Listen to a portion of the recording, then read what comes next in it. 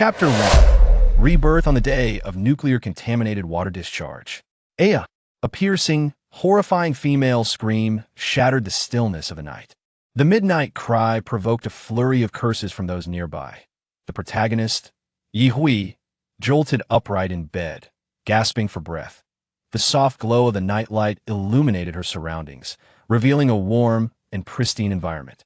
She touched the soft and comfortable blanket draped over her thighs, her gaze scanning the room's contents with a hint of suspicion. Long-buried memories began to resurface. What was happening? Ye pondered uncertainly. This seems to be my residence before the apocalypse. Did I not perish alongside the zombie king? How? The digital clock on the bedside table clearly displayed the time. 1 hour, 24 minutes, and 56 seconds on August 24th, 2023 to August 24. August 24. Goodness, it is indeed August 24th, 2023. Have I been reborn? Or am I merely trapped in an endless nightmare? Regardless of whether this is a dream or a recollection of my past life, the day the apocalypse began is etched too deeply in my memory to forget. At precisely noon on this day, the neighboring nation, heedless of the overwhelming opposition and protest from the majority of the world, callously discharged untreated nuclear-contaminated water into the ocean. Before this discharge, an IAEA report claimed that the Fukushima nuclear wastewater discharge by this nation met international standards. What standards were these? Did my country consent to this? Did they consult us, the common people? What absolute nonsense! At this thought, Ye felt an overwhelming urge to twist the heads of those responsible and submerge them in nuclear-contaminated water.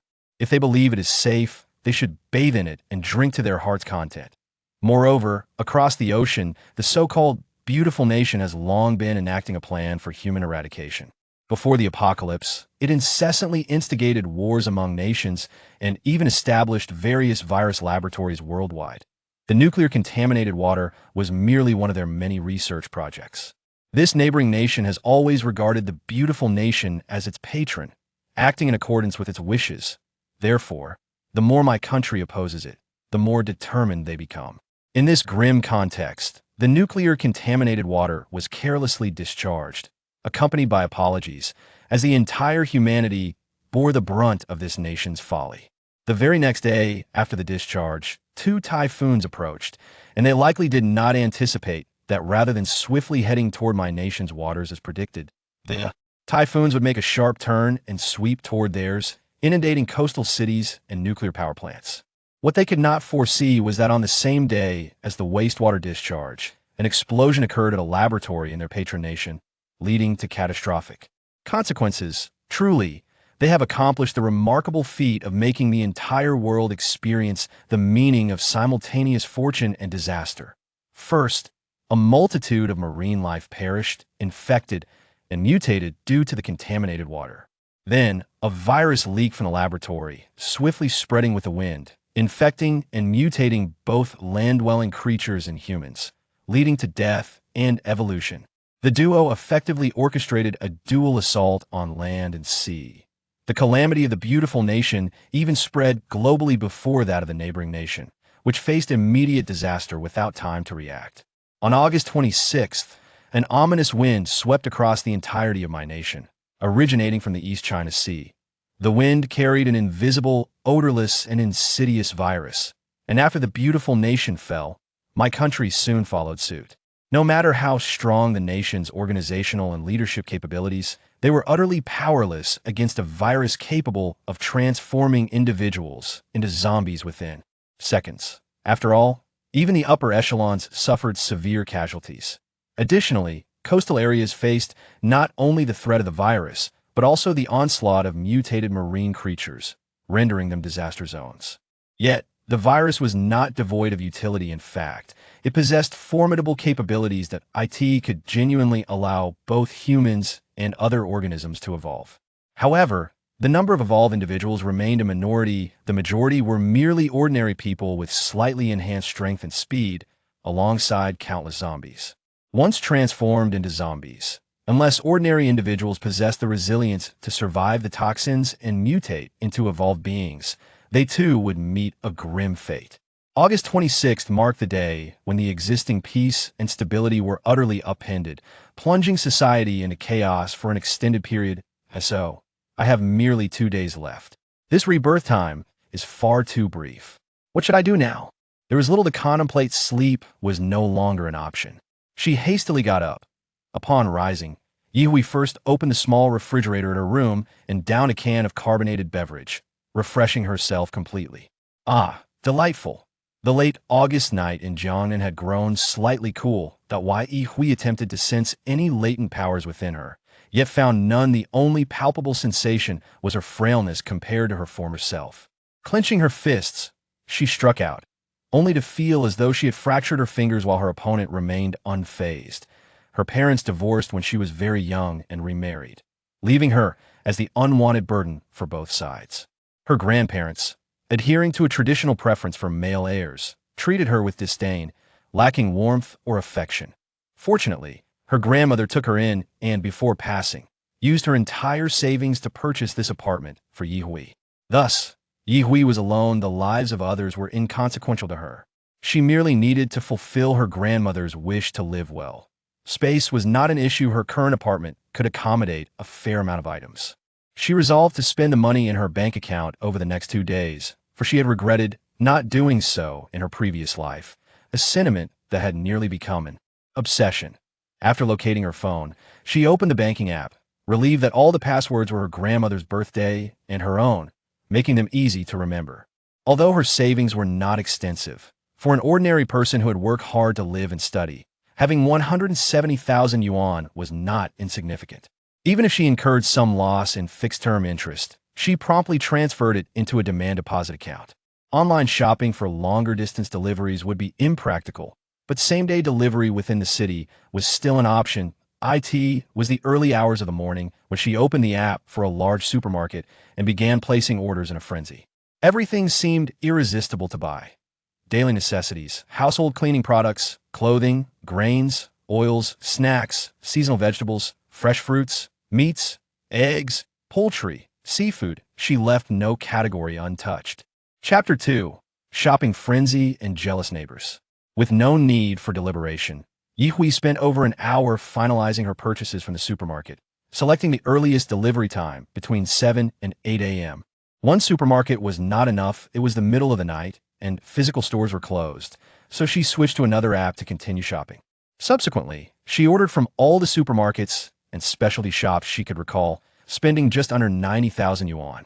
With the remaining funds, she intended to rent a high-collision SUV from a car rental agency, while also reserving money to purchase a solar-powered generator, a sports generator, and compatible batteries from a sporting goods store alongside baseball bats and golf clubs to be used as weapons. In her previous life, she awakened her spatial abilities, and she believed she would do the same this time around. Once societal order disintegrated, wouldn't it be far more advantageous to have a zero-cost acquisition? However, her obsession remained to exhaust her available funds. Having another opportunity meant she would not allow herself to regret. She finally set her phone aside. The sky outside gradually brightened. Pulling back the curtains and opening the window, Yihui inhaled deeply. How wonderful! Though enduring another apocalypse was indeed a dreadful prospect, what was there to complain about when one was alive? She headed directly downstairs to the breakfast shop at the entrance of her community. Ordering a bowl of wontons, a serving of soup dumplings, and a cup of freshly ground soy milk, Yihui realized she had somewhat overestimated her appetite. A single cup of soy milk paired with 3 soup dumplings was more than sufficient, which was rather. However, Yihui was not one to give up easily. She had the owner pack up the now familiar steamed buns, porridge, tea eggs, and hard-boiled eggs. The owner recognized her, having seen her around for years, and even suggested she buy less. After all, one person could hardly consume so much, and it was best not to waste. With a smile, Yihui explained that she intended to share the owner's culinary skills with her colleagues at the company. The owner remarked that she was finally making an effort to build good relationships, cheerfully packing her order while urging the shop assistant to put the freshly made items into the steamer, as business had to continue. If it were a natural disaster, she could have advised the owner to take precautions, but this was a man-made catastrophe. Anyone could become a zombie in the blink of an eye, and mentioning it might only disturb the peace. It would be futile to invite unnecessary trouble. With so much breakfast packed into 2 hefty bags, Yihui found them slightly cumbersome to carry. Thinking of her earlier mention of going to the office, her mind drifted to her salary.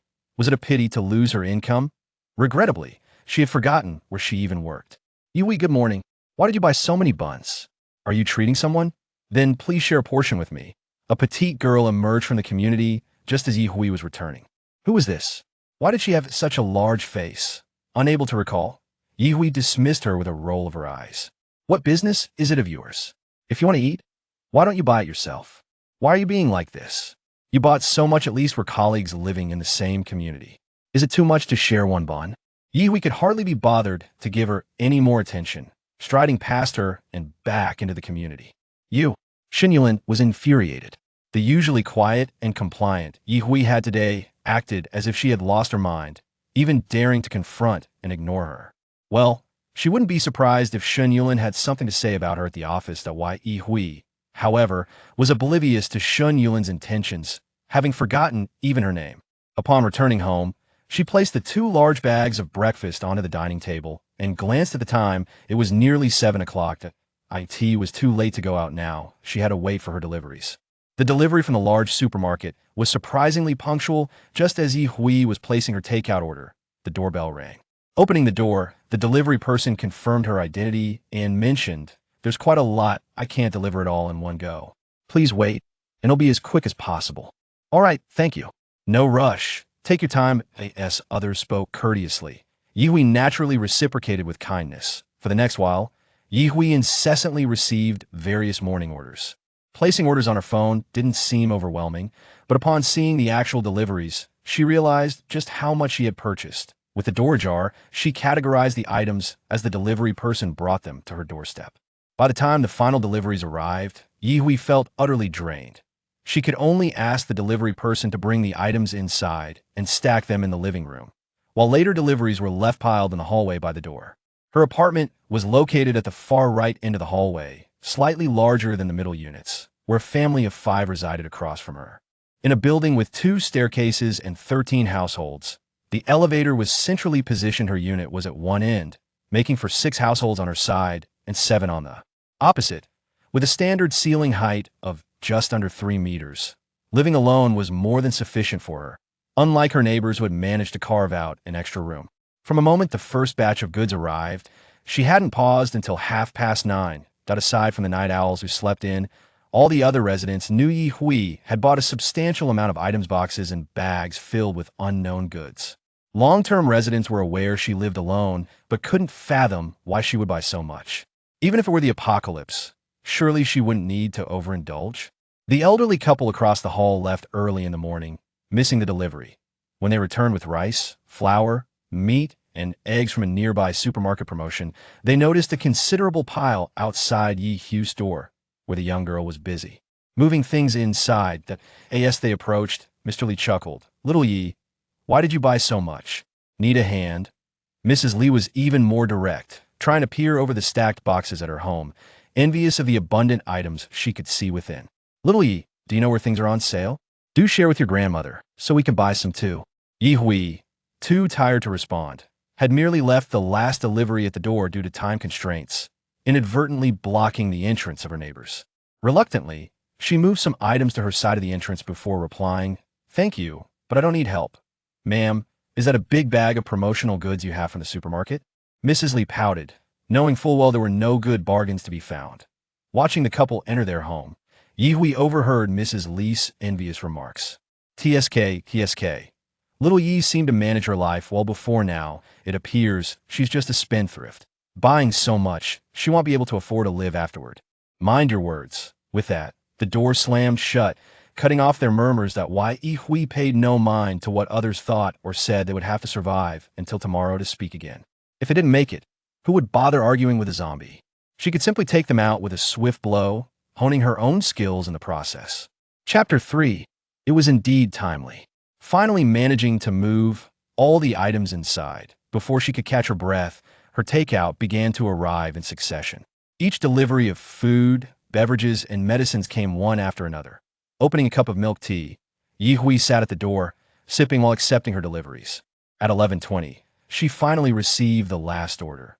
Closing the door, she surveyed her home, filled to the brim with a chaotic assortment of supplies, and couldn't help but feel overwhelmed. Yet, more than anything, she felt joy and satisfaction. This was the dilemma of happiness. Turning on the television, she quickly found all the news channels discussing the imminent release of nuclear-contaminated water by the land of the chrysanthemum. Clearing a corner of the table, she stacked the items from her chair onto a nearby box. And from her takeout, she opened a portion of boiled fish, some spicy potato shreds, and a bowl of rice, devouring it ravenously. Checking her phone, she saw that the internet was flooded with protests and objections against the chrysanthemum. Watching the news, which was both infuriating and appetizing, Ye Hui knew that the chrysanthemum would proceed with its release at noon, unaffected by the protests of other nations or individuals. In fact, the chrysanthemum had already engaged in various public relations efforts to mislead people into believing their nuclear waste was safe and harmless. Listening to the news report, alongside live satellite footage of the Fukushima nuclear power plant, Ye Hui wiped her mouth and set down her chopsticks. After finishing her meal, she stored the frozen items in the refrigerator and freezer, while the rest could wait. Even vegetables would remain fresh for a day in the air-conditioned room without immediate spoilage. With the air conditioning running continuously, there was no need to worry about high electricity bills. After all, no one would be around to demand payment anymore. As expected, right on time, the chrysanthemum began discharging waste into the ocean, and the internet was rife with outrage. Unable to change these events, Ye Hui resolved to continue following her own plans in the afternoon, driving the rented XC99, reputed to have the highest collision resistance. Ye Hui's spirits lifted considerably. Although purchasing the vehicle was beyond her means, she could manage the rental fee and deposit of $5,000 for 2 days. After all, in just a couple of days, this car would effectively belong to her. She drove straight to the nearest appliance market, intending to acquire a water filtration system and a solar generator, among other essentials. The stationary bicycle generator required installation at home, and being a delicate woman, she found it impossible to move it herself due to space constraints. However, once her spatial abilities awakened in a few days, she would be able to procure anything she desired without cost. After all, the newly awakened spatial capacity was not infinite. It was essential to prioritize the most necessary and practical items. Once she scheduled the delivery and installation for 10 o'clock the following morning, she hurried to the adjacent mall sports level to purchase golf clubs and baseball bats, and treated herself to 2 sets of athletic wear and 3 pairs of well-fitting sports shoes. As she departed, Ye Hui cast a lingering glance back, silently promising herself, "I shall return." Upon leaving the mall, she navigated to a nearby window and door shop. Her home already featured aluminum alloy security windows, so there was no need to replace the glass. She simply needed to upgrade her door to a blast-proof model. In the initial stages, zombies moved sluggishly and lacked developed hearing, their sense of smell being almost non-existent except for sensitivity to blood. With her current strength and stamina, she could still manage to deliver a fatal blow to a zombie with a few solid strikes. Meanwhile, the threat of marine creatures attacking the coastline was still some time away, providing her an opportunity to build her physical strength, possibly even awakening her abilities ahead of schedule. The stationary bicycle generator was intended for convenient home workouts, while also serving as an energy storage solution, an exquisite twofold benefit. Despite Ye Hui's indifference toward whether the products were samples or not, the shop owner promptly decided to deliver and install them early the next day. As the installation workers were already occupied, Ye Hui agreed without hesitation, paid a deposit, and left her contact number. Back in the car, she realized she was hungry again and noted that it was already 4:45 in the afternoon. Time certainly flew by, she mused. Glancing at her phone, she discovered a wave of criticism directed at her country online, coupled with a rather amusing advisory from the embassy urging citizens in her homeland to exercise caution. Ye Hui chuckled at the absurdity of it all. Did they not consider the well-being of their compatriots while acting out? Yet, after the fact, they emerged pretending to be the Good Samaritans. Checking her bank balance, she was pleasantly surprised to find a total of 40,217.80. It dawned on her that money could indeed stretch farther than she thought. Without further ado, she decided to treat herself to a sumptuous dinner and sped towards a nearby seafood restaurant. This establishment boasted a wonderful feature. Dining occurred in private rooms on the second and third floors, while the first floor served as the ordering area. Securing a small room, Ye found herself tempted by every dish displayed in the ordering area.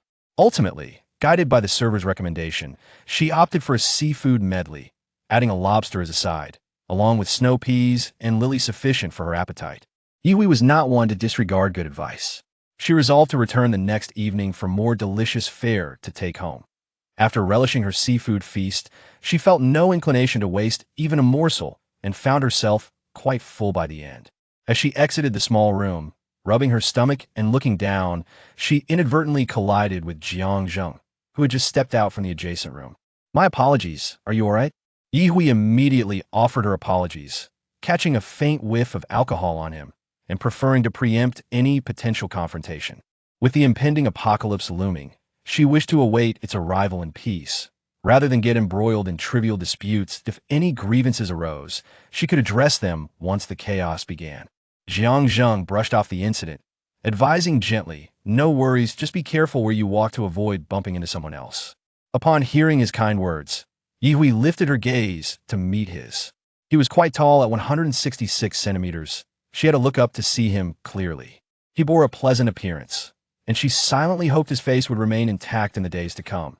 After a moment of reflection, Ye replied, "I'm glad you're fine." With that, she continued toward the staircase. Jiang Zheng chuckled lightly, but did not linger on the encounter. He had simply stepped out for a breath of fresh air to escape the drinking atmosphere. Once outside, the sky had begun to dim, leaving Ye uncertain whether to head home to organize her belongings or to purchase something else. When Jiang Zheng emerged, he spotted the girl who had bumped into him getting into the XC99 by the roadside. He mused to himself. It was uncommon to see a girl driving such a vehicle in an older neighborhood lacking underground parking. Finding a parking spot was no easy feat. After a considerable effort, Ye finally managed to park, only to run into Shunyuan. "Hey Ye, where are you off to? It seems you can afford a luxury car now." The sarcastic tone caught Ye's attention, prompting her to wonder, who exactly was this person? Irritated, Ye replied, "Excuse me, you're blocking my way." It was indeed a blockade. There was only a narrow gap between two parked cars, yet she had positioned herself right in front of Ye's vehicle. Ye, what kind of attitude is that? "I'm not your mother. Why should I be concerned about your feelings?" Ye retorted impatiently, "Hurry up and move aside, or I might just take matters into my own hands." Chapter 4. The online community had descended into a cacophony of chaos. Upon returning home, Ye struggled to carve a path to her bedroom, mindful that there would be delivery personnel arriving the next morning for installation. Despite her fatigue, she persevered and rummaged through her belongings to find a cup of coffee. After gulping down the cold brew in one go, she began to organize her space with labored breaths. Her wardrobe and bookshelf were crammed to capacity, and boxes piled against the wall reached such heights that she had to stand on a stool to place one atop another. Through her efforts, she managed to relocate items to the balcony, kitchen, study, and bedroom, finally clearing the living and dining areas. Exhausted, she felt too drained to take a shower. In a last burst of energy, she took a quick shower and collapsed in a bed. Contemplating her lack of physical fitness and resolving to exercise more, she slept soundly until just after 5 the next morning. Waking up and promptly getting out of bed, she drove to a distant breakfast shop and returned home with an abundance of food before 7. As she ascended the stairs with a large bag of breakfast, she was met at her door by her neighbor's daughter-in-law, whose expression turned hostile upon seeing Ye. "Mom, hurry up and come out. I'm going to be late for school." A little girl's voice piped up from within, urging her mother. "Always hurrying, yet you never seem to move any faster. Don't put your shoes on the wrong way." Ye retorted, entering her home and closing the door. Just before it shut, she caught the neighbor's daughter-in-law muttering under her breath, "Vixen. Mom, what's a vixen?" the child inquired. "Little one, don't ask too many questions." As she closed the door, a significant quiet settled in. No wonder the neighbors were always bickering. They relished gossiping behind each other's backs that Ye surmised why she had been labeled a vixen. After all, being attractive often invites jealousy. After resting for a while, she switched on the television. Even if she wasn't actively watching, Listening to the latest news would suffice to tease her surprise. The screen displayed live satellite footage of dual typhoons wreaking havoc on the coastal nuclear power plants of the neighboring country. Accompanied by monstrous waves. Serves them right. She received a call from the window and door store, notifying her that her order had arrived downstairs. Ye promptly informed them that she was home, ready for installation. The sound of doors being dismantled and drills boring into walls drew the attention of several residents still at home.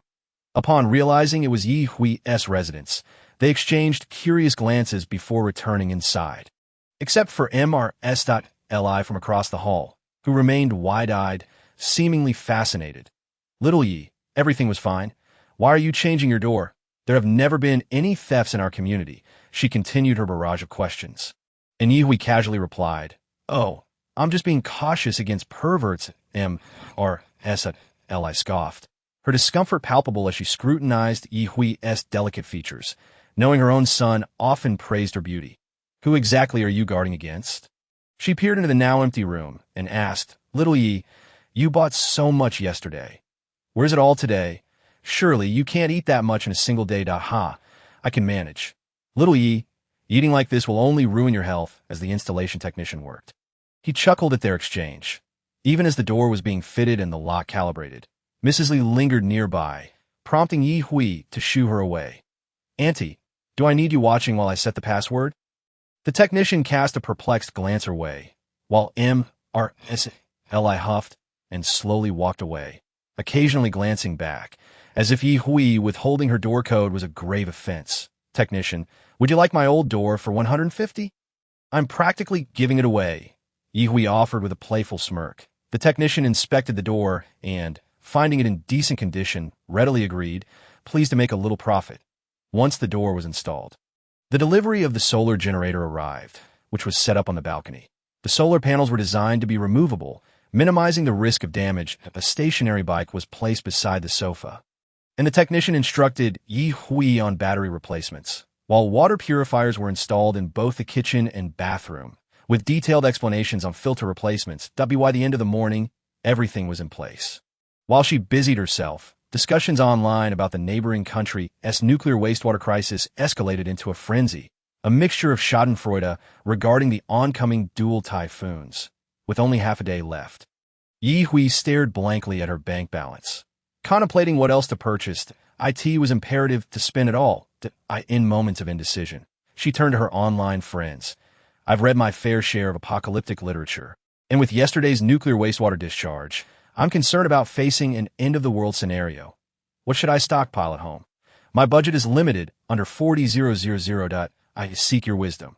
This poster must not be in their right mind. How can one take a novel seriously? Even if the nuclear wastewater affects the ocean, it won't show effects until next year. I think it's you who isn't thinking straight. With the wastewater discharge, our supermarket salt has already been raided. I'm heading there now to grab some too. If the poster is a girl, she must stockpile sanitary pads. Not having them would be quite uncomfortable. I suggest stocking up on canned peaches.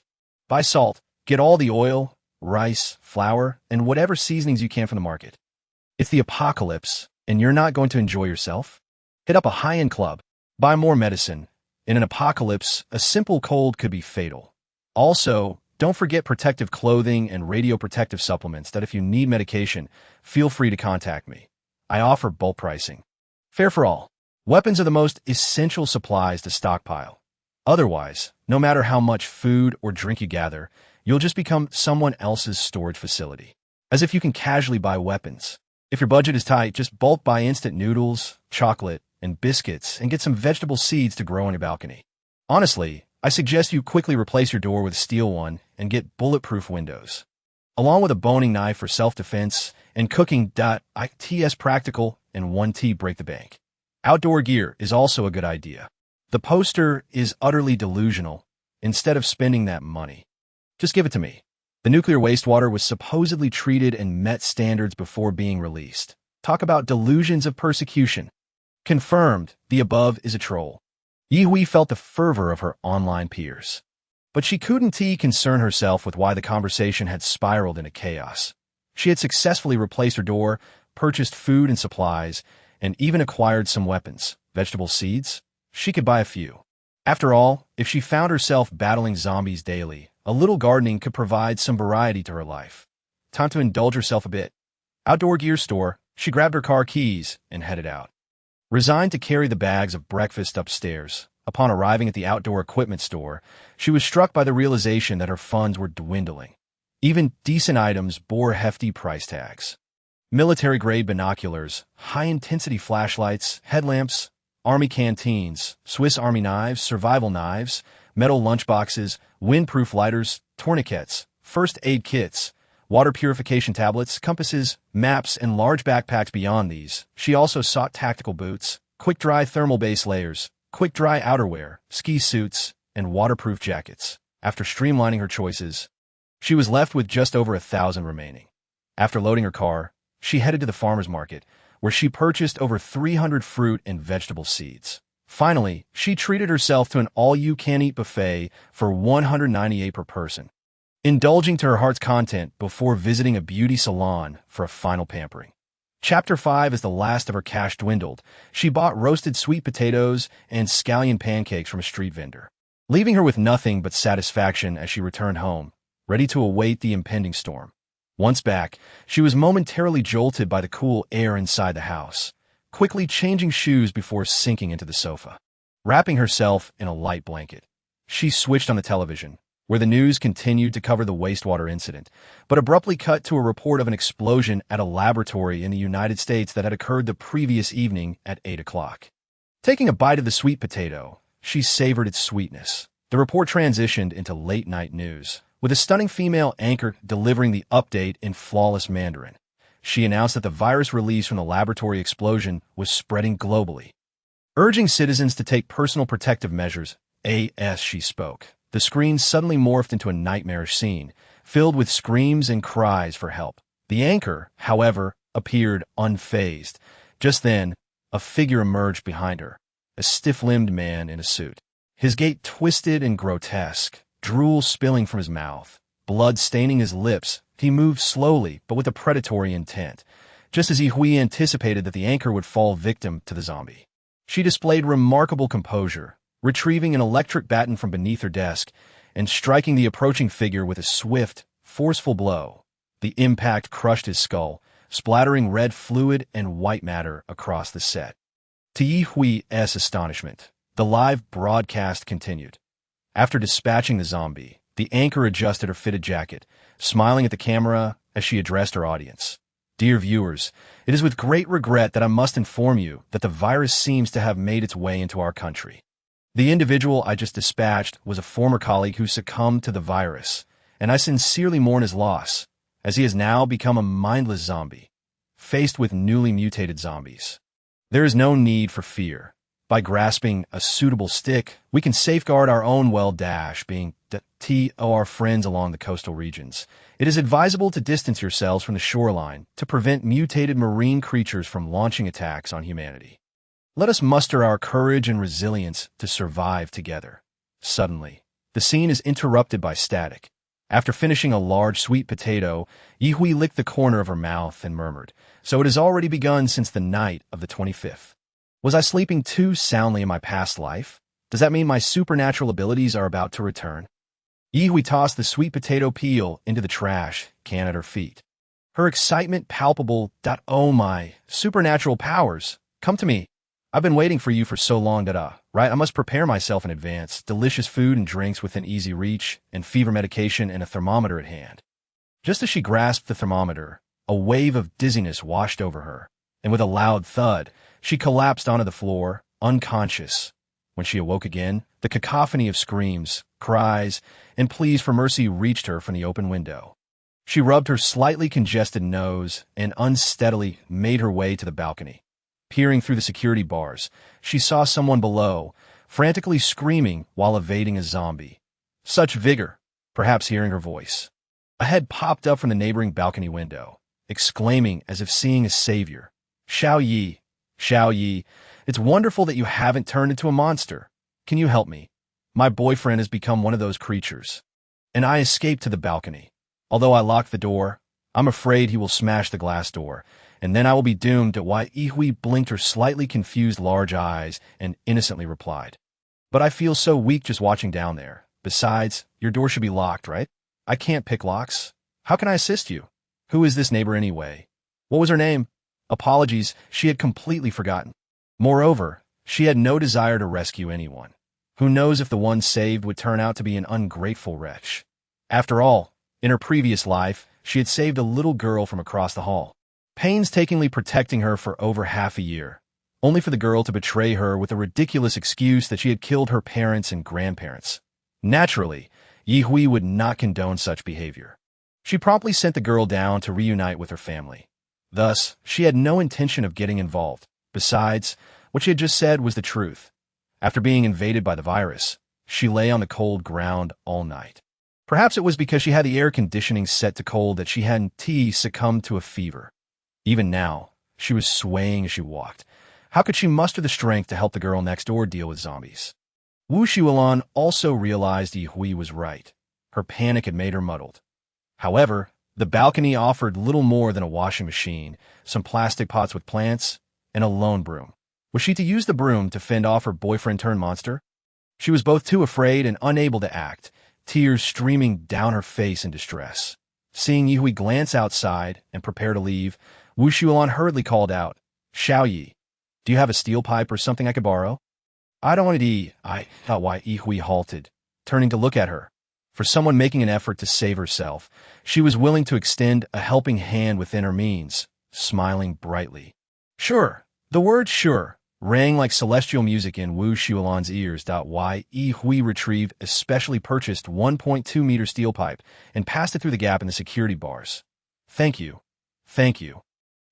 As she drew closer, Ye Hui could hear the sound of scratching against the glass. Remembering the news anchor from yesterday, she clenched her fist and said, "Hang in there, and do your best to survive." Wu Xuelan was moved to tears by this encouragement. Since dawn, her heart had been racing with fear. All around her were biting monsters, and being bitten would lead to becoming one of them. Much like an unstoppable contagion, bodies, ravaged by multiple creatures, lay scattered around. Even now, people were screaming and unsure where to flee to. Ye Hui, unaware of the depth of Wu Xuelan's turmoil, waved goodbye and slowly returned indoors. Feeling utterly drained, she grabbed whatever takeout was piled on the table without discrimination, opening boxes regardless of their coldness, and began to eat. One dish after another disappeared into her seemingly bottomless pit of a stomach. After finishing 2/3 of the takeout, she let out a satisfied burp and paused her eating. Feeling revitalized, she thought, "Come on, let me truly sense whether my spatial abilities have returned." With hands clasped, Ye Hui chanted fervently, "Heavenly spirits, earthly spirits, Supreme Lord, grant me your manifestation. Great Emperor of the Jade Emperor, 3 pure ones, and Bodhisattvas of the 4 directions, please bless me with the awakening of my spatial abilities from my past life." Indeed, the spatial powers manifested, causing Ye Hui to breathe a sigh of relief and sincerely thank the heavens. The spatial area was significantly larger than when she had first awakened in her previous life, proving that offering thanks to the heavens yields remarkable results. The space measured approximately 200 square meters in area and around 10 meters in height, ample to store a plethora of items. Without further ado, she began categorizing and storing her household items within the space. This way, she no longer had to worry about food spoiling due to lack of space in the refrigerator or about hot meals going cold and uneaten. Everything purchased in the past few days, except for what was in the fridge and takeout, was transferred to her space, leaving her with ample room to spare. It was because items could be stacked freely without fear of damage. Truly, it saved her the trouble of needing shelves. Ye Hui planned to remain comfortably in her apartment until the government established large-scale bases. As the outside world was teeming with zombies, it was far more reassuring to stay in her cozy abode. After all, as long as the plumbing and electrical systems remained intact, water, electricity, and gas would continue to flow normally. Her home was now more spacious than before she had stocked up, and it felt delightful to behold. With a cheerful demeanor, she munched on a peach while preparing to head to the kitchen to warm the purchased food before storing in her space. The screams, pleas for help, and faint sounds of gnawing outside served as her background music. In the kitchen, she hummed a little tune as she operated the oven, microwave, and steamer simultaneously, with the delightful dinging sounds indicating that the food was quickly diminishing. La. I am such a diligent little bee. Her kitchen, backed by an exterior wall and featuring a small window, allowed the delicious aromas to waft outside, prompting those above and below to wonder, who, at such a time, would have the leisure to cook? Suddenly, the community chat was bombarded with messages. 2001 little star. The outside world is so terrifying. I dare not go out or move. But I seem to smell grilled squid. Is it because I've been hungry for too long? 1709 Iron Brother. So I'm not the only one smelling food. I've forgotten to eat since last night and feel like I'm starving. I need to quickly prepare some instant noodles and then venture out to see if I can slay some monsters. 2001 little star. I don't know if monsters can be killed, but I know I'm about to starve. There's nothing to eat at home. Could any kind soul sell me a morsel? So pitiful. JPG, 1211 resident. Iron Brother, you're mighty. When you go out, can you bring along a little brother? Also, I can't smell any food. Is it too far from me? 1705 Lynn's sister. Iron Brother. Could you please deal with that one in the hallway first? I beg you. Thank you, moi. 1504 Various. The family in 1502 next door might have a zombie. I hear cries from within. What should I do? I'm too frightened to move. Although I still have food at home, I don't know how long I can last. The military will come to rescue us, right? 1401 Grandpa Wong. It must be the family above me cooking. Their mindset is truly remarkable. Even I, an old man, am feeling hungry, but at least I made some porridge last night. Alas, the world outside is in chaos. I wonder how many more meals I can have. 1709 Iron Brother. Lin, rest assured, I will definitely handle the one in the hallway first. 0105 Yo-Yo S Mom. You high floor folks are fortunate. I'm terrified down here on the first floor, barely daring to move or make a sound. Forget cooking. I don't even dare to prepare instant noodles. What Yo-Yo's mom didn't mention was that she was huddled in a closet with her child, snacking to fill her stomach. Thankfully, her 6-year-old was relatively obedient. Otherwise, she would have truly feared that the balcony glass wouldn't hold against the zombies outside. She had long suggested installing security bars on the first floor for peace of mind. But her in-laws were reluctant to spend the 2,000 or 3,000 yuan, insisting that their balcony was monitored and that no one would dare enter. Now, the whole family was at home, too scared to move. While people outside were still lively in the chat, many noticed that several usually active members had gone silent in such dire circumstances, wondering if they had been frightened into silence or had turned into zombies. Ye Hui, however, paid no attention to the thoughts of those in the residence group. She had no intention of dealing with the zombies in the building just yet. She planned to let them linger. And perhaps in a few days, she could harvest the energy crystals accumulating in the zombies' brains. When the time comes, it will be her moment of ruthless slaughter. For now, Ye Hui plans to finish her lunch, strap on her large backpack, and don her roller skates to make a trip to the nearest vegetable market. After all, if those vegetables and meats fall prey to the zombies or spoil in a couple of days, it would be a waste. The fresh fruits and vegetables stored in her space are not enough for her to last even half a year. The seasonings are alarmingly scarce as well. While the fruits, vegetables, and meats may eventually become mutated and edible, the production of seasonings is exceedingly rare, and if they are available, they come at a steep price. The loud, forceful banging on the door has been echoing for quite some time. A sound Ye Hui has heard but chosen to ignore. Ordinary people and the newly turned zombies cannot break through her door. After all, the incessant knocking has begun to dampen her spirits. After placing the last batch of food that needs heating into the oven and microwave, and putting the steamer away, she rinses some rice for the rice cooker. Finally, she wipes her hand with a kitchen paper towel and walks to the front door. Outside, the persistent knocking continues, and they even lack the sense to ring the doorbell. With a click, Ye Hui opens the specially reserved speaking window in her reinforced door and peers through the slats to see Aunt Lee from across the hall, wielding a broomstick and appearing impatient, ready to smash her door lock. The sound of sharp nails scratching against the door from inside Aunt Lee's home, accompanied by the unsettling, crunching noise, leaves Ye Hui with no doubt that besides the grandmother and granddaughter, the other 3 inside have met a grim fate. Oh dear, Xiao Yi, I smelled the aroma of food wafting in from the window and knew you were safe at home. Please, open the door and let us. My family is truly in dire straits. Let my grandmother and me stay here for a bit, Aunt Lee implores, her expression a mix of exhaustion, fear, and sorrow, which is quite genuine thanks to her expressive demeanor. Chapter 7. A family gathered in wholeness. 7-year-old Liu, already in first grade, strains to rise on her tiptoes, crying sorrowfully while clearly pleading, Aunt Ye, I beg you, have mercy and save me and Grandma. After Dad turned into a monster, he bit Grandpa, and then Grandpa became a monster too. They even devoured Mom, Grandma, and I could only escape. In her previous life, Yi Hui was a fool with a heart of gold, only to be met with misfortune. In this life, she is not so naive as to reenact the tale of the farmer and the snake. What? Your family produced such a monster. That is utterly terrifying. Are you certain neither of you was bitten or scratched by the monster? If I were to come out and rescue you, what if you suddenly turned into monsters? What then? Would I not be putting myself at risk? Yi Hui responds, her tone grave. Aunt Lee hides her hand behind her, having indeed been scratched by her son's suddenly sharp nails, her face reflecting a pained indifference. Xiao Yi, we've been neighbors for so many years. How can you be so heartless as to watch us perish without extending a hand? If we become monsters, would we still be able to come to you for help? I have never lied to you in all these years. Liu echoes her grandmother's pleas from outside. Auntie, please. Unfortunately, no matter their pleas, Yi Hui remains unmoved. The desperate cries soon turn to insults. Aunt Lee curses Yi Hui's ancestors, and even questions the future of her unborn children.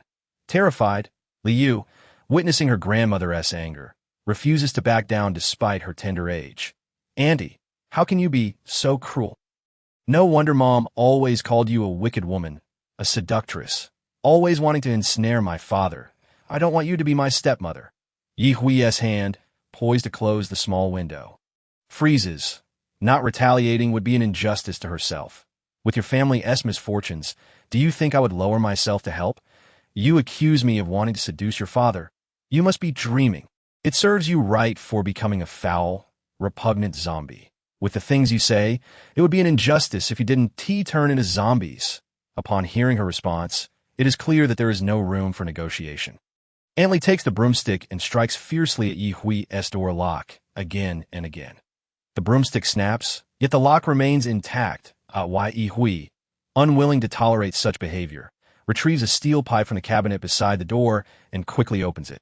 Before Aunt Lee and Liu can revel in their perceived triumph, Yi Hui swings the steel pipe down upon Aunt Lee with force. With a piercing scream, Aunt Lee's head bursts open, blood gushing forth.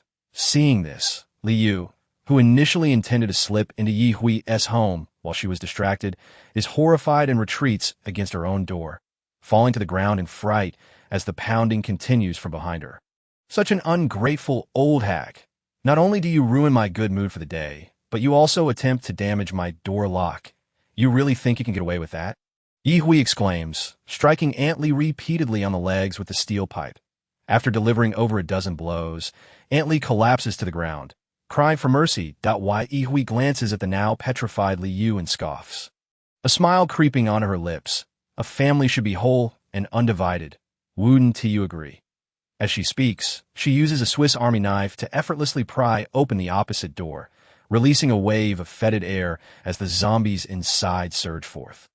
Just as Yi Hui prepares to retreat into her home, she discovers Liu clinging to her leg. Bending down, she delivers a sharp kick to the child. Liu refuses to let go, glaring at Yi Hui with fierce determination that if you want to save us, then you want to live either. The zombies from the Lee household lunge towards the screaming Aunt Lee. Without hesitation, Yi Hui retrieves a survival knife from her space and swiftly severs the hands that cling to her leg. The smell of blood fills the air as Liu, in pain, releases her grip. Seizing the opportunity, Yi Hui strides into her home, shutting the door behind her, and peeks out through the small window to watch the unfolding chaos. As the zombie version of Lee Grandpa, blood dripping from his maw, turns towards Liu, Yi Hui hears a woman's voice amidst the screams. Heavens, Tai, please save that little girl. She is about to be bitten by a zombie. Upon hearing Shun Yulin's plea, Sun Tai rushes over from the elevator, scanning his surroundings until he spots two zombies feasting on a person in the far right corridor. grasping a large iron hammer. He sprints towards them, but alas, he's a step too late. Li Grandpa's monstrous jaws have already bitten through Li Yu's neck. With two loud thuds, the father-son duo of zombies collapses, evidently bound for the netherworld to join their family. Through the narrow slats of the window, Sun Tai's gaze meets Ye Hui F. He nods at her reassuringly. Don't worry, zombies can be killed. Once dead, they won't rise again. If you're running low on food, you can join us in searching for supplies. No, thank you. If there is something urgent, you can address it in the homeowner S group. After all, we share this building by fate. Ye Hui contemplates for a moment. All right, Brother Tai, who are you talking over there? We couldn't save anyone. Let us head down quickly, Shen Yulin urges, though she knows Ye Hui lives on this floor. She is unaware of her exact apartment, secretly hoping Ye Hui would turn into a zombie. Okay, coming right away. As Sun Tai prepares to turn away, the door to room 1503 swings open, revealing Wu Shulan. Excuse me, could you help me carry the zombie outside? In a desperate attempt to survive, Wu Shulan had, in tears, blindly struck her zombie boyfriend with a steel pipe after he shattered the glass door. As Aunt Li berated Ye Hui outside, Wu Shulan's sobs ceased, and she steeled herself to speak on Ye Hui's behalf. But her legs felt weak, and her limbs lacked strength. She had never felt so powerless before. Finally managing to shuffle to the door while leaning against the wall, she finds that the shouting and pleading from outside have long ceased, the last words she hears being Sun Tai's to Ye Hui. Exhausted, Wu Shulan uses her last ounce of strength to open the door, weakly asking for help. She is prepared for rejection, yet Sun Tai readily agrees, instructing Shen Yulin to keep an eye on the hammer before stepping into Wu Shulan's home without a hint of doubt. He strides toward the living room and the balcony, dragging the fallen zombie out by its leg, tossing it among the others outside. Shen Yulin, startled, takes a couple of steps back, casting a worried glance at Wu Shulan, who looks pale, urging Sun Tai to hurry. Chapter 8. The first zero-cost purchase. Once the commotion outside subsides, Ye Hui opens her door again, holding a small can of gasoline, leaning against the door to regain her strength. Wu Shulan sees Ye Hui and expresses her gratitude. Xiao Yi, thank you. If it weren't for the steel pipe you gave me, I fear I wouldn't have escaped. What are you planning to do? Just tell me how I can assist you, Wu Shulan offers, and no need for thanks. Ultimately, you were the one who took action. Ye Hui replies, I intend to burn these corpses, otherwise the stench will be unbearable. She had considered helping, but her strength had yet to return. Wu Shulan watches as Ye Hui stacks the bodies together, dousing them in gasoline before igniting a piece of tissue and tossing it atop the pile. Ye Hui closes her own door, ensuring no sparks land inside, then turns to enter the opposite apartment. With the entirely family perished, any usable items within should not go to waste. What she cannot use now may be exchanged later. With the mindset of collecting items first, she enters to rummage through the belongings, disregarding the bloodstains and bits of flesh leading from the entrance to the living room, as well as the overturned chairs and stools. Before making her way into the kitchen, I failed to notice. The refrigerator is brimming with provisions, and the cupboard is stocked with an abundance of cured meats, bacon, sausages, preserved chicken, and dried fish. Even the 50-kilogram bags of rice remain unopened, with two still sealed. The scene is replete, untouched, and intact. What more is there to say? Naturally, one should accept it with open arms. Not even the pots, pans, and utensils have been spared as for the chopsticks. They could be replaced later. They even scoured the rooms and the small partitioned area belonging to the girl, collecting blankets, clothing, and even a sewing kit.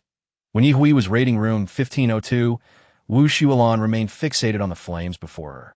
As the wind blew the fire closer, she instinctively raised her hand to shield herself, unexpectedly finding the flames obediently contained upon the corpse. Ceasing their erratic dance in her mind, she urged the flames to burn faster. And astonishingly, they blazed more fiercely, their speed visibly increasing.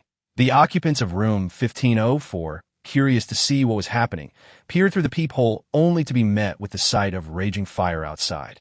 Through the flickering flames, the woman across the way appeared as pale as a vampire, deprived of sunlight for years, her gaze fixed intently on the fire, as if seeing Wu Shulan directly through the flames and door. Terrified, the occupant hastily abandoned the thought of stepping outside, retreating back into their room.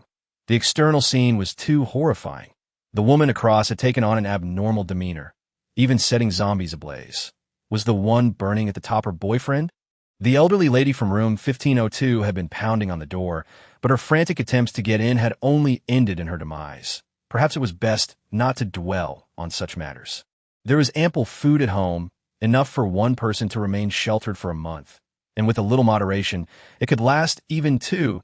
He should quietly await the town official's arrival to rescue him. Once Ye completed her sweep, she observed that the corpses had nearly burnt to ash, and regarding the remnants of flesh still littering room 1502, she deemed it unnecessary to gather them, preferring to simply secure the door and windows of 1502, wishing to avoid excessive trouble. Noticing Wu Shulan appear drained from her abilities, Ye maneuvered around the flames and offered her a chocolate bar. Your energy is depleted. Eat this first that I'll keep watch here. You should return home and replenish your strength.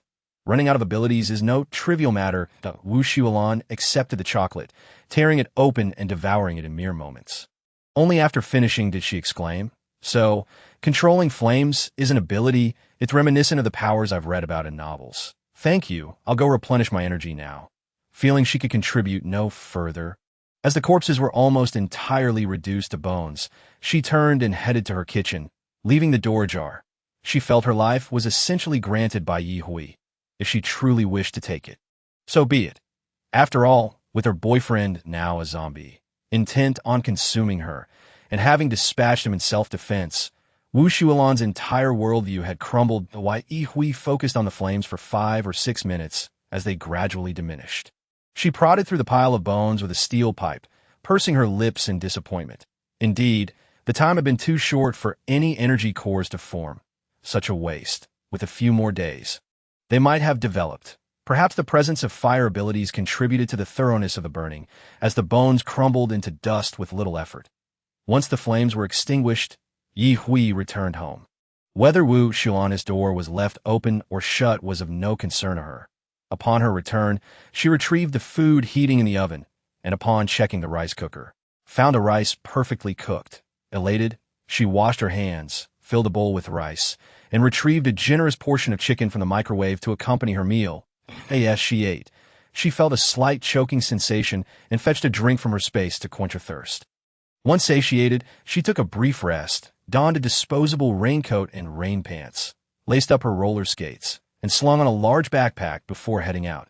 Her destination was the nearby market. The elevator was operating normally. And prior to her, a group led by Sun Tai had descended, so she felt little apprehension about encountering zombies upon opening the elevator doors. Indeed, she exited smoothly, descending the stairs with ease, only to slip slightly as she made her way toward the community's entrance. She maneuvered to evade zombies when possible, confronting them directly with her steel pipe when necessary. At this moment, her roller skates proved to be both swift and convenient. What would typically take 10 minutes to walk to the market was reduced to 7 or 8, even while dodging the undead. The number of zombies within the market was significantly greater than those on the streets outside, as many patrons had flocked there early to procure groceries. Those who could escape had done so, while those who could not either joined the horde or became the zombies' next meal.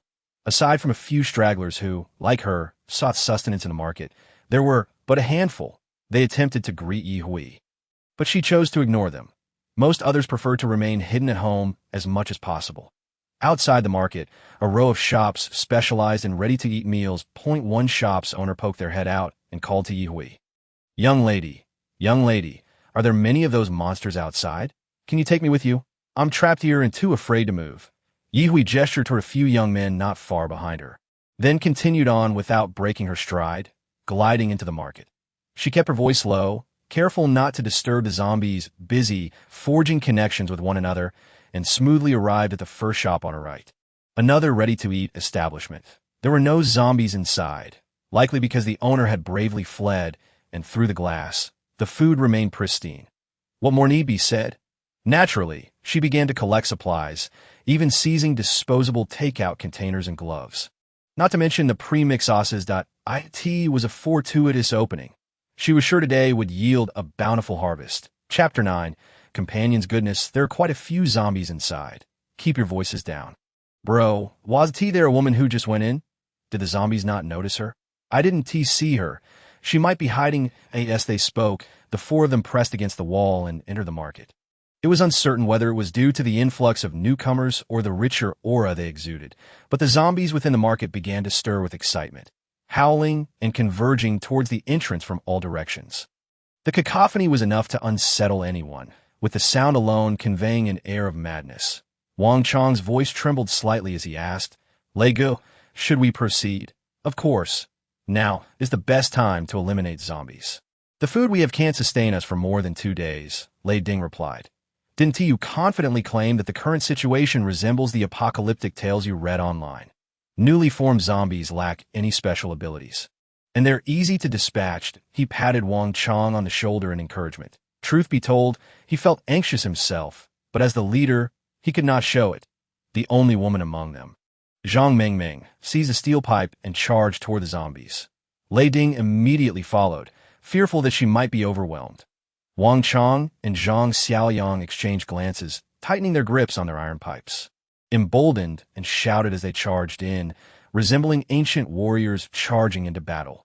The sounds of clashes and screams reverberated, creating a powerful impact. As Ye Hui was collecting her supplies, she noticed the zombies converging toward her entrance and thought to hasten her gathering so she could outpace the zombies. However, upon finishing and looking up, she was startled to see 4 brave souls already charging into the horde. Fortunately, the zombies did not surge in a chaotic wave, but rather approached in waves. One after another. On one hand, Ye Hui did not wish to take advantage of their bravery. On the other, she sought to keep the commotion minimal to avoid attracting nearby, straggling zombies. With a slight exhalation, she exited the ready-to-eat shop, steel pipes in hand, and swiftly dispatched the zombies at the entrance. Though her strength was insufficient to fell a single zombie in one blow, she managed to strike with one pipe, while using the other to keep approaching zombies at bay. In contrast, Zhang Mingming was a force to be reckoned with. With each swing of her pipe, zombies fell before her in rapid succession. Lei Ding, to her left, matched her pace, unwilling to lag behind.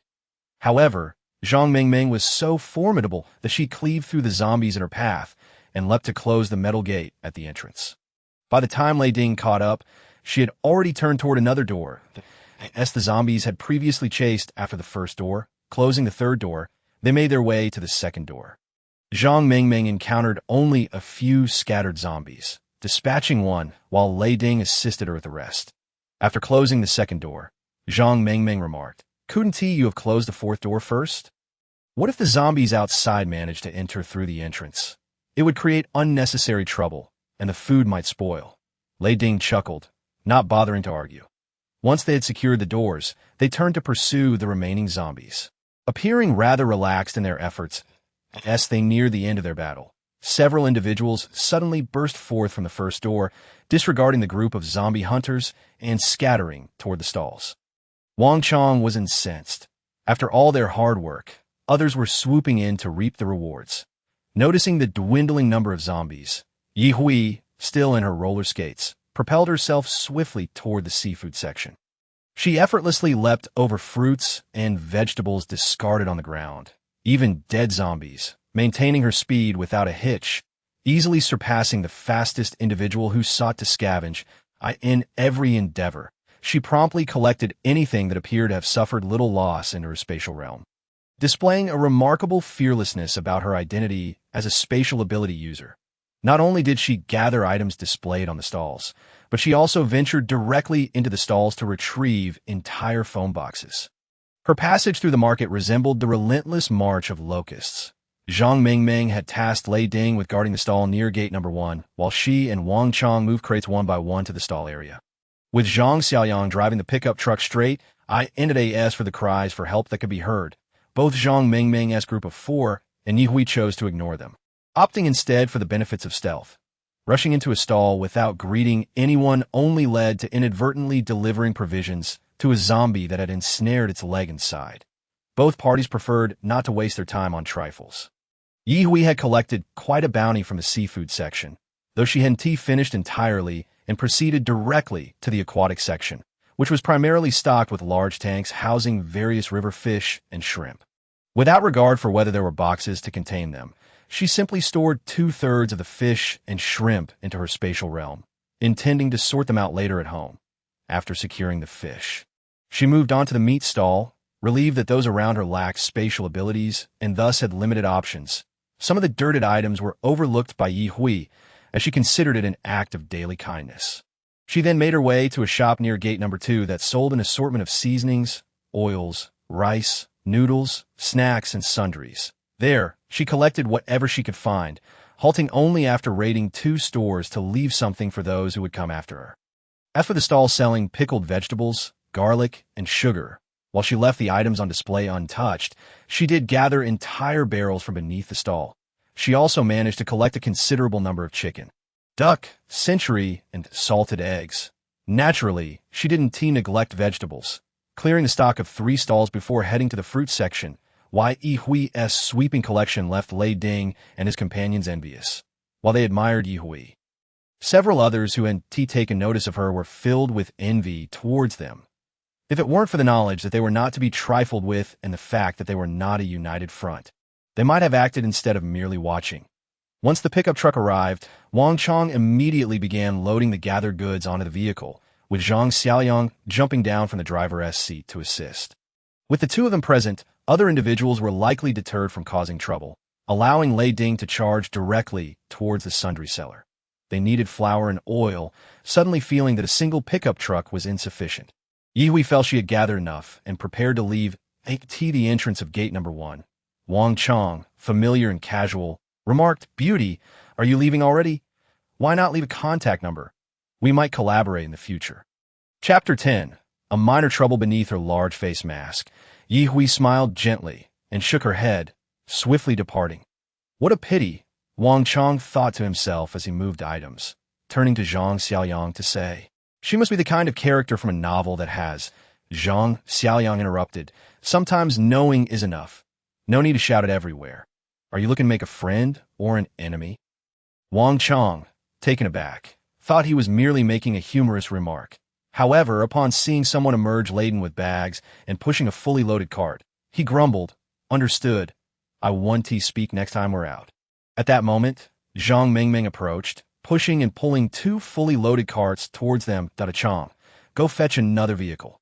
Let us maximize our haul while we can." All right. Exiting the market, Ye Hui felt quite content.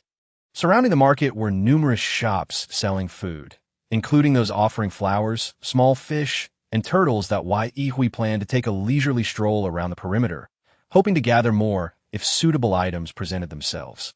However, as she turned left at the second breakfast shop, she spotted 2 zombies aimlessly roaming within the modest establishment. Perhaps it was the culmination of their lifelong efforts, as even in their undead state, they seemed reluctant to wreak havoc. The steamer in the breakfast shop was still emitting steam. Nearby, the living were too frightened to approach. Ye Hui recognized this as a splendid opportunity. This couple-run breakfast shop had many similar establishments nearby. She resolved to deal with this one first.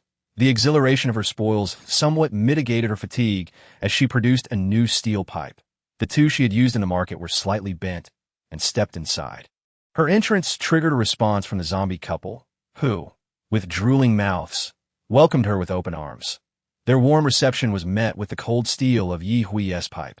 After dispatching the 2, she retrieved a sharp dagger and began to excavate their brains, surprisingly uncovering 2 small energy crystals. Could it be that they truly possess energy cores? It hasn't even been a full day yet. How could they have generated cores yet remain as weak as ordinary zombies? Is their ability to feed back energy merely for the protection of this establishment? Confounded, Ye Hui decided not to dwell on it further and focused on gathering items. In addition to the various flavors of buns, steamed bread, and dumplings within the steamer, the industrious couple had also prepared millet porridge, plain rice porridge, and even steamed a large bucket of sticky rice for rice balls. Unfortunately, there was no tofu pudding, but there were soaked soybeans ready for making soy milk. Naturally, she took them along with the tools. She didn't overlook the restaurant as dedicated noodle press and meat grinder either. As she continued collecting, Ye Hui sensed something amiss outside. Trusting her instincts, she promptly ceased her activity and exited the breakfast shop with haste. Without lingering, she hastened away, unaware that shortly after her departure, The market would be swarmed by the nearby armed police school as faculty and students. Swiftly returning to her residential area, she encountered remarkably fewer zombies than before, almost as if the number had diminished since her last visit. Upon entering her building and swiping her access card, she pressed the button for her floor. While waiting for the elevator, a group of individuals laden with bags and wearing evident smiles also entered through the main door. Ye, did you just return from outside? Shun Yulin, upon seeing her, felt a twinge of displeasure but could not pinpoint why. She simply found it difficult to warm up to Yi. Why should Yi earn a higher salary for the same work? Especially when the golden bachelor Zhao Li from the neighboring department harbored feelings for her. Yi, who seemingly enjoyed a better family background, left her perplexed. Sun Tai enthusiastically suggested, "You could join us next time. It would be safer." Although zombies seemed harmless at present, no one could predict if they might grow stronger. Why Yi did not respond to Shun Yulin but turned to Sun Tai, saying, "Thank you. But no need. You shouldn't feel awkward. There's strength in numbers," he insisted. Sun Tai was about to continue persuading her when Shun Yulin tugged at his arm. "Taiga, she doesn't want to team up with us. Don't waste your breath." Others exchanged glances but remained silent. After all, having one more person meant sharing the spoils. Fortunately, the elevator doors opened at that moment, allowing Yi to slip inside. Sun Tai and the others were forced to split into two groups. It wasn't due to their numbers, but rather the weight of their collective goods, which would cause the elevator to stall if overloaded. "Let me go first. I'm older, and this trip has truly exhausted me. Try and keep up with the younger folks." An older man pressed forward, attempting to elbow his way past those in front of him. "You live on the 3rd floor. You could just walk up." Someone remarked, "You're tired, but aren't we all?" After some time, Yi, growing impatient, said, "Why don't you all step outside and discuss this? Don't block the elevator door, or I want to be polite." The man, seeing a young girl before him, dismissed her threat. "What could a little girl do?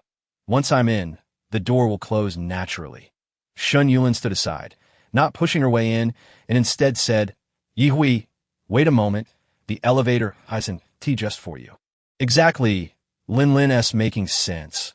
With too many items being continuously loaded into the elevator, Yi forcefully kicked aside the obstruction at the door when someone attempted to pile more items towards her. She knocked them over, quickly reaching for the close button, sending the items flying. The occupants inside the elevator expressed their displeasure. "What is wrong with you? Why kick my stuff?" The man from the 3rd floor boldly blocked the elevator door. Pointing a finger at Yi's nose, nearly touching her, in a swift motion, Yi drew a survival dagger from behind her and slashed towards the finger aimed at her. Had Sun Tai not pulled the man back, blood might have already been spilled. Why Yi's readiness to resort to violence startled them all. Before they could voice their grievances, the elevator doors finally closed. In that instant, Yi heard the man's impotent curses from the 3rd floor. The two individuals who had intended to lecture her also fell silent. While they merely hid behind others during the zombie encounters, hesitant to even deliver the finishing blow, it was fortunate for them that both were on higher floors than Yi. She didn't have to wait for them to unload their goods, and upon reaching the 15th floor, she exited with grace. As she approached her door, ready to enter, the door next door swung open, and Wu Xuelon handed her a paper bag. "Little Yi, you're back. Here's some cookies I baked. I hope you like them." Chapter 11. Kindness. Malice Yi stared at Wu Xuelon for a moment, her expression reminiscent of a flower blooming. In truth, she felt a bit bewildered, unable to comprehend the intentions of the woman before her. Did she really think that with the outside world in such turmoil, food would not become scarce? "Quickly, take them. They're still warm from the oven." Yi took the paper bag, feeling its considerable weight. "Thank you, but there's no need for such extravagance in the future." After saying this, Yi opened her front door and entered her home. Once she shut the door behind her, Wu Xuelon cast a cold glance at the peephole of room 1504 before retreating into her own apartment and shutting the door with a swift motion. The man in 1504 was startled, his heart racing uncontrollably at that fleeting glance. He quickly withdrew to his room, aware that the woman across the hall had become unhinged ever since she had killed her boyfriend. Back in her abode, Yi casually placed the paper bag and her backpack on the side cabinet. She first removed her roller skates, then peeled off her disposable raincoat, rain pants, and socks. tossing them along with her mask directly into the trash. The lingering stench clung to her. Grasping her roller skates, she turned and made her way to the bathroom. After cleansing herself and changing into a fresh set of sportswear, she tossed her dirty clothes into the washing machine. As she quickly dried her hair, Ye found a residual odor reminiscent of decay simply intolerable. With a sigh, she donned a pair of disposable gloves, gathered the trash bag, and tied it up. It would be prudent to take it downstairs for disposal. If that proved too troublesome, she could always leave it at 1502. Couldn't she? Life was indeed arduous, she thought with a sigh, as the weather grew hotter. The number of zombies would inevitably increase, along with the accumulation of refuse. Suddenly, she realized the necessity of communicating with her neighbor, Sister Wu. After all, with her fire-based ability, what could not be resolved with a simple flame? If one fire would not suffice, perhaps two might do the trick, but no more than that. She opened her door, discarded the trash at her neighbor's doorstep, and knocked on the door of room 1503. Before long, the door swung open, and Wu Shulan appeared, her demeanor brightening in the sight of Yehu. There's something you need. Xiao-Yi, could we discuss a matter? Yi asked directly. Once your powers are restored, would you be able to incinerate the trash at my door? It has become unbearably odorous to keep it inside, and no one is taking care of the refuse outside. It will only worsen. Before she could finish, Wu Shulan eagerly replied, Of course. Leave it to me, I will just need your assistance in unlocking the door. Thank you, Yi said. This was quite simple, as she spoke. She retrieved the key to 1504 from her pocket space and tossed it to Wu Shulan, having retrieved it from a shoe cabinet during her morning foray. Additionally, she handed her a packet of dark chocolate as compensation, believing it to be quite generous. After all, Wu Shulan would not only be clearing the trash, but also exercising her abilities in the process. Abilities, after all, require ample practice to strengthen. Go rest.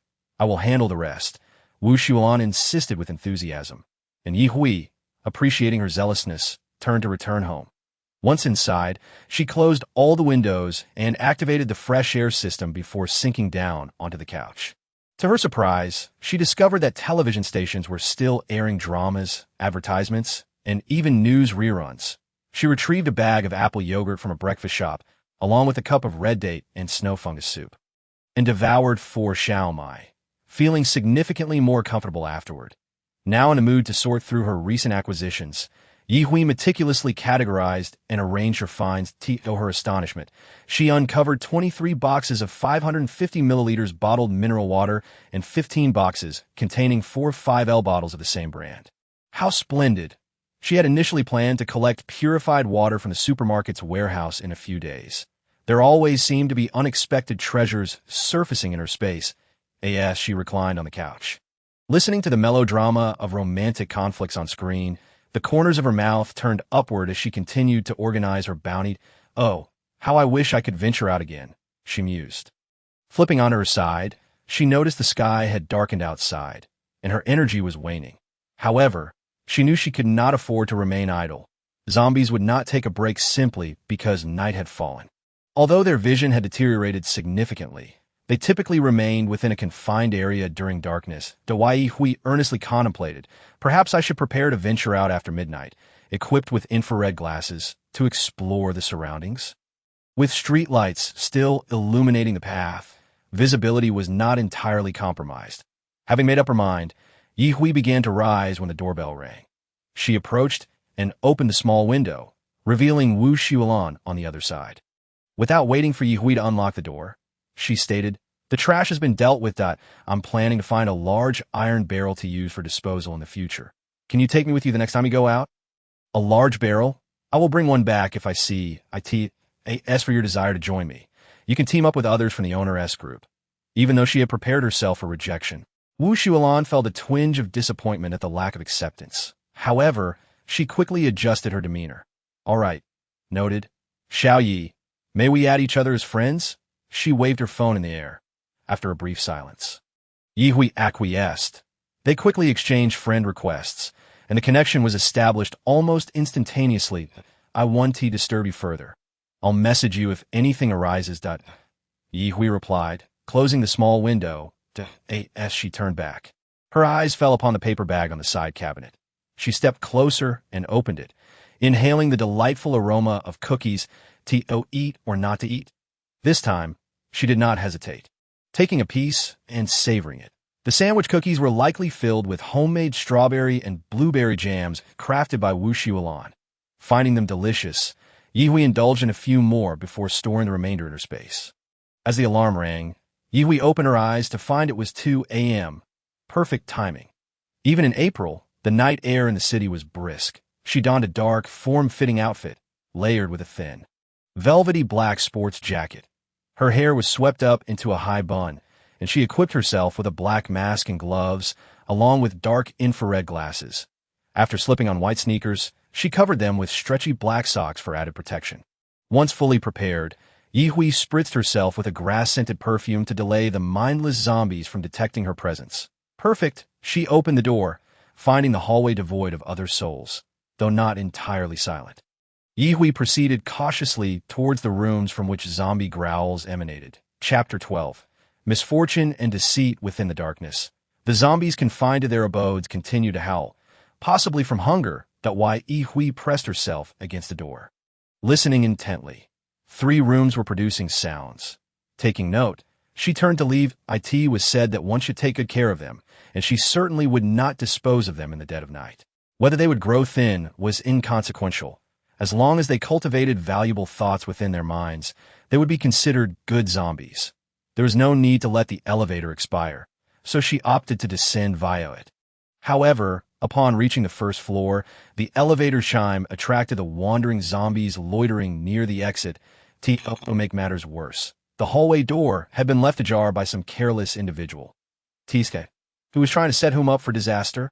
Surely, one could not expect zombies to take the elevator to the 15th floor and find her door to cause her harm, moving as quietly as possible to avoid provoking the 2 zombies at the entrance. Yihui thought to herself that she could not afford to fail before even leaving the hallway. Fortunately, the chime was a solitary sound, and the zombies at the door appeared to lack any significant intellect. With a swift motion, she slipped past the 2 before they could react and quickened her pace, sprinting out of the complex and heading toward her destination. Perhaps it was the night that granted her courage and strength, or perhaps it was simply her ill fortune. But after turning just 2 corners, she stumbled upon a group of people engaged in a fierce battle with zombies. Although she was clad in black and tried to stay close to the greenery lining the sidewalks, some sharp-eyed and nefarious individuals in that group spotted her and called out for assistance. "Hey, friend in black, could you lend a hand with these zombies? Don't go. Come help us. The more, the merrier. Don't just stand there and watch. We're all human here. What madness." Yihui cursed under her breath and was about to retreat and choose a different path when 2 silent, stealthy zombie cats approached from behind a grate.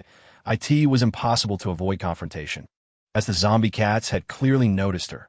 Just as she raised her golf club to confront the 2, the group of people foolishly attempted to direct the horde of zombies toward her. Yihui fought while retreating, noting that the zombie cats were not only more agile than regular zombies, but also had the ability to rally their companions. With no other choice, she thought, "Since you show no mercy, I shall not be bound by righteousness." With a swift strike, she sent 1 zombie cat flying into the group, swiftly altering her direction and racing towards them. Behind her, a succession of zombie cats and dogs pursued.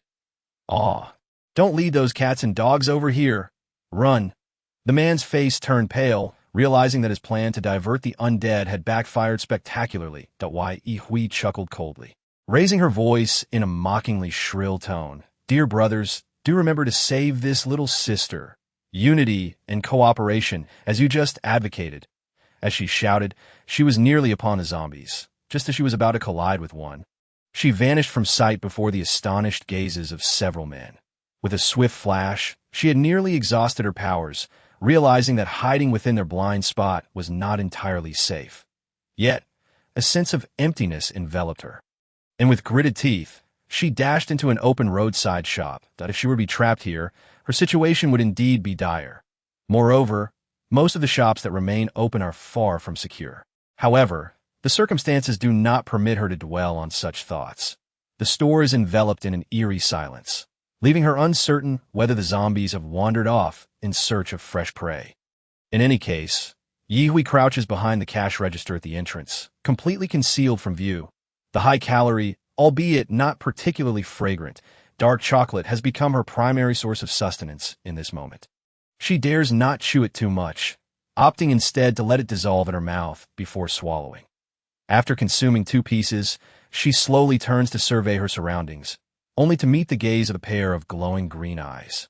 Good heavens, she nearly suffered a heart attack. A faint mewl, reminiscent of a tiny kitten, brings her a modicum of comfort. Clearly, this little creature is aware of the instability of its current environment. After a moment's contemplation, Ye retrieves a milk stick from her space and tosses it to the kitten, hoping to maintain a harmonious coexistence, free from disturbances. This quaint little shop, selling hair accessories, hats, gloves, nail clippers, and children's toys, hardly attracts the attention of the marauding group once they finish dealing with the zombies. For now, these items are of little interest to anyone. The sounds of zombies, along with the growls of zombie cats and dogs, continue to echo outside, while Ye keeps her focus on those little green eyes, replenishing her energy. Perhaps it was the milk stick she tossed that encouraged the kitten to emerge from the open cupboard, approaching her with newfound boldness. Were it not for the streetlights illuminating the store, she might not have noticed the small black cat, barely larger than her fist. Does it wish to eat? Ye, feeling generous, tosses it another milk stick, continuing to munch on her own. The kitten licks the milk stick with its tiny tongue, occasionally glancing up at Ye as the commotion outside gradually fades. Ye can't help but breathe a sigh of relief. The fate of the group outside is of no concern to her. Those brave enough to venture out on the first day are undoubtedly quite daring. Ye plans to raid the nearest medium-sized supermarket's small storage room and stay at home for a while to strengthen her physical and supernatural abilities. After feeling that her depleted powers have mostly recovered, she patiently waits before cautiously peeking out to her delight. Only a few zombies linger on the main road, gnawing on the remnants of a corpse, while the zombie cats and dogs have vanished. Having entered the shop and finding no immediate threats beyond the little black cat, it would be a shame to leave without collecting some of the shop's wares. Embracing a spirit of resourcefulness, she gathers the stock and even the shelves into her space. Just as she prepares to exit the shop, the little black cat nimbly leaps on her backpack. You intend to follow me? She muses, but I never planned on adopting a pet. The kitten playfully tugs at her hair, clearly having decided to latch onto her. Fine, if you wish to accompany me, just don't start making noise and attract the zombies. Or I might just have to toss you to them. Emerging from a small grocery store, she makes a beeline for the small storage area next to the supermarket. As she approaches the entrance, she overhears the voice that had called for her earlier, now muttering curses aimed directly at her, wishing her ill. Serves him right, she scoffs inwardly. The supermarket, shaped like a large L, consists of a single floor, with the storage room located behind the iron gate at the far right. Living nearby, Ye has seen the staff hauling out supplies from within. When the viral storm struck, it was during working hours, so the supermarket's entrance remained ajar, but she notices that the iron gate to the storage area is still shut. Indeed, unless they were unloading goods, the entrance would be kept secure, hiding around the corner. Ye hopes the group will either leave quickly or head directly into the supermarket, avoiding her intended target. Unfortunately, her prayers go unanswered, as others seem to think along similar lines, and they act faster than she does. She watches in frustration as the 6-member group heads straight for the storage room's gate, and to her dismay, one of them produces a key to unlock it. What a predicament, she thinks. Yet retreating is not an option. Following them inside would be unwise.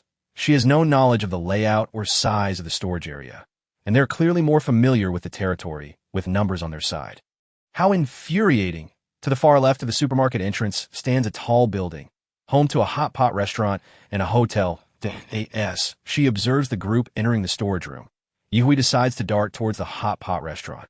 Inside, there are likely only a few staff members. It was early in the morning yesterday when the restaurant had yet to officially open. She can only hope the living employees have since fled, leaving behind a zombie or two, which she could tolerate. Alas, her hopes are dashed again. The restaurant door is locked from the inside. Clearly, there are still living individuals within, and they have no intention of coming out. Standing at the entrance, she realizes that the frightened occupants have not dared to sleep and can see her shadowy figure outside. However, unless she forces her way in, they are unlikely to invite her inside. As she turns to make her way to the adjacent hotel, the people inside breathe a sigh of relief. The hotel proves to be an easier entry. The front desk is in disarray, but Ye manages to snag a room key before heading upstairs. All the rooms are located on the upper floors, and she believes gathering some bedding would be quite feasible. Moreover, who has to say there aren't any food supplies to be found in the hotel? If she can collect a few empty rooms, by the time she returns, perhaps the group at the supermarket storage area will have left. If they lack spatial abilities, she might be able to finish up the job. With this thought in mind, Ye begins to carefully listen at the doors of the hotel rooms on the second floor. It appears that this hotel is not particularly thriving, as many rooms remain unoccupied. Nevertheless, this proves advantageous for Ye, as she manages to collect quite a few blankets and takes all the bottled food and drink she can find. Even several mirrors are dismantled and taken away. Just as Ye revels in her successful scavenging, the group in the storage room is grappling with their own frustrations. They lost 5 members on the way, and now, faced with the abundance of supplies they cannot take, they feel disheartened. DeLong, go fetch the truck. One commands. Stronga, that noise is too loud. If it attracts zombies, we may not have time to load much, another retorts. There's a small parking lot right outside the supermarket. We can drive a few vehicles and load them up, suggests Stronga. After a moment's thought, he agrees that searching for cars in the parking lot is indeed more convenient, especially since they had walked over to avoid the noise of engines attracting zombies. However, we need keys to drive them away, and that requires a bit of finesse, he adds. Xiao Ding, grab 2 vehicles. We'll load some supplies and head out. Got it, Strong, I'll go now. You all start moving things to the entrance for easier loading. Ye occasionally glances from the windows of the hotel, facing the supermarket. And indeed, she sees one of the group members leaving the storage area and inspecting the cars parked at the supermarket's entrance. Looking for vehicles? Seems like none of them have awakened spatial abilities. Ye thinks, feeling a surge of relief. Even the little black cat seems to sense her uplifted spirits, mewing in response, deciding not to continue her search for hotel rooms. She focuses on the happenings at the storage area. As she observes the group beginning to carry boxes outside, her excitement grows. If only she could retrieve the items from a distance. Alas, not only has she never achieved such a feat in this life, but she also failed to do so in her previous one. Perhaps her future training could focus on this aspect. Quietly, Ye sets a new goal for her training. The 6 individuals eventually drive away in 2 of the most spacious vehicles in the parking lot. Much to Ye's dismay, as they take an impressive haul with them. As they enter their cars, she quickly makes her way downstairs. Once their vehicles pull out of the parking lot and turn the corner, Ye bursts forth from the hotel, racing towards the storage room. Her speed is such that she nearly resembles a shadow. Mastering the skill of lock-picking is essential in this apocalyptic world, and Ye has always excelled at it, swiftly opening the storage room door. Before anyone inside the hot pot restaurant can comprehend her presence, she slips inside and shuts the door behind her. The little black cat finally hops off her backpack, leaping onto the shelves, and before Ye can blink, it vanishes from sight. The shelves are considerably emptier now, but the remaining supplies are still plentiful. Ye begins to stuff items into her space without hesitation. As she continues, she discovers that there's even a cold storage room inside. Well, although small, it is quite well equipped. I shall graciously accept these offerings. She muses. Opening the cold storage door reveals a wealth of goods.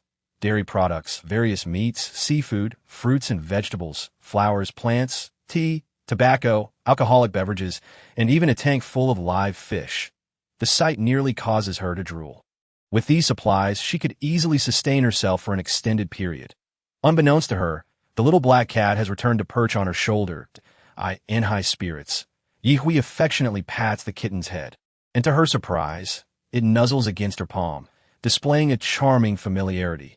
This little creature certainly knows how to charm. After collecting the items from the storage room, Ye notices that her space is now brimming with supplies. The more items she gathers, the stronger her sense of security becomes. The items have been collected, and naturally, one must hurry home. Once there, it will suffice to stow away the rented vehicle into the designated space. As Ye exited the warehouse, deftly evading the zombies meandering out of the supermarket, she couldn't shake the nagging feeling that she had forgotten something. Chapter 14. The little black cat on the way home, approaching her residential complex. Yihui was struck by a moment of clarity upon spotting the large garbage bin at the corner. Oh, it appears I neglected to retrieve the large iron barrel. Wait, did I also forget to take the diesel generator from the warehouse?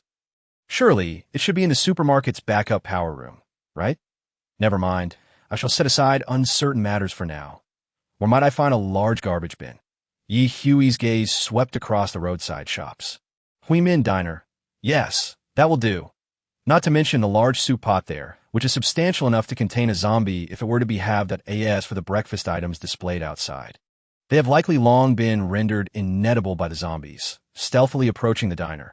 Yi Hui was taken aback to witness the fervor of the zombies at 3 in the morning, some engaged in gnawing at each other, while others formed a pyramid, huffing and puffing in unison. The soup pots were conveniently situated next to the cash register, alongside a beverage cooler that had toppled over, perhaps due to the timing of the outbreak yesterday morning. The number of zombies was relatively sparse, and their evolution had not progressed significantly. Thus, Yi Hui resolved to seize the moment and dash in to collect her target items before making a hasty exit. As she charged toward her objective, the zombies, who had been preoccupied with their gruesome activities, seemed to awaken as if activated by the presence of a common enemy, turning in unison to focus their attention on the living. You see me, but it is of no consequence. I harbor no fondness for you, as we can no longer be considered of the same species. Why not continue your gnawing among yourselves? While Yi Hui bantered, she did not slow her pace. Instead, she accelerated, reaching the cash register in mere seconds. With a swift motion of her right hand, she vaulted over the counter, expeditiously collecting 2 large soup pots and a sizable rice bucket. As the zombies closed in, she opportunistically grabbed the beverage cooler, hurling it at the foremost zombie without hesitation. The impact caved in its chest, yet the creature remained undeterred, zealously lunging towards Yi Hui. Not wishing to engage the zombies any further, she sought to evade their grasp and retreat swiftly, only to be met with a fiery barrier that repelled the zombies back a couple of steps. Although taken aback, Yi Hui seized the opportunity to escape, noticing a tall, handsome man standing at the entrance of the diner. As she passed by, she murmured, "Thank you. Let's move quickly." Having distanced herself, she glanced back to see the man entering the diner. But she felt no curiosity regarding his intentions. After all, those with excessive curiosity tend to have shorter lifespans. Yet, did she not recognize him from somewhere? Never mind, it was of no importance. Returning home was paramount. Ultimately, her journey back was relatively uneventful, aside from encountering a few wandering zombies, allowing her to safely return to the ground floor. Without hesitation, she secured her vehicle, ensuring it would not be stolen or drained of fuel. Better safe than sorry. Moreover, the 2 zombies that had previously lingered at the entrance of her apartment building were nowhere to be seen. Perhaps they had gone off on a date, whatever the case. She swiped her access card and smoothly ascended to the 15th floor via the elevator. First, she visited Unit 1502, placing the 2 large soup pots in the now empty living room. The pots still contained ample seaweed egg drop soup and tomato pickled vegetable soup. But Yi Hui felt no need to force herself to consume more, as she was already well fed. After discarding her mask, shoe covers, and disposable gloves, she turned to leave and returned to her own apartment.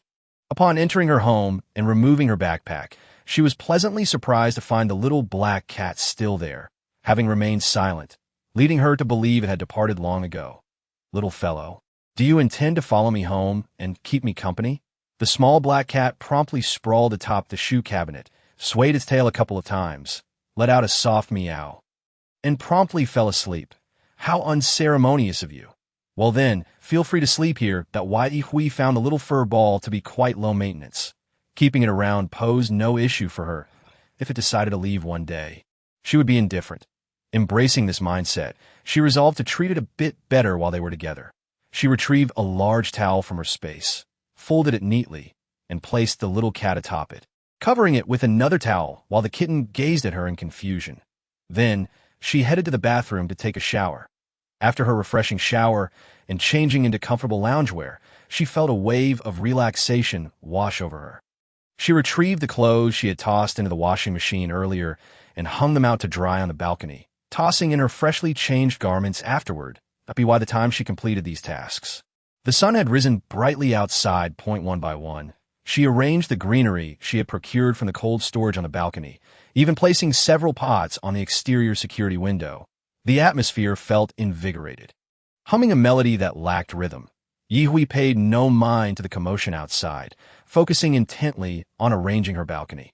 Plants also have the capacity to evolve. Who knows if these will have the opportunity to mutate once displayed? You must do your best, for after mutation, you will possess the ability to grow large or small, and even use your roots to traverse the earth. The world outside is vast and worthy of exploration.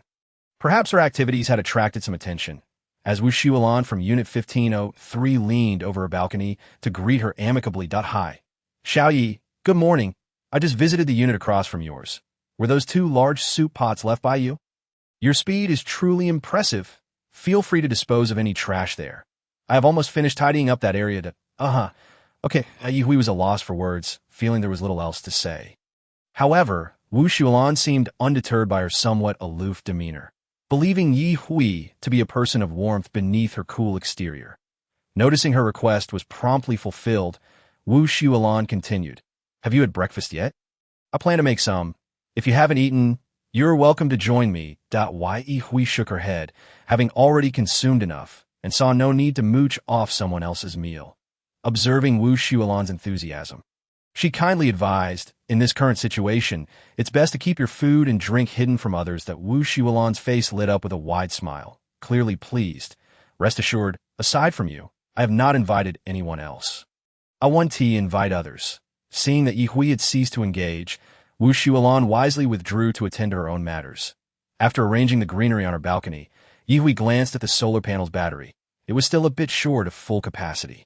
It seemed today promised to be another good weather day, ideal for replacing the old battery. Chapter 15. Moments of happiness. The balcony featured a reclining chair and a small square table, just large enough for a teapot and 2 cups. After filling the area with greenery, it also obstructed the prying eyes from the opposite building. Ye Hui comfortably settled into the recliner, taking out some dumplings and soy milk to enjoy her breakfast. As she savored her meal, a loud thud echoed, indicating someone had taken a desperate leap from the building. Although she had not slept much the night before, Ye Hui felt no fatigue after finishing her breakfast. Instead, she noticed the sun climbing higher in the sky and promptly closed the glass window. Next, she moved to the living room. It was time for a moment of happiness.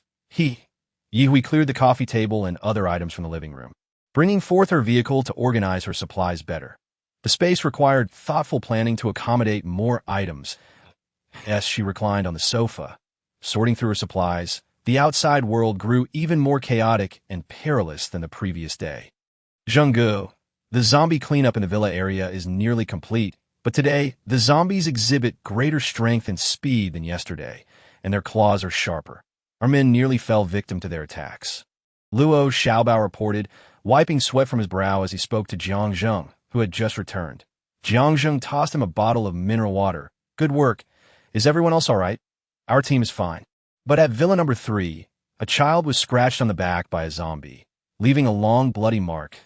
We suggested taking the child for monitoring, but the female homeowner refused, insisting she could watch over the child herself. Following the previous instructions, we did not press the matter. After finishing his report, Luo Xiaobao opened the water bottle and gulped it down. Jiang Zheng replied, such incidents are unavoidable. Just ensure to check on that situation every couple of hours. Don't worry, Zhenggu. Taigu is guarding there, Luo Xiaobao assured. Call him back. He need not remain there. He should return and rest properly. There's still much to do here, and it is unnecessary to stay for a single child. Luo Xiaobao was momentarily taken aback, but quickly chuckled. Understood. Zhenggu, I'll go fetch Taigu right away. Jiang Zheng nodded and headed toward his villa. The unfolding events were somewhat unexpected. He had initially planned to consolidate overseas assets for significant endeavors. But given the current environment, all prior plans had naturally come to naught. Rubbing his temples, Jiang Zheng felt relieved that he had always maintained a sense of crisis in this apocalyptic world. With basic supplies stored in multiple residences, thus, even now, alone in the city, he felt no concern for his sustenance. The family members are primarily situated in Haishur. After a brief period of chaos at home yesterday, things have somewhat stabilized. That I am quite relieved that my parents have remained unscathed. following communication with my family. For the sake of safety, he continues to stay in Ning City. Ning City's permanent population has just surpassed the 10 million mark, while Haishur, being a larger first-tier city, boasts a population more than double that of Ning City. My family has explicitly stated that they do not wish for him to worry. He simply needs to ensure the safety of himself and a few comrades who have also retired from military service. In a villa area, he purchased 2 adjacent houses, and the basement had already been transformed into a secure hideout. Even if the houses were occupied, without him, no one would be able to locate that safe haven. Who would have imagined that some previous preparations would prove beneficial at this moment? The visible supplies in the 2 houses are sufficient for him and his 5 brothers to live comfortably for a year and a half. Not to mention the provisions stored in the safe house. Since he must reside here, it is only natural to secure his immediate environment. Therefore, he intends to collaborate with the surviving residents to clear the zombies from the villa district. However, some individuals in the villa area may still struggle to accept that their family members have transformed into something neither human nor ghostly, preferring to bind them and lock them away rather than allow them to eliminate the threat. For such individuals, Jiang Zheng does not impose, merely gathering all necessary information and focusing his attention accordingly. He never anticipated that the ethereal powers he had once dismissed would indeed manifest, awakening within him the fire and psychic abilities reminiscent of those found in online novels. If he envelopes himself in psychic energy, the zombies will perceive him as non-existent, allowing him to pass through their ranks with ease. This has become his greatest source of confidence when venturing outside. He wonders how these abilities might evolve. Is it true that, like in novels, a special energy core might form within the zombies' brains? He muses that possessing spatial abilities would be advantageous, as it would greatly facilitate the storage of supplies. Unfortunately, none of the 6 of them have awakened such powers. They must be exceedingly rare. The girl he encountered early this morning might possess spatial abilities. He is uncertain whether she would be willing to join their group. After Ye Hui reorganized the items in her space, her mood brightened significantly. She rose to retrieve the clothes from the washing machine to hang them out to dry, ensuring all doors and windows were securely closed. She intended to prepare a variety of delicious dishes while her neighbors still had food at home. Although her culinary skills are quite ordinary, it suffices that she cooks for herself, as her focus is on her own satisfaction rather than impressing others. After rinsing 4 large electropressure cookers, she decided to use them to braise meat. She then took out the pork chops, connected them to the power source, and placed them on the dining table to commence cooking. Meanwhile, she set 5 rice cookers to prepare rice, steaming a bowl of egg custard in each one simultaneously. Once these tasks were completed, Ye Hui began preheating the oven, preparing to bake the semi-finished pizzas stored in her space. Ye Hui also enjoys buns, but she lacks the skill to make the dough. Fortunately, she possesses an ample supply of various flours in her space. After some contemplation, she resolved to inquire with her good neighbor. Wondering if she might be able to help at worst, they could divide the finished product between them, which would certainly be better than allowing the flour to languish unused.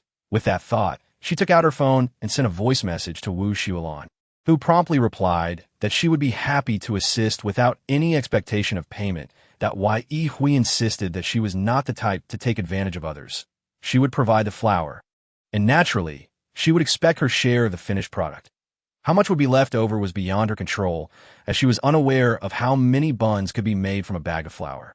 Soon, there came a knock at the door. Ye Hui opened it, holding 2 bags of flour, and handed them to Wu Xiulan while saying, "Please start with these.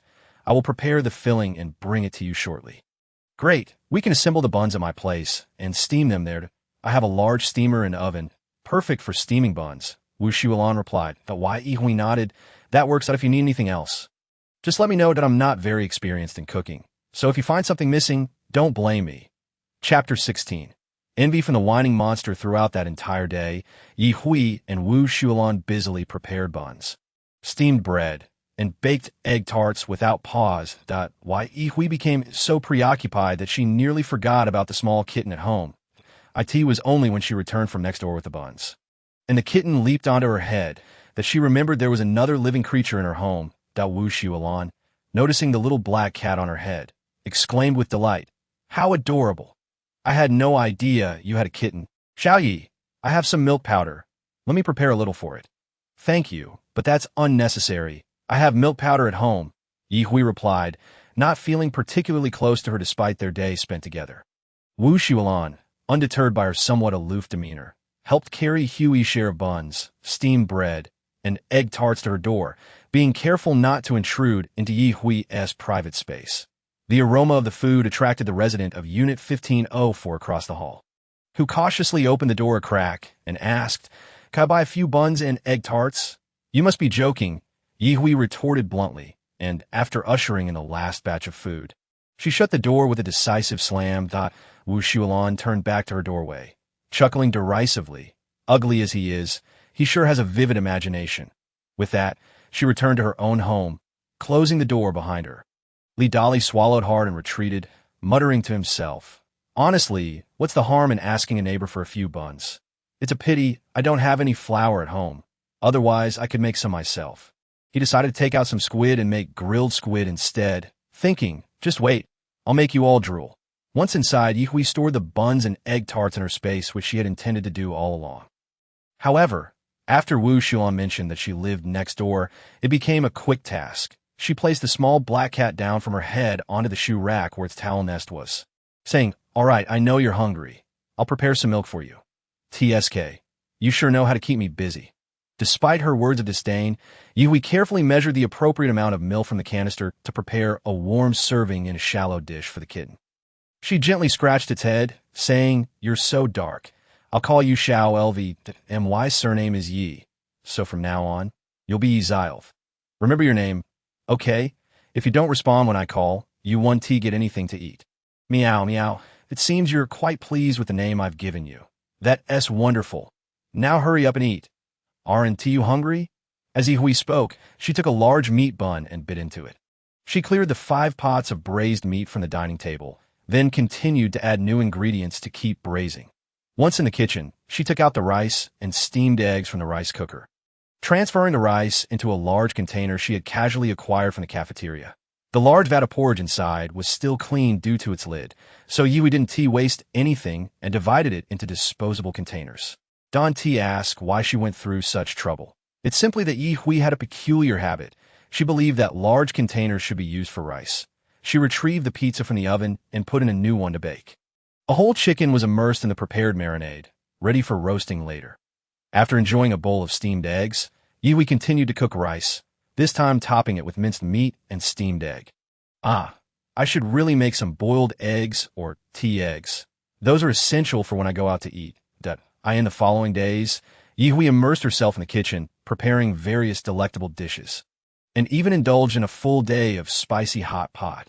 While enjoying the hot pot, Xiao Lv gazed at her with yearning, but unfortunately, Yi Hui didn't leave any broth for it. Of course, aside from cooking, she diligently pursued her goal of physical training, striving to restore herself to the pinnacle of her previous life. The homeowners group remained quite lively. It was unclear whether the isolation from closing doors and windows had a significant effect. But aside from 1401 mentioning Yi Hui's hot pot, no one else spoke up. Most notably, the number of individuals venturing outside had drastically decreased over the past couple of days, resulting in a cacophony of curses, blame, and excuses in the group, creating a chaotic atmosphere. Yi Hui had long since exited the homeowners group and no longer paid attention, as the fates of those members were of no concern to her. She was blissfully unaware of any discussions about her within the group. After nearly a week of leaving the zombies to their own devices, it became evident that they could no longer be left unchecked. As their claws had developed into the sharpest of weapons, the iron and stainless steel doors of homes were quickly becoming inadequate against their formidable talons. During this time, Wu Xuelan had helped Yi Hui prepare buns for an entire day and had accompanied Sun Tai and others on an outing. However, that experience cemented her resolve never to venture out with that group again. Sun Tai was generally a good person, but those who followed him had their own agendas, and many were quite calculating. Particularly, the individual from the 17th floor, Shun Yulin, was continually sardonic towards her, even going so far as to nearly push her into a horde of zombies. When she retaliated with a slap, Shun Yulin was the first to whine and play the victim. During zombie encounters, she would hide behind Sun Tai, but when it came time to claim supplies, she would be at the forefront, claiming she was helping Sun Tai. That outing had resulted in 3 casualties due to her actions, leading to a chorus of condemnation and lamentation in the group, which left Ye Hui feeling exasperated. Those who sought to take advantage of others were hardly worth the trouble. She would much prefer to venture out alone. No wonder Xiao-Yi never joined them. She must have foreseen the chaos. It truly was remarkable how perceptive she was at such a young age, far surpassing Ye Hui in that regard. She noticed that Ye Hui had proactively exited the homeowners group. After pondering for a moment, she decided to send her a message, reminding her, Xiao-Yi, Shen Yulin on the 17th floor harbors a strong animosity towards you. Be cautious if you encounter her outside. She may resort to underhanded tactics. Additionally, 2 have perished in the elevator from the 1st and 3rd floors. Shen Yulin claims that you sneaked out and left the door ajar, allowing the zombies to enter, which has led to some harboring resentment against you. So, do be careful when you head down.Ye Hui scoffed at the message, dismissing it entirely. Anyone daring to target her would find no mercy from her. Today, she planned to first deal with the zombies on the 15th floor. Allowing them to linger could result in a situation where they outmatched her, which would be utterly laughable. Nevertheless, she felt it necessary to acknowledge Wu Xuelan's goodwill and replied, Thank you, Sister Wu, I understand. Dressed in sportswear with rain pants, mask, hat, and gloves, she grabbed her golf club and prepared to venture out. Meow Wu, the little green creature, leapt on her shoulder, but Ye Hui swiftly grabbed it and tossed it onto the sofa, saying, Stay home and behave. With a firm bang, she closed the door behind her. After all, there was no need for a sidekick when taking on a few zombies right outside her door. Chapter 17. Commencing the elimination of the zombies on the 15th floor as soon as she stepped outside. Wu Xuelan and Li Dali were already aware of her actions.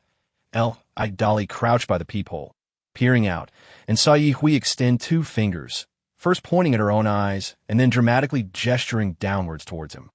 Startled, he ducked down, fearing she might catch him spying. Ye Hui couldn't help but chuckle at the sight, finding the timid man from 1504 amusing. Despite her harsh demeanor, she had never sensed any malice from him.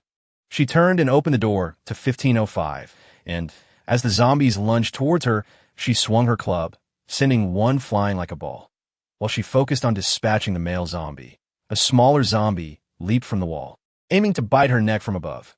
Anticipating the attack, Ye Hui sidestepped and struck the little zombie on the head with a swift swing.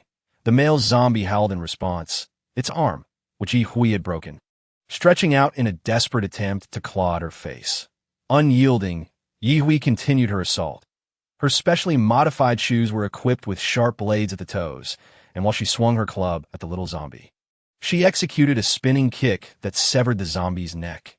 Even as the head and neck nearly separated, the creature continued its futile assault on her.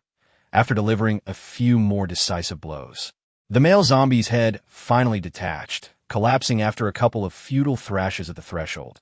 Once she confirmed that only these 2 zombies remained in the room, Ye Hui retrieved her dagger and plunged it into their skulls, twisting it until she finally unearthed a crystal core. It was slightly larger than a grain of rice, roughly the size of soybean.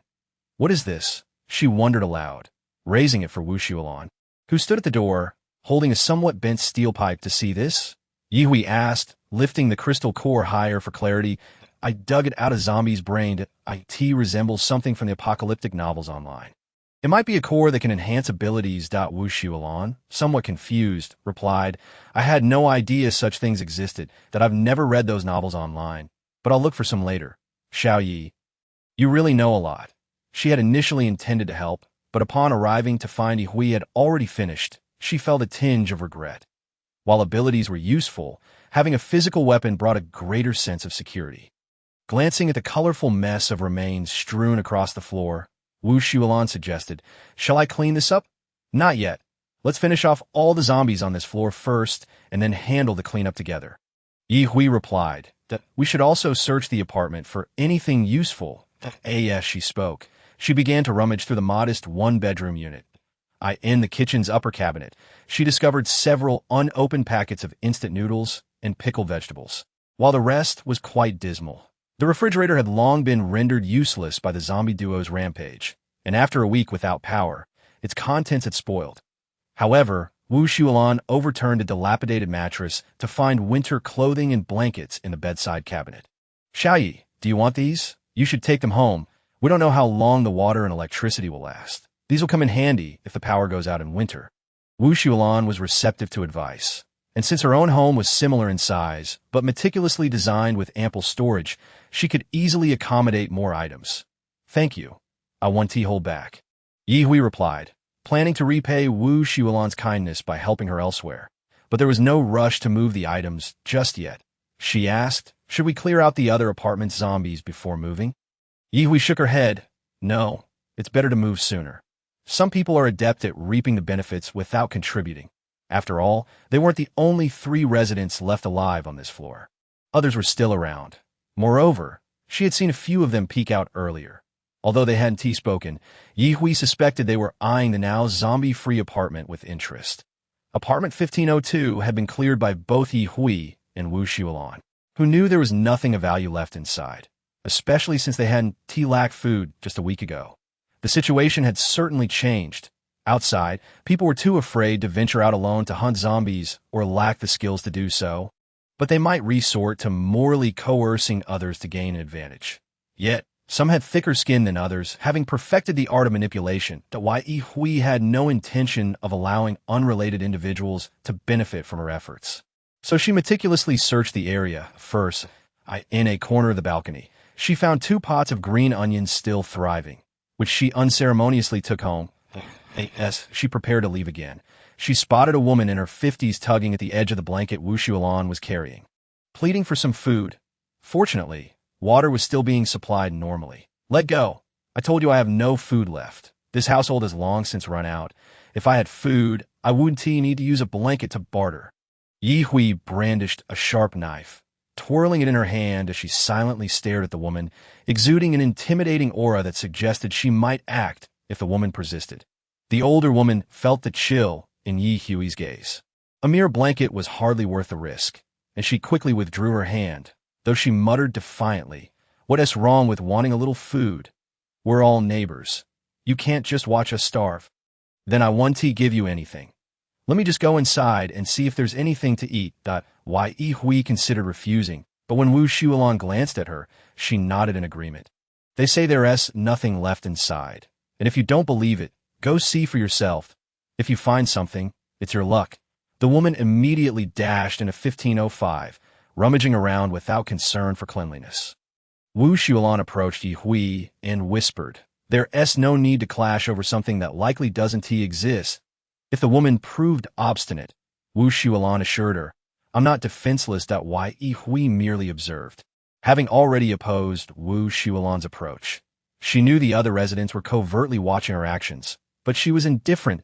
If they provoked her, she wouldn't differentiate between zombies and the living. Her restraint in not killing was merely a display of her mercy. When Wu Shulan returned after placing the blanket down and closing the door, they found the older woman emerging in a huff, clutching half a bucket of oil, seemingly unearthed from some hidden corner. Upon seeing Yi Hui and Wu Shulan, she merely cast a couple of wary glances, daring not to utter another word. Once back at 1510, Yi Hui opened the door to 1506, Chapter 18. "Who wants to live here?" "Damn, jackpot.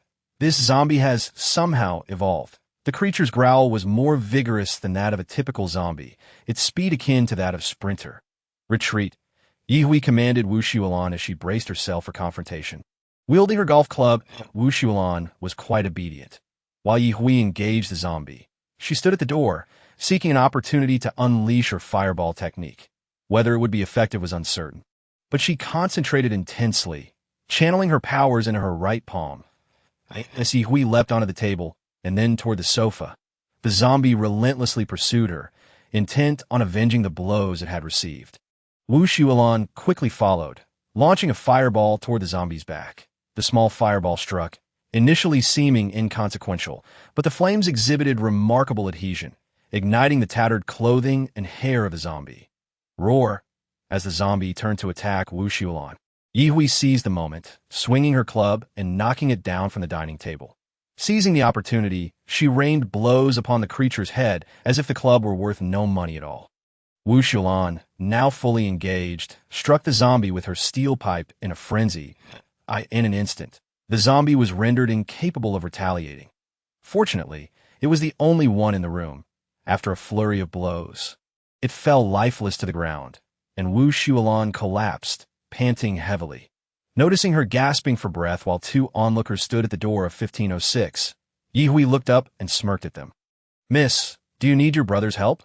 one man asked as he attempted to step into the room. Yi Hui lifted her golf club with a swift motion, fixing her gaze upon them, and declared, "Dare to take another step, and you shall not blame me for the consequences of my club."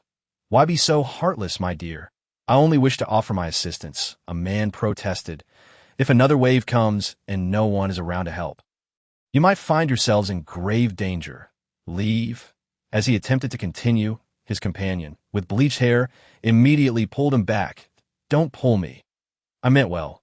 What is her intention? Besides, there must be provisions inside that room." The bleached-haired one did not relent, but instead pointed towards room 1508. "There are also zombie growls emanating from there. We can handle the zombies.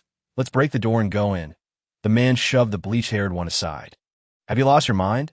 Is your brain as damaged as your hair? Doors may be easy to break, but zombies are not so easily dispatched." The bleached-haired one stumbled back but steadied himself, replying coldly, "You acknowledge that zombies are not easy to kill, that if they can slay zombies, they can surely slay us as well, that if you wish to perish, do so without dragging me down. From now on, you take your path, and I shall take mine. Let us not interfere with each other. Damn it. You truly are out of your mind. Not only do you refuse to seize the opportunity, but you also kick me aside? Do you even realize whose roof you are under, enjoying their provisions? If you dare to speak like that, then go ahead and leave. I will not accommodate you any longer." The bleached-haired one merely nodded, falling silent. Yet he remained in the hallway, unfazed by the prospect of homelessness. After all, two young women had cleared 2 rooms. He just needed to find a way to procure some food. However, since the zombies were slain by others, he knew he must inform them if he wished to claim a room for himself. Observing the bleached-haired one's steadfastness to part ways, the man, in frustration, kicked the door of room 1508. He was met with the sounds of growling and scratching from within, startling him. Casting a furious glance at the bleached-haired one, he retreated into room 1511 and slammed the door shut. Yi Hui joyfully picked up a crystal core, larger than a soybean, rinsed it in water, and stored it away. She had heard the commotion outside and was pleasantly surprised to encounter someone so principled. Such individuals were indeed rare. She hoped he would remain steadfast, for he might one day become a great person.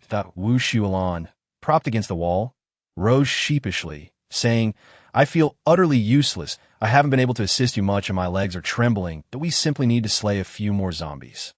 "Indeed," Yi Hui replied. Wu Shuolan felt that Yi Hui's way of comforting others was rather unique. She glanced around the room, pondering whether there were varying personalities among zombies, as this room appeared far cleaner and more orderly than 1505. Seeing Yi Hui in good spirits and not fatigued, she urged, "Quickly check if there are any food supplies in this room. That if there are, gather them swiftly. There are far too many opportunists around." Although Yi Hui was not overly concerned, having already secured the best prize, she thought, why not seize any additional gains? After all, this was her hard-fought territory. Obediently, she headed to the kitchen. The refrigerator was in perfect working condition, brimming with food and drink. Without hesitation, she collected everything. She rummaged through the cupboards, finding an abundance of unopened condiments, which she naturally gathered as well. Among her finds were a bag and a half of rice, 2 boxes of instant coffee still sealed, and a large bag containing 3 packages of instant noodles, along with 2 open packs of individually wrapped noodles, dried mushrooms, and some sweet potatoes in plastic bags on the kitchen floor. Truly, a man who knew how to manage a household, albeit now a zombie. All of these were now rightfully hers. After Wu Shuolan closed the door, she began searching through items near the door, finding keys, usable umbrellas, disposable shoe covers, tissues, soap, and disinfectant spray. She laid out the discovered items as prominently as possible. When Yi Hui returned, Wu Shuolan had even found a box of scallion-flavored crackers. "Xiao Yi, quickly take these back." Yi Hui collected half, considering that Wu Shuolan had contributed as well and deserved her share. "You can keep what's left, but the kitchen spoils are mine." "What? You're giving me so much. It's what you deserve." Hearing this, Wu Xuelan did not refuse further. She had come to understand Yi Hui's character well enough to know that when she said something, it was best to simply accept it. Upon opening the door, Yi Hui found the bleached-haired one still waiting. Ignoring him, she prepared to leave when he inquired, "Excuse me, may I ask if I could reside in the room after the zombies are dealt with?" "You wish to stay?" Yes, that he nodded eagerly, fearful of her disapproval. Why Yi Hui was taken aback. Who was to say who could reside in the vacated room? "Suit yourself. Thank you. Thank you." Chapter 19. All right, I'll call you when I leave. Yi Hui did not pursue the zombies in room 1508, as the one that had of all the level had already cost her considerable effort with Wu Xuelan's assistance. If another formidable one appeared, the risk of injury would outweigh the necessity of engaging further. She decided to take a moment to recuperate. It was not an urgent matter. Upon returning home, Yi Hui submerged the crystal core in salt water. After changing into comfortable attire, she prepared to lounge on the sofa, but noticed Xiao Lu, her pet, sulking with its back turned to her, not even granting her a glance. Why Yi Hui approached and scooped up Xiao Lu, shaking it playfully. "Xiao Lu, are you sulking with me? Let us get something straight. Your food and shelter depend on me, and yet you dare to show me attitude. Who gave you such audacity?" Xiao Lu flailed its limbs in confusion, unable to comprehend how someone could oscillate between tenderness and cruelty. When Yi Hui positioned it at eye level, she flicked its forehead with her left hand, saying earnestly, "Understand your situation. If you dare to act up again, I'll toss you out."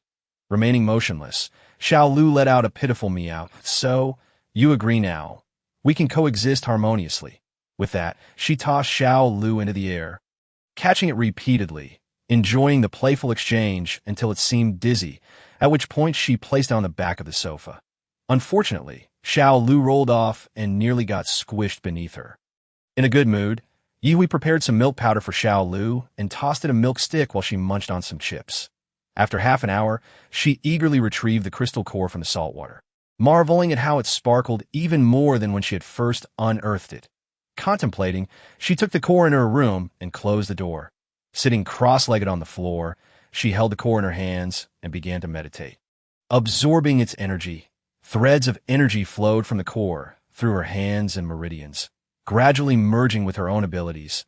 Just as she entered a state of focus, the connection abruptly severed.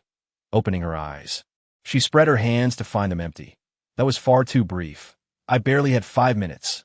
Yi Hui stood up, stretching her limbs, and then suddenly threw a punch, clearly feeling a surge of strength. Opening the door, she was seized with an impulse to eliminate all the remaining zombies in the building at once. Impulsiveness can be perilous. Repeating this to herself several times, her excitement finally settled. In high spirits, she tossed Xiao Lu another pack of fish treats and energetically hopped on her exercise bike, working out while also tuning into the television. The bleached-haired one diligently cleaned room 1505. Although room 1506 appeared tidier, he felt a greater sense of security living next to the two sisters. Dragging the zombies from rooms 1505 and 1506 into room 1502, he watched as Wu Xuelan set them ablaze, his eyes sparkling with envy. "Sister Wu, so the novels were true.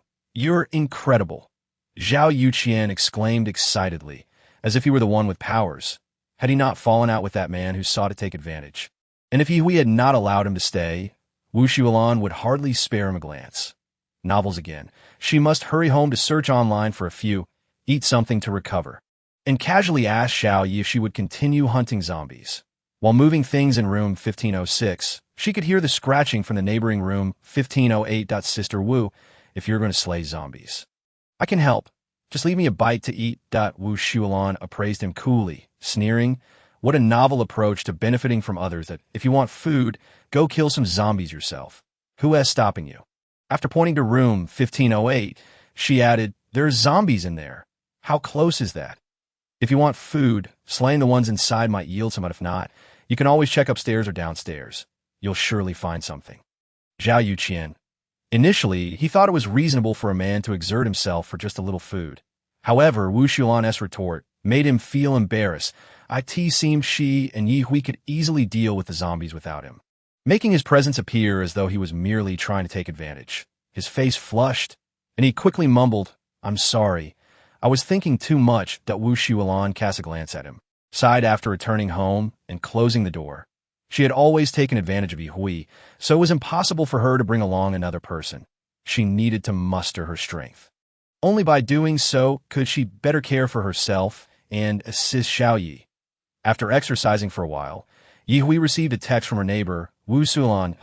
It turned out that after moving her things home and having a bite to restore her abilities, she was asking if Ye Hui wanted to continue hunting zombies. As Ye Hui pedaled her bike, she found herself puzzled as to when she had teamed up with the neighbors, if she wanted to slay zombies. She could go without needing anyone's permission. She hadn't even considered calling her along. Of course, having a partner who wouldn't hold her back was a welcome prospect, and Ye Hui was not averse to it. When Wu Shualan inquired again, Ye Hui wiped the non-existent sweat from her forehead, halted her exercise, and sat on her bike, replying with her phone. "All right, I'll call you when I head out." She had already planned to clear the zombies on the 15th floor, and, if possible, she would also take care of the 14th and 16th floors. After all, ordinary zombies could evolve into powerful ones, and a single punch could break through walls. For her own safety, it was imperative to clear them out.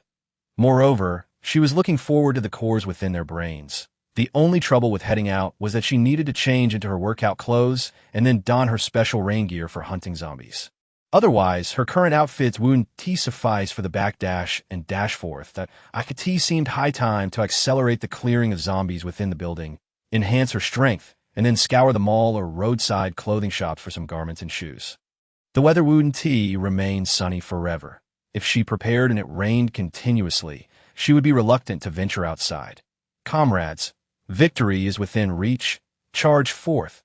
The passionate voice from the television blared, prompting Ye Hui to dismount from her stationary bike. She addressed the little green who was diligently battling the little fish. "Stay at home, keep an eye on the house, and don't let any mice or cockroaches inside. You are a part of this family now. You must contribute." With that, Ye Hui tidied up and prepared to step outside. Chapter 20. A message. As Ye Hui and Wu Shualan began their zombie hunt on the 16th floor after clearing the 15th.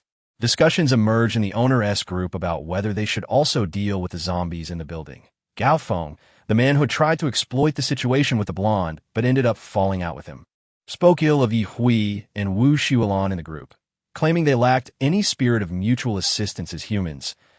He went on to say that they pried open zombies' heads as if slicing watermelons, insinuating they might have even killed people.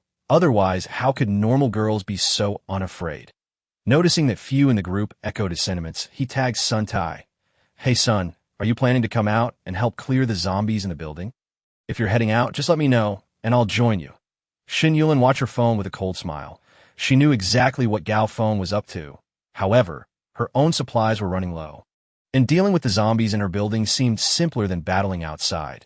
She intercepted Sun Tai, who was about to respond, and sweetly said, "Taiga, don't mind him. He wouldn't dare confront you openly. Otherwise, he wouldn't be trying to take advantage of Ye Hui and the others. That if he didn't succeed there, he'd come looking for you, thinking he could gain something. Let us find 2 people who can also kill zombies and go clear the building ourselves. It would be best to find someone who can open doors. There might be some food left in the zombie-infested apartments, so you won't have to struggle to bring people from outside." Isn't that a bit unethical? Sun Tai, who held high moral standards and always aimed to help others, found himself in a quandary, especially since Shun Yulin had just agreed to be his girlfriend, and he had promised to follow her lead. Shun Yulin leaped into his arms, gazing up at him. "You promised me. You can't put yourself in danger for the sake of others." "What would I do if something happened to you?" "Liline, I'll listen to you. Did I want let anything happen to myself, and I certainly want let anything happen to you." Shun Yulin beamed and offered him a kiss, then added, "Wait here. I'll privately call 2 people to lend you a hand. That way, we only need to split the spoils with 2 others. Gao Feng, noticing Sun Tai's silence in response to him, frowned in displeasure and remarked, "If you bring me along, I can provide a crucial piece of information." Xin Yulin immediately pressed with her phone. "What important information? You're not just trying to spin a yarn to take advantage of us, are you? We've killed so many zombies. Surely we know more than you." "Hee. There are many things you don't know. Just ask Sun Tai if he agrees." Rolling her eyes, Xin Yulin thought, "It seems the important information pertains to zombies. So you needn't bother telling us. We're already aware. You know, I don't believe it. This time, Xinyuan didn't even want to send a message. Instead, she turned to Sun Tai.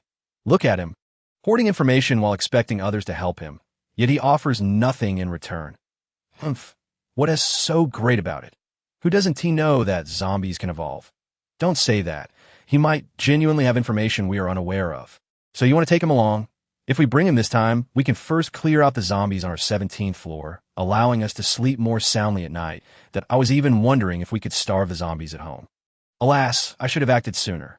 Seeing Sun Tai's agreement, Xinyuan pondered briefly and didn't oppose. She grabbed Sun Tai's phone and replied in the group, inviting Gao Feng to come to the 17th floor to discuss matters. Ye Hui was blissfully unaware that within such a short time, she had gained several competitors. Meanwhile, her collaboration with Wu Xuelan was becoming increasingly seamless. Their zombie-slaying pace was accelerating, yet the number of opportunists was also on the rise. Ye Hui decided to have Wu Xuelan call the blonde for assistance in moving things, promising him some food as compensation. Zhao Yuqian, the blonde, was thrilled to get such a job, and while moving, he made sure to not leave anything for the other opportunists. He didn't overlook the cosmetics, skincare products, and sanitary napkins from the female zombie in 1601, thinking the two sisters might need them. As for himself, the intact clothes and shoes left behind by male zombies were all his to take. As he had long received permission to take as much as he wanted, he wouldn't let anyone else take advantage of him either. He moved everything into 1506, which he had already cleared out, and it was the perfect temporary storage for supplies, since he had the Ye Hui would clear out a zombie-infested apartment and promptly lock the door behind her. If she had the key, she would simply hand it to Zhao Yuqian while she and Wu Xuelan continued to hunt the next one. Some doors were already open, and the zombies had been taken care of by others. But for those that remained, they would still need to be dealt with. With someone helping to move things, Ye Hui could focus entirely on the task, allowing her speed to increase even further. After clearing the 16th floor, she turned to descend to the 14th. The other residents on the 16th floor watched Zhao Yuqian, who was busy moving things, with increasingly unfriendly gazes. Fortunately, most of what he was carrying was clothing and bedding. If it had all been food, they might have been unable to resist the urge to snatch it away. On the 14th floor, they encountered a zombie with abilities that sprayed water, extinguishing Wu Xuelan's fireball in an instant, causing her a moment of hesitation and self-doubt. However, Ye Hui remained undeterred, decisive in her actions. Whether it sprayed fire or water, nothing was beyond the reach of her trusty golf club.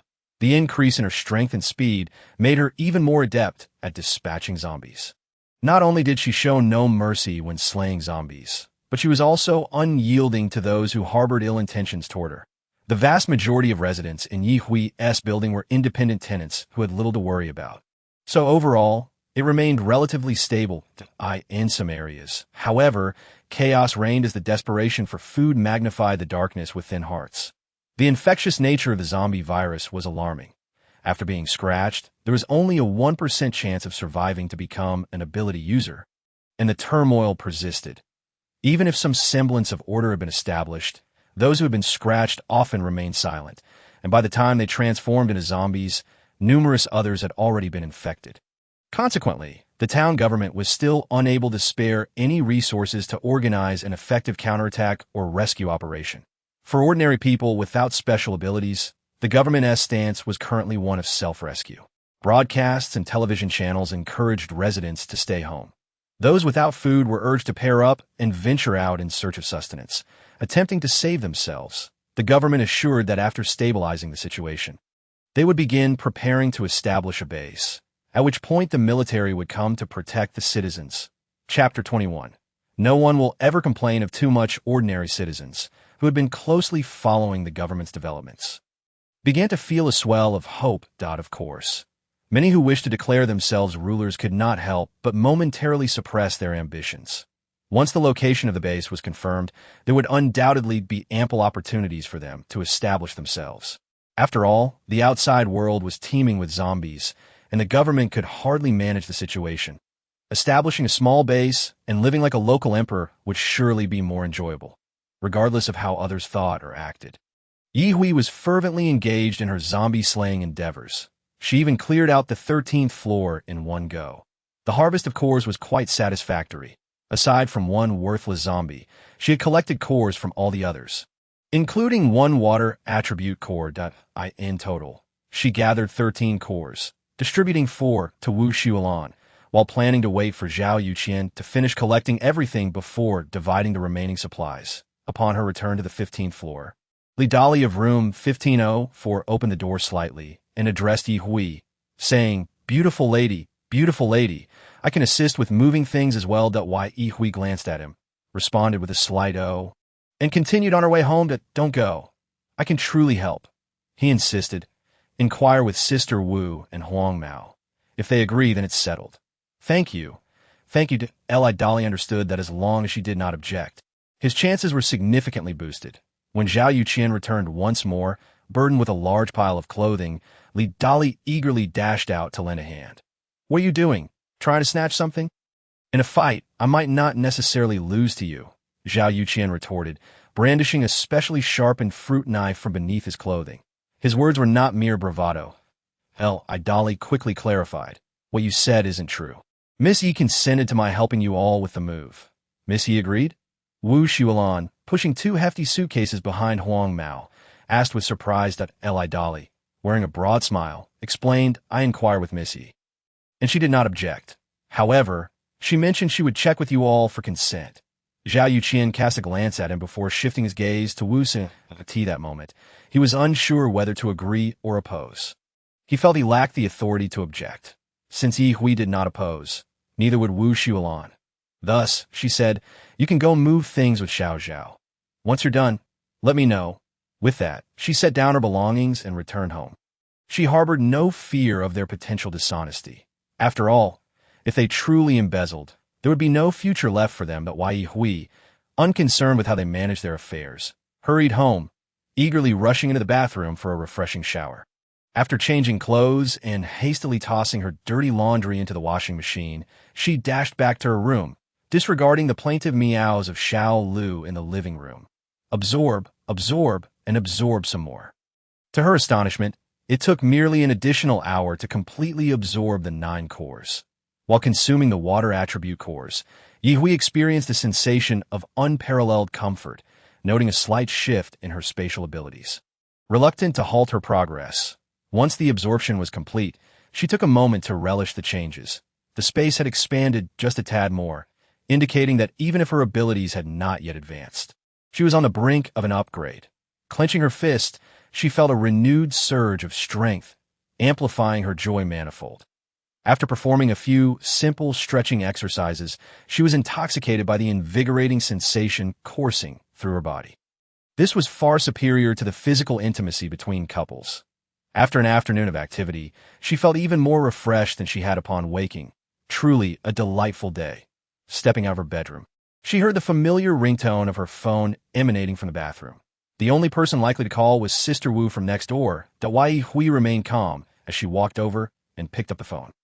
"Xiao Yi, you finally answered. Would you like to come out and help divide the things?"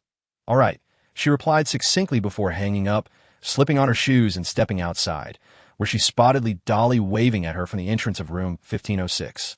Meanwhile, Gao Feng from room 1511 gazed at her with an expression that was neither here nor there, a clear display of envy that stirred within Yi Hui an impulsive urge to confront him. Upon reaching room 1506, she entered and closed the door behind her. The room was cluttered with suitcases and cardboard boxes, the sofa piled high with layers of blankets and clothes, leaving the living room brimming with assorted items. Zhao Yuqian exclaimed, "Sister Yi, you've arrived. Please take a look at the food." He had not eaten anything substantial since the previous night, merely having sated himself with water. Yi Hui, managing to resist the allure of food, cast him a scrutinizing glance. Very well. The refrigerator was once again filled to the brim, and Yi Hui divided its contents into 3 portions, appropriating her share without hesitation. She did not aim for equal distribution. Rather, she took the largest portion and pointed to the smallest, saying to Huang Mao, "This is all yours." The others were left in stunned silence, their expressions a mix of astonishment. This was the legendary spatial ability in action, and to think it was right before them. Zhao Yuqian was ecstatic, never anticipating that moving a few items would yield such a bounty, enough to last him 7 to 10 days with careful rationing. He immediately unwrapped a sausage and devoured it in a matter of bites. Though Dali was eager to partake, he recognized that he had joined the fray later. Whatever was offered was satisfactory. Besides, he had plenty of food at home. Wu Xiulan, seeing her share, considered commenting on its abundance, but understood Ye Hui's temperament. She said, "I'll take these home first. Just let me know which portion is mine once you've finished dividing everything." "All right," Ye Hui replied, noting the remaining snacks of cookies, chips, and beef jerky. She truly did not wish to exert herself over the distribution of items. It was a hassle with so many people involved. Seeing her deep in thought, Li Dali eagerly offered, "Miss Yi, how would you like to divide this? Just tell me, and I will handle it." Yi Hui nodded in agreement to the suggestion. Zhao Yuqian, not following them, instead took a share of food back home, believing that whatever was left was inconsequential. His mother had warned him to focus on work and not be greedy when he left for work. Yi Hui pointed to the pile of distinctly male clothing on the sofa, stating, "You two can decide how to divide those. The blankets should be split into 4 portions, 2 for Sister Wu, and 1 each for you and Huang Mao. That I don't need any. Leave me a portion of the unopened cosmetics and skincare products. The rest goes to Sister Wu if she doesn't want them. You could decide among yourselves. Got it today as for the snacks." Nobody would ever complain about the abundance, and Yi Hui casually divided them into 4 portions, naturally taking the largest one for herself. Chapter 22. The call from my brotherly Dali, who had been organizing things by the sofa, took note of this but felt no dissatisfaction. In fact, a small thrill of delight coursed through him. Even if the smallest portion was his, it still meant he had a share. Though he entertained a few thoughts, he was timid and had only mustered the courage to approach Yi Hui after a week of psychological preparation. Elated, he even felt like bursting into song. Though he kept this thought to himself, fearing Yi Hui might deliver a sharp rebuke if he sang aloud. There were also pots and pans, various containers, and even some books. While Yi Hui squatted down near the books, casually flipping through a few, examining their titles. She discarded those concerning economics and finance, while those about fashion, beauty, gastronomy, and romantic tales were collected. She realized there was no point in forcing herself to engage with subjects that failed to pique her interest. She would rather spend those moments exercising on a stationary bike to generate a bit more electricity. That Yi Hui had a clear understanding of herself and never contemplated the idea of straining to acquire knowledge in areas that did not interest her. In this world, merely surviving was a challenge. Why should she create obstacles for herself? Amidst the chaotic assortment of items, she even discovered some figurines and children's toys that Yi Hui found herself puzzled by Huang Mao's thought process. Did he really believe that a water gun would intimidate others or somehow vanquish zombies? Remembering her own little kitten at home, Yi Hui selected a fuzzy spherical toy, intending to bring it back as a surprise for Xiao Lu. She also picked out several athletic outfits from the pile of women's clothing, comparing them to her own height, and lamented that being tall was not always an advantage. Sighing, she noted that at a height of 166 centimeters, she was not particularly tall, yet the garments in her hands appeared as if they belonged to a 10-year-old girl. How absurd! Fortunately, several pairs of sneakers fit her well, which eased her spirits considerably. The dresses and high heels appeared wearable, yet Yi Hui had no particular affinity for them. Furthermore, wearing a dress while battling zombies would be quite impractical. Lacking range skills, she would not sacrifice her safety for mere aesthetics. Suddenly, Li Dali turned to her and inquired, "Miss Yi, do you want any of these accessories? Some are quite lovely and even made of gold." Only then did Yi Hui shift her attention to him, noticing he held a piece of jewelry adorned with gold and zirconia.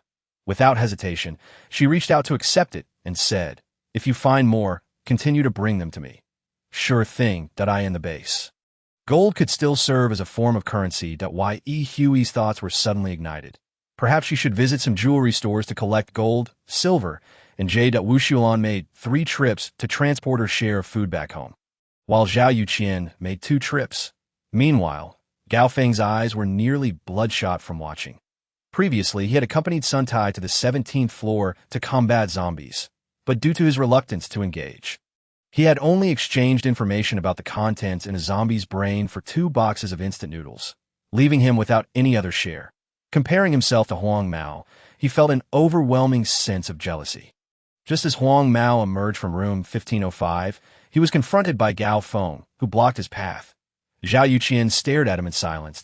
I could see it was Gao Feng who could no longer contain himself, stating, "You have food. Can't you spare a little for your brother? After all, you've been eating for free at my place for so many days." Zhao Yuqian sought to retort, but found himself at a loss for words. Much of what Gao Feng had at home had been purchased by him, yet the place itself was rented by Gao Feng. "Fine, I'll give you half, and we'll be square. You are well aware that the majority of the food consumed previously was purchased by me, and I have also contributed half of the rent. Thus, I owe you nothing." With a wry smile, Gao Feng contemplated offering a retort, but restrained himself, fearing that his candidness might result in the loss of the food that was yet to be secured. He opted for silence, suppressing any harsh words. Zhao Yuqian returned to room 1505, and Gao Feng followed suit. As Ye Hui emerged from room 1506, she chanced to witness this exchange and cast a glance across the hallway, yet chose not to meddle in their affairs. After all, how much could the yellow-haired individual truly mean to her? Even if he were her biological brother, she would not feel compelled to intervene. Just as this thought crossed her mind, the reality of her own half-brother reached her. He called, and had it not been for the clear indication in his contact name, same mother, different father Luo Song, she would have struggled to recall who he was. The phone rang persistently until she finally answered upon entering her home. The voice on the other end was fraught with urgency, tinged with a near sob. "Sister, what should I do? Mom has been bitten by a zombie. What can be done about a bite? It is what it is. I'm neither a doctor nor a mage," she replied dismissively. "Sister, please don't say such things. Mom has truly been bitten on the arm by a zombie and is now unconscious." Looking quite pale, Ye Hui rolled her eyes, responding coldly. "What are you trying to convey? Are you implying she is on the brink of turning into a zombie? Do you think killing her now would ensure greater safety? Or are you hoping I will say to abandon her, thus alleviating your burden of conscience? Do you wish to cast me as the scapegoat? You're overthinking it." Luo Song, clearly taken aback by Ye Hui's response, took a moment before hurriedly denying, "Sister, how could you think that? I didn't know what to do, and you're the only person I could think of, Dad. He turned into a zombie on the first day." Sob, sob, sob. As he spoke, Luo Song could no longer contain his tears. He had already lost his father and did not wish to lose his mother as well. Yet now, in her effort to protect him, she had been injured. The only person he could turn to was his sister Ye Hui, yet she seemed utterly unconcerned about their mother-esque plight. Crying over something so trivial, Ye Hui was momentarily bewildered. In this apocalyptic world, who would weep over such matters? Perhaps it stemmed from her own lack of maternal affection, compounded by her solitary survival during the apocalypse in her previous life. Luo Song's sobs were genuinely filled with despair. Yet although they shared the same mother, Ye Hui found herself incapable of empathizing.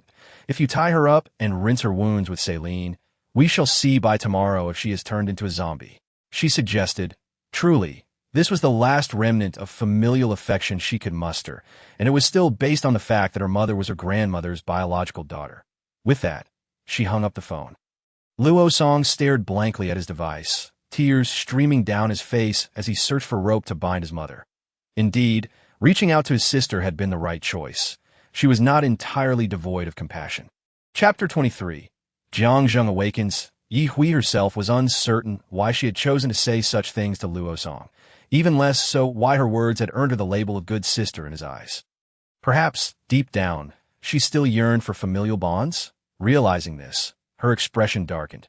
Feeling somewhat agitated, she slipped on her slippers, moved to the sofa, and hoisted up Xiao Lu, tossing the plush ball toy to the other end of the couch for him to play with. Exhaling deeply, Ye Hui resolved not to entertain such undesirable thoughts. She switched on the television, only to find the familiar channels devoid of any programming, a mere white noise of static. Opting to connect to the internet, she searched for a Tom and Jerry episode for Xiao Lu to watch. Indeed, she insisted that it was not for her own enjoyment. She merely sought some lively background noise. The time had already drifted past 6 in the evening, and she had no desire to cook, opting instead for ready-made meals. From her pantry, she retrieved 2 servings of garlic butter lobster, a portion of stir-fried snails, and a serving of cola chicken wings. Along with a can of pineapple beer for herself. As she watched the animated show and indulged in her simple feast, she observed Xiao Lu frolicking with a ball roughly the same size as himself, her mood gradually lifting. Next door, Wu Xuelan had gathered all her belongings and organized them neatly at home. Noticing the absence of any sound from the adjacent apartment, it was clear that Zhao Yuqian and Gao Feng had amicably resolved their issues. Wu Xuelan regarded Zhao Yuqian's overly generous nature with disdain. However, she also recognized that such qualities in a young man were indeed worthy of trust. Human emotions are often riddled with contradictions. Now, food was no longer something she could afford to waste. She meticulously stored away long-lasting items like biscuits and instant noodles in her bedroom ceiling, while perishable fruits and vegetables were consumed promptly. She could not bear to discard the half-rotten apple or the sprouting potatoes, treating them as treasures. She remained uncertain about the future, but she understood the importance of living well each day. If someone as young as Yi Hui could navigate this tumultuous world with such composure, surely she could as well. She sorted through the vegetables on the verge of spoiling and the thawed meat, preparing to cook herself a proper meal that a full stomach would provide her the strength needed to endure in this distressing world. Meanwhile, in the apartment next door, Zhao Yuqian lounged alone on the sofa, holding his unanswered phone, tears silently streaming down his face that he missed home, missed his parents, yet seemed he could not return. In the villa district at the other end of the tunnel, Luo Xiaobao and Zhou Tai found themselves at a loss as they looked at Jiang Zhang, who had suddenly fallen unconscious. They could only carry him to the bedroom and take his temperature, discovering he did not have a fever. They exchanged glances, perplexed, before turning their attention back to the unresponsive Jiang Zhang. Luo Xiaobao exclaimed in frustration, "It must be that child from Villa number 3 who has turned into a zombie. Otherwise, how could Zhengge have collapsed so soon after returning? Don't speak nonsense. You saw it with your own eyes. That child made it through. Aside from being a bit sluggish, he showed no other signs of illness," Zhou Tai retorted, insisting on sticking to the facts. "Then what do you think is wrong with Zhengge?" "I don't know. However, I do know he is an ability user, possessing resistance to the zombie virus. Even if that child has turned into a zombie, he would faint simply from a glance." Zhou Tai was adamant about relying on reason. Frustrated, Luo Xiaobao paced the room. Jiang Zhang was their cornerstone, the very reason they could survive in this place. "Xiaobao, stay here and keep an eye on him. When he wakes up, either call me or use the intercom to summon me that I'll check on the neighbors. The property management is due to arrive shortly, and we can't just leave them unattended." "Understood, Taigo. I'll watch over him. Check on him periodically for any signs of fever." "Got it." Meanwhile, in a state of unconsciousness, Jiang Zhang found himself entangled in a series of inexplicable events that it felt as if he were dreaming. Yet the dream was so vivid that even his breathing felt painful. He had amassed assets abroad, specifically to come to Ning City, driven by the desire to find his future wife. In fact, many of the preparations he had made for the apocalypse were influenced by his previous experiences, though his memories had yet to resurface. In trendy terms often found in online novels, it could be said that he had already been reborn long before the apocalypse arrived. Yet he had not immediately awakened the memories of his past life. Thus, he simply followed his instincts to make various arrangements. The reason he had purchased a house in the suburbs of Ning City and made numerous preparations was all for this day. His future wife resided here, and she had mentioned living in an apartment not far from this villa district. "I have accidentally encountered her twice already. No wonder she seems so familiar each time I see her." In his past life, he had been entangled with Yi Hui, ultimately winning her heart. In the end, she had sacrificed herself to save him. In this life, he vowed to protect her at all costs, ensuring she would not suffer even the slightest grievance. He remained oblivious to the fact that Yi Hui had also been reborn and that she had no recollection of him in her past life. After finishing the garlic butter lobster and drinking the pineapple beer, Yi Hui contentedly licked the sauce from her fingers. After washing her hands, she prepared a bowl of white rice to accompany the snails and chicken wings. Savoring each bite, Xiao Lu, having grown bored with his ball, came bounding over, meowing with enthusiasm. "Are you hungry?" "Meow." Having never owned a cat, Yi Hui was utterly clueless about what to feed a kitten. She mixed some baby formula, then offered a small portion of white rice along with a cola chicken wing. "Here you go. Eat up." Xiaolu affectionately nudged her hand with his head before lowering himself to eat. Sated and refreshed, Yihui spent some time watching television with Xiaolu, allowing herself to digest before retiring for the night. She had not had a proper rest since the early hours. And mentally, she felt fatigued. "Taigu, many people have suggested you organize everyone and take on the role of leader. They're all willing to place their trust in you.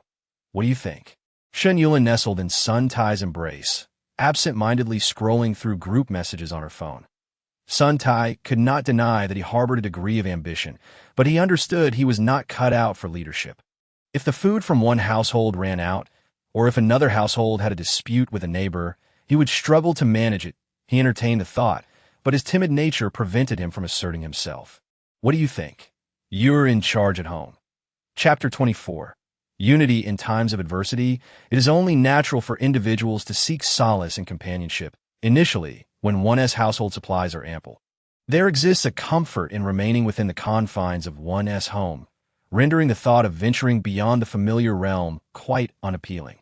However, as the days pass and provisions dwindle, some households even find themselves on the brink of starvation. In such dire circumstances, a yearning arises for someone to step forward and offer assistance. Consequently, the owners group within the building resonates with cries for help. The moment the first individual suggests electing a leader to guide them through these hardships. Those who have long been out of supplies and too fearful to venture outside fervently rally behind the idea, as if seizing a last lifeline. Yet, the question of who would take on the role of leader remains. It is at this juncture that Sun Tai, who has bravely led expeditions to scavenge for supplies and has exhibited a warm-hearted demeanor since day one, emerges as the most suitable candidate. Shen Yulin contemplates the prospect of Sun Tai becoming the leader, envisioning how her own status would rise in tandem, with a multitude of followers at her command. Thus, she encourages Sun Tai to accept the role. As for the logistics of managing and distributing the gathered supplies, she has her own ideas. Consolidating everyone's resources for effective allocation appears to be an excellent strategy when the time comes for them to reclaim supplies from Yihui. She can hardly imagine Yihui daring to refuse. If she does, she would face severe repercussions. The mere thought brings a smile to Shen Yulin's face. Why should Yihui have enjoyed a more favorable existence before the apocalypse, and continue to do so afterward? Even though Shen Yulin finds herself in a relatively comfortable position thanks to Sun Tai, when compared to Yihui, it feels insignificant.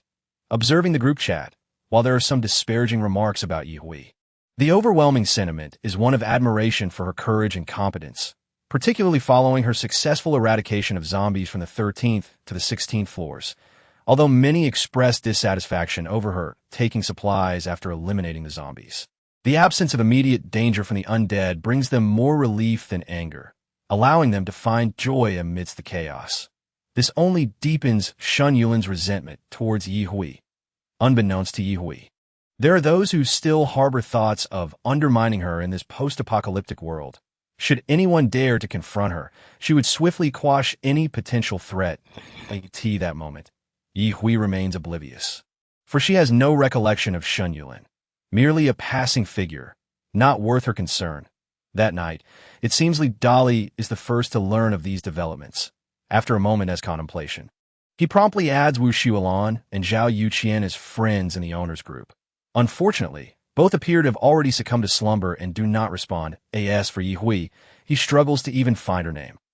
The dilemma of whether to venture out and knock on her door lingers in Li Dali's mind for quite some time. Ultimately, he concludes that Yihui is likely indifferent to whether the residents band together for warmth, as long as it does not disrupt her daily life. However, he worries that after witnessing her slay so many zombies and then return with numerous supplies, they might perceive her as a prime target. He decides to wait until dawn to approach her, reasoning that if she has retired for the night, waking her could lead to an unpleasant encounter. With this thought, Li Dali sets an alarm for 4 o'clock and drifts off to sleep. Zhou Tai bids farewell to the leader of the property management team, rubbing his temples in contemplation. Uncertain of Jiang Zheng's intentions regarding control over the premises, he speaks in a manner that is deliberately ambiguous. The question of when Jiang Zheng will awaken weighs heavily on him. If he remains in a comatose state, What course of action should they take? Such burdens rest squarely on his shoulders. Zhang Chong, has there been any news from Xiao Bao? Zhou Tai inquires. The burly Zhang Chong frowns. I just checked on Zheng Ge, and he is still unconscious. But Xiao Bao mentioned his condition hasn't worsened.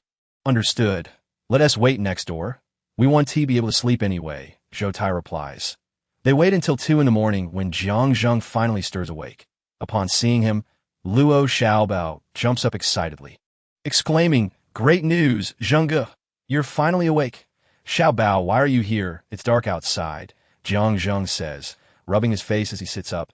Hearing voices, Zhou Tai and the others gradually enter the room, while Zhang Chong thoughtfully hands Jiang Zheng a glass of water. After quenching his thirst and realizing he has been unconscious for nearly 10 hours, Jiang Zheng smiles apologetically at them, reassuring them. I am fine, don't worry. He then shares his plans moving forward at this moment.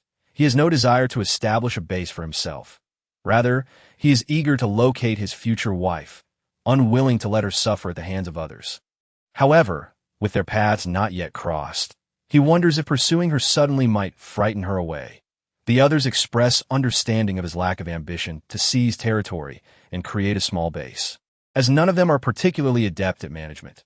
Luo Xiaobao, however, feels a twinge of dissatisfaction, having cleared the zombies only to have the property management team reap the benefits. Xiaobao, if you wish to ascend, we will support you, Jiang Zheng chuckles.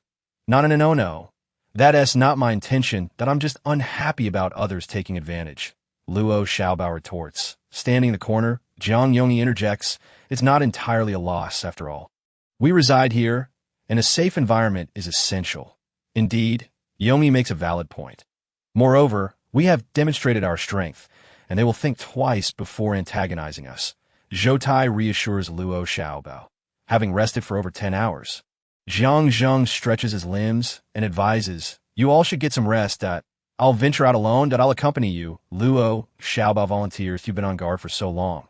It's best if I go with Zheng Ge. Jiang Yongyi suggests. Jiang Zheng waves his hand dismissively.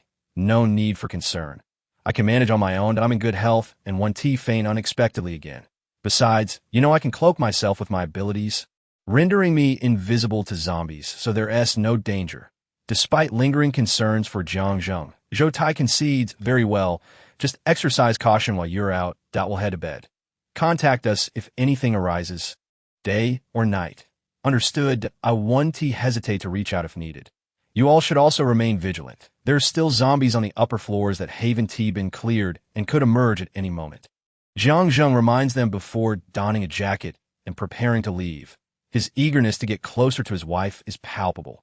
Chapter 25. Neighbors. The fact that the internet remains operational proves to be quite advantageous for his travels. After recalling the apartment complex his wife mentioned, he discovers it is not too far away. Crossing a bridge, traversing a tunnel, and navigating 3 traffic lights will lead him there, in a bid for speed. Jiang Zheng makes a point of borrowing a shared bicycle on his way out of the community, dismissing any concerns it might attract zombies. If necessary, he can simply abandon it at the end. He races to the base of the apartment building where Yi Hui resides. Lacking a key card for access, he notes that the first floor is likely to have windows unprotected by security grills, allowing him to pry open a window and slip inside. After a thorough examination of the building's exterior, he settles on the balcony window of Unit 0105. As he pries open the window, he notices Ji Daniu sound asleep on a bed nearby, snoring loudly, while his wife, Zhang Ho Hot, pulls the quilt over her head and mutters softly, looks like we'll have to move upstairs at dawn. There are plenty of vacant units up there. It's just too troublesome with zombies passing through here every night. She conveniently omits the fact that she initially hesitated to spend money on security grills for her daughter-in-law, opting to selectively forget. Now, however, the situation seems fortuitous, as they can each occupy a unit on the upper floors, essentially acquiring 2 homes for free. Jiang Zheng overhears her murmurings as he enters through the window. To his surprise, he discovers someone still residing in the living room, and he certainly did not expect anyone to be awake at this hour. The balcony connects to the living room, and he knows he must open the door. This could become problematic if she decides to get up. He might have to subdue her if necessary.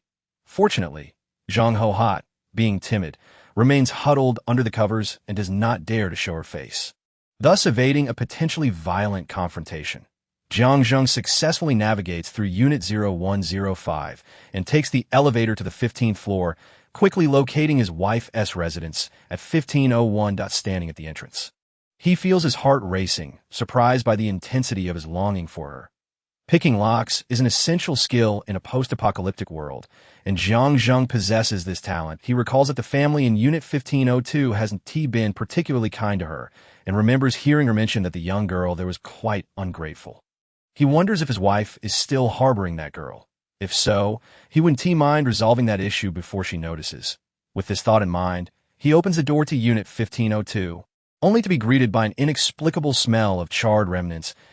Someone with fire-based abilities. He is acutely aware of the scent of smoke. The place appears unoccupied, and upon further inspection, he sees that the living room contains 2 large stainless steel barrels. While other areas show signs of having been tidied up, what events transpired here prior to his arrival? He muses that in order to draw nearer to his beloved wife, he must find a way to stay here. But it is clear that this space has been used for waste disposal. Should he consult the previous occupants about this arrangement? Open the window for ventilation. Now the zombies' climbing abilities are still rather limited. The height of the 15th floor generally prevents any zombies from scaling it from the outside, so Jiang Zheng feels quite at ease. With the lights on, Jiang Zheng resignedly begins to search for items to clean the house. All the damaged furniture must be moved out. He intends to replace everything with new. Before the torrential rain arrives and subsides, he fears he will have to stay here long-term, keeping watch over his wife. Securing territory and establishing a base. He'll leave those tasks to his family. He can offer substantial assistance with certain information to prevent them from taking the wrong path or aligning with the wrong group. Naturally, his pursuit of his own happiness takes precedence. Ye Huitan wakes up naturally before dawn, well-rested and brimming with energy. Meow. Upon seeing her exit her room, Xiao Lu immediately leaps up to call out to her. It has been quite some time since it last ate, and if not fed soon, it might faint from hunger. Good morning, Xiao Lu. It seems you're quite spirited this early. You need a washcloth to freshen up? After tidying herself, she intends to prepare a simple breakfast. 2 fried eggs, a fruit and vegetable salad, and a warm cup of milk, truly nutritious and healthy. She prepares milk powder for Xiao Lu and mixes some rice paste. By the way, you must go to the bathroom on your own for your needs. If you dare to relieve yourself everywhere, I will throw you off the balcony of the 15th floor. Meow. Xiao Lu replies, "Thank you for listening to me." Suddenly, a persistent knock at the door disturbs Ye Huitian, who had been enjoying her meal, causing her to frown in displeasure. After the visitor knocks 3 times without response, and then knocks again. She finishes her milk in one gulp and walks to the door to open the small window. To her surprise, she recognizes the man outside, though they are not acquainted. Jiang Zheng, peering through the iron bars of the small window, sees Ye Huitian and feels his heart race uncontrollably, temporarily forgetting all the polite remarks he had prepared. Just as Ye Huitian shows signs of impatience and is about to close the window, Jiang Zheng hurriedly exclaims, "Hello. I was just about to move into the apartment across from you, so we'll be neighbors. I thought I should come over and say hello." Across from me, Ye Huitian responds with some displeasure. Although that apartment isn't hers, the sudden arrival of a new resident raises concerns about her future garbage disposal. Yes, Jiang Zheng perceives her discomfort and continues, "Trust me, having me as your neighbor will be far more beneficial than using that apartment solely for garbage disposal." Ye Huitian thinks to herself that this man has quite the audacity. Setting aside the fact that the apartment isn't hers, in this current world, she lacks the authority to object to someone occupying a unit. Yet, she remains displeased. "You know that apartment is where I handle my garbage, so why must you insist on living in the garbage unit? There are many vacant apartments in this building. You could choose another place that would be more suitable."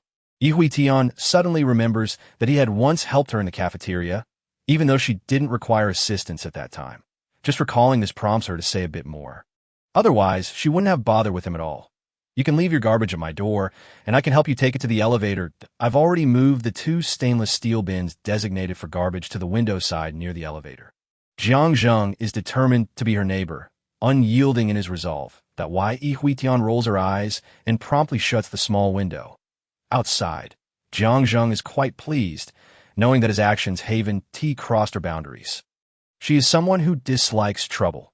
As long as he can alleviate her burdens, she will undoubtedly become reliant on him. Confidently, Jiang Zheng remains oblivious to the fact that he has already been placed on Ye Huitian's blacklist. Chapter 26. A self-service association. Jiang Zheng sends his location to his brothers, determined to make this space comfortable for long-term living. He primarily needs them to bring over some firearms. They will surely come in handy. Meanwhile, the neighbors quickly learn that Unit 1502 has been claimed by a handsome man, and he only greets Ye Huitian, seemingly disregarding everyone else.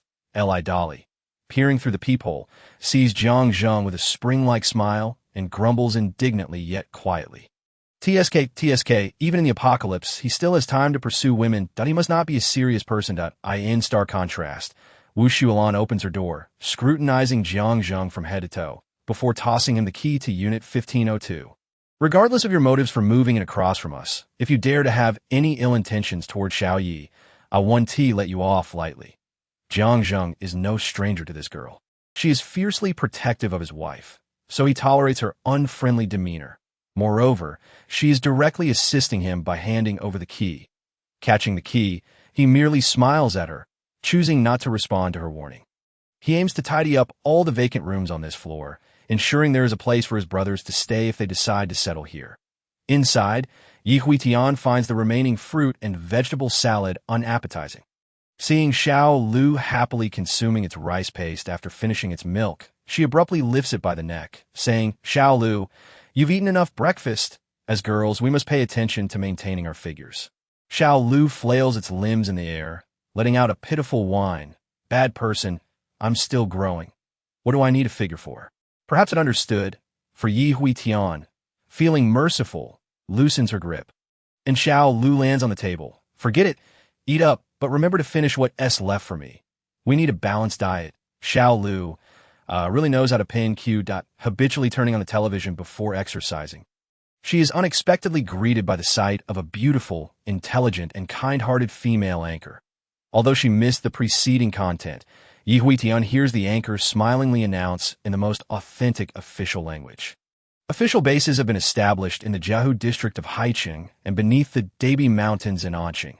The specific locations are displayed on the screen below. Please memorize these base locations. Survivors nearby may form teams and set out. Survivors from surrounding cities can continue to patiently await the armed forces organized by the authorities and then proceed together. The zombie virus has destroyed our peaceful, happy lives, but it cannot extinguish our desire for life and rights. Ye Huitian hops onto a stationary bike, pedaling while pondering. The construction of these bases seems to be occurring earlier than in her past life. Perhaps there is no change. It's just that she was previously unaware of too much. Now that the construction has only just begun, even with the foundation laid by past defenses, order has yet to be fully established. In the past, anyone with even a modicum of ability was forced to take sides. Remaining neutral was exceedingly difficult. There is no need for her to get embroiled in such troubles. She knows her intelligence is that of an ordinary person. Her wits know quicker than others, and she has no desire to become anyone's mobile warehouse. Thus, the most prudent course of action is to stay home and work on strengthening herself. Once she is strong enough, she will be able to stand alone without concern for others' opinions and schemes. Breathing heavily, she pedals faster. Once the base is completed and stabilized for a while, she can decide whether or not to venture out.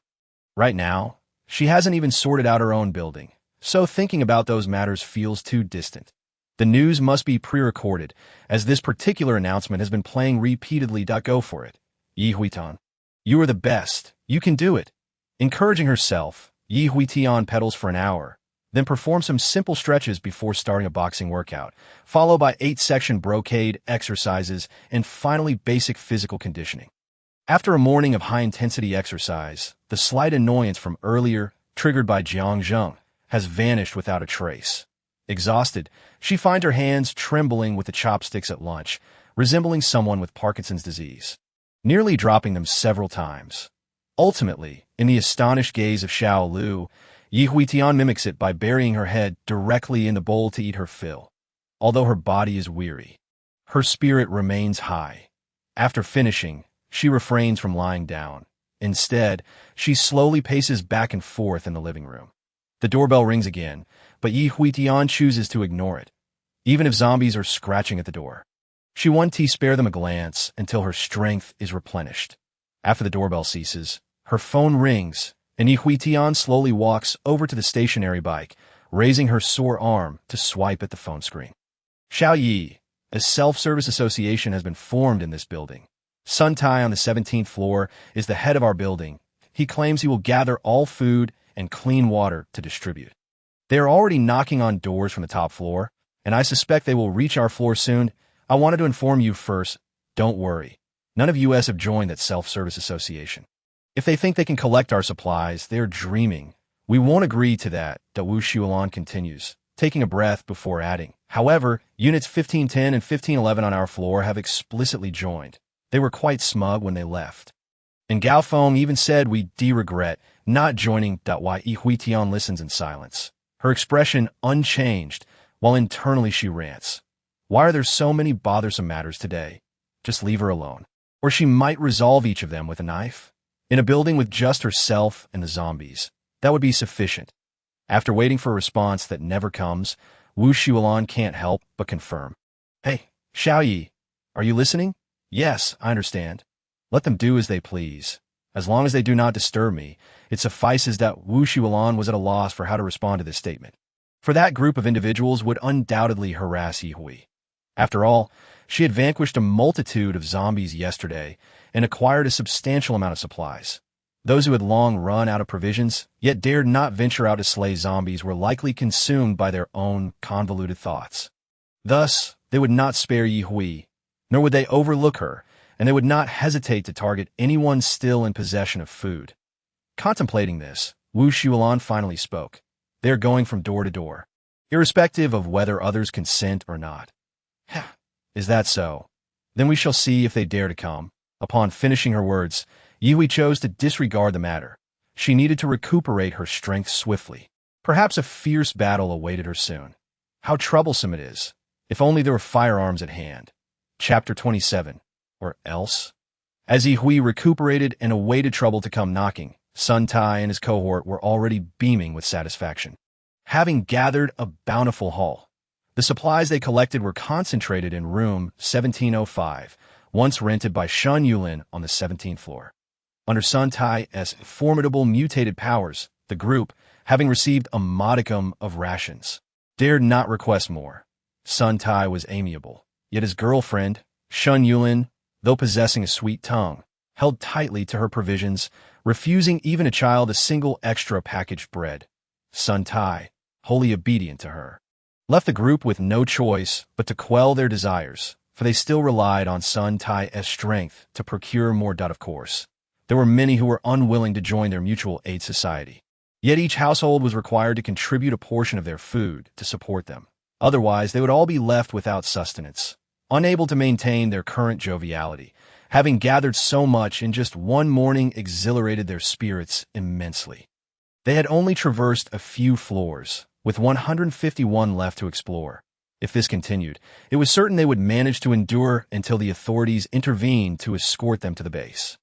Harboring such hopeful aspirations, the group marched grandly from the 16th floor down to the 15th. Leading the way on the 15th floor was Gao Feng and an elderly woman from room 1510. Guiding them rightward down the corridor, intending to head straight for Ye Hui's room, 1501. Ding. At that moment, the elevator doors opened, and Zhou Tai and his entourage emerged, laden with bags. They were met by a throng of men and women, including 2 small children. Luo Xiaobao could not help but exclaim, "Is it always this lively here?" Behind him, Jiang Yongyi tugged at him, sensing the situation was amiss and urging him to refrain from speaking carelessly. He recognized that avaricious, wolfish gaze directed at the goods they had brought all too well. From the crowd, someone called out to Zhou Tai and his companions. "Hey, who are you? Where do you come from? We've never seen you before." Zhou Tai, unflinching, replied, "With so many people in this building, have you met each one? Were you the doorkeeper stationed here before? Hey, how do you speak to people? Let me tell you. Once you're here, you must heed our floor leader's words. First, open your bags so we can inspect them." "Exactly, newcomers. Hurry up and open them, they'll help you out. I'm just a warm-hearted person. Some even attempted to take matters into their own hands. Liao Hai, who had been silent until now, stepped forward, drawing his gun and pressing it against the forehead of the individual who had tried to act. Though he uttered not a word, it was as if he had said everything. Within the crowd, someone scoffed and muttered, "Who are you trying to scare with a toy gun?" Although the remark came from the depths of the crowd. Liao Hai quickly pinpointed the speaker as he glanced at Zhou Tai, and upon receiving no objections, he fired a shot into the person's thigh. With a loud bang, a cry of pain resonated, and chaos ensued among the crowd. With those near the stairwell retreating hastily, the atmosphere fell eerily silent, as if everyone had collectively pressed against the walls, leaving a wide space in the center. Those who had wished to assist in opening the bag swallowed hard. Torn between retreating and remaining, squatting in a half-crouch, eyes pleading toward Zhou Tai and the others. Fear had gripped them. They were genuinely terrified. Had it not been for the loud cries of the injured on the ground, it was entirely possible that his own head would have been in jeopardy. Cold sweat trickled down without a chance to wipe it away. The commotion was loud enough to reach those ahead, who, while struggling to knock on room 1501's door, found someone from room 1502 emerging with a hostile expression, coldly uttering a single word. "Get lost." Gao Feng, feeling secure with so many behind him and with Sun Tai's formidable combat prowess, capable of dispatching a zombie with just a few punches, was unafraid, thinking it was merely a tall, pale-faced individual. "Hey, how do you speak? Do you know who we are? Do you know who's behind us? Get lost. Can't you think of anything else to say? Do you want me to teach you how to speak?" Gao Feng retorted, still intent on advancing. Jiang Zheng threw a fireball directly at him, too close for Gao Feng to react, and the fireball struck him squarely in the face. The scalding heat made him scream more wretchedly than a zombie. Sun Tai attempted to intervene, but was firmly restrained by Shun Yulin. The elderly woman from room 1510 retreated repeatedly, wishing to return home, and shut the door immediately. The others were similarly taken aback by Jiang Zheng's impulsive aggression, none daring to approach to check on Gao Feng, who lay on the ground, rolling and clutching his face in agony. Jiang Zheng lazily surveyed the group that had come to provoke them, coldly stating, "Aren't you all leaving yet? Do you wish to experience the taste of being burned?" Shun Yulin, unwilling to concede defeat, found herself lacking the courage to advance. Though Sun Tai was formidable, she was uncertain how many fireballs Jiang Zheng could conjure. What if he could conjure them endlessly? How fortunate was that wretched Yi Hui to have someone protecting her. It was infuriating. Before she could even express her anger, gunfire erupted behind her, followed by cries of distress. They had been sailing smoothly until they reached the 15th floor, only to encounter misfortune.Ye that moment. Both Yi Hui and Wu Xulan emerged from their room. Yi Hui brandished a long dagger, glancing at Jiang Zheng and then at the group that had retreated to the entrance of room 1506, ultimately fixing her gaze on the rolling Gao Feng. After performing a dazzling flourish with her dagger, Yi Hui smiled and said, "You came to rob me, didn't you? I'm terribly sorry, but I have no intention of cooperating." She then disdainfully glanced at the howling Gao Feng on the ground, expressing her displeasure. What a racket. Just as Jiang Zheng decided to first deal with the nuisance Gao Feng, he watched as Yi Hui, with her long dagger twirling, stepped up to him. She smiled at the group across from her before plunging the dagger into Gao Feng's heart, twisting it dramatically as she withdrew the blade. Blood dripped from the dagger as she wore an innocent smile while looking at Shun Yulin and her entourage, asking, "Do you still wish to continue robbing?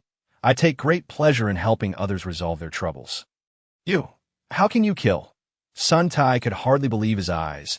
How could such a lovely girl dispatch someone so swiftly? This was no zombie.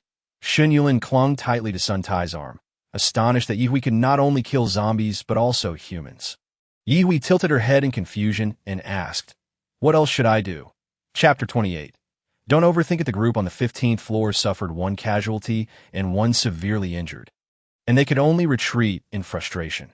The elderly woman from room 1510 secretly moved to another floor that night to seek warmth among others.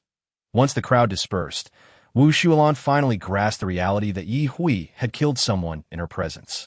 Yet, she found herself peculiarly calm, feeling no sense of wrongdoing in Yi Hui's actions. In fact, she even considered the straightforward resolution of problems to be rather efficient, secretly doubting whether her mind had become muddled. She realized that her worldview, values, and beliefs had undergone a radical transformation in less than half a month. Perhaps she had already been infected by the zombie virus in her mind. When Yi Hui glanced at her, Wu Xuan immediately declared, "I'll take care of the body, ensuring it one tea linger here to stink up the place." "Thank you, Sister Wu, that you're such a hard worker," Jiang Zheng quickly added. "I can handle this. Leave such dirty work to you." As they spoke, Zhou Tai and his companions approached with their bags. He immediately introduced them to Yi Hui. "These are my brothers. Come, let us get acquainted." Yi Hui flashed him a broad smile, though it did not reach her eyes, and replied, "Thank you. But that one tea be necessary. Of course, that up front is Zhou Tai. To his left is the taller one, Luo Xiaobao. On his right is Jiang Yongyi. The tallest in the back is Zhang Chong. And lastly, Liao Hai." Zhou Tai's excessive enthusiasm left not only Yi Hui, but even the usually warm-hearted Luo Xiaobao, feeling somewhat speechless. Yi Hui responded with an "Oh," turning to Wu Xuan. "Sister Wu, could you please make me some more bread?" "Of course, no problem at all," Wu Xuan readily agreed. Meanwhile, Zhao Yuqian lingered at the doorway of room 1505. Appearing hesitant to speak to Yi Hui, only to see her turn and nonchalantly return to her own home. Jiang Zheng, smiling, beckoned Zhou Tai and the others to enter room 1502, while he had nearly tidied up rooms 1508 and 1506, even bringing in an undamaged mattress from an unoccupied unit on the 14th floor to replace the old one. Before entering room 1502, Liao Hai and Jiang Yongyi lifted the body on the ground and placed it into the stainless steel barrel by the elevator window. Once they all entered 1502 and gazed at the pool of blood on the floor, there was no need for Wu Xuan to clean it up.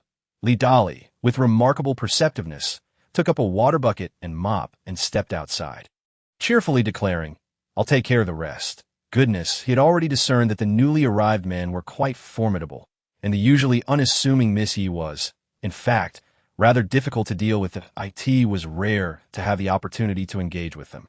Why exert oneself unnecessarily?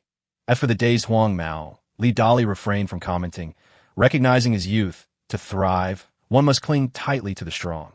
TSK. This young man clearly still wished to inquire why Miss Yi was so unapproachable. What could there possibly be to inquire about? Had it not been for this new group, Miss Yi would likely have had more than one person to eliminate for her peace of mind. One must admit that although Li Dali was timid, he possessed a keen ability to read the room. That Wu Xuan harbored a favorable impression of her younger brother, Zhao Yuqian, and thus remarked, "If there's something you don't understand, go out and slay a few more zombies. The more you kill, the clearer things will become." Upon noticing Yi Hui emerging with several bags of flour and a large bottle of fresh milk to hand to her, Wu Xuan immediately accepted them. "What else do I need for making bread?" she questioned. "This is ample. You have provided everything I require. Once it's done, I'll call you to..." Ma'am. Why Yi Hui didn't even spare a glance at Li Dali or Zhao Yuqian, as if her sole purpose in leaving was to deliver supplies to Wu Xuan, after which she would return home to shut the door. Zhao Yuqian attempted to speak several times, but found himself at a loss for words. Although he was dissatisfied with Gao Feng's behavior, such discontent did not warrant a death sentence. After all, he owed his sustenance and shelter to Yi Hui, and confronting her on behalf of someone who troubled her felt rather inappropriate. Scratching his head in frustration, he lamented, "Why is the outside world so complicated?" As the matter was swiftly resolved, Yi Hui felt a wave of happiness. It seemed the neighbor's words were indeed correct. Living next door was far more beneficial than merely serving as a garbage disposal site. "Xiao Lu, go check the balcony and see if any little bugs have flown in through the window gaps. You need to learn to find food for yourself. Cats can eat bugs too," Yi Hui said, uttering words she herself found hard to believe. While unsure about many things, she knew cats were omnivorous. If that were the case, why couldn't they eat bugs? The temperature was rising day by day. With the May Day holiday approaching, and the heat would surely bring an increase in mosquitoes, flies, and cockroaches, particularly with the odors outside, as the sanitation workers had failed to promptly remove the trash. The stench was becoming increasingly unbearable. Yi Hui had not opened a window in many days, relying entirely on the fresh air system for ventilation.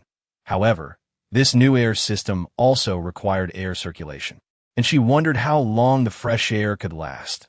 Lost in thought, Yi Hui cradled Xiao Lu as she approached the balcony, inspecting the windows to ensure no gaps were left for mosquitoes to enter, which brought her a sense of relief. Yet the outside world was dreary, with a light rain beginning to fall. The weather forecast seemed non-existent. How frustrating. As a member of the general populace, she wondered when the authorities would begin assembling researchers to study the zombie virus, or what stage the research had reached. Why, Yi Hui slapped her forehead, chiding herself for being foolish. Why dwell on such trivial matters? If there were any significant breakthroughs, the authorities would undoubtedly announce them. Considering that zombies were no longer of the same species as humans, they were naturally conducting simultaneous research on supernatural abilities.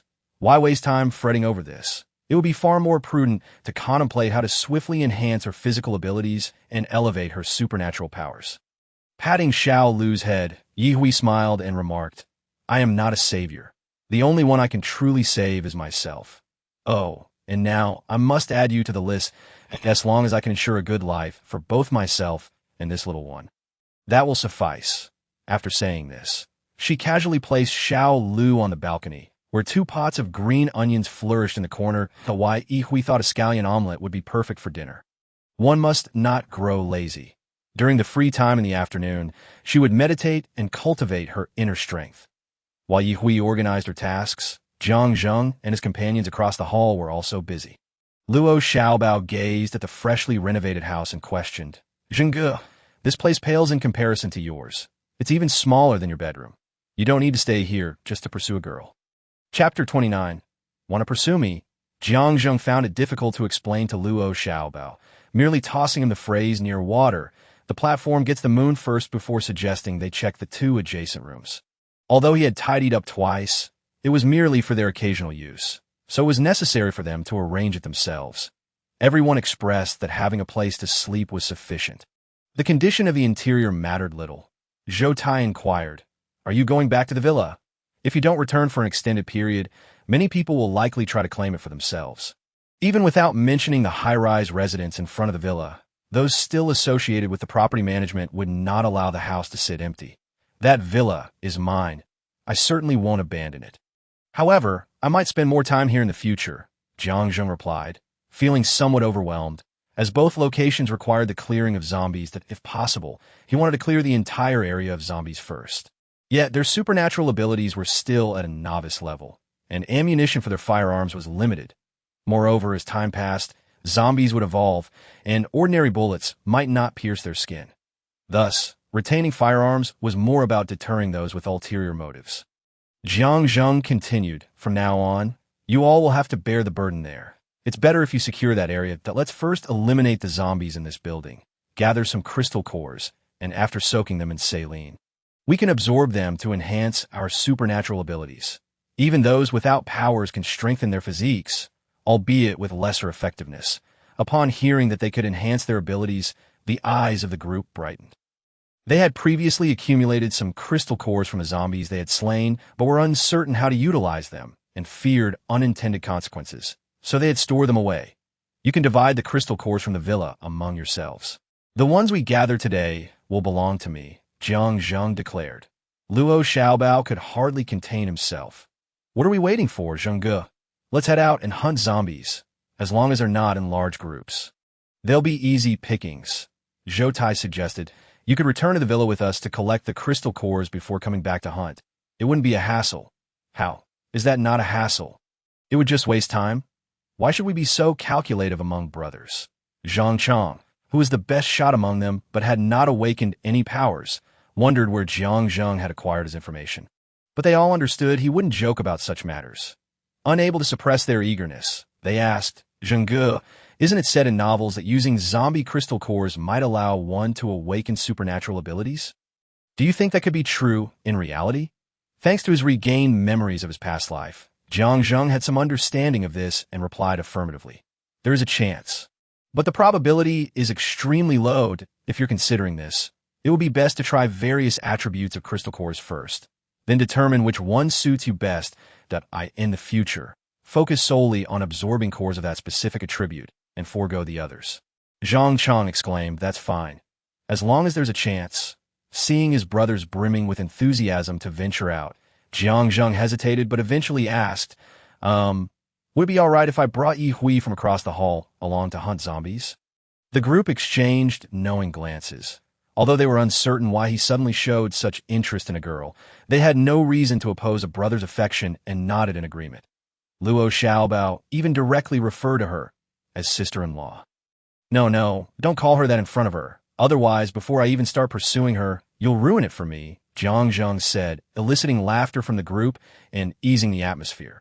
Why don't you all check rooms 8 and 10 first? And we'll find a hardware store to change the locks on the doors, Jiang Zheng added. I'll go over and call her. Yi Hui was taken aback when Jiang Zheng, whom she had only just met that morning, invited her to join him in hunting zombies that afternoon. Were people today so informal with outsiders? The world was changing too rapidly, and she felt unable to keep pace. After weighing the pros and cons, Yi Hui agreed to assist in clearing the building they resided in.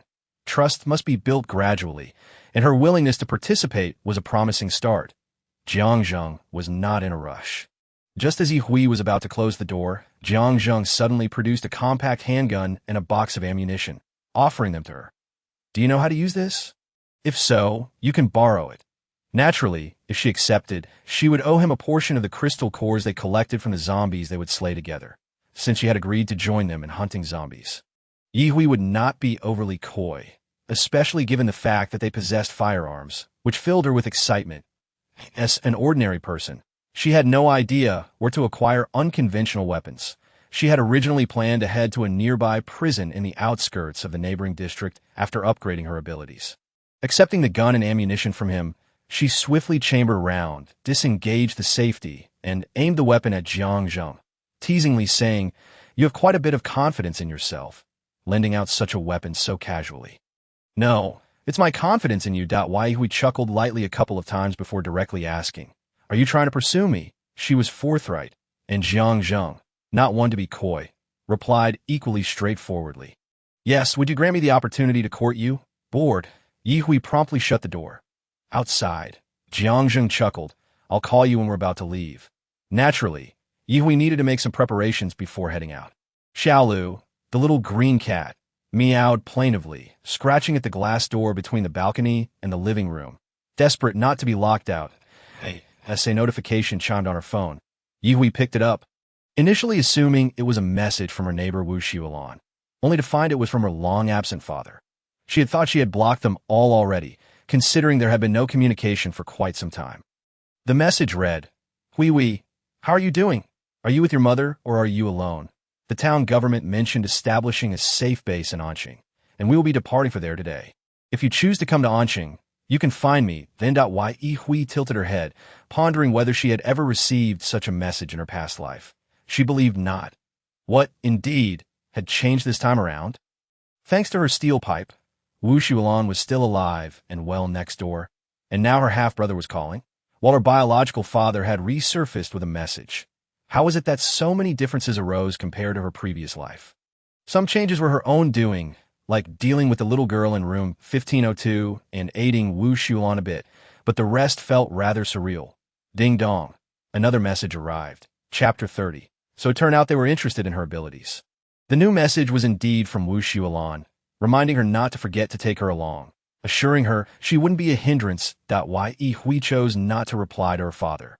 As her prior intention to go to Anqing had now completely dissipated, she had no desire to entangle herself with those who were irrelevant to her, since her father had never taken care of her a single day since her birth. His sudden emergence now seemed like a specter attempting to frighten her. The only reason she had their contact details was that her grandmother had insisted on asking her parents to contribute towards her upbringing, though the amounts received were meager at best. Perhaps they were in a good mood when they sent her a little money, merely to display their scant sense of conscience. Yi Hui promptly added Yi Fangzheng to her blacklist. What was the point of resurrecting the dead? Did he think a message like that would stir her emotions? Hearing the scratching at the door, Yi Hui reflected that her current behavior wasn't much better than Yi Fangzheng's, and she walked over to let Xiaolu in, once again reminding it not to relieve itself indiscriminately. Although Xiaolu had never been unhygienic before, that "You've eaten quite a bit of my food, yet you haven't grown at all." Yi Hui remarked disdainfully, provoking Xiaolu to meow defensively. She gently placed Xiaolu on the sofa and then strode in her room to change clothes. How vexing it was! Where could she find a decent quality raincoat and rain pants? It felt like her home supplies were running low. Her anxiety over her inadequate strength intensified. How could she achieve daily progress? The best way was to continue slaying zombies to obtain crystal cores, allowing her to quickly restore her former strength, ensuring she had sufficient security. Although she ultimately couldn't defeat the mutated zombie king in her past life, perishing together meant it was a draw. Didn't it? It was no easy feat to produce a king among zombies. Yet, in a city of so many people, a few would surely emerge. Her original plan had been rather conservative, now that she had ample allies. She could afford to be a bit bolder. After swiftly changing her outfit, she donned a hat, mask, and gloves at the door, slipped on her sneakers, and prepared to head out. Upon exiting, she knocked on Wu Shuolan's door. Just as Jiang Zheng and his companions were emerging from their apartment in a line, Wu Shuolan appeared quite well prepared, dressed neatly and wielding a somewhat bent steel pipe. "Are you only two?" Zhou Tai asked, recalling that when they first arrived, he thought the occupants of rooms 1505 and 1504 were also their allies. Had he misjudged? Yi Hui nodded. "Let us go. The upper floors are likely cleared now. We can start searching from the 12th floor down." "All right," Jiang Zheng replied, taking the lead. However, from the 12th to the 8th floors, they encountered no sign of zombies, possibly due to Sun Tai's group having cleared the area for supplies. The group remained unperturbed, and upon reaching the 7th floor, they exited the stairwell only to confront a zombie with special abilities. This zombie appeared adept at utilizing its powers, hurling a sharp icicle in their direction, which could easily incapacitate anyone struck. Fortunately, Jiang Zheng reacted swiftly. Not only did he dodge, but he also shouted, "Be careful, there's an ice-type zombie," while launching a fireball at the icicle to protect those behind him. Liao Hai, crouching behind him, rolled and fired a shot at the zombie's eye. The ice-type zombie responded quickly, raising an ice shield to block the bullet and revealing its sharp fangs, leaping towards Liao Hai. Jiang Yongyi rushed toward the zombie at an even greater speed, leaping and delivering a punch to its left temple, while Jiang Jing's fireball accurately struck the zombie's gaping mouth. Liao Hai fired again, this time hitting the zombie's right eye, causing a mix of yellow, green, and white liquid to ooze out. Yi Hui, holding a golf club, glanced at their battle with the zombie before pulling Wu Shuolan towards the stairwell of the 7th floor, followed closely by Zhou Tai and Zhang Chong. They headed right, while the others went left. To their surprise, the 7th floor was devoid of any living souls. Many doors were violently smashed down, and not a single door remained closed. With zombies lying lifeless everywhere, Yi Hui meticulously examined the remains of the zombies, grateful to discover some crystal cores still intact, even if most had already been taken. Wu Shuolan inspected each refrigerator, noting that some still held a fair amount of food. "Xiao Yi, it seems that the people on this floor either fled in haste or became zombies or were killed by them. There is still quite a bit of food left in the fridges." Zhou Tai and the others soon regrouped after their searches, confirming, "Indeed, it's likely the work of that ice-type zombie, and oh wonder it grew stronger. So, shall we collect supplies or continue down to eliminate more zombies?" Luo Xiaobao couldn't help but inquire. Coming from a poor family, he had an insatiable desire for anything that could be salvaged. Even after spending over a month with Jiang Zheng, his mindset remained unchanged at this moment. Jiang Zheng approached Yi Hui, saying, "Let us keep going down. We'll let you handle the supplies. Once everything is sorted, we can divide it up. How does that sound?" With her space having expanded somewhat, allowing her to gather more items, Yi Hui had no intention of concealing her spatial abilities, so she replied directly, "That works. Just send someone to keep watch. No need. We're all teammates who will be hunting zombies together from now on. At least this minimal trust is warranted," Jiang Zheng said casually, leaving Yi Hui momentarily dazed, wondering when she had agreed to team up with them. She simply pointed to Luo Xiaobao and asked him to help her collect items from each household. Wu Shuolan dutifully followed Jiang Zheng and the others to the 6th floor. Opening the refrigerators, Yi Hui quickly began stashing away items without scrutinizing them too closely, causing Luo Xiaobao's eyes to widen with envy as he fixated on her, without paying attention to what she was collecting. "Sister, you possess spatial abilities. That's incredible. Why don't I have that?" he exclaimed. "Now I understand why Brother Zheng has been so keen to recruit you. He must have known all along." Luo Xiaobao's offhand remark instantly enlightened Yi Hui. It turned out they were interested in her abilities. Perhaps their encounter in the cafeteria that early morning had revealed her powers to them. And oh wonder, he had pretended to pursue her. It seemed men often concealed ulterior motives behind the guise of love. But she was fortunate to have seen through it all. Chapter 31. Growing increasingly frustrated while Jiang Zheng was busy clearing zombies on the 6th floor, he was unaware that Luo Xiaobao's comment had made his pursuit of Yi Hui even more challenging. If he knew, he would surely have silenced Luo Xiaobao. With her spatial abilities and a plethora of items she deemed worthless, Yi Hui collected supplies at an astonishing pace. Had it not been for Luo Xiaobao's insistence on rummaging through every nook and cranny, she would have already advanced to the 5th floor. Thus, throughout this endeavor, Yi Hui found herself relegated to a support role, having not slain a single zombie. The further they went, the more her expression soured. Contrasting sharply with Luo Xiaobao, whose grin seemed to stretch from ear to ear, by the time they reached the ground floor, Yi Hui felt as though she might explode. Her greatest annoyance had come to fruition.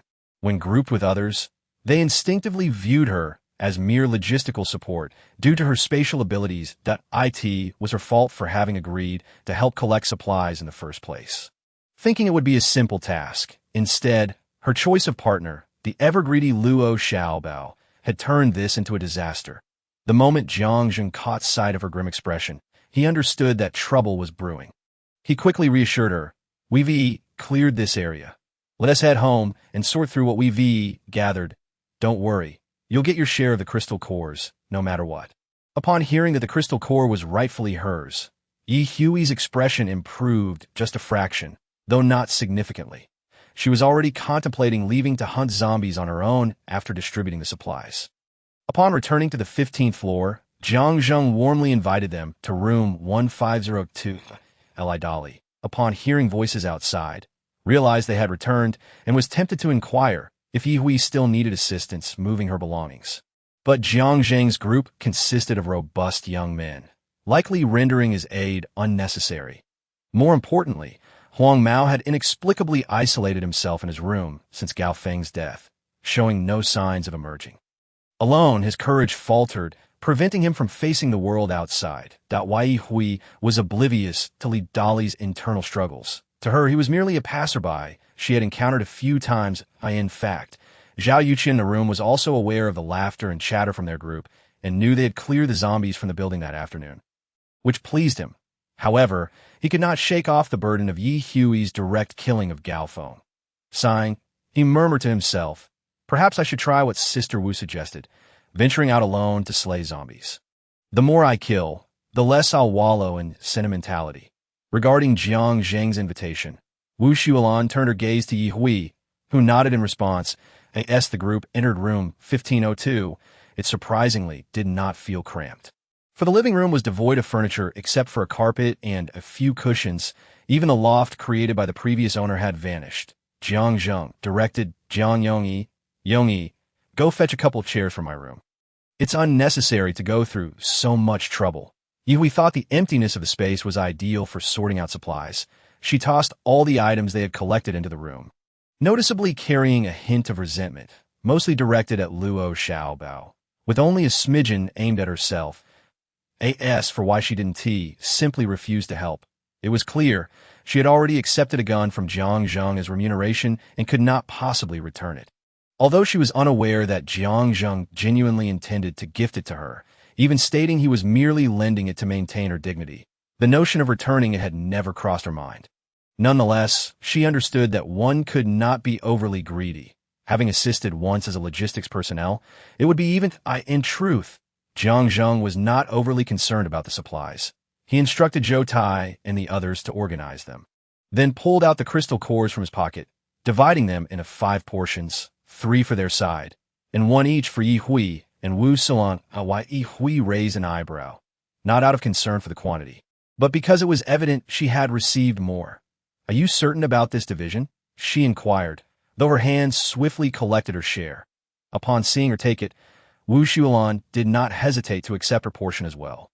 "Thank you for your hard work," Wu Shualan remarked. Ye Hui nodded. "It is indeed a bit tiring." This response startled Jiang Zheng, prompting a thought in his mind. "Oh no, she is planning to leave." He quickly added, "Next time, you should join me in hunting zombies. Collecting supplies is truly exhausting. Let Xiaobao handle it next time." Luo Xiaobao, busy organizing, looked up in confusion. "Zhengge, but Yi Jie has spatial abilities. It's much easier for her to collect supplies. Why should I still do it? Just because you enjoy spending time collecting supplies doesn't mean Yi Jie does. That is settled.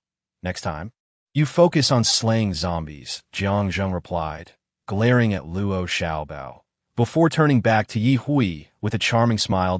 Yi Hui remained silent, having already decided that she preferred to work independently in the future and was not inclined to engage.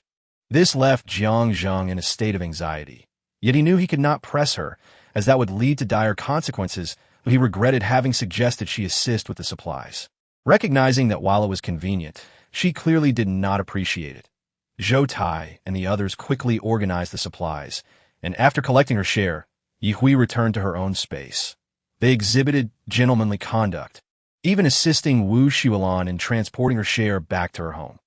Having ventured out to slay zombies and returned home in a tidy state, Yi Hui's mood was neither particularly good nor bad, as she had not come back empty-handed. "Meow." Xiao Lu lay on the dining table, calling out to her, while Yi Hui merely changed her shoes and removed her mask, leaving everything else untouched, as she intended to head out again after a hearty meal. She approached Xiao Lu, gently stroking its head. "Are you hungry again? Have you been eating too much?" Though she spoke thus, she prepared a bowl of rice porridge, a bowl of ready-made milk powder, and after some thought, grilled chicken breast, and a small portion of cucumber for Xiao Lu. She finished the remaining cucumber herself, munching on it. "Good. Let us have an early dinner today," she said, preparing herself a serving of chicken breast. Liberally sprinkling it with chili powder and pepper, and opening a can of Sprite, enjoying her meal immensely. With each bite, her spirits lifted, and as her mood brightened, so did her appetite. Consequently, she retrieved a 4-inch cake and 2 servings of sushi, indulging herself to her heart's content. Chapter 32. Girls can do it too. There's no reason I can't indeed. The only thing in life that should never be taken for granted is good food. After satisfying her hunger, Yi Hui let out a contented burp, while Xiao Lu continued to eat, too engrossed to pay her any mind. "Xiao Lu, enjoy your meal. I'm off to take a nap," she declared. Feeling overly stuffed made her sleepy. Stifling a yawn, Yi Hui did not force herself to adhere to any particular schedule. Since she felt tired, she decided to take a good nap first. After all, hunting zombies could always be done at night. While Yi Hui peacefully drifted into slumber, Jiang Zheng was fixated on Luo Xiaobao next door, making him increasingly anxious. "Zhengge, if you have something to say, just say it. Could you please stop staring at me?" In the room, aside from the two of them, Zhou Tai remained. Witnessing Luo Xiaobao's bewilderment, he shook his head, choosing not to intervene, and promptly turned to leave. Heading to 1508 to assist with the organization. They still needed to manage dinner, and the kitchen in 1508 was intact and well-preserved, making it safe for use. Additionally, they needed to procure a larger refrigerator, as a small one would not suffice for their numerous meals. Seeing Zhou Tai about to leave, Luo Xiaobao hastily grabbed his arm. "Taiga, don't go yet. Please tell Zhengge to stop staring at me. It's too creepy." Zhou Tai patted his arm. "Just think carefully about what you said to Yi Jie earlier, and you'll understand why Zhengge is looking at you like that." After offering this hint, Zhou Tai smiled and walked away, knowing he had too much to do to waste time with him. Luo Xiaobao pondered Zhou Tai's words, but could not recall any particular misstep in his speech. Eventually, he cautiously asked, "Zhengge, was it wrong to mention that Yi Jie has spatial abilities?" Jiang Zheng, upon seeing his expression, realized the lad had no clue what he had done wrong. He sighed. "Yes, she does have spatial abilities. But her agreement to join us in hunting zombies wasn't to serve as our storage unit. Do you understand? Those supplies are not paramount for either her or us. What truly matters are the crystal cores produced by the zombies." Luo Xiaobao immediately replied, "Oh, I see. Ye thinks the crystals we allocated to her were insufficient. Zhang, can your comprehension skills improve, even slightly? Going forward, when you're out with her, just consider her as if she lacks spatial abilities. What about those supplies? Besides, she already has them. There's no need to waste them. Zhang's expression turned serious. I'm saying to treat her as if she doesn't have them. Just forget that she is a spatial ability user. Though he didn't fully grasp Zhang's reasoning, Luo Xiaobao recognized he was serious and nodded earnestly. Even if he felt a twinge of regret, he dared not voice it in front of Zhang. Zhang patted his shoulder, explaining earnestly, it's true that she possesses spatial abilities, but she doesn't wish to be merely a logistics personnel for the team. She aspires to be a formidable force in her own right. Facing off against zombies will allow her to grow faster and become stronger. This sentiment isn't exclusive to her. I feel the same way, and I believe you do too, right? Yes, I truly understand now. Zhenggu, Luo Xiaobao admitted, a hint of embarrassment coloring his cheeks. I just didn't expect Ye, as a girl, to have such aspirations for strength. His upbringing had taught him that girls needed protection, merely responsible for maintaining the household. Additionally, his interactions with women had been minimal, leading him to instinctively view them as dependents of the strong. That a self-reliant woman was a first for him. Naturally, Ye remained unaware of their conversation, as their discussions did not impede her slumber. Meanwhile, Xiao Lu blinked towards the door, its green glow intensifying, ears perked up. Once their discussion concluded, Xiao Lu meowed softly, then returned to its battle with the chicken breast. Knock, knock, knock. The sound of knocking interrupted Wu Xiulan, who was listening to apocalyptic novels while baking bread. She planned to make some red bean and grape bread, as well as baked cranberry cookies. Believing it to be Hui, who could no longer contain her desire to eat, he opened the door only to find Huang Mao. Upon seeing Wu Xiulan, Zhao Yuqian felt a bit awkward but still managed to speak. Sister Wu, I've made up my mind that I plan to go downstairs shortly to the building across the street to slay zombies. I wish you good luck, Wu Xiulan replied, showing no inclination to accompany him on his zombie hunting venture. Thank you. Also, I no longer hold any resentment towards Sister Ye. She is free to act as she pleases. Goodbye. Wu Xiulan watched him turn and leave, suddenly smiling. This child likely had not truly grasped whether he should blame Xiao Yi, and it had no effect on her whatsoever. Based on her observations and understanding of Yi Hui over the past few days, even if the entire world despised her, as long as they did not provoke her, she would remain indifferent. Even she was merely the one who clung on. Closing the door, Wu Xiulan continued with her endeavors. During her breaks from baking bread and cookies, she prepared herself a portion of roasted chicken wings and a vegetable salad for dinner. Li Dali, seeing Zhao Yuqian go to find Wu Xiulan, prepared to leave, and he hurriedly opened the door to call out to him. Huang Mao, where are you going? Brotherly, I plan to try killing zombies on my own. Are you foolish? You were too afraid to kill before, and now zombies are said to have evolved, making it even harder to kill them. You seriously intend to go out alone? Are you trying to get yourself killed? Zhao Yuqian looked at Li Dali earnestly and said, But brotherly, no one can protect us for a lifetime. In the end, we must rely on ourselves to venture out. Haven't you seen the news? The authorities are already building a base. Soon there will be troops escorting us over. We should just wait at home. Zhao Yuqian shook his head firmly and replied, I want to give it a try. If girls like Sister Yi and Sister Wu can do it, there's no reason I can't. Li Dali looked at him speechlessly. This child seemed rather reckless, unable to discern the difference between himself and those two women. Were they just ordinary women? They could kill zombies and humans without batting an eye. Could he really compare himself to them? Ultimately, he could only watch Zhao Yuqian leave. He certainly dared not accompany him to slay zombies. Their conversation was overheard by Zhou Tai and others next door. They held a certain admiration for Zhao Yuqian, thinking him a fine young man, commendable for his courage. They had no disdain for Li Dali either. After all, the education in Hua country had always taught them to seek help from the town government in times of difficulty, and this was undoubtedly the most challenging moment. Chapter 33. Only the growth of strength can bring joy as night fell. Darkness enveloped the world, and chaos continued to unfold in every corner of the city. Arson and looting echoed through the streets.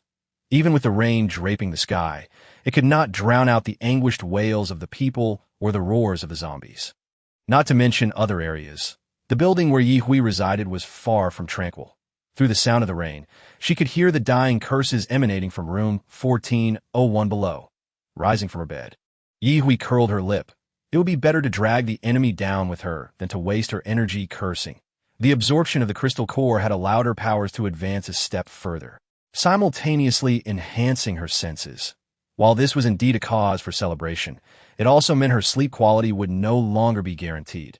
The rainy night was perfect for slaughter. Yi Hui quickly changed into her outdoor attire, stretched her limbs, and donned a pair of rain boots before stepping outside. As she opened the door, she noticed the door across the hall also swung open, revealing Jiang Zheng clad in dark attire. "Are you heading out to slay zombies? Let's go together. Whoever kills the zombies keeps the crystal cores. We can split the other supplies evenly. How does that sound?" Jiang Zheng suggested casually. Yi Hui shook her head in refusal. "Why would I need to bring someone along to split the spoils when I can handle it myself? Beauty, you won't find a deal like this again, especially since I'm quite strong." Jiang Zheng continued to promote himself. This time, Yi Hui offered no response and simply walked away, prompting Jiang Zheng to hastily follow her.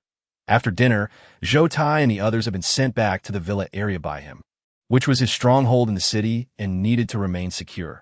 Following Yi Hui out of the building, they walked into the rain. Yi Hui was well aware that Jiang Zheng trailed closely behind her. But just as she was about to lose her temper, he unexpectedly turned toward another building in the community. This alleviated her frustration significantly. His previous behavior could be understood as merely coincidental. Opening the community's stairwell door was a breeze, and upon entering, Yi Hui directly ascended the staircase, having already heard the enthusiastic greetings of the zombies. Jiang Zheng was in the adjacent building, although he wished to continue following her. He knew better than to annoy her right away, lest she become upset and abandon him. After all, where would he find her then? Never mind. Zombie slaying was also his objective, and while he might not surpass her in growth, keeping pace with her was indeed necessary. Otherwise, who would protect whom? She certainly did not need a weakling by her side. Yi Hui had only ascended one flight of stairs when she heard a zombie rapidly leaping down. The automatic sensor lights in the corridor provided her with excellent visibility. Here came a meal delivered right to her door.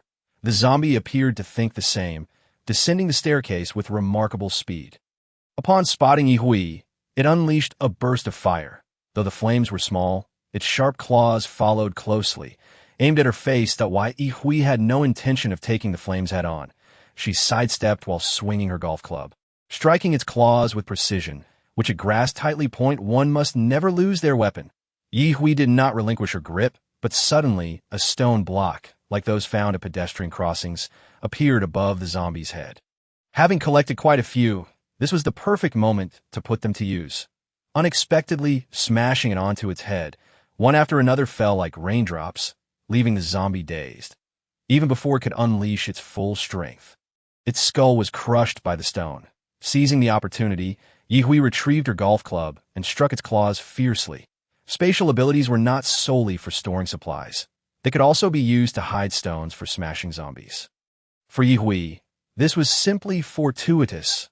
Upon entering, she had already acquired a fire-type crystal core, instantly lifting her spirits.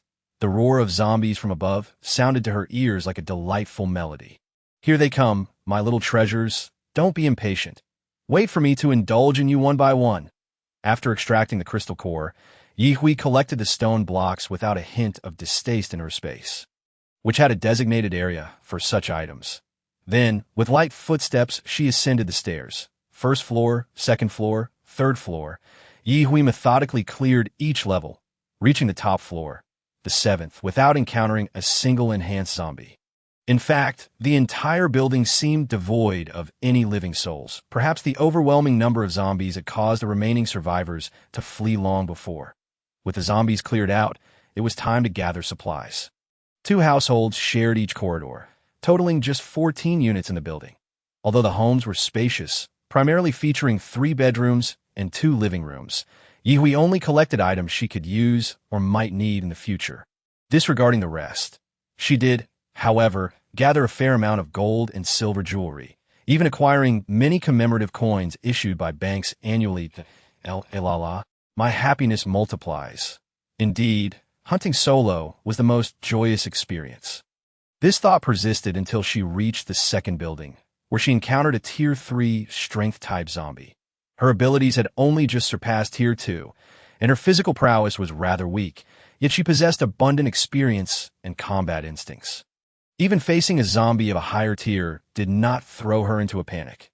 She had anticipated this scenario. While the battle would be arduous, she was not without means for resistance. Fortunately, while powerful, it lacked agility, and within the confines of a living room, her evasion space was limited. Direct confrontation was out of the question. Ye only option was to kite it like a game of cat and mouse. By ensuring its claws could not reach her, its overwhelming strength was rendered ineffective. Attempting to slay this strength-type zombie with her golf club was out of the question, but given her own lack of strength, she could only continue to throw stone blocks while evading. Throw, run, retrieve, throw again, dodge, and collect. This state of affairs continued for nearly half an hour before she finally wore down the now enraged strength-type zombie. Extracting the shining crystal core, roughly the size of a quail egg, from its cranium, Ye slumped beside the zombie, laughing. Goodness, if this dragged on any longer, it might have been me who ended up dead.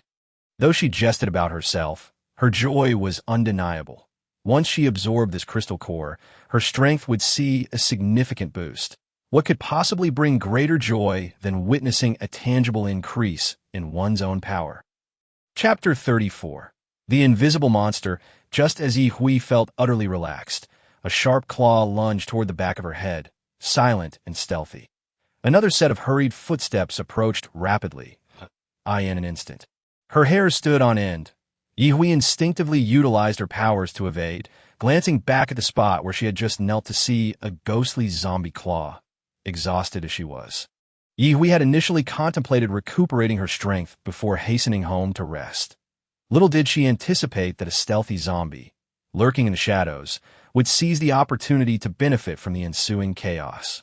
With a mere flick of her wrist, several stone pillars fell to the ground. Regrettably, they only succeeded in further mutilating the already deceased zombies, leaving no trace of any other undead presence. Ye's senses heightened, her body trembling slightly. The footsteps ascending the staircase grew increasingly distinct, yet she refrained from lamenting her predicament. Pressed against the wall, she found herself gripping a pair of long blades, their presence a silent testament to her readiness. With a resounding crash, the door swung open, revealing Jiang Zheng, his face etched with urgency. Upon confirming Ye's safety, a profound relief washed over him. You're all right. That's truly wonderful. Before he could finish a sentence, a sharp claw lunged towards him. Jiang Zheng instinctively leaned back, executing a swift right kick into the air before conjuring a burst of flames directed at the space before him. A furious roar echoed, signifying that the invisible zombie had indeed been struck. Ye, with determination, leaped forward, propelled by her own strength. With both blades poised, she plunged them into the neck of the now partially visible zombie. Forming an X. Stand back. Leave this to me. Jiang Zheng not only voiced his intent, but also exhibited impressive agility. He unleashed his fire-based abilities upon the emerging zombie with reckless abandon. Had he not caught sight of Ye's unscathed form, he might have struggled to maintain his composure.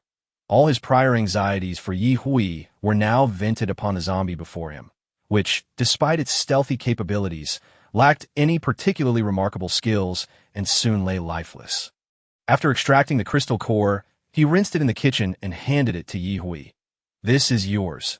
You earned it. Ye was clear on the matter, although she possessed a final life-saving technique. It was a last resort. If she failed to eliminate the zombie in one blow, her life would be at stake. Thank you for saving me. Jiang Zheng extended his hand. Come on, let me help you to that chair.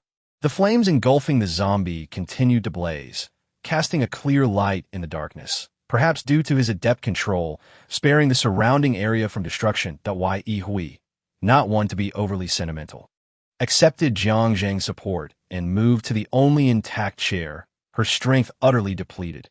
Yet, in times like these, replenishing energy was imperative. She retrieved 2 cans of energy drink from her space and said, "Could you help me open one? The other is for you." Without needing further prompting, Jiang Zheng took a can and opened it, wishing he could feed it to her himself. but their acquaintance was still too fresh for such intimacy. After consuming the drink, Ye Hui began to replenish her energy, unashamedly submerging the crystal core in saline solution. As Jiang Zheng sipped his drink, he remarked, "I didn't expect you to have figured this out on your own. We only grasped it yesterday." "Well, your pace isn't too slow either," Ye Hui replied coolly. After a brief absence, Jiang Zheng returned with another chair, positioning it next to her. He then procured a bowl from the kitchen, mixing salt with water, and placed his crystal core within it. Observing his full bowl, Ye Hui's gaze flickered. Had he truly gathered more than she had barely filled half a bowl. To deny her envy would be self-deception. For a while, silence enveloped them as Jiang Zheng casually munched on his food, unreservedly indulging his appetite. The atmosphere was punctuated solely by their consumption. Once they had eaten sufficiently, Ye Hui turned to Jiang Zheng and inquired, "What brought you here so suddenly? I was tracking that invisible zombie that initially attacked me in the building I just cleared, but after its failed ambush, it vanished. That I searched extensively without success, and thought it might have come this way, so I took my chances." "Well, it seems your luck is quite favorable," she replied, feeling a tinge of embarrassment at the thought of accepting the crystal core from the stealthy zombie. Nevertheless, Jiang Zheng insisted, and Ye Hui, not one to be finicky, accepted it with gratitude. "Thanks." Jiang Zheng smiled subtly, wishing he could offer her all the cores he acquired. There's no need for formality between us. The unspoken intentions were glaringly evident on his face, making it impossible for Ye Hui to feign ignorance. Despite their acquaintance being brief, she had no desire for romantic entanglements. Such pursuits would only squander her precious time. Moreover, she preferred to avoid excessive attachments. One clingy little green zombie was already more than enough to vex her. The sound of footsteps echoed sharply in the quiet surroundings, causing both to tense instinctively. Ye Hui even tucked her crystal core away in her space. "Could you help me stow this as well?" Jiang Zheng asked, his face somewhat sheepish. "That aren't you afraid I might consume it?" He simply chuckled and approached the door. Eager to discern who dared to intrude at such an hour, Ye Hui cast a quick glance at his retreating figure before returning her focus to the bowl brimming with crystal cores. If he was unperturbed by the prospect of her pilfering, why should she be concerned? With a wave of her hand, she tucked that away as well. Despite having consumed ample sustenance, she realized her recovery was still lagging. The pace at which her body regained strength was slower than anticipated. Becoming stronger was indeed not an instantaneous process. Though impatience gnawed at her, Ye Hui recognized that haste would yield little benefit. It was evident that Jiang Zheng's physical capabilities surpassed hers significantly, reinforcing her resolve to grow stronger swiftly. A neighbor stronger than herself was hardly an ideal companion. Soon, the footsteps reached their floor, and Jiang Zheng brandished his firearm, directing it at the intruder. "Get lost." Chapter 35. He actually has... "Wait, brother, please. This is my home. I swear, I mean no harm. I just want to go back." A youthful, alluring voice reached Ye Hui's ears. Jiang Zheng appeared unfazed by the identity of the intruder, his demeanor icy and devoid of emotion. "I will count to 3. 1, 2 with a gun aimed at her." Li Qian felt exasperated. She had merely returned to her complex after seeing her lights on, excitedly braving the rain. To her dismay, a tall, striking man had taken possession of her home, armed no less. She prided herself on her appearance and figure, especially now, her damp clothing clinging to her form, yet the man remained indifferent. "Humph, he is definitely not a real man. I'm leaving. I'll go right now." Li Qian understood the importance of not testing someone's patience. Having barely escaped from a den of wolves, she was acutely aware of the current perilous environment, and brandishing her property deed would do little to sway him. Jiang Zheng maintained his cold gaze, watching her retreat to the next floor, stopping short of descending further. After all, the hallway lights would illuminate at such movement. "Well, I suppose I was a tad too merciful," he mused, bemused.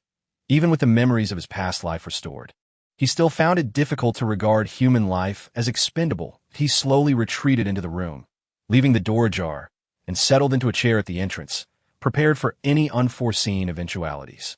Meeting Ye Hui's clear gaze, he suddenly felt a pang of anxiety. "I apologize for not resolving the issue more decisively," allowing her to linger on the floor below. "Why say that?" It's unreasonable to expect someone to shoot upon sighting another person. Ye Hui remarked, finding no fault in Jiang Zheng's actions.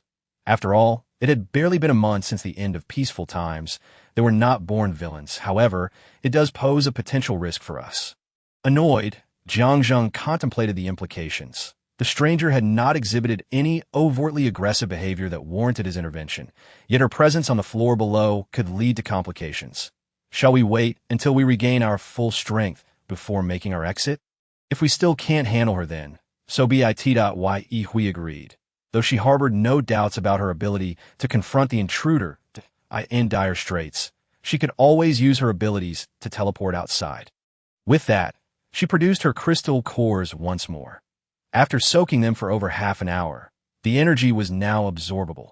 While she maintained a vigilant awareness of her surroundings, she adeptly absorbed the energy, a skill she had long mastered. Jiang Zheng mirrored her actions, ensuring he had sufficient strength to protect both her and himself. He felt no excessive anxiety. After all, ordinary bullets were still effective against individuals with abilities not yet upgraded to level 3. As they continued this way for another hour, both began to feel their energy return. During this interval, the lower floor had remained surprisingly quiet, regardless of Li Qian's motives for returning or her reasons for lingering on the floor below. Ye Hui resolved not to interfere. Certainly, if she intends to plot against herself, Ye Hui is prepared to escort her on her journey, allowing her to venture further down the road to the underworld.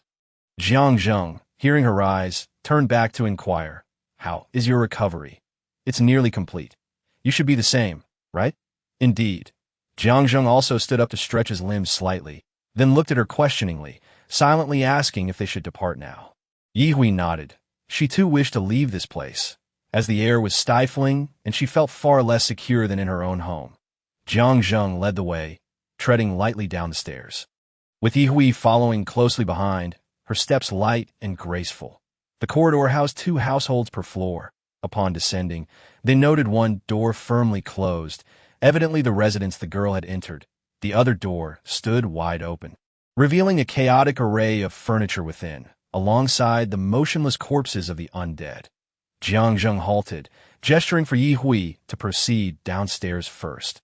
Only after she had descended to the next level did he lean against the wall and cautiously descend the staircase. Upon seeing Ye Hui waiting for him on the next floor, a broad smile instantly illuminated Jiang Zheng's face. Emerging from the building, they found the rain had diminished significantly. Jiang Zheng donned the hood of his tracksuit and quickly followed Ye Hui towards their apartment building. Safely back home, Ye Hui exhaled a deep sigh of relief. Although her recovery was nearly complete, the prospect of a thorough wash and a clean, comfortable sleep was immensely appealing in this apocalyptic world. Life was tense enough. She felt it necessary to indulge herself whenever possible. Meow meow. The little green cat bounded joyfully to the side cabinet in front of Ye Hui, expressing delight at her safe return. Ye Hui reached out to stroke its head. "Little green, I hope nothing unwelcome has entered our home." "Meow." You know, like mice, mosquitoes, flies, and cockroaches. Do not pretend you are unaware. If any of those intruders make their way in, you will be the first to be thrown out. If a cat cannot catch mice or eliminate cockroaches, then keeping it at home would serve no purpose and would merely waste her resources. Instantly, Little Green sensed her deep-seated malice, meowing twice and retreating a few steps to press against the wall. After a refreshing shower and changing into comfortable loungewear, Ye Hui found herself in high spirits despite the darkness outside. She had no desire to lie down just yet. Instead, she turned on the television to check for recent news while preparing a late-night snack. She decided to indulge in high-sugar, high-energy foods, allowing herself the luxury of 3 large lobsters. She boiled them in the kitchen, concocted a dipping sauce, and savored the delightful experience of devouring the succulent lobster meat. Little Green watched with drooling anticipation, but no matter how much it meowed, Ye Hui refused to share even a morsel. Eventually, upon noticing Little Green's frantic demeanor, she relented and tossed it 4 or 5 pieces of beef treats along with a strawberry. This was a gesture made after she had finished the lobster and wished for some fruit. Otherwise, Little Green would have been left without any share of the strawberry. Nevertheless, Little Green felt immensely satisfied, believing that Ye Hui still loved it. The news held no remarkable updates. Rather, it consisted of repeated broadcasts regarding the safety points constructed by various officials, along with updates on the progress of major bases. With the splendid time at hand and sleep eluding her, Ye Hui decided to absorb the crystal cores to enhance her strength, for that was the true path to power. Unlike Ye Hui's comfort, upon returning home, Jiang Zheng first meticulously washed himself from head to toe, and after changing into clean clothes, collapsed onto his bed as he relaxed. A sudden and excruciating headache struck him, akin to having an electric drill boring into his skull, rendering him utterly helpless. Jiang Zheng tossed and turned in bed, drenched in sweat. This was the first time he had experienced such agony, making it impossible for him to contemplate anything else. Even reaching for a crystal core on the bedside table was beyond his capability. Amidst the pain, he seemed to hear a cacophony of sound from all directions, including the dialogue between Ye Hui and Little Green next door, along with the news playing on her television. He could also hear the snoring and grinding of teeth from Li Dali next door, the soft breathing of Wu Xiulan, the sobbing of Zhao Yuqian, and the sounds of lovers practicing martial arts above, along with hushed conspiratorial whispers in the night. The myriad of sounds flooded his ears, causing him to feel as though his head would burst. Having absorbed all but one fire-type crystal core, he had completed the absorption of every other core, including the one that rendered zombies invisible. Ye Hui meticulously assessed her abilities and physical state. Splendid. Her spatial powers had expanded, and her strength and speed had seen considerable improvement. Indeed, the pursuit of strength was an addictive endeavor. Her abilities now appear to be at least at a secondary level. Alas, the invisible crystal core did not bestow upon her a second power after absorption. That it seemed that relying on the absorption of crystal cores to awaken corresponding abilities bore an exceedingly slim probability. Filled with newfound energy, Ye Hui felt a sense of comfort that nearly made her moan aloud. At this point, daylight had fully arrived. Yet Ye Hui drew the curtains, intending to catch a bit more sleep. However, before she could lie down, her phone began to ring. That Wu Xiulan was not the type to disturb someone's dreams early in the morning. Why would her phone be ringing? She picked it up to find it was an unfamiliar number. Ye Hui had no intention of answering, tossing it aside on the bedside table as she climbed into bed, preparing to sleep. Yet the caller was persistent. Growing irritated, Ye Hui reached for her phone to silence it, inadvertently pressing the answer button instead. At last, you answered. What have you been busy with? Why did it take you so long to pick up? Who are you?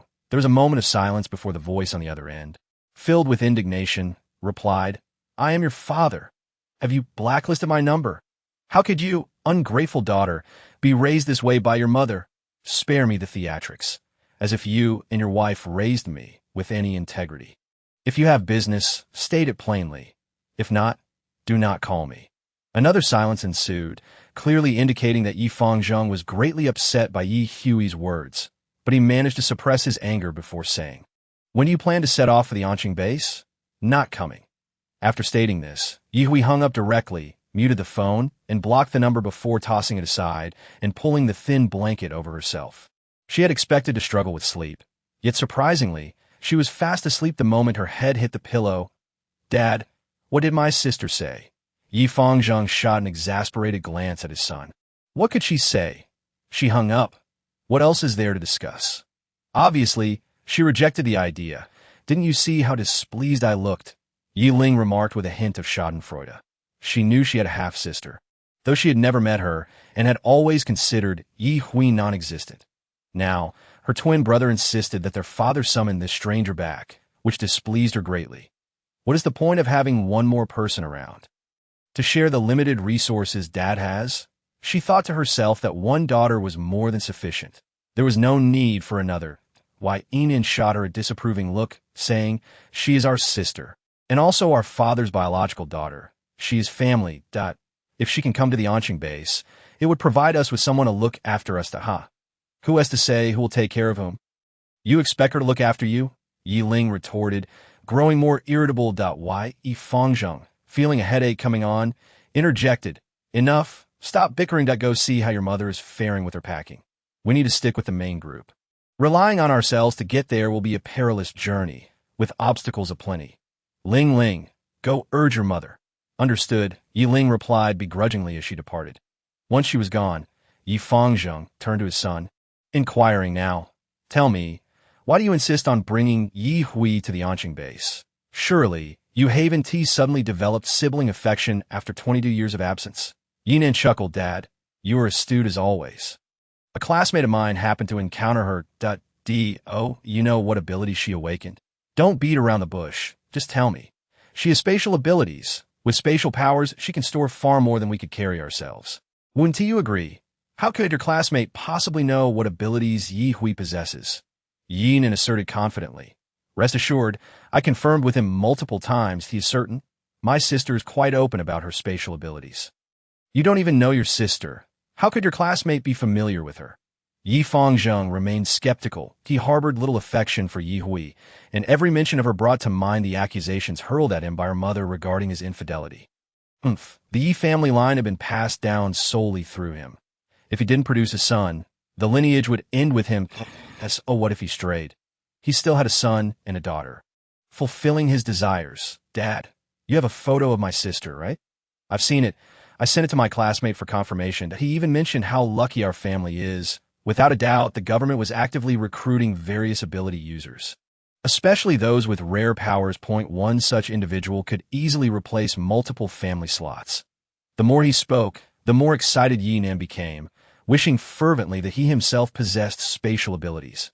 Unfortunately, he remained an ordinary person while his twin sister, Yi Ling, had already awakened a water-type ability, which left him feeling somewhat resentful. Yi Fangzheng was well aware of the benefits he could reap as Yi Hui's biological father if she truly possessed spatial powers and chose to join him at the Anqing base.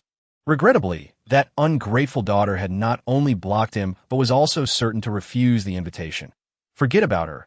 She won be coming. In fact, her location is even closer to Haicheng. Yinan blurted out. "Dad, what do you think about us going to Haicheng Jiahui base?"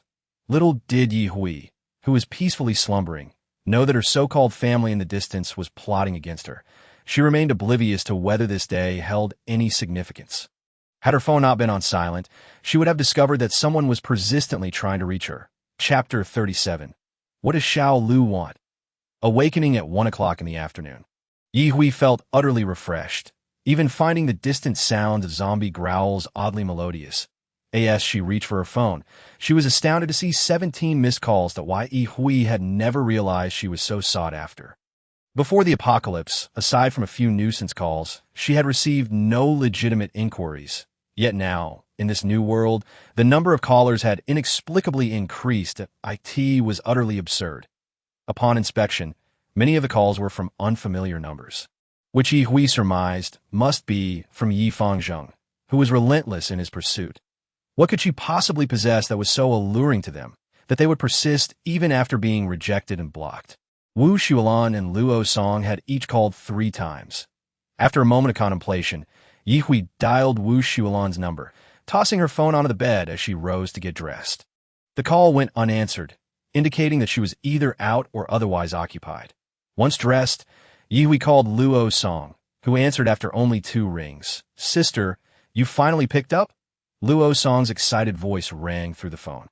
"I must tell you, Mom is fine now, completely recovered, and she has even awakened water abilities." "Oh," Yi Hui replied, her indifference apparent.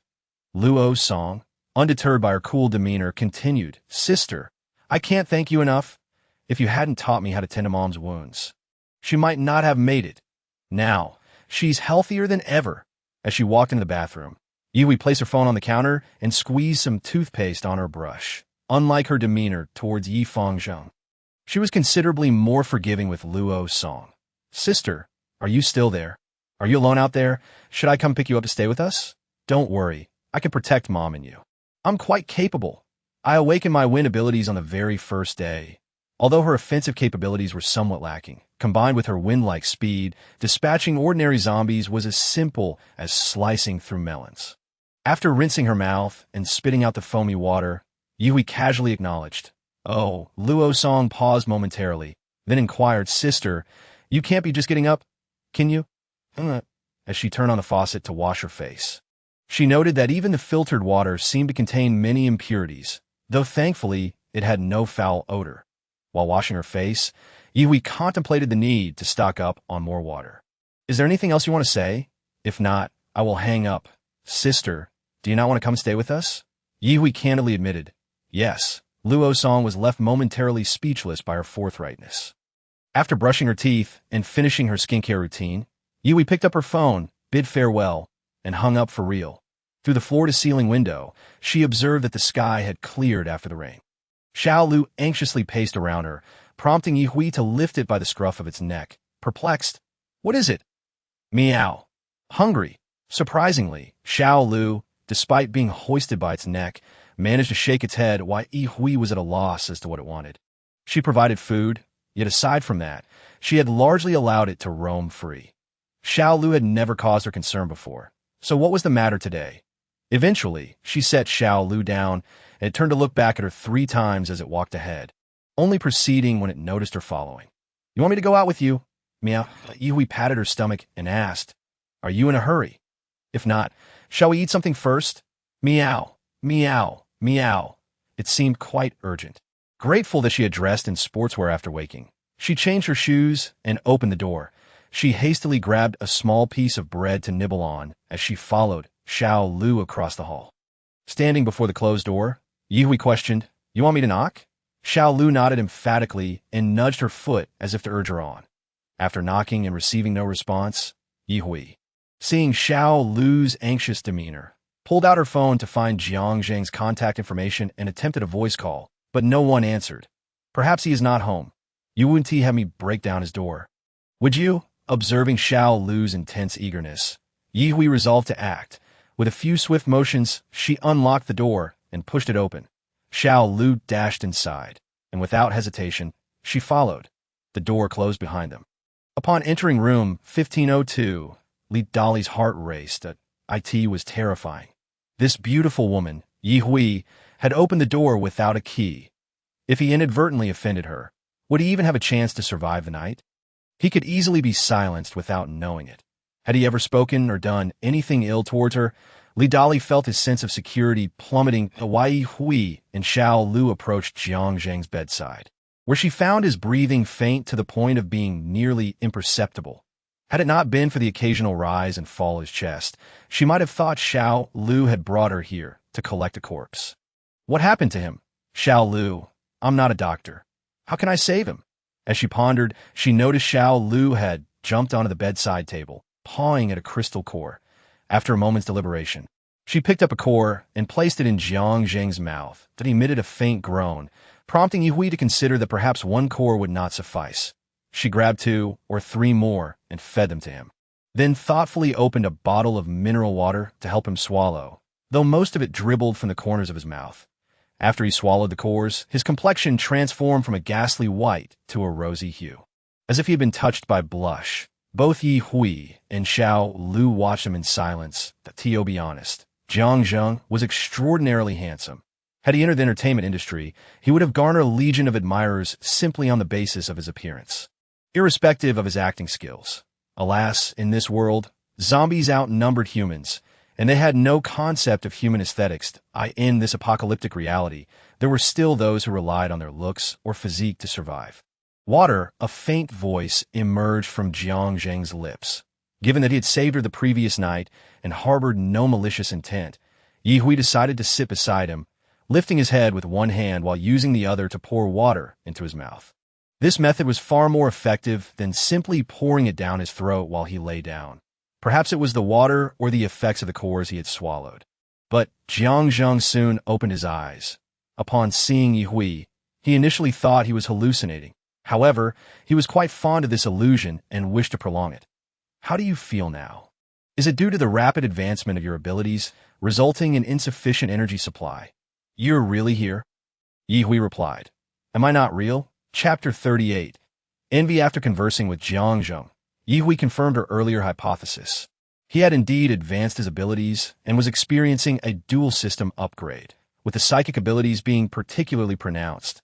Though he had awakened, Jiang Zheng remained in a state of utter exhaustion, though Yi handed him several crystal cores, deciding that since he was awake, there was no need to feed him further. After all, consuming them directly was only a method for emergencies, It was best to allow him to absorb them gradually, as unexpected negative changes could arise otherwise, something no one desired to witness. Thank you for coming to my rescue, just in time. Ye acknowledged with a hum and lifted Xiao Lu to his line of sight, saying, "This little one insisted I come, so if the door lock is damaged, you can hold it accountable. The door lock is a minor issue. I'll replace it today and give you a spare key." "No need. Regardless of necessity, I believe it would be prudent to have a spare key at your place." Ye thought Jiang Zheng was solely eye candy, lacking in intellect, having been held in such a manner for too long. Xiao Lu had grown lethargic, simply mewing pitifully. Jiang Zheng's gaze shifted to Xiao Lu. While it appeared unremarkable to the naked eye, upon activating a bit of his psychic power, he quickly established a connection with its consciousness. He then understood why this little black kitten had led Yi Hui to his rescue. It was responding to his distress signal. As for why it had taken so long to arrive, there was little to elaborate on. This little kitten is not just a mutated creature. It also possesses psychic abilities that, if you nurture it well, it will become a significant asset in the future. Jiang Zheng had to admit that since his rebirth, he had observed numerous changes surrounding his future wife. The mutated cat, which she affectionately called Xiao Lu, was just one of them. Additionally, the original owner's daughter had seemingly been dealt with early on. Could it be that his wife had also been reborn? Yet, that didn't seem right. She appeared completely unfamiliar with him. It was implausible that she could be reborn while having lost all memories of him. How vexing! If only she had retained their shared memories upon her rebirth, it would have been ideal. "Well," Yi Hui said, lifting Xiao Lu to her eye level and playfully tapping its head, "I didn't expect you to possess special abilities as well." Turning back to Jiang Zheng, she asserted, "Now that you are well, we shall return home." With that, she disregarded Jiang Zheng's attempt to retain her and left for home. Upon her return, Yi Hui addressed Xiao Lu. "The world outside is fraught with danger. Though you are but a small kitten, it is time you understood the gravity of the situation. In the future, refrain from casually extending kindness and safeguard your own abilities. If they were to fall into the hands of someone with ulterior motives, who knows what might befall you? Meow. I'm famished.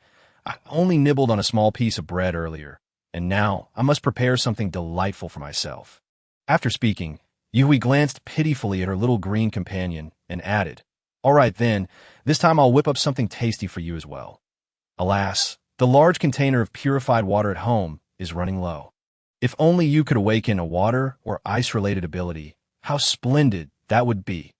Then we would no longer have to worry about the potential contamination of external water sources. Little Green mewed in a pitiful manner, lamenting its lack of control over what ability it would awaken after its mutation. If you could control it, why haven't you awakened a water-related ability yourself? Unaware of Little Green's inner thoughts, Yi Hui, in a good mood, ventured into the kitchen. The large lobster they had enjoyed yesterday was splendid, and there was still plenty left in storage, so why not indulge in another feast today? Besides, it was incredibly convenient to prepare. She decided to add a couple of large crabs as well.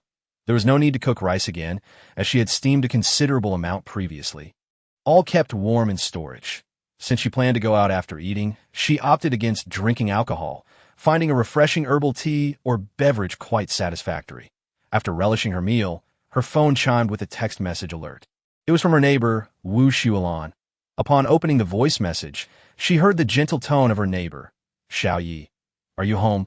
The bread cookies you wanted yesterday are ready. If it's convenient for you, you can come over to collect them now. Yi Hui had intended to head out after finishing her meal, and now she didn't even need to respond to the message. She simply donned her casual sports attire and sneakers and stepped outside. The outdoor temperature had been steadily rising, and it was already warm enough that even a long-sleeved shirt felt stifling. So Yi Hui decided against adding an impermeable raincoat for extra discomfort. After all, rapid loss of bodily fluids could lead to a decline in physical stamina. The destination she was preparing to head to was still a bit of a distance away, so there was no need to drive. She would just find an electric bike with sufficient charge to ride. With the roads cluttered with crashed vehicles, riding an electric bike was certainly more convenient than driving. As usual, she left Little Green behind and knocked on her neighbor's door. Wu Xuelan appeared, her face etched with exhaustion. Yi Hui refrained from asking too many questions, and Wu Xuelan did not volunteer any information. The freshly baked bread and cookies were placed in 2 large insulated boxes on the dining table for her check. Ye Hui shook her head, trusting her neighbor to a certain extent. After all, she had dared to eat what Wu Shulan made, so why worry about the quantity? You've worked hard. Is there anything you need? If I come across something while I'm out, I'll bring it back for you. Although Wu Shulan longed to accompany Ye Hui, she had already ventured out earlier that morning, and her stamina and abilities had not yet fully recovered. So she replied, if possible, could you bring back some sanitary napkins? Sure. Although there were plenty of sanitary napkins in storage, there was no need to hand them over immediately. Ye Hui was not so close to her that she would lay everything bare. After collecting the bread, she took her leave. While descending in the elevator, she paused on the 12th floor, where a young man with a pallid complexion boarded.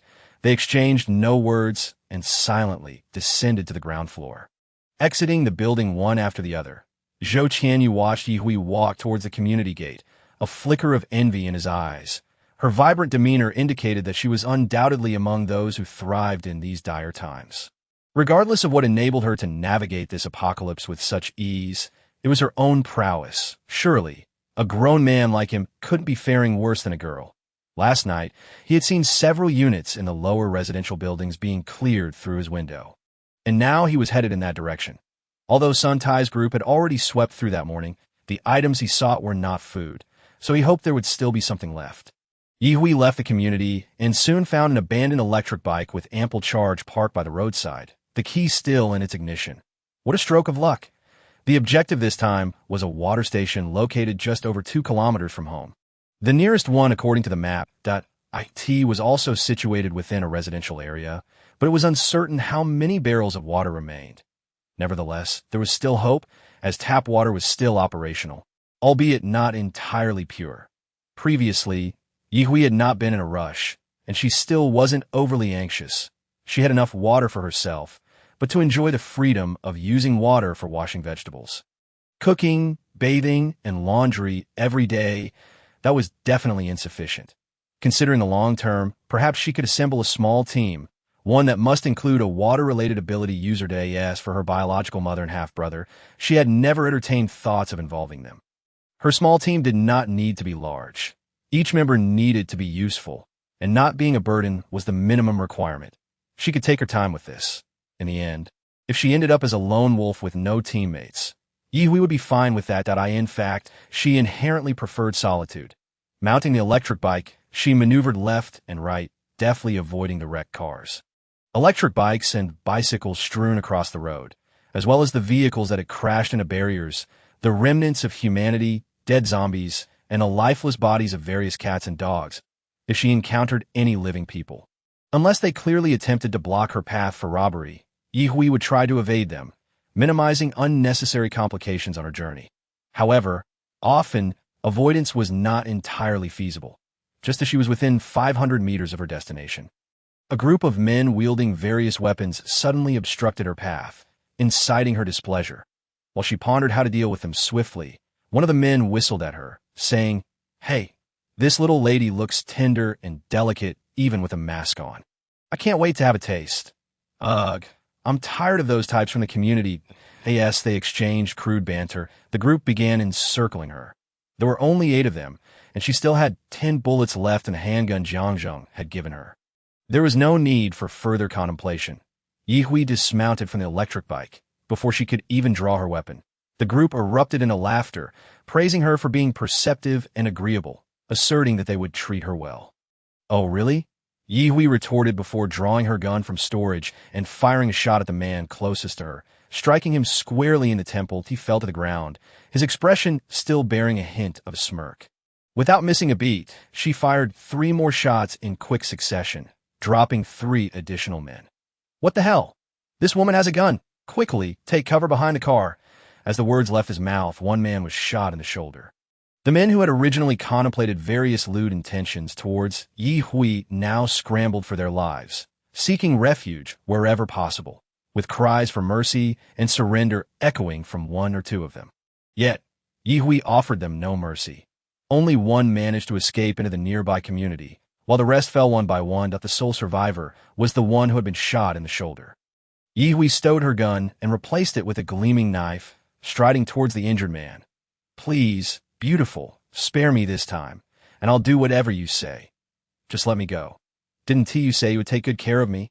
Slap. The man struck his own face with his uninjured hand, exclaiming, "It's my fault for being rude. I beg you, please spare me." Ye Hui chuckled. "Now it's my turn to take special care of you." With that, she plunged the knife into his already wounded shoulder without any forewarning. The man's piercing scream could not drown out the sound of her twisting the blade, turning his shoulder into a gruesome mess. "Does this way of showing you affection please you?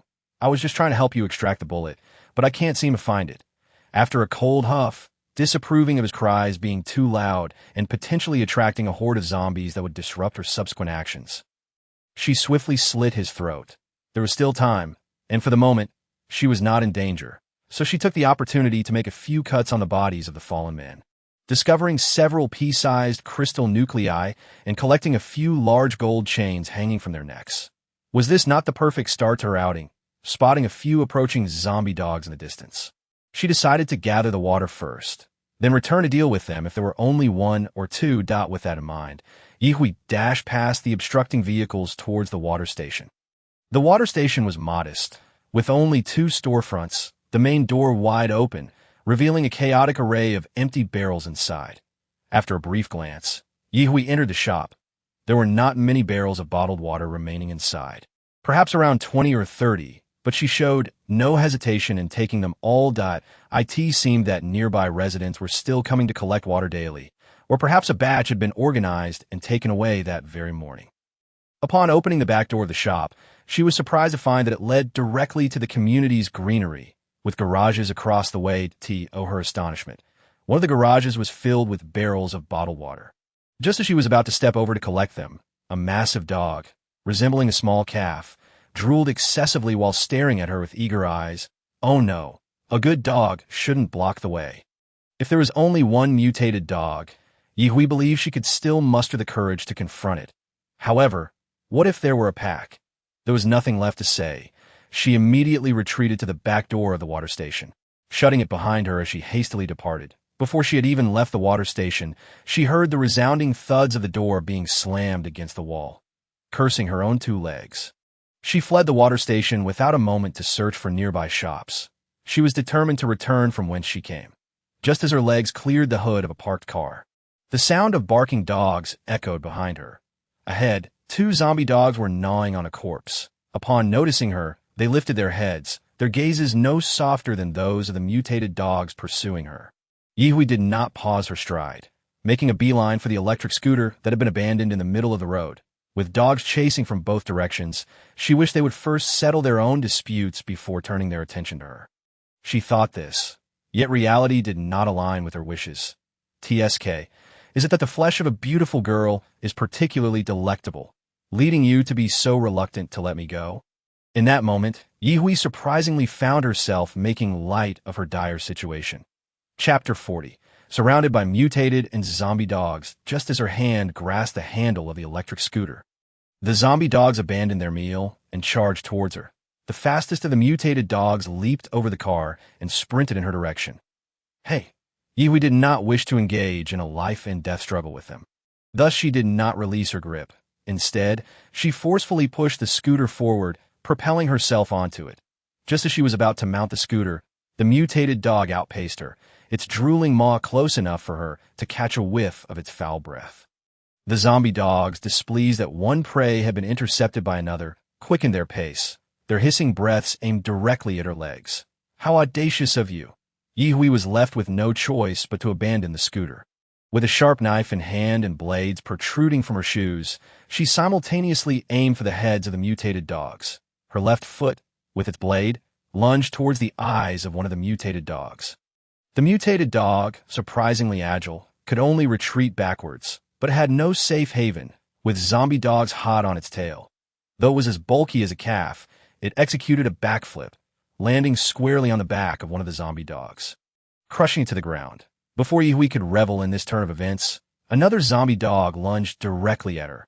She deftly bent down and rolled on the ground twice, but before she could rise, the mutated dog was upon her, baring its teeth and leaping towards her with fervor.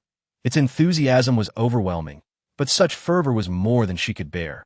After rolling a few times, she was once again beset by two different breeds of dogs, with others lurking nearby, watching intently. The commotion attracted wandering zombies from the vicinity. Goodness, do they all enjoy causing a ruckus? Do they think I have no temper? After narrowly dodging another attack with a roll, Ye Hui was incensed. Come on, all of you. Let me show you what a brawl feels like. One against many might as well be labeled a brawl as well. Her abilities had upgraded to level 2. A single air blast would annihilate them all without issue. The catch was that she could only unleash one attack, and once spent, she would be left vulnerable. This was precisely why she had initially intended to hop on the scooter and make a swift exit, avoiding entanglement. Yet from the outset, she had been ensnared, and several close calls had turned her once pristine athletic attire into a fashionable beggar's outfit. Having plotted her escape route, Ye Hui dashed towards an open space. In a mere 10 meters, she ran in a most disheveled manner, her arms scratched and bleeding from mutant dog's claws, cursing under her breath, just as a zombie dog with a crooked jaw was about to bite her foot. A stone appeared before its mouth, with a crunch, followed by a howl. It was unclear whether its teeth had shattered or the stone had been crushed. Before Ye Hui could feel joy, a flurry of mutated dogs closed in, accompanied by 4 or 5 zombie dogs hissing as they followed suit. Occasionally, passing survivors, upon witnessing the chaos, instinctively chose to steer clear, realizing she was nearing her designated point as the encirclement of her pursuers grew tighter. Ye Hui revealed a wicked grin and dramatically cried out, "Air shockwave, take them all away." An air energy wave erupted from her, radiating outward and swiftly causing the zombie dogs, mutated dogs, and zombies to be violently dismembered. The cars surrounding them, already haphazardly positioned, were further jostled by the impact, with glass shattering in a cacophony of sound. The uproar was so immense that one might mistake it for a series of detonations. Although Ye Hui's powers were depleted and her stamina nearly exhausted, she quickly gathered the indestructible crystal cores and a few sizable chunks of unidentified meat that had once belonged to the mutated dogs. With a flourish, she summoned the stylish XE99 rental car from before the apocalypse, climbed in, and with a single press of the ignition, she accelerated away before the distant onlookers, both human and zombie, could react. The road was relatively clear, and as she drove, any vehicles in her path were mere obstacles. The super off-road vehicle proved its worth, plowing through smaller cars without issue. Only when confronted with larger vans, pickups, or trucks did she swerve to avoid collisions. What should have been a journey of less than 3 kilometers turned into an epic trek, reminiscent of conquering the trials of a grand adventure. Finally, she arrived at the apartment complex, parked the vehicle, and conveniently stored it in her space, paying little mind to the zombies she had drawn in. Let them do as they please, having dispatched one group. She saw no harm in replenishing their numbers. The front door of the building had been mysteriously damaged, allowing her to enter without needing a keycard, a convenience she appreciated. Upon reaching the elevator, she was dismayed to find the operational lights dark. She pressed the buttons for up and down, but the elevator remained unresponsive, while Ye Hui's expression darkened further. The 15th floor, which she had been clinging to, now felt like a precarious position, teetering on the brink of collapse. "Brother Sun, you wouldn't mind if I joined your group, would you? I used to live on a lower floor in the adjacent building. But now it's deserted, and I'm so scared to stay there alone." A familiar, charming voice drifted from the hallway, growing clearer. Brother Sun remained silent, but Shun Yulin's displeased tone soon broke the silence. "There are so many empty rooms here. You can stay wherever you like with whomever you wish. But isn't it a bit inappropriate to cling to my boyfriend?" Li Qian adopted an innocent expression. "Sister Shun, Brother Sun is the building supervisor. If I don't seek him out, who should I approach?" "You." "Lin Lin, stop causing trouble. Li Qian is merely asking a question. If you wish to join, that's fine, but you must adhere to our established rules." Brother Sun stated as he reached the first floor that a group emerged from the stairwell and saw Ye Hui leaning against the window, her body covered in dust and blood-soaked rags. Chapter 41. Is Ye Hui easy to talk to? Upon seeing Ye Hui's disheveled appearance, and then glancing at her own clean and tidy form, Shun Yulin nearly burst into laughter. The slight annoyance she felt towards Li Qian dissipated entirely.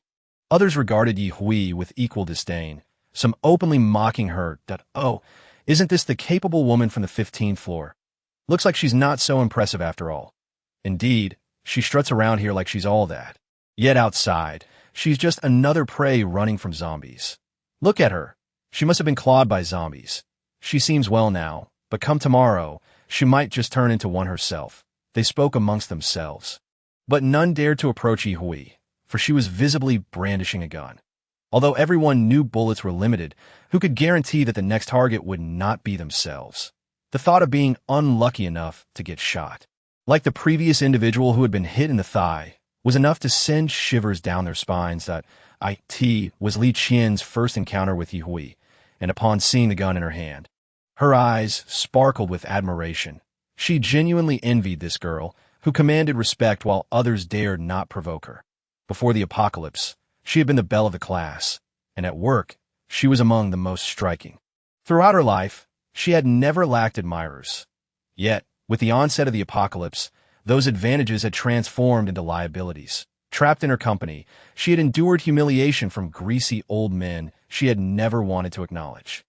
After finally escaping that den of despair and returning home, only to find her family gone, she now found herself needing to appease a man she would have overlooked before the collapse. In contrast, she felt that Ye lived with a freedom and ease that was enviable. However, the idea of stepping outside to confront zombies alone filled her with trepidation. It had been a miracle that she had returned safely the previous night. Once again, she might not even possess the courage to flee. Leaning against the window, Ye supported most of her weight on the windowsill. Though utterly exhausted, longing to collapse at once, she betrayed not a hint of her fatigue. Instead, she regarded the group before her with a disdainful gaze, akin to observing a pile of refuse. Her haughty demeanor, complemented by the firearm in her hand, instilled a sense of trepidation in the crowd, rendering them only bold enough to hurl insults from a distance, too intimidated to approach. Sun Tai cast a lingering glance at her and suggested, "Let us proceed as initially planned. We shall experiment within the community first." Avoiding the outside for now, he desired to engage Ye in further conversation. Yet he was at a loss for words to foster camaraderie, not to mention his girlfriend's notorious jealousy, which rendered even casual exchanges with the older women in their group problematic. With her gun spinning in her grasp, Ye watched as the group exited the building, only to return shortly thereafter, vociferously cursing. Remaining steadfast against the wall, she made a call to Jiang Zheng and Wu Xiulan, requesting their assistance to come fetch her. After all, stepping away from the windowsill would expose her to vulnerabilities, and she was acutely aware that the building housed more than just a raucous crowd. Ye was unwilling to invite unnecessary risks. Some dangers were worth taking, while others were best avoided. Upon their return, the group found Ye still in her original posture, an expression of amusement on her face, which ignited their fury. One individual, conveniently forgetting certain details, pointed an accusatory finger at her and exclaimed, "Did you bring those zombies from outside? Are you even human? How could you be so malicious as to lure the undead here?" "You must be." The response was the sharp crack of a gunshot, a vibrant red flower blooming on his forehead, causing him to collapse backward. The previously boisterous voices fell silent. Ye's lips curled into a sweet smile, which appeared to them as the very visage of a demon. "Does anyone else wish to speak?" she queried. "Do not worry. I assure you I have ample ammunition." As she spoke, a fresh magazine appeared in her other hand. "You may test whether I can change magazines faster than you can rush at me." Ye could hear the sound of someone swallowing nervously, while others retreated several steps, colliding with those behind them. The corridor door swung open once more, revealing Jiang Zheng's tall figure, followed closely by Wu Xiulan and Zhou Tai. Jiang Zheng approached Ye, his eyes filled with concern at her disheveled appearance. "Why didn't you call me when you went out?" he asked, before turning to regard the group with a cold smile. "You would do well to vanish from my sight immediately. My brothers and I are not as accommodating as she is." Ye accommodating. The collective gaze shifted toward the body lying supine, its expression frozen in shock. They instinctively took 2 large steps back. Li Qian, amidst the crowd, cast a look at Jiang Zheng that was almost predatory. Ye paid no heed to the eyes upon her, merely asking Jiang Zheng, "Can you carry me?" Without hesitation, Jiang Zheng scooped her up in a princess carry, a smile gracing his lips. "I will carry you upstairs."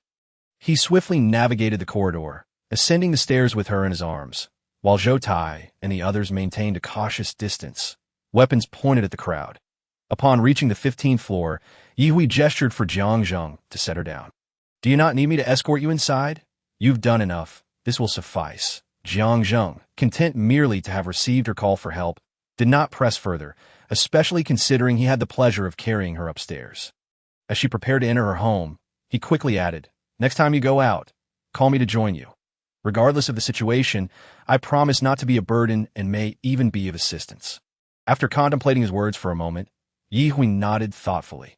All right. Upon stepping inside and closing the door, fatigue overcame her, and she collapsed to the floor without even the strength to change her clothes. Xiao Lu rushed over from the balcony, meowing anxiously around her head.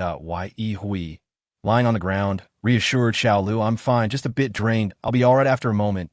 As if on cue, she closed her eyes and drifted into slumber. When she awoke, Xiao Lu remained vigilantly by her side, seemingly unchanged in posture. The outside world had succumbed to darkness, and though the lights within her home remained unlit, the glow from the living room television provided enough illumination for Ye Hui to navigate her surroundings. Despite her lingering exhaustion, she managed to rise. She discarded her tattered athletic wear and swapped her shoes, tossing a rice ball and a gala's fruit to Xiao Lu before unsteadily making her way to the bathroom. After emerging, she felt refreshed, albeit her hair still dripped with dampness. Clad in a camisole dress, a towel draped over her shoulders, and barefoot, she re-entered the main room. Once again, she embraced her culinary cravings, though the offerings on the table were decidedly indulgent.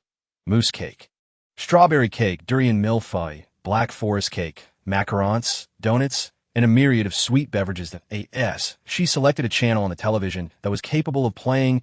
She reveled in her feast, if a morsel of sweetness constituted happiness. Then a bounty of desserts was euphoria multiplied. The notion of excess sweetness was a non-issue for a sweet-toothed individual.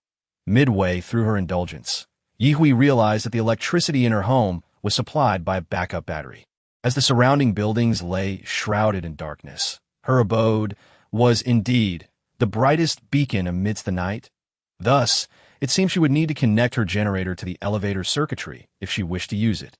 As she sipped her milk tea, she pondered the scarcity of households with backup power, considering that many had succumbed to the zombie plague. Despite the morning's misfortunes, the outcome had met her expectations, and she did not feel overly disheartened. After all, honing her abilities was crucial for unlocking new skills, for both zombies and mutated creatures were evolving. Fortunately, she had not encountered any beings with abilities herself. Otherwise, her escape would have been uncertain. This realization was among the reasons she had vowed to invite Jiang Zheng along next time. Initially, she had contemplated enhancing her skills further before venturing out again. But now it seemed rather presumptuous. After all, while she was progressing, the zombies were likewise striving to evolve. It was fortunate she had not crossed paths with level 2 or higher mutated beasts or zombies. As thoughts of mutated beasts crossed her mind, she recalled there was still some mutated dog meat in her space. Suddenly, a hand emerged from the neighboring dark balcony, rapping against her window. Ye Hui approached and cracked it open slightly. Hearing Wu Xuelan's soft voice, Xiao Yi, how are you holding up? Are you all right? The power went out unexpectedly, but thankfully we still have water and gas. I'm fine, Ye Hui replied, as long as you're okay. Wu Xuelan, noticing that Ye Hui still had electricity, refrained from elaborating, mentioning only that she had some leftover candles from a romantic dinner with her boyfriend. She planned to retire early in the evenings henceforth.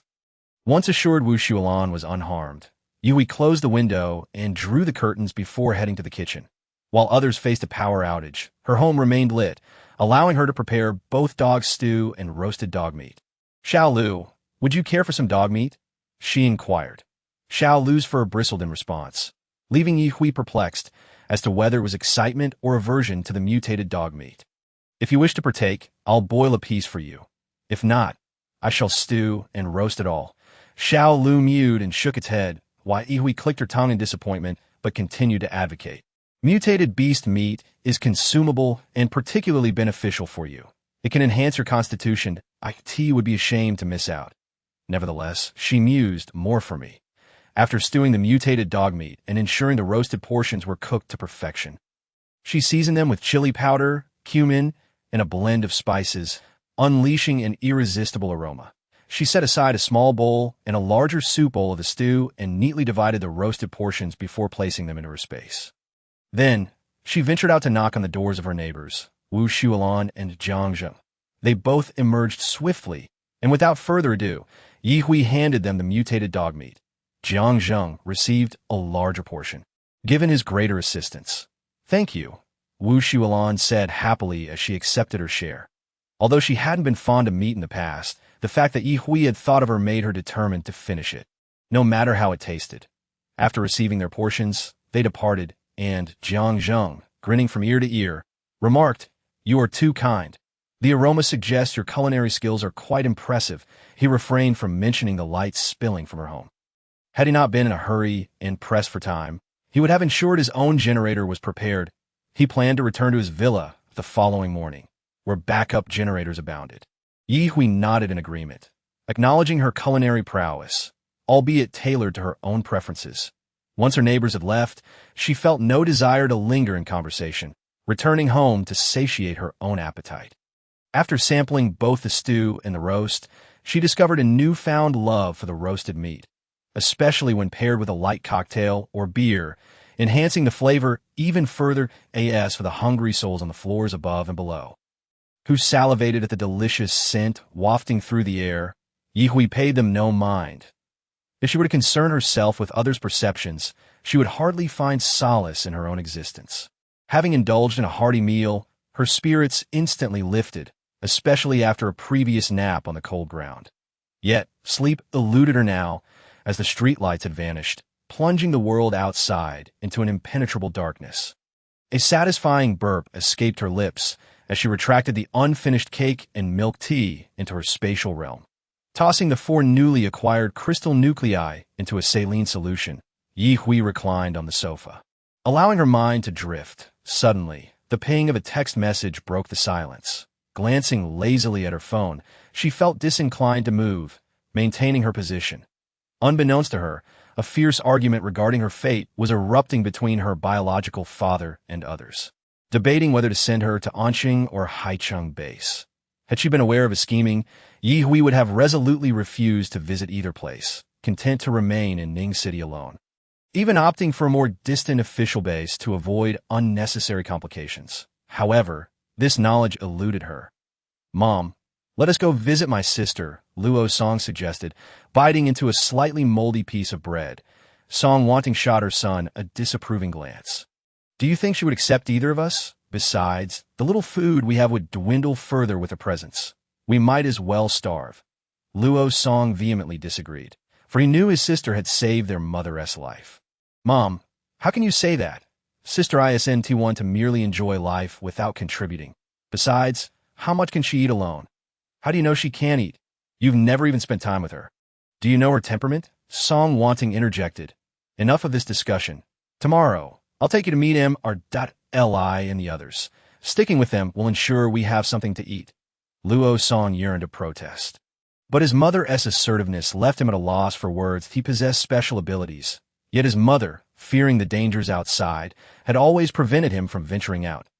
Now, with provisions running low at home, staying indoors was no longer an option. Chapter 43. Those who achieve greatness do not sweat the small stuff. A resounding crash echoed through the night, followed by a woman's piercing cry for help. Swiftly overtaken by agonizing screams, only for the sounds to vanish as if they had never existed. Yi Hui closed the main lights and drew the curtains tightly, but a strong premonition gripped her heart. The zombies were evolving faster than she had anticipated, capable of scaling walls and prying open windows in search of sustenance. If only a single woman's home had been breached, such a fierce reaction would not have ensued, nor would it have dissipated so rapidly. This realization snapped Yi Hui out of her previous lethargy, leaving her tense. When home no longer felt safe, where could one find solace? Compounding this unsettling news was the impending arrival of this year's first typhoon. Set to make landfall soon at a coastal city, Ning City was no stranger to typhoons, experiencing numerous assaults each year. However, Direct hits were rare, providing some comfort. Yet the arrival of a typhoon typically brought inclement weather, with rain increasing steadily. Coupled with the sweltering heat of May, many items would succumb to mold, leaving the air laden with an indescribable odor. Perhaps it was time to venture beyond her immediate surroundings and gather supplies from farther afield. With her spatial capabilities having expanded significantly, thoughts of the large container terminal by the sea began to take shape in Ye Hui's mind. With an idea in mind, she realized going alone was impractical. Without a second thought, she picked up her phone, disregarding whether Jiang was resting, and called him directly. He answered in a heartbeat. "I want to head to the container terminal as soon as possible." "Do you want to join me?" "Of course, I'll go with you." "When are you planning to leave?" "Should we wait until dawn?" "Get some rest. I intend to leave at 3:30 in the morning." "All right, I'll contact my buddies and we'll set off at 3:30 sharp. Ye pondered for a moment before asking, "Do you have roller skates? It's a bit inconvenient to drive here."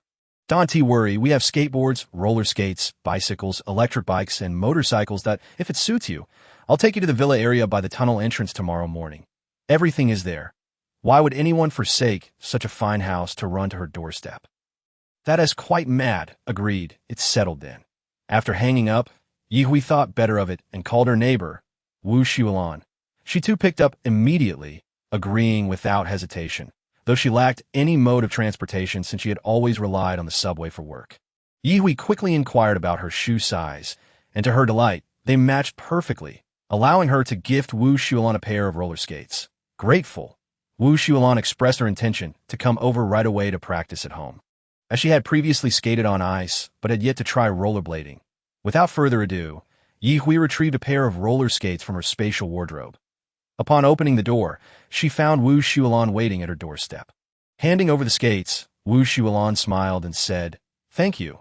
I promise I won't hold anyone back." Ye nodded, preparing to close the door when she added, "Don't stay up too late. Get some rest, as we need to rise early tomorrow. Rest assured, I'll be mindful." With that, Ye closed the door, her desire to enhance her abilities pushing her to absorb the 4 crystal nuclei. Then, she lay in bed, forcing herself to sleep.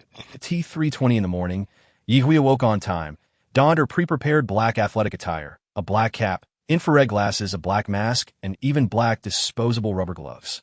Little Green, anxious about being left alone, leaped on her shoulder, clutching her clothing tightly, and shouting, "When we go out, or I'll toss you to the zombies." As they departed, Jiang and Wu Xuelan were already waiting. Wu Xuelan carried a large backpack filled with roller skates, planning to change once they reached the ground floor. They descended without incident, but the entrance was strewn with shards of glass and even drag marks of blood. Jiang stepped out first, surveying the area and extending his mental energy to ensure there were no dangers within a 2-meter radius. Satisfied, he gestured for them to follow his lead. With his mental prowess, Jiang adeptly guided them away from the zombies, leading them to the street outside. Continuing on foot was unrealistic, so Jiang casually picked up a functioning electric bike and prepared to ride. Ye followed suit, finding another bike, while she and Wu Xuelan shared one, heading toward the villa area. Along the way, they dispatched 2 ordinary zombies and arrived at the villa's entrance, where Zhou and others awaited them. Alongside 4 motorcycles. The night remained relatively quiet, and even though roller skates would make noise on the road, they opted for the faster motorcycles. Ye found no issue with this arrangement. "You're here. 2 people can share 1 motorcycle, for will suffice," Zhou remarked softly. Jiang intended to invite Ye to ride with him, but she interjected, "I'll ride with Sister Wu." The group moved quickly, and as Jiang mounted a motorcycle, he stated, "I'll lead the way. If all goes well, we should reach our destination in half an hour." Just as they were about to depart, the villa's property management personnel emerged to block their path. Addressing Jiang, the property manager asked, "Mr. Jiang, would you mind taking us along?" "I do mind," Jiang replied bluntly, showing no regard for their request. The property manager's expression soured instantly. He believed himself to wield some power and had spoken amiably to Jiang as a courtesy, only to be rebuffed as he prepared to lose his temper. One of his subordinates quickly restrained him, shaking his head. Now was not the time for conflict. They needed to utilize Jiang's strength to fully control the villa area and the surrounding high-rises. Watching them ride off into the night, the property manager's face darkened, filled with envy toward Jiang Zheng. His subordinate offered consolation. Manager, great achievers do not concern themselves with trifles. Let it slide for now. There's a lovely young lady in Building 10. Shall we pay her a visit? Very well. Let us go. If they return, inform me immediately. I'm curious to see what they can procure by venturing out at such odd hours. Their supplies can't possibly compare to what you have, manager. This remark lifted the property manager's spirits, and he contemplated how he would relish their desperation when they found themselves without food. Chapter 44. Encounter at the terminal. The four motorcycles weaved through the streets, with Wu Xuelan tightly clutching Yi Hui's waist. She had no idea that riding a motorcycle could evoke sensations akin to those of a roller coaster. Her stomach churning with excitement, yet unable to release its contents, tears spilling forth in the wind. Promised a half-hour journey, Jiang Zheng indeed pushed the throttle, ensuring they arrived at the terminal right on schedule. As dawn broke, the world became increasingly visible, even without the aid of headlights.Ye Hui executed a drift beside Jiang Zheng and prepared to dismount, only to find Wu Xuelan still clinging to her. This left her exasperated. With Zhou Tai's assistance, Wu Xuelan finally dismounted the motorcycle and changed her shoes with his help. Are there any specific supplies you need? Yi Hui inquired, noticing that the container labels indicated their contents. We can split up and search. I'll accompany you. I don't have any particular items in mind. Zhou Tai, hearing his words, couldn't help but feel a wave of disbelief wash over him. Just yesterday, he had been reminding him over the phone to search for supplies such as oil and medical equipment. Indeed, once a woman enters the picture, brotherhood seems to pale in comparison. Let us search on our respective sides. Mark anything of particular importance, and upon my return from the left, I shall collect whatever has been marked, he suggested. Yi Hui quickly added, the space can currently accommodate approximately 30 to 40 containers. Please prioritize your marks. Do not attempt to take everything at once. The space is not that vast that IT will take some ingenuity to fit these 30 or so containers into the space. Understood. Rest assured, we will certainly mark only the most essential items, Zhou Tai replied, leading Luo Xiaobao, Zhang Yongyi, and Liao Haichao to the right. Liao Hai noticed Wu Xuelan, who hadn't fully recovered, and went over to support her.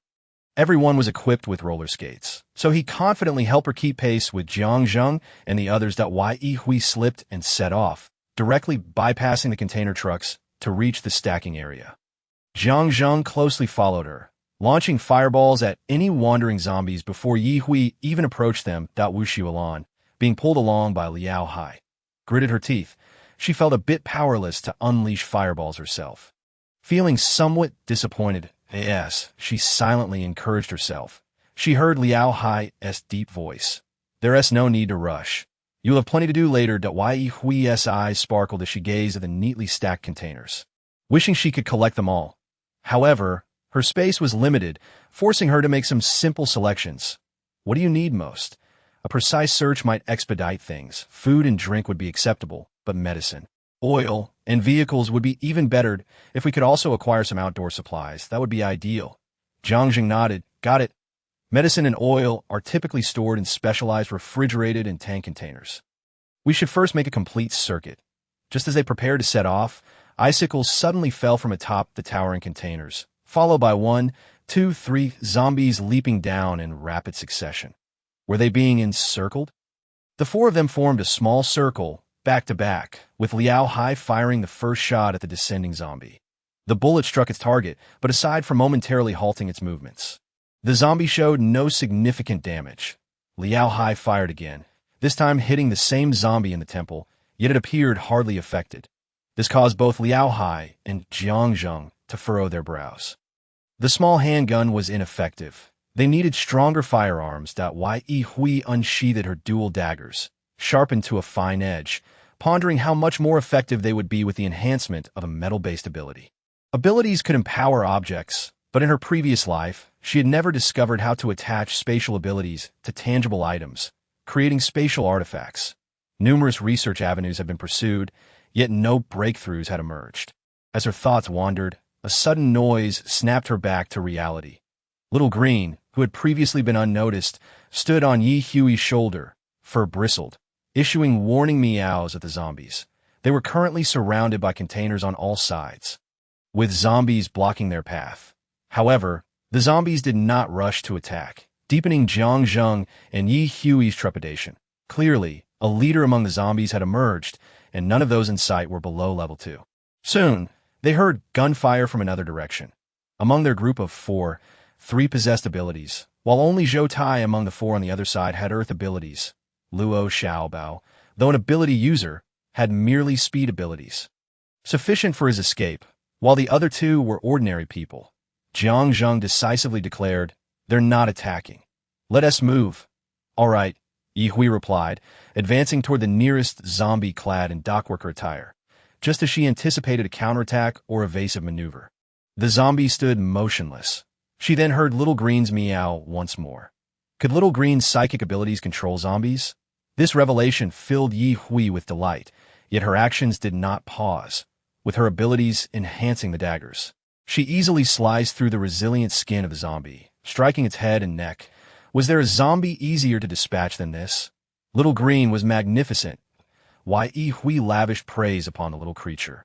The Little Green appeared considerably fatigued, unable to maintain its position on her shoulder and instead clinging tightly to her clothing. Only able to handle one? Wouldn't it be better to use your power at a crucial moment? Why waste it at the outset?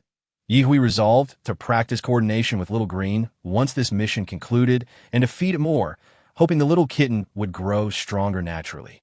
While she easily dispatched one zombie with Little Green's unexpected assistance, Liao Hai and Wu Xiulan struggled together to take down another, even with Liao Hai's exceptional marksmanship. That on the right, Jiang Zheng, wielding dual abilities, was not far behind Yi Hui in efficiency. "Let us head toward Zhou Tai," he urged. "Yes, let us go," Yi Hui agreed, understanding Jiang Zheng's concern for their companions, having had her own allies in her previous life. Suddenly, as they had just slain a few zombies, a sharp, piercing sound echoed in their minds. Chapter 45.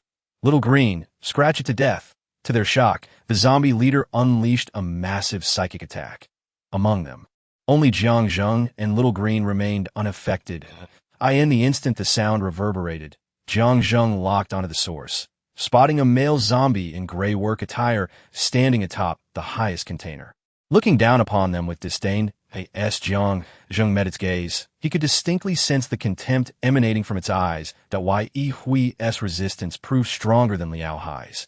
As Jiang Zheng faced the zombie leader, she erupted with fury and charged at the nearest zombie, challenging it directly. Her defiance only angered the zombie leader further. In truth, Jiang Zheng felt less anxious upon seeing the zombie leader. He had confidence in his comrade's abilities. His current concern was how to eliminate this commanding zombie. Although he was on the brink of reaching the 3rd-level abilities, he remained confident in his capabilities. If all else failed, he had specially designed ammunition. The gray-clad zombie let out a roar, and all the surrounding zombies surged into action. Meanwhile, a tremendous explosion echoed from another direction. Seeing that the gray-clad zombie did not descend, Jiang Zheng ordered, "Cover me," and swiftly scaled the nearest container. Why Yi Hui was engaged in battle and could not assist, but Liao Hai's bullets provided immediate support. Wu Xiulan, though inexperienced against zombies, had faced lesser foes before, and with Liao Hai's help, she managed to hold her ground. Why Yi Hui was relentlessly dispatching enemies, swiftly cutting through those before her. At that moment, Jiang Zheng had successfully climbed to the top, pursuing the gray-clad zombie. Their pace, however, was outstripped by Zhou Tai and his group, who resolved their situation even faster. Zhou Tai leaped atop the containers, erecting an earthen wall before the gray zombie. With Zhou Tai's assistance, Jiang Zheng felt more confident in eliminating the gray-clad foe. After dispatching her target, Yi Hui turned and skated toward Wu Xiulan and the others. The number of level 2 zombies was not negligible, exceeding 8, and with several first-level zombies accompanying them. Their numbers seemed overwhelming. As Yi Hui approached a zombie behind Wu Xiulan, a wind blade suddenly sliced through the air from her left. Why Yi Hui ducked and rolled, narrowly avoiding the wind blade, though it sent Little Green tumbling off her shoulder. The wind blade struck the opposite container, leaving a faint mark. Both sides remained undeterred. Yi Hui quickly retaliated with an air blade against the wind blade of the wind-type zombie, creating a concussive sound. The claws of a speed-type zombie descended toward her head, but Little Green meowed in alarm, causing the creature to falter and crash to the ground. Ye seized the moment to deliver a powerful kick to the down zombie's head, the iron wheels of her skates nearly dislodging. Little Green, scratch it to death, she commanded, continuing her assault on the wind-type zombie. How audacious! 2 of them were employing tactics against her. The evolution of zombies was proving formidable. There was no time for hesitation. The priority was to eliminate all zombies before them.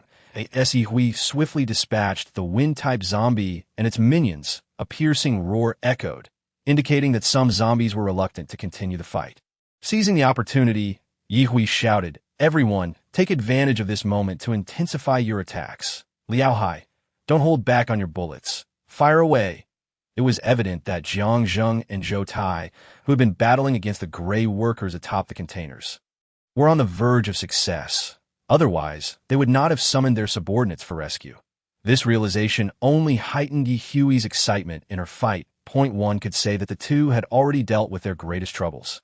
And even if the remaining foes were merely zombies, they could be vanquished with relative ease. Once the battle concluded, Yihui discovered that Jiang Zheng's companions had sustained injuries, specifically Liao Hai and Zhang Chang, who had yet to awaken their abilities.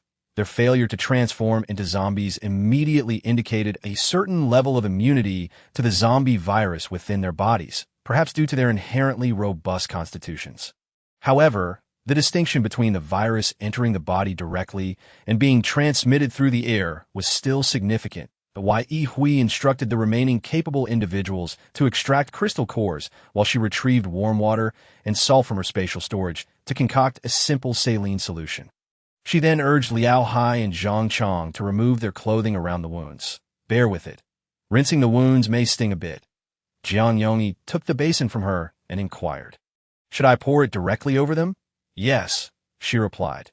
The 2 men, true warriors, endured the pain of rinsing their wounds without uttering a word, their faces pale and foreheads beaded with cold sweat.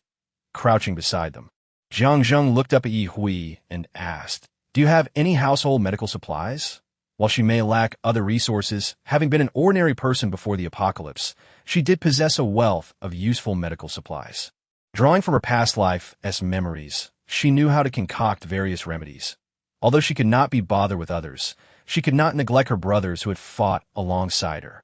Without further ado, Yihui produced 2 unopened first aid kits and placed them before him. "Thank you," Jiang Zheng said, his tension easing somewhat. "I'll keep an eye on things here. You should gather supplies." After expending so much effort, it would be a pity if they failed to collect sufficient resources. "All right," Yihui replied. Feeling she could not contribute further, she set off to search for the container she desired. Before leaving, however, she extracted from her spatial storage 2 8-inch cakes, 7 cups of milk tea, a box of chocolates, and a large bag of buns. With thousands of containers at the dock, she could barely claim a fraction. So it was imperative to select wisely. Luo Xiaobao, eyes gleaming, seized a cup of milk tea, inserted a straw, and took a couple of hearty gulps before grabbing 2 buns. "Zhengge, I'll go help Yijie." You don't need to follow her. Just continue locating and marking the can containers. Then call her to guide her back, Jiang Zheng instructed. Understood, he then focused intently on preparing the medicines, reassuring the 2 injured men. "Rest assured, I will not allow you to become those kinds of monsters." Jiang Yongyi dismissed the concern, saying, "Even if I do turn into a zombie, just burn me without hesitation." Chapter 46. Moments of joy and heartache. The sheer volume of items at the dock left Yihui feeling both elated and pained. She had found medicines, but after so many days, she feared they might have spoiled. She had taken the precaution of opening a container for inspection, and fortunately, the refrigerated items remained viable. She managed to collect 5 containers of pharmaceuticals. Not out of desire to stop, but simply because that was all they could find. 10 containers of refined oil, 2 of gold, silver, and jade artifacts, 3 of daily necessities, 2 of seasonal clothing, 1 of hazardous materials, 1 of ordinary chemicals, 10 containers of fruits, vegetables, seafood, and other foodstuffs, and 1 container of outdoor gear, which included 2 inflatable boats in addition to a non-inflatable rubber dinghy. Ultimately, she discovered a specially modified, state-of-the-art snowmobile within one of the containers, along with various related accessories. There was no question about it. She would claim it for herself to be by the end of her expedition. She had even managed to squeeze in a 16-meter fiberglass leisure fishing boat into her spatial storage. The future environment would likely not be better than the present, thus seizing the opportunity to gather resources was essential. Following this trip, Ye felt well-equipped with food, clothing, and transport, and she pried open a container marked for off-road motorcycles. Extracting a total of 14 motorbikes suitable for various terrains to load onto her fishing boat, efficient use of space was paramount. Not to mention, the items within the containers alone represented a significant haul. The mere 36 containers were a tremendous windfall.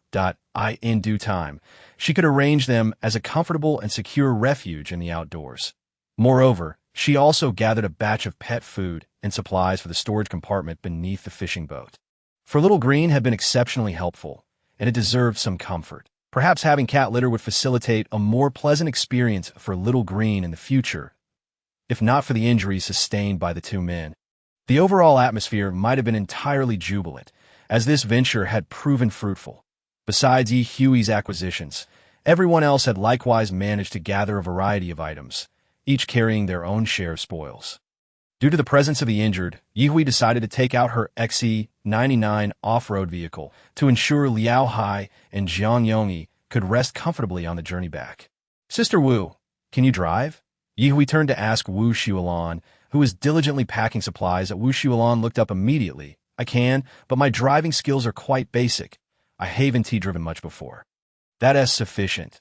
Just drive casually on the road. Follow my lead, and if we encounter any obstructive vehicles, I can maneuver them out of the way with a bit of spatial manipulation." For Hui, driving skill was not a concern. As long as one could drive, that was enough. After retrieving the XE99, she would simply need to exert a little extra effort to clear a path on the return trip. Jiang Zheng observed her vehicle and remarked, "Your car can hold quite a bit, can't it? Is there anything specific you wish to load? You all decide what to take. I don't have any particular needs." Jiang Zheng nodded and said to Zhang Chong, "You should ride along as well. Make the most of the available space to carry more items, even if it's just a couple of extra fuel tanks or some frozen seafood and lamb." The group was busy loading everything. Even Huey's motorcycle was piled high with frozen meat. Their speed was commendable. By 8:30 in the morning, they had completed their preparations and were ready to head back.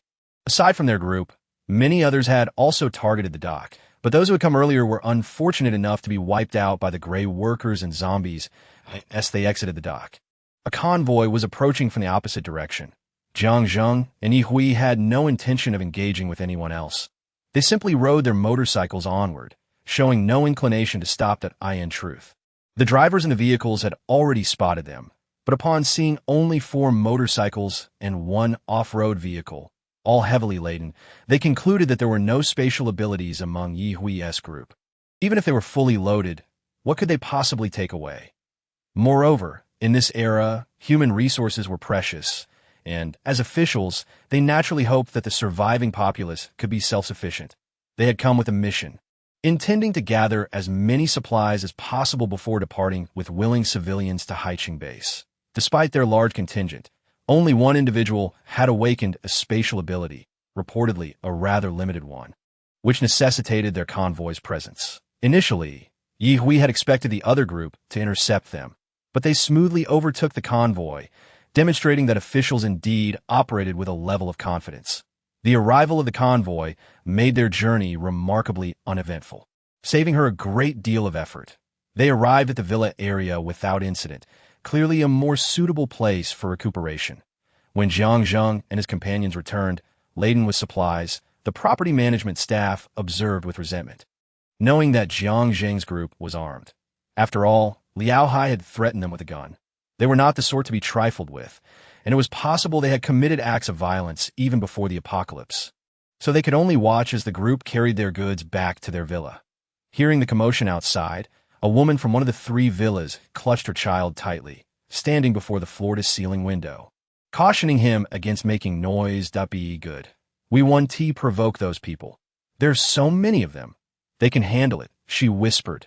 The child in her arms emitted a chilling hissing sound, and upon closer inspection, his eyes were devoid of whites, completely black, presenting a horrifying visage. Suddenly, Little Green in the off-road vehicle became agitated, perching on the windshield and meowing loudly towards the third villa as a warning. "We're almost there. Don't fret," Zhang Chong reassured. They drove straight into the garage of the villa where Zhou Tai and the others resided, parking the vehicle. Jiang Zheng and the others hurried to the off-road vehicle. Peering inside and asking, "How are they doing?" Zhang Chong chuckled. Based on Zheng Ji's earlier observations, they should be fine. They've all succumbed to fever and fainted that I administered some ibuprofen suspension. Saying this, he opened the door, jumped down, and then helped Jiang Yongyi out down on the other side. Liao Hai was similarly assisted by others. Zhou Tai stated, "I'll keep watch over them. You all handle the supplies." Jiang Zheng shook his head. "I'll take care of it." He then turned to Yi Hui. "You and Xiao Wu should go rest in the living room for a bit." All right. Dividing the supplies was not something Yi Hui would hesitate over. Even if she distributed half, what she retained would still be ample. Without any reservations, Yi Hui followed them upstairs to the living room that if circumstances allowed, she would have preferred to freshen up thoroughly. But alas, this was not her domain. Chapter 47. Fire elemental powers could be used to grill squid. After personally checking the physical conditions of Liao Hai and Jiang Yongyi, Jiang Zheng finally exhaled a sigh of relief. It appeared that their chances of pulling through were quite high. "Xiao Bao, keep a close watch on them, and contact me immediately if there are any unusual changes that I'll step out for a moment." "All right, Zhengge, you can rest assured leaving this task to me," Xiao Bao replied. Zhou Tai cast an inquiring glance at Jiang Zheng, as he preferred hearing a clear assurance from him that they were indeed fine. "There's no need to worry. They will be all right," Jiang Zheng, well aware of Zhou Tai's character, reassured him specifically. Once Zhou Tai felt at ease, he said, "Then I'll go organize the items in the car." With Xiao Bao guarding the place, Zhang Chong automatically followed Zhou Tai to assist. Jiang Zheng then exited the room and headed straight to the living room, where he found Yi Hui reclining with a remote control. Bored and pressing buttons. "Are they all right?"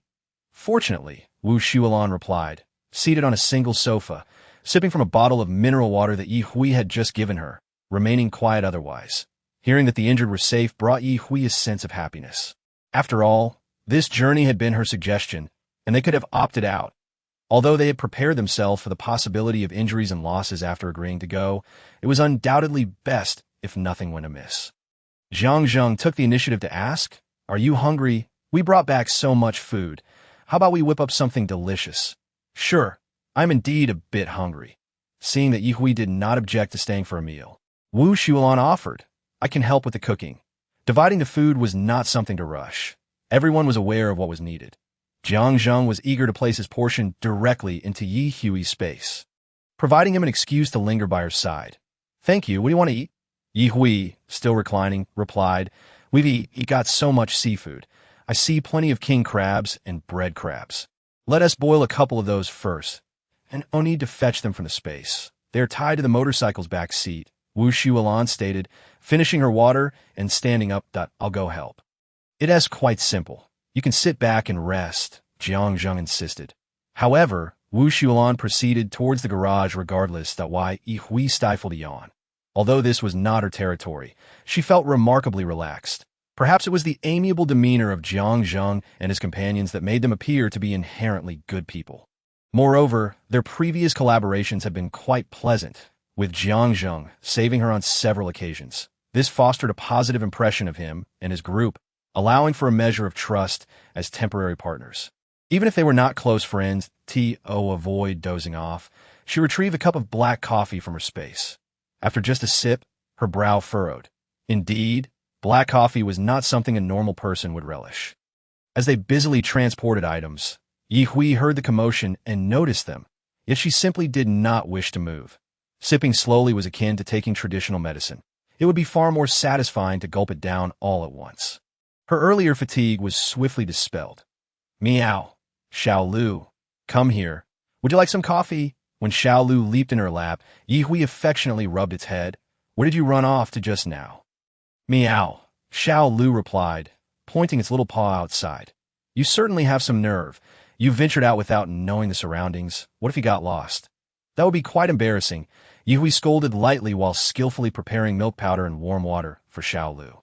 She found it somewhat puzzling, not recalling when she had developed such a habit. Fortunately, Xiao Lu was a gentle little kitten, so her kindness toward it should be well received. Before finishing her coffee, Wu Shulan had already brought over a large iron tray. Are you grilling directly using your fire elemental powers? Indeed, no wonder it's so quick. Utilizing this ability is quite convenient. Wu Shulan grinned as she placed the tray on the coffee table before Yihui. Jianga said to grill some squid and eggplant. Let me know if you want anything else. Squid and eggplant are more than enough. If I crave anything else, I can always ask for your help next time. Wu Shulan's smile deepened. Yihui was like a beacon of hope for her in this troubled world, giving her the courage to carry on. Picking up a leg of king crab, Yihui noticed that they had thoughtfully cut open the shell, allowing her to easily peel it back and reveal the tender, sweet crab meat inside. Xiao Lu promptly jumped onto the coffee table, meowing excitedly at the grilled crab meat.Ye Yihui placed the crab leg meat in front of it, took one for herself, and savored a bite, relishing the natural sweetness of the crab leg meat. Delicious. You should eat too. Don't just watch us that if you're still unsatisfied, I'll have to trouble you to grill a few more later. As she spoke, Yihui also took out a pack of low-alcohol canned cocktails, opening one for herself. You can help yourself to a drink. Wu Shulan thanked her with a smile, but did not partake. She was a tea fond of alcohol, regardless of the type, yet she had a particular fondness for chocolate liquor. Slowly enjoying a leg of crab, the flavor immediately captivated her. No wonder even Xiao Lu adored it. While Jiang Zheng grilled squid and eggplant for Yihui, he also prepared a king crab for each of his brothers, sliced lamb, and simmered lamb soup in a pot. He planned to let Zhang Chong and Zhou Tai add flour directly to the lamb soup to make dumplings. A delightful breakfast indeed. Once Zhou Tai and Zhang Chong finished organizing the items, they quickly joined in. With many hands, a lavish breakfast was soon ready. Zhang Chong dutifully took 2 portions and placed them in a tray. I'll take these to the room to eat with Xiao about it. If it's not enough, don't hesitate to say so. I've now mastered the technique for grilling crabs and squid. All right, I want tea hold back if it's insufficient. Zhou Tai helped Jiang Zheng carry the lamb dumpling soup to the living room. Try our cooking. It's quite good. Jiang Zheng set the soup before Yihui. She thanked him and immediately tasted it, confirming it was indeed to her liking. However, compared to the lamb dumpling soup, she still preferred the grilled squid and eggplant. After everyone had eaten their fill, Jiang Zheng finally spoke. The villa next door also belongs to me. Would you like to stay here for a couple of days? Yihui shook her head in refusal. Thank you, but no. My own home, though small, is more comfortable. Wu Shulan beside her concurred with Yihui's sentiment, asserting that no luxurious nest could compare to the comfort of one's own abode. What a pity. Shall we divide the zombie crystal cores now? Sure. The mental-type crystal core will be yours, while the others that I killed will belong to me. Chapter 48. Simple division. A noisy crowd. The division of items between Jiang Zheng and Yihui was remarkably swift and uncomplicated, which Zhou Tai found quite astonishing. He mused that his brother might have found true love, as he seemed to care for nothing but her. If it weren't for their presence, he might even wish to work for her without pay. It appeared that he would need to cultivate a good relationship with his future sister-in-law, lest his brother fall seriously ill from neglect. Meanwhile, Wu Shulan, silently enjoying the lamb dumpling soup beside Yihui, had not uttered a single word. She understood her place, recognizing that receiving anything from Yihui was a gain. Once the items were divided, Jiang Zheng inquired, aside from some essential medicines, could I trouble you to temporarily store those containers? We can pay as storage fee. Why Yihui frowned at this request. Was it not her belongings that had been monopolizing her space? This would undoubtedly hinder her to accommodate these items. She had even sacrificed the stone pedestal. Her unwillingness was evident, prompting Jiang Zheng to present her with 2 freshly acquired second-level crystal cores. Here, as a bit of the storage fee in advance. If your powers level up, your space should be able to expand further. Right? If you upgrade early, that little bit of space we occupy won't matter to you at all. Gazing at the 2 gleaming second-level crystal cores before her, Yihui thought, what you say makes so much sense that I find it difficult to counter. Here, take it, Jiang Zheng insisted, pressing them into her hands. Aren't you worried I might run away with them? What reason do I have to refuse? Yihui accepted the crystal cores, finding it truly hard to decline. Clearly, this wasn't merely a one-time storage fee. It was a long-term benefit. Jiang Zheng was the least likely to doubt her integrity, even if you were to suspect the entire world. Once they were well fed and hydrated, Ye Hui announced her intention to leave. Jiang Zheng, wishing to continue monitoring Liao Hai and Jiang Yongyi's situation, could only regretfully escort them out of the villa area as they passed by Villa No. 3. An uneasy feeling stirred within him. Xiao Lu once again became agitated and emitted a warning cry. Wu Shulan remarked, "When we passed by here before, Xiao Lu was perched on the windshield, meowing incessantly. Now it's acting the same way. Could there be something unclean here?" Back at her old home, the elders often claimed that black cats possess a unique spiritual sensitivity, gently stroking the agitated Xiao Lu. Ye Hui glanced at Villa number 3 and chuckled. In a world with zombies, it wouldn't be surprising if there were other creatures as well. After casting a glance at Jiang Zheng, who nodded in agreement, signaling that he would pay special attention to this place in the future, a unique understanding began to form between them. After sending them away, Jiang Zheng intentionally cast a lingering glance towards Villa No. 3. Upon his return, the entrance was firmly shut, and all the curtains were drawn tightly, rendering it impossible to discern anything from the outside.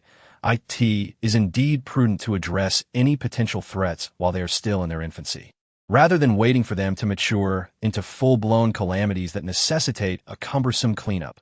Such an approach would be tantamount to courting trouble and inviting unnecessary suffering upon oneself. Upon returning to the villa, Jiang Zheng recounted the matters concerning Villa number 3 to Zhou Tai and the others. Luo Xiaobao's reaction was the most fervent. "I knew there was something amiss with the mistress of that villa and her child. Remember when Brother Zheng fainted? It happened right after he visited there, and he emerged looking quite different."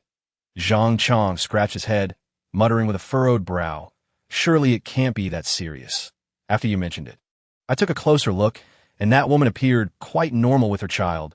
We should remain vigilant, and if necessary, I don't mind playing the villain," Jiang Zheng declared, and once he made a decision, it was practically set in stone. Zhou Tai interjected, "Let us observe for a few more days. After all, Liao Hai and the others are incapacitated, so we can't venture out that we should focus on monitoring them. If there truly is an issue, they'll eventually reveal their flaws." Agreed that I'll first check on the 2 of them and prepare some additional medication. Meanwhile, Ye Hui and Wu Shulan, clad in roller skates, made their way back to the community after 2 minor skirmishes. However, today the neighborhood seemed particularly bustling. As they approached the community's entrance, they could hear the cacophony of zombie growls mingled with the sounds of cats and dogs. Ye Hui immediately placed her finger to her lips, signaling Wu Shulan to remain silent, and crouched down to change her shoes behind a car parked illegally at the entrance. It was more convenient to switch to sneakers at this moment. Otherwise, the noise of the skates would undoubtedly attract the attention of the zombies. That Wu Shulan followed suit, the sounds from within sending chills down her spine. For a fleeting moment, she worried about what would happen if they couldn't return home. After they exchanged their footwear, they slowly moved to the side of the car against the wall, contemplating their next move when a large group of footsteps approached from within the community, accompanied by cries, shouts, and reprimands. "Wait for me! Damn it, don't shove me! If you push any harder, I'll toss you right into the horde of zombies. Xiao Yu, hold on tight to Mommy. Don't be afraid. Mommy won't let anything happen to you. What else with all the noise? Can't you all shut up? Do you think we don't have enough zombies chasing us already? Everyone, stop talking and follow tight closely. We need to gather at the meeting point. None of us want to be left behind, do we?" The disarray of footsteps grew louder as they neared the community's entrance. A gentle female voice pierced through the chaos. "Seriously, do you people have no conscience? My baby is out there fighting off zombies, and you just run away? Are none of you coming to help? If more people don't come to assist, don't blame me for taking my baby and fleeing." Ye Hui tugged Wu Shulan further between the wall and the greenery, as cars obstructed their view, and the fleeing crowd seemed too preoccupied to notice them. Once they evaded this group, they would find a less zombie-congested route home. Perhaps the gentlewoman's words had an effect, as Sun Tai led his group to the back of the line to fend off the approaching horde. They fought while retreating, as their plan was to escape through the community's main gate and secure it behind them, thereby minimizing the number of zombies that could follow. This was the reason for the frantic rush towards the gate. A brief discussion had ensued regarding who would close the gate. As the building manager, Sun Tai took it upon himself to handle that task. Consequently, Xin Yulin had twisted his arm countless times. Yet he still made an effort to escape with his belongings. According to her, she could not remain behind and hinder his progress. Chapter 49. It chilling back, the gentlewoman's large mutated pet dog proved formidable. Not only in size and strength, but also possessing fire-based abilities.Ye, concealed behind the crowd, gazed longingly towards the community's entrance. She stroked the little kitten in her arms, reminding herself that she too had a pet, albeit one not yet fully nurtured. Wu Shulan glanced at Yi Hui and lightly touched her arm, silently asking, should we follow them to this so-called gathering point? Yi Hui shook her head. She had no intention of going, but Wu and Ti prevent Wu Shulan from doing so. Thus, she silently mouthed, if you wish to go, wait for the convoy to return, and I'll find you a vehicle to join them. Knowing Yi Hui would not accompany her, Wu Shulan felt reassured. She was inherently a person who favored stability and constancy. I'll just stick with you. The commotion at the entrance grew louder, and the right half of the large gate had already been pushed shut by someone. Wait, there's so many of us behind. How can you close the gate now? Exactly. Are you trying to leave us to fend for ourselves? Just close one side and let us exit from the left.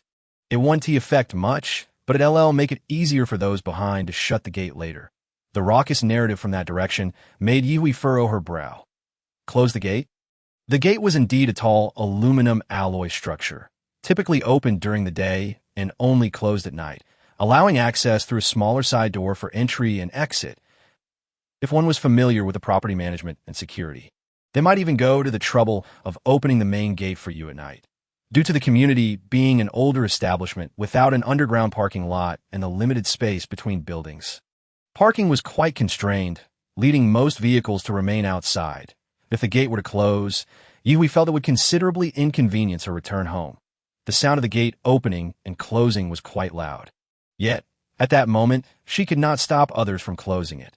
Reflecting on her situation, she realized that she would likely not be venturing out anytime soon. If she did, she would not be driving in and out. Keeping the zombies confined within the community would allow her to clear them out more easily, which seemed to alleviate her burden. Help me.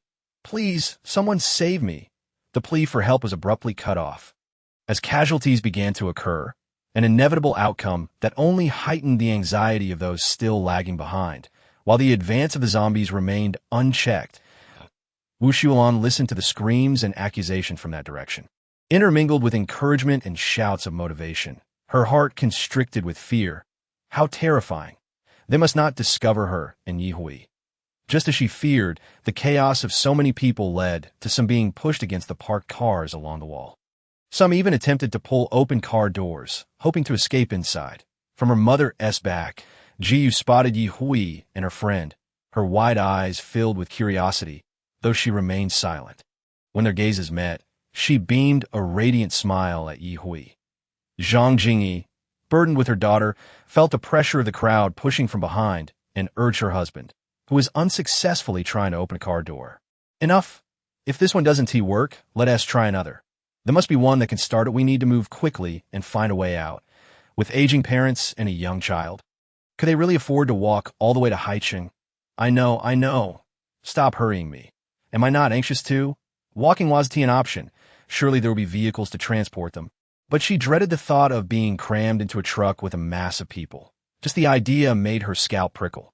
Remaining indoors indefinitely was not feasible either. With Sun Tai leaving, those left behind would have no one to assist them in fending off zombies and finding sustenance, risking starvation. Contemplating the fierce individuals on the 15th floor, Ji Guoqiang felt an urge to scold them. So powerful, yet they hide away in silence, while ordinary folks like us bear the brunt of the danger. Pathetic. His little mistress had confided just the day before that she was pregnant and assured him it would be a son. He had returned home to prepare for a confrontation with his wife regarding their impending divorce, only to find the world transformed into this nightmarish reality. Now, unable to reach his mistress, who had evidently become one of those monstrous creatures, his focus shifted to his only flesh-and-blood daughter, Jiyu. The burdens of various bags made moving cumbersome as he continued to search for a vehicle. Guoqiang, Jingyi, wait for us! In the crowd, Zhang Jingyi's mother-in-law finally squeezed through the throng. Spotting her granddaughter Jiyu and calling out without restraint. As Zhang Jingyi prepared to circumvent the car against the wall, her daughter whispered urgently in her ear, "Mommy, let us hurry and catch up to Daddy. It seems like he has found a car." In truth, Zhang Jingyi had been keeping her gaze on her husband, but carrying her 5-year-old daughter while fleeing left her utterly exhausted. She longed to rest a moment and hoped her husband would secure the vehicle before she joined him. However, there were clearly many eyes fixated on the cars parked haphazardly along the road, especially those near the entrance, likely abandoned mid-journey. Some might still be operable, but many others were undoubtedly inoperable. Yet, even with a glimmer of hope, Zhang Jingyi clung to the possibility of a miracle occurring for their family, that Ye was already wearing a mask and handed one to Wu Xiulan. The two began to inch their way along the wall toward the rear, knowing that once they turned the corner, they would be able to perfectly evade the crowd. After all, the wall to their right was distant from the main road, and behind them lay a dead end formed by the back door of a company and the wall of a residential complex.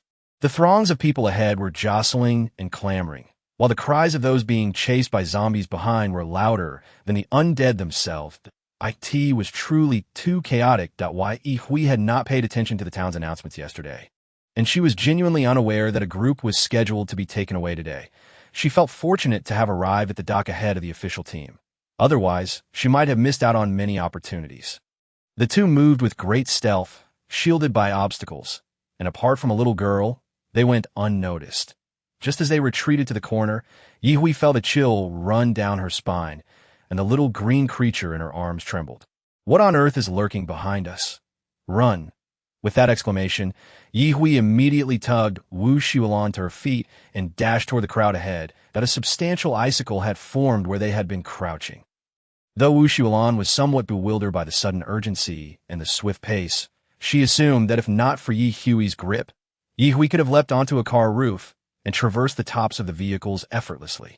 Unable to resist, she glanced back at a female zombie, clad in tattered remnants of dress, had emerged from the alley behind. Many zombies were filthy, and this one was no exception. However, its skin appeared in significantly better condition than that of others. It seemed likely that it had not found new clothing to replace its tattered dress. The crowd was so dense that even with Ye's presence, no one noticed the two of them blending in. Those rushing forward merely bumped into each other's arms and muttered curses in annoyance that Ye had entertained the thought that fleeing atop a car would accelerate their escape. But she realized that being on a rooftop would make them easy targets. So she had to endure and squeeze through the throng. Soon, someone fell beneath the icicle behind them, heightening the panic of an already frantic crowd. "Help! There are zombies outside!" "No, I refuse to go. I want to go home." Ye did not feel responsible for the fate of the person killed by the female zombie. After all, it had existed prior to her escape, and its speed had not altered because she was fleeing. Clearly, at its original pace, it would have been able to reach the chaotic crowd even without her presence. With so many people, the noise was unbearable. It was entirely plausible that the zombie had descended from the company building above, drawn by the scent of flesh to the back door. They had brought this upon themselves, and she could not bear the blame. Besides, if blame were to be assigned, Ye genuinely did not care. It remained uncertain whether these individuals would ever have the chance to see another day. The two of them did not hesitate, and thus their forward momentum was not sluggish behind them. The cries for help had begun to organize into resistance. As they neared the intersection of the main road, Ye spotted Jiu's family boarding a private car, though someone was pushing to squeeze inside. Jiu, cradled by her mother in the passenger seat, had the door locked tightly. Upon locking eyes with Ye, Jiu exclaimed, "Run! More formidable zombies are approaching. Mom, sister says there are powerful zombies chasing us. We need to leave quickly." Upon hearing of the zombies behind them, Ji Guiqiang was eager to start the car, but his father was still caught outside, unable to board. Resolutely, he declared, "If it's a matter of life and death, everyone get in the car quickly." Counting down in his mind, he resolved that if they were not inside within 10 seconds, he would drive off, regardless of whether his father made Ye and Wu Xiulan planned to circle around the residential complex, hoping to reach the west gate where perhaps the zombies would be fewer, allowing them to bypass or eliminate the threat and return home safely. Wu Xiulan complied wholeheartedly as she was pulled along.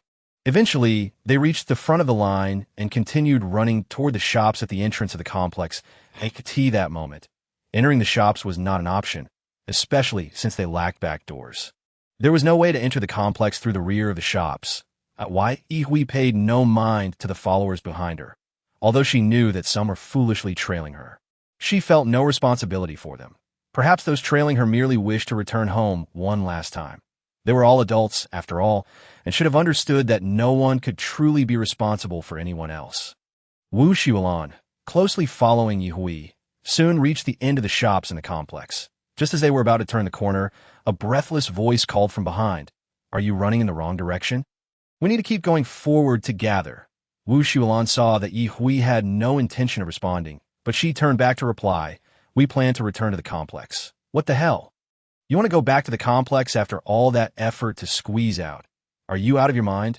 Seriously, if you have a poor sense of direction, you shouldn't be out here in the first place. Stop leading us astray. Stop cursing. Let them be. We need to hurry. If you still have the energy to curse, you should be looking for where your car is parked. Can't you see the road is clear? Come on, stop talking nonsense." Wu Xuelan regretted responding to them. She had initially thought they were offering well-meaning advice, but watching Ye, who appeared unaffected by the chaos, she felt she understood her better than before. The west gate was generally kept closed, but there was a small electronic door that could be accessed with a residential access card. As a property owner, Ye naturally possessed one. This saved her considerable effort. Indeed, the noise from the east gate had drawn the zombies wandering in this direction away, leaving behind only one that seemed to be perpetually lost even in its undead state. Upon hearing the sound of the small door opening, the wandering zombie immediately turned toward Ye, staggering in her direction. That Wu Xuelan swiftly launched a fireball that struck the zombie, causing it to howl in agony, with a golf club in hand.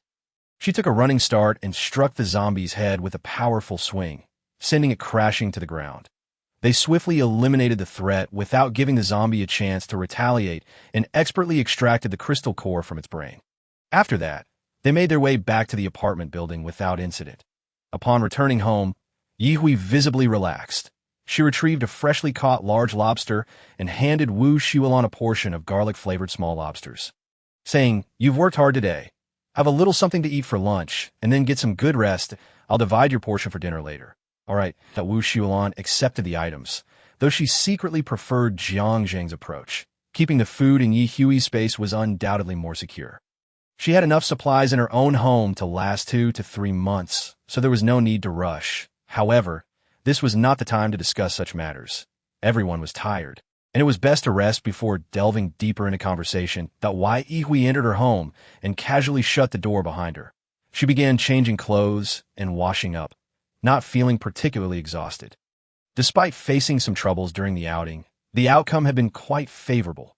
The evolution of the zombies continued to surprise her.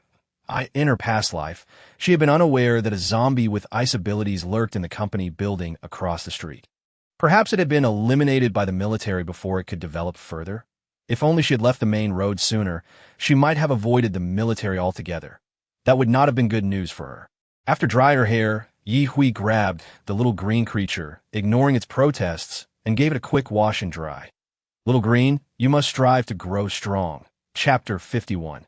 Happiness is eating. We are still too weak. Without the help of Jiang Zheng and the others, we might have ended up as lunch for the zombies. That Ye had always felt a sense of urgency regarding her strength. Yet, each time she sensed her own growth, she realized that the zombies outside were evolving even faster, which was quite disheartening. "Are you hungry?" Although she had just enjoyed a hearty meal before leaving Jiang Zheng's, now that she was completely relaxed, she felt ready for more. In this apocalyptic world, the principle was to never deprive oneself. No one could guarantee survival until the next day, so enjoying life was essential. Otherwise, one would regret it in their final moments. Stepping onto the balcony, she pulled back the curtain slightly, surprised to find that barely an hour had passed and the wind had picked up significantly, rustling the treetops in a residential area with a lively dance. "Little green, a typhoon is truly approaching. Perhaps rain will come soon. Fortunately, we want Teeny to go out for the next few days. Meow. Today, you've been quite capable. We've gathered a good amount of your favorite fish biscuits. Come, Let us go back and enjoy a feast." With that, she dropped the curtains and hurried back to the living room, placing the fish biscuits and prepared mill powder on the coffee table. Gently patting the little creature's head to go ahead and eat. Afterward, she turned on the television, playing a comedy film she had downloaded earlier. From her storage, she retrieved a variety of food items: braised pig trotters, spicy white crab, pickled chicken feet, beer duck, and sauteed mushrooms with greens, along with a serving of fried sauce noodles. She even brought out a whole case of beer, since she didn't have to go out. Ye planned to indulge herself. She had been craving alcohol for quite some time. As I watched the amusing scenes unfolding on the television, I take another sip of beer, savor a bite of the sauced pig trotter, and then gnaw on a chicken foot, truly relishing the moment. Little Green is equally delighted, as Hui has tossed 3 cherries its way. After indulging in food and drink, the film nears its conclusion.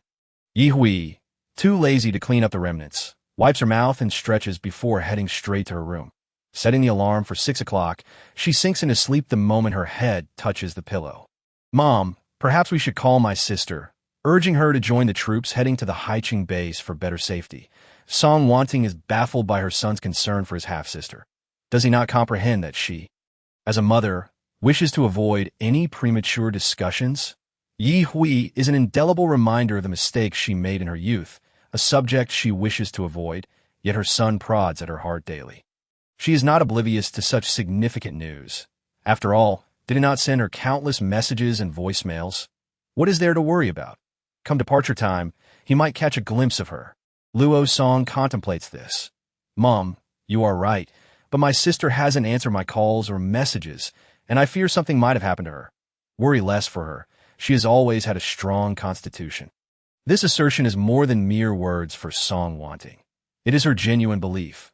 While other children might succumb to a high fever at 2 or 3 years old, her daughter persevered through it all unscathed. Even when accidentally knocked into a river, a tree branch miraculously saved her from harm. Every child encounters various colds and flus at school, yet she remains blissfully unaffected, attending classes daily and returning home safely. When sent to the countryside to live with her mother, she was struck by a motorcycle, fracturing her leg and requiring hospitalization, yet she miraculously rose from the fields with nary a scratch. With such instances accumulating, coupled with her unpleasant experiences with her ex-husband leading to their divorce, Song Wanting occasionally wonders if it was her daughter, Yi Hui, who siphoned away her luck, resulting in her misfortunes. Look, even in this apocalyptic world, her current husband has turned into a zombie, and that daughter, whom she detests, continues to thrive. Even if she ignores the calls and messages, Song Wanting has faith that her daughter is faring well. Luo Song diligently compresses his belongings into a single travel bag, aware that the people in their community, led by Li Ge, do not wish for them to leave. Yet he knows that if they accompany them to exterminate zombies, their share will invariably be curbed. He has no desire to remain entangled with them. Now that the town government has taken action, everyone is heading towards the gathering point, and even Li Ge cannot obstruct such a multitude. He is confident he can lead his mother to join the main force, and thus cannot help but wish to bring his sister along. He cannot fathom why, being their mother's child, she harbors such disdain for his sister, as if she would prefer her sister's demise. Yet his mother is undeniably a kind-hearted person, so he must be mistaken. Song Wanting observes her son with a single travel bag and says, "Let's drive there directly. We won't take the military vehicle. We've collected several barrels of oil these days, which should suffice for our journey. That if we don't bring enough supplies, we might find ourselves in dire straits upon arriving at the Haiching base. Make sure to keep your gold and silver jewelry, as well as any gold bars or coins close to you." "Understood, Mom." The crystals they have are not to be shared. He had previously bombarded Yi Hui with calls, and though she found it bothersome, she may have relented out of a lingering sense of familial obligation. Eventually divulging how to use the crystals to enhance his strength, he relayed this information to his mother, who insisted it remain confidential so they could maintain an advantage over others. Thus, while they might face minor setbacks in terms of food when teaming up, the crystals remain non-negotiable. But why Yi Hui does not regard this information as particularly valuable, knowing that the authorities will eventually make it public. Unbeknownst to her, the phone next to her pillow continues to flicker with notifications. The tea present. She wishes to think of nothing, simply wanting to eat, drink, and sleep in peace. She considers herself a minor character in this grand narrative, unable to save the world, and believes that merely avoiding trouble for the town government is a significant contribution. When she finally awakens naturally, the alarm has yet to ring. Checking her phone reveals a plethora of missed messages and calls, with a large portion coming from Luo's song. Is her younger brother becoming overly dependent on her? Is he really heading to the Haicheng base? Will she still be able to go? Initially planning to head to the Anqing base, she finds herself entangled in her biological father's insistence that she go with him. Now, with her biological mother and brother at the Haicheng base, it seems fate is nudging her to solidify her resolve to remain in Ning City. Chapter 52. Are you able to handle spicy food? Upon rising, Ye feels no discomfort from her disrupted sleep schedule. Instead, she feels utterly refreshed. After consuming 3 cans of beer, she is pleasantly surprised to find herself entirely unaffected. It appears her tolerance for alcohol has increased alongside her physical resilience. A most delightful development. She chooses not to respond to any calls or messages, deeming it unnecessary. She has no desire to engage with them. It would be best for everyone to remain well and undisturbed, allowing them to assume each other has perished in this apocalyptic world. Why should one seek to assert their existence when they did not before the end times? The wind outside grows increasingly fierce, and even with the doors and windows closed, she can sense its fervent energy. As she opens her bedroom door, Little Green rushes towards her with enthusiasm. Ye deftly catches it by the neck mid-leap. Shaking it a few times, "Don't jump on me. I have no interest in petting cats." With a playful whimper, she brings it to the dining table, setting it down before turning to wash her face and rinse her mouth. Feeling the need for a refreshing start. Noticing the time, she uses her phone to notify Wu Xiulan to come over. The few lights in her home create a warm and inviting ambience, rather than a dim atmosphere. Soon, a knock echoes through the room, and Ye opens the door, inviting her in while handing her a pair of disposable shoe covers. "Thank you," Wu Xiulan reciprocates with some freshly baked cookies she brought along, stating, "I woke up early this afternoon and made a batch of cookies. My family has some spare batteries that my boyfriend procured while he was still alive. They're still warm. Please have a taste." I believe this batch of muffins has turned out better than ever. Sure, Ye accepts them, closing the door behind her. To her surprise, Li Dali from room 1504 has not left with the others but remains here. She noticed him opening his door just as she closed hers. Although she is unsure of his reasons for staying, she does not dwell on them, as it is not her concern. Ye does not hesitate with Wu Xiulan, immediately sampling a muffin from the bag, exclaiming, "Sister Wu, your skills are truly remarkable. These muffins are deliciously sweet and fluffy. I must brew a pot of apple black tea to enjoy alongside them." "I am glad you like it." After donning her shoe covers, she follows Ye to the living room, sitting on the sofa. Indeed, little Ye's home exudes a simplicity and warmth that reflects her character. "Make yourself comfortable. I'll brew the tea." Ye tosses in brown sugar and black tea into the health pot, pours in mineral water, plugs it in, and begins to brew while slicing an apple. "You've worked hard today. Your contributions, including food, medical supplies, and daily necessities, warrant your share. You can even take a quad bike, and as for the rest..." Wu Xiulan interrupts, "Little Yi, I haven't contributed much. Several times at the dock. It was you all who helped me return safely. How can everything be counted as mine? I wouldn't feel at ease taking it all. I'd prefer to be like Brother Jiang, letting you hold on to the supplies and only taking what I need." Noticing Yi about to respond, she quickly adds, "Don't rush to reject my offer. I have never been one for strong opinions. Summoning the courage to follow my boyfriend to Ning City and make a life for myself is the most audacious thing I've ever done. With my boyfriend gone and my family cut off from me, I know I may be a bit older than you, but..." As she speaks, Wu Xiulan's voice trembles with emotion. Throughout her life, her parents have demanded obedience and kindness toward her younger brother. Despite her excellent academic performance and acceptance into a prestigious high school, she was forced to attend a vocational school due to her brother's poor grades, all to ensure she could earn money and support the family sooner. Looking back, she feels sadness but no hatred towards her family. Or more, she has worked tirelessly, even taking on a part-time job at a bakery after regular hours.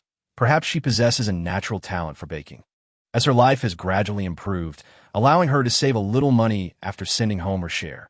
However, With the onset of the apocalypse, her beloved boyfriend has become a zombie, thirsting for her flesh. When she reached out to her family for help, they could offer nothing but vague reassurances. Their communication severed after that. As she hid on the balcony, weeping and unable to seek help from Ye.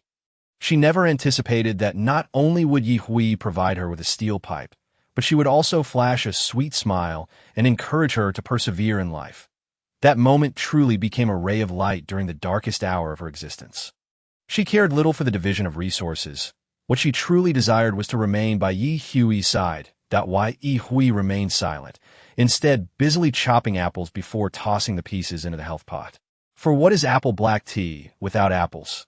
When Wu Shuolan's emotions had eased slightly, she looked up with an apologetic smile and said, "I'm sorry for losing my composure.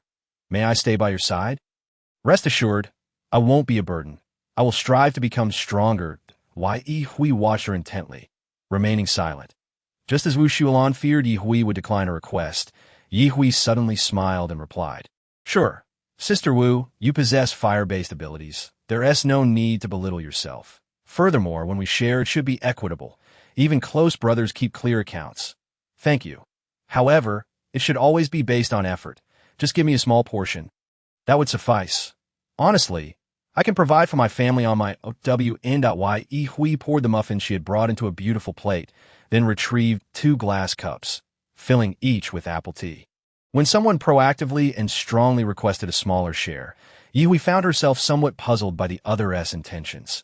Nevertheless, she did not refuse. By taking less, she ensured more for herself, with additional resources. Of course, her sense of security would be bolstered.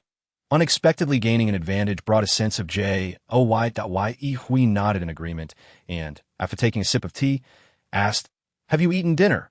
Would you like to join me? Is that all right? Then I'll take charge of the cooking. I hail from Yunchuan, and if you can handle spicy food, my hometown's cuisine is quite delightful." "Really? That's wonderful. Just tell me what ingredients you need." "Do you eat offal? My father always said I make the best spicy intestines, along with dry-fried fish, dry pot rabbit, mapo tofu, twice-cooked pork, and garlic pork belly." All right, that's enough. That I also have some mutated dog meat. Could you prepare a dry pot with that, and include garlic pork belly, twice-cooked pork, and spicy intestines? Feel free to add any other vegetables you deem fit. Chapter 53. Competitors in the Apocalypse Before Long. The kitchen was filled with the fragrant aroma of spicy dishes. Wu Shuolan insisted that preparing such a small amount of food did not require Ye's assistance, instructing her to wait outside the kitchen. The enticing scent of the food rendered Ye unable to focus on the television. She found herself wandering to the kitchen door, eagerly anticipating the delectable meal.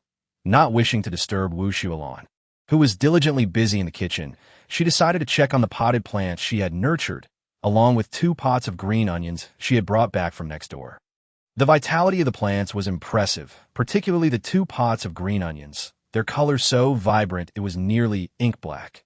Squatting down, she reached out to touch the green onions. "Little Green, do you think these green onions are mutated?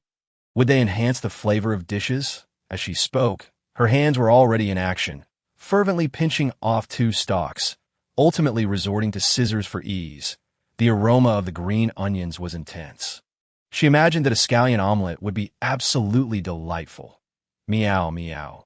When Ye stood up, she noticed that Little Green seemed to be communicating with the green onions, as she distinctly observed the stalks swaying without any breeze. She squatted down again and tugged at a bunch of green onions, causing the other stalks to sway wildly. "Oh, it seems you've truly gained sentience. Come, perform a growth demonstration for me. Quickly sprout the ones I just pinched off." The green onions remained silent. Meow, meow. Then Ye truly witnessed the roots of the plucked green onions begin to sprout vibrant green shoots. "Not bad, not bad. What do you wish for as you grow? Do you need some fertilizer?" The green onions swayed in unison. Ye was uncertain whether they had collectively evolved or if a single mutated variety was influencing the others. However, that was inconsequential. What mattered was that she could now be considered a possessor of mutated plants. Regrettably, only the green onions had evolved among the plants on her balcony. The best method to cultivate mutated flora, of course, was to place them outside to interact with zombies. If she could bury their remains beneath the roots, that would be even more perfect. Thus, Ye took 1 pot of green onions, opened the window, and placed it on the security window's ledge, bending down to arrange the other pot neatly outside as well. Her security window was lined with a layer of perforated metal, and the lower half was shielded by a 25-centimeter metal barrier, ensuring that anything placed on the balcony would not accidentally fall below, avoiding the risk of it becoming a projectile.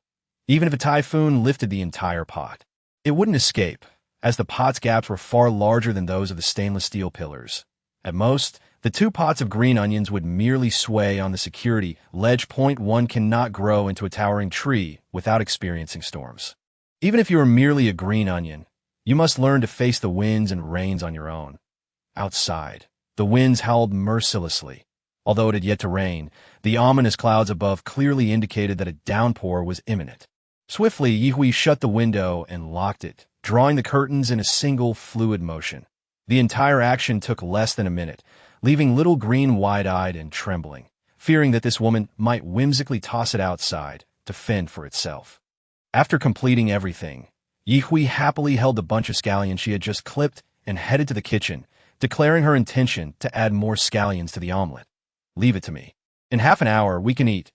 All right, at a table filled with steaming, aromatic dishes was soon laid out. Ye naturally opened the untouched beer from the morning. "Would you like some?" "No, thank you, that I don't really drink." Ye gestured towards the fridge. "There are cola, Sprite, juice, and milk. Feel free to help yourself." She eagerly reached for the scallion omelet, and upon tasting it, she found the flavor of the scallions richer and the texture superior compared to her previous attempts. If it were paired with eggs from mutated chickens, such a simple dish would undoubtedly taste divine, elevating the eater to euphoric heights. "You should try this. The scallions have mutated, and the flavor is exceptional." Wu Xiaolan took a bite and praised it repeatedly. "This truly isn't just thanks to your skills. It turns out mutated plants and animals are edible. The flavor of the dry pot with mutated dog meat was also extraordinary. It seems that once these things mutate, all their flavors enhance significantly." In response to Wu Xiaolan's comment, Ye corrected her. "Not all mutated flora and fauna are safe to consume. Those that originally contain toxins may have even stronger poisons post-mutation. So it's best to avoid them." Wu Xiaolan smiled gently. "You truly know so much. If I encounter anything outside, I'll be sure to consult you first." "Assured." Ye praised. "Sister Wu, your cooking is delightful. I can't seem to stop eating." What followed was a scene of Ye wholeheartedly indulging in the feast, devouring the majority of the dishes. By the end, the plates were empty, and Ye lay slumped in her chair, rubbing her belly contentedly. It was genuinely gratifying to have her cooking appreciated by others. Wu Xiaolan, having finished her meal, busily tidied up the dishes.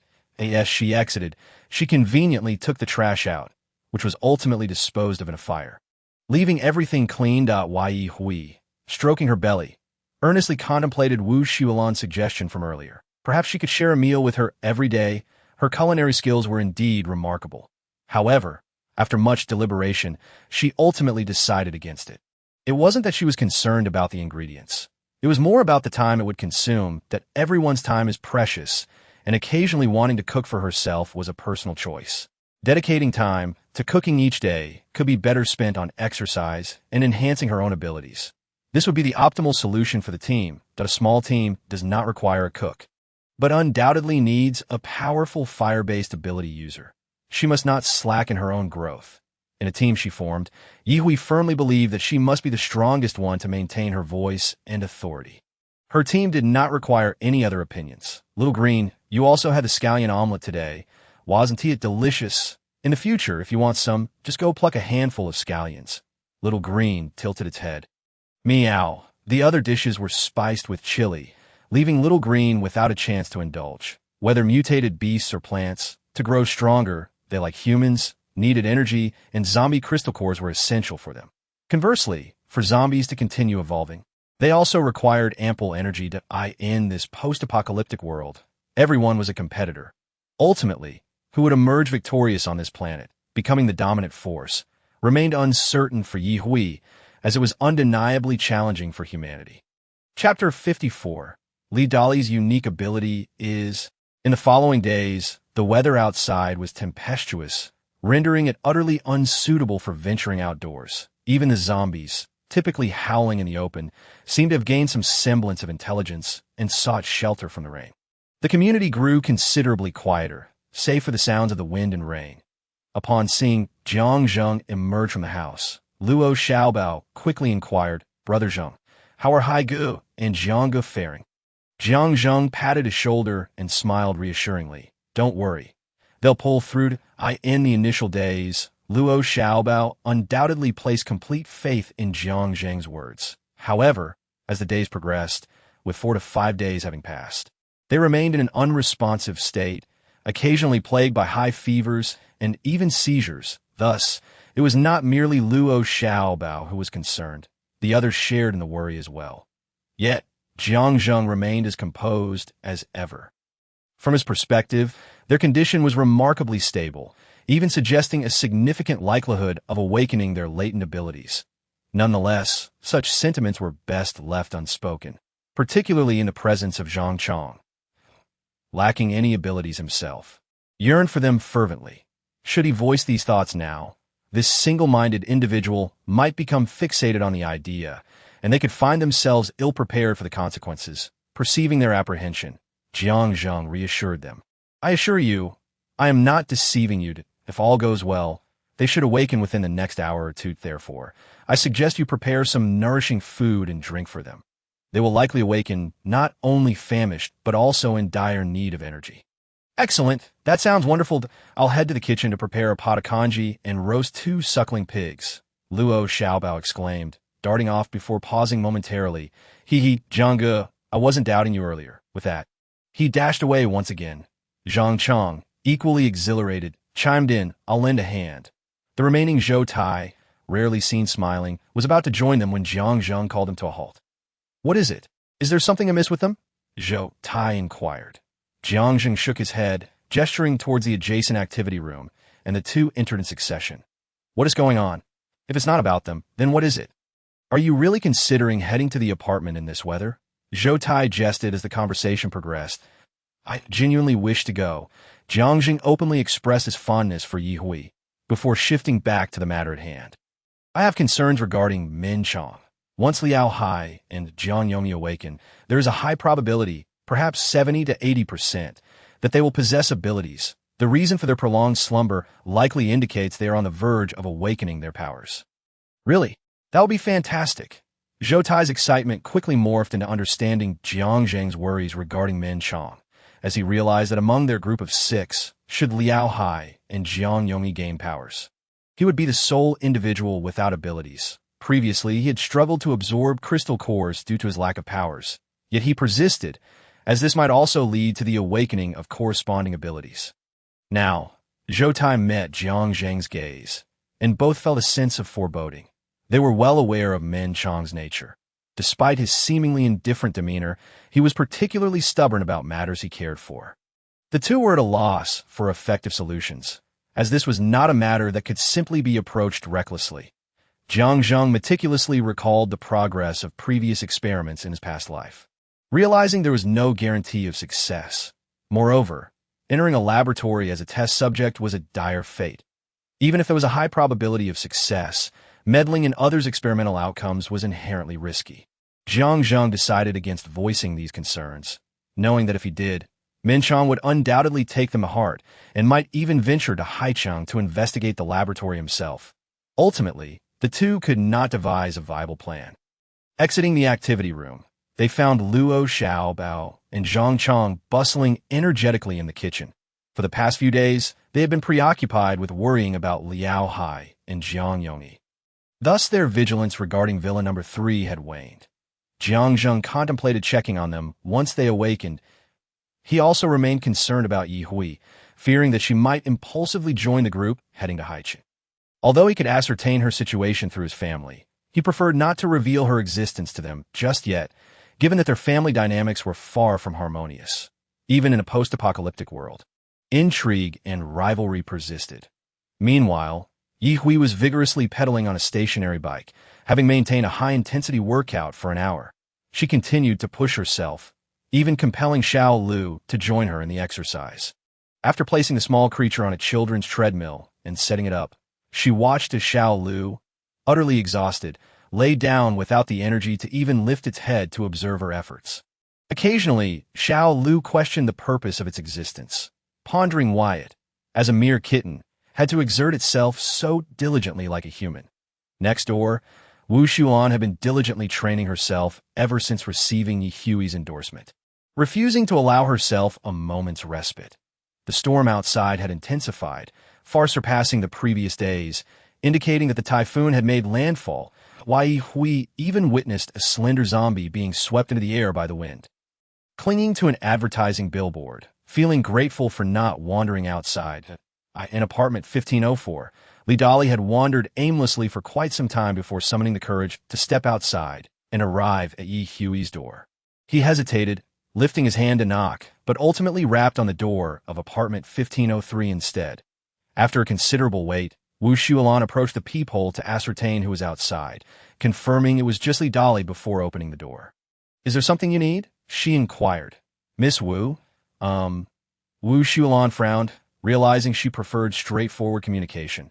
The roundabout way he spoke was quite irksome. "Don't close the door. I just wanted to ask if you could take me with you next time you go out." Wu Xuan leaned against the doorframe, arms crossed. "What skills do you possess? What assistance can you offer us?" Li Dali was taken aback by the question. Although he had contemplated these issues beforehand, he found himself at a loss when faced with them. What could he do?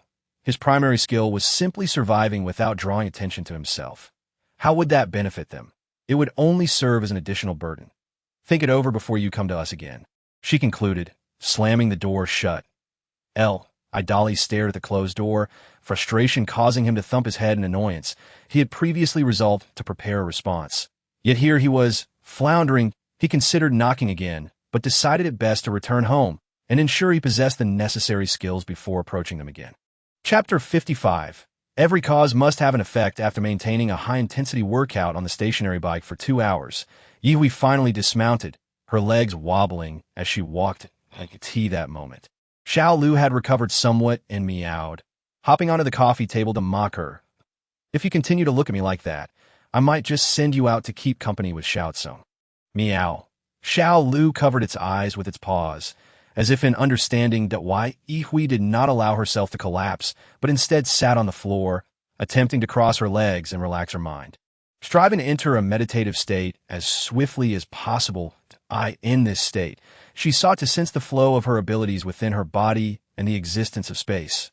She had found that this method yielded the best results. If only she could supplement it with a crystal core, it would be even more perfect. Unfortunately, she had exhausted her supply of cores. Nonetheless, Ye Hui derived joy from enhancing her abilities in her own way. While she did not aspire to be the strongest, she aimed to position herself among the top tier. After all, it would be a disservice to her efforts in this second life if she did not. Once she reached the pinnacle, she would have the privilege to relax. Currently, facing level 3 zombies with enhanced abilities, Ye Hui could no longer guarantee her safety in their presence. Emptying her mind, she successfully entered a meditative state in less than 5 minutes. Upon emerging from meditation, nearly 2 hours later, her physical fatigue had vanished, and her spirit felt rejuvenated. However, she was ravenously hungry. Without hesitation, she retrieved ready-made meals from her space, knowing that preparing food would only prolong her hunger. As she arranged dish after dish on the coffee table, she realized she had almost forgotten that Xiao Lu had yet to eat the dough. "I nearly forgot you haven't had your meal either." As Ye Hui stuffed a large meat bun in her mouth, she prepared a substantial bowl of cod-flavored rice porridge for Xiao Lu, followed by a hearty piece of boiled beef and a whole fragrant pear. As for herself, she treated herself to a bottle of 160 milliliters of plum wine, relishing her good mood. Once she had nearly finished her meal, she glanced at her phone, which had been on silent, now displaying notifications and call alerts. It was a pleasant surprise to see that communication still existed, albeit most individuals had rendered their devices useless due to lack of power. TSK. Those unable to use their phones must surely regret not purchasing a solar-powered charger, as it was a mere trifle yet incredibly useful. Moreover, her phone served another purpose. It could function as a radio. With television channels becoming increasingly unreliable, radio broadcast had surged in popularity once more. Therefore, whenever she was home, Ye Hui would listen to radio information for a while. The television had become a tool for watching various web dramas, primarily for Xiao Lu's amusement, as she had no interest in mindless programming herself. Scrolling through her screen, she found messages and calls from Jiang Zheng and Wu Xuelan, while Yi Fangzheng and Luo Song had been quiet since yesterday. Regardless of the reasons, Yi Hui felt a sense of relief. Preferring to remain out of their thoughts, reading Jiang Zheng's messages, she felt a surge of happiness for Liao Hai and the others awakening, as they were comrades who had fought alongside her. It was best for everyone to remain intact. This would ensure smoother collaboration in the future, free from underlying tensions. However, as they continued to work together, it seemed inevitable that losses would occur. Shaking her head, Yi Hui took a sip of plum wine, replied to a message with a simple congratulatory note, and then turned her attention to Wu Xuelan's lengthy text. After finishing it, she downed the remaining plum wine in one gulp. Raising an eyebrow, there are countless extraordinary abilities. Aside from the commonly known elemental powers like ice, wind, thunder, space, mental, speed, and strength, there exist many peculiar powers. For instance, Wu Xuelan mentioned that Li Dali possesses a mimicry ability. This means that as long as he activates his power, even if he were to blend into a horde of zombies, they would perceive him as one of their own. However, the drawback is that his ability is of a low grade, only lasting 3 to 4 minutes. Otherwise, with such an ability, he could have safely slipped out of the community and made his way to the assembly point on the day the convoy departed. Unfortunately, there are no what-ifs regarding Li Dali's request to join them in battling zombies. Yi Hui merely scoffed. Point 1 must take responsibility for their own actions. Every cause has its effect. His lack of power stemmed from his initial reluctance to venture out in the early days of the apocalypse. Although his ability is intriguing, she had no intention of carrying a burden. She left that message unanswered, glancing at her phone to find it was now 1:23 p.m. The wind and rain outside had intensified, showing no signs of abating. Wiping her mouth with a napkin, she rose and strolled to the balcony, lifting a corner of the curtain to gaze outside. Had the typhoon been raging for too long? How long does it typically last? Yi Hui murmured to herself, having long forgotten such meteorological knowledge. After all, she had relocated to an inland base in her previous life and had not experienced typhoon weather since. Whatever, it didn't matter how long it lasted. The small green onion swayed on the security window frame, a sight both pleasing and beautiful. Pulling the curtain back, Yi Hui turned to find Xiao LV still playing and nibbling on a fragrant pear. This sparked a rather mundane thought in her mind. Are cats particularly interested in spherical objects? Shifting her gaze to the phone on the coffee table, she noticed the screen flickering. She approached, glanced at it, and answered the call. Did you just finish exercising? The typhoon should pass by tomorrow morning at the latest, and I'll swing by the apartment then. Have they gained any abilities due to the disaster? Yes, both of them have that. Yi Hui could sense the joy in Jiang Zheng's tone. This was indeed a matter worth celebrating. Please convey my congratulations to them. Sure, I'll definitely pass it on. All right, I'll hang up. Yi Hui ended the call without hesitation, as she truly felt there was nothing else Jiang Zheng needed to discuss with her. She couldn't think of anything at all. Meanwhile, Li Dali in room 1504 had been unable to calm himself since morning. He hoped Yi Hui would agree to his joining them. However, as time passed, his confidence waned. What if they deemed his ability utterly useless? He couldn't honestly claim that he would bear the consequences of life and death outside. He wanted them to protect him if it were a matter of life and death. He could just go out alone. He paced around the room like a spinning top, unable to make a decision. Chapter 56. A well-thought-out plan as expected. By dawn the next day, the rain had ceased and the wind had calmed. Opening the window, the air felt remarkably purified and much fresher. No need for further deliberation. Open the windows. Ventilate and refresh the air inside the room. The 2 pots of green onions on the balcony remained lush and vibrant, showing no signs of having been battered by the storm. Xiao LV jumped beside them, curiously prodding and tugging at this and that. Yi Hui indulged in a rare, satisfying stretch. Good morning, Xiao Yi. The neighbor's voice drifted in from the right side of the balcony. Good morning. Upon seeing Yi Hui's cheerful demeanor, Wu Xuelan couldn't help but feel uplifted as well. The prospect of opening the windows was a joyous occasion for her, as otherwise the smells of zombies and rotting garbage would mingle, creating an unbearable stench. Thankfully, they resided on a relatively high floor, where the odors were somewhat diluted. Are we heading out today? Wu Xuelan asked, her eagerness evident. She had never anticipated being so proactive. Indeed, Sister Wu, are you already itching to go? A little bit. Being cooped up at home during the typhoon has made me long for the outdoors. Then what are we waiting for? Go. Let us set off now. This time, Yi donned a sky blue sports outfit, paired with white sneakers, and tied her hair into a high bun, stepping out with a fresh and lively demeanor. One might think she was heading out for a shopping trip with classmates. As she opened the door of room 1504 swung open simultaneously. Hey, Yumarin, are you going out? Can I join you? Your feet are your own. If you want to go out, just go. You don't need me to take you. And your legs aren't broken, Li Dolly. In the time it took to exchange those few words, Wu Xuelan had also opened her door, brandishing a new steel pipe. Let us go. I'm ready. Ladies, wait for me, please. I'm begging you. Bring me along. I want to ask you to take responsibility for my safety. Ye Hui smiled slyly. Life and death are yours to bear. If that is the case, why do you insist on following us? Wouldn't it be more convenient to go out on your own? I merely thought it would be safer to go out with you, using your abilities. Isn't that a normal thought? Your new idea seems reasonable, but whether you're leveraging our abilities or not, what can you offer us in return? We can't just take you along for free, depriving ourselves of rewards while you reap all the benefits. That's not how it works. Ye Hui tilted her head, mimicking the posture of Xiao LV on her shoulder as she regarded Li Dolly. Wu Xuelan remained silent, as she herself had only just begun to earn a modicum of trust from Yi Hui, primarily because Yi Hui had been leading her around. She couldn't possibly speak up and create trouble for herself. She feared that if she said something wrong, Yi Hui might grow weary of her and exclude her from the team, so she deliberately ignored Li Dolly's pleading gaze. That Li Dolly steeled himself and declared, "Take me with you. I want to learn how to kill zombies. That I want to take anything from this outing. All the rewards will belong to you. Consider it my tuition fee, all right?" You truly have a well-thought-out plan. But what have you actually contributed?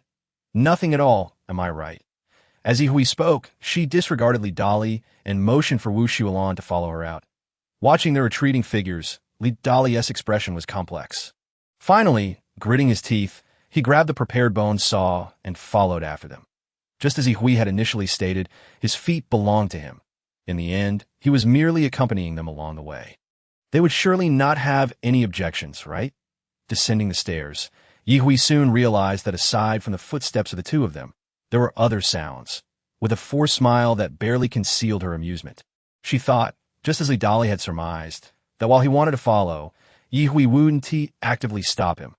However, should he hinder her from slaying zombies, she would not hesitate to take action. At that point, she hoped Li Dolly wouldn't regret tagging along. Xiao Yi. It's nothing.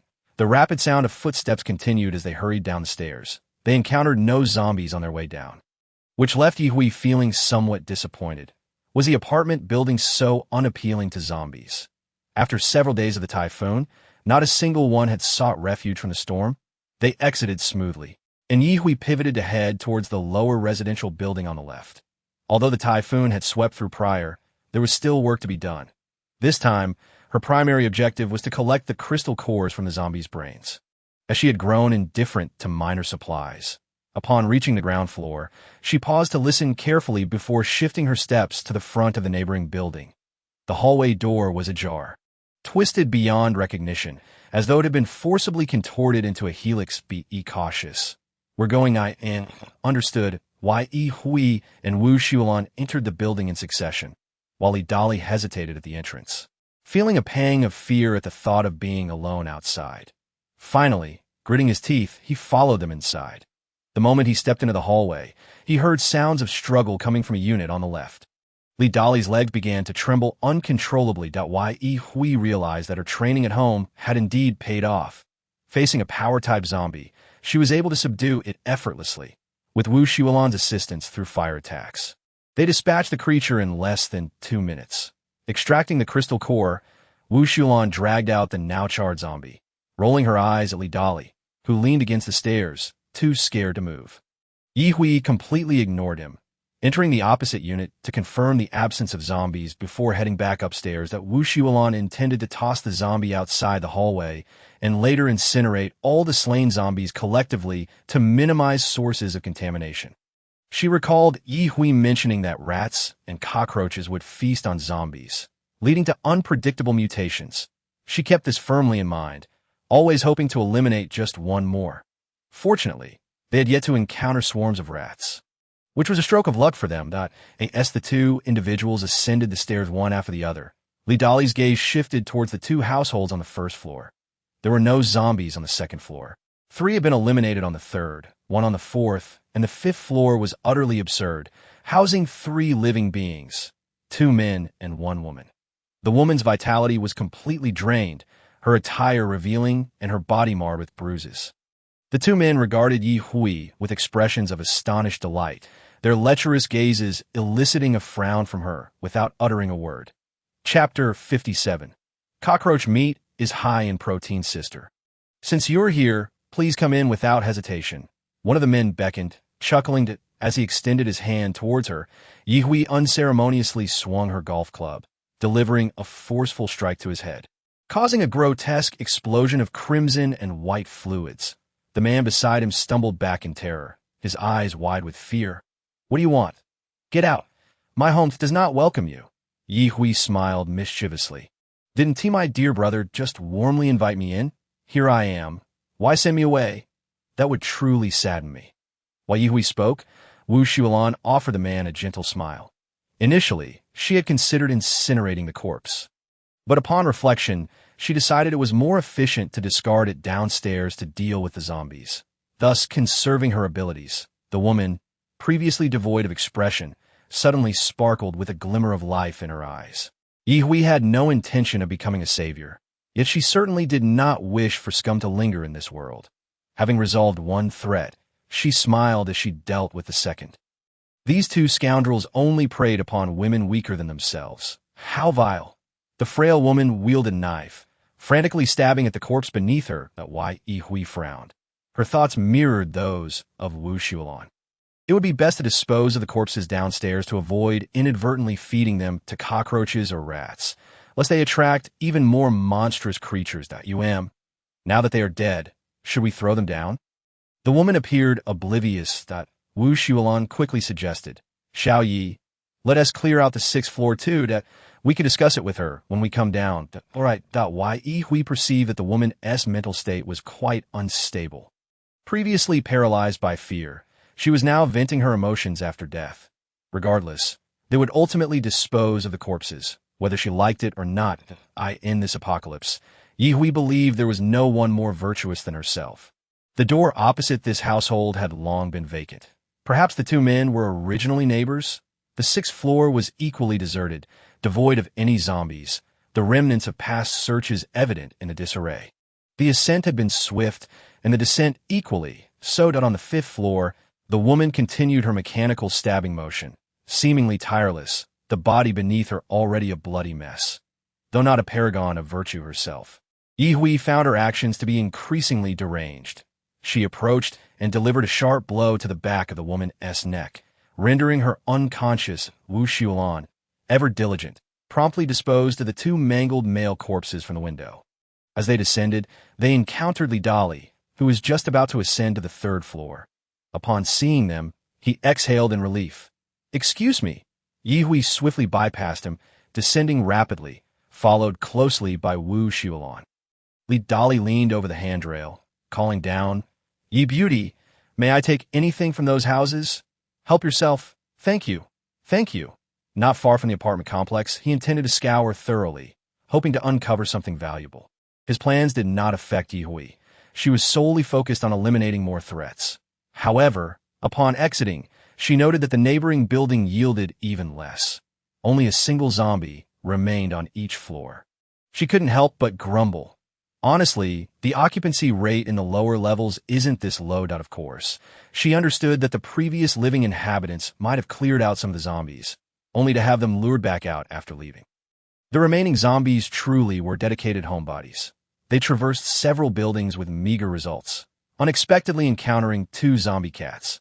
Before Ye Hui could intervene, Xiao LV, unable to tolerate the grotesque appearance of the undead felines, sprang into action and swiftly dispatched them. Who would have thought that the small creature could be so fierce? Yet, after eliminating the two zombie cats, Ye Hui decided against letting Xiao LV remain on her shoulder any longer. The little creature, feeling wronged, perched on Wu Xuelan's backpack, casting accusatory glances at Ye Hui. They continued their journey smoothly until reaching the west gate of the community, where they were met with a nauseating sight: a multitude of cockroaches, each the size of a small rabbit, congregated in the security room. Sister Wu, prepare for a fiery assault. We need to be swift. My spatial confinement technique is still unrefined. Leave it to me. Ye Hui concentrated her energy, surveying the entire security room, and then shouted, "Ignite!" Wu Xuelan unleashed her powers, hurling flames through the security room window. The crackling and frantic scuttling of the cockroaches filled the air as they scrambled to escape, only to find themselves blocked by an invisible wall at every exit. The azure flames spread among them, and soon the air was thick with the scent of charred flesh, rendering the room of cockroaches immobile. Once she confirmed that none had escaped, Ye Hui retracted her powers and confidently opened the security room door. Each step she took sounded as if she were treading upon dry leaves. Any remaining cockroaches received a final blow, and within 10 minutes, the room was devoid of life. Amidst the aroma of cooked flesh, Ye Hui joyfully began to sift through the tiny, bean-sized crystal cores. Wu Xuelan soon joined her, and as they discovered the shimmering cores, her initial fear of cockroaches transformed into delight. Although the cores were smaller than those found in zombie heads, their abundance was remarkable. Wu Xuelan exclaimed in surprise, "There are so many!" At the bottom, they even uncovered 2 slightly damaged zombie cores. It seemed that the horde of cockroaches had been feasting on the remnants of zombies. Ha ha ha! What a stroke of luck! Grasping a handful of crystal cores brought immense joy. This venture had proven not only effortless, but also exceptionally fruitful. Ye Hui mused that her spatial confinement ability could be upgraded to spatial compression, potentially yielding even more cores. She was unperturbed by the thought of cores being crushed together, as she was still inexperienced with her current technique. Wu Xuelan suddenly inquired, "Can we eat this cockroach meat?" Well, we certainly could, but we have plenty of food already, so it's unnecessary. It just smells so good, I couldn't help but ask that if you want to try, go ahead. Cockroach meat is high in protein. What flavor would you like? I can add some cumin or chili powder for you. Chapter 58. Just in time, having enjoyed such a bountiful harvest, Ye Hui decided to cease their endeavors, as their abilities were nearly depleted. Safety was paramount in all actions that Wu Xuelan could not resist, however, and sampled some cockroach meat dipped in a mixture of chili powder and seasoning, crunching delightfully as if enjoying roasted chicken. Had she not known it was cockroach meat, she would have praised the flavor. Not only her, but Ye Hui also indulged in a few choice pieces, reminiscing about the hardships of her past life. When Li Dali arrived, drawn by the enticing aroma of cooked meat and the sight of them munching contentedly, he couldn't help but swallow hard. It had been ages since he had enjoyed roasted meat. Noticing his longing gaze, Ye Hui cheerfully invited, "If you want to eat, come in and join us. There are dipping sauces here." "Xiao Yi, I've had my fill." "All right, then we'll leave the rest for our neighbors," Ye Hui said, extending yet another warm invitation to Li Dali at the door. "Are you really heading back just like that?" In a good mood, Ye Hui didn't mind answering a couple of questions, smiling as she replied, "Yes, today has been quite eventful." The security room was now devoid of any crystal cores. Not only had the two of them searched thoroughly, but even Xiao LV had been diligently contributing to their efforts. To fit in, Xiao LV had also munched on several pieces of delectable cockroach meat. Ye beauty. "Wait a moment," Li Dali said, retrieving a plastic bag from his backpack and handing it to her. "This contains the gold and silver jewelry I found in the buildings you visited earlier." Ye Hui graciously accepted the bag. "Thank you." Upon reaching her doorstep, Ye Hui instructed, "You should head back and freshen up. Later, come to my house, and we could divide the spoils." "All right, I'll await your message." Upon returning home, the first thing she did was clean herself up, feeling refreshed and rejuvenated. Not only did she tend to herself, but she also placed Xiao LV in the wash basin for a thorough cleaning.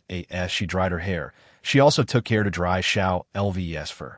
The tantalizing taste of roasted meat lingered from earlier. igniting her appetite once more. Without hesitation, she grabbed her phone and called Wu Shualan, who promptly knocked on the door.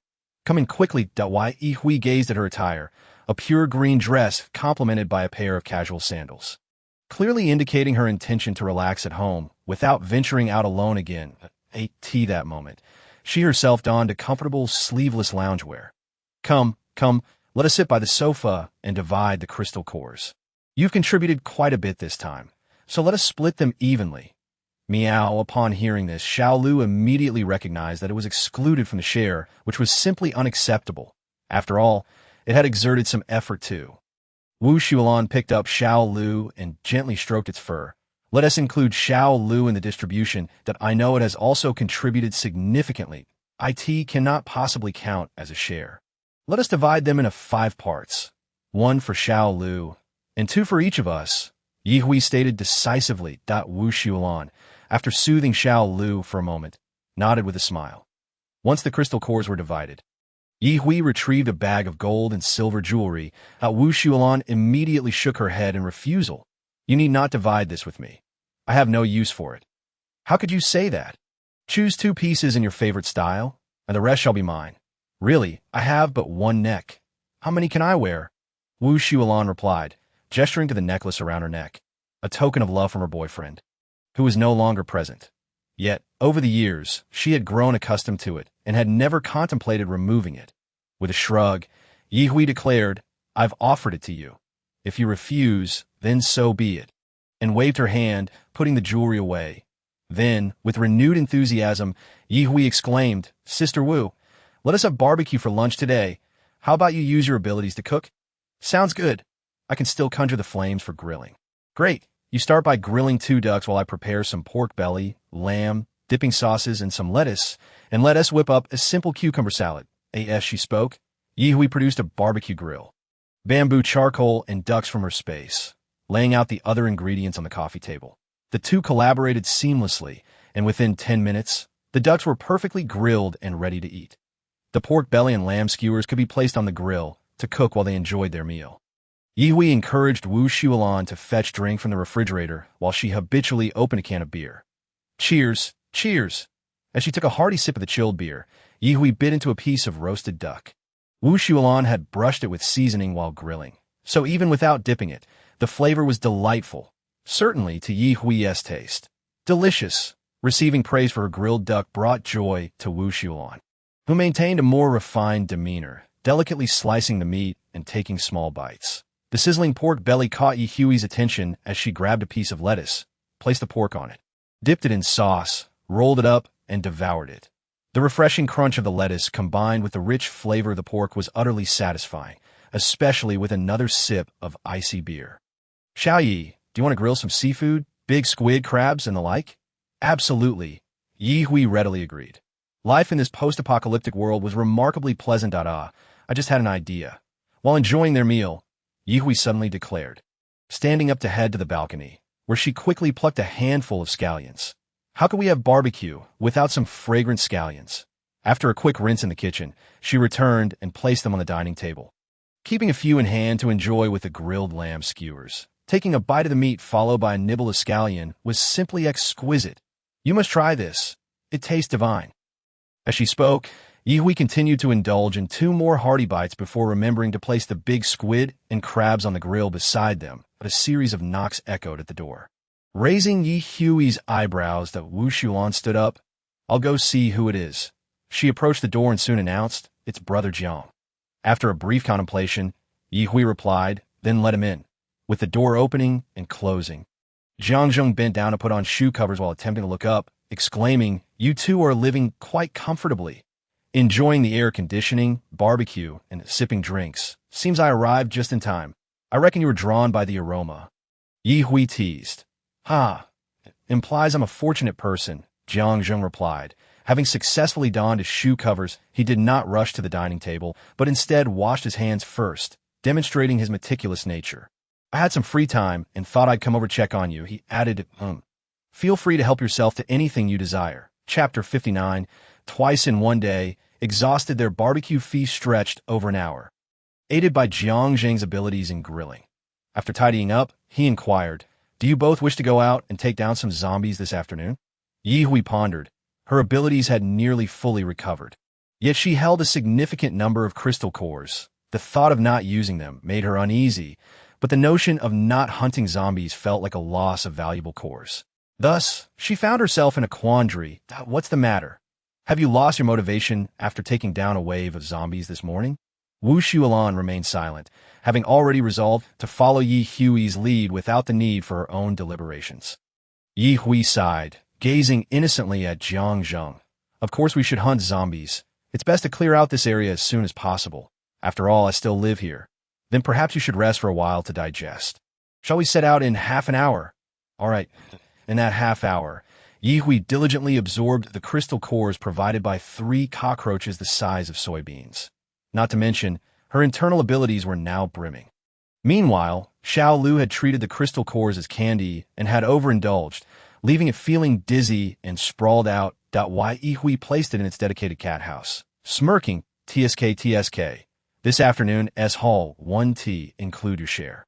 Quickly changing into a fresh outfit, she stepped outside, where they found Jiang Zheng waiting at the door. With his presence, finding zombies became much more convenient, and the process of eliminating them was expedited. Strangely, the neighborhood seemed to have no zombies exceeding level 2, allowing them to efficiently clear the entire area in the afternoon. They not only dealt with zombies, but also encountered a few mutated rats and some inept zombie pets. The only disappointment was the absence of any clusters of cockroaches by the time they prepared to return home. The sun was setting, their spirits high yet their bodies weary. Not only were they responsible for the hunt, but also for the cremation. And they even tidied up the neighborhood's litter. If moral standards could be rated, they would have undoubtedly surpassed 10 stars. The entire neighborhood was filled with the scent of charred remains. Yi Hui was confident that by the next day, the air would be significantly cleaner. Remarkably, she noticed that the remaining inhabitants in the neighborhood numbered around 20 to 30 individuals. Upon returning to the apartment building, they encountered Li Dali, who was supporting the frail woman Yi Hui had knocked out earlier that morning. What is going on here?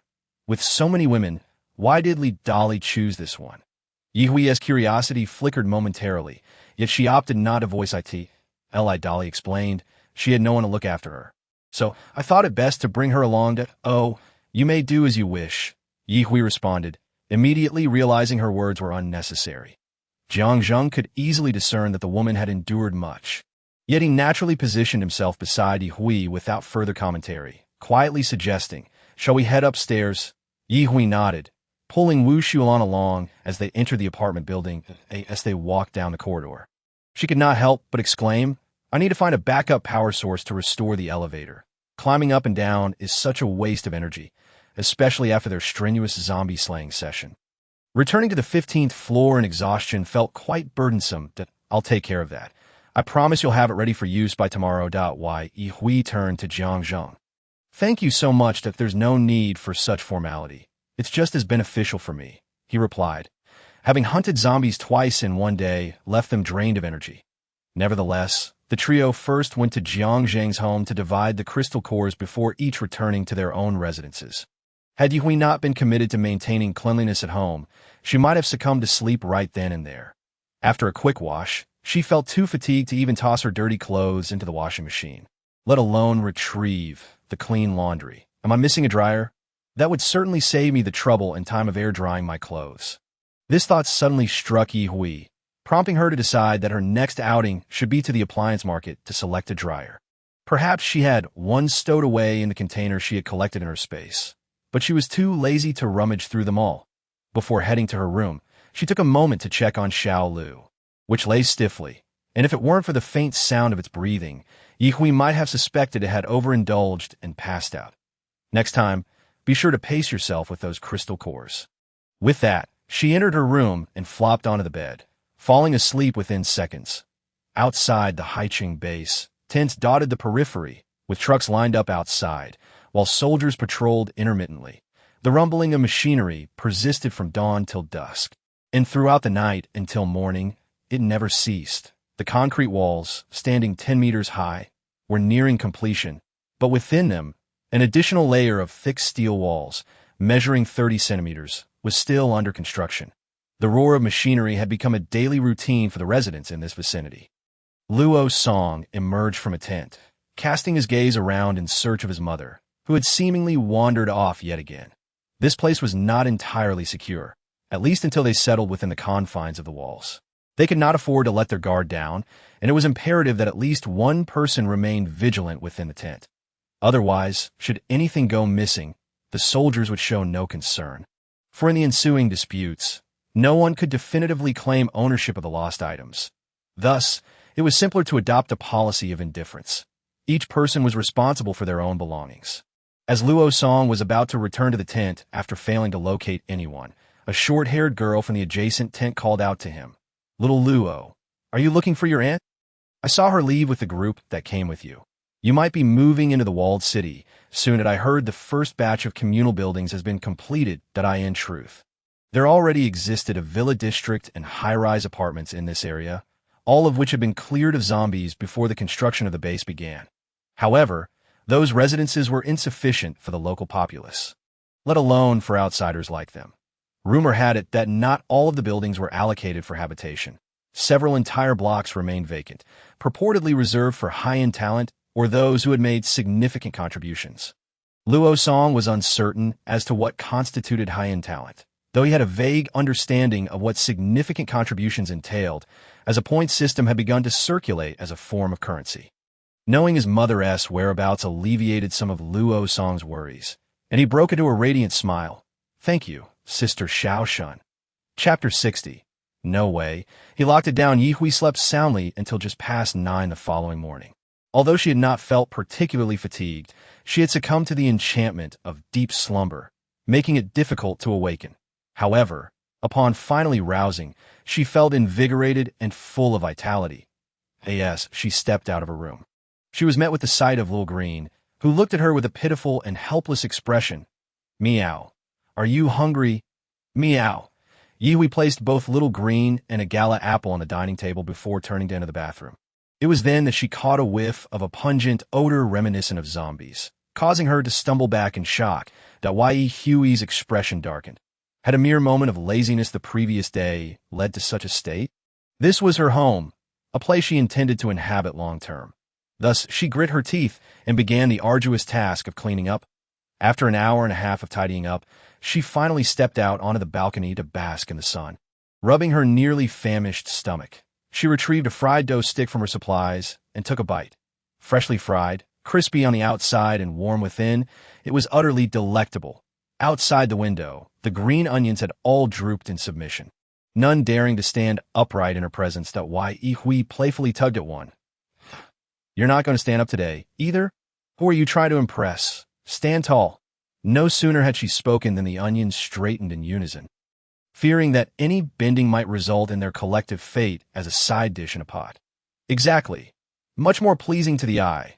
With that, Ye Hui took another couple of bites from her fried dough stick, and a thought surfaced. Would pairing fried dough sticks with green onions be considered culinary darkness? Never mind. She decided to let it slide for today. Breakfast would not be overly complicated. The sooner it was finished, the sooner she could begin absorbing crystal cores, hastening her transformation into a formidable force. Fortunately, her two neighbors did not come to disturb her. She prepared a rice ball, a bowl of black rice porridge, 2 tea eggs, and a bowl of savory tofu pudding. For Little Green, she concocted a generous bowl of cod-flavored rice paste. Then, the two of them, one person and one cat, immersed themselves in their meal. Ye Hui quickly finished her breakfast, tossing the disposable utensils into the nearby trash bin, and without waiting for digestion, she sat cross-legged on the carpet, ready to absorb the crystal cores. Time passed unnoticed, while the phone on the coffee table flickered intermittently. Yet Ye Hui remained oblivious to tea that moment. She was resolute in her mission to absorb every last crystal core. Across the hall, Jiang Zheng glanced at his phone, noting the silence from her side, and sighed in resignation. He left a message indicating he had some matters to attend to in the Villa District and reminded her to inform him beforehand if she intended to venture out to hunt zombies. He would return promptly. He needed to check on the situation, as Zhou Tai had mentioned that the third villa was indeed vacated. Although today, the property management personnel had moved in, the original owner and her child were nowhere to be found. Jiang Zheng had initially thought they had merely stepped out to gather supplies, intending to visit them upon their return to ascertain the nature of the issues at hand. However, the fact that their home had been overtaken by the management team indicated that they had likely confirmed that the mother and child would not be returning. How infuriating! When Zhou Tai had inquired with the property management team a few days prior, it seemed they had not been truthful. Jiang Zheng was not particularly worried, though he suspected something was amiss with the mother and child. He trusted his own abilities. After all, he had never heard of anyone or any zombies forming a powerful faction akin to a ruler in their own right, based on the mother and child as conditions. Despite feeling a tinge of annoyance, he had promised Ye Hui he would keep an eye on things. Unfortunately, due to his obligations to Liao Hai and the others, he had only been monitoring from a distance without taking any further action. He needed to confront the property management team and teach them what it meant to be decent human beings. Before leaving, Jiang Zheng made sure to check the elevator's operational status, but he had inadvertently set it to card-only access. Ye Hui was too preoccupied to pay him any mind. He handed 2 cards to Wu Xuelan, one for each of them. When he descended in the elevator, Li Dali had been watching, and only after Jiang Zheng had left did he venture out to try it himself, ultimately leading him to curse his luck. Upon returning to 1504, he was met with the expectant gaze of the woman, and Li Dali shook his head in response. No luck, he has locked the elevator down. Only those with special cards can use it. Zhang Ying nodded, indifferent to whether she could go out or not. Her feelings towards Ye Hui and Wu Xuelan were complex, mingling gratitude with jealousy. Observing Li Dali's frustration, she attempted to placate him. It's nearly noon. Let me cook. No need. Look at your injuries. You should rest and I'll handle it. This afternoon, I'll check the other residents' fridges to see if there are any supplies left. I'll go with you. You really shouldn't eat. The floors are too high. Climbing up and down is exhausting. I'll manage on my own. Thanks to their efforts, there are no zombies left in the community. Seeing that she was about to protest, Li Dali patted her shoulder. Even if some zombies were to wander in from outside, their numbers wouldn't be significant. It's easier for me to avoid them alone. I'm sorry, I'm just not useful. What are you saying? We were colleagues once. You're not a stranger to me. This tender exchange had little impact on the 2 women across the hall. Not only was Ye Hui diligently absorbing crystal cores, but Wu Xuelan was also hard at work. Though she had not slept as long as Ye Hui, her efficiency was markedly lower. From the perspective of their stored supplies, they were nearly equal. Ye Hui continued to absorb until she felt a slight pressure in her meridians, at which point she ceased, noting that the crystal cores were almost depleted. Meow, meow, meow. Little Green danced before her, its eyes following the crystals. Do you want some? Meow. Not sharing. These are my hard-earned rewards that if you want them, you'll have to work for it. Woo-woo. In front of Little Green, she withdrew the remaining crystal cores into her space, then stood up to stretch her limbs, smiling brightly. Little Green, can you believe how quickly time flies? It's already lunchtime.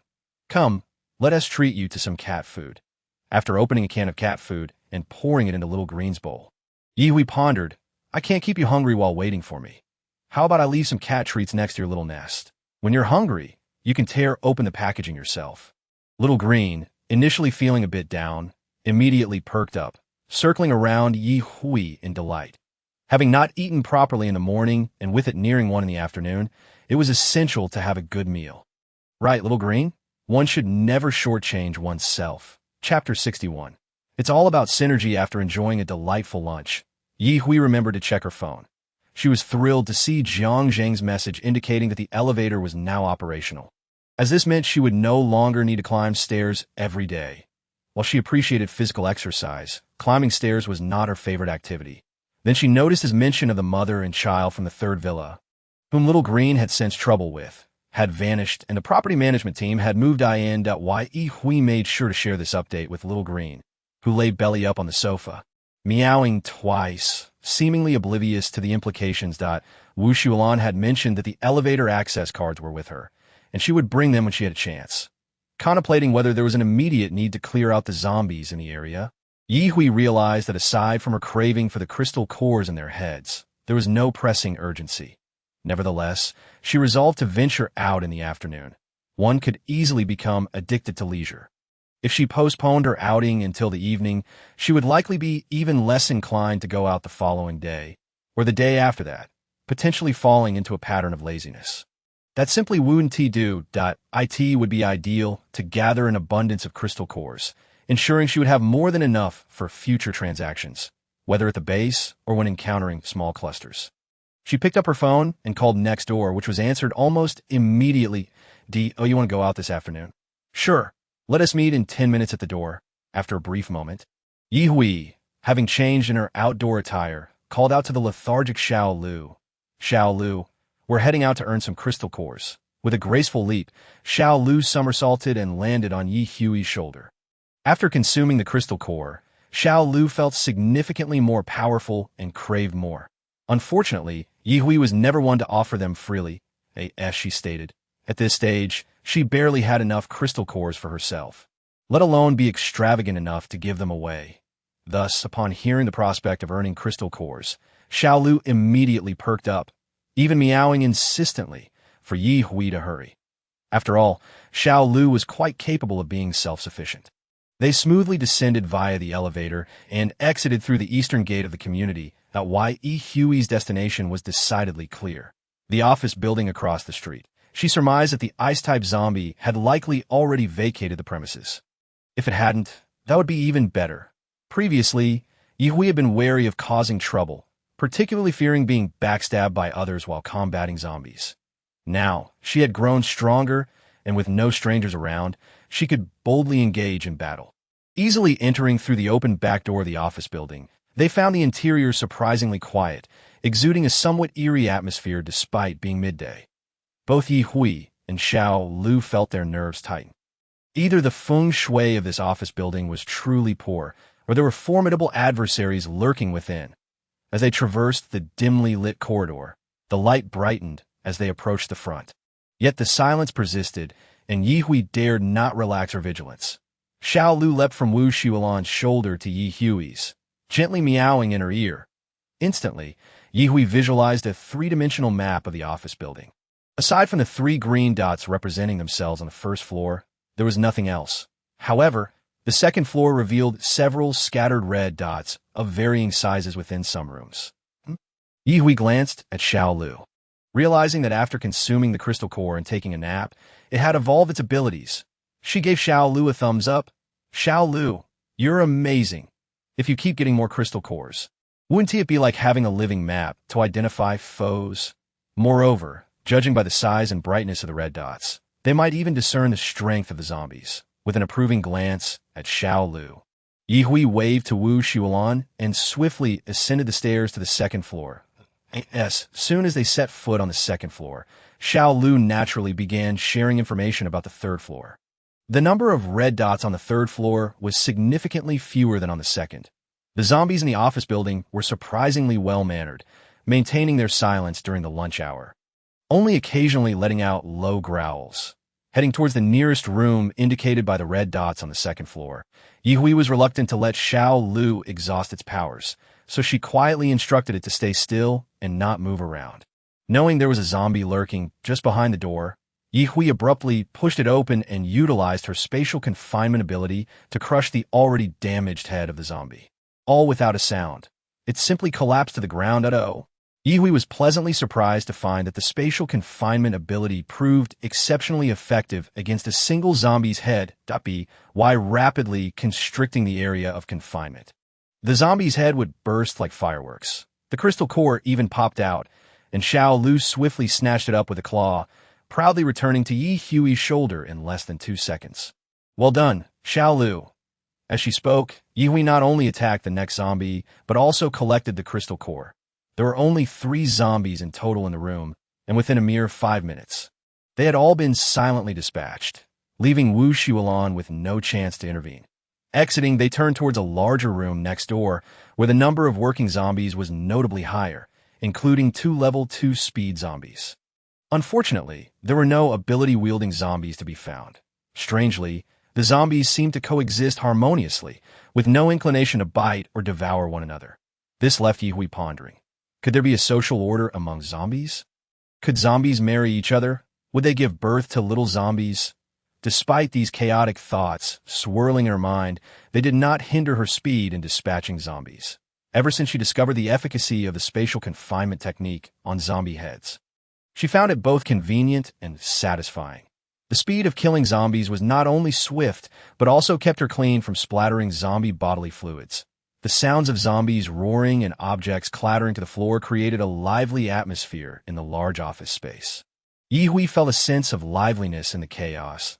Wu Shualan targeted areas with dense zombie populations with her fireballs, which could spread flames to 2 zombies at once. Although the zombies struck by the fireballs did not perish immediately, they responded with even more fervent cries. This commotion attracted other zombies from the adjacent offices, and Xiao Lu's sharing map reappeared in Ye Hui's mind, revealing red dots converging toward their location, which delighted her. Their pace quickened as they continued their onslaught. Ye Hui and Wu Shualan focused on the killing, while Xiao Lu took care of collecting the crystal cores, demonstrating their seamless teamwork. Chapter 62. A good deal should benefit both parties. How long does it take to clear a 9-story office building? Surprisingly, it took less than half an hour. Ye Hui had never realized that sweeping a building could be so joyful. Although they encountered a couple of newly advanced level 3 zombies, the combination of Ye Hui, Wu Shualan, and Xiao Lu proved to be remarkably effective and effortless, resulting in the zombies willingly offering up 2 shiny crystal cores without inflicting any injuries on them. The entire building belonged to a single company, and in the chairman's office on the top floor, Ye Hui opened 2 large safes filled with items that made her realize the joy of the wealthy was beyond her comprehension as a mere commoner. For instance, a box of health products intended for safekeeping left her speechless. She couldn't fathom the underlying pleasures of such items.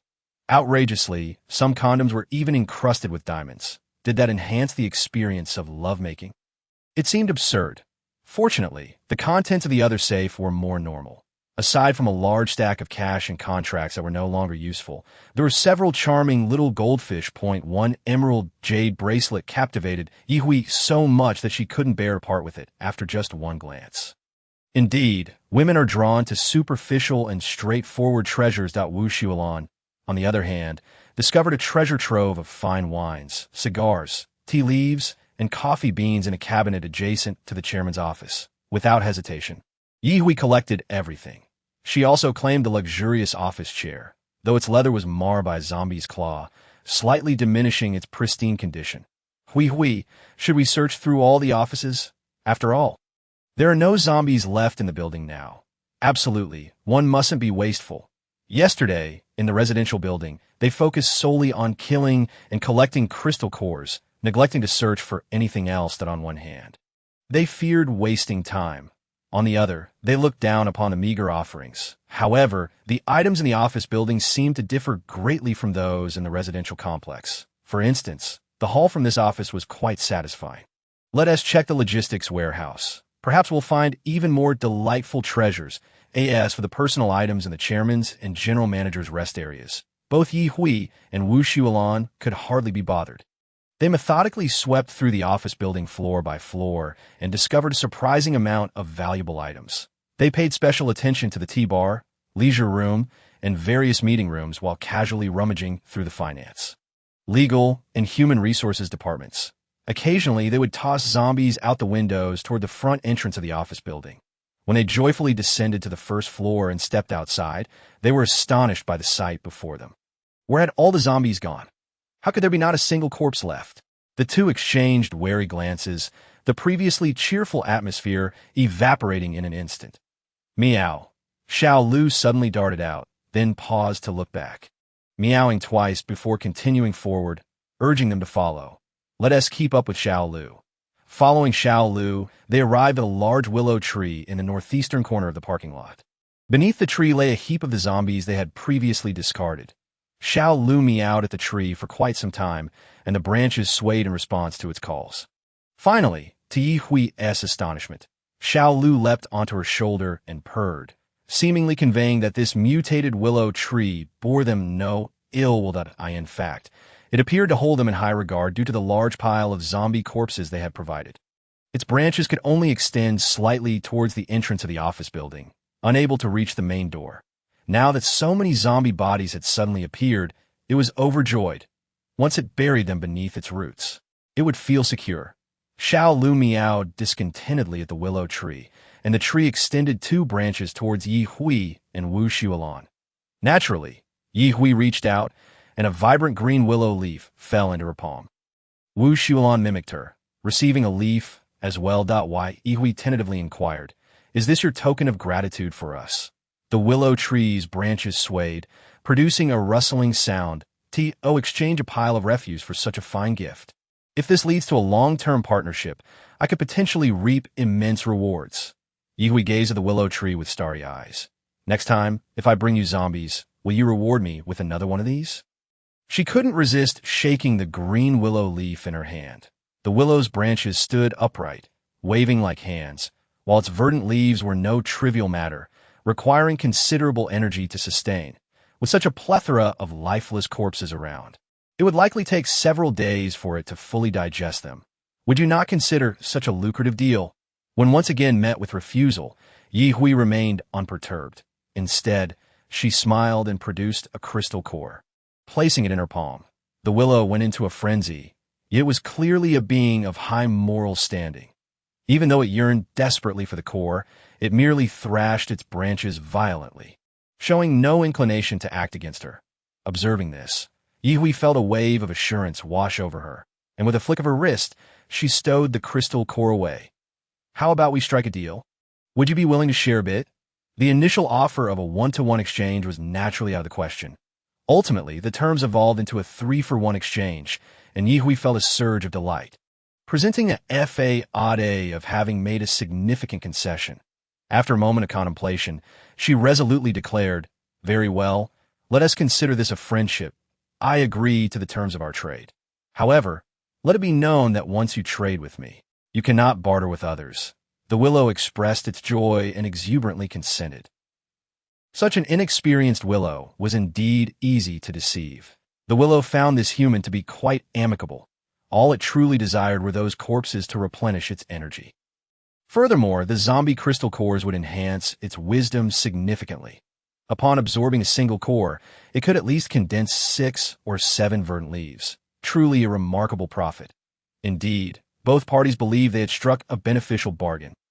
A win-win situation. Yi Hui directly traded 3 crystal cores, along with the one she had just given, making a neat sum. After concluding the transaction, she did not linger, allowing the willow to resume its busy endeavors. Cheerfully, she traversed through the back door of the office building and returned to the eastern entrance of her community. Throughout her journey, a smile graced her face. Wu Xuelan could only restrain her curiosity until they boarded the elevator. Finally inquiring, "Is there any special use for that willow leaf? It resembles a piece of green jade." Nodding, Yi Hui did not conceal her excitement about her newfound companion. This item is quite rare. When consumed in excess, it can grant ordinary individuals wood-type abilities that if you drill a hole in it and wear it as an accessory, it can also invigorate the mind. Chapter 63. The Trade. The price. Wow, this is so useful. That willow tree. Hui, you've truly struck gold this time, Wu Xuelan exclaimed, handing her own leaf over. "Here, take it. It seems a waste for me to keep it." "No need. You should use it as an accessory. Wearing it until its energy is depleted will allow you to absorb crystal cores more efficiently. The effects vary from person to person, so experiment with it." Just then, the elevator chimed. Arriving at the 15th floor, as the doors opened, they spotted a woman brought back by Li Dali, standing weakly at the elevator entrance, clutching a bag of trash. You all, hello." "Thank you." Zhang Ying suppressed her jealousy and managed to express her gratitude, feeling somewhat relieved. "I in a good mood." Yi Hui was inclined to converse. "No need to thank me. I didn't specifically set out to rescue you." With that, she cheerfully made her way home. Wu Xuelan cast a glance at the trash in her hand, hastily catching up. Was there something wrong with her own trash? Zhang Ying pondered for a moment before slowly and deliberately tossing the refuse into the stainless steel bin by the window. Yi Hui considered making a trade with Jiang Zheng and his companions using the willow leaves, especially since they still had one member yet to awaken their abilities. While this passive awakening might not align with his inherent attributes, it was still a valuable opportunity. Many coveted such an ability, yet not everyone could attain it. She could offer 1 willow leaf for 5 crystal cores. Reflecting on her generosity, she realized that the profit margin was rather slim. No, a slim profit could very well equate to a loss. After some internal conflict, she had a refreshing wash, warned her little green companion, and tossed a fluff ball for it to play with. She then reclined on the sofa, her feet resting on the coffee table, and contemplated her next move while holding her phone. After some deliberation, she dialed Jiang Zheng's number on the other end. Perhaps due to boredom, the phone rang twice before it was picked up. Soon, Jiang Zheng's excited voice came through. Hui, you're looking for me. Is there something you need? Yes, do you still have a team member who hasn't awakened their abilities? Hui asked casually, her mind preoccupied with how much to charge. Should she take advantage of the situation? That seemed improbable, yet considering that she would likely collaborate with him again in the future. Being too demanding might not bode well. Alas, her kind nature and thin skin were her undoing. Upon hearing this, Jiang Zheng's tone grew somber. Yes, we're currently unsure how to comfort Min Chong. Oh, the tall one, I have a method that can guarantee he awakens his abilities, but really, what method? Jiang Zheng's excitement was palpable, prompting him to beckon Zhou Tai and the others over. Earlier, he had distanced himself to take Yihui's call, as he couldn't allow the phone to ring more than twice. Are you interested? The price isn't low. What price is acceptable? Just crystal cores. That's fine. Please explain it to us in detail.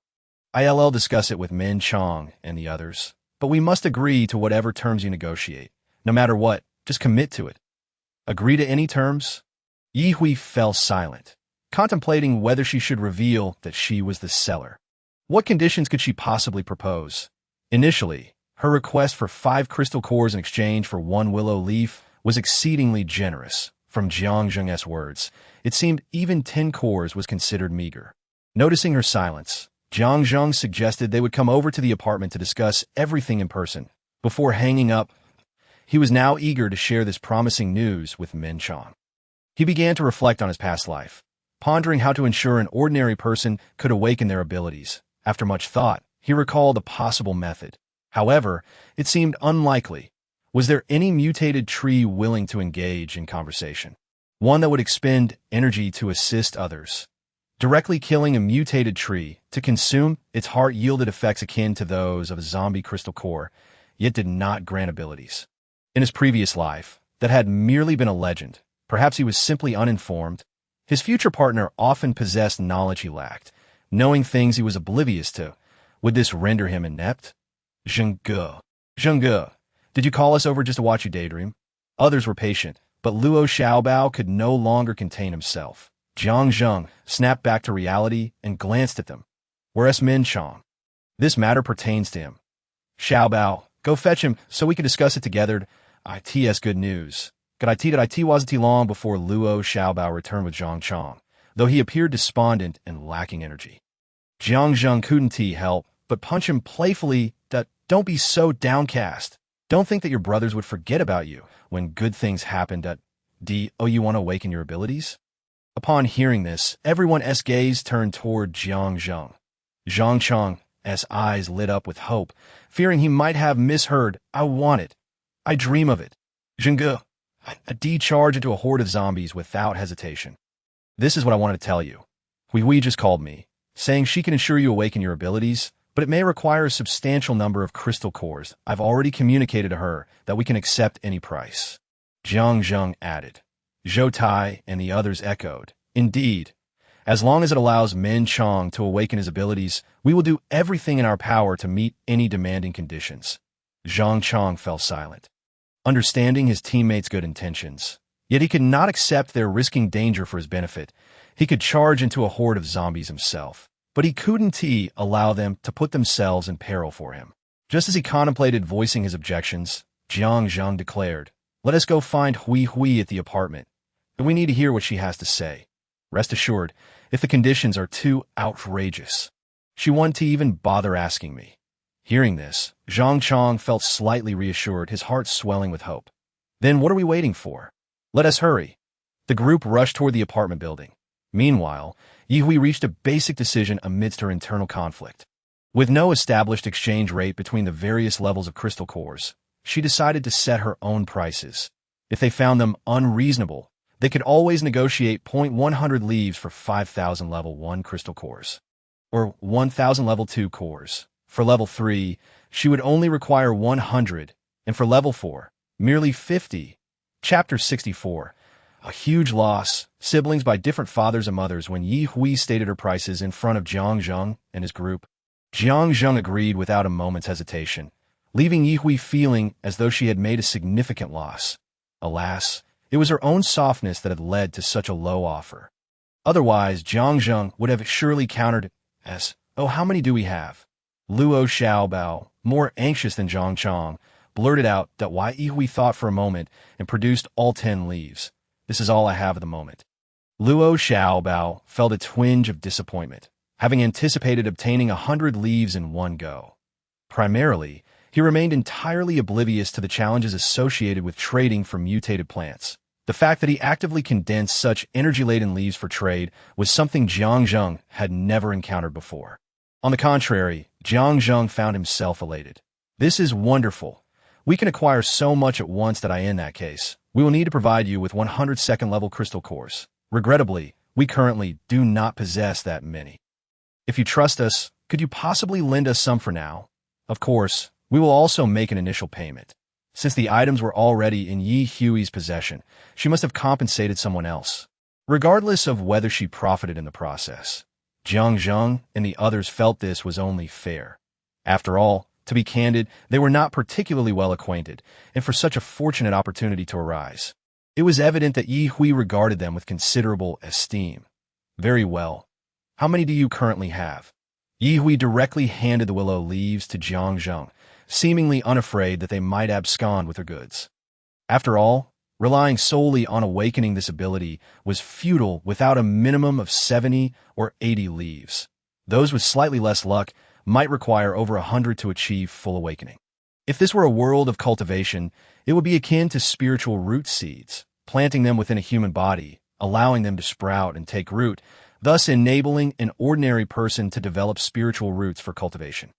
The principle behind abilities is quite similar. They managed to gather a total of 25 second-level crystal cores, and after Ye Hui accepted them, she turned to Zhang Chong and inquired, "Using this will only yield wood-type abilities. Is that what you desire? Perhaps in the future, there may be other methods to awaken the abilities you seek to, as long as it's an ability. I am open to any of them." Zhang Chong was not entirely unfamiliar with the internet. Having read various cultivation novels, he knew that protagonists often possessed an array of spiritual roots. It was said there were no useless roots, only those who could not utilize them. Thus, applying this concept to abilities should yield similar results. Who says wood-type abilities cannot produce powerful ability users? Very well, you currently owe me 75 second-level crystal cores, and no further transactions will take place until the remaining debt is settled. With that, Ye Hui stood up, preparing to head home. Zhou assured her, "Miss Yi, please rest assured. We will repay this debt promptly. If there were no trust at all, I would not have made this offer." Jiang Zheng then hastily rose and asked, "Ye Hui, would you care to join us in exterminating zombies this afternoon? We plan to head to the nearest district hospital, where there are plenty of zombies. Our abilities should suffice." "Sure. Are you preparing to leave now?" "Not yet. We need to gather some firearms first before setting off." "All right. Just call me when you're ready to go to..." Ye Hui exited room 1502. She contemplated the door of Wu Xuelan's residence. Wu Xuelan was somewhat surprised that Ye Hui had come and knock on her door. Once inside, Ye Hui specifically instructed her not to disclose their transaction involving the mutated willow tree to Jiang Zheng and the others. She wasn't deliberately withholding information. She simply mentioned that she had made a deal using those special willow leaves with Jiang Zheng, earning herself a few crystal cores. Wu Xuelan nodded. "Hui, you need not worry. I will not speak out of turn. Of course, I trust you, Sister Wu. This afternoon, Jiang Zheng mentioned going to the district hospital to kill zombies. Would you like to join us? If you go, I will too. Then get ready. I'll call you when we head out." After discussing the matter, Ye Hui returned home with a sense of ease. Upon her arrival, Xiao Lu ran over, eager to leap onto her shoulder. But she swiftly caught it. "Do refrain from jumping on my shoulder. Let's enjoy our lunch first, and we'll continue our work in the afternoon. If you eat the crystal cores now and fall asleep, you will miss out on the afternoon's activities." Xiao Lu proved to be quite useful. Without it, she would not have been able to strike a deal with the mutated willow tree. Meow. Are you preparing to head out again this afternoon? If you don't wish to go, I can bring out the crystal cores for you to eat now. Meow meow. Xiao Lu still expressed its desire to accompany Yi Hui. Very well. Let's have lunch now. What would you like to eat? You can order anything you want today. Xiao Lu shook its head. It had not experienced many foods and was unsure what to request. It yearned for the dishes she ate, which always smelled delightful. Yet she never allowed it to taste them. In this regard, it had no say. It simply ate whatever Yi Hui provided. Now, to have the chance to order, it found it hard to believe. Indeed, it wasn't long before Xiao Lu heard Yi Hui say, "Since you do not wish to order, never mind. I shall prepare something for you, Xiao Lu." As Yi Hui happily enjoyed her lunch, Jiang Zheng and the others hurriedly returned to the villa area. As he had previously stated, they needed to prepare some firearms, particularly explosives, which were especially effective when facing hordes of zombies. They intended to utilize their current advantage while it lasted. They also needed Zhang Chong to test the effect of the acquired willow leaves, having already incurred debt. If the results were promising, the debt would only increase, compounded by their own need for crystal cores to advance their abilities, necessitating the extermination of even more zombies. Fortunately, while they lacked many things, zombies were not among them. Seizing the opportunity, Zhang Chong felt a surge of pressure. His brothers were willing to shoulder debts for his ability, which moved him deeply and solidified his resolve to contribute even more during each zombie hunt. Unable to repay his brothers now, he vowed to do so with every ounce of effort in the future. Suddenly, Jiang Zheng turned to him and patted his shoulder, saying, "Zhang Chong, do not bear such a heavy heart. What are we to each other if not brothers from different mothers?" This remark elicited laughter from Luo Xiaobao. Liao Hai rarely spoke up, adding, "Zhenggu is right. We are indeed brothers when you need assistance. We shall not stand idly by. When we require help, would you turn a blind eye? Enough talk. Let us hurry back to... I am eager to see just how extraordinary that leaf truly is." Jiang Yongyi was equally curious about the leaf's purported abilities. Chapter 65. Sister Yi truly embraces environmentalism. To their surprise, many individuals remained in Ningshi, and they were not the only ones eyeing the district hospital by the time they arrived. The sounds of a fierce battle and the roars of zombies echoed from within. Luo Xiaobao exclaimed, "Has someone beaten us to it?" "What are you saying? No one said this was reserved solely for your slaughter," Zhou Tai replied, somewhat exasperated. "Let us go around the back and avoid any conflict." Upon entering, they discovered that the hospital was bustling with more than just one group. In the outpatient hall, there was a fierce woman wielding a spiked club. The arrival of Yi Hui's group drew the attention of several zombies, who began to converge towards them. "Oh no, another batch of zombie thieves," Wang Chong remarked as he noticed the zombies heading towards the hall, feeling a sense of relief while also unable to suppress his sarcasm. Zhang Mingming was so engrossed in slaughtering zombies that she barely noticed the commotion. Instead, Zhang Xiaoyang shot Wang Chong a glare, saying, "Don't spout nonsense." "Wow, what a coincidence. I didn't expect that girl with spatial abilities would already have a team."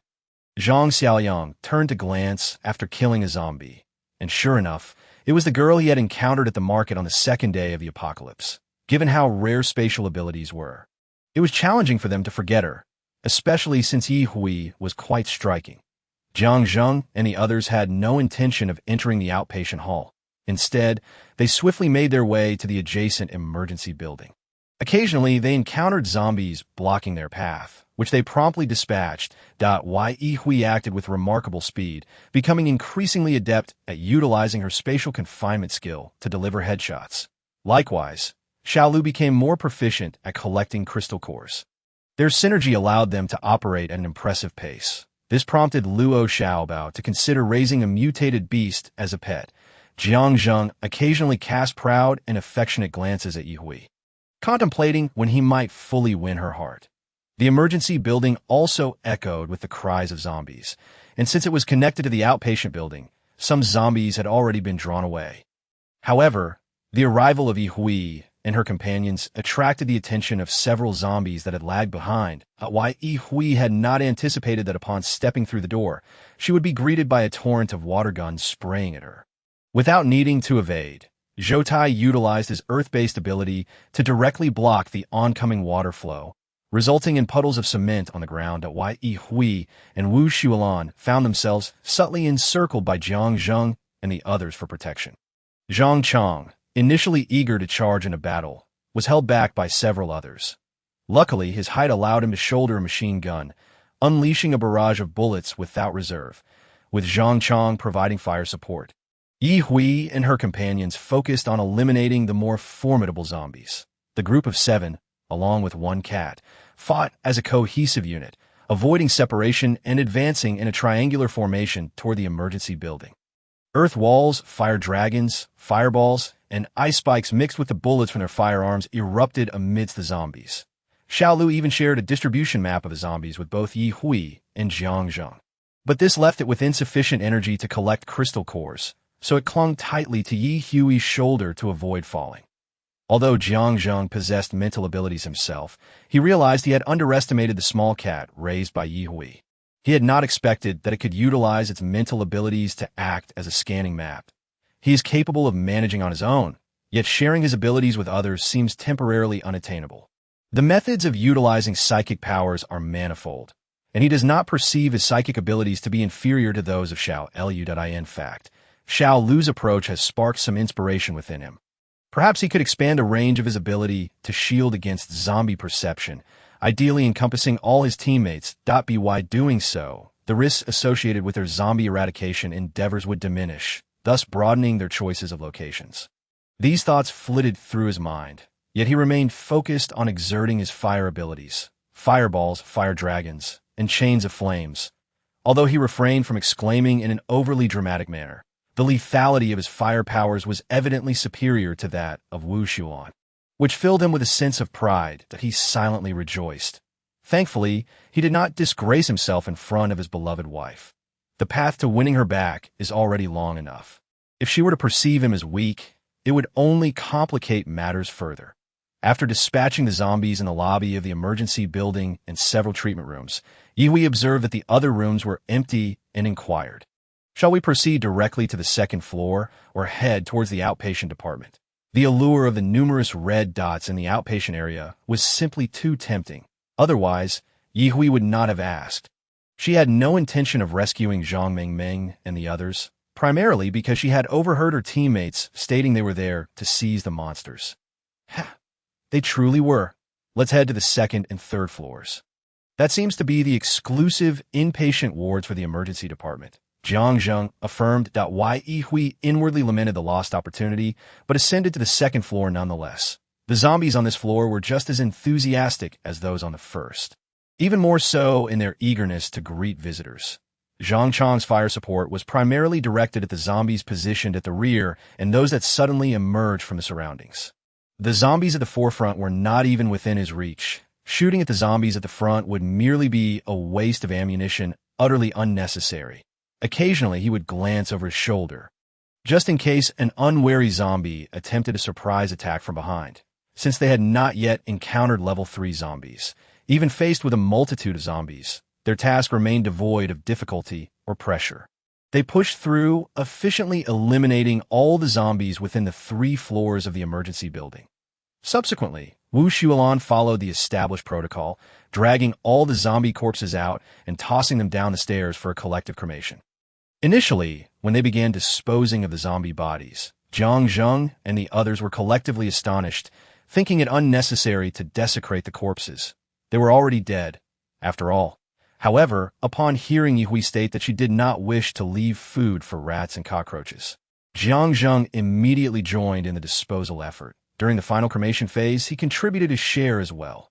Luo Xiaobao chimed in, "Sister Yi is truly environmentally conscious. When you encounter mutated rats, you will understand just how wise it was to incinerate the zombie bodies now." Yi Hui replied, and upon reflecting on Luo Xiaobao's compliment, she concurred, "Indeed, it is everyone's responsibility to protect the environment. If our living cities were to reek, life would be most unbearable. Hui is right. From now on, let us incinerate all the zombies we eliminate." Jiang Zheng immediately expressed his unwavering agreement. The others echoed their assent. "Yes, you're all correct." Chapter 66. No grudges, Guess their efficiency in clearing zombies surpassed that of Zhang Mengmeng and her group. Yet since the outpatient building had already been claimed by them, Yi Hui and her companions decided to shift their focus to the inpatient building. The 20-story inpatient building clearly held its share of zombies. However, as they approached the base of the building, Yi Hui sensed a distortion in space. Let us not rush inside. It seems before she could finish, Luo Xiaobao and Zhang Chong had already dashed into the inpatient building. Yi Hui. In the eyes of Zhou Tai and his companions, Yi Hui and her group entered the inpatient building without hesitation.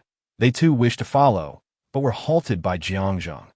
In his perception, this area appeared to be shrouded in some kind of mist which, of course, was undetectable to the naked eye. Jiang Zhang, you're too? It's nothing. When Yi Hui turned to reassure Jiang Zhang, she discovered that Luo Xiaobao and Zhang Chong had inexplicably fallen behind the group. Having experienced similar phenomena in her past life, she was not overly surprised that it seemed there was more than one advanced zombie present. What was the sudden surge of excitement about? Jiang Zheng nodded at her. It appears there is at least one level 3 or higher zombie inside. Exercise caution once we enter. Miao Xiaolu elegantly arched its body, gracefully moving from Yi Hui's left shoulder to her right, while Yi Hui gently stroked its little head, with Xiaolu by my side. Just take care of your teammates. She then turned to Wu Xuelan beside her. Sister Wu, stay close to me. What she did not voice was the thought that, should Wu Xuelan fall into a delusion and attack, being nearby would allow her to incapacitate her swiftly. Let us proceed, Jiang Zheng declared, taking the lead into the doorway. As he stepped inside, Yi Hui felt a wave of spatial distortion. Without hesitation, she employed her spatial abilities to stabilize the area. But after 3 seconds, the distortion persisted. In those 3 seconds, Luo Xiaobao and Jiang Yongyi followed Jiang Zheng inside. And from Zhou Tai's perspective, the three simply vanished upon entering the inpatient building's lobby. Zhang Chong, anxious to follow, was restrained by Zhou Tai, exclaiming, Brother Tai, where did Zheng and the others go? In just 3 or 4 seconds, how could they disappear upon entering? Something is amiss. That I sensed something was off. Did they rush in without caution? Liao Hai placed a reassuring hand on Zhang Chong's shoulder, saying, There's no point in worrying now. Perhaps Missy knows something. Missy, are you willing to share? Yi Hui smiled suddenly. Well, before entering, you all heard what Jiang Zheng said. There are advanced zombies or high-level mutated beasts or plants inside that are distorting the space, so within your line of sight, they seem to vanish. But they are still present. After all, no matter how high their level, they cannot surpass level 4, nor can they achieve instantaneous spatial teleportation. Is spatial ability really that powerful? Not only can it store items, but it can also perform spatial teleportation. Zhang Chong mumbled, then resolutely thought to himself that if he were to awaken wood-based abilities, he too could develop various wood-based skills. Zhou Tai asked, So what does that mean when we enter? We are actually in the same space as them. If we were to use our abilities, would we harm each other? Yi Hui shook her head. Entering does not guarantee we will encounter them immediately. Regardless, we should proceed. If inside there are not only zombies with spatial abilities, but also those with mental control, you will need to be even more cautious. What if, in your eyes, your teammates appear as zombies attacking you? Would you strike or refrain? Having said that, she stepped inside. Remaining outside would yield no results. They needed to confront the zombies head-on. Wu Xuelan and the others followed closely behind. Indeed, upon entering, the scene was just as it appeared from the outside. The first-floor lobby of the inpatient building was devoid of any zombies or individuals besides themselves, and they did not even see the three who had entered before them. With Xiao Lu's assistance, Yi Hui instructed, Stay close to me, and confirm every minute that everyone is still present. Obedience was second nature to Zhou Tai and the others, who responded in unison. Understood. They then watched as Yi Hui raised her hand and traced a motion across the vacant reception desk, followed by the unmistakable sounds of zombie growls. Wu Xuelan's fireball and Zhou Tai's rock projectiles hurtled toward the source of the noise. Soon, the scene transformed dramatically. The once clean and bright area was now marred by blood and a foul stench, featuring a grotesque zombie dragging its intestines while attempting to move, half of its body missing. In stark contrast, a half-tipped green vine plant in the corner swayed gracefully, creating a vivid juxtaposition with the zombies. There were only a dozen or so zombies on the first floor, which was manageable. However, the whereabouts of Jiang Zheng and the others remained a mystery. Just as they prepared to head toward the elevator, they spotted two men furiously swinging their weapons at the air in the elevator lobby. Surprisingly coordinated in their actions, familiar faces, Ye Hui's eyes sparkled. Zhou Tai whispered, "Do you know them?" "Indeed, I do." As she stated this, she directed her spatial confinement ability toward the taller of the two men, causing his head to explode like a zombie's. Zhang Chong had been about to speak, but swallowed his words. That was how she knew them.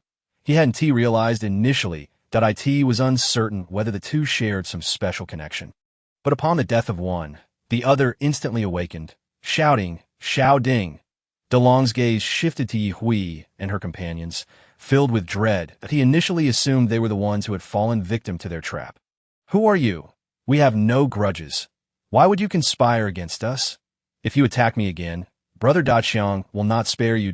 Yi Hui regarded his forced composure with a smile, thinking to herself that when they sought to ensnare her, she had been as innocent as they were, and they had shown no mercy when they struck.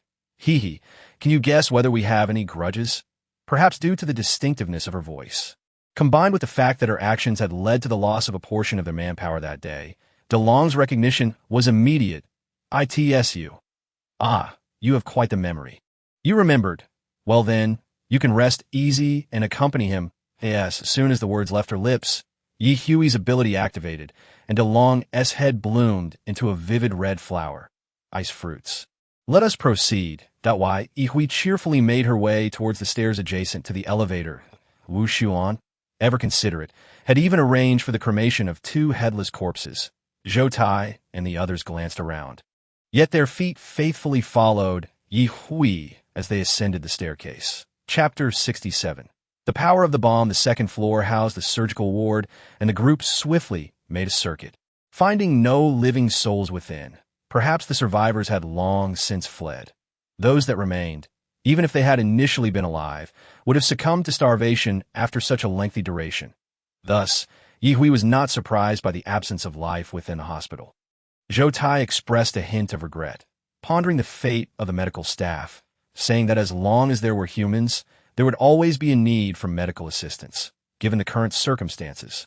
This was indeed disheartening in response to Zhou Tai's concerns, Yi Hui reassured him, "There is no need for such worry. Wood and water abilities can further mutate into healing powers. Both wood and water possess some therapeutic properties. And even if they do not evolve into healing abilities at higher levels, they can still be effective for common injuries and ailments." "Really? That would be splendid," Liao Hai thought to himself, already anticipating the day when his abilities might elevate him to the role of the team medic. Wu Xuan, recalling the various apocalyptic novels she had been devouring recently, concurred. It must be true.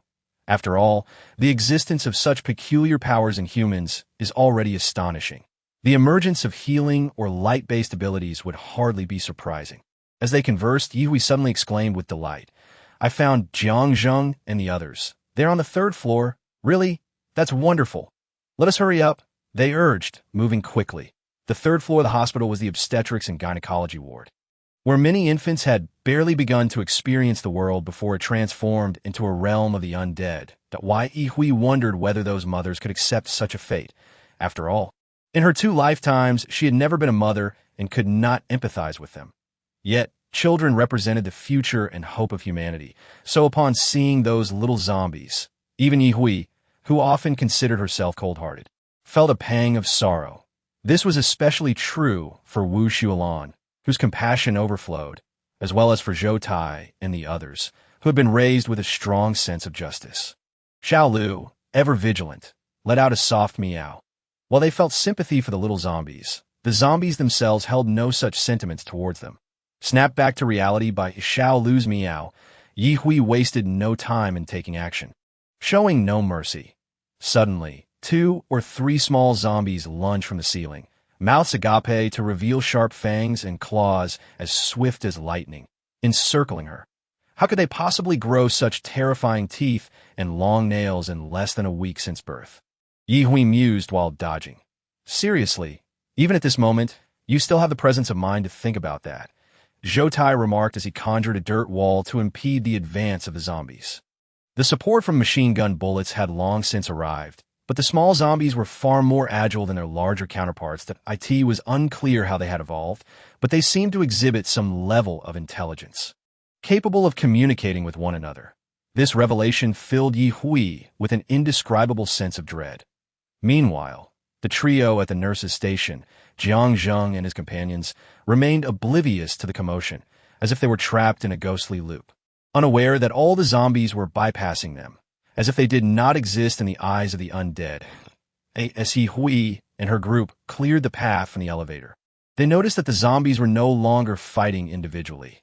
They had begun to coordinate their attacks. Although their cooperation was still clumsy, it was an unmistakably ominous sign. Their progress was slow, and as they became entangled with the zombies, they unwittingly found themselves surrounded by creeping green vines of potholes. When Ye Hui finally came to her senses and intended to instruct Wu Xiulan to ignore the zombies and burn the vines instead, the potholes unexpectedly began to bloom with small white flowers, releasing a faint, intoxicating fragrance that dulled their movements and thoughts. Suddenly, the sound of an infant's cry pierced the air, jolting them back to alertness. After that, Xiao Lu, feeling drained, promptly nestled into the open pocket of Ye Hui's backpack for recovery. Without hesitation, Ye Hui tossed 2 crystal cores in her backpack. Sister Xiulan, set these vines ablaze. If they release their fragrance again, Xiao Lu might not be able to wake us in time. Understood. In truth, Wu Xiulan's back had already been raked by the sharp claws of a zombie, leaving 3 long blood trails. Although it had happened in an instant, she had not reacted in time, and now she felt a burning pain. Ultimately, her mental resilience was simply too weak. Among the group, she was the most vulnerable in that regard. Nevertheless, she remained silent and diligently followed Ye Hui's orders. Before long, the fire from their abilities ignited the vibrant green leaves of the potholes, which began to surge toward them with renewed vigor. Coupled with wave after wave of zombies, Ye Hui and her companions stood resolute, akin to rocks against the relentless tide of the undead. Clang! At that moment, an elevator door swung open, revealing 4 or 5 disheveled young men, their bodies bearing various wounds. Just as they emerged from the elevator, still reveling in their escape from the infernal world, the elevator doors slammed shut behind them, and the smoking vines lashed out at them ferociously. Chirp, chirp, growl. A cacophony of zombie sounds filled their ears, drowning them in despair. They had scarcely evaded the wolf's den only to fall into the tiger's maw. Was there no respite for them? They had merely sought a few crystal cores. Did it warrant such ruthless extermination? To Ye Hui, the arrival of these individuals alleviated some of their burden, which was truly fortuitous. Although their identities remained unknown, she sincerely appreciated their presence. Liao Hai, still at the initial level of his water abilities, possessed virtually no offensive power. He could hardly use water to bathe the zombies. Thus, like Zhang Chang, he opted for various firearms. As the number of zombies behind the low earthen wall grew, he decisively pulled out a bomb he had prepared earlier and hurled it into the throng of zombies. With a resounding boom, the building seemed to tremble. Zhou Tai hurriedly cautioned, "Ahai, do you intend to bring the building down?" Though he said this, the results were undeniably effective. 2 zombies at the epicenter of the explosion were obliterated, while others sustained varying degrees of injury. Some severely incapacitated. Ye Hui exclaimed with delight, "This bomb works splendidly. It could be useful in the wilderness to blow up swarms of insects or rats." Chapter 68. The 3 spectators. The explosion from the bomb also affected Strong Brother and his group at the elevator, one of whom was unfortunate enough to be ensnared by the vines and subsequently had his skull crushed by a small zombie leaping down from the ceiling. "Well, damn. You'll all need to pay attention. I can't believe we can't handle just a few zombies," Strong Brother grumbled, feeling the sting of losses. Gathering capable subordinates was no easy feat, and he lamented the earlier group that had seized the outpatient building, leaving them to stumble into this nightmarish hospital. While lamenting was futile now, Strong Brother could not help but feel regret. He could hardly bear the blame for poor decisions. Furthermore, those killing zombies on the same floor must surely be madmen. They had heard the gunfire, yet had not anticipated the presence of explosives. Strong Brother had always considered himself a ruthless individual. After all, Since the apocalypse began, he had done everything possible. The beautiful women have been a constant source of enjoyment, each day offering something new. This stairwell leads down, and since we're on the third floor, we still have a chance to survive, he concluded, making what he deemed his wisest decision thus far. Ye Hui wielded a knife in each hand, but besides the occasional zombie that insisted on getting up close and personal, she preferred the swift satisfaction of a headshot. With Wu Shiulan's fire abilities in play, the vines began to recede, and the zombies seemed to lose their enthusiasm for attacking, with some even fleeing from the far end of the corridor. Zombies can actually run away? Zhang Chang exclaimed. Having never encountered fleeing zombies before, were zombies not supposed to be relentless, unyielding creatures, continuing to deliver headshots to the encroaching zombies? Yui had no trouble responding. Well, if humans can learn, zombies can too. After all, they have brains, albeit limited. Zhou Tai's expression grew serious. This is not a good sign. Their evolution was already troublesome enough. Now they seem to be gaining intelligence.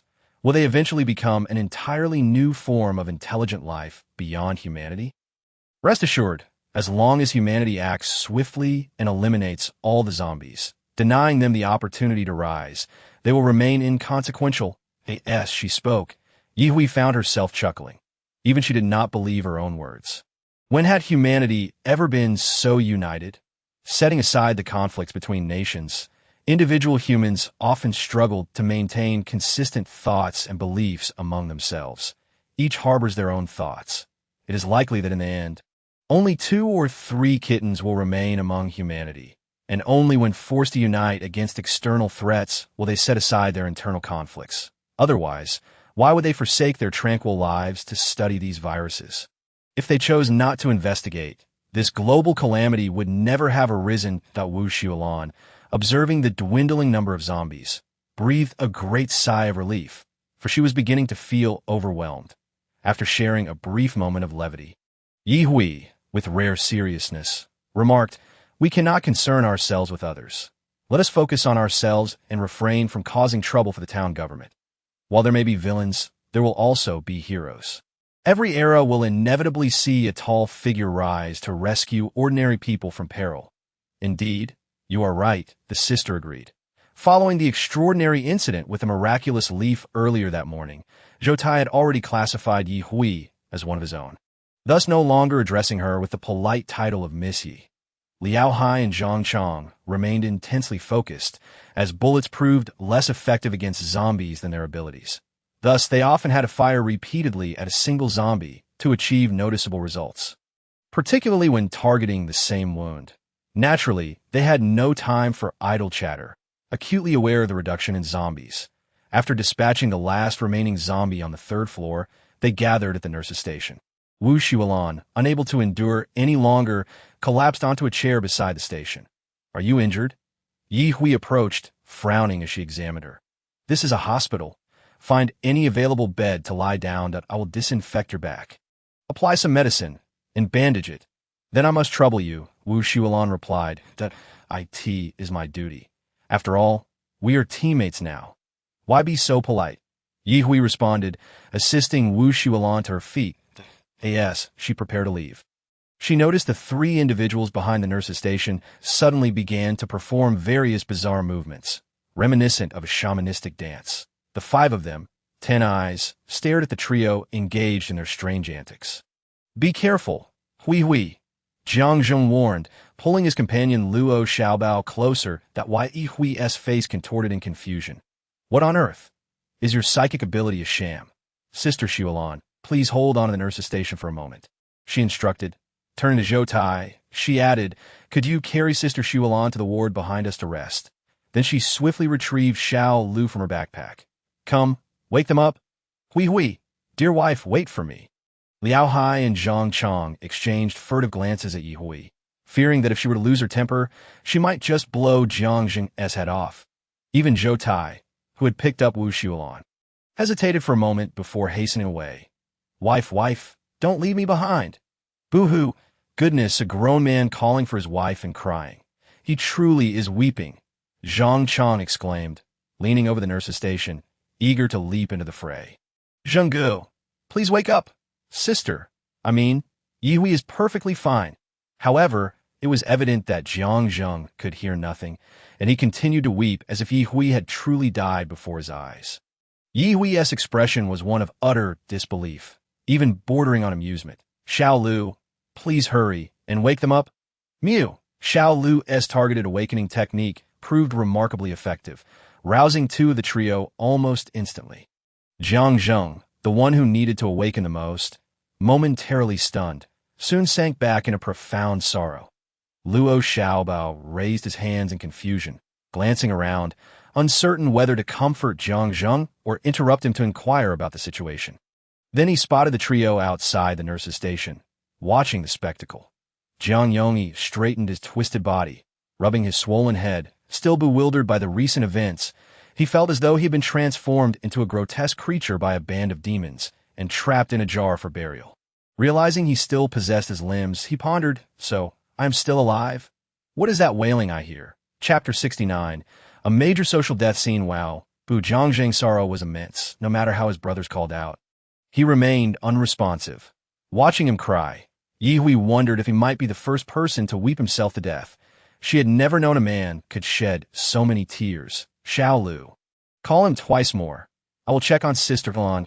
As she spoke, she retrieved some disinfectant and alcohol swabs from a nurse's station and headed into the ward. Mew. Zhoutai had already exited, feeling a sense of embarrassment on Jiang Zheng's behalf.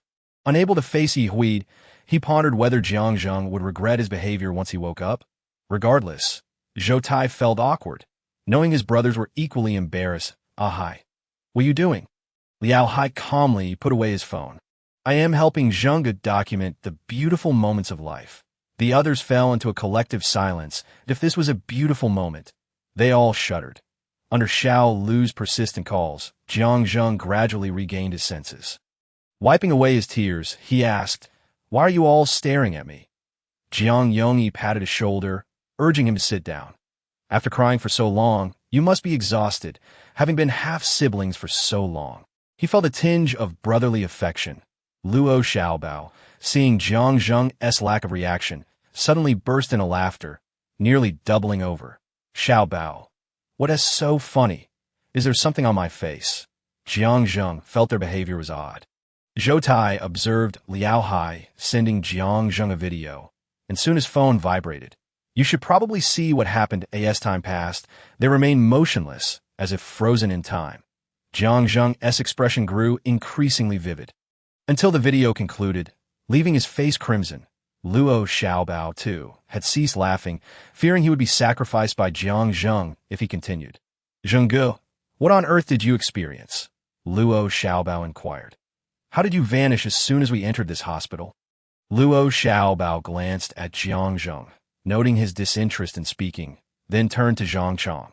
After we entered, we were simply pursuing the zombies upstairs, when suddenly everything fell off, and I felt as if I had returned to my early days in the army. Just as I was about to finish my pull-ups, I was called back by Cat S. Meow. Were you doing pull-ups? I thought you were surrendering, Zhang Chong quipped, inciting Luo Xiaobao as frustration. Am I the type to raise a white flag? Hey, just because you're a few months older than me doesn't mean you can speak freely. Their banter went unnoticed by Jiang Zheng, who understood they were trying to alleviate his embarrassment.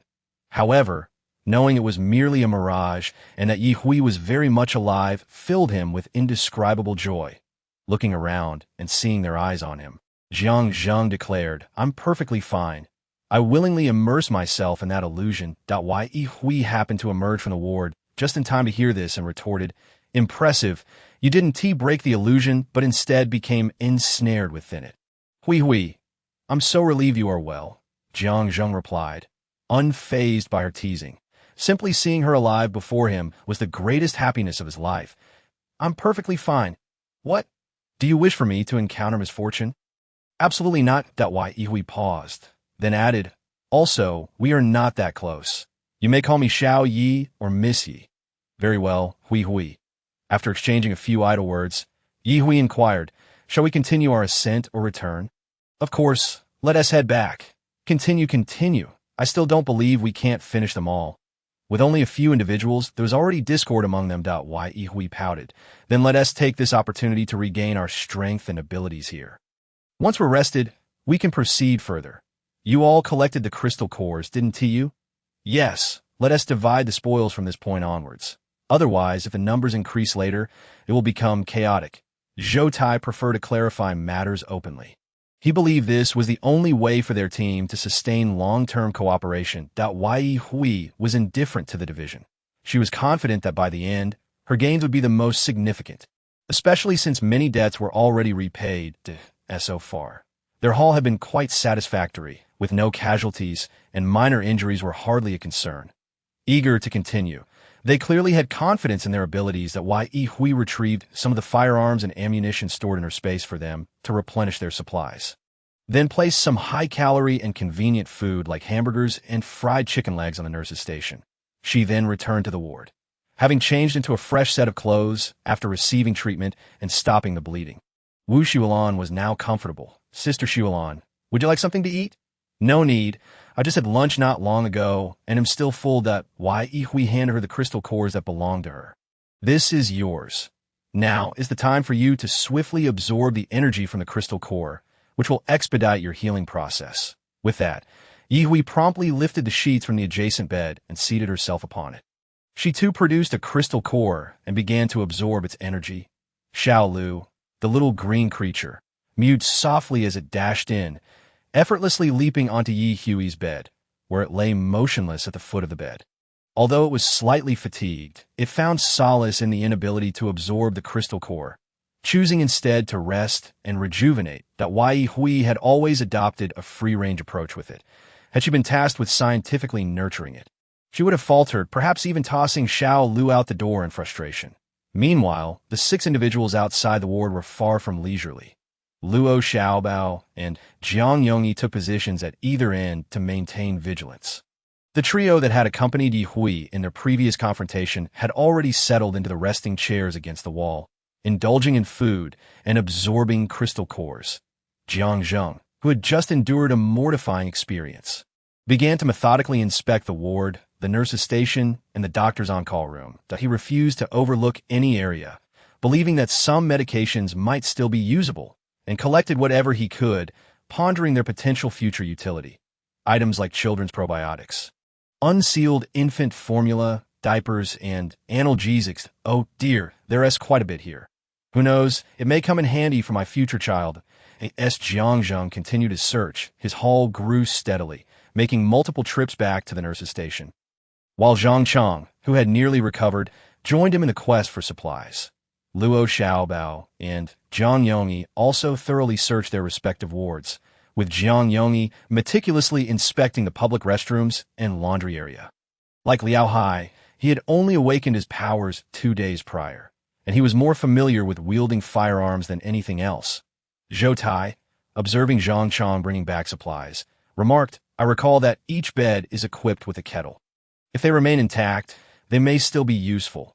Try to find a few that are undamaged, as they might come in handy when the weather turns cold. Certainly, Taigu, I will keep an eye out for them. Zhang Chang replied, As for plastic basins and urinals, they felt they had no use for those, and if memory served correctly, similar everyday items were likely in the containers they had collected at the docks. As for thermoses, Zhou Tai believed it prudent to gather more, as they could potentially be repurposed for explosives, provided they remained undamaged. They were engrossed in their tasks while Ye Hui had fully absorbed the energy from the crystal core. With her hands clenched into fists, the cores fell directly into her palms, making it impossible for Wu Xiulan, despite being in the adjacent bed, to gauge the speed and quantity of her absorption.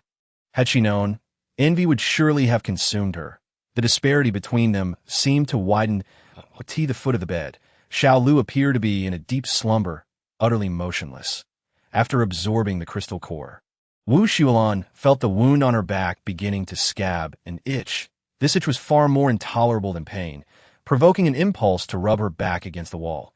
Sitting on the hospital bed felt uncomfortable, as though a spring mattress had been installed beneath her. Xiao Lu, who had remained still, half opened its eyes to glance at her before closing them once more. Ye Hui sensed this and opened one eye. Sister Xiulan, do you need some anti-itch medication? Huh? No, it's fine. It will pass, Wu Xiulan replied, feeling quite embarrassed. The itching on her back was merely a sign that she was healing, and she resolved to absorb another crystal core. hoping that it might facilitate her full recovery. Raising an eyebrow, Ye Hui thought, if you don't require it, then so be it. She did not consider herself one to meddle. She could hear the lively commotion outside, and since they were unwilling to rest, she would not intrude. Unbeknownst to them on the third floor, the rooftop of the hospital was densely populated with zombies of varying sizes, with the green vines encircling them. At the center stood a particularly small zombie. Had it not been for its sharp little fangs, one might easily mistake it for an ordinary 2- or 3-year-old child. Beneath it lay a flourishing pot of green vines. Behind it stood a female zombie, missing one arm. The small zombie raised a hand, and instantly, all the other zombies fell silent. Ye glanced down before breaking into a radiant smile. Suddenly, a void appeared before it, and with a wave of its hand, the zombies began to enter it one by one. After calling out a couple of times, the female zombie behind it lifted it up, and together with the green vines, they stepped into the void. The void gradually shrank until it vanished entirely. Ye Hui abruptly opened her eyes, and with a swift movement, found herself at the hospital window, striking the glass with a punch that shattered it with a resounding crack. Half of her body leaned out the window, but she saw nothing amiss. No, something fell off. Retreating into the ward, she darted out like a flash, leaving Wu Shulan astonished as she bolted towards the elevator. Hui, Jiang Zheng, dropping his load, quickly pursued her. Jiang Yongyi, who had been stationed at the other end, was the first to catch up with Ye Hui. Instead of waiting for the elevator, she took the stairs beside it, ascending not step by step, but utilizing the handrail to propel herself upward. In a matter of moments, she reached the 5th floor, and at this pace, she could reach the 20th floor's rooftop in under a minute. Upon passing through the door leading to the rooftop, she found the space resonating with a faint ripple, and a gust of wind swept through, dissipating the last remnants of that disturbance. Jiang Zheng arrived just ahead of Jiang Yongyi, asking what happened. As he spoke, he too became aware of something amiss. The traces of spatial disturbance.Ye Hui felt a whirlwind of emotions. Spatial zombies were a rarity, and this one appeared capable of spatial teleportation. If she were to eliminate it and absorb its crystal core, her own spatial abilities could potentially advance significantly. Yet, it was evident that the creature did not wish to confront them directly. Perhaps it sensed a hint of danger, a zombie unwilling to take risks? Truly not a benign creature. It seems we have arrived a moment too late, Jiang Zheng mused, uncertain whether to feel regret or relief. Clearly, this spatial zombie was accompanied by a formidable, mutated green vine, and perhaps even a psychic zombie to assist it. This was precisely the archetype of a zombie protagonist one might find in a post-apocalyptic narrative. Moreover, their powers were complementary. Should one side fall, the other would undoubtedly grow stronger. However, it was surprising that they had not encountered the creature directly before it fled with its minions. Ye Hui sighed. Once it matures, I shudder to think how many will suffer. It's all right. By then, we may be even stronger, making it easy to eliminate. Jiang Zheng replied with a chuckle. Ye Hui turned to glance at him.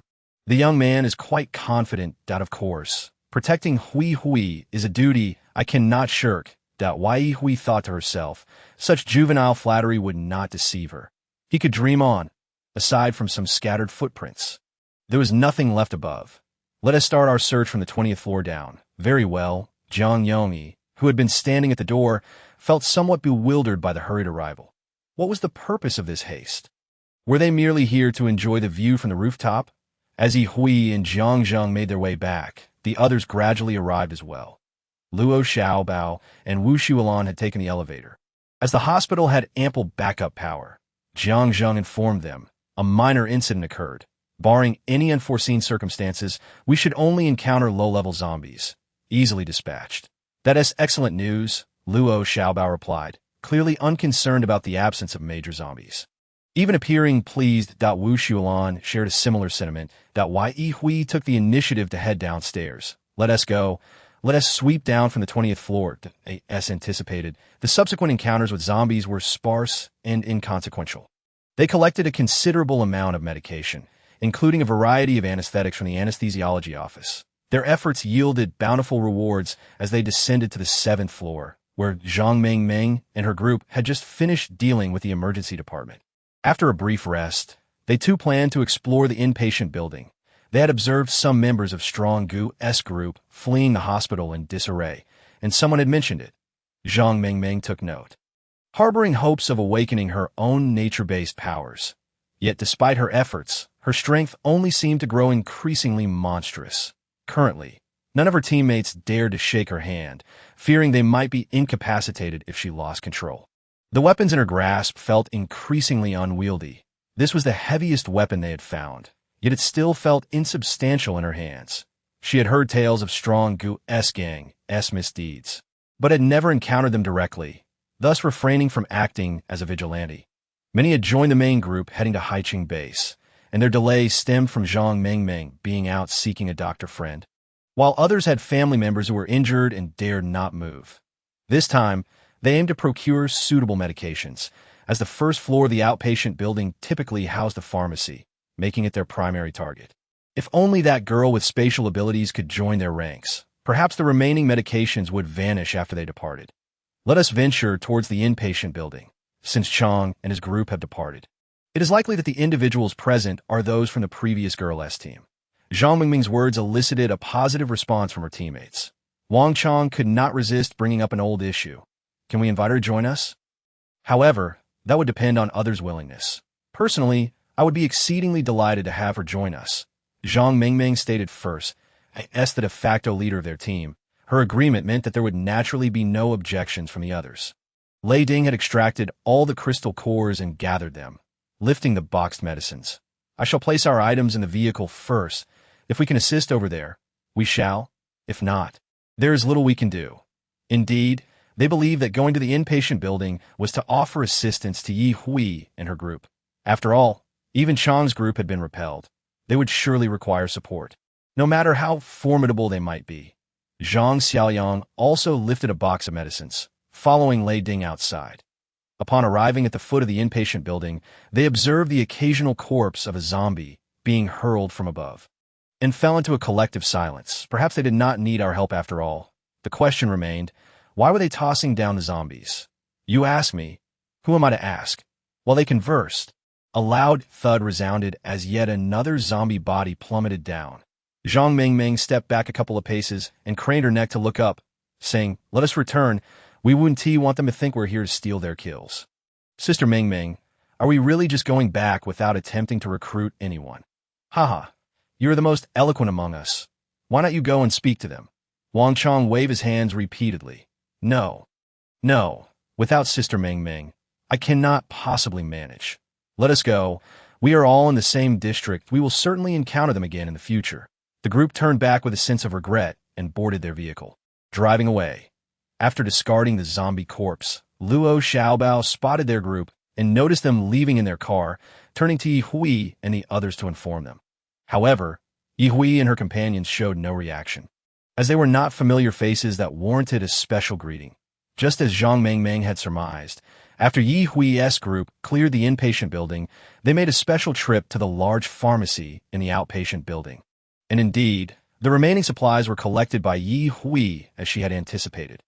Hospitals must have dedicated temperature-controlled storage for vaccines and medications requiring refrigeration. Should we not seek it out?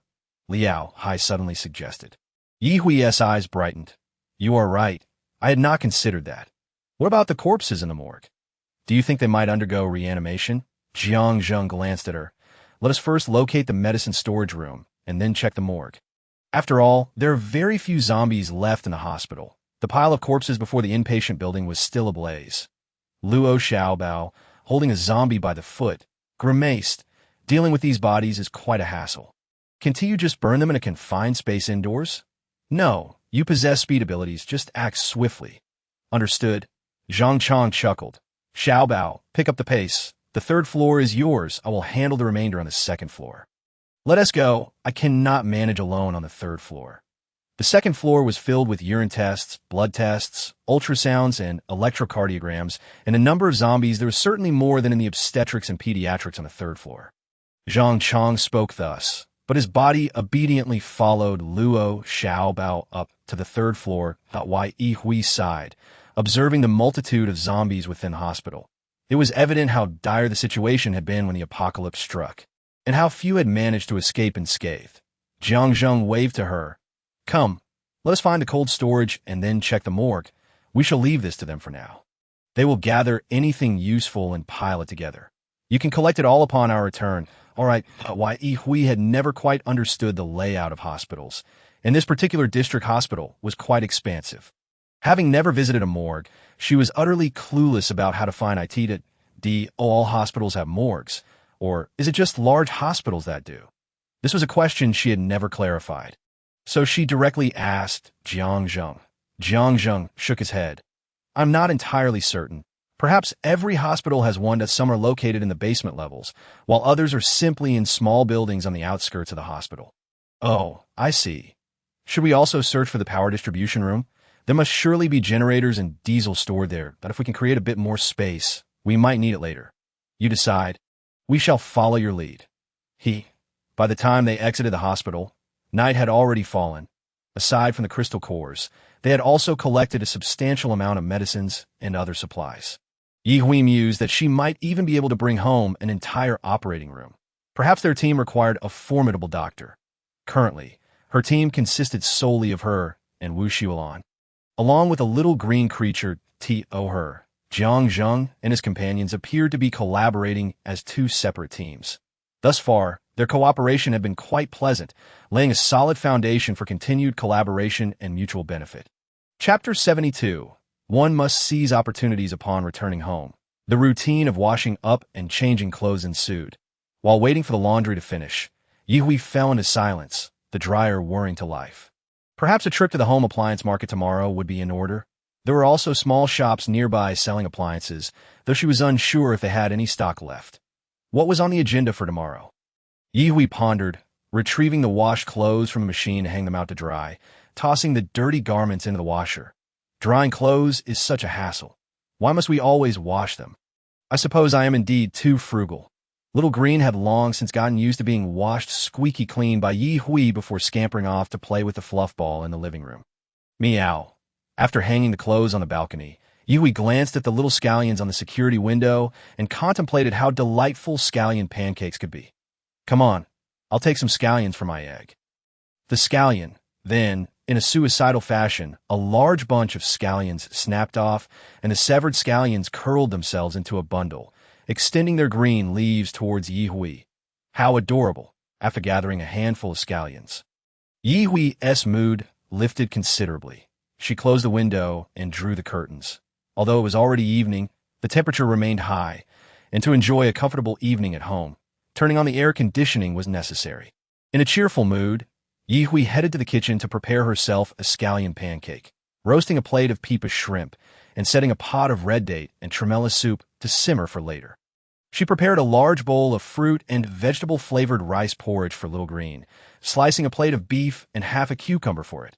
Little Green feasted happily, while Ye Hui indulged in some marinated beef, duck necks, duck frames, and wings, cracking open a bottle of cocktail, relishing her delightful evening as she peeled the second peep of shrimp. A knock echoed at the door. Who could possibly be visiting at this hour? Ye Hui rose and approached the door, opening the small window, only to find it was Zhang Ying, a woman brought back by Dolly. I asked, there's something you need?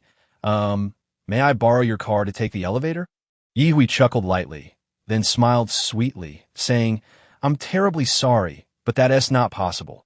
Without waiting for a response, she promptly closed the small window. Zhang Ying, taken aback by the rejection, stood there in shock. Honestly, if you don't want to climb the stairs, you could simply rent a place downstairs. There are plenty of vacant rooms available. After voicing her thoughts, Ye Hui turned away to continue her leisurely dining. Yet, the woman outside seemed undeterred, continuing to knock. Perhaps she thought Ye Hui was a person of good temperament, but Ye Hui's expression soured, and she reopened the small window, her face cold and her tone icy. Do you still need something? No. Nothing at all. Do not knock on my door again. But Ye Hui issued a warning before shutting the small window once more, showing no concern for the so-called neighborly relations or what others might think of her. When she was in good spirits, she was willing to offer a smile. Yet if someone irked her, did they expect her to speak kindly? Some individuals simply enjoyed pushing their luck. How ridiculous. Resuming her peeling of peepa shrimp. The flavor seemed to lose some of its appeal. After consuming nearly half a bottle of cocktail, her mood gradually improved. Meanwhile, Zhang Ying outside felt utterly aggrieved. She had not made any excessive demands. The elevator was accessible to them, so what was wrong with borrowing it? Moreover, the elevator was meant for communal use. How could they claim it as their own simply because they altered the wiring? She merely wished to assist Li Dali in moving some items. It was not all for her own convenience. After some contemplation, she knocked on the door of 1502, hoping Jiang Zheng would be more sympathetic. She thought that perhaps a man would be more chivalrous. Yet, the reality proved her wrong once more. Jiang Zheng, while exceedingly accommodating towards Yi Hui, showed little interest in even glancing at other women. As he put it, "What if my future wife misunderstands?" The path to winning her over was already fraught with difficulty. There was no need to create additional obstacles. If he disagreed, then Zhou Tai and the others certainly would not take it upon themselves to make decisions, even if they felt a degree of sympathy for the frail woman outside. Zhang Ying was denied once again, tears welling in her eyes. How could these people be so devoid of compassion? They all wore such righteous expressions. She did not dare to knock on Wu Shulan's door, allowing Wu Shulan, who had been standing inside, to breathe a sigh of relief. The elevator's electricity had been arranged by Jiang Zheng, and he was the one who connected it. While she wished to assist Li Dali and his group, it was inappropriate to act unilaterally. If this turned into a case of borrowing without repayment, it would only complicate matters further. She is not the sort of person to refuse others. Therefore, she prefers to engage in minimal conversation and maintain a distant relationship, resolutely following Yi Hui's lead. Whatever Yi Hui instructs, she complies without question, sparing herself the need for contemplation.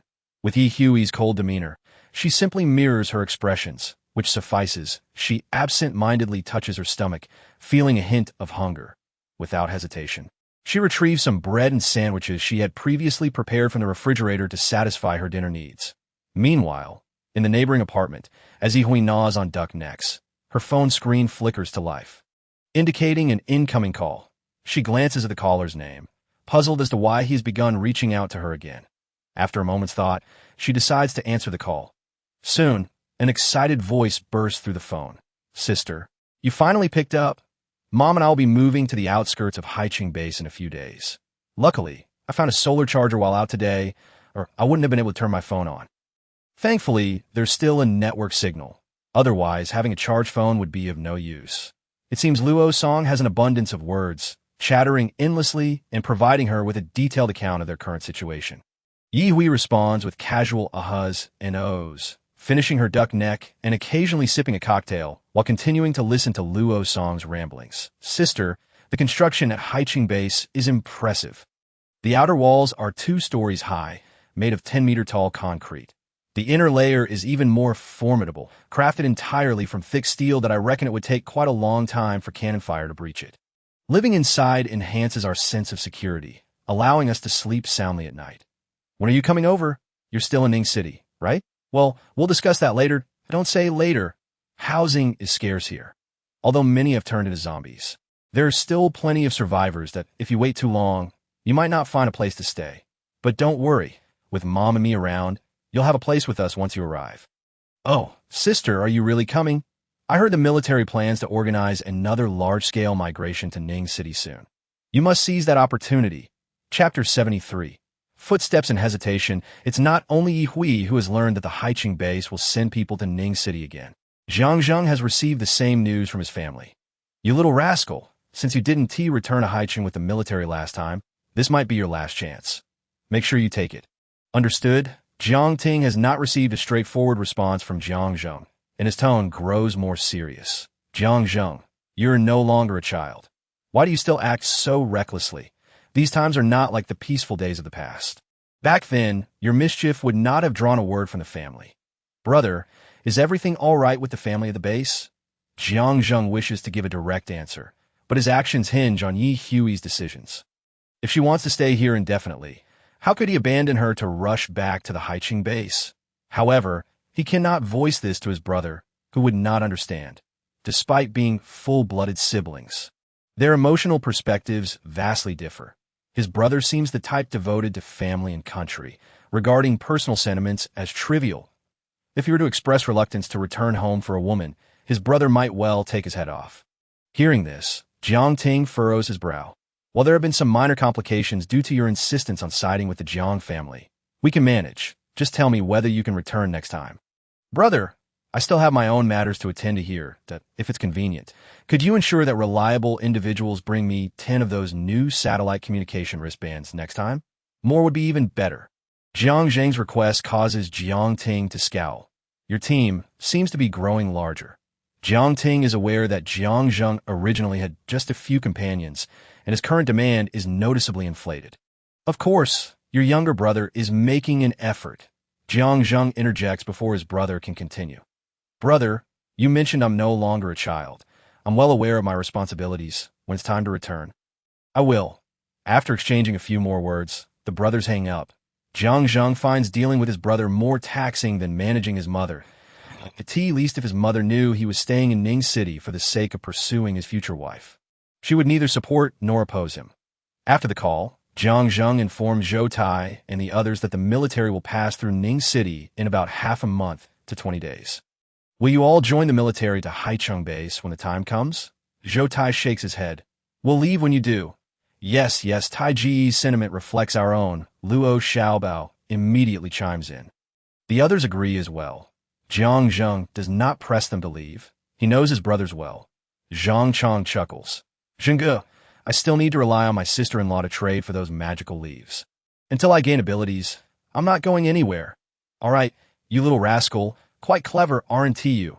Jiang Zheng laughs, playfully punching his shoulder. He then adds, all right, I don't have much to offer here, so you all should head back to the villa. I want to keep you to be cautious on your way back. Don't let familiarity with the route lead to complacency. Rest assured, we're vigilant, Zhou Tai replies, preparing to leave. There is hardly anything left to eat here, and Jiang Zheng finds it difficult to invite Yi Hui for a meal and deepen their bond with others around. The group waits for the elevator. Li Dali emerges from the 15th floor, laboriously hauling a large box, greeting them with a smile. Once Zhou Tai and the others enter the elevator and the doors close, Luo Xiaobao scratches his head, perplexed. Taige, why did Zhengge refuse to let them use the elevator? Jiang Yongyi pats Luo Xiaobao's back. Why do you care? If they don't want to climb stairs, they can easily find a 1- or 2-floor place nearby. Exactly. Let us not dwell on that. We need to hurry back. Just as Li Dali is about to unlock the door, Zhang Ying opens it. You're back. Yet I brought some things up and found plenty of food in others' refrigerators. Some meticulous households even packed their vegetables in special bags. They look quite good. We can stir-fry some vegetables for dinner. Dali happily shares his excitement. Zhang Ying wants to complain about Yi Hui and the others refusing to lend their elevator card. But seeing his delighted expression, she holds her tongue. After all, she relies on Li Dali for her livelihood. She fears she wouldn't survive alone, that if she were to speak out, would he be upset? All right, I'm feeling much better now. I'll fry the vegetables today, that I've already cooked the rice, so we can eat as soon as I finish. Once Yi Hui has dined and hung up the phone, she takes a tissue to wipe her mouth. Luo Song certainly has a gift for gab. She wonders where he finds so much to say if he hadn't mentioned seeing his mother return. He would likely have continued talking indefinitely. Now, Yi Hui feels her mind must have been muddled by his incessant chatter, which explains why she remained on the line. Yes, that must be it, after letting out a satisfied burp. She tidies up the scraps on the dining table, wipes it down, and decides to take out the trash. Heading to the elevator, she steps outside.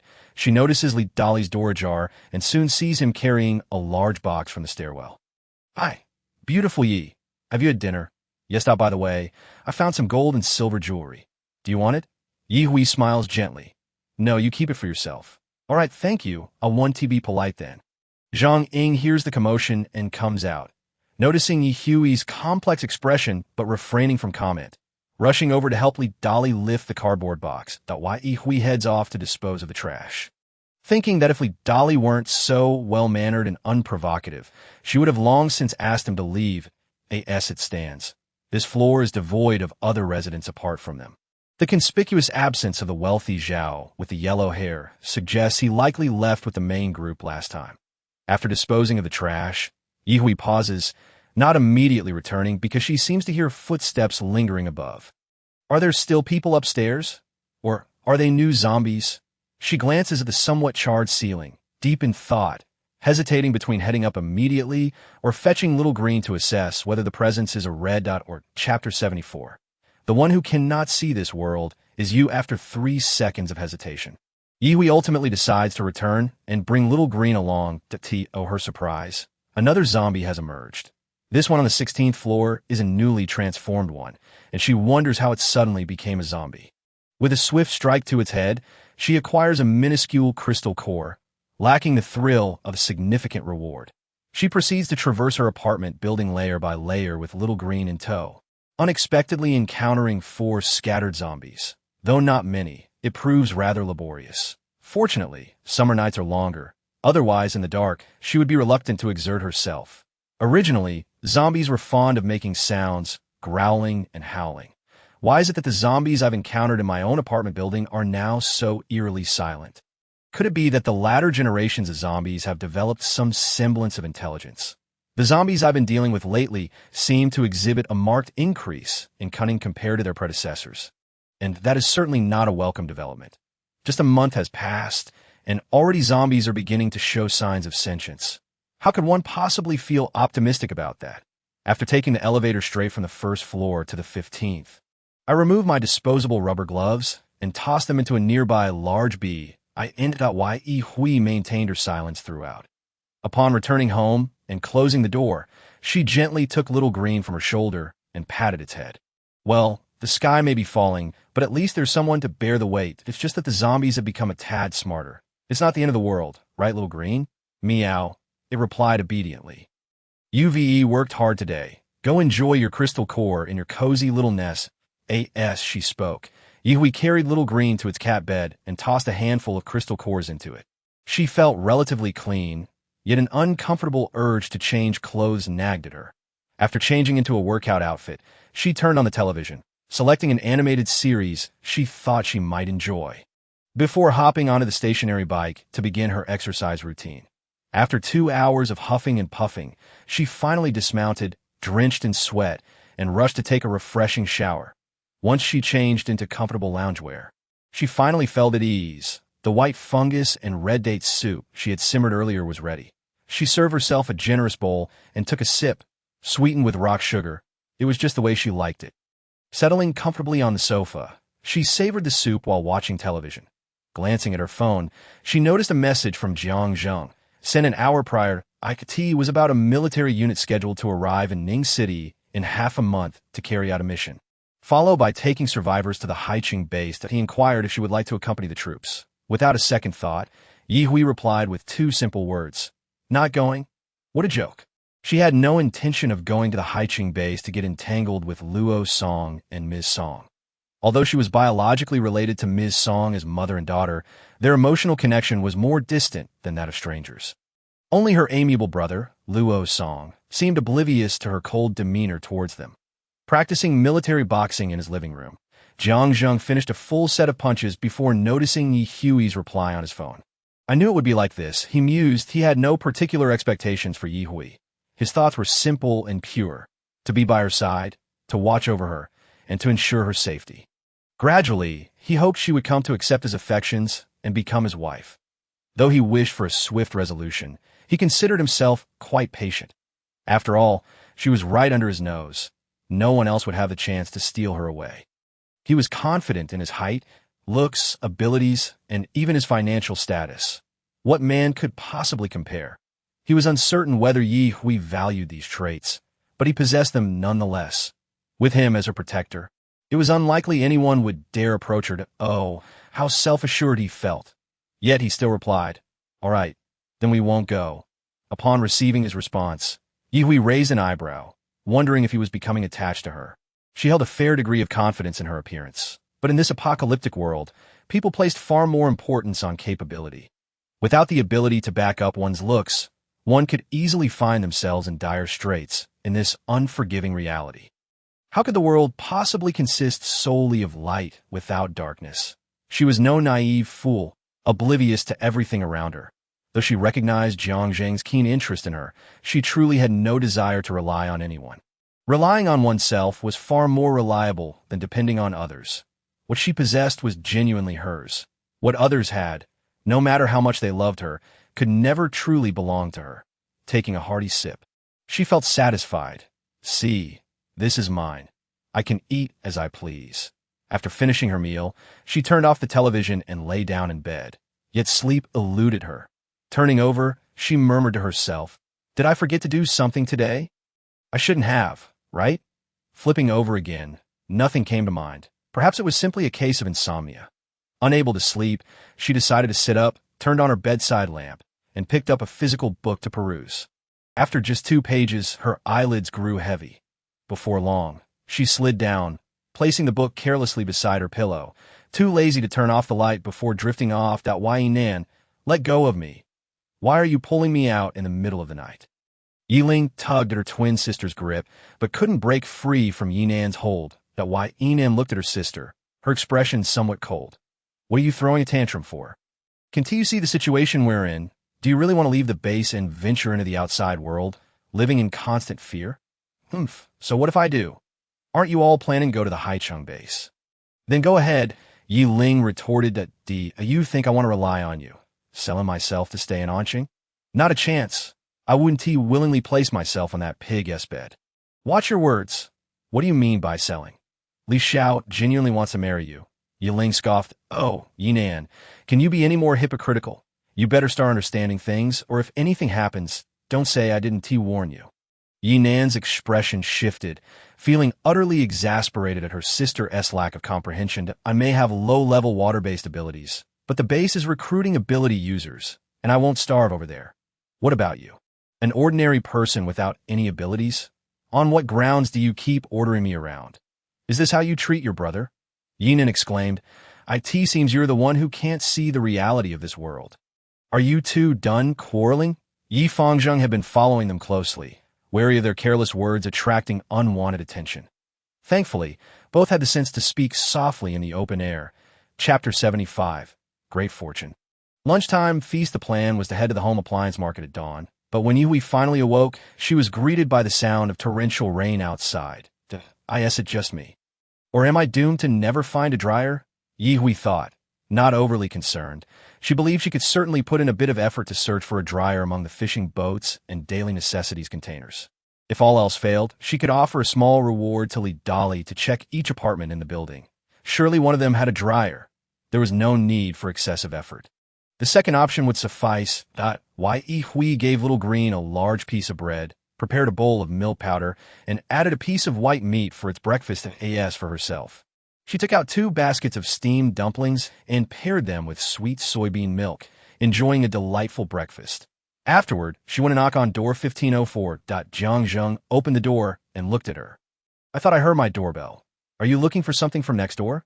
At that moment, Li Dali also opened the door and, upon seeing Yihui, exclaimed joyfully, "Beautiful Yi, are you here to request my assistance with something?" "Yes," she replied. You happen to know if anyone around here has a dryer?" Jiang Zheng remained silent, observing Li Dali that if he said no, he would immediately mention that his villa had one. Of course. There are all-in-one washer dryers and standalone dryers, and some even look brand new, Li Dali confirmed. "Where can I find one?" Yihui asked, her curiosity piqued. "What kind of reward do you want?" Li Dali quickly shook his head. "It's no big deal, no reward necessary. The closest one, which looks quite new, is in room 103 of Building 7 near the East Gate." Yihui smiled in gratitude and then handed him a bundle of greens. "Thank you. Please take these vegetables. Really, it's not necessary." Though Li Dali was tempted by the fresh vegetables, he felt that such a simple favor didn't warrant a reward. Jiang Zheng, however, insisted, "Just accept it. Otherwise, how will you feel comfortable if you need to ask me for help again in the future?" "Exactly. Take it." Yihui chimed in, grateful for the information. Yihui planned to put on a raincoat and head out soon, as it was nearby and not too troublesome. "Should I accompany you?" Jiang Zheng offered eagerly. Yihui chuckled lightly. "No need. It's not far. It's raining. I can manage on my own." This was genuinely her sentiment. She felt no necessity for extra company, as she could handle things by herself. Jiang Zheng sighed, noting that with such independence, there were fewer opportunities for him to step in. "Well, if you need help with installation once you bring it back, just call me. All right, I won't hesitate to ask if I need assistance." With that, Jiang Zheng felt as if a weight had been lifted from his shoulders. Aside from the trouble caused by the heavy rain, everything else went smoothly, and Ye Hui completed her tasks in under 20 minutes. She managed to install the washer-dryer on her own. Once everything was set up, she tossed in her dirty clothes, planning to dry her last batch. Despite the downpour outside, it didn't deter her from hanging clothes on the balcony. All tasks completed smoothly, she felt a sense of great fortune and decided to celebrate with a chicken feast for lunch. She prepared 2 types of chicken stew, one with ginseng and the other a classic chicken soup. With everything simmering, they would be just right for lunch. For the midday meal, she planned to have a large plate of chicken, white-cut chicken, and honey-glazed roast chicken. After finishing up in the kitchen, she returned to the living room and began following along with an online video to practice Bajuanjin and Xingyi boxing. While she enjoyed her comfortable home life, she remained blissfully unaware that chaos was erupting back at her biological father's family in Anqing Base. Certainly, if she were to find out, she would likely regard it as a mere jest, showing no sign of concern whatsoever. After all, in her eyes, both her biological father and mother are no different from strangers. That Wai Yinan's face turned ashen. He never anticipated that his sister, who had been at home just last night, would vanish upon awakening. Had it not been for their mother discovering the note she left behind, indicating that she had stealthily followed a few acquaintances from Anqing to undertake a task, the family might have assumed she was merely wandering around the base to unwind. Although the weather was overcast, it had not rained, and the temperature was rather mild, making it an ideal time to venture out. Yinan couldn't help but bitterly remark, her audacity seems to have grown. She dares to go out alone with people she has only just met, fearing that I might sell her off. Yet showing no concern about being sold by them. Ha! It seems her brains are utterly wasted. What good does it do to dwell on this now? Li Xiao mentioned he would come to take her away today. Now that she has disappeared, where am I to find her? Yi Fangjing's expression was equally grim. After having cared for her for so long, what was so wrong with her contributing a little for herself and her family? Is it truly the apocalypse, and she still wishes to indulge in romance? His frustration inevitably fell upon his wife. Look at you, unable to even manage one person. What use are you? Was it ever my desire to see this? Last night, I spent half the night reasoning with her, and she claimed to understand, to know what was best for us. That I thought she had come to her senses, yet unbeknownst to me, she sneaked out while I was asleep. Crying now is of no use. Shortly, Li Xiao will arrive. What are we to do? The entire morning was spent repeating the 8-section brocade and Xingyi boxing, although the initial movements were somewhat lacking in precision. Over time, the body would naturally adjust, so as long as one was willing to put in the effort, there was no fear of not mastering genuine skills. After completing the final set of movements, Ye Hui let out a long breath. Despite the physical exhaustion, her spirit was invigorated. Wiping her sweat, Ye Hui turned to Xiao Lu. Are you hungry, or have you finished gnawing on your crystal core? I've been exercising all morning, while you have simply napped in your cat nest. Xiao Lu meowed and leapt onto the dining table, propping itself up to gaze at her, unmistakably expressing its hunger through action. After consuming the crystal core, it had fallen into a deep slumber, not by choice, as it too wished to be awake, but could not help it. Little glutton. Fine, since I am having chicken for lunch, you shall have chicken as well. How about some plain boiled chicken without sauce? As she spoke, Ye Hui placed a plate of boiled chicken before Xiao Lu, merely omitting the accompanying sauce. Meow. Xiao Lu's feline existence was indeed blissful. Having taken care of it, Ye Hui turned to the kitchen, where the aroma of the chicken soup she had been simmering wafted through the air.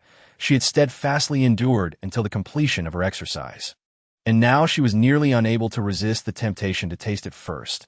Even with the addition of red dates, the ginseng chicken soup retained a hint of bitterness, which only enriched the layers of flavor, making it simply delightful.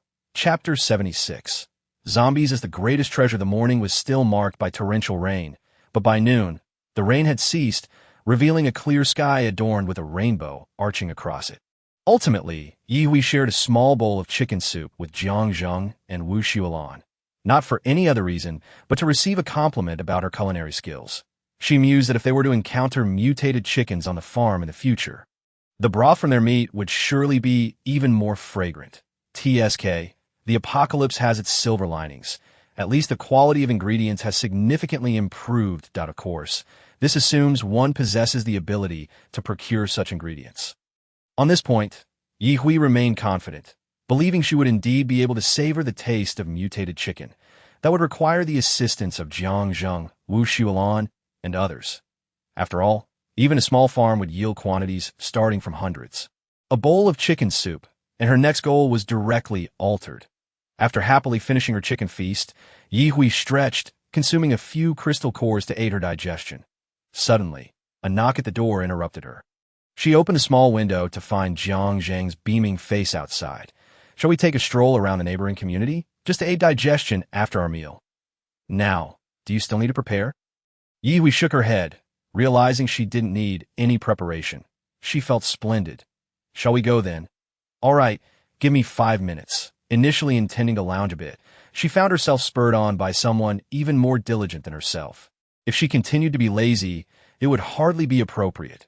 Quickly changing into suitable attire for going out, Xiao Lu had already leapt to the edge of the cabinet by the door, meowing to remind Ye Hui not to forget to take it along. Thankfully, she had refrained from indulging in more crystal cores after her meal. Otherwise, she would have missed a splendid opportunity to gather more. "You want to come? Then come on up." Upon opening the door, she discovered that Jiang Zheng had already summoned Wu Xuelan, who stood waiting at the entrance. Across the street was a low-rise residential community, the tallest building being only 6 stories high, which meant that all residences required ascending stairs. Indeed, it was an excellent place for a post-meal stroll. The zombies in this area were sparse, not congregated, and evidently had been somewhat cleared out. This provided Ye Hui and her companions with additional routes to pursue the zombies. Moreover, the lack of concentrated zombies likely slowed the mutation process, making it relatively uncomplicated to dispatch them. All were within their capabilities, allowing them to easily eliminate their foes. With each encounter, Wu Xuelan gradually built her confidence, even developing the illusion that she could single-handedly dominate the battlefield. Although Ye Hui was thoroughly enjoying the kills, a sense of perplexity nagged at her. Logically, in areas teeming with zombies, there should invariably be higher-level zombies emerging. Why was there none here? Could it be that others had already dealt with them? Or had they been taken away by a formidable zombie? If they were lurking about, it would, despite her slight doubts, they did not hinder her from striking decisively. The heads of the zombies exploded before her, and the sight of their red, white, and yellow fluids became monotonous. Just as she was relishing the thrill of the hunt, a voice suddenly called out from her left. "Be careful."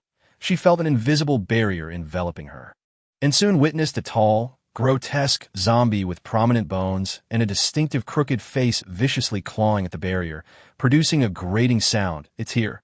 Leave it." The barrier, having blocked the initial wave of attacks, dissipated, granting Ye Hui precious moments to regroup. The moment the invisible barrier vanished, the zombie's head and entire body were tightly constricted by her spatial binding skill, though its physical strength was evidently a notch or two above the previous zombies. Despite the creaking of its bones, it continued to bare its teeth and stubbornly resist. Jiang Zheng's earlier protective maneuver had drained him of all his psychic energy, leaving him feeling as though he had been utterly depleted. And he leaned against the furniture to avoid collapsing. He kept a watchful eye on Ye Hui while swiftly absorbing the energy from the crystal cores. As for the lone zombies, both Wu Xuelan and Xiao Lu could easily handle them. Ye Hui's previously unfailing headshot skill was now momentarily hindered, yet it was not without effect, as the zombie was unable to unleash its other abilities. Now, as long as she could outlast it, she would be rewarded with a large, brilliant crystal core. Moreover, she had a basic level of trust in Jiang Zheng and Wu Xuelan, especially with Xiao Lu by her side. The creaking sounds persisted, and seeing Ye Hui at a standstill, Xiao Lu suddenly arched its body, first standing on end, and with a mule aimed at the zombie. The creature's resistance faltered for a brief moment. That single second proved fatal. With a resounding crunch, the entire zombie was compressed into a flat line, its exuded fluids becoming even more vibrant in color. Azure flames ignited upon its body, crackling and consuming it rapidly. Indeed, the crystal core that belonged to it was large and radiant. Ye Hui joyfully received it from Xiao Lu's paw, examining it closely before stowing it away in her spatial pocket. With the room now devoid of zombies and their bodies incinerated, no damage had been inflicted upon the furniture, showcasing Wu Xiaolan's enhanced control over flames. "How are you?" Jiang Zheng inquired with a smile. "I'm doing splendidly, Dado." "Is that so? Shall we continue to the next floor?" Wu Xiaolan glanced around, hesitantly suggesting, "Oui, perhaps we should first search this place for anything useful. I notice you have a penchant for collecting gold, silver, jewelry, and antiques. Some families may have fled without taking those." "Sure, I'll help you look. Shiny things, you like them too, right?" Yi Hui readily agreed. Gold, silver, and jade were never in excess, and they wouldn't take up much space in her storage. Could they fill an entire ship? If not, then why not gather them indiscriminately? If you fancy those, we could visit several major commercial districts and antique markets. Jiang Zheng leaned against the furniture, having not moved, yet the crystal core in his hand had turned to dust, his complexion appearing somewhat rosier than before. Yi Hui's voice floated from within the room. "Absolutely. All of that is secondary. Zombies are the real treasure, that you're not wrong. Crystal cores are fundamental to our growth." The Wu Xiaolan nodded in agreement, then recalled that they could not see her nodding and spoke out. "Indeed, killing zombies is of greater importance that I must remind you. Besides zombies and humans, this world is still filled with various other plants, animals, and insects. Since the apocalyptic era began, over a month has already passed. The greenery in the city may have started to mutate, along with the little insects and mice." Chapter 77. The storage ring is not a dream. Morality is non-existent. Yi Hui's reminder is not without reason. It is merely a human tendency to regard zombies as the primary enemy. In truth, there have been occurrences of zombie cats and dogs in the past, which have instilled a certain wariness in humanity towards them. Yet the majority of attention remains focused on the zombies themselves. There exist mutated beasts that are friendly towards humans, as well as those that are hostile, and even neutral ones. To be frank, humanity's level of concern regarding them is rather insufficient. Perhaps because this is all still in the early stages, many matters remain unaddressed. Perhaps aside from the creators of the virus, no one else envisioned the world transforming into its current state. Living in the city does not guarantee safety, yet residing outside the city poses an even greater danger. As for gold, silver, and precious stones, Yi Hui has no particular obsession with them. If they are available, she collects them casually, but if not, it matters little. Ultimately, the currency will certainly be more conveniently circulated using crystal cores. Thus, crystal cores are what must be collected and stored with utmost priority, whether for personal use or trade. They are exceedingly valuable. Suddenly, Wu Xiaolan exclaimed, "I see that many apocalyptic novels feature family heirlooms that unlock storage spaces. How wonderful it would be if I could have one." Yi Hui couldn't help but burst into laughter, recalling her past life when she had secretly tried using blood to drop onto precious stones, with the inevitable outcome being none. Some exquisite jade contains a faint energy, but that energy pales in comparison to the crystal cores found within the brains of first-level zombies. After laughing for quite a while, she wiped the tears from her eyes and said, "Rest assured, in the future, once I reach a higher level and obtain suitable ores, I can craft you a storage ring or necklace. However, that may still take a considerable amount of time. As of now, it is beyond my capabilities. Is that really possible?" Wu Xiaolan couldn't contain her excitement as she rushed to Yi Hui's room. While Yi Hui continued rummaging through boxes, she replied without turning her head, "Of course, you see, my skill in spatial confinement is becoming increasingly proficient. One day, when I apply spatial confinement to ores capable of withstanding this skill, the storage device will naturally come to fruition. Hui, you are truly remarkable. I am eagerly looking forward to it. You must succeed soon." Jiang Zheng also felt a surge of excitement at Yi Hui's words. If she truly succeeded, it would be a tremendous boon for humanity. Many civilizations could store their valuables in stable storage devices, a prospect any leader would find reassuring. However, if it were to be stored on the person of a spatial abilities user, those in power would surely have their reservations. In her past life, it seems she had merely conducted research, though others had similar endeavors, some even yielding results, yet none were satisfactory. So, what is the current situation? She seemed somewhat different from the Yi Hui she knew. Nevertheless, regardless of her differences, she remains the same Yi Hui, and that will never change. Zhang was filled with anticipation. If you truly succeed. Even if you do nothing, simply selling storage devices could make you wealthy in this apocalypse. Indeed. I must reserve one for myself. Just tell me what materials you need, and I will do my utmost to gather them. Wu Xuelun quickly added, count me in as well. What ores can withstand your skill? I'm not certain, just a general direction, but I believe it should be fine.As for what materials are needed. I have no idea. Perhaps exquisite jade will do. After all, so many novels claim jade possesses spirituality. There must be some truth to it.Ye Hui spoke rather irresponsibly, yet both of them took her words to heart. Ye Hui genuinely believed this was feasible. She had diligently practiced this skill, not solely for the purpose of exploding zombie heads. In her past life, she had heard of others succeeding with similar techniques. Why should they be able to succeed while she could not?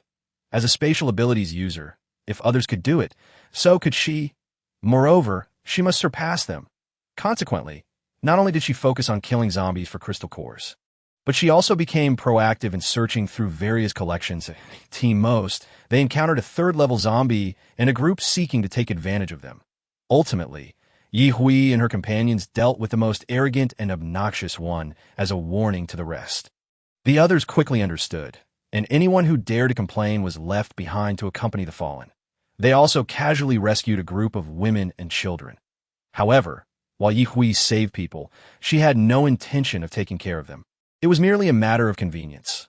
Although several individuals attempted to bind Ye Hui with morality, she promptly demonstrated in a rather immoral manner that she had no such concept. Attempting to use it to control her was nothing short of a pipe dream. Her act of saving them was simply a matter of convenience. Whether or not they wished to be saved was never within their power to choose. The choice had never rested in their hands. Wu Xuelun had already grown capable of maintaining a cold demeanor in front of crying women and children, which made Ye Hui feel she had made significant progress. Zhang, despite having been a soldier, retained his moral integrity due to his memories of the past apocalypse. He remained steadfast in his principles, a testament to the success of national education, but he still couldn't comprehend why so many people, despite their numbers, dared not resist, with even women who had been victimized turning to aid their oppressors. He wondered what they stood to gain. Finally emerging from that neighborhood, Ye Hui felt accomplished and satisfied with her fruitful day. Zhang, upon exiting the neighborhood, asked, "Are you heading straight back to the apartment? I plan to return to the villa area." "Sure. See you then. Wishing you a smooth journey." Ye Hui felt quite pleased. After he left, she could easily detour to trade with a mutated willow tree. Otherwise, once Zhang consumed those 10 willow leaves, she would be unable to supply more. Observing her indifference towards him, Zhang felt his pursuit of her was likely a long and arduous road ahead. After Zhang departed, Ye Hui watched Wu Xuelun return to her own neighborhood before she, accompanied by Xiao Lu, turned her steps towards the back entrance of the office building not far from the east gate of her complex. "Hey Xiao Lu, how has your day been? Has absorbing the bodies of zombies been too slow for you? Would you like some crystal cores?" Ye Hui said, waving a handful of crystal cores in front of the mutated willow tree. The branches of the mutated willow tree began to sway wildly. To an onlooker, it might appear as if a frenzy of spirits was at play. Calm down. You haven't forgotten what we discussed last time, have you?" With just a single phrase, the mutated willow tree became tranquil once more.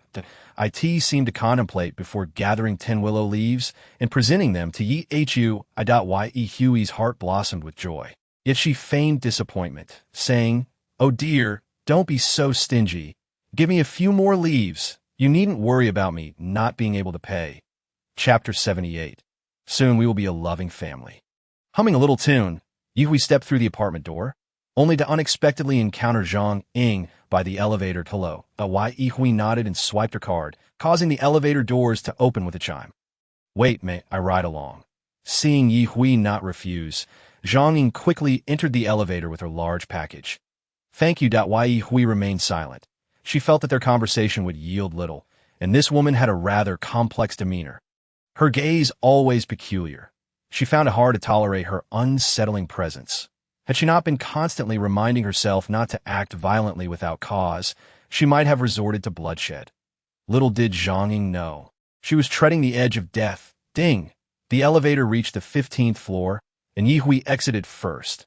Zhang Ying, for reasons unknown, threw her large package out of the elevator before continuing her descent. Yi Hui paid her no mind, nor did she have any interest in the package, as she proceeded home. The door to 1504 was ajar, and Li Dali greeted her enthusiastically. "Ah, the beautiful Yi is back." He stepped outside to glance around, not spotting anyone, and pondered whether he should go downstairs to check on Zhang Ying. Surely she wouldn't leave quietly? He had never restricted her freedom. She could leave whenever she wished. But if she didn't even say a word, Li Dali would feel somewhat uneasy. After all, he had invested so much for her. He had been making an effort to overcome his fears and venture out more frequently to find supplies. As he contemplated this, he couldn't help but wonder what that thud was earlier. When Yi Hui entered her home, Li Dali was still preparing to search for Zhang Ying. Their tangled emotions had nothing to do with Yi Hui, who had no interest in their drama. After returning home, she immediately headed to the bathroom to wash Xiao Lu, drying him off and letting him out before thoroughly cleaning herself. With her hair half dry, she pondered how to manage water usage in the future. It seemed bathing could no longer be as carefree.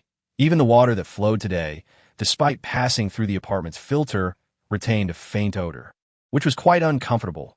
Ultimately, she rinsed herself with clean water once more to feel satisfied. "Xiao Lu, what shall we do now to find a clean water source? Perhaps a water abilities user would help." Yi Hui complained casually as she plopped down into a chair at the dining table. "Meow." Xiao Lu tilted his head, looking up at her in confusion. I know you wouldn't understand. After all, you're not human. So it's natural for you to be perplexed." "Meow." Yi Hui pondered for a moment, realizing that she did not seem to know any water elemental ability users, while she had access to clean drinking water. The quantity was quite ample, yet using such water for bathing felt rather extravagant. Moreover, each time she ventured outside, she took a shower, and no matter how much she stored her space, it would never suffice for her needs. Sighing, Yi Hui truly felt a wave of sadness wash over her. It was a rare thing to have such a commendable habit of cleanliness. Why was it so difficult to maintain? Perhaps she ought to install a solar water heater at home, along with a water recycling system. Wasn't that a rather monumental undertaking? Regardless of the magnitude, it seemed she lacked the skills to install such things that in truth, she had long anticipated this day. Was it too late to post a recruitment notice? The latter thought was merely Yi Hui making a jest of herself. Initially, she had intended to go solo. How could she casually pull anyone into her team when seeking companions? Even Zhang Zheng remained merely a partner, not quite a teammate, let alone anyone else. Noticing her gloomy demeanor, Xiao Lu leaped onto the dining table, reaching out with its tiny paws. "Meow. Are you hungry?" Yi Hui gently patted its head and retrieved its portion of food from her space. White water buffalo meat, prepared milk powder, a handful of cherries, and a small dish of dried fish. Perhaps it was futile to dwell on those thoughts. She should focus on nourishing herself, for who knows, perhaps tomorrow the issues would resolve themselves naturally. As she spoke, Yi Hui prepared a large bowl of lotus root powder for herself, complementing it with sweet and sour pork, pickled bamboo shoots, yellow fish soup, stir-fried vegetables from the lotus pond, drunken shrimp, crab paste, grilled clams, and a generous bowl of rice. Indeed, good food had the power to heal all sorrows. After satisfying her hunger, Yi Hui reclined on the sofa, stroking her belly while turning on the television. Watching anime and downloading content simultaneously. The internet was functioning well at present, but what if it ceased to work one day? She needed to prepare for the worst and download as much as she could. Remarkably, she had amassed several hard drives worth of storage through her daily downloads. Xiao Lu seemed far less interested in anime than in the fluffy ball it was currently playing with. The phone screen flickered, prompting Yi Hui to glance at it. "Sister, Mom has joined the official ability user team at the base. Although her ability level is not high, being a water elemental user makes her quite sought after there." Yi Hui's previously contented expression fell at this news. What did that mean? That woman, bitten by a zombie, awakened her water elemental powers and was thriving in the base? Yi Hui could not muster even the slightest joy for her well-being. Perhaps her mother took some delight in knowing Yi Hui was struggling. Such a relationship between mother and daughter, both harboring disdain for one another and wishing for the other's misfortune, was truly lamentable. While she lacked water for bathing, Her mother, a water elemental user, had an abundance of it to waste. How infuriating. Frowning, she continued reading the next message. Sister, it's utterly outrageous. I could have joined the official ability team as well. But some fool in the base, jealous of my looks, has been thwarting my entry at every turn. Is it my fault that I am handsome? Ye Hui refrained from commenting. If he resembled their mother, he might indeed be quite attractive. After all, Song Wanting's beauty was the envy of women and the desire of men. What infuriated her most was that despite being so beautiful, her ex-husband had strayed for a woman who could not compare to her in any way. Thus, when she looked at Ye Hui, she saw a reflection of her own foolish choices. Sister, you would never guess that this guy is jealous, not only because of my looks, but also because his father has taken a liking to our mother and wishes to pursue her. He can dream. Mom would never agree to that. Ye Hui responded cheerfully. Rest assured, you will soon have a stepfather. Will that detestable fellow become your older brother or younger brother? Soon, you shall be a loving family. Chapter 79. The key to wealth found. Ye Hui could only imagine the expression on Luo Song's face upon receiving her message. She surmised he must be furious since he had stopped messaging her. If it doesn't message, so be it. I couldn't care less. Just then, a message from an unfamiliar number appeared, causing Ye Hui to frown. Ye Hui, your sister Yi Ling had been lured to Ning City. If you're still in Ning City, please look after her if you encounter her. How dare he have the audacity? Ye Hui could not comprehend how Yi Fangzheng still had the face to message her after she had blacklisted him. Did he not understand that she wanted nothing to do with him? Was he pretending to be oblivious? To be frank, even if Yi Ling stood before her, she would not recognize her. Truly laughable. What did her family's affairs have to do with her? Even if they all perished, it would hardly be surprising in this apocalyptic world, just when she thought that his message had already demonstrated his audacity. More followed in quick succession. Even if you don't encounter your sister, if you're still in Ning City, you should actively seek her out. This is her recent appearance. A picture of a young girl. Don't even mention not recognizing her. Regardless of how I have wronged you, she is still your biological sister. Are you ignoring me on purpose? Are you really so heartless as to watch her die without extending a hand? Ye Hui, is that how your grandmother taught you to be a person? How outrageous. Who gave him the gall to speak to her like that? Ye Hui felt that if it weren't for the fact that there were no regular service centers operating, she would have changed her phone number by now. What nonsense. Being contacted by such a person was worse than receiving those irritating spam calls. She promptly blacklisted and deleted that number, then took a moment to adjust her settings to reject all calls and messages from unfamiliar numbers. Go to hell. Ye Hui rubbed her belly, thinking, I was merely full, and now I've been filled with anger instead, as if my stomach might explode, just as she contemplated throwing her phone away. The screen lit up again. Glancing at it, she saw it was a call from Jiang Zheng. Taking a moment to calm her fury, Ye Hui answered the phone. Soon, Jiang Zheng's voice came through, filled with urgency and annoyance. Hui, can you quickly procure those miraculous leaves we traded for a few days ago? That idiot at the door wall, I don't know what got in him last night, but he ingested all the remaining leaves without considering whether his body could handle it. Shouldn't he be focusing on digesting and absorbing what he had already consumed? Why was he still requesting more? Was he trying to push him over the edge? If he were to be cut off now, it would likely hinder the activation of his abilities later. Such a hasty consumption was only suitable for the final stages of activation.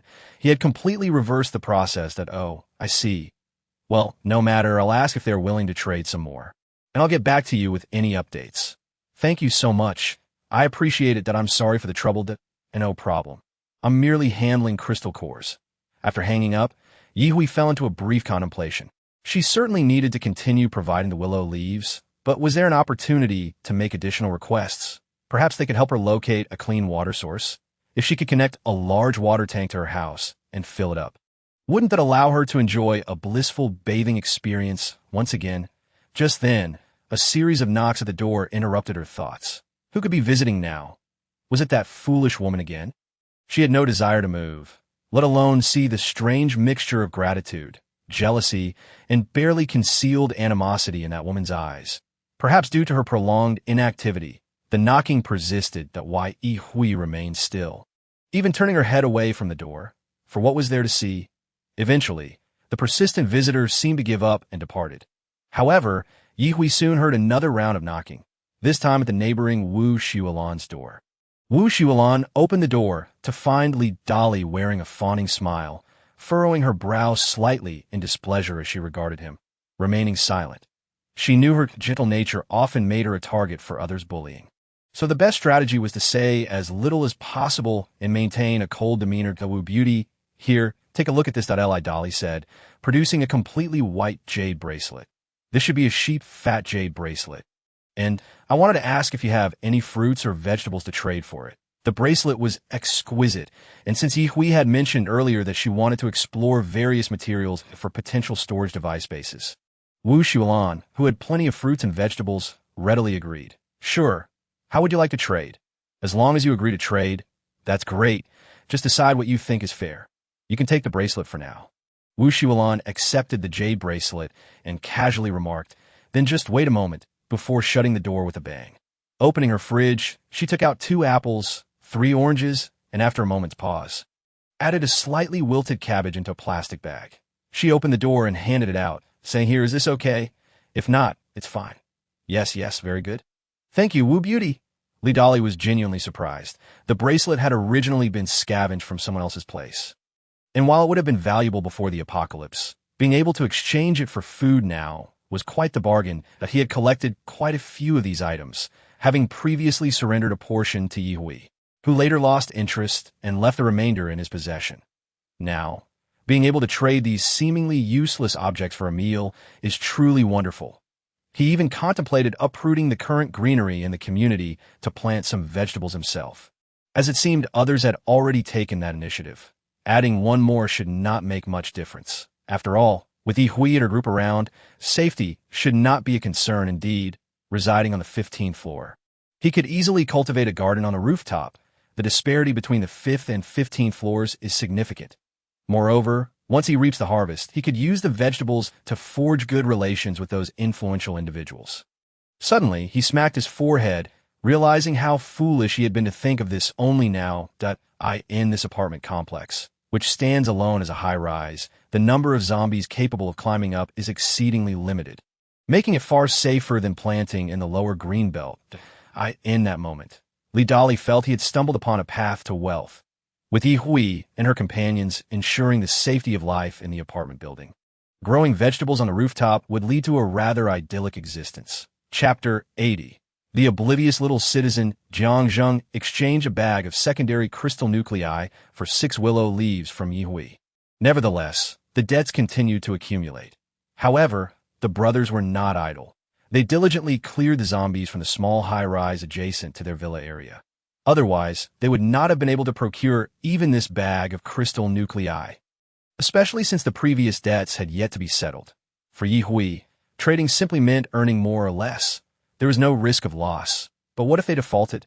This was a question Yi Hui had pondered seriously.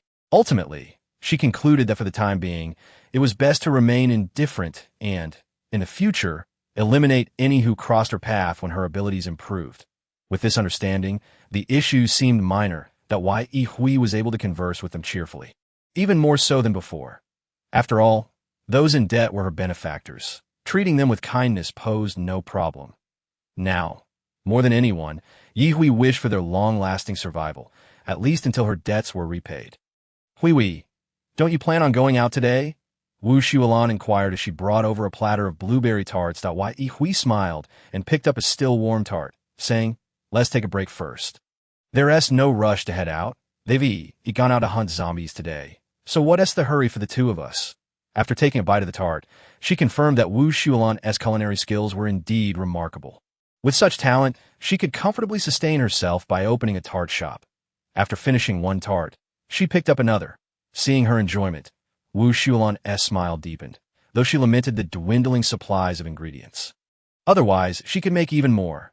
Are you suggesting we sweep through the main road from the shops? Some of the stores there have decent offerings.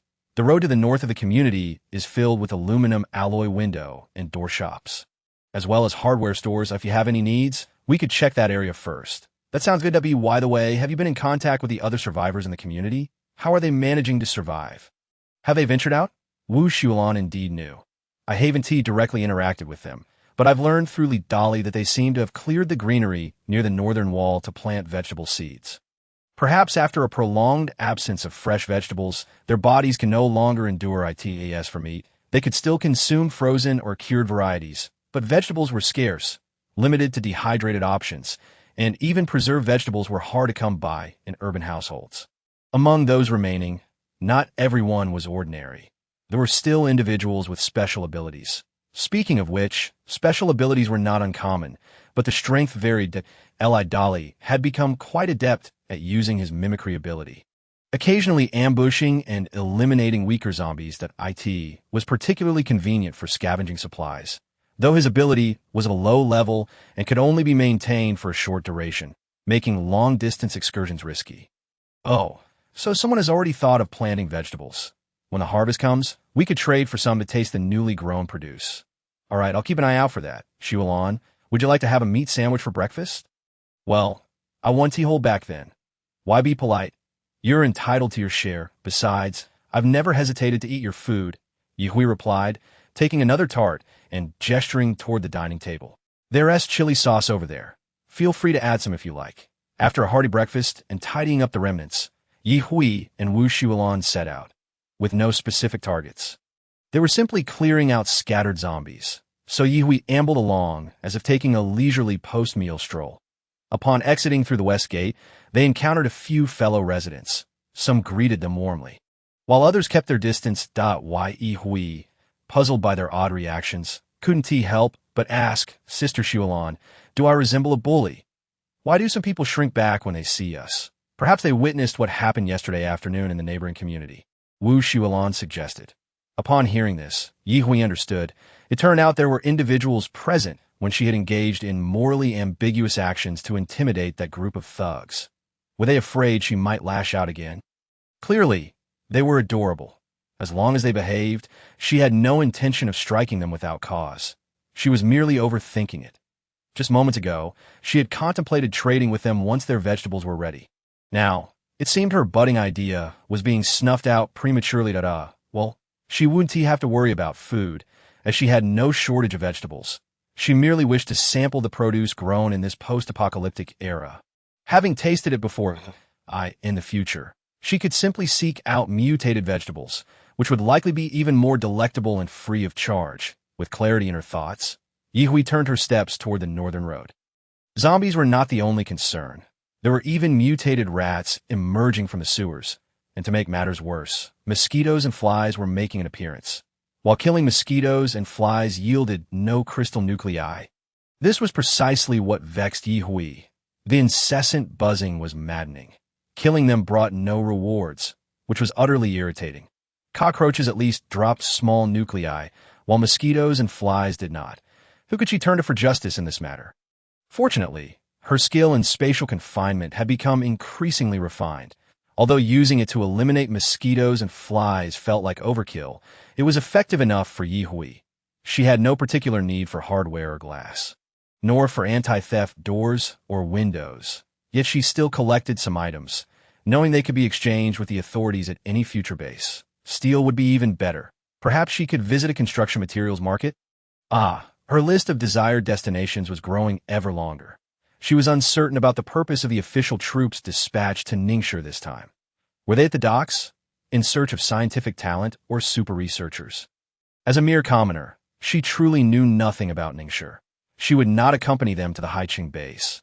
But if she could ascertain their intentions, especially if they were transporting goods that they couldn't take with them, wouldn't it be permissible for her to sneak a little for herself? Perhaps she could inquire with Jiang Zheng. He might have some insight. While naturally dispatching zombies, her mind wandered endlessly, never pausing.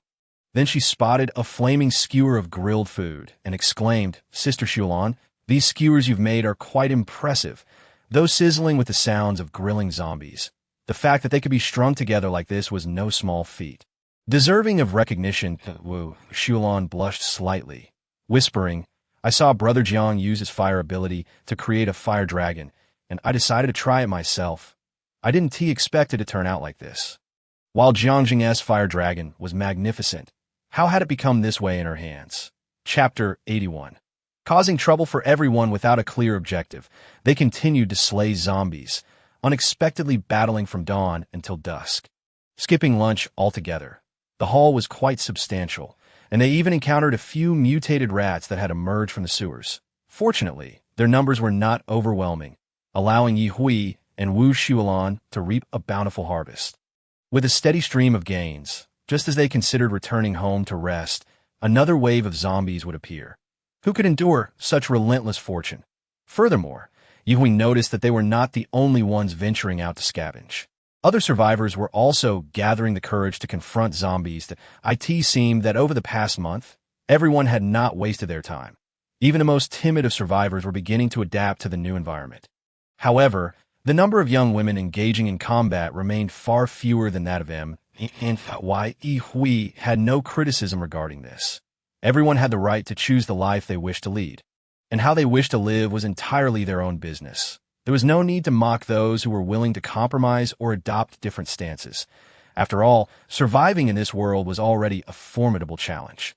Of course, for those who dared to whistle or make lewd remarks at them, Ye Hui showed no mercy, sending them packing to reunite with their ancestors, those who disapproved of Ye Hui's decisive actions. Hoping to teach her a lesson, were also swiftly dealt with. Perhaps they would find enough players for a game of mahjong down there. If they were short one, they could always switch to playing do diju. After dealing with that group, others began to steer clear of them, and no man dared to cross Ye Hui again. They continued to traverse the streets and alleys, slaying zombies, and Ye Hui collected an assortment of items, many of which she couldn't even identify. Upon returning home, Ye Hui felt utterly exhausted. Not to mention anything else, her legs were weary from walking all day long. That if there were a step count, even if it fell short of 50,000, it would still be around 30 or 40,000 after filling a basin with water to give the little green creature a thorough cleaning. I found myself too exhausted to even dry its fur, so I simply tossed it out. Find a spot by the air conditioning vent to dry off, I thought. Then, with calm composure, Ye Hui retrieved a bathtub from her space and filled it with clean water.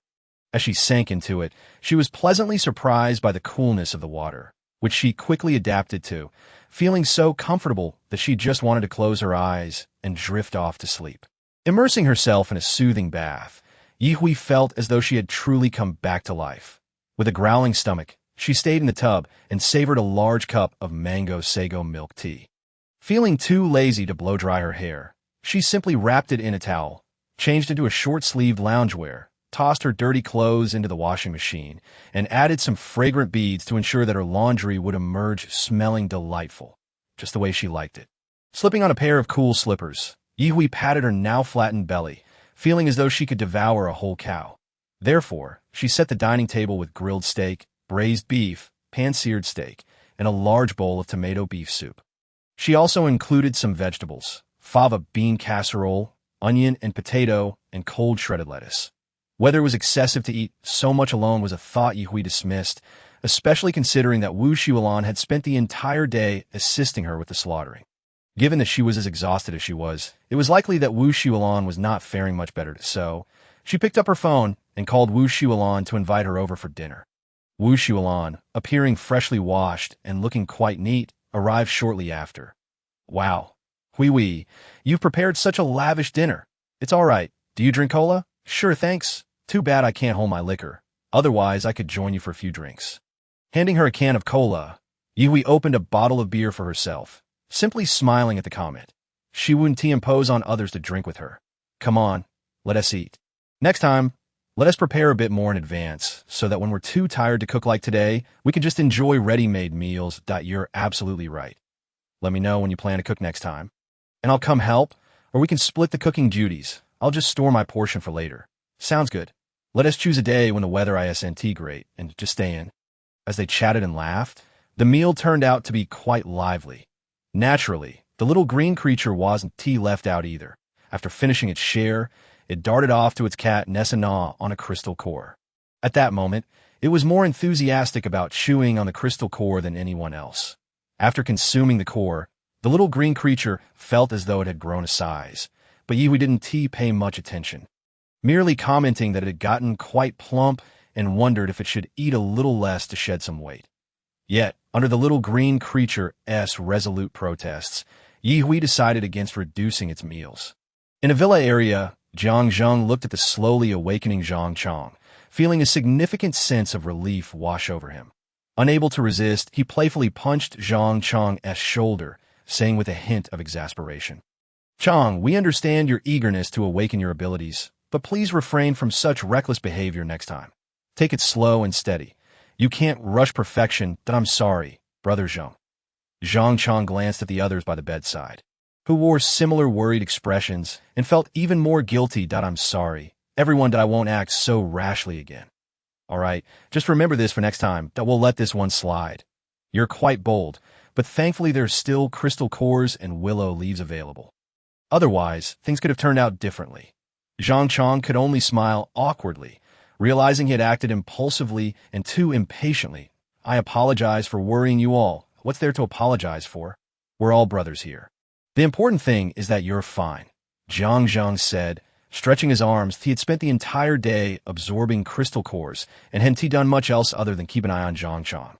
Although it was getting dark, he still planned to step outside for a bit. "If I had to stare at my wife's beautiful face all day, I could do so without feeling bored or tired."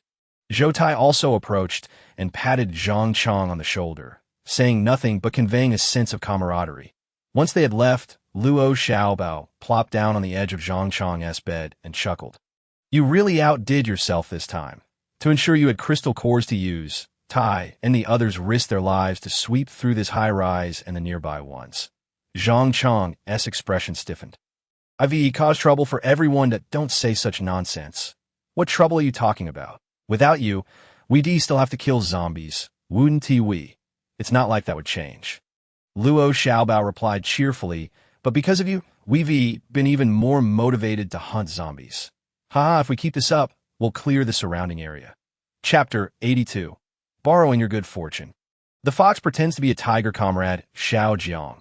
"Now that Chong has just awakened, you're not thinking of running away, are you?" Jiang Zheng turned to see Zhou Tai striding toward him with a serious expression. He was the best at making serious jokes. "That I would like to run away, but it seems you want to allow it," Jiang Zheng replied, pointing to the kitchen. "Who is cooking over there?" "Ahai and Young, I believe. Aren't you hungry after a whole day?" Jiang Zheng shook his head. He genuinely didn't feel hungry, having nearly filled himself by absorbing crystal cores. "Are you really leaving Xiaobao alone with Chong to chat nonsense?" Zhou Tai chuckled. "Letting Chong learn a lesson is also a good thing. Watch out. You're so petty." After exchanging a few jokes, Zhou Tai couldn't help but feel a headache coming on. "The debt to Miss Ye is piling up more and more. Don't worry. I'll pay off my debts to her in flesh."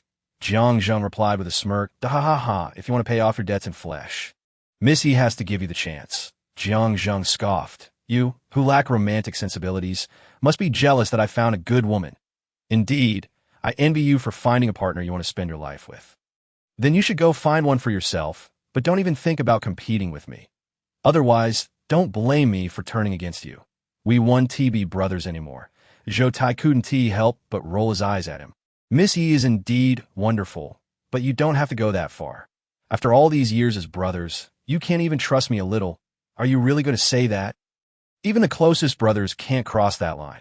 Let us be clear, don't get any inappropriate ideas." Zhou Tai. All right, let us drop it. Only you can handle Miss Yi's temperament. Now, let us go help in the kitchen so we can eat dinner sooner. If we have energy later, we can hunt some more. Sounds good." After a hearty meal, Wu Xulan didn't linger long. She cleaned up and left with the trash. Meanwhile, Yi Hui was pacing back and forth in the living room.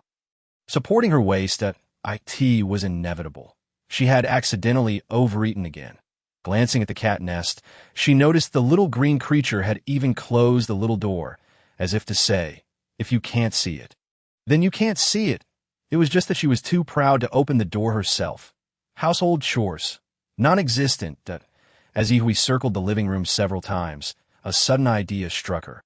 She wanted to go up to the rooftop and see what the city looked like in the dark. With that thought in mind, she slipped on a pair of sandals and headed out. After all, it wasn't a fight. Comfort was key. Taking the elevator to the top floor, she then walked up the stairs to the rooftop. Upon pushing the door open, she was surprised to find the rooftop quite lively, with some familiar faces among the crowd. Eli Dolly and his girlfriend Zhang Ying were there, along with a boy she had met once and a couple she didn't recognize. Seeing her arrival, They all fell silent, as if caught in a standoff. Ye couldn't help but wonder what was going on. Was the rooftop some kind of feng shui hotspot? Finally, it was Li Dali. Feeling comfortable enough with Yi Hui, who broke the silence. Ye Marin, what brings you to the rooftop today? We're planning to plant some vegetables up here, and everyone is busy dividing up the plots. With that one sentence, everything was explained. Oh, that sounds great. I hope you can grow some. I appreciate your well wishes. Yi Hui noticed how they all seemed to be holding their breath, so she said, continue, don't mind me, I'm just taking a look around. Saying she was just taking a look meant she was genuinely uninterested in their affairs. She wandered around the rooftop for a while before leisurely heading back downstairs. The moment she left, the rooftop became lively again. In the end, Li Dali managed to claim half of the rooftop space simply because of his familiarity with Yi Hui, while the remaining half was split between the boy and the couple. This had nothing to do with Yi Hui. Even if Li Dali was taking advantage of her name, she didn't mind that it was merely a case of a fox borrowing the tiger's power. What others thought of her was irrelevant. After wandering around, Yi Hui returned home, yawning widely. She glanced at the cat nest, which still had its door tightly shut. Suddenly, she felt as if the little creature had grown up and now had secrets it couldn't share with her. What on earth is this? It was still too early to sleep, and after a stroll outside, her stomach felt much better. Yi Hui decided to hop on the stationary bike for some exercise. The solar panels worked well, and exercising was also beneficial. Turning on the television, she chose a humorous variety show this time, glancing at the cat nest and turning down the volume just a notch. I guess I'm just too considerate. She pedaled vigorously on the stationary bike. The phone resting on the coffee table flickered intermittently, its screen lighting up and dimming repeatedly, with the device on silent mode. Yi Hui remained blissfully unaware, her attention captivated by the large television screen before her. The variety show was uproariously funny and incredibly engaging, making it impossible for her to tear her eyes away. Her greatest restraint was merely refraining from bursting into laughter. Meanwhile, on the other end of the line, Yi Fangzheng was nearly driven to exasperation. Indeed, Yi Hui stood as a thorn in his side. Since her birth, she had never once brought him satisfaction. All he had requested was her assistance in locating Yi Ling in Ning City, yet she had gone so far as to block him, forcing him to change his phone number to reach her. The reason for his insistence on finding her stemmed from a lingering notion of utilizing Yi Hui's talents, however meager they might be. The once inconsequential girl had seemingly carved out a decent existence for herself, which gnawed at him. His beloved son struggled to navigate the harsh realities of this post-apocalyptic world, visibly emaciated and weary. Initially, he had only one rebellious daughter, Yi Hui. Now, he felt burdened by two, further darkening his countenance. The pampered Yi Ling, raised amidst indulgence, had audaciously chosen to flee, and beyond his anger, he was consumed by concern. After all, he had showered her with affection for so long. How could he not harbor genuine feelings? Regardless of his mounting irritation, Yi Hui remained oblivious. If she were to find out, she would simply laugh heartily, relieved that her choice of entertainment had allowed her to perfectly sidestep that tiresome call. Next door, Wu Xuelan had already turned off the lights, unwilling to waste electricity. In the darkness, she practiced the martial arts she had been honing for over a month. Enhancing one's physical prowess was not an endeavor achieved overnight. It required relentless dedication. Although absorbing energy cores accelerated the process, transforming that energy into tangible combat ability demanded steady progress. That Wu Xuelan possessed a clear understanding of her limitations. She was no natural prodigy, and thus, her only recourse was diligent effort. Chapter 83. Speaking with noble intent, yet motionless in action in this desolate world, each individual persevered in their own manner.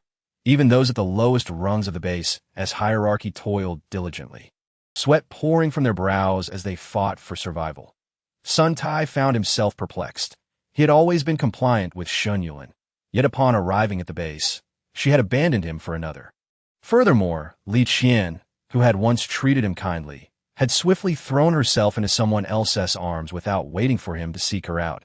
Was it possible that the Haiqing base was cursed for him, stripping him of both his girlfriend and any female admirers? Had he somehow erred? He continued to extend his utmost effort to his companions, eagerly participating in official missions to earn points. Yet in this base, he found life less comfortable than in the small apartment in Ning City. Why was that? He struggled to comprehend that perhaps it was merely his unwillingness to accept reality that in stark contrast. Shen Yulin navigated her circumstances with much more pragmatism. Why endure hardships with Sun Tai when she could align herself with a base leader, enjoying a far more comfortable existence? Not only would she reside within the base, avoiding the costly fees associated with living there, but the prospect of earning points through her own efforts or relying on Sun Tai seemed daunting. Why not take the easier route? Shen Yulin understood the art of compromise. Her initial willingness to be Sun Tai's girlfriend had not stemmed from deep affection. Rather, it was due to his then capable and obedient demeanor, which had made her willing to follow him. Just as she had chosen now, Li Qian, leveraging her association with Sun Tai, had initially enjoyed a superior lifestyle, yet now she had latched onto someone even more influential than her benefactor, igniting a sense of indignation within Shen Yulin. Yet she dared not offend her current patron, for losing her stable life would be an unwise trade-off. The weather in Ning City was notoriously unpredictable. Rain could fall at a moment's notice, only to be replaced by sunshine. It was not unusual for rain to cascade while the sun shone simultaneously, though Ye paid little mind to it. Having grown up in such conditions, she regarded even the slightest drizzle with indifference. As long as she could avoid the heavy downpours, she was content. Thus, she ventured out as usual, albeit uncertain if it was because the surroundings had been cleared, making it necessary to drive to slightly distant streets to encounter zombies. Driving out was equally a matter of chance. With luck, she might encounter a horde of zombies. With misfortune, she could drive for half an hour without spotting a single one. This led Ye Hui to ponder whether the zombies had begun to exhibit intelligence. Evading detection, for their numbers seemed remarkably sparse. Could it be that the survivors in Ning City outnumbered the zombies, each possessing greater capabilities? Unlikely. Perhaps we won't find any on the streets. Why not head directly to them all? Surely the treasures within, gold, silver, and precious stones, would be untouched by the zombies. We might even stumble upon other intact goods you're right. I've been so focused on clearing the roadside shops that I completely overlooked the nearby large shopping centers. Let us get in the car, and head there. Ye Hui promptly retrieved her XC99 from her spatial storage, opened the door, and climbed in. Interestingly, there were even spare golf clubs inside, which she had yet to put to use as weapons. Get in, she urged. Wu Shulan eagerly took the passenger seat, reminiscing about the time since she last drove this car. It feels so stable. I've missed this. Do you want to drive? We can switch when we return. I'm too lazy to change seats right now. All right, I'll drive on the way back. With a swift press of the accelerator, they smoothly arrived at the World Trade Center Plaza, just under 4 kilometers from home. The roads had indeed been cleared, and even a few accidents that had occurred did not hinder Ye Hui's driving. She parked the car below the building, securing it in her spatial storage to prevent any mishaps should zombies besiege it. However, it was evident that they had arrived late. The place appeared to have been thoroughly ransacked. Are we too late? Ye Hui shook her head. Perhaps, but it matters not. We shall enter. If there are zombies, we'll deal with them, but if not, we'll simply search for what we desire. Even if this trip yields nothing, it's better than aimlessly wandering nearby. As she had proposed this excursion, Wu Shulan felt a twinge of guilt at the thought of returning empty-handed, yet seeing Ye Hui's nonchalant demeanor eased her worries. Suddenly, a figure plummeted from the building above, landing with a thud and sprawled lifelessly on the ground, eyes wide open, quickly pooling blood beneath him. Ye Hui instinctively looked up. On the rooftop, a zombie glared down at her. Though distant, its disdainful and provocative gaze was unmistakable, stirring her ire. Raising an eyebrow, she mused, "Is this a warning for me? How delightful. She thrived on challenges." Naturally, her immediate course of action was to whip out her phone and call for reinforcements. After quickly informing Jiang Zheng of their location and receiving his affirmative response that he would bring allies and weapons, she felt a wave of relief. She was eager to witness just how clever the zombie on the rooftop truly was. Would it rush down upon seeing her call for help, or summon its minions? Fearless, she made no plans to flee. After all, the weight on her shoulder from the small green companion had yet to emit any alarms.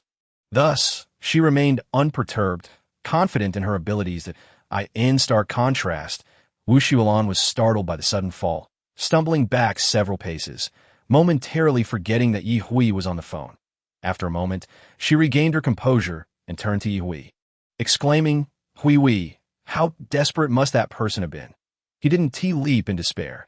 Something must have pushed him. That Wu Shulan gasped in shock and horror, realizing the truth. He had been brutally thrown from the building. By the time she looked up again, the zombie had vanished. Should we still go in? Of course. Why not? If there are zombies eager for death, we mustn't let them go unchallenged. Shall we allow them to continue wreaking havoc upon this already ravaged world?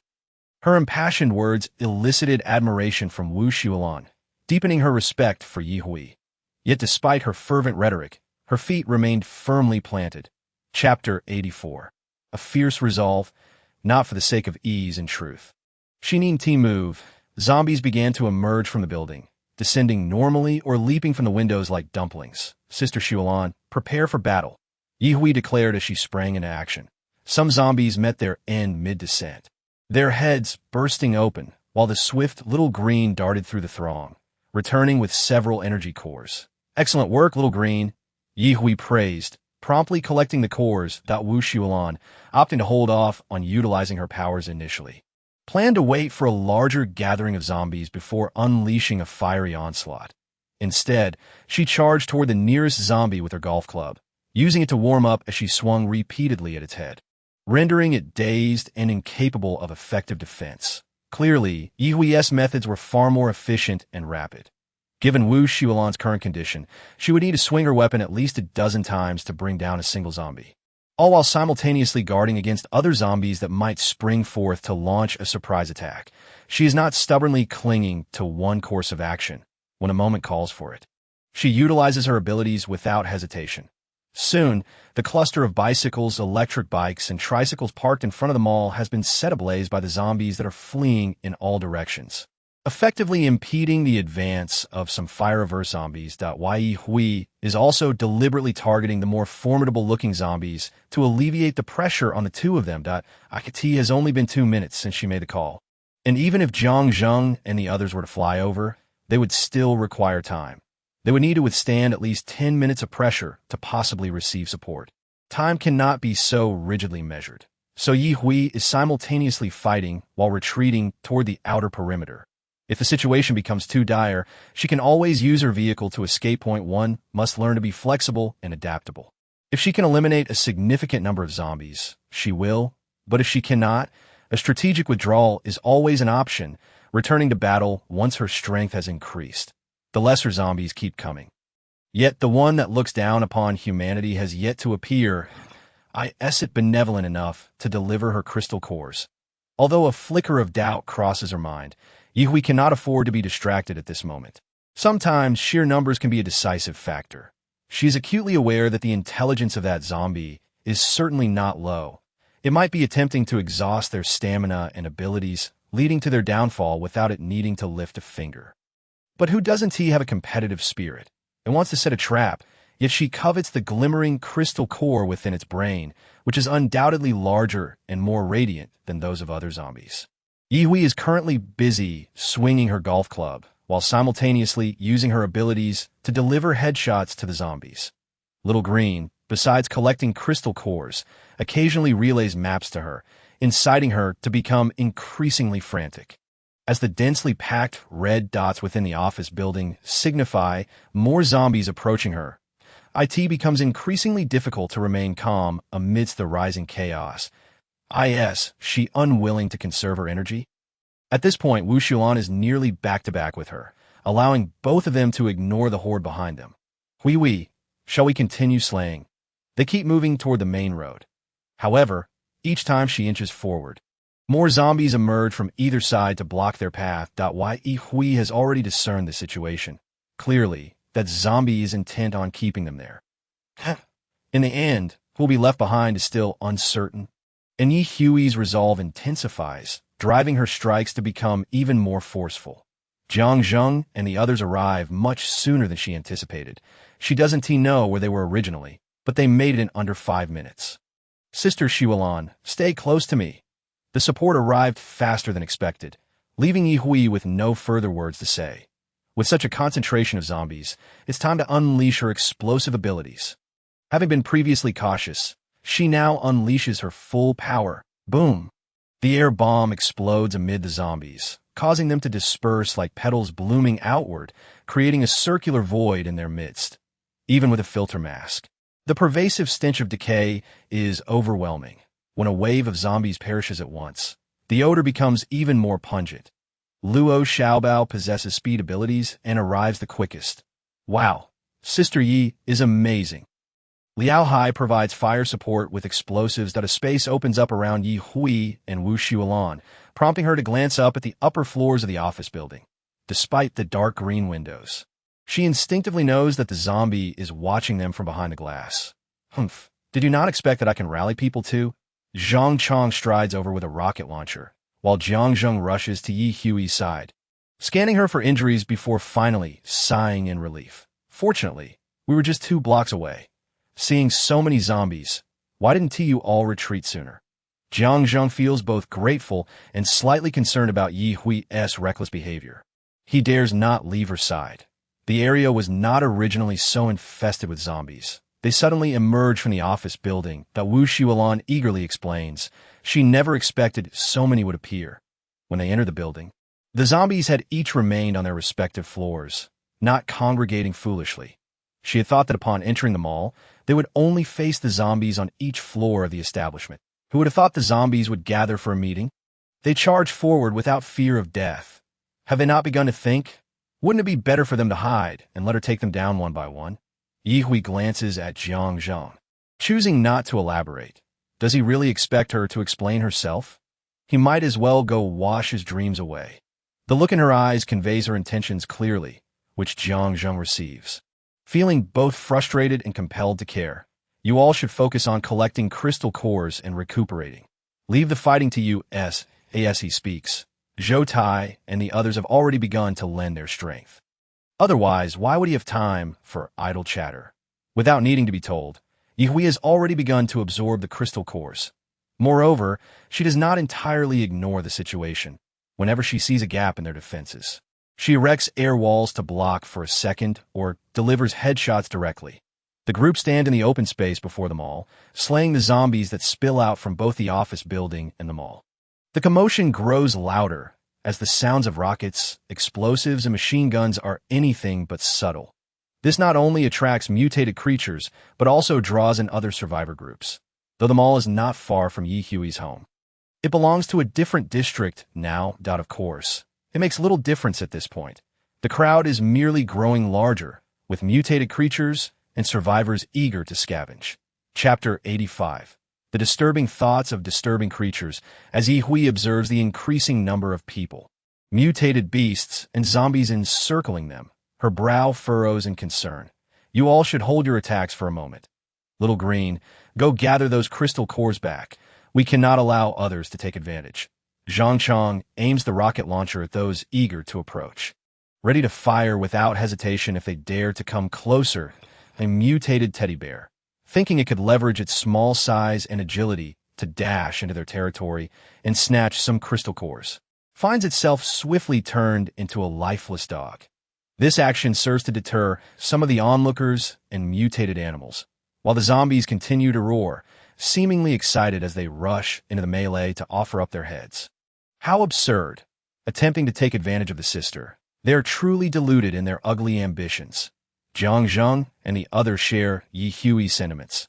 They can kill as they please, for they are in dire need of crystal cores even more than she is. And they certainly want to relinquish them to others. Waves of zombies are dispatched, and Luo Xiaobao joins Little Green in gathering crystal cores, though it is evident that Little Green is far more efficient in this regard. The mutated creatures are not merely there to spectate. Some engage in battles with other survivors, while others tear into the zombies, creating a battlefield atmosphere all around them. Why Yi Hui and her group are fighting while retreating. Yet the zombies seem to be fixated on them, relentlessly pursuing their prey. Even as they find themselves at the edge of the road, escape is still not within reach. Other passers-by gradually find themselves embroiled in the conflict as well. Clearly, The zombie from the office building is determined not to let them go. Whenever the zombies show the slightest sign of retreating, a characteristic roar echoes, and the once wavering zombies regain their courage and confidence. Ye wishes to capture the leader first, but she cannot ascertain how many high-level zombies are lurking nearby. At the very least, those on the ground are merely a horde of low-tier zombies. Their sheer numbers bordering on the ridiculous. Should she charge into the office building alone, the outcome may not be better than the current predicament. Fortunately, reinforcements and mutated beasts are not in short supply. They all enter their respective combat zones, making escape challenging for all. Yet the zombies, relentless and undaunted by death, outnumber them, which is quite disheartening. Human stamina, abilities, and even the ammunition of firearms will eventually run out. While the zombies come in wave after wave, drawn by the sounds of battle, creating an illusion of an unending slaughter that breeds despair among the living. Fortunately, enough time has passed since the apocalypse began that the truly fragile have already eliminated themselves and do not linger. Hui, let us move toward the tunnel. Jiang Zheng's voice resonates directly in Yi Hui's mind. He hasn't spoken aloud, indicating that his psychic abilities have found a new application, but Yi Hui nods in agreement. The southeastern side of the mall leads to a road that connects to a tunnel. Crossing it would return them to their own district if the zombies possess any sense of territorial awareness. Perhaps retreating would allow them to break free. Even if she is envious of and repulsed by that condescending zombie, Yi Hui understands that this is not the time for recklessness. Their ammunition remains reasonably sufficient, as Yi Hui has stored a reserve in her spatial pocket specifically for situations like this. Others who initially sought to scavenge are now making efforts to approach them. After all, Jiang Zheng and his group wield firearms, making it far easier for them than using cold weapons or abilities against the zombies. However, wishing to draw closer does not equate to being able to do so.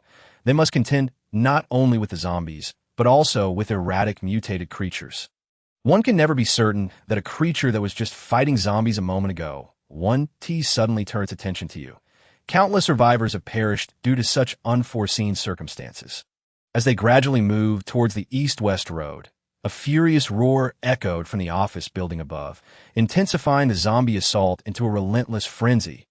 Damn it, there was indeed a powerful zombie orchestrating this chaos. It seemed never-ending. Did it truly believe it could dispatch all of its minions? Luo Xiaobao felt a surge of agitation. Though his speed was remarkable, his strength fell short, requiring multiple stabs with a sharp knife to fell a single zombie. Escaping was not an issue, but would he abandon his brothers and teammates to save himself? Clearly, he was not that kind of man. To make matters worse, the originally third-tier zombies, having previously deemed themselves above the fray, now leapt from the office building in response to that angry shout. Gradually joining the fray, Jiang Zheng unleashed his dormant fire abilities directly upon a third-tier ice zombie that had just leaped into the fray. Meanwhile, fireballs were hurtling towards them from another direction. One such fireball collided with the earthen wall, courtesy of Zhou-Ti-Ai.Y. Yi Hui swiftly flashed to the side of a third-tier string zombie, casting a spatial confinement spell upon it. A second later, a rocket from Zhang Chong struck the immobilized zombie, obliterating a significant portion of its body. Yet the third-tier zombie's vitality was remarkably resilient. Even with half its body gone, its intestines hanging out, it remained unaffected. As if it were human, it would have perished long. Yi Hui, undeterred, cast another confinement spell to restrict its movements, while also taking the opportunity to execute a few low-level zombies nearby. The battle raged on fiercely, while the expression of the zombie leader above became increasingly complex. According to its original plan, the two young women should have been easily captured by its subordinates. Yet now, with third-tier zombies deployed, the situation was far from simple. Igniting its irritation, IT required numerous young, uninfected human females, believing itself to have transcended humanity, deeming the establishment of a harem as a natural progression. Human females, capable of bearing its offspring, would find it an honor. How infuriating. It was merely drawn to that woman below. After all, she had spotted it with a single glance. If Yi Hui had known the leader's intentions, she would have likely felt nauseated. Such a repulsive being dared to covet her. It seemed it would stop at nothing to confront her, The battle below appeared to have descended into a stalemate. Entangled in a web of conflict, unable to escape or annihilate their foes, occasional mutated creatures emerged, seeking attention. Zhang, where is your vehicle? What do you intend to do now? Don't act impulsively. We can retreat slowly as per plan without issue. Haha, this endless cycle is infuriating. I am preparing to unleash something significant against them. Chapter 86. Consider me as your boyfriend at this moment. Ye Hui lay in the guest room of Jiang Zheng's villa, having completely exhausted her powers and fainted. Fortunately, Xiao Lu understood her needs and had successfully retrieved a plethora of zombie cores. Just how powerful was the air explosion skill, compressed from all her abilities? Those who witnessed it firsthand could attest to its devastating efficacy, nearly resulting in indiscriminate collateral damage. Even the third-tier zombies could not evade the epicenter of the explosion, being instantly eliminated, let alone the humans who had yet to undergo any transformative changes in their physiques. The blast had bewildered the zombie leader, as all the glass facing the small square below the 10th floor shattered simultaneously. The chaos was nothing short of catastrophic. Thankfully, they managed to escape unscathed. It remained a mystery whether the zombies had too strong a territorial instinct to pursue them as for the other survivors. Their fates were no longer their concern. They had not invited them to this grand affair. Survival depended solely on individual luck. Luo Xiaobao, leveraging his speed, had dashed into another combat zone to snatch 2 second-tier cores and a large mutated golden retriever corpse that he had previously sampled the mutated dog meat Yi Hui had provided. And this sizable catch would suffice for a hearty dog meat hot pot.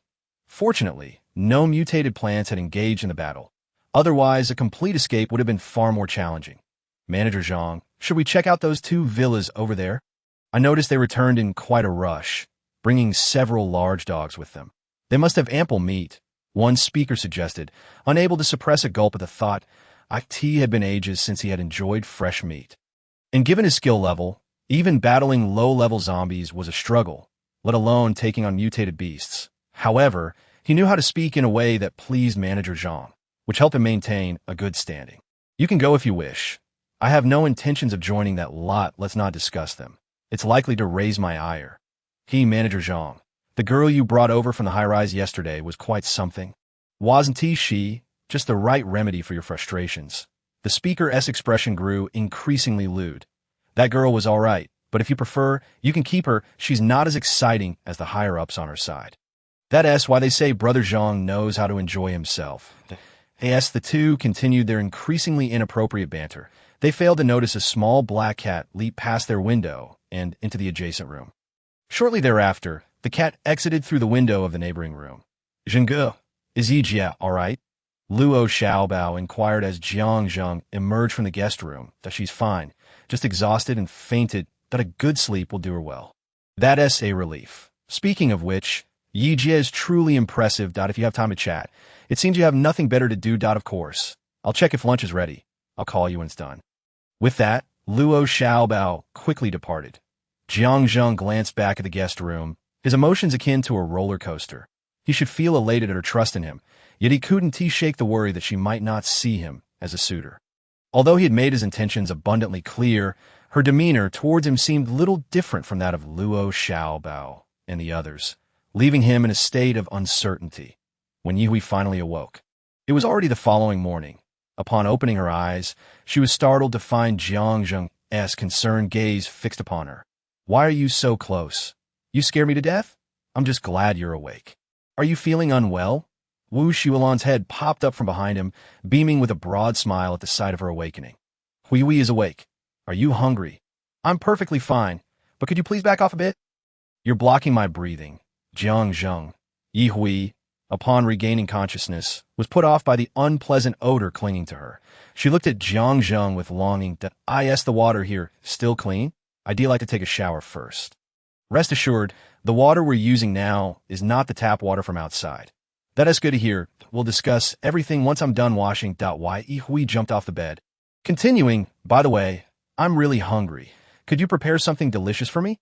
Thanks in advance. She then retrieved a foam box filled with seafood from her space. She glanced around before quickly darting into the en-suite bathroom, guided by Jiang Zheng. When she reemerged, her hair was wrapped up, and she had changed into fresh clothes, even donning new shoes. Jiang Zheng offered enthusiastically, "Let me help you dry your hair." "Ha, there's no need to be so eager." Feeling a tad regretful, Jiang Zheng pointed outside. "Shall we go? The food is already prepared, and I've mixed several dipping sauces for you to choose from. Ye Hui felt that thanking him again would be redundant. Flashing him a broad smile, "You've worked hard. I'm happy to serve you." The dining table outside was already laden with seafood. The grilled oysters were perfectly cooked, plump and succulent. Ye Hui wasted no time. Dipping one into the spicy sauce and popping it in her mouth, feeling an overwhelming sense of happiness. After savoring one, she looked at Jiang Zheng and Wu Xuelan. "Why are you staring at me? You should eat too." "What about the others?" Wu Xuelan sat down, able to enjoy some familiar seafood, but found herself unable to stomach the oysters, opting instead for a grilled fish. They had ventured nearby to hunt zombies. "And the neighboring district would be off limits for a while. I see. I will wait until our abilities level up before heading back." All right. What followed was a delightful feast. What could be more enticing than a table overflowing with seafood? Halfway through the meal, Jiang Zheng excused himself to the kitchen, returning with a large clay pot. "This is seafood porridge I made. You should try it and see how it tastes." "Really? That's wonderful." "Jiang Zheng, you're truly capable to is that so? Then would you consider me as your boyfriend?" Jiang Zheng asked, his palms sweating with nervousness. Ye Hui brushed it off casually. TSK, I compliment you once, and you take it as an invitation. Don't bring up being my boyfriend. It's too sentimental. Isn't that more hurtful, saying it like that?" Jiang Zheng genuinely didn't know what to do to awaken her feelings. "Let me try your cooking." Yi Hui's anticipation for the seafood porridge was palpable. Chapter 87. I must be out of my mind once back home. Yi Hui finally felt completely at ease. Has she recently become excessively complacent? Why does she trust Jiang Zheng so much? Yi Hui cannot help but reflect on her own actions. Surely, he must have fed her some sort of enchantment, causing her to unwittingly lower her guard against him. "Xiao Lu, what is wrong with you today? You seem quite out of sorts, nothing like your usual self." Yi Hui walked over and gently patted Xiao Lu's head. And indeed, it felt rather limp, unable to even meow, only managing a soft whimper. "Could it be that you are unwell?" Xiao Lu vigorously shook its head. "It wasn't illness, but rather an overexertion of its abilities. You just experienced it yourself. Can't you tell what is happening with me?" Yi Hui ruffled its fur, a hint of confusion in her eyes. "What mischief did you get up to while I was asleep?" "Oh well, I'm not a doctor. Take this crystal core and go rest in your cat nest. If you still feel this way tomorrow, I'll ask Jiang Zheng if he knows a veterinarian who can check on you." Xiao Lu blinked, feeling utterly drained, and lying on the crystal core in its cat nest was just fine. After a hearty meal at home, it was still full and had no desire to move. Sleep would certainly elude it, having already dozed for over 24 hours. After a moment's contemplation, perhaps reading a book would be better. Any book would suffice. Naturally, it selected a romance novel from the shelf. But as she read, Yi Hui promptly tossed the book aside. What nonsense is this? Misunderstandings piling upon misunderstandings. Can't anyone simply let the other finish speaking?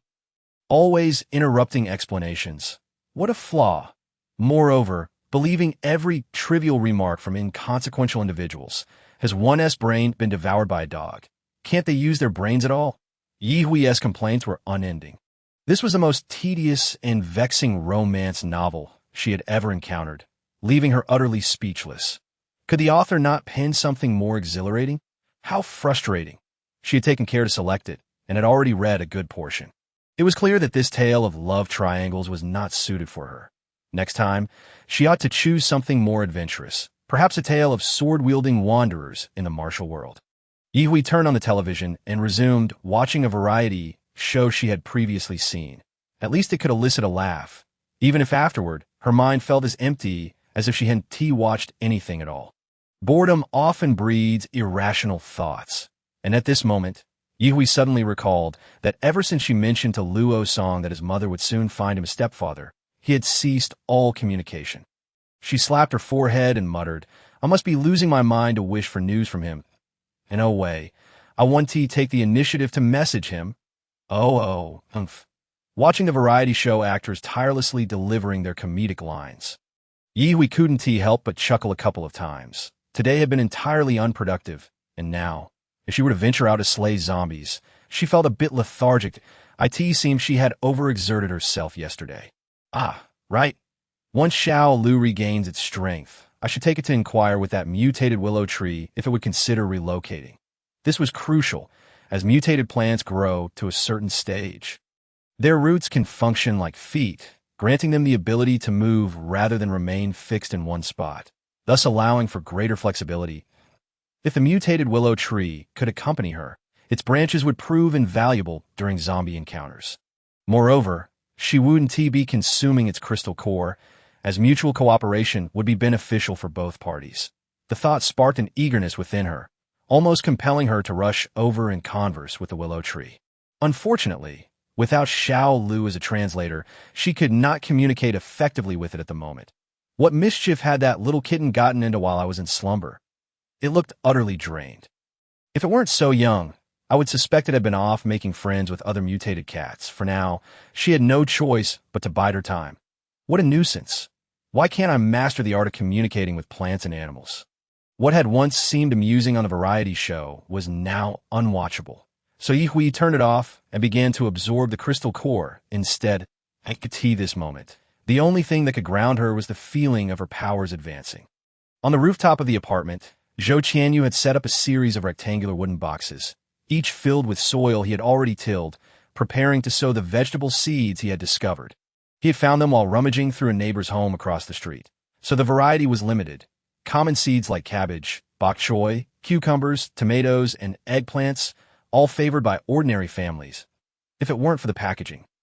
He feared he wouldn't recognize a single one. That said, his handiwork was commendable. He had crafted these rectangular planters himself, utilizing materials sourced from various households. Little Zhou, you're almost done planting. If you have extra seeds, could you spare us a bit? A woman from the couple living on the 7th floor approached him as she spotted Zhou Qianyu on the rooftop, asking for seeds without any pretense. Zhou Qianyu, not one to be stingy, handed over the remainder of the small packet of bok choy seeds. There are only bok choy seeds left. Take them. Zhao Jie. Oh, thank you so much, little Zhou. The seeds I found are so few. Having any is a blessing. We're neighbors. No need to be polite, Zhou Qianyu replied, returning to water his vegetable boxes. He wasn't foolish enough to give away all his leftover seeds. He had already stashed the others away in his toolbox. A small offering would prevent her from harboring ill feelings and possibly scheming against him in his absence. He preferred to maintain a cordial relationship and hoped for peaceful coexistence, that he had considered whether moving from the 12th floor to the 15th would expedite his familiarity with Yi Hui and her group. But ultimately, he realized it wouldn't. He wasn't particularly outgoing, and as an ordinary person, even with decent skills, he wondered if they would find him useful. Just look at the man who moved into the 15th floor. He could easily manage the elevator's power supply and card system, indicating his own set of skills that join others. One must first demonstrate their own value, and Zhou Qianyu understood this well. Frankly speaking, many desired to join Yi Hui's group, yet none dared to take action. They viewed Yi Hui as quite formidable when she ventured out, having witnessed her prowess on multiple occasions. Chapter 88. After friendly communication, still rejected with Xiao Lu's assistance, Yi Hui attempted to communicate amicably with the stubborn mutated willow tree for quite some time, yet she failed to persuade it to move. It insisted that it was quite content where it was, showing no desire to relocate. The little mice and cockroaches passing by were swiftly dealt with, consuming cores when available and burying the rest in the soil for fertilizer. Life was quite leisurely and carefree. Why would it want to exert itself to move and fight zombies? Moreover, it could always trade for crystals with Yi Hui, albeit at a small cost, but the safety and lack of danger were advantages it valued. What could Yi Hui do with such an unambitious tree? Naturally, she could only let it be. Although she had approached with enthusiasm, she didn't leave disheartened. The mutated willow tree had warmed up to her significantly, and they had exchanged some willow leaves. Despite not achieving her initial goal, she felt no frustration. After bidding farewell to the willow tree, she spun on her heels and, accompanied by Xiao Lu, began to wander the vicinity. Confronting solitary zombies and mutated cats, dogs, and rats as she encountered them. When faced with groups, she would engage if she could win. If not, she would flee to die. In these small-scale skirmishes, she found greater agility in being alone. After all, she possessed a remarkable escape skill. Void dash. She was no longer the helpless little shrimp who could only dash once before being immobilized and forced to hide, with continuous void dashes. She could move unpredictably, even leaving herself surprised at her own destination. Yes, she meandered. She arrived at the market, where the smells were indescribable. Thankfully, after several rounds of cleansing by others, zombies were now less visible on the main road. Ye considered how convenient it would have been to bring Wu Xiulan along, as her fire abilities would have made disposing of trash effortless without the risk of igniting other items. The shops along the street, including the market, bore signs of ransacking. Clearly, those searching for items had little regard for the property of others. Let us head to the elementary school and the entrance of the armed police academy. They were all on the same street, flanking either side of the road. Ye was uncertain about the conditions inside the elementary school, having never set foot in one. Besides, what day of the week had the apocalypse fully erupted? Ye couldn't recall.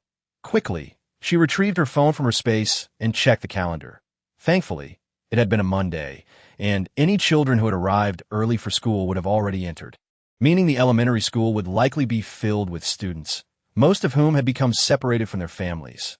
However, she felt somewhat optimistic about the Armed Police Academy. After all, it was a government reserve. As long as the teachers and administration hadn't been completely wiped out, they should have been able to organize the students to fight back. Whether they had the capacity to rescue the elementary school children across the street was beyond her knowledge. She couldn't dwell too much on the elementary school.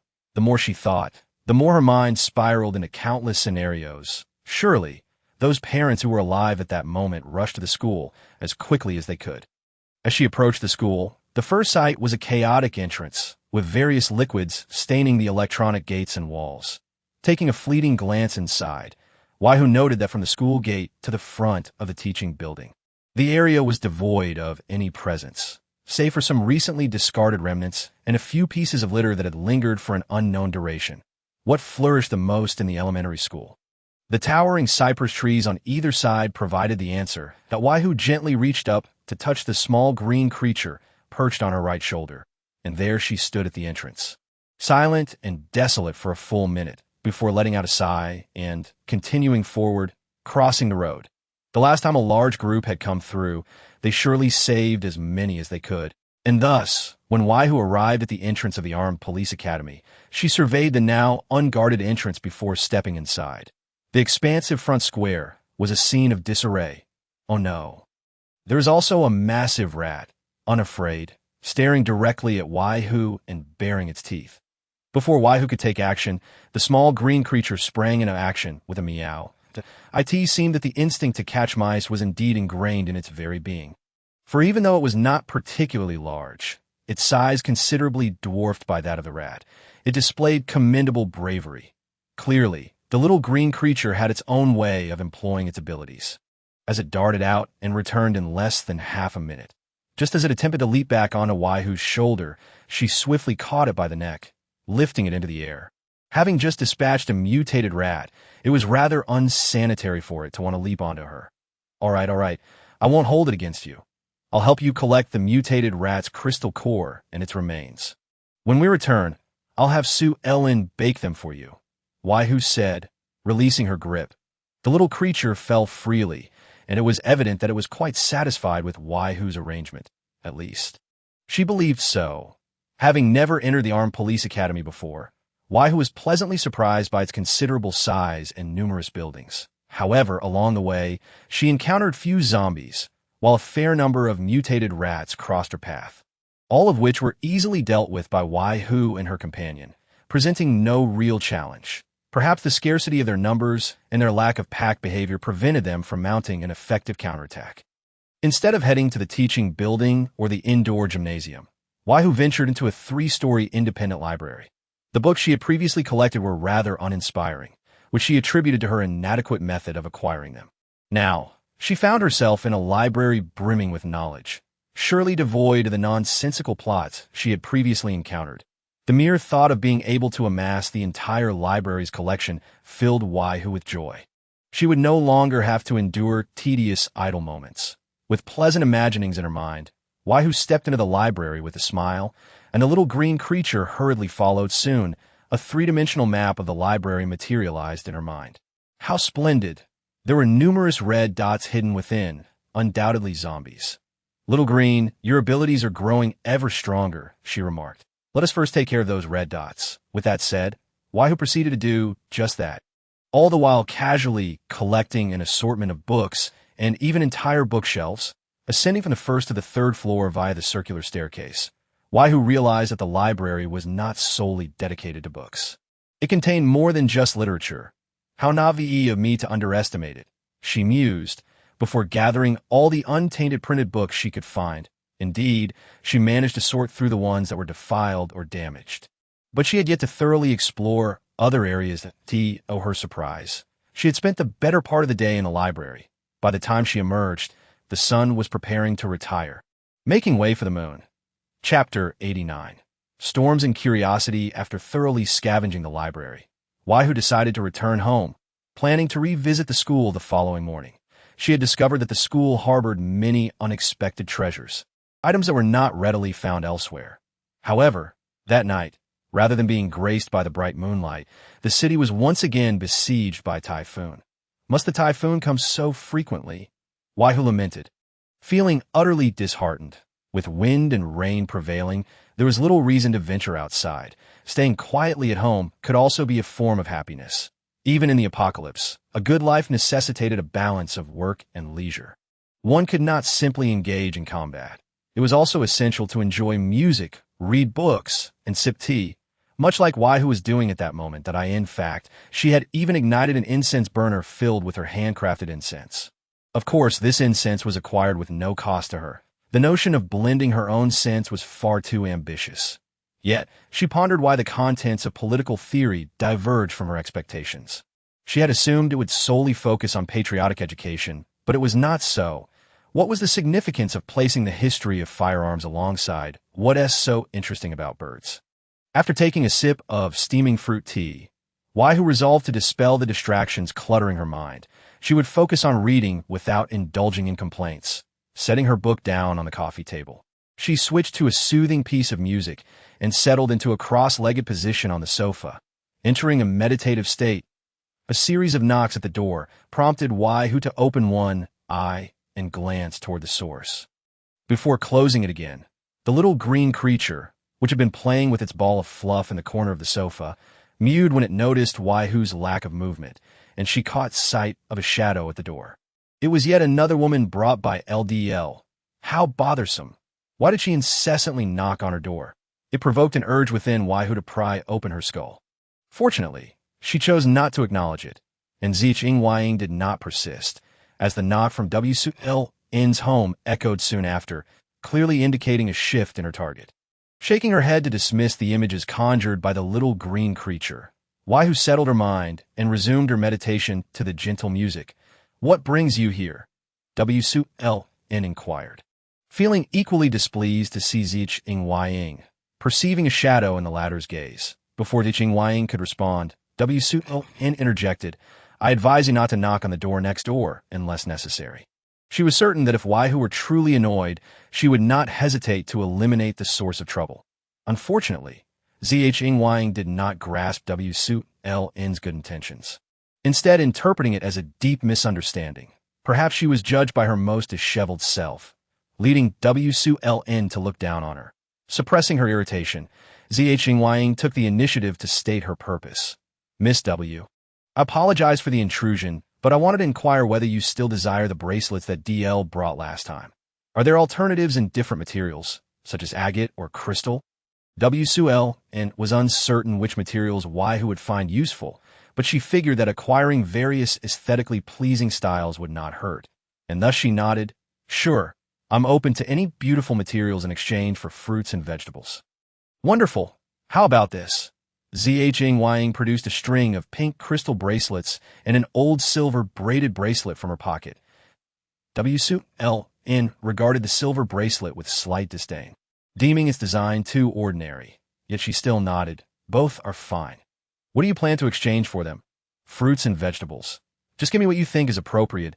WSULN was aware that I had specifically instructed INVINCIBLE that the initiative in exchanging these goods was not in their hands. Whatever they received was a bonus. INVINCIBLE was no fool. She would not overreach. Just hand them over to me first.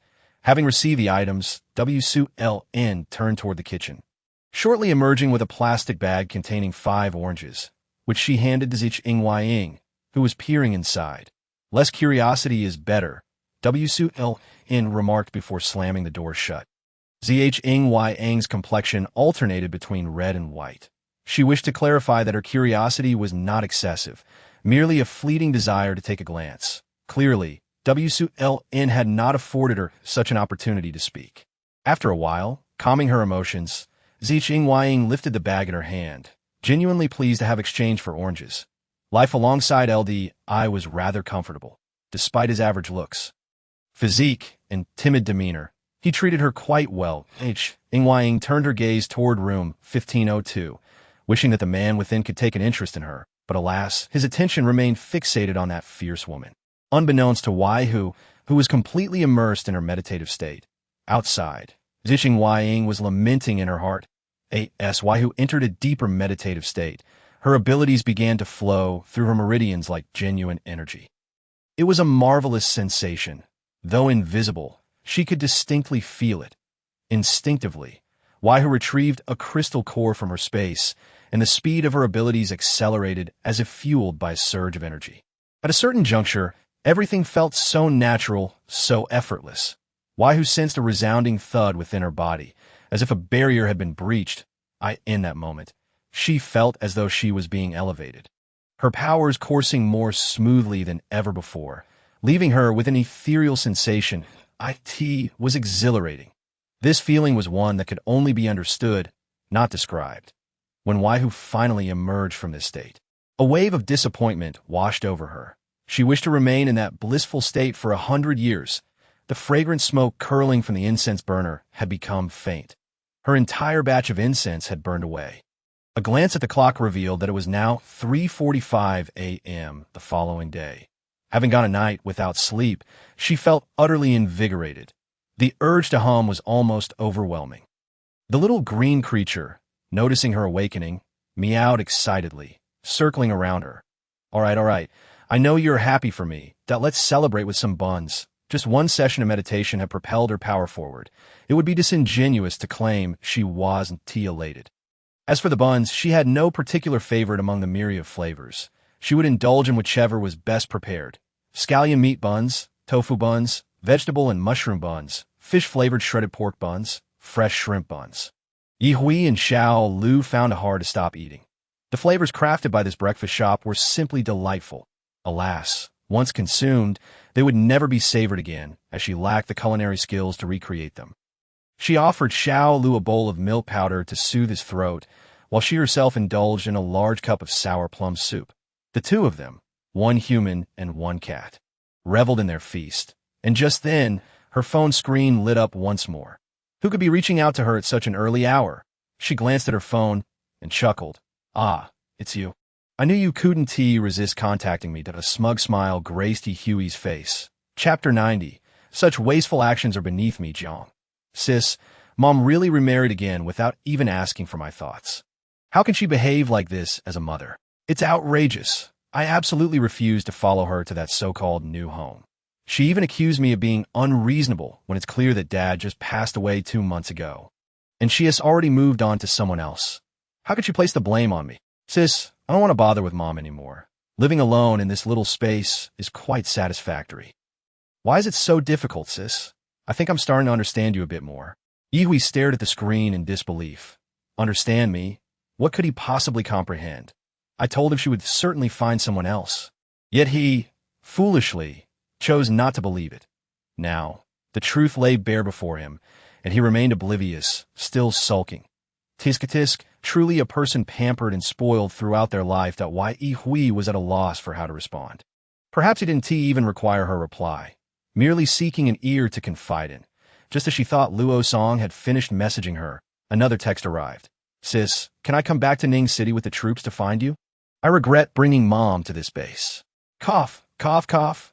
Ye Hui nearly choked on her sour plum soup. There was no pretending to be unresponsive now. She quickly replied, No, don't come looking for me. Stay put the base. Otherwise, you might end up losing your mother altogether. There was a long silence on the other end, leaving her to ponder what that silly Luo song was thinking. She spoke the truth. He truly shouldn't come to find her. She could never allow him to stay at her home, even if he was her half-brother. Simply responding to him was already an act of kindness. What more could he expect from her? Taking a sip of sour plum soup and a bite of bun, she affectionately ruffled Xiao Lu's head before saying, Xiao Lu, you're the only exception allowed to enter my home. You must cherish that privilege. Understood? Meow. Oh, and Xiao Lu complied eagerly. The feline understood that to remain in this household, it must appease her. Her word was law. Although the neighbor, Wu Xuan, and the resident across the hall, Jiang Zheng, treated it with greater kindness, none could compare to Ye Hui, the one it had chosen as its human. After finishing their meal, Ye Hui drew back the curtains on the balcony, only to see Xiao Tsong stretching its tendrils, tightly grasping two mutated cockroaches.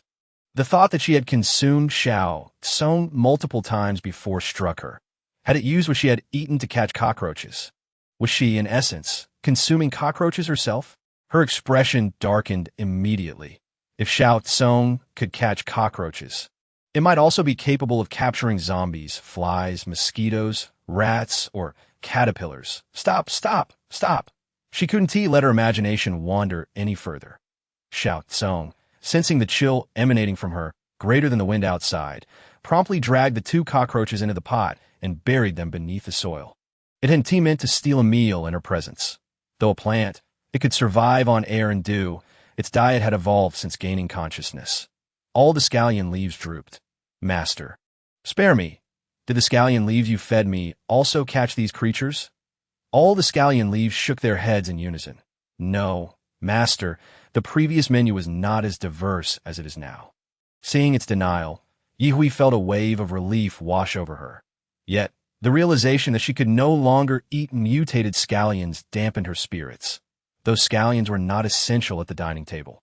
The distinction between wanting to eat them and being able to eat them was a glaring one. Xiao Lu seemed to understand her feelings and accurately conveyed them to Xiao Kong. Before long, between the dark scallion leaves, fresh green sprouts visibly emerged, growing to the height of a palm before abruptly severing.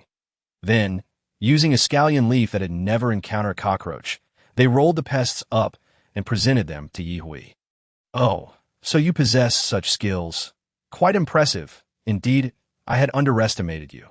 Xiao Tsong, receiving the compliment, found itself torn between joy and sorrow, sensing that days ahead might not be easy.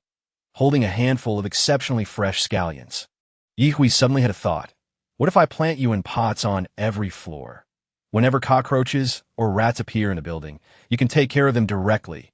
This way, you'll be well fed, and the environment will be beautified.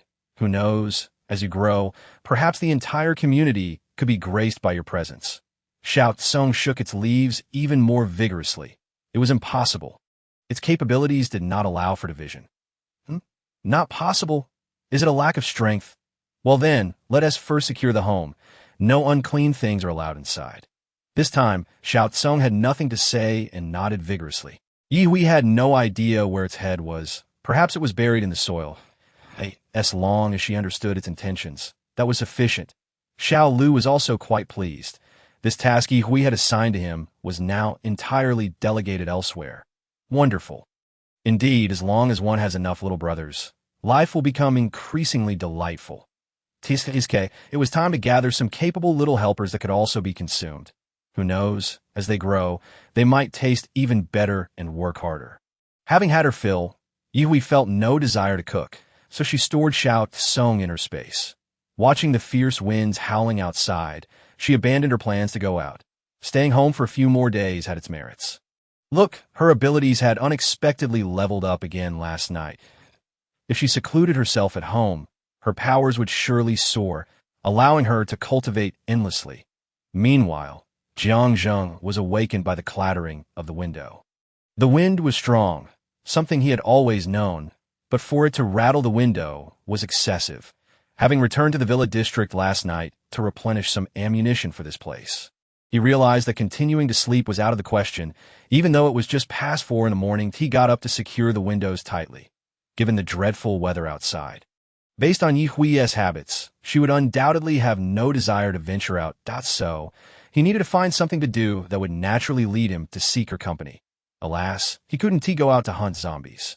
He had no good excuse to approach her. After a quick wash, he stood in front of the refrigerator, opened it, and gazed at the bountiful contents within, feeling a twinge of regret. Why had he filled the refrigerator to the brim? If it had been nearly empty, asking her to retrieve something from her space would have been a perfectly reasonable excuse. Yet now, he couldn't just throw all this away.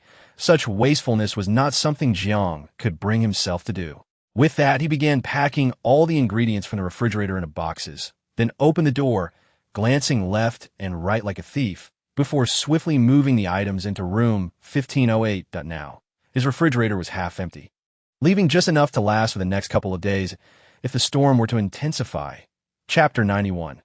Hey, your face is flushed. Days passed amidst wind and rain, until the skies finally cleared, and the time arrived for the main forces to re-enter Ning City.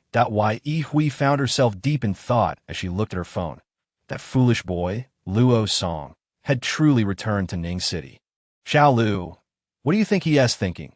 His mind must not be functioning properly. Meow. Sis, I'm about to enter Ning City. I'll head straight to your place to find you. Excited bubble. JPG. This is precisely why Ms. Song Wanting does not regard this fool favorably, as she found someone new and discarded her beloved son. Ye Hui's brow furrowed in a knot, though she was curious about the troops' intentions upon their return to Ning City. Given Luo Song's foolish demeanor, she had no hope he would be aware of such matters. Moreover, his decision to seek her out was utterly ludicrous. Did he mistakenly think she was the perfect older sister? Ye Hui began to question whether she had been too gentle in her previous conversations with Luo Song. However, upon reviewing their exchanges, she realized she had hardly responded, and when she did, it was simply to express her disagreement with him. So where had things gone awry? Furthermore, how did he learn her address? How frustrating. Was he truly so naive? Why would he abandon a perfectly good base to sneak back to Ning City, just as Ye Hui was engulfed in her vexation? Jiang Zheng knocked on the door. Hui, are you home? Open the door quickly. Irritated, she opened the door. What is the matter? What is wrong with you? You look upset this early in the morning. Didn't I tell you that the troops were coming back to Ning City? They should be arriving this afternoon. Jiang Zheng, observing her demeanor, suspected that her displeasure might be related to the impending arrival of the troops. It was quite peculiar.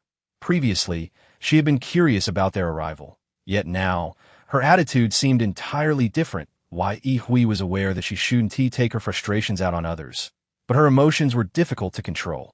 Noticing the door to room 1504 opening as if someone was about to emerge, she said, "Come in and talk." She was already overwhelmed and didn't want to face Li Dali and his girlfriend. Once inside, Jiang Zheng instinctively put on shoe covers and settled onto the sofa. Ye Hui tossed him a can of chilled, iced red tea. Do you know what their purpose is? Thank you. It was mentioned that I came to pick up someone of great importance, and only afterward will we attend to the supplies. After all, with so many people at the base, the consumption is substantial. Jiang Zheng spoke while taking a large gulp of iced tea. Once this typhoon passes, the weather will become scorching, akin to a furnace, for the people. Ye Hui raised an eyebrow, settling herself onto a solitary sofa nearby. Pouring herself a glass of iced milk tea, for the individuals, there is no need to ponder. Yet regarding the supplies, she wished to follow along and gather some leftovers. Thus, she inquired, "Do you know where they will be taking the supplies? Is it still over by the docks? There are not just one dock, after all." Jiang Zheng's word effectively provided her with an indirect answer. Indeed, there is not merely one container dock. There are also deep-water docks further away that cater exclusively to ultra-large cargo ships. Do you wish to go? Ye Hui nodded and shook her head simultaneously. If the journey is too far, it would be inconvenient for us to follow and scavenge. However, we could perhaps revisit the previous container dock. The primary reason being that her abilities had upgraded significantly a few days prior, expanding her storage capacity considerably, thus eliminating the need for minor scavenging near her home. that I'll follow your lead. We will act in accordance with your arrangements." After speaking, Jiangjun contemplated asking her why her mood seemed off, but then he recalled that it was typical for girls to experience a few particularly irritable days each month. It was quite understandable that he refrained from questioning her. Yet Ye Hui unexpectedly said, "Jiangjun, what is it? I have a half-brother who has come in Ning City with the team today, and he mentioned he wants to come and stay with me. This is what is troubling me." "Your brother?" Jiangjun was momentarily taken aback. In their previous life together, he had never heard of her having a brother, so what exactly was happening this time around? One thing after another was changing in her life. Fortunately, some fundamental knowledge regarding the apocalypse remained unchanged in Haicheng. Otherwise, he would have been quite unsettled. Perhaps the world he had reincarnated into was a parallel one rather than the so-called previous life he had known. Never mind. As long as Ye Hui was alive and well before him, it mattered not which world it was. Why? Ye Hui observed him curiously. "What is wrong? Is it so strange that I have a brother?" "Not strange at all. Not strange at all." Jiangjun awkwardly chuckled before tentatively suggesting, "How about I let him stay in room 1505 once he comes to stay with you? Or perhaps he could reside with Zhou Tai and the others in the villa area?" Ye Hui's expression brightened with genuine sincerity. "That would be wonderful. Thank you, Jiangjun." Observing the radiant smile on her face, Jiangjun felt his own mood lighten considerably.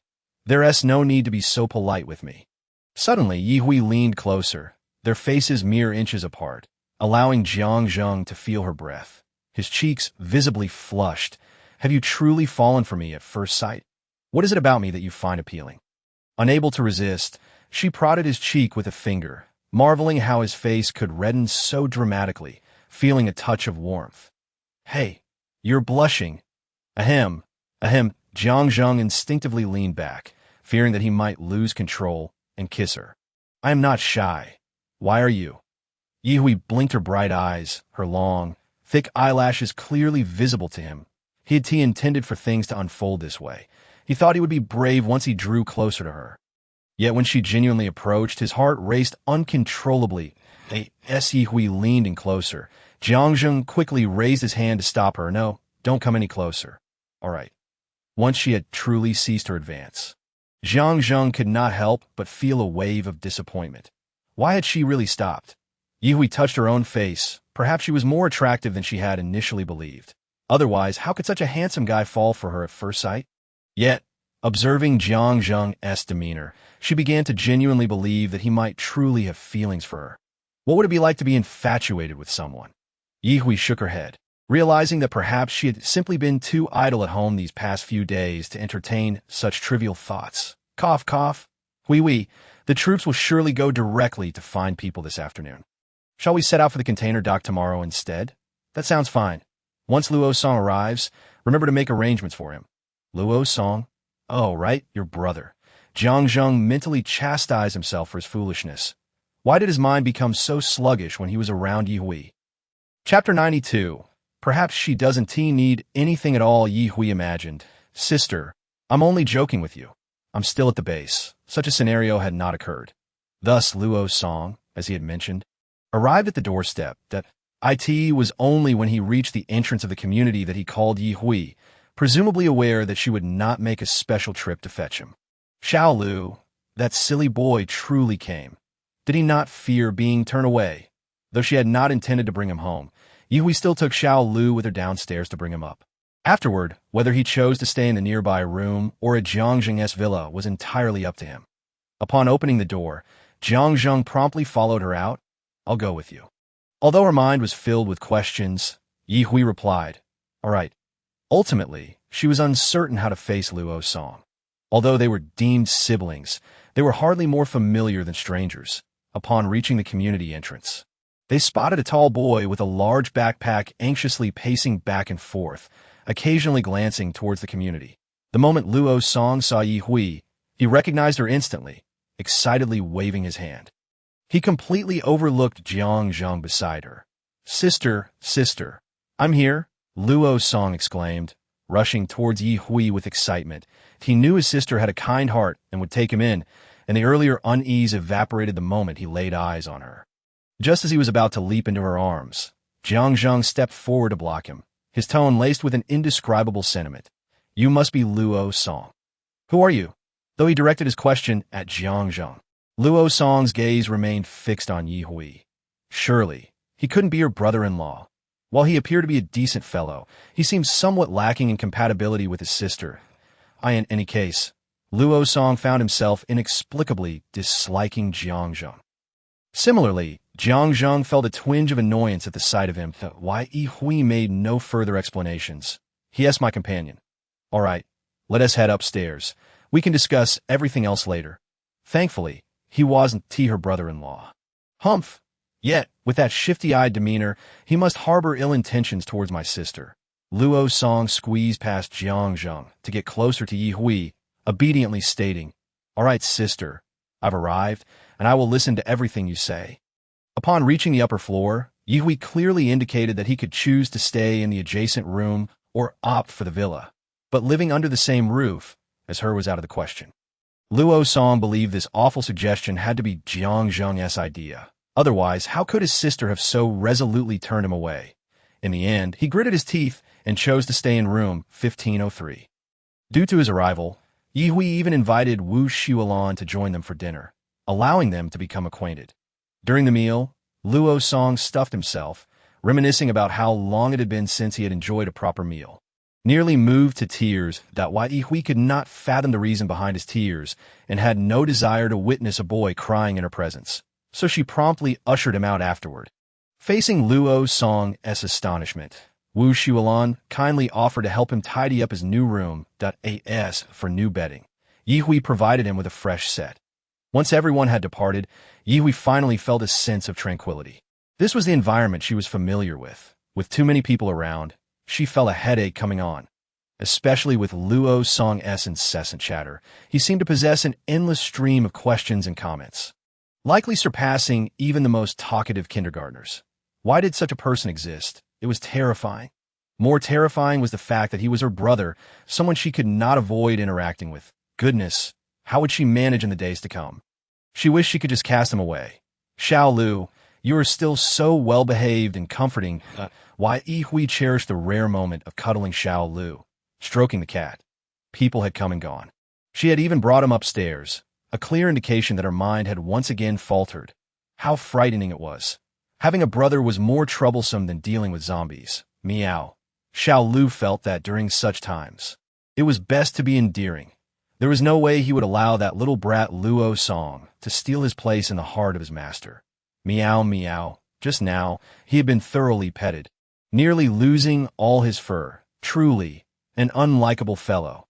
Never mind, never mind. It was best to stop pondering such trivial matters, turn on the television, and rest well. Tomorrow there would be serious work to attend to. Meow. After a brief rest, Yi Hui prepared to ride the stationary bike, and before that, she placed Xiao Lu onto the treadmill, wanting them to exercise together. Otherwise, seeing him lounging on the sofa playing with his fur would leave her feeling unsettled. The phone screen flickered on and off repeatedly, indicating someone was trying to reach her, yet with her predetermined fitness goals still unmet, there was no way she could pause to check her phone. 2 hours later, as she wiped the slight perspiration from her brow, she picked up her phone to check. In addition to unfamiliar calls, there were messages from unknown numbers. Hadn't she already set it to reject all unknown numbers? How had this one gotten through? Perhaps it was time for her to switch to a new phone, one that would allow any random number to connect. Opening the messages, a series of unread notifications popped up automatically. Yi Hui, it's your mother. What does it mean that you're not answering my calls? What is this attitude of yours? Does something become non-existent simply because it is out of sight? Has Luo Song arrived at your place today? Are you truly acting like a corpse, unable to acknowledge the multitude of calls and messages, without even a single response? Regardless of the circumstances, Luo Song is still your brother. Once he arrives at your location, be sure to take good care of him and ensure he remains unharmed. Otherwise, I shall not return without exacting my due. The more Yi Hui pondered, the more her anger flared. She replied directly, Ms. Song, how is it that your face resembles that of your ex-husband's so closely? The earth can hardly accommodate both of your faces. Luo Song is your son, not mine. His existence or demise is of no concern to me. If you truly care for him, why not keep him close by instead of allowing him to wander off with strangers? Lastly, Let me clarify. He is not in my home. Whether he lives or dies is entirely his own affair. One I shan't involve myself in. After sending the message, she promptly blocked and deleted the contact. It was time to change her phone number, contemplating the idea of finding an old phone or making a trip to the communications office. She wondered who would possess such a device. The first person that came to mind was Jiang Zheng, but she quickly shook her head, unsure if he would have one. Perhaps Li Dali would. Just as she was about to leave in search of Li Dali, her phone lit up again, this time with a completely unfamiliar number. It seemed that keeping this phone number was proving to be a burden. With no inclination to answer, she considered that she hardly knew anyone, and though she did live nearby, perhaps she truly did not need a phone at all. Chapter 93. On the very first day, she found herself utterly exasperated. Thus, Ye decided to cast her phone into her space, intending never to retrieve it again. Why not smash it? Ye reasoned that by placing it in her space, it would be devoid of signal, rendering any attempts to contact her futile. Let them expend their efforts in vain, and perhaps it would infuriate them enough to make her smile. With this thought, she felt a flicker of joy. As long as she ignored them, her mood would naturally brighten. After a quick shower, she climbed into bed, determined to eat less for the sake of her health. The next morning, at the break of dawn, Ye rose to practice Xingyi Quan and Ba Duanjie In. By the time she finished both routines, the sun had fully risen. Approaching the cat bed, she lightly tapped the roof. Xiao Lu, wake up and come eat breakfast. Is it not blissful to have such a considerate morning service? Just as she was about to open the door to the cat bed, a loud banging sounded on her own door. Frowning in displeasure, she wondered who had the audacity to seek trouble at this hour. Peering through the small window, she was met with the pitiful face of Luosong, who looked utterly wronged. Sister, I tried calling you this morning but couldn't get through. Is your phone broken? After a brief slumber, she had completely forgotten about him. Opening the door, she retorted, Did a dog swallow your manners? Is this how you knock? What on earth do you want this early? I was worried you might be in trouble, which is why I knocked so urgently, Luosong replied, patting his stomach. Sister, do you have breakfast? Ye couldn't help but scoff. What is it? Are you addicted to eating for free? I'm not your mother. Do you expect me to play the role of a nanny, catering to your every meal? I didn't mean it like that, sister. I can pay you with crystal cores, Luosong said, pulling 2 crystal cores from his pocket. Although he had never considered that after seeking refuge with his sister he would have to pay for her food. He felt compelled to say something at that moment. She was his biological sister, yet they had not grown up together. Having rarely even met, he felt a twinge of nervousness in Ye Hui's presence.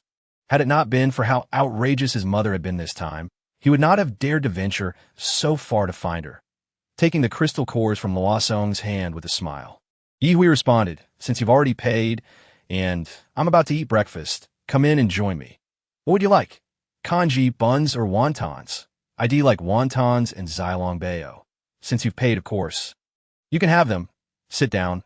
I'll fetch them right away. Upon hearing Luosong, Xiao Lu darted out of the cat bed, leaping onto the dining table even faster than him. Ye retrieved portions of breakfast from her space, not forgetting to prepare a special meal for Xiao Lu. In truth, it should be able to eat anything. After all, she had never seen it get sick from the food she provided. However, Wu Xulan had specifically advised her that Xiao Lu was still young, and it was best to feed it boiled food without oil or salt. So she made a note of that and would remember to prepare something suitable for it. Observing the table laden with breakfast, Luosong found only a bowl of wontons and a steamer of Xilong Bao before him, realizing that the rest was all for his sister. But he could hardly fathom how a seemingly slender girl could consume so much food. Sister, is your spatial ability solely for storing items? How do you manage during battles against zombies? Do you rely on Jiang Zheng and the others for protection? Why do you have so many questions? Ye shot back. Luosong, feeling a bit embarrassed, chuckled awkwardly. He was genuinely curious. He had heard there were spatial ability users in the base, but he had never seen one that he knew those in the base were typically used as mobile storage. When he first arrived, Jiang Zheng had been there to protect her, so he assumed she was similar. Sister, even if you lack offensive capabilities, you needn't fear. I am a wind ability user and can protect you when we go out. Ye stared at him incredulously, wondering how this fool had managed to survive this long. let alone make it out of the base alone. Ignoring him, she focused on her meal, considering it a waste of time to engage in further conversation with him. When Luo Song noticed her silence, he attempted to continue his inquiries. Only to be interrupted by Xiao Lu's meow, he experienced a moment of confusion, failing to realize it was Xiao Lu's doing. After finishing his wontons and Xilong Bao, he observed his sister still indulging in her meal with apparent delight and couldn't help but ask, "Sister, may I have a little more to eat? Help yourself to whatever's on the table." Ye Hui truly felt the inconvenience of having Luo Song around. It had only been the first day, and she was already overwhelmed. After finishing breakfast, Ye Hui wiped her mouth and turned to Luo Song. Speaking earnestly, "Luo Song, pack your things. This morning I will take you to Jiang Zheng's villa. You will live there from now on." Luo Song was both shocked and confused. "Why? Sister, I don't want to go. I want to stay here." "Do you think I was asking for your opinion?" Her icy tone left Luo Song momentarily speechless, unsure how to retort. "Finish eating and start packing. It's only been one night. You have a quarter of an hour to prepare." Luo Song looked at Ye Hui, noting that despite her smile, there was no warmth in it. Lowering his head, he mumbled an acquiescent "oh" before rising to leave. Whether he accepted it or was willing was of no concern to Ye Hui. If she considered him too much, her own life would become burdensome. Having lived through this ordeal once, she would not play the role of a caretaker again. Ye Hui maintained clarity about her desires. The post-apocalyptic living conditions were already dire. There was no need to make her life more miserable. Following her heart was what she ought to do. She exited with Luo Song, but instead of heading back to the apartment, she knocked on the door across the way. Jiang Zheng appeared almost immediately. "I need to trouble you for a moment. In a quarter of an hour, please take us back to your villa. Let Luo Song stay there. I will prepare his food and necessities." Jiang Zheng replied cheerfully, "No problem. That is a minor task. Rest assured, I will keep an eye on him while he is there." Ye Hui unexpectedly shook her head. He is already an adult. He does not require someone to watch over him. He must take responsibility for himself, rather than relying on others. These words reached Luo Song's ears as he entered room 1505. Chapter 94. A Wise Choice. Zhou Tai and the others were already aware that Luo Song would be moving in with them before Jiang Zheng arrived. They wondered what Ye Hui was thinking. There were plenty of vacant apartments in the complex, so why place him here? Did she think her brother was too delicate and preferred the comfort of a villa? Regardless of her reasoning, he was here now, and they would soon find out. Luo Song and Ye Hui shared some resemblance, making their sibling connection evident, yet there were also notable differences. He was not there by choice, so it was hardly surprising he wore a glum expression. However, he unexpectedly hit it off with Luo Xiaobao, who also had a tendency to chatter. Once they became familiar, their voices could often be heard conversing throughout the day, having initially planned to head to the container dock that afternoon. There was no reason to return to the apartment now that they had arrived. After Luo Song settled in, Luo Xiaobao patted his shoulder. "Finally, someone younger than me has arrived. I could be the older brother now. And he is from the Luo family. No less." Feeling the sincerity in his words, Luo Song managed to muster a fleeting smile before it quickly faded. Ye Hui paid no heed to his emotional state and directly inquired of Zhang Chong. "Did you just mention that your property manager and his right-hand man encountered some trouble?" "Yes. Once again, I find myself reflecting on the event of that day when you fainted and departed from here. At the time, we were preoccupied with other matters and failed to pay due attention." Zhang Chong believes that they have indeed been negligent. The leadership at the property management has changed, and they only learned of this yesterday. During the typhoon, they were genuinely busy with other affairs and did not notice the alterations in the property management team. However, the atmosphere in the community has improved significantly of late. It seems the new leader of the property management is quite commendable, although this is merely a personal opinion. Ye Hui detached the little green creature that had been resting on her backpack, fixing it with a scrutinizing gaze, silently inquiring, "Was it you?" "Meow, meow." "Oh," the little green responded playfully with a couple of soft sounds. It merely did a tiny bit, not much at all. Just a tiny bit, and yet it appears so listless. Truly, it is a rather underwhelming little kitten. Jiang Zheng furrowed his brow. The previous manager was simply a bit greedy. How about the current one? Have they caused you any trouble? Zhou Tai shook his head slightly. There's been no issue at all, which is why we only discovered the anomalies yesterday. The former manager rarely made an appearance. But the stark contrast in their management styles made the changes apparent to Zhou Tai and the others. As long as they do not provoke us, they may carry on as they please. I am at a loss as to why they are so intent on their little domain. What can really be achieved here? Jiang Zheng genuinely believed there was little to gain from this place. Should a horde of zombies arise, even the most formidable of abilities would require a hasty retreat, and whether one could escape remains uncertain. The primary distinction between this place and the base is that the latter boasts superior defensive facilities. Not to mention, under his remote guidance, the base's construction would undoubtedly be even more robust than in his previous life. Jiang Yongyi entered from outside, and upon seeing them, his gaze lingered for a moment longer on the unfamiliar Luo song before addressing Jiang Zheng. Brother Zheng, the property management has received news from an unknown source and has begun organizing people to prepare for evacuation alongside the military from Ning City, inquiring if we wish to join them. They are preparing to leave? Jiang Zheng deemed this decision wise. The zombies in Ning City have yet to be unified, but that does not guarantee they will remain so in the future. Just the solitary zombie atop the adjacent Megamall's office building demonstrates sufficient intelligence. Its current retreat does not imply it will not seek to expand its territory later. There are still many unknowns. One cannot assume invincibility simply because they have previously dispatched zombies with relative ease. While confident in their abilities, Jiang Zheng and the others remained clear-headed about why Yi Hui showed no reaction. She was not planning to leave anytime soon. As long as her strength increased rapidly, the zombies would not be able to detain her. Zhou Tai and the others had contemplated moving to the Haiqing base, but they would not abandon Jiang Zheng. Especially since Zhang Chang's potential to awaken abilities relied entirely on Yihu, as long as she remained silent, they naturally had to stay. The demand for zombie crystal cores was substantial, needed not only for trading, but also for their own advancement. After discussing privately, they unanimously agreed that remaining in Ning City during the initial stages was more appropriate. With the influx of people to the Haiqing base, it would likely become increasingly difficult for zombies to find them. Who knows what lies ahead in this world, where no one's tomorrow can be guaranteed. At the very least, they were fortunate to be together, well-fed, well-housed, and in better circumstances than the majority. As for home. Some had only one remaining family member, others lived too far to return, and still others had lost contact with family altogether, likely facing dire fates. Encouraging and supporting each other while advancing collectively was enough for them. The destination was secondary, so shall we stay here to recuperate or venture nearby to eliminate more zombies? Zhang Chang's need for crystal cores was the most pressing among them. Jiang Zheng, sensing his thoughts, replied, "Let's first take a stroll around the vicinity.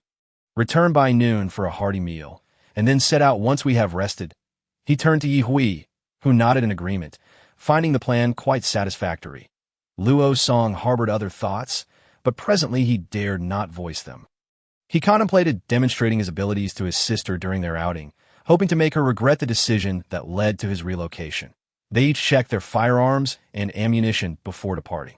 Luo Song, witnessing this for the first time, felt astonished. How do they possess firearms? It is illegal for ordinary citizens to carry guns in the country. So, Jiang Zheng must have been involved in some shady dealings prior to the apocalypse. He mused. Indeed, he had suspected Jiang Zheng was not a good person. He must ensure his sister maintains a distance from him and never agrees to be with him. Jiang Zheng sensed Luo Song's inexplicable animosity towards him and found it utterly absurd. He had done nothing to warrant such hostility. Were it not for the fact that he was indeed Yi Hui's brother, he would have certainly taken the opportunity to teach him some manners. Why Yi Hui remained oblivious to their minor feud, cherishing the little green creature as she pinched its ears in a playful reprimand. This little rascal had begun to act independently behind her back. If it was to do something, it ought to inform her. Did it truly think she, as its feline master, could be overlooked? Such bad habits must be corrected. Chapter 95. Growing more excited, a collective addiction bathed in the fading glow of the sunset, the group returned to the container dock. Initially, a glance revealed a multitude of neatly stacked containers. Now, however, more than half were missing, and the remaining ones appeared ransacked. The dock itself in disarray, with a pungent odor lingering in the air. Yi Hui furrowed her brows. Under these circumstances, she felt no desire to enter. "I will clear out some trash first," Wu Shuolan declared as she hopped out of the vehicle. Luo Song tightened his mask, astonished. "Clear trash? Is that necessary?" "Absolutely necessary. You should hop down and operate a loader to assist Sister Shuolan, gathering all the trash and waste you see for her to tidy up," Ye commanded without looking back. "But I can't operate a loader. Even in the apocalypse, can't you learn? With such a vast area, you can drive without worry. Even if you crash, no one will say a word." Before he could ask what the loader was, he saw his sister extend her hand out the window, and a large loader appeared beside the C.A.R.It seemed he had no choice but to comply and get to work. As he descended, Zhou Tai and the others also emerged from their vehicles, each busying themselves. In the blink of an eye, Luo Xiaobao had vanished behind a nearby container. Zhang Chong approached and knocked on the car window. "Sister Ye, is there still a forklift available? I could use one too." "There is. You can take the one beside you for now. I will arrange another for Luo Song shortly." "Great." Zhang Chong joyfully hopped into the driver's seat of the forklift. He relished operating various construction vehicles and had previously excelled at it. Who would have thought he would get a chance to drive in the apocalypse? Jiang Zheng moved wherever there was fire, not fearing flames that might get out of control. Noticing Yi Hui remained in the car, he surmised she likely had little hope for the dock at this point. He was surprised at how aggressively the military had been hauling cargo. Not only had the containers diminished by more than half, but those that remained appeared to have been thoroughly searched. Many signs indicated previous actions, yet there were also new traces left behind, suggesting they had visited that morning or the night before. However, they had mentally prepared for such scenarios. It simply meant that what they encountered was even less than anticipated. Fortunately, they had not set their sights on anything specific. Any gain was a bonus. As he pondered, Luo Xiaobao shouted as he rushed over. "Hurry, prepare for battle. Oh my, there are so many mutated crabs." As he spoke, the others heard a cacophony of chittering sounds growing closer. The previously scattered group quickly regrouped. Yi Hui jumped from the vehicle, swiftly gathering their 3 vehicles into her space. And when she saw Luo Song still aimlessly driving the forklift, she couldn't help but facepalm and call out, "Luo Song, hurry down and prepare for battle." Meanwhile, Zhang Chong sped over in the forklift from the left, eager not to lose such a useful vehicle so soon after getting the hang of it. Just as Luo Song disembarked, he found his sister standing before him. Effortlessly retracting the forklift into her space, hadn't he been quite a distance away from her? Did she possess not only spatial abilities, but also speed? Before Zhang Chong could reach them, Yi Hui had already dashed to his side. "You can get down. I'll handle it." As soon as she finished speaking, Zhang Chong leapt from the vehicle. And Luo Xiaobao and the others had already engaged in combat with a multitude of crabs. Explosive bursts erupted among the crab hordes that Yi Hui had never witnessed such a vast number of crabs before. She wondered if the crab from the nearby waters had come to claim territory here. Her air blasts were exceptionally effective at this moment, akin to tossing bombs, as her small-scale air explosion skills detonated amidst the crab masses. Before any close encounters could occur, a significant number of crabs had already perished, their numbers surpassing even a zombie horde. Perhaps only the mutated rat swarm she had encountered in her previous life could rival this. With no more thoughts to spare, she focused intently as the crab swarm advanced. Wu Shuolan sent fireballs toward the crabs while striving to draw closer to Yi Hui. The burning trash piled up earlier had become a barrier against the crabs' advance. The crabs that approached the scorched refuse began to emit smoke from their shells. Soon, the air was not only laden with a foul odor, but also infused with the enticing aroma of roasted crabs. Yi Hui gazed in astonishment at the numerous shimmering objects nestled among the crabs, her eyes widening in excitement as she exclaimed, "Oh my goodness, we are about to strike it rich. There are actually crystal cores within the crabs. Even if not every single crab possesses one, the sheer quantity is akin to having access to a treasure trove." Her elation was contagious, and as her enthusiasm surged, Jiang Zheng's spirits also lifted, prompting him to intensify his efforts. Fiery dragons surged forth from the throng of crabs, releasing waves of fragrant smoke that dissipated the originally putrid stench. Zhang Chong's eyes glowed with fervor. He was in desperate need of crystal cores, and the seemingly endless swarm of crabs producing them was a sight that made him crave even more. He continued to hurl explosives without pause. The blissful dilemma he faced was why his hands couldn't wield as many weapons as an octopus. Luo Song's combat prowess was, in fact, the weakest among the group. Though his abilities were not the least powerful, his destructive capacity was undeniably minimal. Observing his lack of agility in utilizing his powers, Ye Hui kindly advised Luo Song, channel your wind abilities to bolster Sister Shui Lan and Jiang Zheng's fireballs. Wind fuels fire, making it more efficient to eliminate the crabs. Acknowledging her guidance, Luo Song, despite harboring some resentment towards Jiang Zheng for his interest in his sister, understood the gravity of the situation and complied with Ye Hui's instructions. Previously, he had primarily employed his wind abilities for escape, but now he discerned that wind could indeed possess lethal potential. Especially in their current circumstances, the group, aside from Luo Song who occasionally required Ye Hui's guidance, communicated seamlessly without the need for words T times.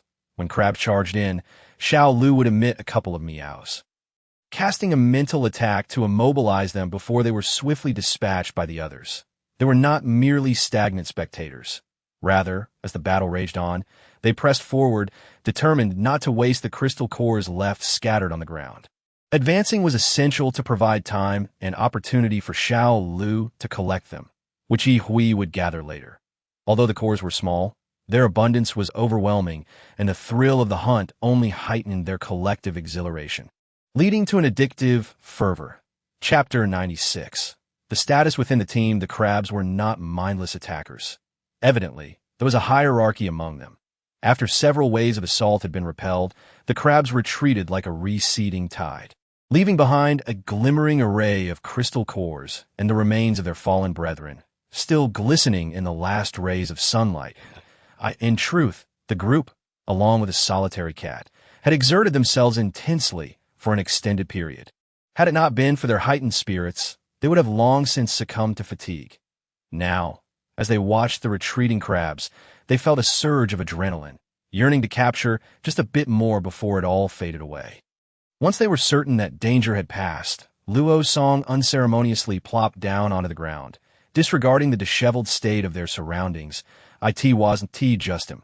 The others were equally worn, though they each made an effort to maintain their composure for varying reasons. While others could afford to relax, Ye Hui was restless, eyeing the sparkling crystals scattered about. To be candid, she was the most unscathed among them, having emerged without a scratch. During moments of peril, Jiang Zheng always positioned himself in front of her. And even Wu Shuilan, despite her clumsiness, had come to her aid multiple times, resulting in her sustaining more injuries than Jiang Zheng, who seemed to fare better. While Ye Hui rolled her eyes at Luo Song and proceeded to empty a previously opened container, filling it with 3 mattresses, some solar lamps, basins, towels, and other small items before placing it nearby. She then retrieved a first aid kit, stating, "You all should tend to your wounds first." "Thank you," Jiang Zheng replied, assisting the injured Zhang Chang into the container ahead of him. Initially, Jiang Yongyi and Zhou Tai intended to remain outside on guard, but they were persuaded by Ye Hui to join the others inside. As for Luo Song, who remained seated on the ground, they decided to leave him be, planning to assist him once the others had tended to their injuries. Luo Song, feeling neglected by Ye Hui, weakly called out, "Sister," he was genuinely in pain. It was his first encounter with so many mutated crabs. Surprisingly, Jiang Zheng returned to his side to help him up. Observing Jiang Zheng, who appeared far worse off than himself, offering assistance stirred a mix of emotions in Luo Song, igniting a competitive spirit within him. If they could endure, so could he. He did not refuse Jiang Zheng's support, though he had initially wished to appear stoic. His physical condition simply wouldn't allow in the future. Try not to sit down so casually. You have no idea how many unseen germs may be lurking on the ground, Jiang Zheng advised as he helped Luo Song up. Oh, understood that Ye Hui, alongside Xiao He, was collecting crystal cores at an impressive pace that few could rival. When she had gathered a sufficient amount, she suddenly slapped her forehead, returning to their container with urgency. "Look at me." Rushing about as she spoke, she produced a large bundle of assorted clothing and thoughtfully set up a makeshift screen by hanging a bedsheet on a frame, along with a bathing tub for their convenience. She also retrieved several plastic stools, transforming herself into a veritable treasure trove of necessities. Sister Ye, it's truly a blessing to embark on this journey with you, Luo Xiaobao remarked, lying on a mattress, attempting to smile at Yi Hui, but the movement aggravated his wounds, and he winced in pain. While returning home would undoubtedly be safer, the reality was that traveling in the dark might not necessarily be more secure than staying put. After some deliberation, they decided to remain for the night. Were they afraid that more crabs or other mutated creatures might attack? The likelihood seemed low. A minor chance of encountering them existed, but they had mentally prepared themselves for that possibility upon making their decision. Moreover, apart from Yi Hui, none of the others were in a condition to drive. Xiao Lu, absorb some crystal cores to recover. I will keep watch for the first half of the night, and you can take over the latter half. Yi Hui instructed. After roughly scrubbing Xiao Lu clean in a basin and ensuring it had no injuries, she vigorously dried it with a towel. Xiao Lu felt that encountering Yi Hui was perhaps its greatest misfortune. All right, here, a new cat bed for you. Go rest well, Yi Hui said, tossing Xiao Lu into its new bed without a second thought. When conditions were less than ideal, she was not one to complain. She arranged an empty container beside the original one and, after a brief setup, assisted Wu Shuelan, helping her clean and bandage her wounds. By the end of it, Yi Hui felt more exhausted than after the battle. Wu Shuelan had already succumbed to sleep as Yi Hui tended to her injuries. Wiping her brow, which was devoid of sweat, she lit a small orange battery-powered night light at the head of the bed, placed a few small crystal cores beside Wu Shuelan's pillow, and used a wooden cabinet as a screen to create a private space for her before stepping outside. With the two containers side by side, Yi Hui peeked over to the gentleman, asking, "Are you hungry? Would you like something to eat?" Jiang Zheng turned around, striving to smile at her. "Just give us something ready to eat, if it weren't inconvenient right now. I would be tempted to go outside and gather some decent-looking crabs to feast on." Zhang Chang, who had sustained the most severe injuries, had already lost consciousness. The others, though bearing varying degrees of injury, were not deterred from eating. After a simple cleanup, they all felt a bit sluggish in both thought and movement, unsure if it was due to the potential neurotoxins from the crabs. If you want crabs, it's quite easy. Even those outside would suffice. No, just something simple to eat will do, Jiang Zheng insisted, unwilling to let her overexert herself. With a wave of her hand, a small square table appeared near the entrance of the container, accompanied by several chairs for their comfort. That a little light was affixed to the top of the container, and soon an array of delectable yet uncomplicated dishes along with utensils appeared on the table. Marinated beef, braised pork knuckle, cake, fishball soup, a large bowl of noodle soup, spicy hot pot, chestnut cake, stir-fried mushrooms, and steamed dumplings. That if you want anything else, just let me know. I'm not sure if this will be enough to fill you all, Yi Hui said, uncertain of whether the feast would suffice, as her own appetite was quite formidable. "This is plenty. If it's not enough, we'll shamelessly ask you for more," Zhou Tai replied, gazing at the bountiful spread. Attempting to smile despite the pain etched on his face, those able to sit up did so without hesitation, diving into the meal. Luo Song, while eating, covertly observed his sister, unsure how to assess her position within the group. Chapter 97.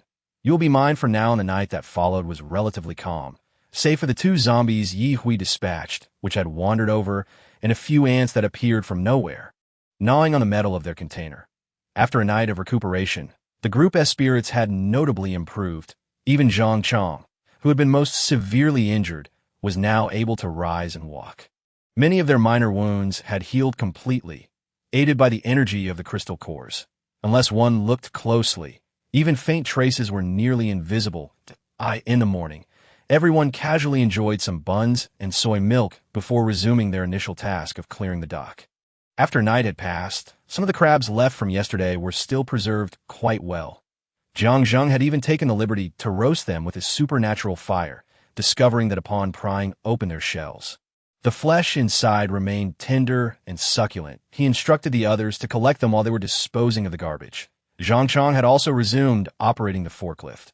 Ironically, it was Luo Song, who had only sustained minor injuries, who appeared rather listless early this morning, his eyes barely open as the sun rose above the horizon.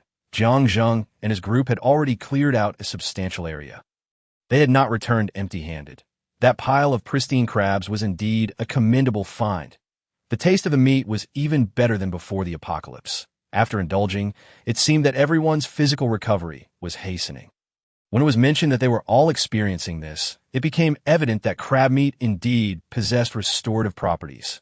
Luo Xiaobao, wrapped in bandages, although his speed was not diminished due to his abilities, was still somewhat hindered in his actions. For instance, he was slower in picking up crabs compared to Jiang Yongyi beside him. Zhou Tai observed his clumsy movements and suggested, Xiaobao, why not explore other areas of the dock to see if there are any intact containers or any special items? All right, Taigo, I'll leave this area to you. Watching him leave like a hopping mummy, Yihui couldn't help but laugh, finding it quite amusing. Jiang Zheng approached from a distance and inquired, Are you tired? Do you want to take a break? Yihui shook her head, feeling quite energetic both mentally and physically. Then let me take you to the area where the ships dock. There's still some good items there. Really? Let's go then. Yihui stored the crabs that Zhou Tai and the others had gathered into her space and followed Jiang Zheng to the dock. Are there really good items? Many frozen goods on the ships have spoiled, but there are some dehydrated vegetables that are perfectly fine. Moreover, I discovered something quite remarkable. Come on, we're almost there. You'll find out soon. Oh, you're teasing me. What is so special that you cannot reveal? Following Jiang Zheng, they boarded a large container ship and navigated through the maze until they reached a crew cabin. Upon opening the door, aside from the bloodstains on the wall, everything appeared ordinary. Yihui cast a puzzled glance toward Jiang Zheng. Noticing she hadn't spotted it, he chuckled and pointed to a palm-sized mechanical doll inside. Huh, what is special about that? Yihui entered the cabin, picked up the immobile mechanical doll from the fixed table, and weighed it in her hands.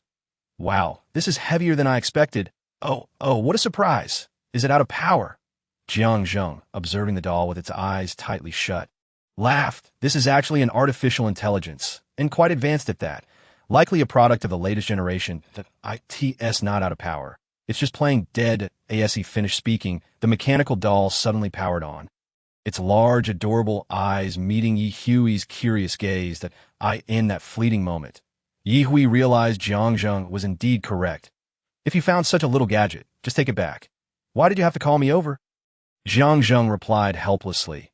I sensed its fluctuations from outside, and didn't want to startle IT. IT has limbs and can move freely. You can temporarily seal its space, preventing it from escaping.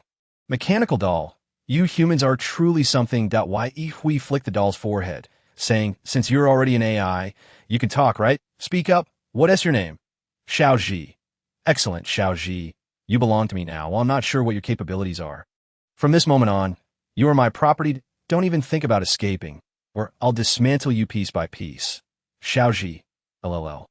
Yihui couldn't resist tossing Xiaoji a little, pondering that this was much better than raising other living creatures, that IT required no feeding, wouldn't die, and she wouldn't need to recharge it as it naturally converted heat into energy. Xiaoji was slightly dazed. Yihui turned to Jiang Zheng. I'll take this thing. What do you want in exchange? Bringing you here was a gift that I don't know what use this AI has, so just take it for now. Yihui stared at Jiang Zheng intently for a while, then stepped closer until only a fist's distance separated them. Jiang Zheng's heart raced uncontrollably, his face flushing crimson. His lips felt dry, and his heartbeat was thunderous. A perfect description of his current state. Yihui pressed her right ear against his left chest, listening to the strong rhythm of his heartbeat, and then asked a rather uninhibited question. Why is your heart racing so fast? Do you have a heart condition? Cough, cough. No, I'm perfectly fine. My body is in great shape, and my heart is healthy too. Yihui withdrew from his chest, looked up at him, and offered a gentle smile. Her voice sweet. It seems you really like me a lot. But what can I do? I seem to lack the capacity to like anyone. That I can't reciprocate your feelings. That's all right. My liking you is my own affair. You don't need to feel burdened. Jiang Zheng felt a pang of heartache at her words, finding nothing wrong with Yihui's stance. Xiaoji interjected, If you cannot like someone, you might have an emotional deficit disorder. I have excellent treatment options available for you. Before Xiaoji could continue, Yihui tossed it into her space for confinement, as she had no need for those so-called solutions that no, she certainly did not have any emotional deficit. Chapter 98. New affections, old loves aside from Xiaoji. Is there anything else on this ship? Jiang Zheng's complexion had somewhat returned, his cheeks now a rosy hue, his overall demeanor brightening considerably. You could release Xiao and ask it. It has been here long enough to know everything.Ye hummed a couple of times before ultimately letting Xiao out. That, oh my goodness, what a terrifying place that was. I almost died when I went in there. Yi Hui retorted, it seems you were still lacking a bit. Please no. Xiao protested with all four mechanical limbs, resisting that it did not want to be confined in that strange place again, where everything felt like a state of silence. In there, it could sense no energy, and staying too long would be detrimental to its existence. It could truly perish. IT had initially thought that through the internet, it had learned enough about humanity, but it had grossly underestimated its understanding. Then you better behave, or you'll spend the rest of your existence in there. Yi Hui said this without a hint of jest. She genuinely meant it and would act accordingly. Useless things were not worth keeping around. Either they serve a purpose, or they would be discarded. Xiaoji nodded fervently, calculating that it had no doubt that this woman would follow through on her threats. Do you know what the situation is like around this ship, or rather, this dock? Are there any valuable items left for us? Jiang Zheng gazed at Yi Hui with tender affection as she conversed with her AI. The mere fact that she allowed him to approach her filled him with joy.to ensure its continued existence. Xiaoji actively projected a laser virtual three-dimensional map. Before them, IT determined that there were indeed plenty of items on the ship still useful to humans based on its analysis. Not to mention, the large generator sets unique to the ship were highly valuable to humans. Yi Hui discovered that Xiao was genuinely useful. It could learn and grow through the network. And it even served as a signal transmission hub, functioning like a small base station. Great. Without needing a phone, I can just consult Xiao for information about the outside world. Xiao, let us hurry to the cargo ship's undamaged fuel tank area. If there are rare metals nearby, lead the way to find them. After giving her orders, she turned to Jiang Zheng. Jiang Zheng, do you need anything specific? With a navigator, we won't be wandering aimlessly. If we're not heading to the base, there's no need to search for excessive infrastructure items. Besides, your space should hold what you wish to store, as long as we have enough useful items. That's sufficient. Jiang Zheng had a safe house in the underground of his villa, filled with survival supplies.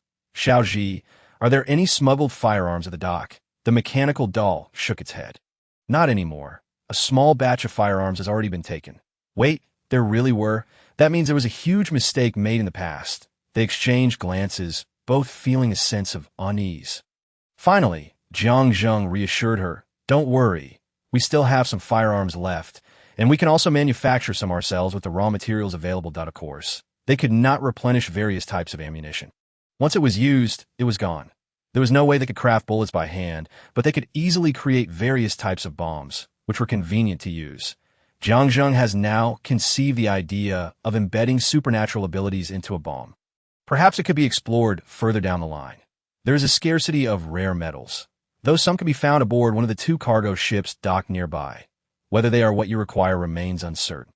As they walked, Yi Hui and Jiang Zheng accompanied Xiao in his search, while Luo Song, who had been tirelessly engaged in cleanup tasks at the dock, began to grow somewhat impatient.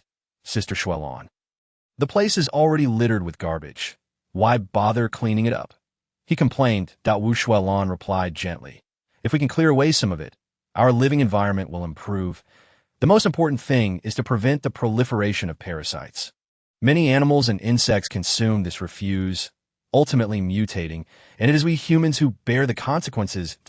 Is it necessary to be so noble? Others aren't doing it. What good does it do for us to make the effort? Luo Song retorted. What others do is their own concern. We should focus on doing our part, Wu Xuelon responded, agreeing with Yi Hui's previous remarks about the environment, although leaving the garbage to be consumed by mutated rats. Insects or ants, or allowing it to decompose naturally would eventually lead to its disappearance. As she mentioned before, every little bit reduced is beneficial. It's a simple task, after all. Luo Song truly could not grasp the significance of their actions. He pondered that, considering the vast amount of zombies and garbage in Ning City alone, how could they possibly clear it all with just a handful of people? This thought irked him, especially since he was one of those laboring on what felt like a futile endeavor. What further fueled his discontent was the fact that Jiang Zheng and Luo Xiaobao did not have to participate. He could search for items too, and his speed was not lacking either. The cleaning process was not without its challenges, as occasionally ants, rats, or sparrows would emerge to create disturbances. Despite Luo Song's dissatisfaction, the others were quite spirited, gathering anything that might be useful and setting it aside. When they caught a sparrow, they were thrilled at the prospect of an extra meal. Zhang Chong drove the forklift with great enthusiasm, having worked all morning without losing interest. After the previous day's haul of crystal cores, Ye Hui declared that they had cleared their debts and still had a considerable amount left. Thus, Zhang Chong felt relaxed and joyful, even wishing for another wave of good fortune to expedite his awakening of supernatural abilities. The disparity between having or lacking such abilities was truly significant. Even Liao Hai and Jiang Yongyi, the weakest among them, now possessed physical capabilities far surpassing his own, making it impossible not to feel a sense of urgency. When Ye Hui and Jiang Zheng returned, she was holding a doll. Luo Song immediately approached. "Sister, you still enjoy such little toys? Indeed, do you not like them?" Ye Hui replied, playfully lifting Xiao Ji and shaking it before him. This mechanical doll, crafted from an unknown material, appeared quite sophisticated. Isn't it lovely? His name is Xiao Ji. Where has Xiao Lu gone? I haven't seen him around. With a new favorite, she did not forget her old affection. Chapter 99. Someone comes to smash the door. The group did not set off to return to the villa area until the afternoon, as they neared the entrance. Xiaoji suddenly exclaimed, "Your destination is rather unsafe. A group is attempting to break in through the windows and doors. I can't tell if it's you or your neighbors who are unfortunate." Although Ye Hui said nothing, she pressed harder on the accelerator. Meow. Subsequently, Xiaoji informed Jiang Zheng and the others as well that as their 3 vehicles approached their residence, they saw that the unfortunate victims were none other than Jiang Zheng himself. After they disembarked, it became evident that the intruders had noticed them but continued their attempts to pry open the doors, the glass windows still intact. Jiang Zheng, with a dark expression, approached one of the individuals waiting by the gate and tapped him on the shoulder. "What are you doing, buddy?" "Brother, we arrived here first. Don't you dare claim it to go find another place," the intruder replied. Luo Xiaobao, unable to contain himself, swiftly vaulted over the fence and confronted those attempting to break in. "Hey, do you have no sense of honor? Don't say I didn't warn you. This is our place," Jiang Zheng chuckled, opening the gate right before them. "Oh really? You have your eyes set on my home. So, it's now yours?" The expressions of the intruders shifted collectively. It appeared they had not intended to escalate matters, having initially planned a quick heist, but encountering the rightful owner made for an awkward situation. "Bro, let us not resort to violence. Let us talk this out. The door hasn't been opened, and the windows aren't broken. You haven't suffered any losses, right?" Jiang Zheng was nearly incensed to laughter at his words. Did he really seem so agreeable? With Luo Xiaobao already taking action, he had no intention of being courteous. The intruders, lacking skill but overflowing with audacity, were swiftly subdued by Jiang Zheng and his group. The leader, a shameless individual, fell to his knees, begging for mercy, tearfully claiming they intended to leave, thinking no one was around in the villa area, and merely sought to take a few items if no one were around. Would they even have a chance to take anything? Regardless of whether they were being used as pawns, Jiang Zheng was not inclined to show mercy at that moment. There were only 5 of them. All ordinary people. If they dared to steal, they must be prepared to pay with their lives. When Liao Hai took action, Luo Song was left in a state of shock. Although this was the apocalypse, did it really warrant such ruthless measures? He glanced at his sister, who bore a frown. It seemed she, like him, disapproved of their approach. Just then, Ye Hui remarked, "There's not an ounce of artistry in this. I should have come myself." Luo Song. Without needing Ye Hui's input, Liao Hai disposed of the bodies and, without hesitation, Wu Shuelon proceeded to incinerate them. From the balcony of the 3rd villa, the new leader observed the unfolding scene, his expression darkening. Before he could dispatch someone to mediate, the situation escalated, and right before his eyes, they lit a fire and burned the bodies. Humph, such youth, yet so ruthless. Just as he contemplated his next words, a soft meow from a kitten exploded in his mind, causing him to feel disoriented. When he regained consciousness, he found himself plummeting from the second-floor balcony to the lawn below, with a sharp crack signaling a broken left leg, accompanied by excruciating pain that forced a cry from his lips. "Brother Sun, are you all right?" His subordinate on the second floor, shocked, could only watch as he seemingly jumped off the balcony. Unable to seize him in time, Ye felt Xiao Lu growing weaker on her shoulder again. She reached out, cradling it and gently rubbing its head. "What trouble have you stirred up this time?" "Mind your own business. Do you understand?" Meow. It didn't wish to, but the overwhelming malice was too much to resist that moment. Jiang Zheng also glanced toward the third villa, puzzled as to why the property personnel seemed so intent on causing trouble. He was not obstructing them, so why did they view him with such disdain? Was he too lenient, leading them to perceive him as easy prey? It was utterly incomprehensible. Initially, he had considered allowing Yi Hui and the others to linger a bit longer. But given the troubling events that had transpired, coupled with the unpleasant odor emanating from the burning bodies nearby, he instructed Yi Hui, Hui, you all should return to the apartment first. Once this matter is resolved, we can sort out the distribution of the doc's findings. All right, Sister Xuelan, and I will head back first. Luo Song hurriedly called out, "Sister, what about me? Stay here and follow Jianggu's instructions." Luo Song was filled with resistance, yet he could not defy Yi Hui's decision. He lacked the confidence to venture out alone and hoped to survive. Setting aside other concerns, listening to his sister's guidance would at least ensure his basic needs were met. Yi Hui departed with brisk efficiency. Little did she anticipate that the chaos erupting at Jiang Zheng's residence would soon mirror the turmoil at her own home. What a ridiculous turn of events. She had merely been away for one night. Did those individuals not regard her at all? The reason she became aware of the situation was due to a figure hanging on her door. Indeed, a grotesque visage was suspended at her entrance. Upon closer inspection, she realized that the small window of her door had been opened, and the person's neck was tightly bound to her door's railing with a dark green onion. Perhaps noticing her return, Li Dali emerged from Unit 1504 and exclaimed, "Lady Yi, you've finally returned. It's not that I didn't intervene. When I left this morning, there was nothing here to be by the time I got back. This person was hanging on your door. Oh, I see." This meant she was uncertain whether this individual had accomplices. Never mind, it mattered little whether he did or not. His life was forfeit. Yi Hui had no desire to have such a thing hanging at her doorstep. Li Dali quickly added, "I want to take him down, but his neck is tangled with your door. I can't get it loose." Wu Shualan intended to offer her assistance, but Yi Hui raised her hand to stop her. Calling out, "Green onion, loosen up." In no time, the body hanging at the door fell to the ground. Without waiting for Yi Hui to speak, Li Dali eagerly declared, "I'll take care of it. I'll drag him over to the trash bin. It is my pleasure to assist you." Not at all bothered, Li Dali thought to himself. As long as you do not assume that I have deliberately sought you out, it will be fine. Chapter 100. I advise you to be kind. Miscellaneous affairs. Li Dali and Wu Shualan took care of some matters, and Yi Hui did not pay much attention as she entered her home.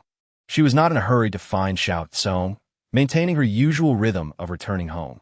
She casually took a tissue to wipe Xiao Zi's exterior before allowing it the freedom to roam. Removing her mask, shedding her coat, and slipping into her slippers, she made her way to the bathroom with Xiao Lu in tow. After a refreshing wash, she retrieved the clothes that had long been washed and dried in the machine, tossing the dirty garments inside afterward. Only then did she carry a stack of clothing towards her bedroom. Once she emerged, she leisurely strolled to the balcony at that moment. Xiao Lu had already leapt onto the balcony's security window frame. Engaging in a playful game of tag with Xiao Kong upon seeing Yi Hui, all the green shoots instantly fell silent, as if even the gentle breeze had ceased to exist.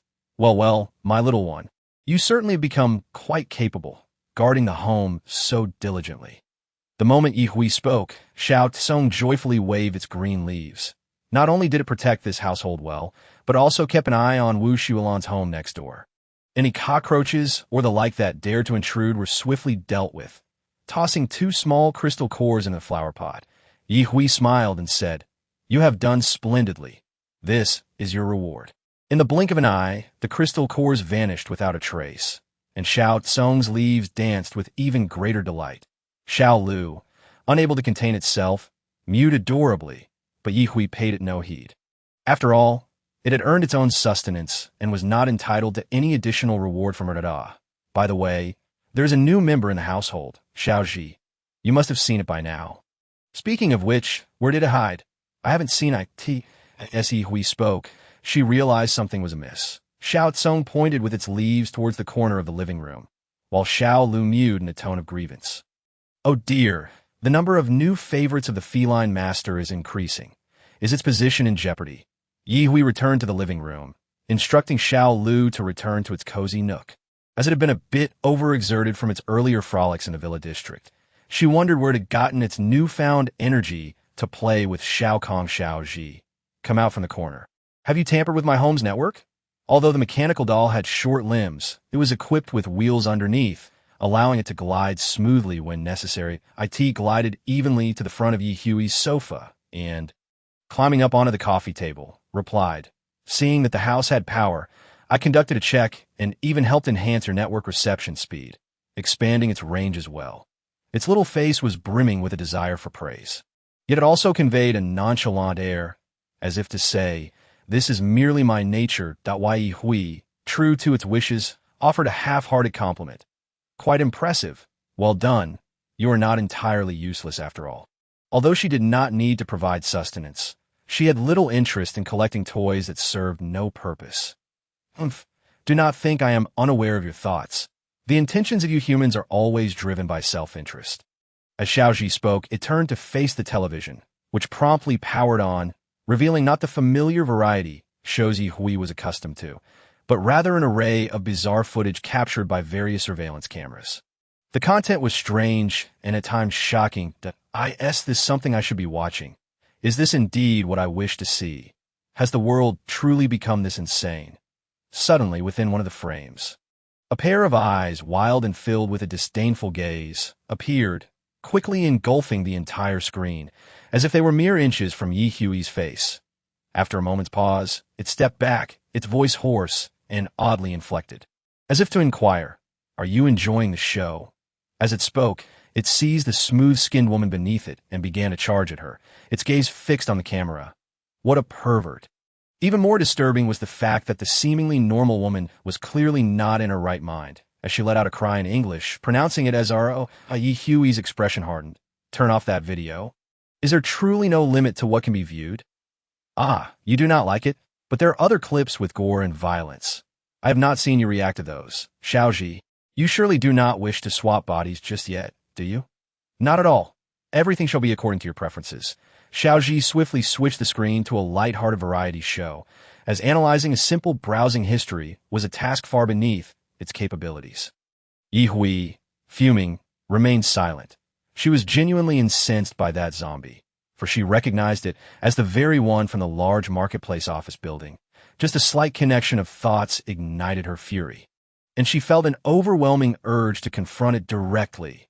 What utter nonsense! How audacious! My powers have evolved, my abilities have enhanced.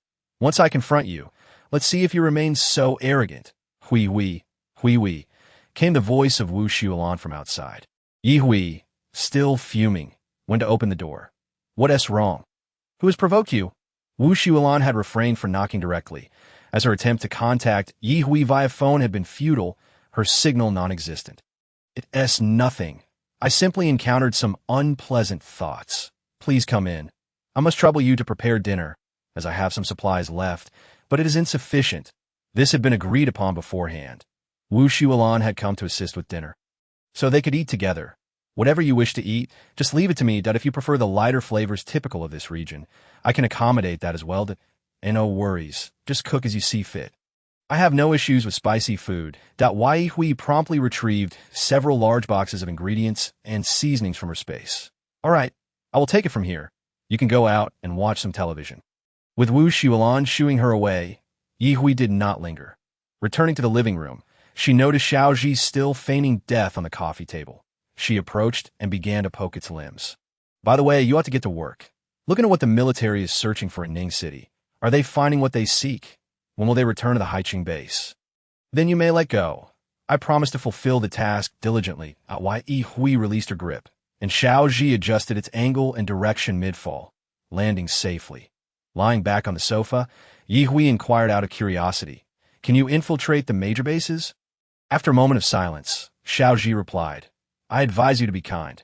What sort of person do you take me for? Rest assured, I am indeed benevolent." Chapter 101. I shall not be his stepping stone. To be honest, Xiaozhi's efficiency was remarkably high, leaving Yi Hui somewhat taken aback. The dinner Wu Xiulan was preparing in the kitchen had yet to materialize, yet Xiaozhi had already provided answers to her earlier inquiries. However, upon learning the answers, Yi Hui remained motionless. Who could have anticipated that such a vast nation as Huagua would have fewer than 10 large bases? The closest and most well-established one was the Haiqing base. Yi Hui could not help but marvel at how resourceful Ms. Song Wanting was. Even at nearly 50, she could still captivate the affections of the junior leaders of the base, regardless of how junior that leader was. Anyone who could maintain their standing in a large base was undeniably capable. It was no wonder her son found Luo's song so intolerable. Had he not secretly sent Luo's song away beforehand? Would there still be a place for him in the household? As for that foolish Luo's song, Yi Hui had little to say. Leaving him to the people around Jiangzheng was the best she could do to keep him out of sight and mind.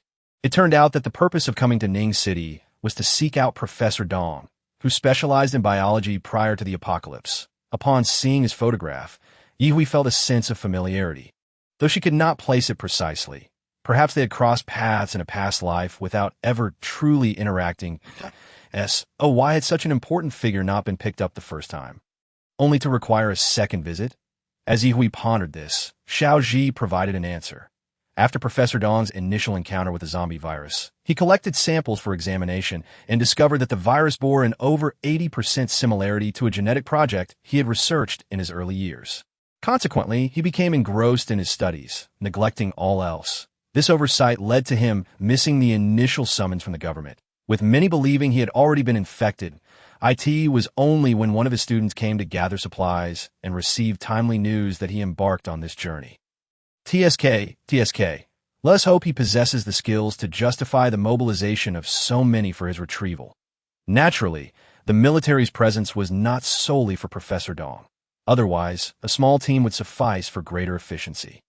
The intricate details of the situation were beyond Yi Hui's comprehension, nor did she wish to delve into them. As the largest base in the Jiangnan region, Haiqing required a significant amount of supplies. It was through Xiaozhi's investigation of various base documents that she discovered Jiangzheng was, in fact, from an illustrious family. Even in these tumultuous times, his family held considerable standing within the Haiqing base. She wondered what fortunate circumstances had allowed him to align himself with such a group from the outset, and during their most challenging times, he had not abandoned them for another. Had he finally reaped the rewards of his perseverance? Why, then, did Jiangzheng not return to Haiqing? Could it be that he had genuinely fallen for her and was unwilling to leave? Was he truly willing to stake his life on such feelings? Yi Hui found it difficult to comprehend the depth of Jiangzheng's feelings for her. After all, their lives had previously been entirely unrelated. The two individuals were strangers to one another. Perhaps the young master's mind was a bit unhinged. Xiaozhi chimed in, "I too find Jiangzheng's mind to be rather unclear. He does not seem like a normal person." Yi Hui retorted, "If you can't speak properly, then remain silent." What does that even mean? If you like me, does that imply there's something wrong with your mind? Indeed, the army had truly ventured to the distant deep water dock. The large ships over there were incapable of departing. It was not that they could not leave, but rather that once they did, they would have no means to dock again. That, of course, it would not be impossible to simply sail into the shallow water area and intentionally strand the vessel without considering its future use. Unfortunately, Haichang lacked the capacity to accommodate such colossal ships. After all, goods still needed to be unloaded, which would require a considerable number of spatial ability users. Yi Hui believed she was ahead of other ability users in terms of spatial storage. Nevertheless, the quantity she could contain was limited. Not to mention, she had experienced that feeling from her previous life when her spatial awareness had just awakened, and it was only a minuscule size. Usable, yet not particularly efficient. The marine life had changed as well. Humanity was, in fact, running out of time. Xiaozhi, keep an eye on the deep water dock that day. Ascertain how much information can be gathered. And we shall go there after the main force departs. All right, as they spoke, a delightful aroma wafted from the kitchen, particularly the scent of chili. It was so potent that even closed doors could not contain it. Ye found it difficult to think of anything else. The enticing smell of food suddenly made her feel extremely hungry. As she rose and walked toward the kitchen, Xiaoji settled down on the coffee table. Humans were indeed troublesome, needing to eat, drink, and relieve themselves. Pushing open the kitchen door, Yihui leaned against the doorframe.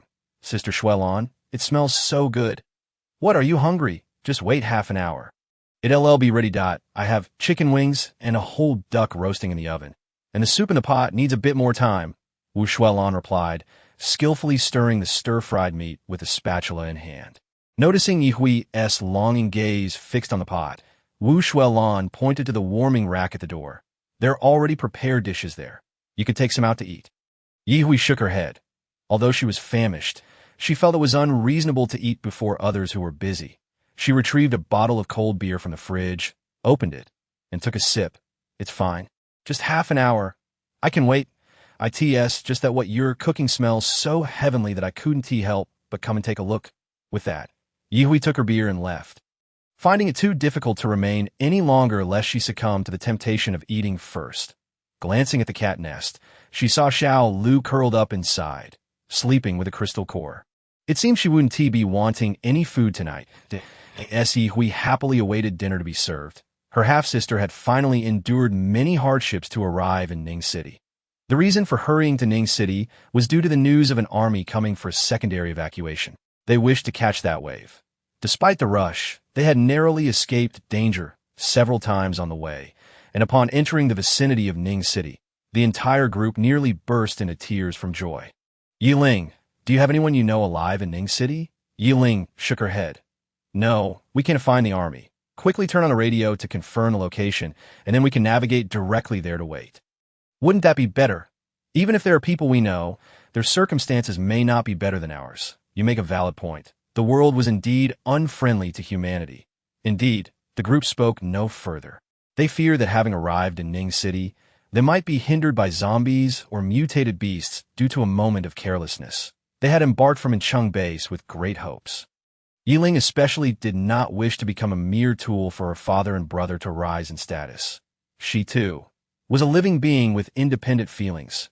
Why should she, an ability user, serve as a stepping stone for her brother who lacked abilities? Not to mention the pre-apocalyptic times. Now that the world had ended, she refused to continue yielding to them. Chapter 102. The more you speak, the less estranged you feel after enjoying a spicy and fragrant dinner. Yihui lay on the sofa, rubbing her stomach to aid digestion. Digestion does not strictly require one to stand or walk. She believed that lying down could also suffice.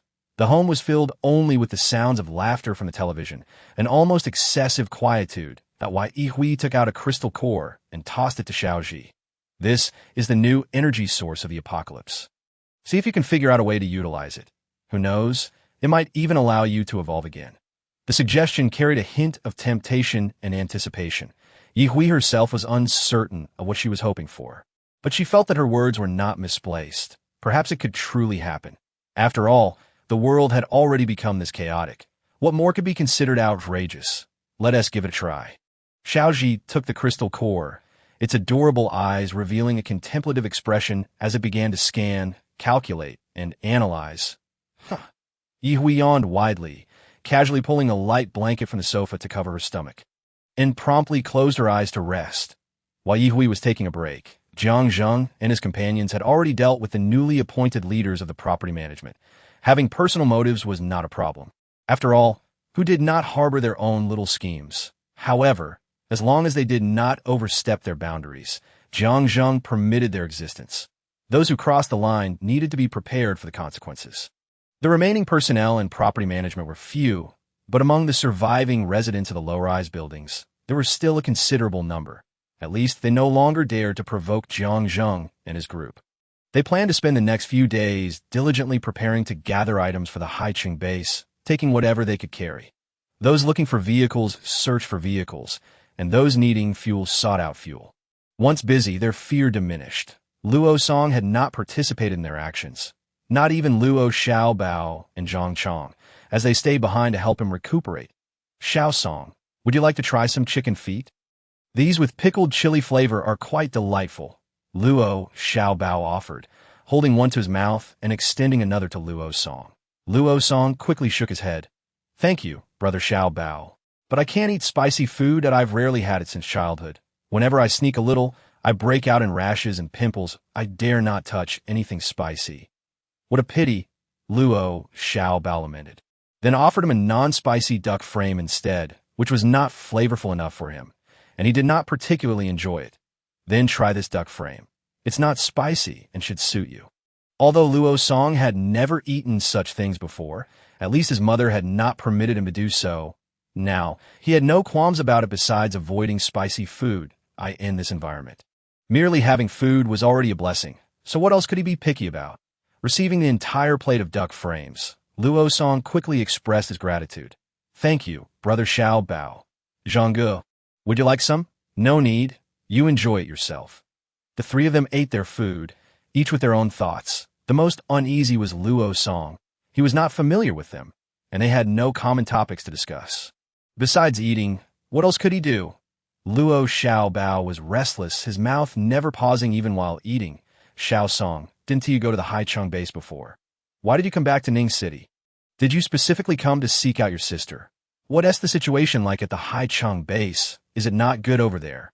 A long string of questions left Luo Song a loss as to which to answer first. Ultimately, it was Zhang Chong who spoke up. Xiao Song, if you don't mind, could you tell us about your experiences at the Haicheng base? They all knew that Jiang Zhang's family was in Haicheng. And before the apocalypse, they had been quite affluent, with a wide range of interests. After the apocalypse, the head of the Jiang family and the heir had encountered no mishaps, and with Jiang Zhang providing information, it seemed the Jiang family was managing well at the Haicheng base. Under such circumstances, even if Jiang Zhang was currently preoccupied with pursuing Ye Hui and did not go, they believed he would eventually be compelled by his family to do so. In that case, it would be beneficial for them to understand what the Haicheng base was like from the perspective of an ordinary person, as long as they did not ask him why he had left the base to come to Ning City to seek out his sister. Luo Song felt a significant sense of relief. He held a favorable view of the Haicheng base, especially if it were not for that old man who had taken his mother away. Thus, he spoke earnestly and meticulously about his observations and experiences at the Haicheng base. When he reached the part about the super wall that was still under construction when he left, he became quite animated, describing how the wall was equipped with devastating weapons, ensuring that even Tier 3 zombies could not breach it.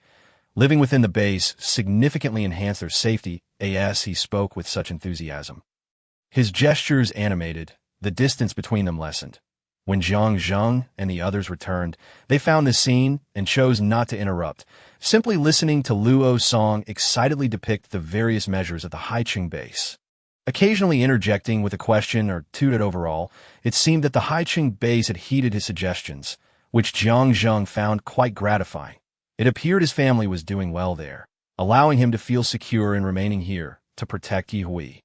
However, in his pursuit of love, there was no need for him to keep all his brothers around. Once Luo Song finished speaking, he turned to Zhou Tai and the others. It seems that the Haicheng base is developing quite well, and the progress is promising that I think it's not particularly beneficial for you all to stay in Ning City. Why not accompany the army this time? Of course, if Zhang Chong stays, he will follow me. Luo Song was puzzled as to why Zhang Chong was the only one singled out, but he understood that it was not his place to speak at that moment. However, he refrained from speaking out. Yet Jiang Zhang pointedly remarked to him, "You'd best return to the base with the troops. If they leave, it would be quite inconvenient for you to remain here alone. After all, neither your sister nor I are adept at caring for children. I am no longer a child. Whether I choose to leave or not is not for you to dictate." Luo Song retorted. Genuinely irked, he felt it was unnecessary for anyone to decide his fate, not even his sister. Regardless of whether she deemed him a burden unworthy of her company, he could manage alone, albeit with a sense of trepidation. He had no worries about accommodation, as there were plenty of vacant houses. But what would he do for food? Without water, electricity, and any other abilities, he could only eat instant noodles dry. Zhang Chong understood the reason for his solitary stay. It was not due to his utility. but rather because he needed to remain to continue trading with Ye Hui, which would provide him an opportunity to awaken his abilities.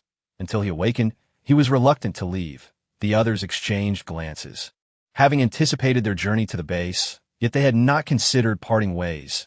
Zhou Tai pondered for a moment and suggested, "Let us deliberate on this matter further before making a decision." The outcome of their discussion was that Zhou Tai would lead the brothers, excluding Zhang Chong, to the base. Each of them possessed abilities and had served in the military before the apocalypse, with commendable records. Their presence would not significantly impact the situation since Jiang Zheng only needed to ensure Ye Hui's survival.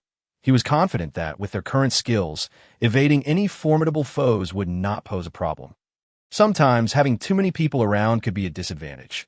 Furthermore, Zhou Tai and his group were not just seeking safety for themselves. They had plans and goals.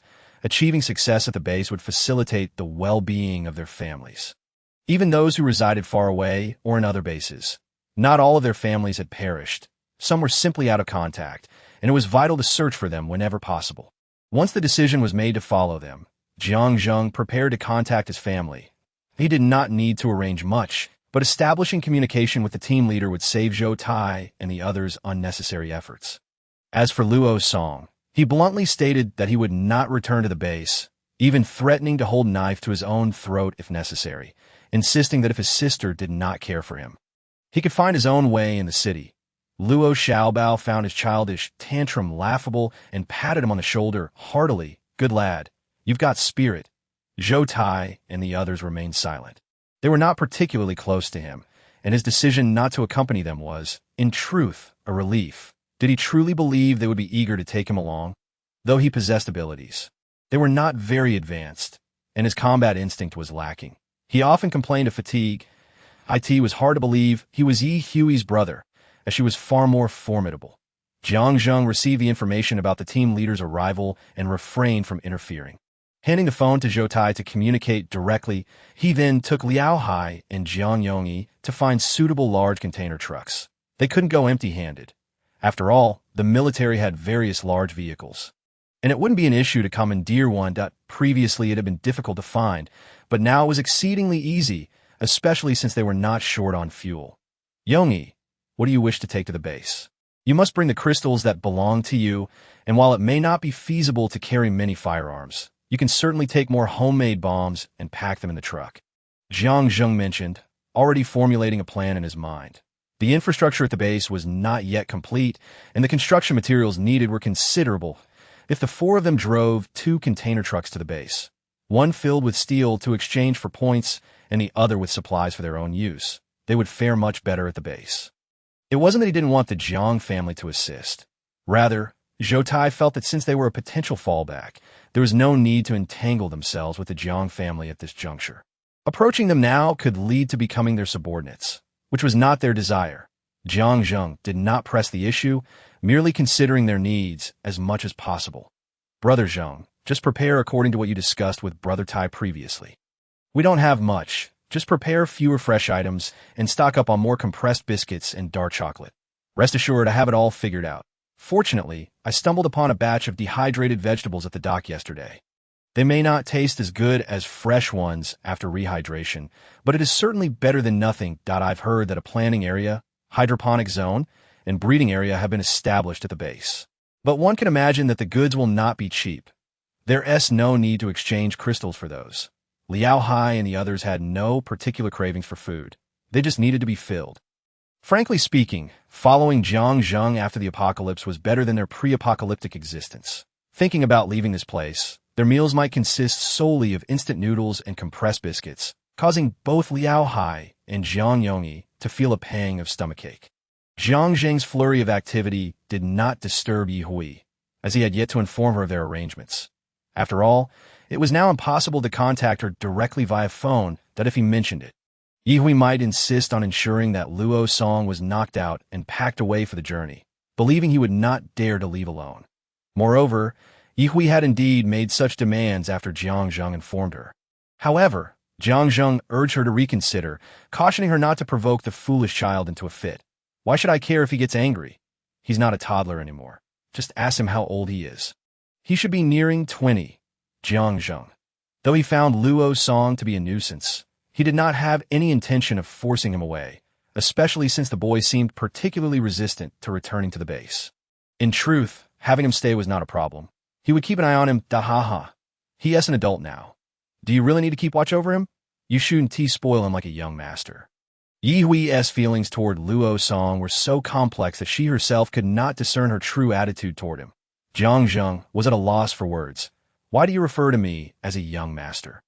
Ye Hui gazed at him, suddenly leaning closer, her face flushing uncontrollably as she reached out to touch his cheek. How strange. How can a grown man blush so easily? She mused, while she herself would not blush or have her heart race due to another's proximity. I have Xiaoji. It's incredibly convenient to search through personal profiles. I might know your situation better than you do. Ye Hui boasted, a hint of pride visible on her face at that moment. Jiang Zheng felt utterly frozen. Oh, is that so? Does my family add any merit to me in your eyes? Just that Ye Hui genuinely did not believe his family could provide her with any assistance. She did not require anyone's help. Since her rebirth, each day had been lived in the manner she desired. With ample food, comfort, and enough supplies, she had no fear of hunger or cold. Unexpectedly, her life had gained 3 unusual companions, Xiao Lu, Xiao Tsong, and Xiao Ji. Plus, there was the neighboring sister, Wu Xiulan, and the one before her who professed his affection. It seemed that her current life was indeed far superior to her previous one. Without warning, Ye Hui leaned against Jiang Zheng, wrapping her arms around his waist and gazing up at his face, now flushed with embarrassment. She looked into his gentle eyes and asked, Jiang Zheng, what is it that you like about me? Did you know me in the past? Struggling to overcome his stiffness, he gently cupped her face, looking at her with tender eyes. Indeed, I have known you for a long time, but I recognized you in my past life. And upon awakening in this life, I sought you out, determined to find you. Bewildered, Ye Hui thought, oh my goodness, you can't possibly be someone who has also been reborn, right? Surely you have mistaken the person. Gazing into his sincere eyes, Ye Hui found herself unable to voice her doubts. He was so earnest and affectionate, and she felt a strange reluctance to hurt him. What was this feeling? Jiang Zheng perceived her thoughts and leaned down to place a gentle kiss on her forehead, then embraced her tightly, as if she were a long-lost treasure. Silly girl, if I were uncertain that the person I was searching for was you, how could I have forced myself to stay by your side? Ye Hui, my heart is racing. What is happening? My forehead feels a bit warm. With a loud bang, the door was forcefully pushed open. Let go of my sister. Luo's song exploded with rage. Having been incensed that Jiang Zheng had led him to fight zombies, only to find him attempting to woo his sister. Clearly, this man had ulterior motives. Reluctantly, Jiang Zheng released his hold, only to be surprised when Ye Hui tightened her embrace around him. I am holding him. Who are you asking to let go? Luo Song W. Sister, you can't be serious about being with him. Humph, do you have any right to dictate? Ye Hui retorted before finally releasing him. Jiang Zheng found their sibling exchange amusing. He was certain that had it not been for Luo Song's sudden outburst, Ye Hui would not have dared to embrace him so openly. All her previous closeness had likely been motivated by her amusement at his reactions. It seemed that assisting Luo Song in his mischief was not entirely disadvantageous. This unexpected counterattack was rather delightful. Luo Xiaobao discreetly gave Jiang Zheng a thumbs up behind Luo's song, exclaiming, impressive, as expected of our Zheng Ge. Your progress in pursuing girls is remarkable. With a little more effort, you might just be able to return to the base with them. Jiang Zheng patted Ye Hui on the shoulder, saying, I'm heading over there first. If anything comes up, have Xiao Ji leave me a message. As Jiang Zheng exited, Luo Song huffed at him and playfully bumped into him, feeling quite vexed. Such childish provocations didn't bother Jiang Zheng. In fact, he found them somewhat amusing. Instead of encountering a rival, he unexpectedly met a little brother who hadn't existed in their past life and who opposed their relationship. Life is truly wondrous. Without paying heed to Luo Song's rude demeanor, he turned back to wave at Ye Hui and pulled Luo Xiaobao along into the adjacent room. Come in. Are you going to stand there like a door god? Ye Hui remarked as she retrieved a cup of milk tea from her space and settled onto the sofa to enjoy it. Xiao Ji kindly reminded, please wear shoe covers before entering the room. Since yesterday, apart from meal times, Xiao Lu had been nestled in a cat bed, clutching a crystal core, oblivious to the fact that it might be hatching little chicks. After putting on shoe covers and plopping down onto the single sofa in the living room, Luo Song looked rather displeased. "Sister, do you want me to return to the base?" "Yes," she replied. "Tea must be that little schemer Jiang Zheng's influence. Otherwise, why would you insist that I return to the base?" Ye Hui took a sip of her milk tea. Regarding him as if he were foolish, "You've got it all wrong. It's I who want you to return to Haiqing base. Not him. T actually advised me not to pressure you, but I can't fathom why you insist on staying by my side." Luo Song, feeling as dejected as an abandoned child, said, "Sister, do you find me bothersome?" "Indeed. You aren't even trying to hide it?" Luo Song felt even more sorrowful. "Since you said it that way," he resolved in his heart, "I don't care. I want to stay by your side." Ye Hui was baffled by her brother's audacity to speak to her this way. Was she unclear in her expression, or was she simply too accommodating?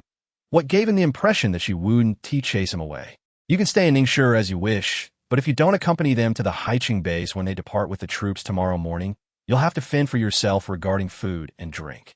I won't be providing for you any longer." "Fend for myself? I can find food and drink on my own." Ye Hui set her milk tea aside, intentionally applauding him for his ambitious demeanor. Luo Song felt genuinely aggrieved. Suppressing his temper, he stiffly promoted himself. "Sister, my abilities are quite useful. I will only grow stronger in your team, and won't hold you back. Is that so? You think that by coming here to quarrel with your mother, if she were to have another little brother or sister at the base, what would happen then?" Luo Song was truly taken aback. "That shouldn't happen, right? Not to mention the current unfavorable environment, pregnancy would be perilous. Even if the base were safe, his mother wasn't getting any younger. She was already 48 this year. Could she still bear children?" Then, as if struck by a thought, he looked at Ye Hui. "So, sister, you really don't like me, do you? You think Mom loves you less because I came along, don't you? Stop right there. She has nothing to do with me. The relationship between her and me is not to be compared with hers and yours. That I'm merely reminding you that if you can handle such consequences, feel free to stay here." "Isn't that so?" Luo Song felt he was stating a fact, leading him to believe that his sister truly resented him for taking up their mother-s affection. This thought made him uncomfortable in her presence. After a prolonged silence, when Luo Song finally looked up, he resolutely stated, "Sister, I still want to stay. I don't want to go to the base, at least not right now." Gulping down the remaining milk tea, Ye Hui nodded. "Oh, as you please. Just don't expect me to support you." "Understood." Luo Song nodded firmly. He was a grown boy with abilities and strong limbs. Why would he fear not being able to find food and drink? If worst came to worst, he could slay a few zombies and trade their crystal cores with his sister for supplies. Certain she wouldn't refuse him. After all, her eyes sparkled whenever she saw crystal cores, even the smaller ones. Yet, considering the risks, he asked one more time, "Sister, can I trade the crystal cores I collect for supplies?" "Of course. You're always welcome to do so." After sending her brother off, Ye Hui turned her attention back to room 1505, where the arrangements were still in place, and Luo Song headed straight to 1505. Saved a meal. Splendid. Time to reward myself with a little extra. In the dead of night, Ye Hui rose to assist Jiang Zheng with loading cargo. Having previously coordinated, Ye Hui helped sort items from her space as requested. The bulk of what they were transporting consisted of medicines and steel. To be frank, what could they possibly gain in points from hauling a truckload of building materials from Ningshi? However, if they transported a truckload of medicines, the points would undoubtedly surpass those from building materials. Why bother with the laborious task of hauling building materials? Moreover, with only 4 people and 2 vehicles, it would be hard to manage. It was better to focus on one large container truck. Let her handle the steel and building materials. She had the space for it. She packed the container to the brim with essentials for their daily lives and even squeezed in 2 all-terrain motorcycles. As for the car, they could acquire one in Haiqing later, but high-performance motorcycles were hard to come by, so it was wise to prepare for their future travels. Once they locked the back doors of the container, Zhou Tai remarked, "Thank you for your hard work. Missy, I hope you can join us at the base soon." Ye Hui chuckled. "We haven't even parted yet, and you're already thinking about reuniting. Wishing you a smooth journey." "Thank you." Luo Xiaobao winked at Jiang Zheng. encouraging him, "Zheng, go for it." Zhang Chang approached them to bid farewell, assuring that he would heed Jiang Jing's arrangements and not act recklessly. Was it true that they were set to depart at 4 in the morning? Jiang Zheng confirmed once more with Zhou Tai. Zhou Tai nodded, explaining, after locating Professor Dong, they already sent an advance team out. The 4 o'clock departure is primarily to gather the convoy at the deepwater dock. The last survivors in Ningshi would likely be the final batch, expected to leave around 7 in the morning. Really? You knew that? Jiang Zheng hadn't anticipated such an arrangement, that he assumed the survivors would be the last to ensure they didn't hinder their passage. Turned out Professor Dong's group had already set off first. This likely meant that the official space ability users had already departed. Fewer people but more elites might increase their survival odds compared to the larger group. Ye Hui, overhearing, interjected, if Professor Dong is still in the convoy. Then they're likely part of the earliest batch leaving at 4. Zhou Tai frowned. Perplexed, my brother has no reason to deceive me. Ye Hui turned to face him directly, stating he might not be lying.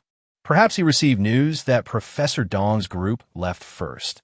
Upon saying this, the understanding dawned on them all that it seemed the official opinions were not entirely unified, at least within the Haiqing base. It was not a monolithic voice, whether that was good or bad. Aside from the slight influence Jiang Jing's family might have, it made little difference to others, as long as the general direction of the base remained consistent. Established policies wouldn't be changed lightly. That was sufficient for them, the common folk. Zhou Tai cast a worried glance at Jiang Zheng, who appeared unfazed, evidently trusting in his family's capabilities, without a doubt. He placed his faith in his elder brother. Rest assured, regardless of what happens over there, you all must follow the main force. Mingling within their convoy is the safest course, Jiang Zheng assured him. Confirming that a large iron box had been secured in the driver's cabin, filled with homemade explosives. Should any issues arise, these would resolve most of the troubles. Ye Hui, more direct, suggested, why don't we head over right now? They have more people and vehicles. It might be challenging to arrange things later if we go separately. Besides, even if you're acquainted, you should first go over to build rapport. That I heard from Xiao Ji that the gathering point is near the highway entrance not far from here. Right, since the convoy will pass by this highway from the deepwater dock, yes, we'll gather at the Ding family entrance. The other survivors will meet at Jiangdong and Gangsheng. Goodness, it sounds like a sieve for secrets, she remarked. The Ding family and Gangsheng were quite close, so she decided, I'll give you a ride to avoid the noise of driving a big truck at night. That as she spoke, she had Jiang Yongyi vacate the driver's seat. And as soon as he jumped down, she stored the vehicle in her space. That it was indeed not far, less than 5 kilometers. Given their current stamina, they could easily run there. Jiang Zheng stated, Zhang Chang, you don't need to go, just head back to the apartment and get some sleep. They were currently on the main avenue south of the apartment complex, and Zhang Chang didn't insist. He understood that there was no need for sentimentality at this time, that it was fine to go with a large group. But upon returning, he didn't want to be a third wheel to Jiang Zheng and the others. Moreover, as someone without abilities, his combat effectiveness against zombies would be quite limited without firearms or explosives, which would only be a burden to them. After hugging his brothers to bid farewell, he reminded them, make sure to wait for us to find you. Rest assured, you must put in your utmost effort. Luo Xiaobao gave his shoulder a hearty pat, feeling a twinge of reluctance at the imminent separation. Well, farewell. After bidding goodbye, Zhang Chang did not linger.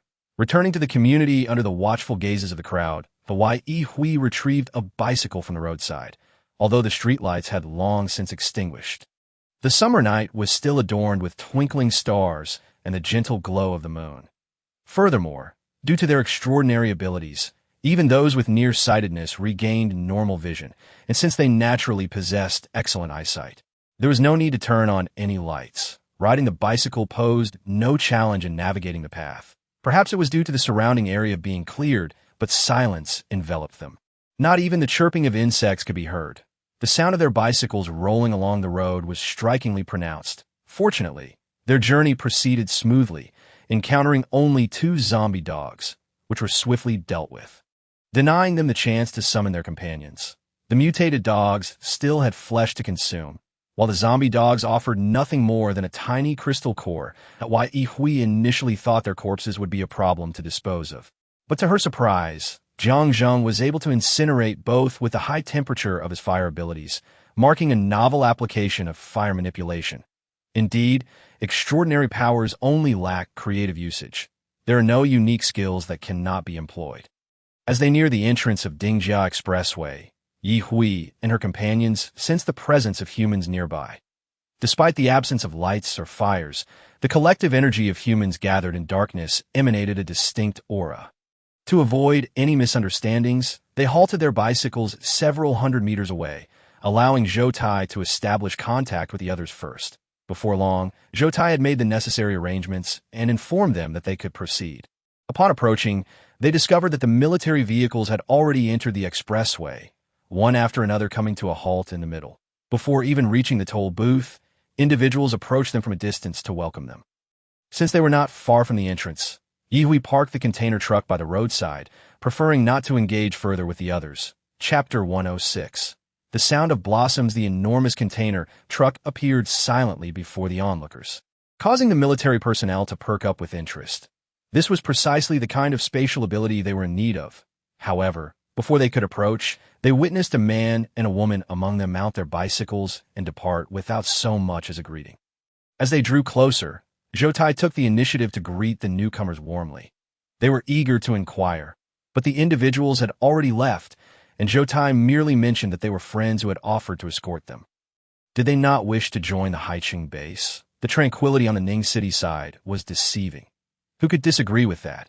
Yet for now, they were reluctant to leave their home. Perhaps they would consider relocating to Haicheng if circumstances became untenable here. Zhou Tai pondered how to convey this to them, but Yi Hui was indifferent. If she truly feared judgment, she wouldn't have come to see them off at all. The return journey for the two was even quieter. Hui, stop for a moment. Don't go any further. As he spoke, Jiang Zheng had already halted, dismounting his bicycle and casually leaving it in the middle of the road. Yi Hui asked no further questions. Following his lead, clearly he had sensed something amiss. Once they were near each other, Jiang Zheng whispered, "There are about 10 zombies at the intersection ahead. Do you intend to confront them directly, or take a detour?" With Xiaolu absent, Yi Hui was uncertain of the zombie's strength, but she had complete confidence in her ability to escape. She just didn't know how adept Jiang Zheng was at fleeing. If we can't defeat them but can escape, then let's go for it. It would be a shame not to collect the crystal cores. Jiang Zheng could not help but smile. He had anticipated her response that "let's do it." Upon hearing his willingness to engage, Yi Hui felt a surge of excitement. Perhaps it was simply that she possessed a fighting spirit within her. Aware of the zombies' gathering location, Yi Hui and Jiang Zheng, despite being just two, executed a strategy to encircle their foes. Yi Hui pressed forward, while Jiang Zheng took a slight detour to approach the zombies from behind. Upon reaching the intersection, Yi Hui concealed herself behind a tree for a few moments. When the time was right, she snapped her fingers and tossed a small air blast into the horde of zombies, utilizing it as a makeshift bomb. This skill, while still noisy, was less so than an actual bomb. After all, they merely intended to swiftly collect a few crystal cores, not provoke an all-out confrontation. The zombies' gathering was abruptly interrupted, with 3 of them losing their lives and 4 sustaining injuries due to her minor air blast, effectively incapacitating half the group. The remaining zombies roared in fury, while Jiang Zheng's fire dragon ensnared them, trapping them together. The skirmish lasted no more than 2 or 3 minutes, resulting in the demise of over 10 zombies. Their forms reduced to ashes, with the crystal cores becoming the spoils of Yi Hui and Jiang Zheng's efforts. Jiang Zheng refrained from mentioning that other zombies lingered nearby, and Yi Hui paid it no mind. Her spirits were high. The tranquil night, the cool breeze, and the star-studded sky overhead made for a perfect evening, especially in the absence of any foul odors lingering in the air. The two chose not to seek other means of transportation, opting instead to walk side by side. "Do you think they will leave smoothly tomorrow morning?" Yi Hui shook her head. "How would I know? Are you worried about them? Why not accompany them?" Jiang Zheng turned to her, his gaze filled with tenderness, revealing a hint of helplessness in his smile, that he had thought their relationship had grown closer, but it seemed he had been overly optimistic. "Jiang Zheng, you stayed back to pursue me, didn't you? Does that mean I hold more importance to you than they do?" "Indeed, That one simple word carried a weight that resonated deeply with Hu. That moment. She could not precisely articulate her feelings, but joy undoubtedly dominated her heart. Ever since her grandmother's departure, she had not experienced the sensation of being someone's significant presence. Yet, there was also an indescribable bittersweetness. She remained silent, and Jiang Zheng did not speak further. He never concealed his feelings for her and hoped to receive a reciprocation, but he would not pressure her. Time would ultimately demonstrate his sincerity toward her. They traversed one intersection after another. When Yihui came to a halt, Jiang Zheng immediately paused, waiting for her. Jiang Zheng, what if I never come to like you? In truth, Yihui was reluctant to admit that she had begun to care for him, which caused her heart to flutter with anxiety. She desired to navigate this apocalyptic world with freedom and independence, unencumbered by attachments. She had never envisioned herself developing feelings for someone, allowing that person to become her anchor. Yet his feelings for her were so genuine, and he fit her aesthetic criteria. Thus far, there was nothing undesirable about him. This led Yihui to occasionally entertain thoughts that perhaps being with him wouldn't be so bad. However, this contradicted her original plan. Having another person by her side would hinder her freedom. She acknowledged her selfish enjoyment of his kindness, yet she found it difficult to respond in kind. Jiang Zheng was puzzled by her sudden statement, feeling a pang of sadness, but he still smiled gently and replied, "It's all right. Liking you is my affair. Whether you come to like me is yours, as long as you don't prevent me from liking you. That suffices." Though she had never considered entering a romantic relationship, Yihui was no timid or indecisive person. The handsome man harboring affection for her was hardly something to dismiss. She didn't find him repugnant and even felt a flicker of attraction. With determination, Yihui leaped into Jiang Zheng's embrace, and as he stood there bewildered, she looked up and smiled. "You must continue to like me, all right? If you ever develop feelings for someone else, I want to be lenient with you." Frozen in place, uncertain whether to embrace her tightly or refrain from any movement, Jiang Zheng earnestly replied, "Of course, in this life, the next, and beyond, I shall love no one but you. Then you must remember your words here and now. Should you forget, I will not. Rest assured, I will never forget." Why Yihui chuckled lightly, wrapping her arms around his neck and rising on her toes to plant a kiss on his lips. "Now you are officially my marked man, branded with my imprint. Keep your distance from other women." In that moment, Jiang Zheng felt as though he had heard the sound of blossoms blooming. Chapter 107. How could you be like this? The progression of events often unfolds in unexpected ways. For instance, Yihui herself had not anticipated that a late-night outing would lead to her acquiring a boyfriend. Yet, this boyfriend seemed somewhat foolish, as ever since she had accepted him, his face bore a constant silly grin. They were almost at her doorstep, and she wondered if his face was tired from smiling. Upon arriving, Yihui nudged Jiang Zheng, saying, "Hey, stop smiling like that. Hurry home and get some proper sleep. We've arrived home so soon. You too, rest well. Yihui opened the door and stepped inside, closing it behind her while Jiang Zheng remained at the doorstep, utterly exhilarated, nearly bursting with joy. Although he understood that Yihui did not harbor deep feelings for him yet, the fact that she had accepted him was a beautiful occurrence, was it not? When Xiaozhi saw her enter the house, the lights automatically illuminated with a warm orange glow, creating a cozy atmosphere. Does Xiaozhi not need rest? There's no need for that.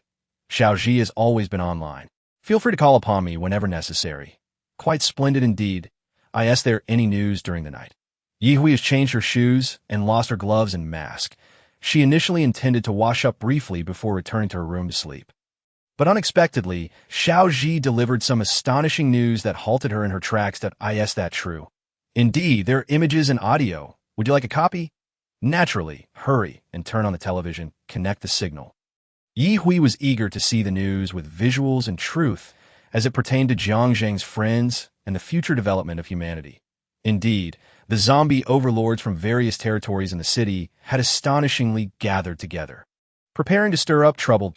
As Xiaozhi turned on the television, Yihui turned to open the door, only to find Jiang Zheng standing there, utterly oblivious, still lingering at the entrance after 3 or 4 minutes. Yihui, preparing to call him in, paused in astonishment. "Why are you standing at the door instead of going home?" "I was about to go in." "Why did you come back out?" Perfect timing. Don't head back just yet. Come in quickly, as Hui spoke. She opened the door wider and gestured for him to enter.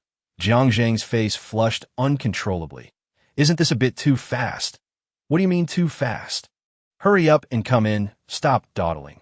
The commotion roused Luo Song, who had intended to wait for their return but had dozed off on the table.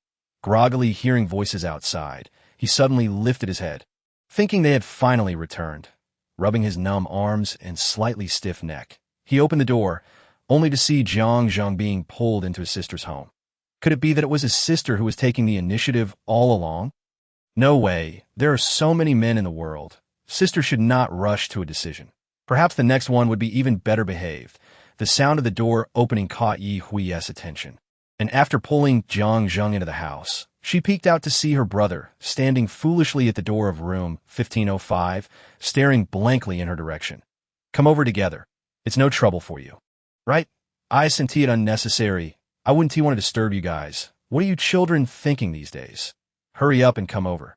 The three of them sat side by side on the sofa, watching the fleeting images on the TV screen, accompanied by a strange tone announcing that they were about to take action. The romantic notions Jiang Zhang had been harboring dissipated, replaced by rationality. So, it seems their departure will not go smoothly. I should alert them. Xiaoji, please back up this footage for me and send a copy directly to Zhou Tai's phone. Yes, that is highly probable. Yi Hui cast a glance at Xiaoji, who nodded affirmatively, signaling that he had already completed Jiang Zhang's request. Luo Song, unable to sit still, was filled with both anxiety and excitement. Zombies are actually holding a meeting? Are we going to help the main force soon? Yi Hui, perplexed by his enthusiasm, replied, What can you possibly do? The zombies at that meeting are at least level 4. What about your ability level? If you can't win, are you just going to go to your doom?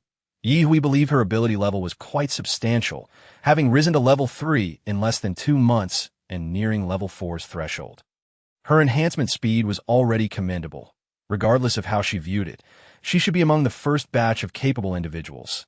Yet, the evolution of zombies always exceeded her expectations. How could they progress so much faster than her? When faced with zombies above level 4, did she even have a chance for survival? Yi Hui pondered, questioning whether she could escape on her own if the need arose.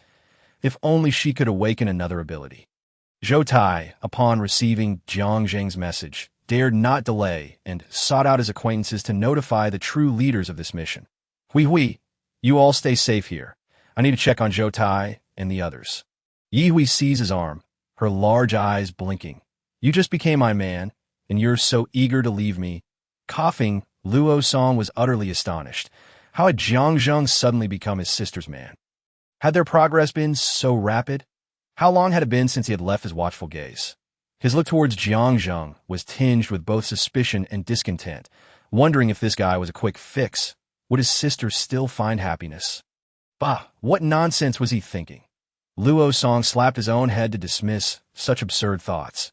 Jiang Zhang was at a loss for how to respond to Yi Hui's inquiry and inadvertently met Luo Song's gaze, which filled him with embarrassment and irritation. What did he think of him? Was he truly that sort of person? I didn't mean it like that. I just think it's safer for you to stay here. If that place is destined to become a battlefield, you don't need to wade into those murky waters. So, you do need to go. Jiang Zhang said nothing. How could he articulate it? Moreover, when facing her, he simply couldn't muster any harsh words. Wasn't as though she would heed his advice to stay home. If she took advantage of his absence to sneak out, where would he find her upon his return? You're coming with me? Not now. Since they already know about the ambush, it's better to leave early. Jiang Zhang shook his head. It's not that simple. Since the survivors in the city were informed they would depart at 7, they would definitely leave a group behind at that time. Otherwise, the town's credibility would vanish, making it difficult to establish it again in the future. Stubborn, this isn't a peaceful era. Even the town government can't manage everything. Not to mention, this city is rife with evil. Who can control it? Who will manage it? Hui, why are you like this? You can sneak attack with me outside. You can't go now. Jiang Zhang, both helpless and happy, embraced Yi Hui. She truly cared for him. Chapter 108. The calm before the storm is expected. Just as Jiang Zhang had mentioned, the entrance to Dingjia Expressway remained utterly still. They stood on the rooftop, gazing towards the expressway, which remained shrouded in darkness, showing no signs of vehicles preparing to depart. Confrontation head-on. Was that really necessary? Ye found this incomprehensible, if it were her. She would have likely opened the broadcast to inform the survivors that this mission was canceled, urging them to organize themselves for the Shanghai city base. Shifting her gaze, Yi Hui's attention landed on the mutated willow tree in the small square of the adjacent office building. Its branches swayed gently in the night breeze, pretending to be an ordinary scenic tree. Truly remarkable. Jiang Zheng wrapped his long arm around Yi Hui's shoulders. It's windy up here. You should head back and get some rest. Xiaoji will notify you immediately if anything happens over there. You won't miss out on anything you wish to witness. Yawning, Yi felt that spending so much time with Jiang Zheng had made her mind slightly unhinged. Let's go down together. You said Xiaoji would monitor everything. All right, the two departed hand in hand, returning to the 15th floor, each heading to their respective homes. Xiaoji, keep an eye on the situation outside. Wake me at the first sign of battle. Understood. Huihui the way. If Jiang Zheng sneaks out, should I notify you? Yi flopped on her bed. No need. They were all adults. How he chose to act was something she would not overly interfere with. Telling him not to wander was merely her instinct as a girlfriend. She collapsed onto the bed and fell asleep in an instant, while Xiaoji had yet to even climb onto the bedside cabinet before Yi Hui had already entered the realm of dreams. Back in room 1502, Jiang Zheng paced the empty living room, glancing at the time on his phone. It was nearly 2 in the morning. He looked at the door once more before retreating to his bedroom to rest. Maintaining a good mindset and conserving energy before the impending battle was the wisest choice. Even if he went alone, what could he truly achieve? At most, he could hold back 1 or 2 zombie leaders. And he couldn't cover everything. Surely the troops wouldn't be so incompetent as to delay until their support arrived. With that thought, he felt a sense of ease and quickly drifted off to sleep. The scallions on the balcony swayed gracefully under the starlight, while the little green and the cat nest opened its emerald eyes. All the zombies in the city seemed to converge towards a single direction, as if it were the last silence before dawn. Professor Dong, please set out with us. And no need. I must guard this experimental equipment. The final set of data is almost ready. It's still not possible to store the equipment in the ability user's space in advance. Time within the space is stagnant.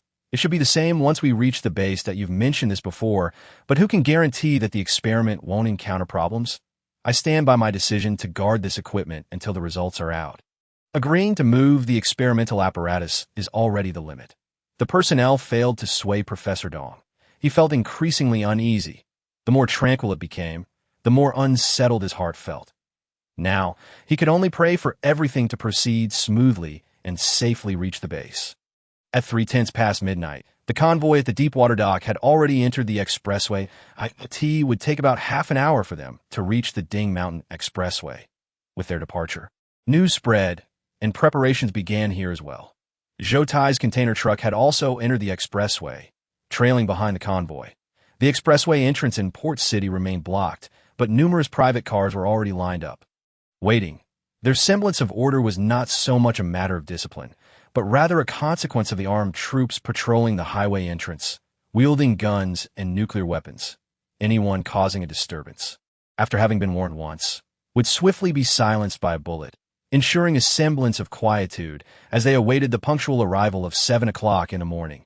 The mutated beasts and insects of the city were also eerily silent, perhaps anticipating a grand battle that would enable them to evolve further. It was the calm before the storm, which did not disturb Yi Hui's slumber. In fact, she was graced with sweet dreams. Should the zombies destroy the highway, their return to the Haiqing base would become exponentially more challenging. The military had devised several contingency plans for this very scenario. The primary objective remained to safely retrieve Professor Dong and the students involved in his experiments. If combat were to erupt and Professor Dong's experimental data was not yet collected, the leader had resolutely decided that the ability users should first secure the area. Storing these resources in a safe space was certainly preferable to having them destroyed by the zombies. The leader even speculated that the zombies had united for a similar purpose, possibly targeting Professor Dong and his experiments. With many circuits damaged, Xiaoji faced significant challenges in monitoring the situation. In room 1504, Zhang Ying nudged the still sleeping Li Dali. Dali, wake up, it's already 3:30. Shouldn't we be getting ready to leave? Upon waking, Li Dali rubbed his eyes, internally conflicted about leaving the city. However, his girlfriend Zhang Ying insisted on going to the base, citing its safety. What would happen if Ye Hui and the others departed? Their safety would be compromised. Thus, accompanying the main group seemed the best choice. Li Dali agreed, yet he was plagued by worries about various potential scenarios, such as arriving at the base only to find himself unable to enter. With so many people, surely resources would be required to secure entry. He couldn't bear the thought of leaving behind the comfort of his own space for the uncertainty of the base. Suppressing his anxiety, Li Dali eventually dressed and said, "The vehicle downstairs is ready. Let us move our things down." Seeing him finally take the initiative to leave brightened Zhang Ying's smile. She feared he might falter at the last moment. "Don't worry, everything is already packed.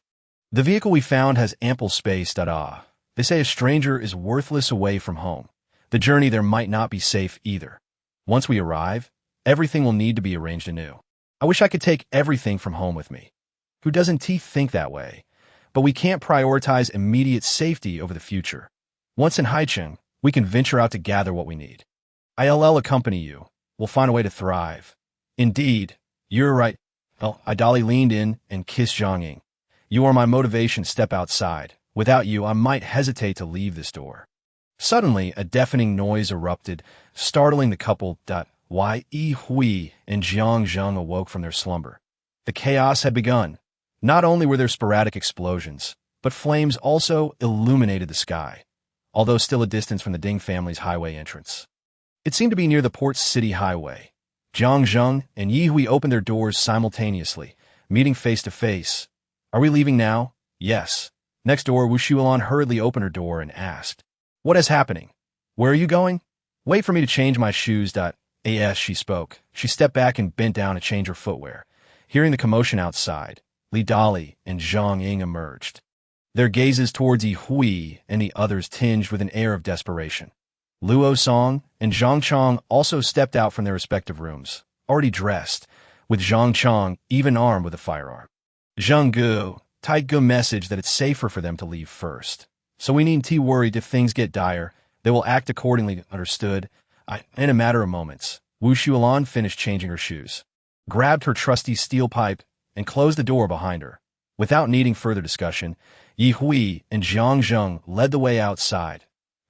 Idali wanted to call out to them, but found himself unable to voice his concern. Zhang Ying pinched his arm, and ultimately, he remained silent. Once they departed, Zhang Ying shot him a glare. "What now? It seems like something has gone awry over there. Can we still escape? Perhaps we should wait a bit longer. We can load our things into the vehicle, and if we can leave, we will. But if not, we'll simply have to move everything back." Hearing this, Zhang Ying felt a bit of reassurance. While Idali may have been timid, he was not entirely devoid of ideas that, as Ye Hui and the others descended, they brought the vehicle out. Zhang Zheng opened the driver's door first. "I'll drive. You all get in quickly." Meow. Xiao Lu, the little green cat, unexpectedly descended from the 15th floor balcony, sliding down a long, dark green onion leaf, and leapt onto Ye Hui's shoulder as she entered the car. The engine roared to life. And with the pedal pressed to the floor, they swiftly left the community and hurtled towards the port city highway. Ye Hui glanced at Zhang Zheng, but refrained from asking why they were heading this way, as the directions to the two highway entrances diverged, even though they ultimately led to the same highway. The closer they got, the more intense the battle's echoes became, even with 2 or 3 kilometers still to cover. Signs of conflict obstructed their path. Suddenly veering left, Zhang Zheng released the accelerator and slammed on the brakes, the tires screeching against the pavement. After halting, they found that 2 massive trees had fallen from above, which would have crushed their vehicle had they not turned. Though the car appeared sturdy, who would gamble on such a possibility? They all exited the vehicle, and Ye Hui stored it in her space. She could not afford to abandon her own car. The remaining distance wasn't great, but just ahead, numerous small branches had inexplicably sprouted. Ye Hui clicked her tongue, realizing that even mutated trees were eager to intervene. Meow. It was then that she noticed a small black onion entwined with Xiao Lu's neck. So you've decided to join the fray? Can you handle that mutated tree? The small onion bobbed up and down, then shot off towards the tree. Did it stand a chance against the tree? The thought flickered briefly, and Ye Hui dashed after it. Even if they couldn't prevail, she was there to support. Jiang Zheng followed closely, with Zhang Chong and Wu Xuelan keeping pace, while Luo Song lagged, astonished that his sister had a mutated plant as a pet. However, with his wind abilities, he quickly caught up with the others. "Sister, use Wine Blade on that mutated gray rabbit to your left."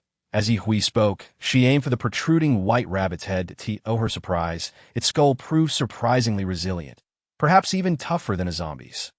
With a resounding crack, she increased her skill's intensity, aiming for a clean kill. Luo Song, obediently following her command, unleashed a wind blade, yet did not sever the rabbit's neck, but only enraged it. Before it could charge at him, Zhang Chong fired twice, striking the creature's neck. "Xiao Tsong, go kill the rabbit!" Ye Hui commanded, and Xiao Tsong attempted to disengage from the mutated tree, but the tree ensnared it instead. However, Xiao Tsong's slender, slippery leaves allowed it to evade capture. Just as it darted away, Jiang Zheng's flames engulfed the mutated branches, igniting a row of small saplings, which brightened the road significantly. Explosions continued in the distance, with debris occasionally raining down around Ye Hui and her companions. The mutated rabbits and trees blocking their path not only hindered their progress, but also obstructed the zombies approaching from that direction, creating a chaotic three-way battle. Xiao Lu meowed intermittently, weaving through the fray, snatching a crystal core or dragging a rabbit larger than itself back to Hui.as. She collected the spoils. Xiao Lu dashed off once more. Its cries contained a mental attack, and each time it meowed, a rabbit or zombie would freeze for 2 seconds. 2 seconds that could prove fatal.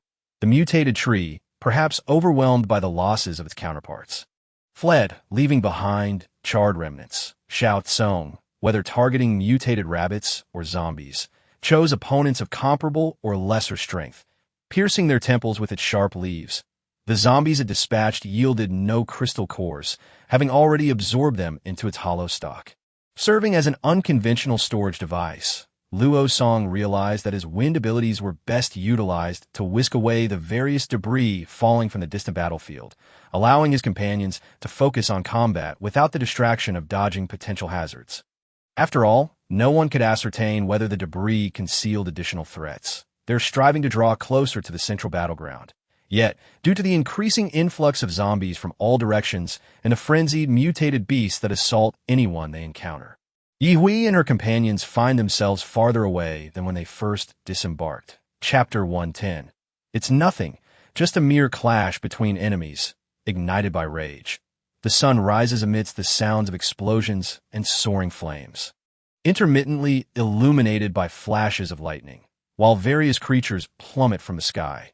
The front lines have extended from the vicinity of the port city's expressway all the way to the area near the Lake East Expressway. And the Ding family entrance is certainly not spared. Strangely, the zombies seem uninterested in damaging the expressway. One cannot assume that all zombies are incapable of breaching the defenses as Ye Hui and Jiang Zheng engage in combat.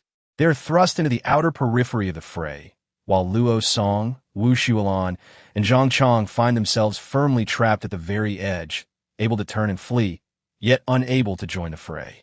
Ye Hui instructs Xiao Lu to rush out and inform them not to panic, and if things become dire, to retreat first. Although Xiao Lu can only meow, its message is conveyed with remarkable clarity. Observing Xiao Lu deftly navigating through the throngs of zombies and mutated beasts, Luo Song is tempted to follow suit, only to be halted by Zhang Chong. Reason returns, accompanied by a cold sweat. If he would charge in, how many could he possibly slay relying solely on speed? Moreover, should his supernatural abilities be exhausted, he would lose even that singular advantage that Wu Xuelan, however, has been adhering to Ye Hui's directives. And sensing Xiao Lu's message, she approaches the two, saying, "Let's fight while retreating. If we can kill, we do so. If not, we escape." While the crystal cores are indeed vital, preserving one's life takes precedence, although Zhang Chong is reluctant to concede. Wu Xuelan's words ring true. His physical prowess only slightly exceeds that of an ordinary person, and should his ammunition run dry, How many zombies could he possibly fell with just a machete? Thus, the three swiftly retreat further outward, engaging only those who obstruct their escape, refraining from provoking the throngs. The trio then embarks on a guerrilla campaign at the outermost circle, while Ye Hui and Jiang Zheng. Pressing deeper, where increasingly grave expressions, the horde of zombies appears inexhaustible. The mutated creatures are locked in a fierce struggle with them.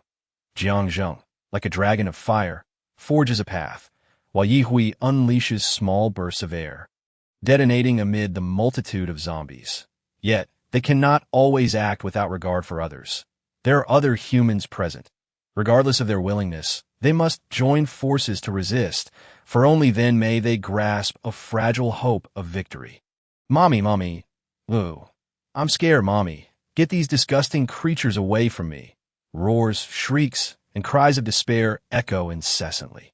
Amid such chaos, Ye Hui remains eerily calm, moving with the precision of a machine, flanked by Xiao Lu and Xiao Tsong, who stand guard alongside Jiang Zheng.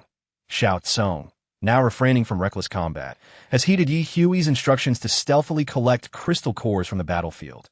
Though Xiao Lu attract attention while on the move, Xiao Tsong's elongated black leaves go unnoticed. As Ye Hui and Jiang Zheng slay more zombies, they draw the gaze of a small zombie leader. After dispatching a few humans, it leaps toward Ye Hui and her companions, only to be intercepted by a tall young girl wielding a spiked club. Get lost! Zhang Mingming disregards the zombie's words, enraged that it dared to flee after killing her teammate. It would be an affront to not crush it into a puddle of mush. Die! As her words fall, the spiked club descends, missing the zombie leader, but striking one of its underlings instead. With a sickening crunch, the underling skull bursts and a crystal core is smashed open, originally targeting Ye Hui. The zombie leader, provoked by Zhang Mingming's actions, diverts its attention to her.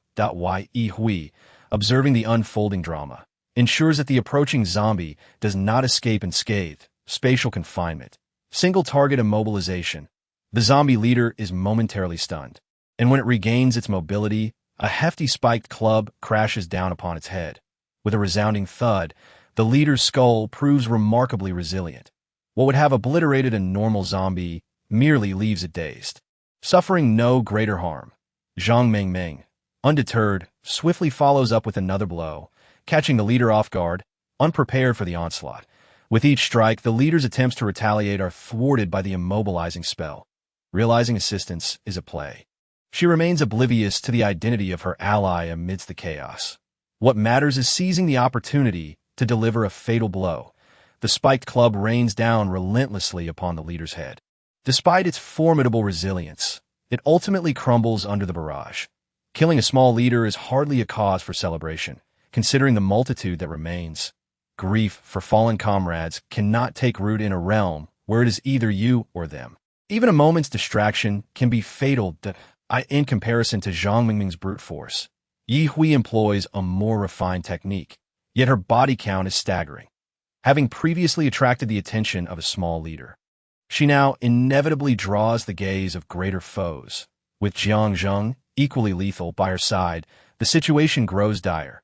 The dynamic between humans and zombies is straightforwardly adversarial, yet the relationships among mutated plants and beasts are far more ambiguous. Some assist humans, others remain neutral, while some align with the undead.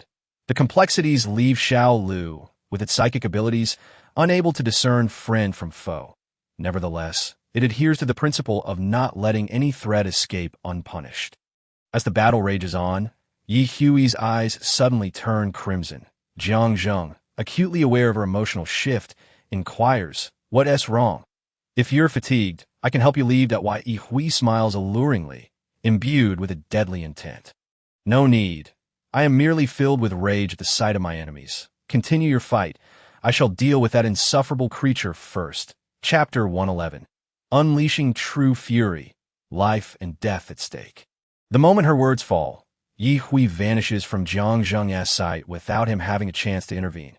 With 3 consecutive bursts of speed, she finds herself before the frenzied horde of zombies. Before contact, she unleashes a combination of spatial confinement and air explosions. The arrogance of the zombie, accustomed to looking down on all, ignites fury within it. A familiar face. You escaped last time, but this time you come to me. You shan't leave. With such thoughts, it strikes with tremendous force, clearing a path through the zombies between them. Thunderfall, air explosion, lightning serpent dance, spatial refraction. Ye Hui and the arrogant zombie engage in a fierce battle. Equally matched, creating a no-man's land between them. Beautiful women are not a rarity, so the reckless zombie attacks with equal ferocity, mirroring Ye Hui's relentless assault. Upon Jiang Zheng's arrival, though he stands at the outer edge of their conflict, both he and Xiao Lu, perched upon his shoulder, intermittently employ psychic interference against the arrogant zombie, as long as other zombies refrain from provoking him. Jiang Zheng has no intention of attacking. Supporting his wife remains paramount. However, as he attempts to assist surreptitiously, the cunning zombie, realizing the shift in momentum, summons two similarly ranked comrades from the horde to join the fray. The pressure on Ye Hui diminishes considerably. Just as the two zombies are about to enter the fray, Jiang Zheng's voice echoes in her ear. Focus on your fight. Leave the rest to me. All right. Ye Hui muses if you can't win, then call for reinforcements. How shameless. She thinks, so you think your lightning abilities are impressive? Just because your skills evade my spatial refraction. What of it? I possess other abilities as well. Behold the meteor shower. Ye Hui summons a cascade of various stones, boulders, and iron discs, hurling them at the reckless zombie in a dazzling display akin to a meteor shower. The sheer density of the projectiles darkens the zombie's previously grave visage. Damn you, shameless human.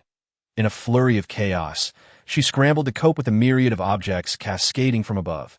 Evading was not an option, and responding with her lightning-based powers was not always timely, especially since that woman employed a form of binding magic. A moment's hesitation could lead to being immobilized on the spot if she let her guard down. The projectiles thrown were not limited to mere stones and iron, but could also include blades. How fitting it was to confront such monsters with utter shamelessness.Ye Hui's sharp tongue was relentless. Initially, they were in a no-man's land, and now even the mutated plants seemed to steer clear as both sides engaged in battle without regard for the third-party survival. Casualties were not a rarity in their clash, and among them were the unfortunate survivors. The two reinforcements that arrived were immediately intercepted by Jiang Zheng, who faced them one against two. Xiao Lu would occasionally emit a meow, specifically assisting Ye Hui in dealing with the arrogant zombie, which became increasingly vexing, even stirring a desire to eliminate the bothersome feline before addressing the real threat.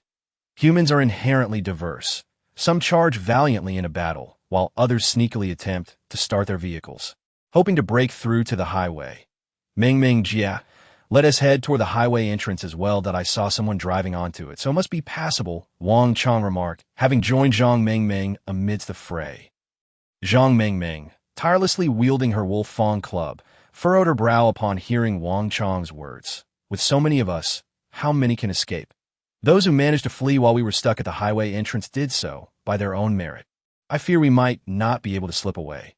Their group, comprising both young and old, not to mention the sick, had already found themselves backed up on the road leading to the highway entrance.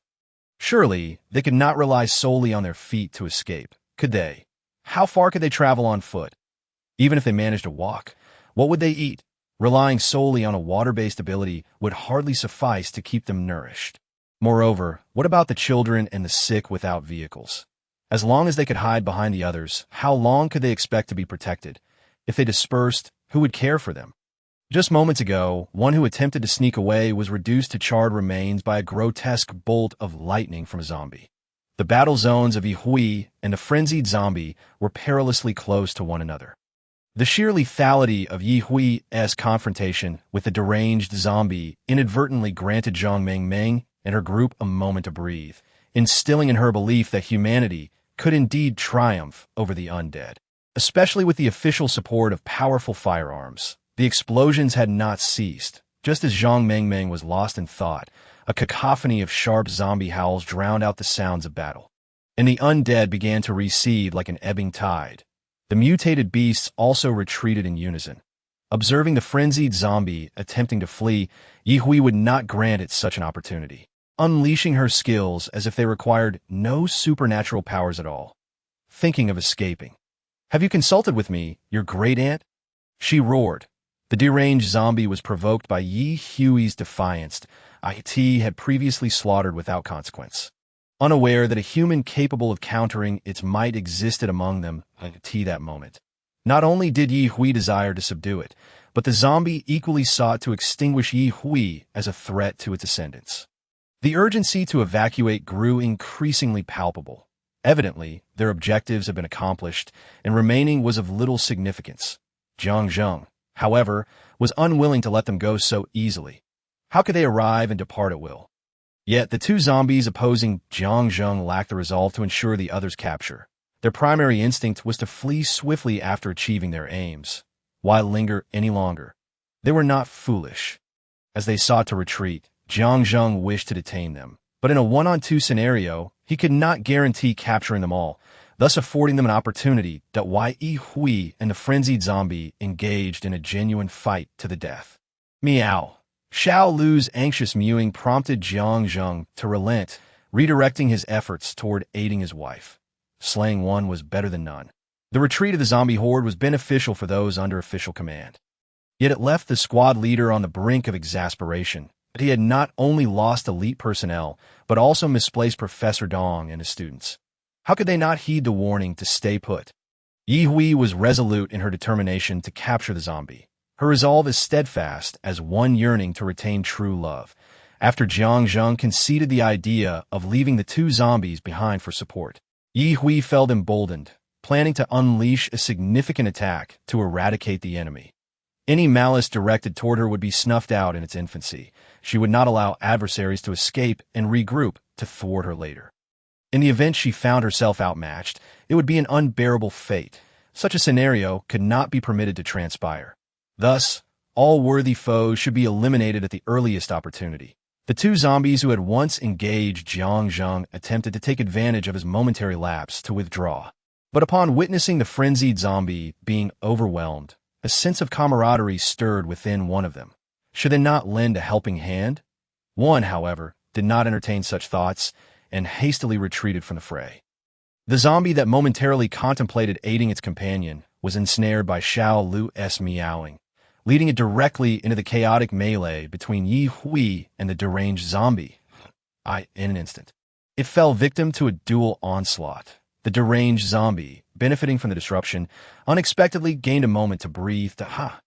Thinking of escaping, not a chance. Ye Hui was unyielding, gathering her energies for a massive explosion. She directed it toward the zombie's position that a blast of blue lightning erupted, sending a shockwave that sent both zombies and humans alike flying who were not sufficiently distanced. Wang Chong, in a stroke of misfortune, was swept into the air amidst the chaos. Joining the cacophony of screams, in the immediate aftermath of the explosion, Ye Hui dashed to the epicenter, discovering only a single zombie, dismembered and in pieces. In its large, luminous crystal core, this was decidedly abnormal. Hui, over there! Jiang Zheng's mental focus remained locked onto the deranged zombie, which had sustained severe injuries, its leg a mangled mess, yet this did not hinder its speed of escape.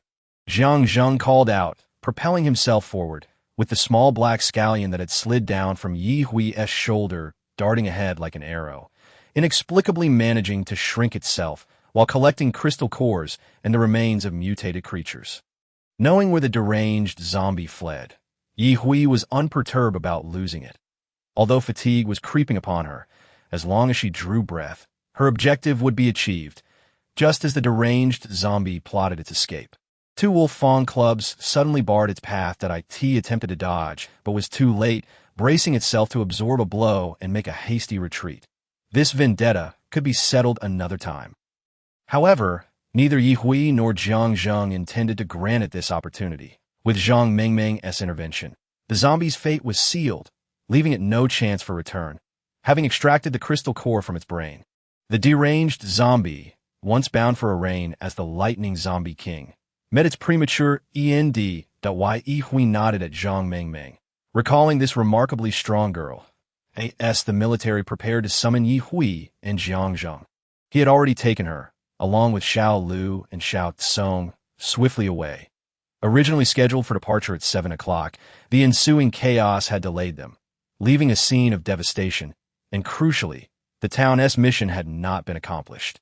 The military could not possibly leave at this juncture. However, upon returning to the apartment building, they received word from Zhou Tai that they had already set out and were en route. The vehicle had encountered no issues, and while some sustained minor injuries, all were manageable.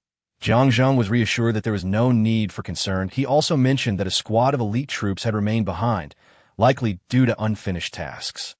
Specifics were not disclosed. Yet this was sufficient for Jiang Zheng. With Ye Hui at his side, he had heard everything clearly. It was likely that either personnel had gone missing or important research findings had been compromised. Jiang Zheng found himself somewhat exasperated by Ye Hui's tone, which seemed to revel in schadenfreude. He could not fathom what she found so amusing. This was hardly a matter for celebration. Indeed, Ye Hui replied. Having absorbed several crystal cores, her spirit and stamina somewhat revitalized. With enthusiasm, she suggested, "What do you think about us getting involved?" "Us? Yes." Jiang Zheng fell silent, unwilling for Ye Hui's earlier speculation to become reality. Yet it seemed increasingly probable if they could rescue the situation before the zombies could exploit the research results or coerce Professor Dong into their service, it would be a remarkable outcome. Noticing his silence, Ye Hui continued, "Let us have Xiao Ji conduct a citywide search for their location, saving us the trouble of aimless wandering and the neighboring supermarket and that office building. Let us set out to sweep them clean shortly. With the leader gone, what remains is ripe for the picking. That I cannot allow others to reap the rewards of my labor first. That can wait. I suspect the number of survivors in the city has dwindled. Focus on recuperating for now. I will prepare food for you." As Jiang Zheng spoke, he rose to head toward the kitchen. Ye Hui glanced at Xiao Ji, who understood and indicated that he had received the command and was already searching. Casting her gaze upon Xiao Lu, who lay motionless on the coffee table clutching a crystal core, Ye Hui dismissed further thoughts and began to enter a meditative state, hoping to once again attain that enigmatic condition that would allow her abilities to surge to level 4. Xiao Ji's investigative efforts encountered increased difficulty due to frequent disruptions to power and networks. Yet such challenges invigorated him. The greater the difficulty, the more spirited he became. However, it remains uncertain whether the diminished number of surveillance cameras is due to the previous large-scale invasion by the zombies that had been discovered. Those operational on electricity have also significantly decreased. TSK, do zombies not favor electricity? Do they prefer to dwell in darkness?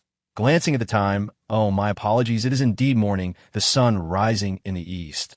Rendering electricity unnecessary. It is merely unfortunate that the cameras, when powered, can activate automatically. Jiang Zheng then entered the kitchen, retrieving ingredients from the refrigerator while dialing the home phone. Some inquiries are simply more expedient when directed to family. Information at the higher echelons cannot be concealed. Luo Song, along with the other two, returned later than Jiang Zheng. The trio had managed to remain safely in the outer circle, with a considerable tally of kills. Ironically, it was during the final retreat of the zombies that the three were so frightened they dared not make a sound. Filled with joy and exhaustion, they returned to the 15th floor. Luo Song sniffed the air. "My sister and the others have returned, and it seems they are preparing a feast. Let us hurry to find her." Wu Xuan pulled him back. "Look at yourself. You need to wash up first and tidy yourself before you even think about entering. Otherwise, your sister will not let you in." Luo Song. Chapter 113.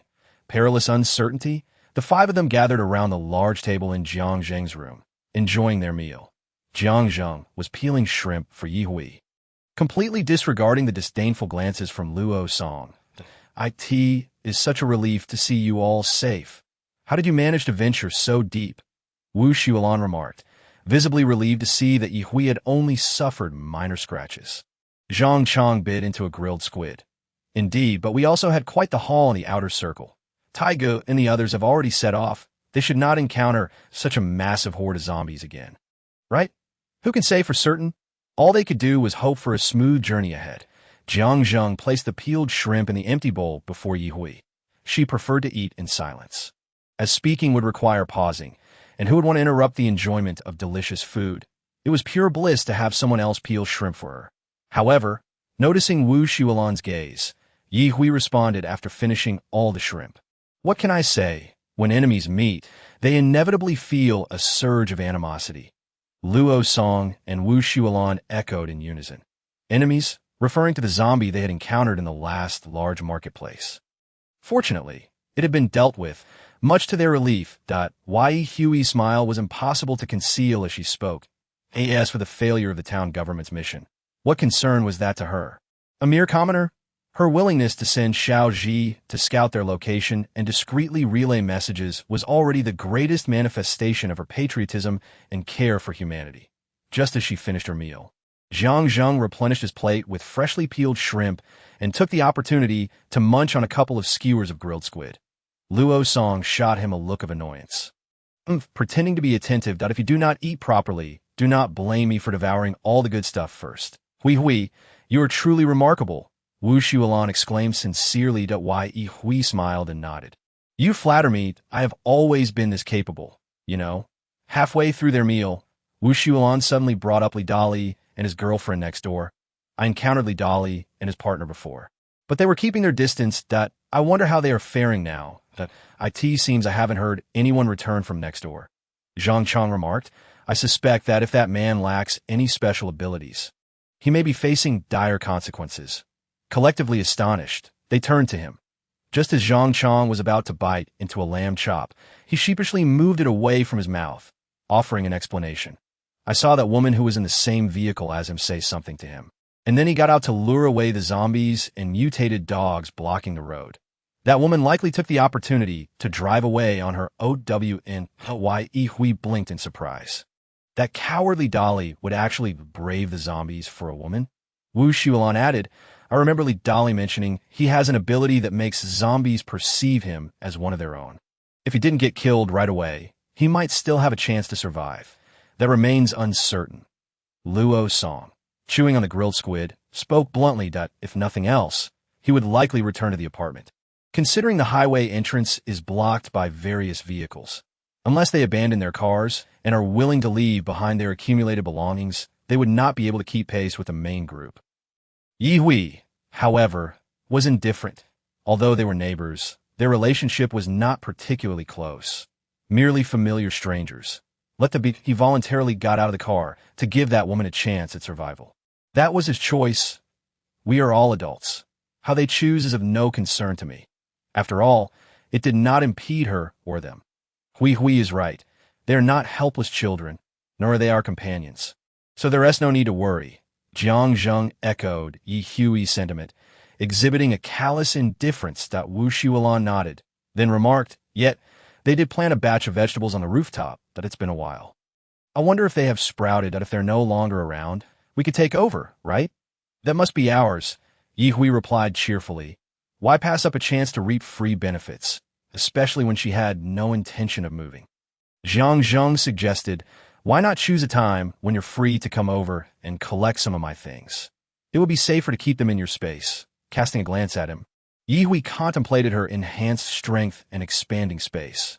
Since she had just become his girlfriend, his belongings were now hers, and thus they must be safeguarded. All right, she agreed readily. Luo Song interjected, Sister, why are you helping him collect his things? Oh, he is now my boyfriend, so I figured his things are mine too. We shouldn't waste them. Winky face Luo Song was shocked beyond belief. A boyfriend? Zhang Zheng, however, was all smiles. Hui is right. My things are yours, indeed, Ye Hui affirmed to Luo Song. Although he was her brother, Zhang Zheng, who consistently treated her well, held greater importance in her heart. Luo Song felt like throwing down his chopsticks and shouting. I disagree. However, facing Ye Hui's indifferent gaze, he lost all confidence. His sister's malice towards him, her own brother, was too much to bear. What could he do? Surely, he wouldn't stoop to pleasing the detestable Zhang Zheng. Absolutely not. After finishing their brunch in high spirits, Ye Hui went straight home to prepare for a good rest. It was simply a matter of wanting to sleep after a hearty meal. As for her brother, who was casting resentful glances at her, who cared? She would do as she pleased without needing his approval. When only Zhang Zheng and Zhang Chong remained in the room, Zhang Chong could not help but give Zhang Zheng a thumbs up. Zhengge, you're amazing to ha. No need to envy me. When you find a girl you like, just confess directly, after exchanging a few casual remarks. Zhang Chong, unable to suppress his concern, asked, Zhenggu, do you think I will awaken my abilities? He feared that after spending so many crystal cores in time, he would end up. Jiang Zheng patted his shoulder, interrupting him. Do not worry. When have I ever deceived you? If I say it will work, it will. Just do not be too impatient. I understand that Zhang Chong knew that being anxious was futile. Yet when they ventured out together, he had only his bare fists to rely on, which were far less effective than Wu Xiulan, a mere ordinary woman before the apocalypse, although she now possessed powers. Zhang Chong still held onto the belief that women and children needed protection, leaving him feeling like the one in need of safeguarding, which only heightened his urgency. Chapter 114. An Unexpected Visitor. Making a deal meanwhile, at the Eastern Lake Expressway entrance, despite the smaller scale of the battle that had erupted, the casualties among human survivors were quite severe. Ye Ling and her group had finally emerged from the Anqing base, waiting to join the main force heading to the Haiqing base, only to find that all others in her group had perished. Ye Ling had sustained serious injuries, remaining in a comatose state. Fortunately, she was taken aboard a vehicle by a kind-hearted individual, following the main group toward the Haiqing base. In the following days, Yihui led her companions to sweep through the large marketplace office building in the neighboring district. Indeed, the audacious zombie was absent, and with no new leadership emerging, it became a veritable harvest ground for crystal cores. They also assisted Jiang Zheng in collecting everything from the safety room beneath his villa. While gathering, Yihui remarked on Jiang Zheng's remarkable foresight in preparing for unforeseen circumstances. The safety room's walls and ceiling were reinforced with heavy steel plates. Even ordinary rats would find it impossible to burrow in. Yet, she did not feel a sense of loss. This place was not entirely abandoned. Once they cleared the zombies from the area, returning would be a matter of moments. Wu Xiulan took every opportunity to engage in waste disposal. Their living area was notably clean. Moreover, plants and insects proved to be exceptional decomposers of waste. The stench in the air had markedly dissipated compared to before. Strangely, the Children's Day holiday passed without incident. Yet Xiaoji had yet to track down the whereabouts of the zombies and Professor Dong, along with his students. These rats from the sewers were remarkably adept at evading capture. Yihui mused as she gnawed on a large chicken leg. Jiang Zheng had already established contact with the personnel left by the authorities a few days ago. Among them, one individual possessed an extraordinary ability particularly suited for tracking. They had made some progress, but ultimately, their efforts bore no fruit. In truth, they were reluctant to engage with Jiang Zheng, as his identity was rather ambiguous. They feared that too much interaction would lead to factional divisions. However, as time passed without any progress, the situation became increasingly unbearable.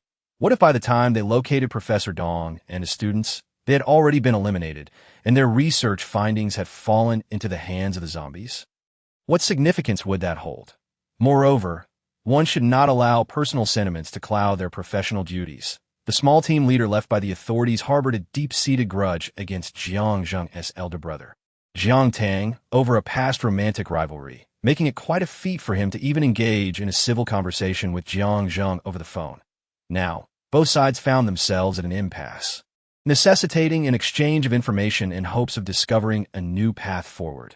Jiang Zheng, feeling vexed, pondered aloud. Is it possible they might simply avoid the network altogether and conduct their operations directly from Professor Dong's original laboratory?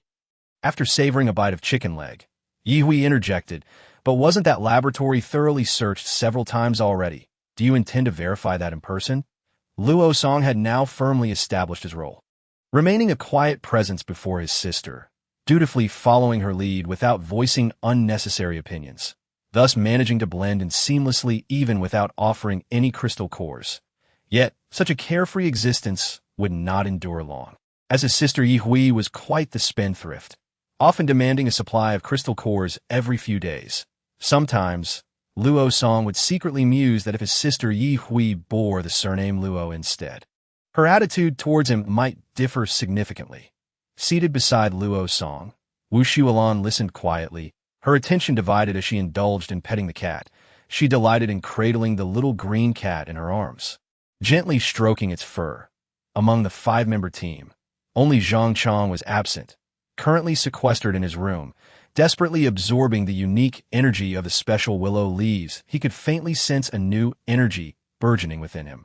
Though he had yet to learn to control it effectively, present, he was still in a phase of mere sensation that a series of knocks echoed at the door, prompting Ye Hui to think, how rare it is for someone to come knocking at our door. Jiang Zheng stood up and approached the entrance, resting his hand on the doorknob as he inquired, "Who is it?" A voice, slightly hoarse, responded from the other side. "It's me, your neighborly Dolly." Jiang Zheng opened the door to reveal a shadowy figure cloaked entirely in black robes, the hood obscuring their face as they bowed their head. Jiang Zheng discerned Dolly's identity by his silhouette. While Ye Hui expertly tossed a chicken bone into the trash without rising, directly asking, "What brings you here? We thought you had joined the main force heading to the Haicheng base." Li Dali explained that he had encountered a minor setback and had been unable to return home due to being blocked off from the main group. He then articulated his purpose for visiting. "I know you still have electricity here. With your abilities, contacting the Haicheng base shouldn't be too difficult. I thought we might arrange a transaction." Jiang Zheng opened the door wider, but did not invite him in. Instead, he leaned against the door frame. Wary, as Li Dali did not raise his gaze while speaking. "State your terms. If I find them agreeable, I shall consider your proposal." Jiang Zheng replied that while Ye Hui adopted a conciliatory demeanor, Li Dali's voice, already gravelly, took on a more metallic edge, possibly due to excitement. "I need you to confirm whether Zhang Ying has made it to the Haicheng base safely." Why Ye Hui raised an eyebrow in surprise. "Zhang Ying? Your girlfriend? Certainly. But what can you offer in return?" "I believe you might be interested in the recent large-scale clashes between zombies and the authorities," he added, falling silent thereafter. Why Ye Hui smirked coldly. Cut to the chase. "I have some interest, though not much, that, if your proposal pertains to that day's events, I suggest you contact the Haicheng base directly. The authorities would likely be more interested." Li Dali had no better recourse than to consult Ye Hui. And he continued, "I know where they have taken the captives and where they are currently hiding." Though Jiang Zheng was eager to inquire further, he maintained a stoic demeanor, his gaze on Li Dali growing more intense. Ye Hui arched an eyebrow, grinning. "Well done, Li Dali. That I never expected you to possess such insights. If the information you provide is accurate, not only can I help you locate Zhang Ying, but I can also ensure she lives a better life according to your wishes." "Rest assured, I would not deceive you in our dealings," Li Dali affirmed. Chapter 115. It was closer than expected. It was only after Li Dali departed and the door was closed that Ye Hui's previously relaxed expression turned serious. Not only was it peculiar that Li Dali sought them out for such a transaction, but his sudden appearance raised suspicions. What was even more troubling was the realization that the horde of zombies was alarmingly close. Their linear distance not exceeding 2 kilometers. The distressing truth was that Professor Dong and his research findings had been so easily taken because his most cherished student had betrayed humanity, having fallen hopelessly in love with a beautiful zombie. This left Ye Hui utterly baffled. Meanwhile, Jiang Zheng was seething with rage, cursing vehemently. What utter nonsense! To please a zombie, he sold out his teacher and humanity. Conversely, Wu Xulan grew unusually silent. Her boyfriend had also succumbed to becoming a zombie, and in the end, it had sought to consume her, prompting her to weep as she ended its existence. Now, to learn that zombies could develop intelligence and continue to foster love as long as one disregarded societal judgment was a difficult notion for her to digest, inevitably leading her to reflect on her own circumstances. Perhaps sensing her despondency, Little Green nudged her palm with its head, letting out a soft meow. "But I'm fine. Thank you, Little Green, for waking me up," she replied. Luo Song, taken aback, exclaimed, "They're right in the Hygiene Academy's laboratory. That's incredibly close. We were just there a couple of days ago, and we didn't notice anything unusual." Ye Hui shot him an exasperated glare. "Xiao Ji, rest assured, Hui, I'm already gathering information from that side. The layout has been scanned, and the most likely locations have been marked. Would you like me to project it?" "What are you rambling about? Just bring it up." Moments later, a map appeared before the group, marked with yellow indicators highlighting the areas Xiaoji deemed most probable. Jiang Zheng glanced at Ye Hui, noting her unchanging expression, and said, "I'll contact them now. If it's true, Our firepower alone one T sufficed. That agreed that why Yi didn't T oppose the notion of summoning more people. She held no misguided belief that it was unethical to outnumber zombies. In fact, she suspected that anyone holding such a belief was truly lacking in common sense. Jiang Zheng stepped out onto the balcony to make contact. Luo Song never missed a chance to needle Jiang Zheng. What could possibly be so secretive that we can't hear it? Why make a point of going out to the balcony to make a call? After rolling her eyes at him, Yi Hui retorted, "If you didn't speak, no one would consider you mute. He wouldn't be cautious around me, or Sister Xiulan, and the remaining individual hardly needs mention." Having just finished his chicken leg, Yi Hui felt unsatisfied and grabbed a snack of pork jerky. Tossing a generous bag to Wu San as for her brother, she thought better of it. He never offered her any kind words even after eating her food, so he might as well go hungry. "Hey, what about mine?" Luo Song inquired. "Dahaha." Wu Xuan tore open the packaging, handing 2 small bags to Luo Song, who was watching Yi Hui with eager eyes. She then opened another small bag, offering a piece to Little Green. Having observed previously that Yi Hui had given the cat various treats without any gastrointestinal issues arising. Thus, she felt confident in her decision, why Yi Hui remained neutral on her actions. After all, it was her portion, and she could give it to whomever she pleased. She opened a bag for herself. Yi Hui shifted on the sofa, reclining with her feet propped on the coffee table, munching while studying the projected map, contemplating the best escape route if they found themselves unable to fight. Behind the Hygiene Academy lay Haitang Road, followed by a river that flowed into the sea nearly 300 meters away, where numerous fishing and cargo ships docked at the easternmost pier. Fleeing in that direction posed a challenge, as the area offered little cover due to its clear sight lines. The front featured a 4-lane road with bidirectional traffic, opposite which were residential blocks, a primary school, and a kindergarten. To the left, past a single road, lay a large park, beyond which was a bridge leading to the opposite bank of the river. The right side mirrored the left with more residential areas. Notably, her own community was situated just to the right of the Hygiene Academy, on the eastern side. If they couldn't hold their ground, should they retreat home?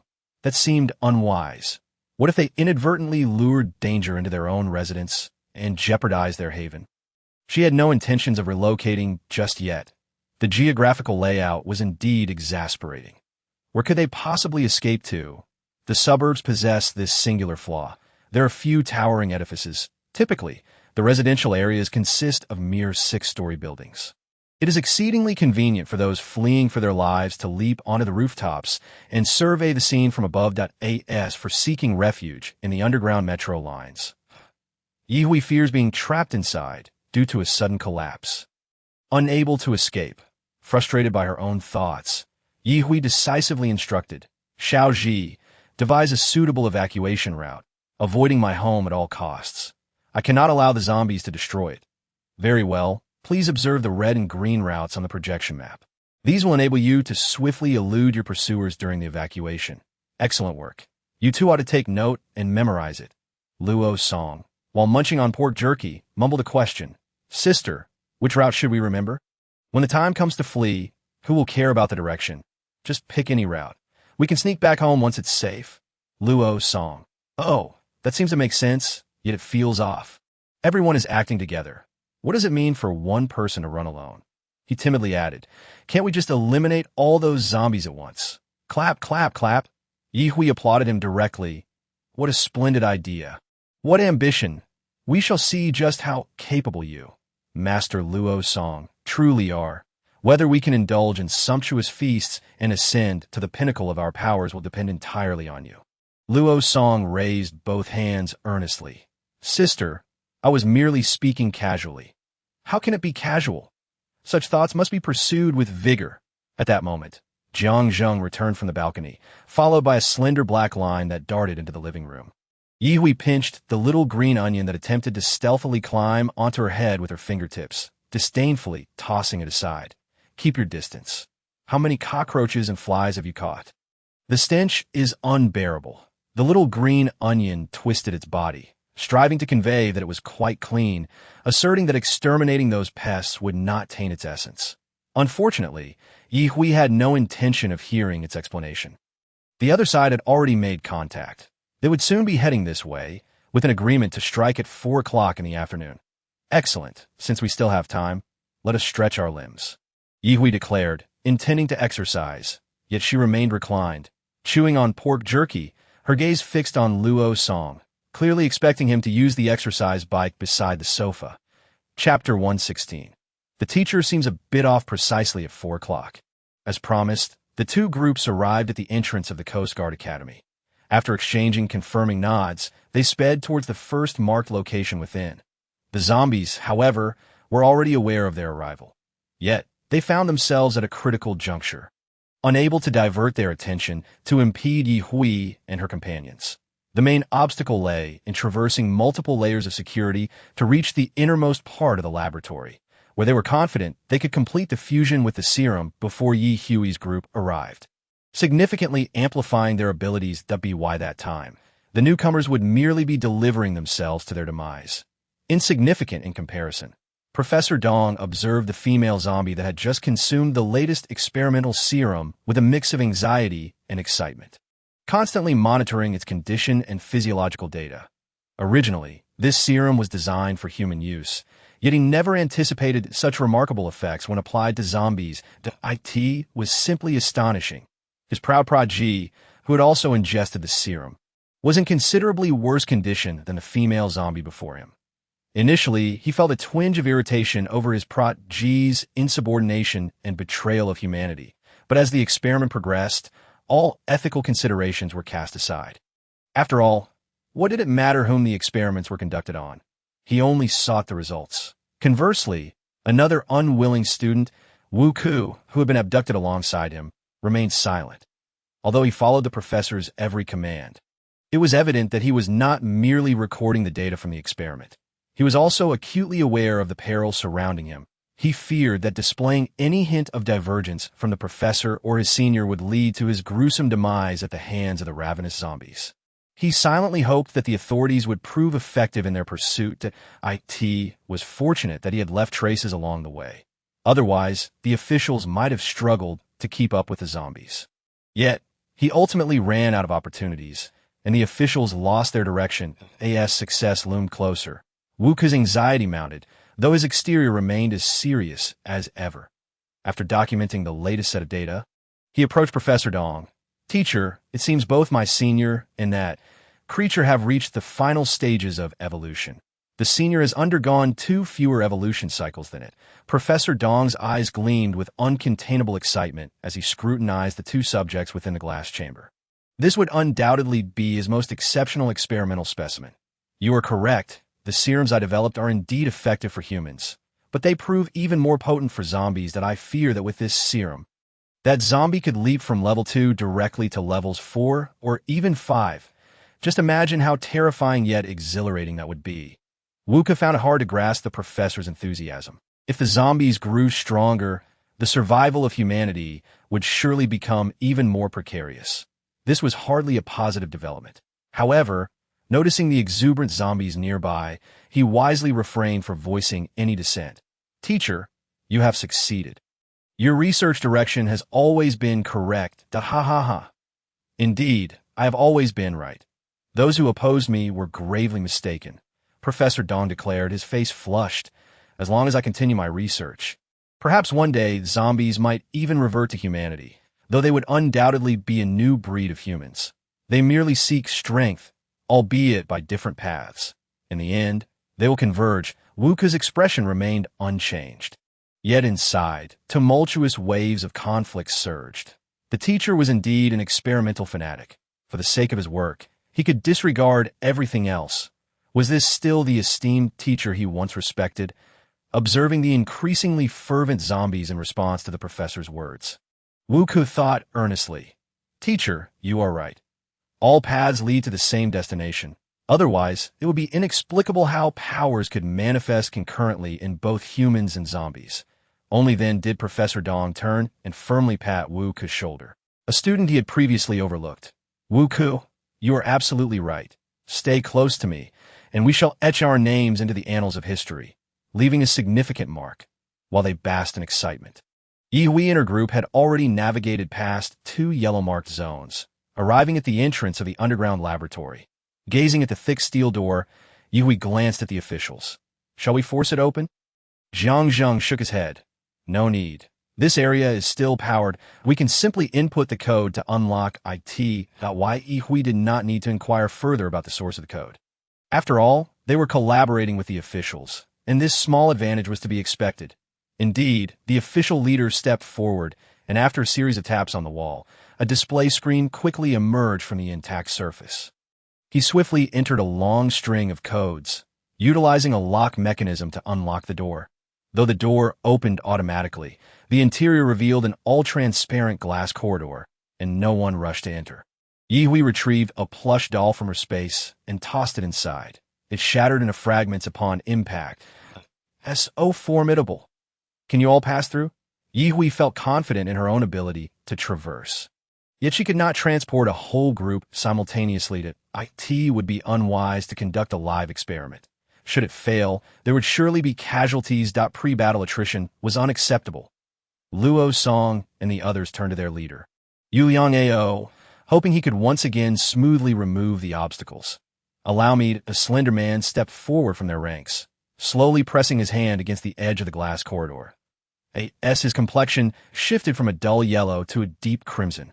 Yihui heard a series of clicks, followed by the complete extinguishing of the corridor's lights. Yu Liang Ao and his team switched on their flashlights, and Yihui produced a headlamp, tossing another plush doll inside. It landed softly on the ground, unharmed. Thus, as long as the laser system was powered down, it posed no threat. Successfully traversing the glass corridor, they were met with another steel door blocking their path. However, this time, no matter how Yuliang Ao input the real-time password, the door remained obstinately shut. Once again, a member from their team stepped forward, placing his hands against the door, channeling all his powers. Gradually, the sturdy steel door softened under his touch, and he forcefully pried open a passage large enough for a person. Hui felt a surge of envy and thought, "Impressive, truly, they are an elite team from the official forces, each member possessing unique skills. When will I be able to assemble a team with diverse abilities of my own? It seems I have interacted too little with others. My circle is limited, and there are far too few ability users. Once this ordeal concludes, I must earnestly seek out potential allies." Strangely, as they reached the final door of the laboratory, they encountered no zombies attempting to obstruct them. What is going on? Are they underestimating us? Yuliang Ao felt anxious. "Hurry up and breach the door. I fear they might succeed in their experiment. If we fail at the last moment, it would be a grave loss." Hui wholeheartedly agreed. She could not allow her endeavors to be usurped by others at the final hurdle. The last door's difficulty stemmed from the malevolent zombies coating it with a highly corrosive poison. The gold element ability user, who had intended to touch the door directly, was thwarted by the small green cat's meows of protest. Zhang Zheng resorted to setting the door frame ablaze. While completely incinerating the door posed considerable challenges. Targeting the joints of the door frame proved to be a significantly simpler task. Hui even extracted a mechanical arm from her spatial domain to deliver forceful strikes against the door. The resounding crashes reverberated throughout the laboratory, alerting the zombies and Professor Dong to the commotion.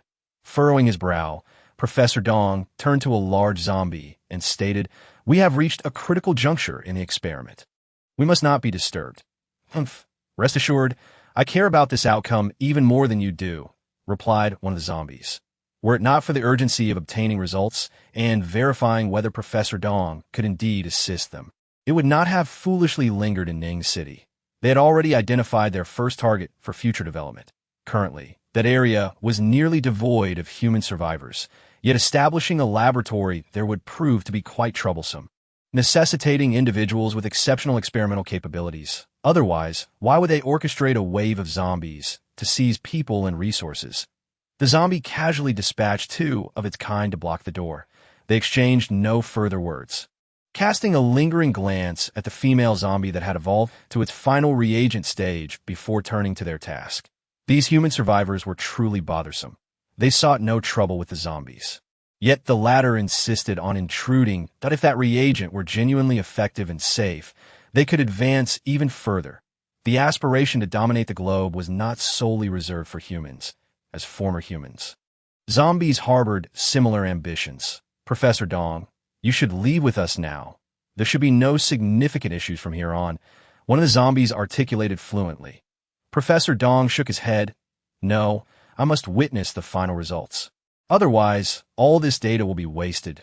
Suddenly, within the glass enclosure, his prized pupil began to display signs of distress. Mouth agape, as if in a silent wail. Then, he abruptly began to thrash violently, his eyes turning a furious red as he strained against his restraints. Wuku, ensure the data is being recorded, Professor Dong commanded, his gaze fixed intently on his pupil while instructing his student. Understood, Professor. The data for my senior has been continuously recorded. Professor, is it now a matter of whether he can endure? Indeed, I have faith in him. He will be fine. Professor Dong's attention shifted to the nearby female zombie, which was also becoming agitated, its strength evidently increasing as it yanked at the chains binding it, causing them to rattle incessantly. Soon, one of the chains around its ankle snapped, and quickly, the others followed suit. In the next moment, it lunged at the glass enclosure, locking eyes with Professor Dong and Wu Ku, causing Wu Ku to retreat in fright. Professor Dong observed the now slightly translucent eyes of the zombie, erupting in laughter, for it was indeed his successful experimental subject. Zombies typically lacked the whites of the eyes. Yet now the outermost ring of its eyes was manifesting white. If this continued, it would undoubtedly revert to a new human to that point. The world would no longer harbor any zombies, and Professor Dong would secure his place in history. Perhaps it was his laughter that provoked the female zombie, for she bared her teeth at him, sharp fangs poised to sever his neck. Soon, however, the clanking of chains drew her attention. With a swift turn, she leaped before his prized pupil, inhaling deeply, her face displaying an expression of profound ecstasy. Then, in a moment of horror for Professor Dong, she sank her teeth into his pupil's neck. The pupil, who had been thrashing violently, gradually regained clarity as he lost blood, a gentle smile gracing his face as he whispered "Ru," before succumbing entirely. Professor Dong pounded the glass enclosure in frustration, exclaiming, "Damn it, this is intolerable." His ire was not solely directed at the loss of his pupil's life, but at the destruction of the experiment's results. So close to fruition, thwarted by that ungrateful zombie. Such an offense was utterly unforgivable. "Professor, look, it's changing again."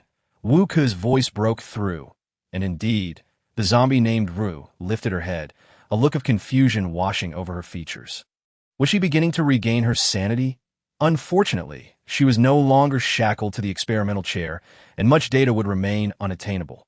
Meanwhile, Ye and her companions were engaged in a fierce battle at the entrance against two approaching zombies. The initial large zombie, upon catching sight of the female zombie in the glass enclosure, gleamed with excitement and grasped Professor Dong's arm, urging, "We must leave." No sooner had the words left its mouth than a small zombie, cradled by a one-armed woman, approached from the corner. Soon, a fist-sized black vortex emerged before them, gradually expanding. Ye, with keen eyes, attempted to close the distance to the small zombie, but before she could land a blow, a wall of earth materialized before her. Spatial confinement. Just as her skill activated, the black vortex ceased to grow, seeking death. The large zombie, enraged, unleashed a barrage of earth-based abilities toward Ye, although Jiang Zheng remained at the doorway. He was acutely aware of Ye Hui's predicament. Observing the situation, he chose not to engage, but to launch a mental assault against the earth-based zombie. Ye Hui's spatial confinement skill was interrupted, preventing her from maintaining a continuous application, allowing the black vortex to expand anew, its pace quickening. With a flick of his wrist, Jiang Zheng sent an air blast directly toward the small zombie and the one-armed woman. The small zombie let out a piercing scream, redirecting the air blast into the glass enclosure. With a resounding crash, the glass erupted into a spiderweb of cracks, which began to spread.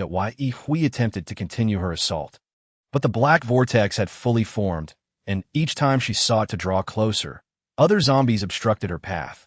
Perhaps sensing her ability to hinder their escape, the zombies collectively turned against her, making it nearly impossible for her to break free. Chapter 118. You were supposed to protect him, yet you allowed his head to explode. Attempting to use spatial confinement to crush the zombie's head proved futile. The skulls of zombies ranked 3 and above were exceptionally resilient, refusing to shatter .Ye, while dodging, employed her confinement skill on any zombie she encountered, each time she attempted to approach the black vortex. The zombies accurately blocked her path. There were a total of 20 zombies ranked 3 and above, while their group, including Yu Liang and his team, numbered merely 12. They had no desire to linger, nor did they wish to be the last to flee, thus granting Ye Hui and her companions an opportunity. First, ensure Professor Dong's safety, Yu Liang commanded. Get Professor Dong out first, the large zombie insisted. The small zombie maintaining the black vortex let out a shrill cry, evidently urging them to hasten. Elements of wind, rain, thunder, earth, water, ice, and fire intertwined within the confines of the small laboratory, creating a vivid and terrifying tableau. Wu Ku crouched beneath the impending crack in the glass enclosure, slowly edging toward the corner. The large zombie seized Professor Dong and hurled him toward the black vortex, although Ye Hui heard the call to ensure Professor Dong's safety. She was more averse to witnessing this so-called professor being utilized by the zombies. She directed a spatial confinement toward his fragile head. With a resounding bang, Professor Dong's head erupted like a firework, leaving both parties momentarily stunned. What the hell is wrong with you? I told you to focus on keeping Professor Dong safe, and you just went and blew his head off. Yu Liang's voice rose in fury. Are you out of your mind? This woman must be an undercover agent sent by the enemy. Consequently, Wu Ku became the unanimous target for both sides. The Ye Hui felt utterly innocent, asserting that her actions were for the greater good of humanity. Surely, the nation was home to many biological research professors. Losing one would not spell the end of humanity. After all, there was still another white-coated figure crouching in the corner, and one had already perished within the glass enclosure. Provoked, Yu Liang's abilities surged, and he broke through the defenses to join the large zombie at Wu Ku's side. Seizing one of his arms, that Wu Ku had never experienced the thrill of being contested between humans and zombies. Now, he merely wished to see a frail, ordinary person. He could not withstand their grasp, exclaiming, let go, you're going to break my arm. How can I continue to assist you in your experiments if I'm left without an arm? Such reasoning struck a chord, prompting Yu Liang to release his hold. Yet the large zombie grasped him and sprinted toward the black vortex. This time, they no longer needed to direct their actions. Both parties remained vigilant against Ye Hui's interference. Ye Hui thought to herself, is it me at fault? The zombies avoiding me is one thing, but why are you, my so-called allies, also keeping your distance? As a result of this delay, the large zombie seized Wu Ku and jumped into the black vortex, disappearing from sight. The zombie named Ru, cradling the deceased white-coated figure, also flickered toward the vortex, casting a lingering glance at Ye Hui before stepping into the swirling darkness. Not only did she carry the lifeless body, but she also extended a hand to pull the one-armed woman holding the small zombie into the vortex. Damn it, cried the furthest zombie in frustration. Those closer in proximity dared not linger, hastily leaping into the gradually vanishing black vortex. You think you can leave without consulting me? Y8 une à massif spatial confinement. Though it was but a fleeting second, the whirlpool had entirely vanished, leaving 13 zombies remaining in the laboratory. This was indeed a situation of equal footing. Yu Liang, having securely stashed the USB drive that Wu Ku had stealthily slipped into his hand, felt a surge of frustration within. Damn it, this mission was yet another failure. The ensuing battle was even more brutal, resulting in 2 severely injured zombies fleeing, while Zhang Chang, who had been tasked with observing the surroundings at the rear, suffered a broken leg and a sunken chest, his breaths becoming shallow. Yu Liang's side experienced the direct loss of 2 team members, with others also bearing injuries of varying severity. Unscathed, Ye Hui felt a twinge of guilt for the first time. I'm sorry. If I hadn't obstructed their escape, perhaps you all would be safe. Yu Liang glanced at her and shook his head. Aside from the matter concerning Professor Dong, you have done nothing wrong. We shall remain here, prepared for the sacrifices that this mission demands. Jiang Zheng approached, wrapping an intact arm around Ye Hui for comfort. You did well. Now, we need you to retrieve the medicine. Additionally, the injuries on the door and wall require prompt attention. Otherwise, do you still have any willow leaves? The essence of life. Jiang Zheng could only hope that Zhang Chong had accumulated enough willow leaves within him. Yes, you should take a moment to rest, Yi Hui said, gathering the necessary medicinal supplies, bandages, and even 3 hospital beds. Yu Lianga and the others, equipped with basic first aid knowledge and skills, began to administer treatment as best they could. Yi Hui carefully placed Zhang Chong on a hospital bed, shoving 5 willow leaves into his mouth. This moment. Any additional energy would be beneficial. It would be a grave pity if insufficient energy prevented his rescue. Wu Xulan was bandaging her thigh. Her spirits low, for it should have been her life that was lost, yet a completely unfamiliar new companion had saved her. Gazing at his youthful visage, tears welled in Wu Xulan's eyes, stemming from her own weakness that had forced others to risk their lives for her. If only she were as strong as Yi Hui. Even if all the zombies attacked her, she would emerge unscathed. Previously content with her progress, Wu Xulan now wished to slap herself. She was far from strong enough.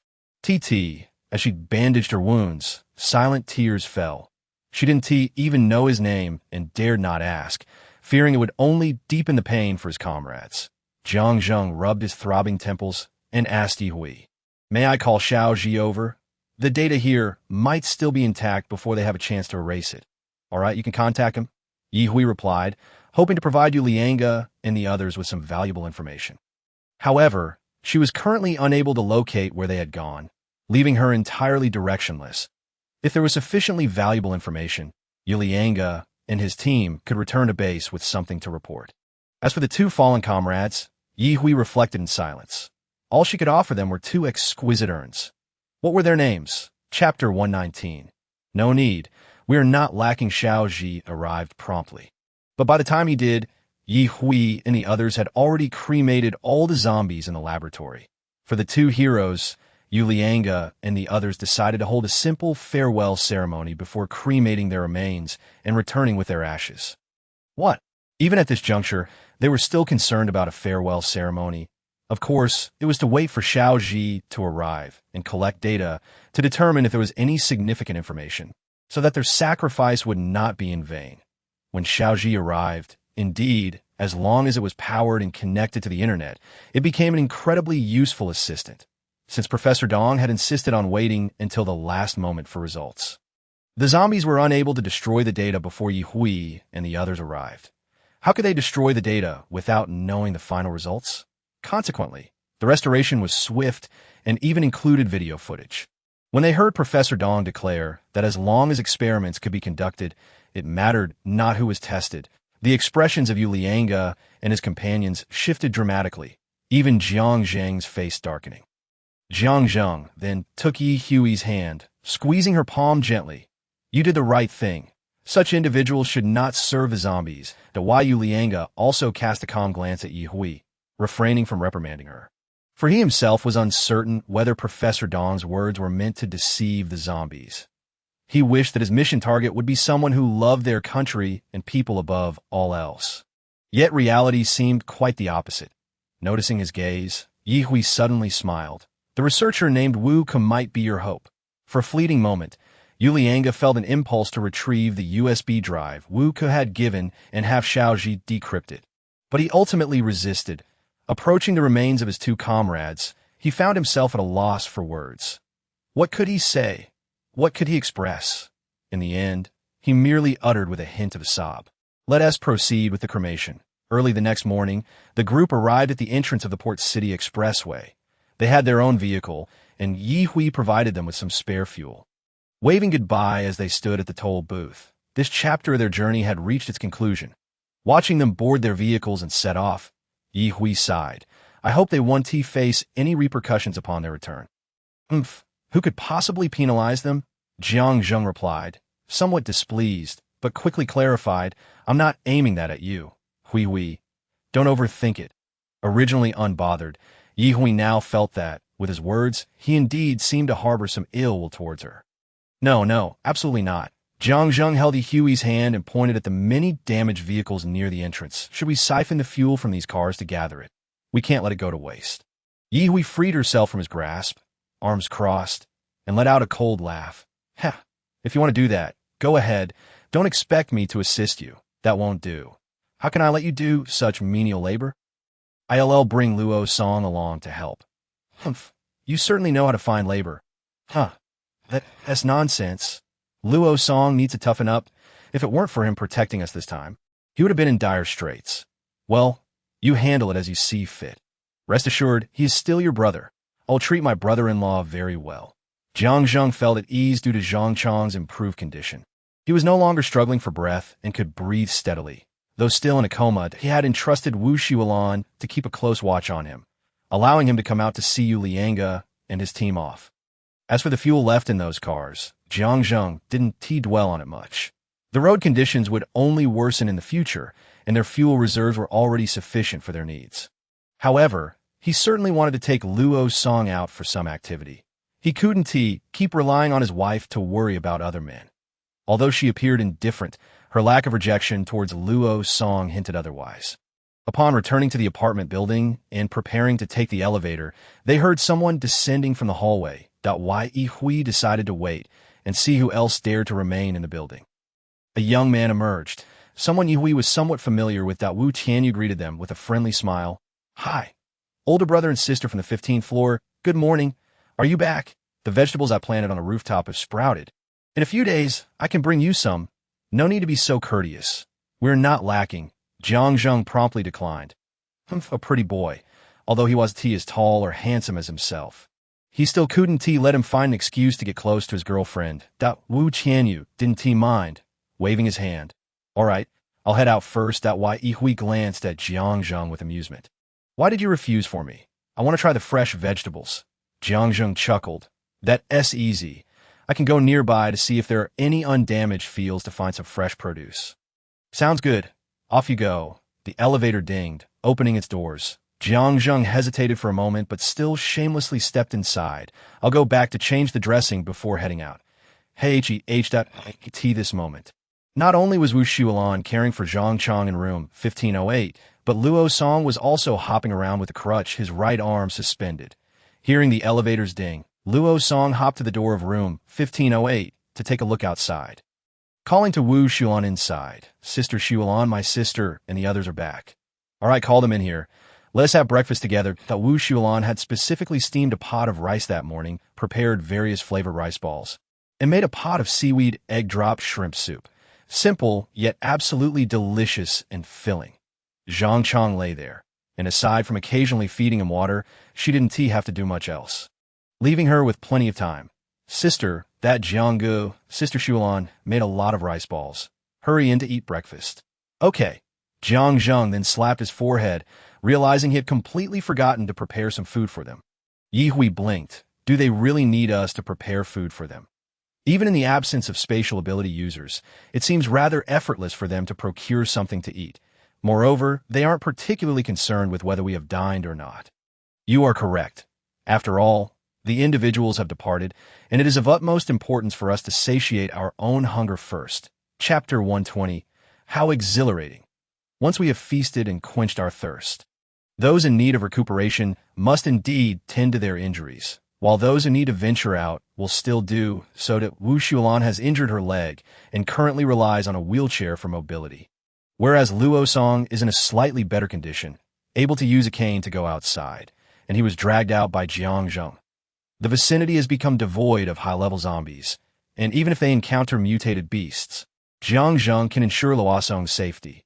Previously, he could only navigate through the horde of zombies with ease, but now, with his enhanced abilities, managing an additional person is a trivial task. Yi Hui expressed that she had her own matters to attend to and declined to accompany them. She set out with Xiao Lu and Xiao Kong. She had instructed Xiao Ji to track Li Dali's whereabouts, but unfortunately, he was in an area without network coverage, and the last known direction he headed was towards the adjacent district. There was an unsettling feeling about him. A timid individual who could rival a mouse in fear, suddenly knowing the whereabouts of those formidable zombies was peculiar. Even stranger was the fact that he had returned, yet chose not to go home, completely disregarding the vegetables he had painstakingly cultivated on the rooftop. After completing their transaction that day, he hurriedly departed. This was hardly characteristic of Li Dali. Something significant must have transpired that she remained unaware of. and Yi Hui was plagued by the feeling that if she missed this opportunity, it could lead to complications in the future. This feeling compelled her to seek out Li Dali alone. Exiting through the east gate of the community, she contemplated and decided to pass through the back entrance of the office building to search for the mutated willow tree. What if it was willing to accompany her now? Regrettably, despite repeated persuasion from Xiao Lu and Xiao Tsong, the mutated willow tree stubbornly insisted on remaining in its spot. This led Yi Hui to entertain the notion that perhaps this location was a legendary feng shui treasure. After conducting another transaction with the willow tree, she bid it farewell. Upon reaching the main road, she retrieved her long-neglected vehicle, starting it up and heading towards the neighboring district, as for Li Dali's exact location within that district, or even whether he still lingered there. Yi Hui had no knowledge, but that did not deter her from embarking on this journey. Xiaoji also reported that there were no signs of him having left along any of the routes, unless he had a little zombie capable of long-distance teleportation by his side, which was evidently impossible. Had it not been for Xiaoji's adamant refusal to venture out and take risks, she would have insisted on bringing along truly a timid and homebuddy-like artificial intelligence. Fortunately, Xiao Lu possessed a teleportation map function capable of displaying enemy positions and numbers. After a successful cleaning, Xiao Tsong climbed onto Yi Hui's head, swaying like a strand of hair in the wind. Along the way, she encountered various mutated creatures daring enough to obstruct her path, and none were spared. Just before ascending the bridge, she engaged in a fierce battle with a mutated plant, leaving half of the bridge's support destroyed. Consequently, Yi Hui uprooted it entirely and sent it into her space for confinement. How audacious to disrupt infrastructure! Did it intend to repair roads and bridges or transform itself into a bridge?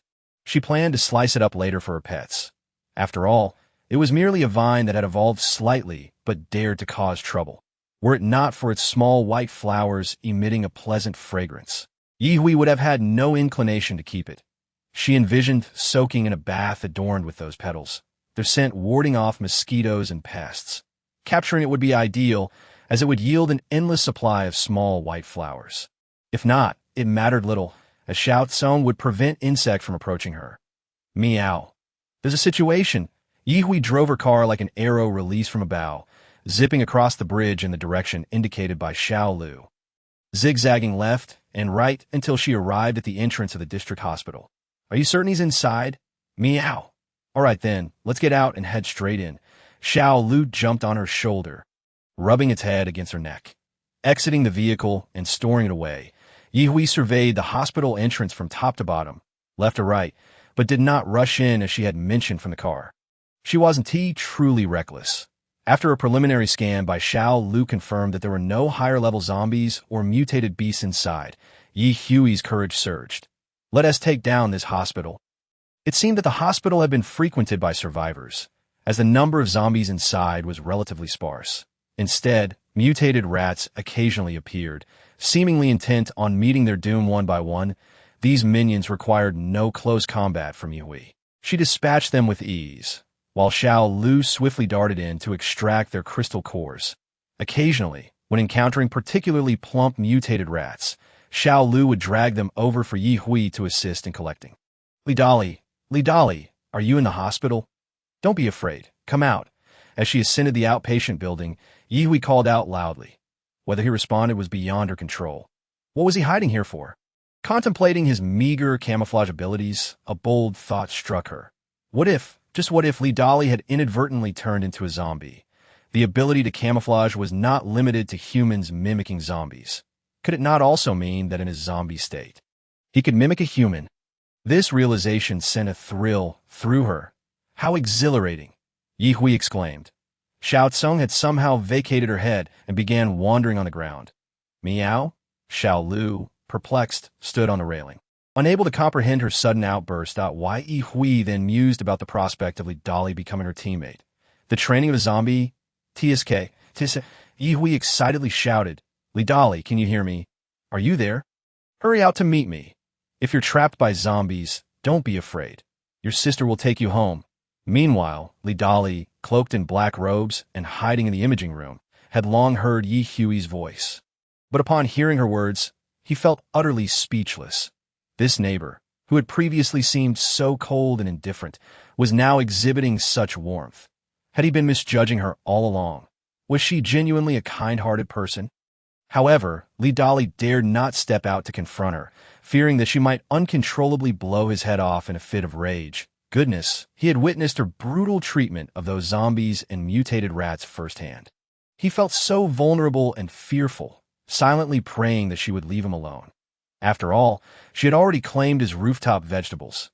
Surely she wouldn't be dragging him back to continue farming? Li Dali, come out quickly. Chapter 121. When he returns, tell him to be happy. Meow, what the heck?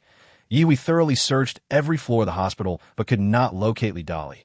Grabbing Xiao Lu by the scruff of its neck, she exclaimed, "What's the deal? Where's Li Dali? Why can't we find him?" Meow, meow. The squirming Xiao Lu was casually tossed aside by Yi Hui.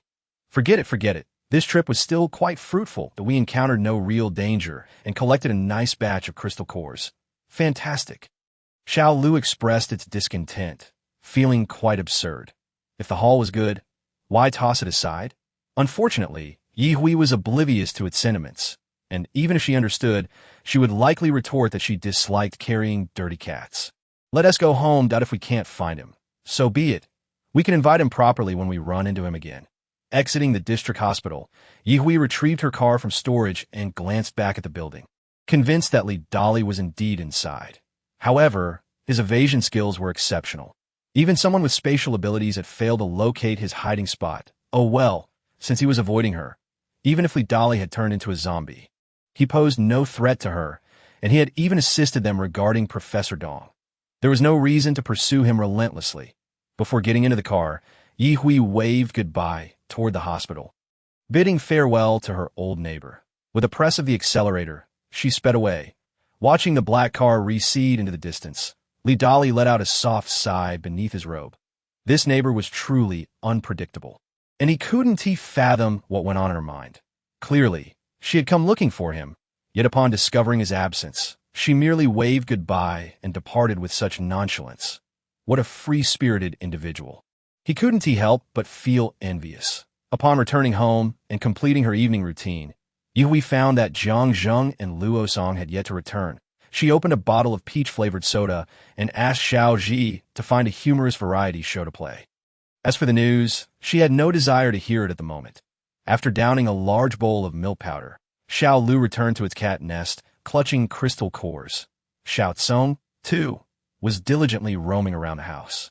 If one were unaware of its true nature as a scallion, they might mistake it for a snake. Performing an unconventional cleaning of the space, Xiao Tsong was now feasting on the mosquitoes, flies, and the occasional cockroach that dared to appear. Thanks to its presence, their entire floor remained impeccably clean. Yet, it had been quite some time since Yi Hui had enjoyed scallion pancakes. It was nothing major. Each time she considered having some, seeing the dark, snake-like scallion slither around the house instantly killed her appetite. Did she want to eat it? No, she did not. There were countless delicacies. It wasn't as if scallion pancakes were the only option. Taking a sip of the ice-cold peach soda, she felt a refreshing wave of coolness wash over her. The once ubiquitous exercise bike generators are now becoming increasingly rare, as Yi Hui's daily physical regimen no longer necessitates their use. Electricity is now solely derived from solar energy. Tap, tap, tap. Yi Hui opened the door with a bottle in hand, for the only ones left to knock are a few familiar neighbors residing nearby. It is Wu Xiulan, who travels in an electric wheelchair. Hui, you're back. I'm almost finished preparing lunch. Why don't you come over to my house to eat? She continued. I just called Brother Jiang and the others. They said they want to be back for lunch, so we need to wait for them. All right. Thank you, Sister Solange. Is Zhang Chong still alive? Rest assured, his condition has improved significantly since yesterday. He may awaken either tonight or tomorrow. Yi Hui responded with an "oh" and inquired, should we bring him a bottle of nutrient solution? After a moment of silence, Wu Xiulan asked, can you give injections? I cannot. Neither can I. Why? Yi Hui thus felt reassured. Well then, we shall discuss it when Jiang Zheng returns. In any case, we cannot do it, so let us just give him some water. Let us go eat then. What about Xiao Lu? I prepared a portion of mutated rat meat for it. Yi Hui intended to say that Xiao Lu was nestled away, But in the blink of an eye, Xiao Lu darted into Wu Xuelan's arms, meowing in a solicitous manner. This is certainly not my cat. Upon entering Wu Xuelan's home next door, Yi Hui observed that although she was currently limited in mobility, her ability to cook had not been hindered in the slightest by her electric wheelchair. Glancing at the dishes laid out on the table, Yi Hui asked, "Do you need me to leave some ingredients in the refrigerator?" Wu Xuelan did not decline and nodded in agreement. The fresh ingredients in her home as refrigerator were indeed dwindling. The rice balls from this morning were delicious. Sister Xuelan, please make a few more, and I'll store them. Sure. What flavors do you like? I can make a bunch. I enjoyed all of those from this morning. I have no particular preferences. Yi Hui indicated that she was not picky at all, as long as there was something to eat. Of course. This was merely her assumption, but Wu Xuelan nodded. Currently, as she was recuperating from her injury, she could not eat spicy food, seafood, or any stimulating dishes, so the food on the table was almost entirely prepared for Yi Hui. Seeing her eat so little, Yi Hui remarked, "In truth, our bodies are vastly different from how they were before the apocalypse. We both healing, yet back then, there were so many restrictions on what we could eat. Now those taboos have dissipated. You must be able to feel it. The body's self-healing abilities have improved tremendously. I understand that. I just thought that by being slightly cautious with my diet, I could recover a bit faster." Wu Xuelan remained gentle, yet she was steadfast in her beliefs. Yi Hui would not force her views upon someone so obstinate.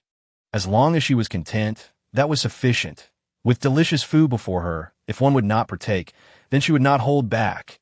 Enjoying the meal, she did not need to tidy up afterward, as Wu Xuelan insisted that she return to rest, promising to handle the remainder. Could Yi Hui possibly refuse such a kindness? Absolutely not. Upon returning home, Xiao Lu's belly was already round and plump, nearly unable to move on its own, until Xiao Ji pushed it into its cat bed. "Hui, it seems there's an 80% chance that you and Luo Song's mother are expecting again. Congratulations, you will soon have new little siblings." Yi Hui playfully patted Xiao Ji's head. "Do I appear to be so eager for news about her? You may not wish to know, but I believe you have the right to be informed. Next time, refrain from doing what you think is appropriate. All right, Hui." Oblivious to having narrowly escaped a situation, Xiaoji eagerly resumed playing a paused comedic variety show for Yi Hui. However, the laughter that once accompanied her viewing had vanished. She found herself unable to smile at the antics of the comedic performers. She did not believe she would care about Song Wanting's situation. Although she was her nominal birth mother, that was merely entitled. In truth, they would scarcely recognize one another if they met, each a stranger to the other. This news could wait until Luo Song returned to share with him, allowing him to feel a moment of joy. Chapter 122. What a commotion! Is she really that kind of person? In June, the weather is as changeable as a child's face. Without warning, a typhoon swept through, accompanied by thunder and lightning in the far distance. Layers of dark clouds were tinged with red hues. It seemed as though only Ning City was shrouded in ominous clouds while other areas basked in sunshine. Standing before the balcony window, Yi Hui gazed for a while before drawing the curtains. Meow. Xiao Lu gracefully leapt down from the flower rack beside her. The blooming roses and begonia thrived, while the aloe vera stretched upward in a determined flourish. 2 pots of spider plants hung above, their stems cascading down, adorned with clusters of white blossoms. A row of sunflowers drooped, appearing as though frost had struck them. While Yi Hui glanced at her own garden. Despite having planted so many flowers and plants, only the scallions had mutated. Were these flowers simply lacking in vitality? Hey, at least put forth some effort. As for the mutated vine she had collected from the bridge a few days prior, Yi Hui had given little thought to releasing it for fresh air. Aside from occasionally using a few of its blossoms for her baths, she was entirely unconcerned about whether it might perish within. Xiao Lu meowed again and dashed into the living room. Sensing Yi Hui's mood soured by the foul weather, it wisely chose to keep its distance. That a wise cat knows when to be discreet. Xiao Ji sat upright on the coffee table, and upon her return, automatically announced, "Hui, your birth mother has attempted to contact you in various ways, but has yet to succeed." When she tried to reach Luo Song, he rebuffed her, and they are currently in a cold war. TSK, she still has given up on reaching out to me. Does she really think a few words will sway me? It certainly seems she believes so. Furthermore, Your biological father and your half-brother, Ye Nan, at the Anqing base are also trying to contact you. They have the notion of moving to the Haiqing base after learning that Yiling is safe there. Yi Hui felt utterly speechless. It was no wonder that Yifangzheng and Song Wanting had once loved each other fervently enough to marry. They were clearly cut from the same cloth. It was entirely normal for them to eventually fall out. Don't you have any other news to share? Must you only relay their tedious updates? I have something that may pique your interest. Your current stepfather son has taken a fancy to your half-sister. Yiling, unfortunately. Yiling is playing hard to get, attempting to leverage him to connect with the higher-ups of the base. In response, Yi Hui exclaimed, "Wow, what a situation! It seems that indeed, not a single family member can enter a household without bringing their quirks. Does Miss Song know about this? Not yet. Should I give her a hint? Yes, absolutely. It appears that their lives at the base have been too comfortable. They ought to spice things up a bit, enriching their daily routines." Yi Hui wore a look of delight, reveling in the drama. There's one more thing. I currently do not have complete clarity, but the Haiqing base also has artificial intelligence in place to prevent information leaks. So I didn't take the liberty of continuing my attacks. There's something significant at stake. Indeed, during my time at the Haiqing Police Academy Laboratory, Yu Liangao acquired a USB drive containing information meticulously recorded by Wu Ke. I copied a portion of it, but to avoid unnecessary misunderstandings, I withdrew promptly. As Xiao Ji relayed this, it projected the information onto the screen for Yi Hui to see. Goodness, I never expected Wu Ke to be the hope of humanity. Please check if Yu Liang'ao's team is still at the base. If not, attempt to trace their current whereabouts. Of course, leave it to me. Yi Hui tore open a packet of extra spicy snacks, feeling the heat as she indulged. Yet reluctant to stop, continuing to munch on one after another. Over 2 months had passed, and construction at the base persisted. It appeared that Haiqing base was indeed being established as one of the last strongholds for humanity. Not to mention, for ordinary people able to reside there, safety had greatly improved. The zombie city across the way must also be nearing completion. Ning City was essentially situated between the two. If she were to seek Wu Ke, he would likely be in the forthcoming zombie city. While Yi Hui considered herself quite capable, she was not so arrogant as to believe she could confront every zombie. She would not venture there to meet her demise. Sneaking into that city was no simple task, for many mutated flora and fauna coexisted with the zombies. Oh, how spicy. After finishing the last of the spicy snacks, Yi Hui reached for a box of cold milk, inserting a straw and drinking deeply. Although she was unsure who claimed that milk alleviated spiciness, Yi Hui felt that whoever said so was indeed correct. At least in that moment, it was no longer spicy. Should she relay this information to Jiangzheng? How would he choose? Would he continue to stand by her side? Yi Hui found herself curious. Contemplating this, she opened the door and knocked on the door next door. Jiangzheng emerged from room 1508. I heard a knock. Do you need something? I'm here doing rehabilitation for the wall. Once you finish, please come to my house. All right, before Yi Hui could return home. The door to 1505 opened, revealing Luo Song's head, who smiled wryly at her. Sister, can I talk to you for a moment? Yi Hui responded firmly. I do not serve as anyone's emotional dumping ground. You should process your own negative emotions. With that, she returned home and shut the door with a sense of finality. What a commotion! Is she truly the kind of person to comfort others? How naive! Jiangzheng chuckled softly. Why not share your troubles with me? As men, we should communicate better. Humph, I have no need for that, he thought. How could he speak ill of Jiangzheng's mother? Surely, he was not lacking in common sense. If he were to confide in his sister, it would merely be because their mothers were the same. It was merely a matter of speaking to as for others. That was absolutely out of the question. He was still aware that he needed to preserve his mother's image in public. After Jiangzheng finished assisting Zhang Chong with a complete set of rehabilitation exercises, he sought out Yi Hui. Yi Hui, not one to hold back, instructed Xiao Ji to relay all the information regarding Yu Liang'ao and Wu Ke to him. Subsequently, Jiangzheng remained silent for quite some time before finally sighing deeply and addressing Yi Hui. My elder brother should be aware of this matter, yet he has chosen not to inform me, clearly wishing for me to stay out of it. And what do you think about it? Jiang feared that Yi Hui was unaware that Fujian City had been entirely overrun by zombies and mutated flora and fauna, and he worried she might entertain thoughts of venturing there. He quickly added, "I share the same sentiment. We have done all we could in this matter, and it is unnecessary for us to go out of our way to assist others." Chapter 123.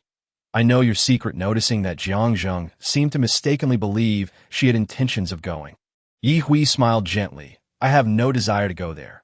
Jiang let out a great sigh of relief and replied, "It is fortunate that you do not wish to go. It would already be an extraordinary feat for us to clear the zombies in Ning City." "Indeed, but I do not possess such grand aspirations." Yi Hui replied playfully, "You need not worry about me jesting with my own life." Although her actions sometimes appeared reckless, Yi Hui believed that was merely because the zombies were of a lower level. Regardless, she felt she could always escape. Yi Hui had a lingering suspicion that Jiang was also aware of the intricacies of Fujian City, perhaps indicating that he, like her, had been reborn. However, there was no trace of him in her memories.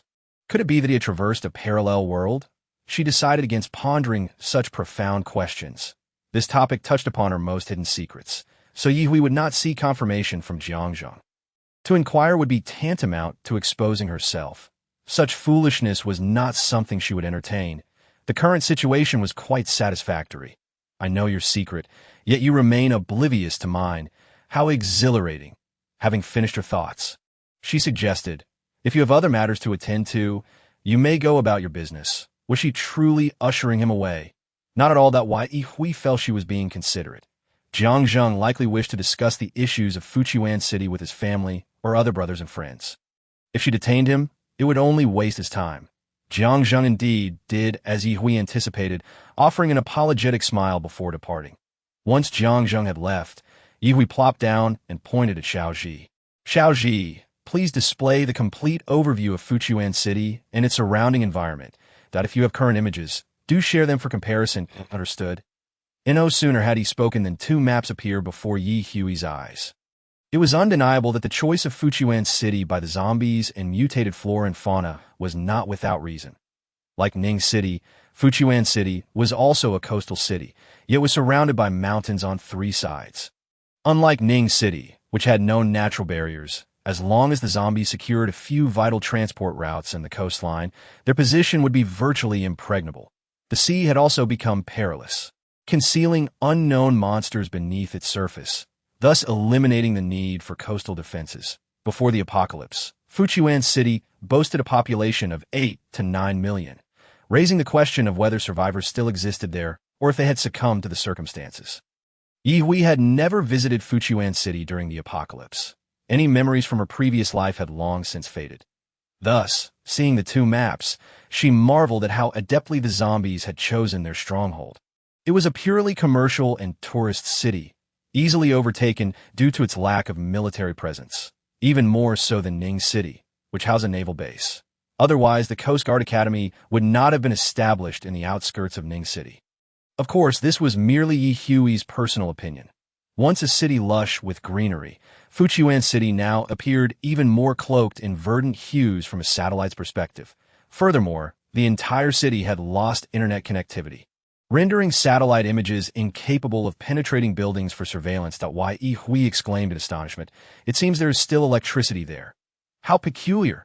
After the zombies evolved, their intelligence has surpassed that of humans. They too pursue a higher quality of life. Xiaoji, I must say, I find your choice of words rather displeasing. Understood, Hui, I shall be more mindful of my speech in the future.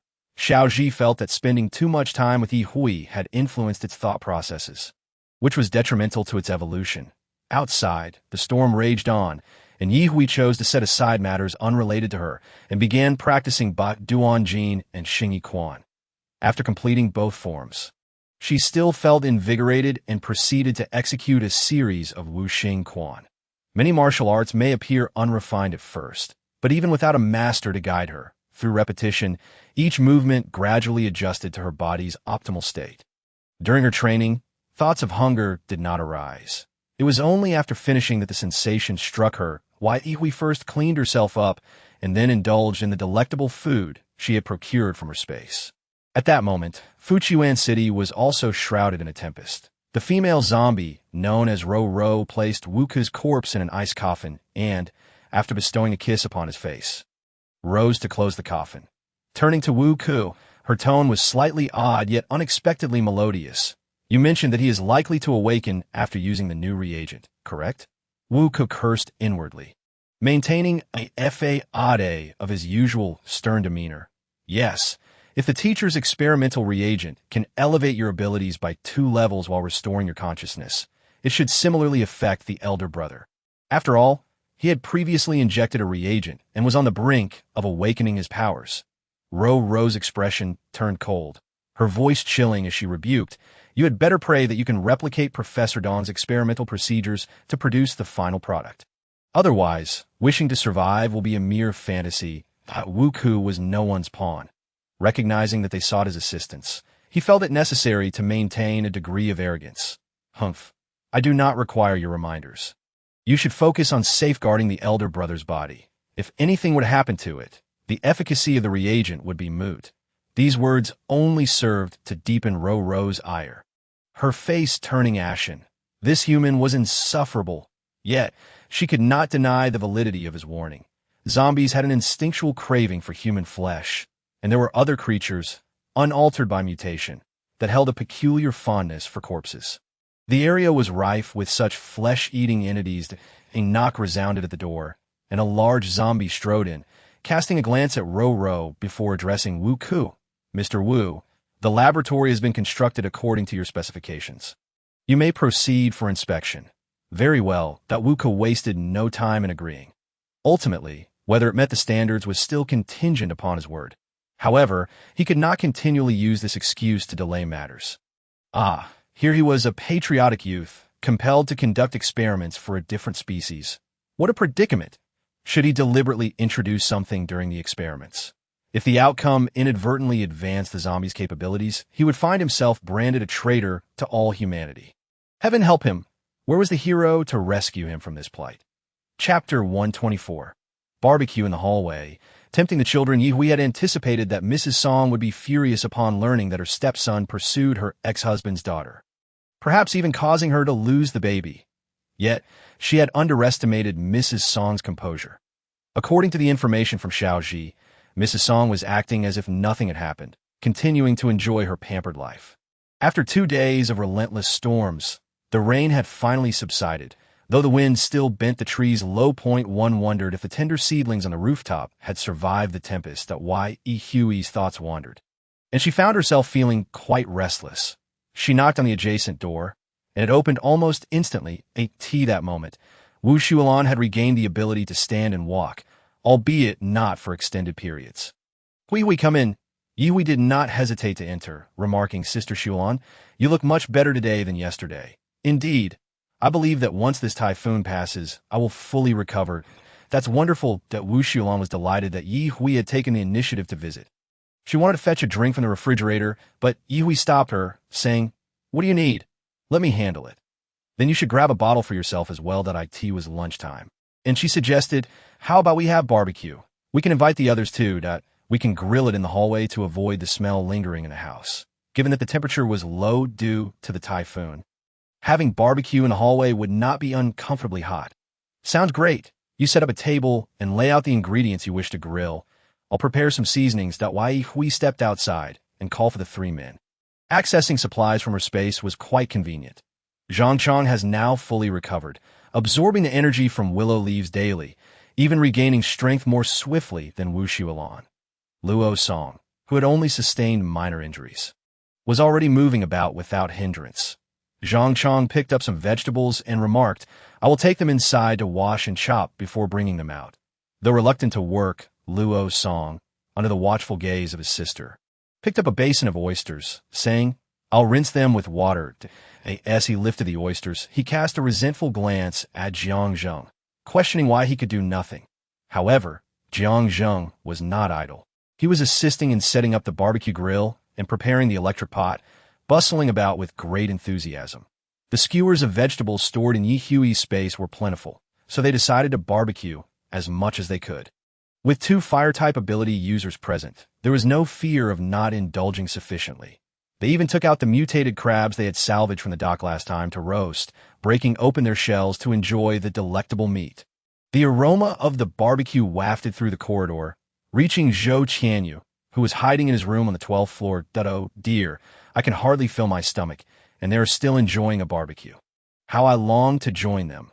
Oh heavens, all the bodhisattvas and deities, I beseech you to grant me a supernatural ability. My child is on the brink of starvation. Little did Hui and the others know that a pitiful soul on the 12th floor was salivating at the scent of the barbecue. While they were genuinely reveling in their feast, the frustration of being unable to go out during the typhoon dissipated entirely amidst their indulgence. Zhang Chong raised a glass, proclaiming, a toast to everyone. Feel free to indulge, that I shall say no more. It is all in the drink. With that, he gulped down his drink in one go. Jiang Zheng, chuckling, also raised his glass for a sip before resuming his task of peeling crab shells for Yi Hui. After all, anything with shells that Yi Hui enjoyed eating, he would take the initiative to peel for her. Luo Song had grown accustomed to this. He had no choice, as this fellow always prioritized his sister during meals. He pried open an oyster shell, dipping it into the special sauce crafted by Xiaolan, and the flavor was truly exceptional. Sometimes he found himself lost in thought, wondering if this was truly the end of the world. Was life not a bit too comfortable? Indeed, his decision to seek refuge with his sister had proven wise. Following his mother in the base would only lead to frustration. The thought of his mother being pregnant, soon to have a younger sibling, left Luo Song feeling despondent, channeling his frustration into an insatiable appetite, devouring oysters at an alarming rate.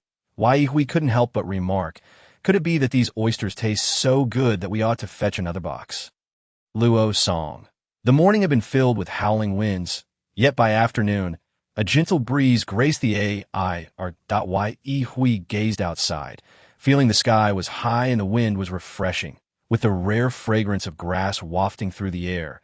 A perfect day to venture out. It had been many days since she last collected crystals, and the zombies were likely waiting for her attention.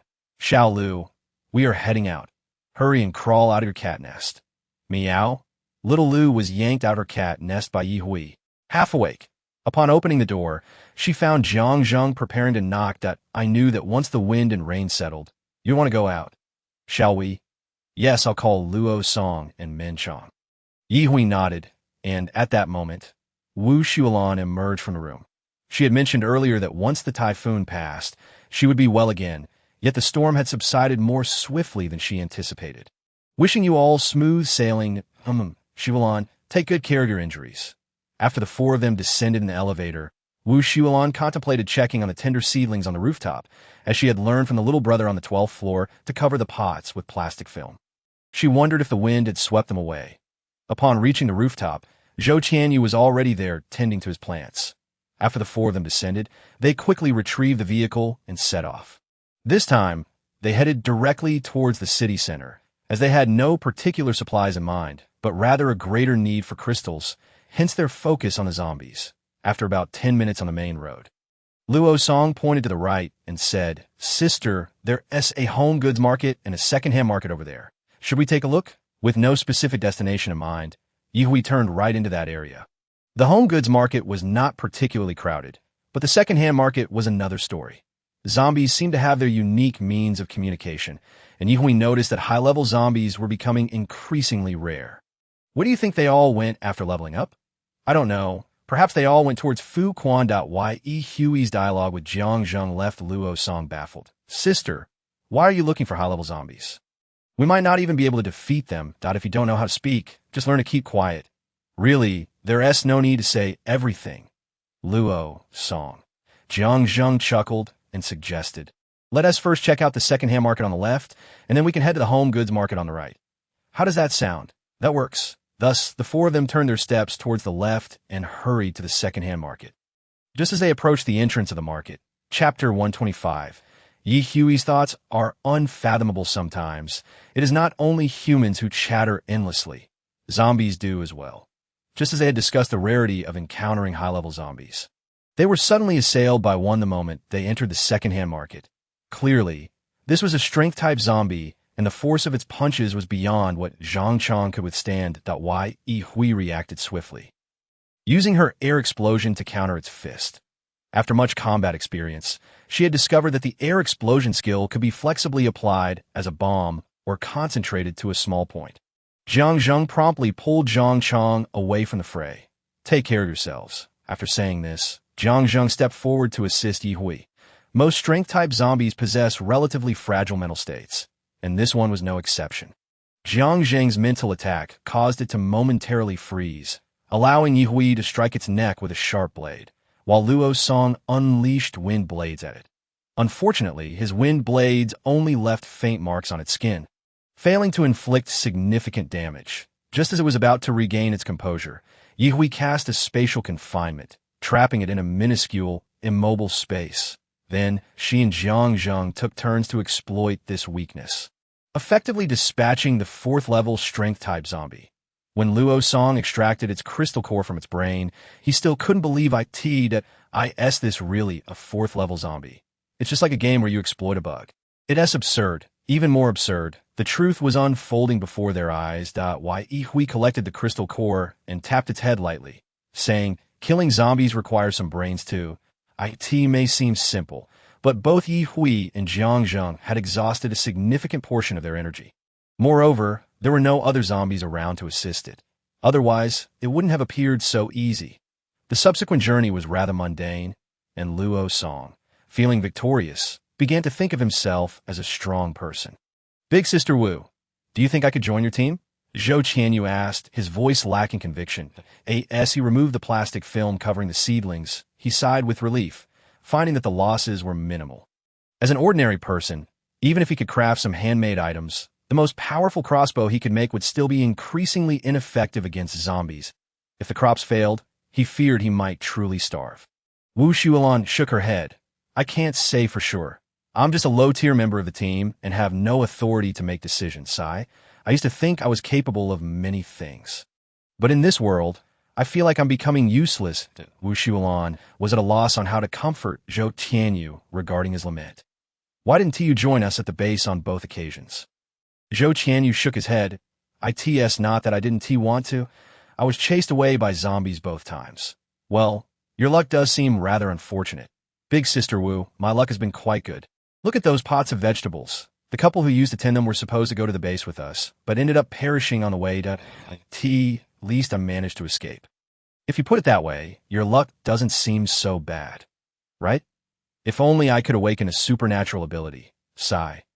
As he spoke, Zhou Qianyu couldn't help but sigh, feeling that the greatest favor bestowed upon him by fate was that he had not become a zombie. Beyond that, he felt abandoned. Was it something he didn't want? He would dream of it, but every day he opened his eyes, it remained absent. The Wu Shuolan could only express her helplessness. Originally, she had thought Yi Hui and the others would return quite late. Yet unexpectedly, they were back before dinner time. Jiang Zheng remarked, "The air no longer reeks as it did at first. You can hardly detect the foul odor unless you sniff closely," with a playful smile. Yi Hui teased, "Are you suggesting that moving to the villa would be more comfortable?" "Ha! My Hui is indeed sharp as ice and snow." Luo Song scoffed softly, muttering, "Since when did my sister become yours? Are you dreaming?" Yi Hui didn't insist on living there. Her concern was that if they stayed on a lower floor, they might not have time to react in the event of a sudden influx of cockroaches or rats. Fortunately, over 2 months had passed without any of her fears materializing. She wondered if the mutated plants had resolved the issue that if you don't want to go, staying here is also quite nice. Jiang Zheng quickly added, primarily, he had just returned from a home goods market and remembered that the bed he had purchased for a high price was still left in the villa, unclaimed. If this were to be ruined by zombies or something else, it would indeed be a tremendous waste. It's not that I feel heartbroken. It's just that with the global industry at a standstill, acquiring such a comfortable bed in the future seems far more complicated than merely spending a little money as before. After all, the places marked on the international home furnishing market have yet to acquire a similar bed. However, Yi Hui unexpectedly agreed. "All right, let us head over there shortly. We can stay the night, and tomorrow we'll set off from there to explore the deep-water pier." According to the information received from Xiaoji, there are still abundant mineral resources and oil at the deep-water pier. Moreover, she possesses a leisure fishing boat, which would be splendid for catching some mutated seafood to change things up. Her thoughts leapt from the topic of moving to the idea of going out to sea for fishing. Although the ocean harbors certain dangers now, with 2 psychic ability users present, failing to utilize their powers would be a disservice to them. Initially, Wu Xiaolan thought she would remain behind alone, but to her surprise, she heard Ye Hui turn to her and say, "Sister Xiaolan, you should prepare to join us as well, that we might need to stay at the deep water pier for a few days." "All right," Ye Hui said, contemplating for a moment before addressing the others. "I'll take Xiao Lu down for a bit. You all tidy up your things first." Without waiting for a response, Ye Hui dashed off. Naturally, she intended to continue her friendly exchanges with the mutated willow tree. What if it was willing to relocate? That would provide her with another formidable ally. Although she had never witnessed the mutated willow tree in action, she assumed its capabilities were not to be underestimated. This time, when Ye Hui received a rejection, she did not leave immediately, but persisted in her attempts, eventually wearing down the mutated willow tree's resistance. When Ye Hui tempted the mutated willow tree with mutated crab meat, it finally ceased its objections. Indeed, after consuming so many terrestrial creatures, what harm was there in a change of flavor?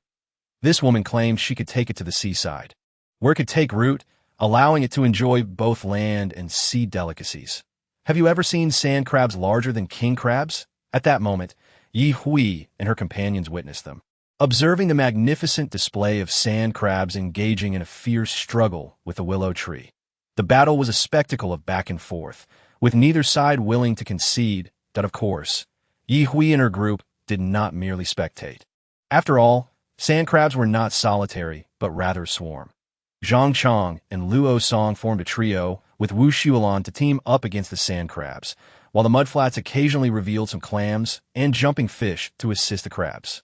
The coastal bounty remained as plentiful as ever. While Ye Hui was busy both harvesting and battling, with Jiang Zheng and Wu Xiaolan's fire abilities incinerating the crabs, filling the air with the delightful aroma of grilled seafood. The mutated willow tree attracted the majority of the attacks, allowing Ye Hui to steal a taste of the sand crabs amidst the chaos. One must admit, sand crabs are ill-suited for direct grilling, lacking the flavor of stone crabs and needlefish crabs. However, the mutated willow tree was evidently less discerning. Its wildly swaying branches demonstrated its excitement. Not only did the tree's branches engage the enemies, but its roots beneath the sand were also quite active. In comparison, the small clams and shells were woefully outmatched. This particular stretch of sand crabs was not infinite. After about an hour, the beach quieted down. The girl collecting shells had gathered a whole basket.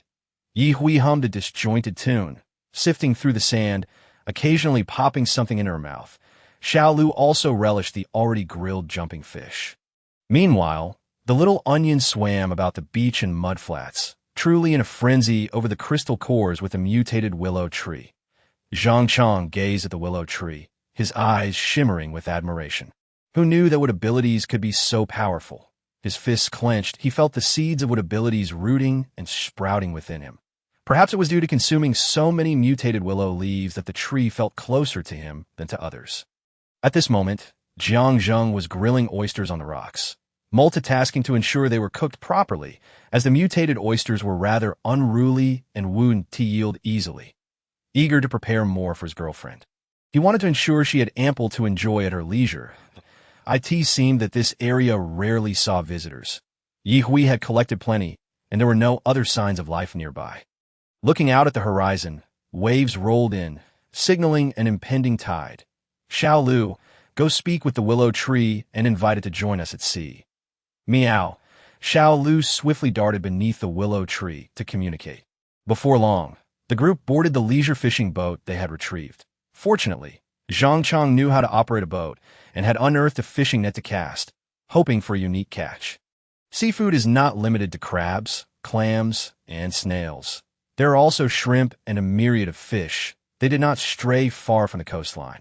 Once the mutated willow tree boarded the vessel, it wrapped its roots around the boat's bottom, effectively safeguarding it from being punctured by any sea creatures. Ye Hui felt exceedingly wise for having brought the mutated willow tree along, and it required no feeding. Not only could it manage its own sustenance, but it could also use its branches to fish for their meals. Alu, just stick with me, sister. I promise you'll dine splendidly and live a delightful life. As she spoke, she offered it a grilled sea fish it had caught. It was uncertain how a tree digested fish, shrimp, and crabs, but the mutated willow tree genuinely contemplated Hui's suggestion after accepting the grilled fish. Zhang stood at the bow of the boat, leaning against the railing, gazing into the distance. Their fishing vessel hugged the shore, and just offshore, small islands dotted the landscape. These islands ensured that even with rising tides and winds, the waves remained manageable. Using his psychic abilities, he meticulously scanned the waters for potential threats from below. But to his surprise, there appeared to be no formidable marine creatures nearby. In fact, he even spotted a shadow the size of a small fishing boat swiftly departing the coastal area. What could be so enticing in the deep sea for these increasingly powerful marine creatures? Or perhaps, for them, the nearshore had become too limiting for their activities and battles? Others, sensing his focus, refrained from interrupting him. Hui, meanwhile, was enjoying herself beneath the willow tree, while Wu Xulan, seated in her electric wheelchair, diligently managed the grilling. As they relished their leisurely seaside fishing day, they remained unaware of a figure lingering below the apartment. Hesitant to approach, seemingly grappling with a difficult decision on the 12th floor, Zhou Qianyu watered the hydroponic vegetables he had planted on his balcony, noticing the cloaked figure had appeared for the 6th, 7th, or 8th time below his home. Initially, he could not discern who it was, but after so many encounters, he realized it was Li Dali, who had previously clashed with him on the rooftop. Given that he was still in the city, why did he not return home? Why leave the hard-earned plans on the rooftop for Wu Xulan and her group? It baffled him. Could it be that his girlfriend abandoned him, leading to a mental breakdown? Regardless of Zhou Tianyu's thoughts, he had no intention of greeting Li Dali. After all, they were merely distant neighbors with no close relationship. Although they belonged to the same owner's group, their rapport was far from amicable. Moreover, that group had long been defunct. It was only because he scavenged for small solar panels that his phone still functioned. Yet he found himself at a loss for whom he could contact. Once again, his gaze fell upon Li Dali, who had wandered by for what felt like the 7th, 8th, or 9th time. Zhou Qianyu's scattered thoughts began to coalesce. What was wrong with him? Could he have turned into a mindless zombie? Surely not. After a considerable time, Zhou Qianyu heard hurried footsteps in the usually quiet corridor, growing increasingly rapid that a sense of dread washed over him. Who was it? A person or a zombie? If zombies could ascend the stairs, they would no longer be the low-level variety, leaving him with no escape. Regardless of his speculations, the footsteps drew nearer, seemingly heading up the stairs. Thank goodness. It was he looking for him. Idali arrived at the door of 1501. Having hesitated for so long below, finally mustering the courage to seek out Hui once more, and now stood at her door. Chapter 127. Since he is so eager, there is no need to inform him. For several consecutive days, Li Dali failed to encounter Hui. After all, she was happily spending her days fishing and shrimping in the bay near the pier. This left Li Dali somewhat agitated. Had Hui and her group abandoned this place? Where could he possibly find them? Previously, Hui had specifically gone to the nearby hospital to search for him, but he had hidden away. Now, he found himself in the position of seeking her out. He had thought she would never leave, considering she had always remained here without any indication of leaving. As he paced back and forth in the corridor, he could not help but pound the wall several times, causing chunks of plaster to flake off. Surely they hadn't already left the city? The more he thought, the more agitated he became. And just as he prepared to strike the wall again, he heard footsteps ascending the stairs. The footsteps were light and continued upward. The rooftop. That kid on the 12th floor. Li Dali felt he had found a way to contact Hui and her companions. If he could not reach the main person, it would suffice to connect with those around her. As long as he could establish contact, that was all that mattered. Thus, he hurriedly dashed towards the staircase. Meanwhile, Hui and her group remained blissfully unaware of the unfolding events. After several days aboard the fishing boat, Hui expressed her growing weariness of the place and her desire for a change of scenery.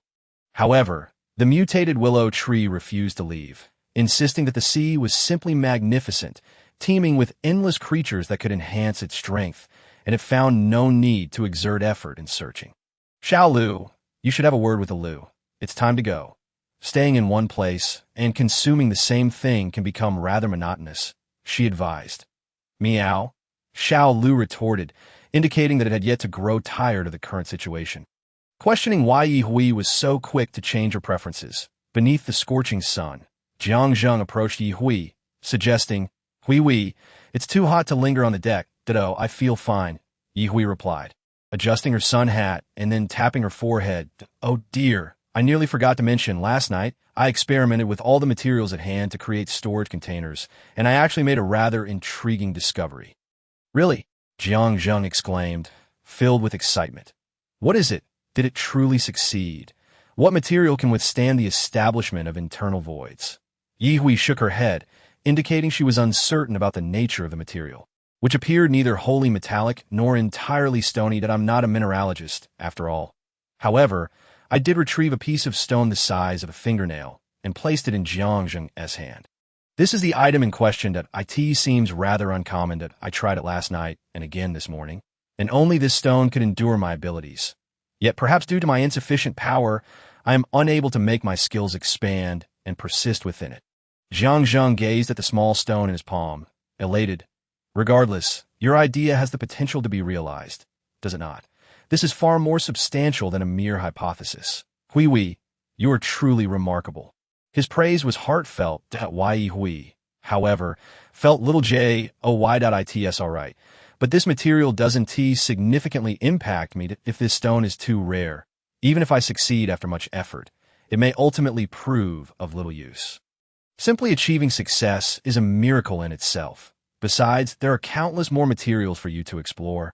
Once you fully create a storage device from this stone, believe me, you will be inundated with offers from various bases.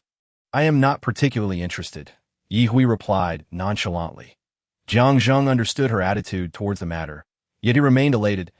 And no matter how elusive the material, if it had ever existed, someone would eventually procure it. In contrast, Yi Hui's ability to manifest her spatial powers into a functional storage device was a rare and invaluable talent. Even if you have no personal use for it, the storage device you create could be traded with the bases for anything you desire. Observing Jiang Zheng's childlike excitement, Yi Hui found him amusing. That it was evident he was genuinely pleased, but what did she lack? Nothing at all. Perhaps she could create a few for them, saving them from treating her as a warehouse. Although they were now part of a team, some inconveniences remained. With an abundance of absorbed crystal cores and a significant number of high-level cores utilized, Yi Hui's powers smoothly ascended to level 4.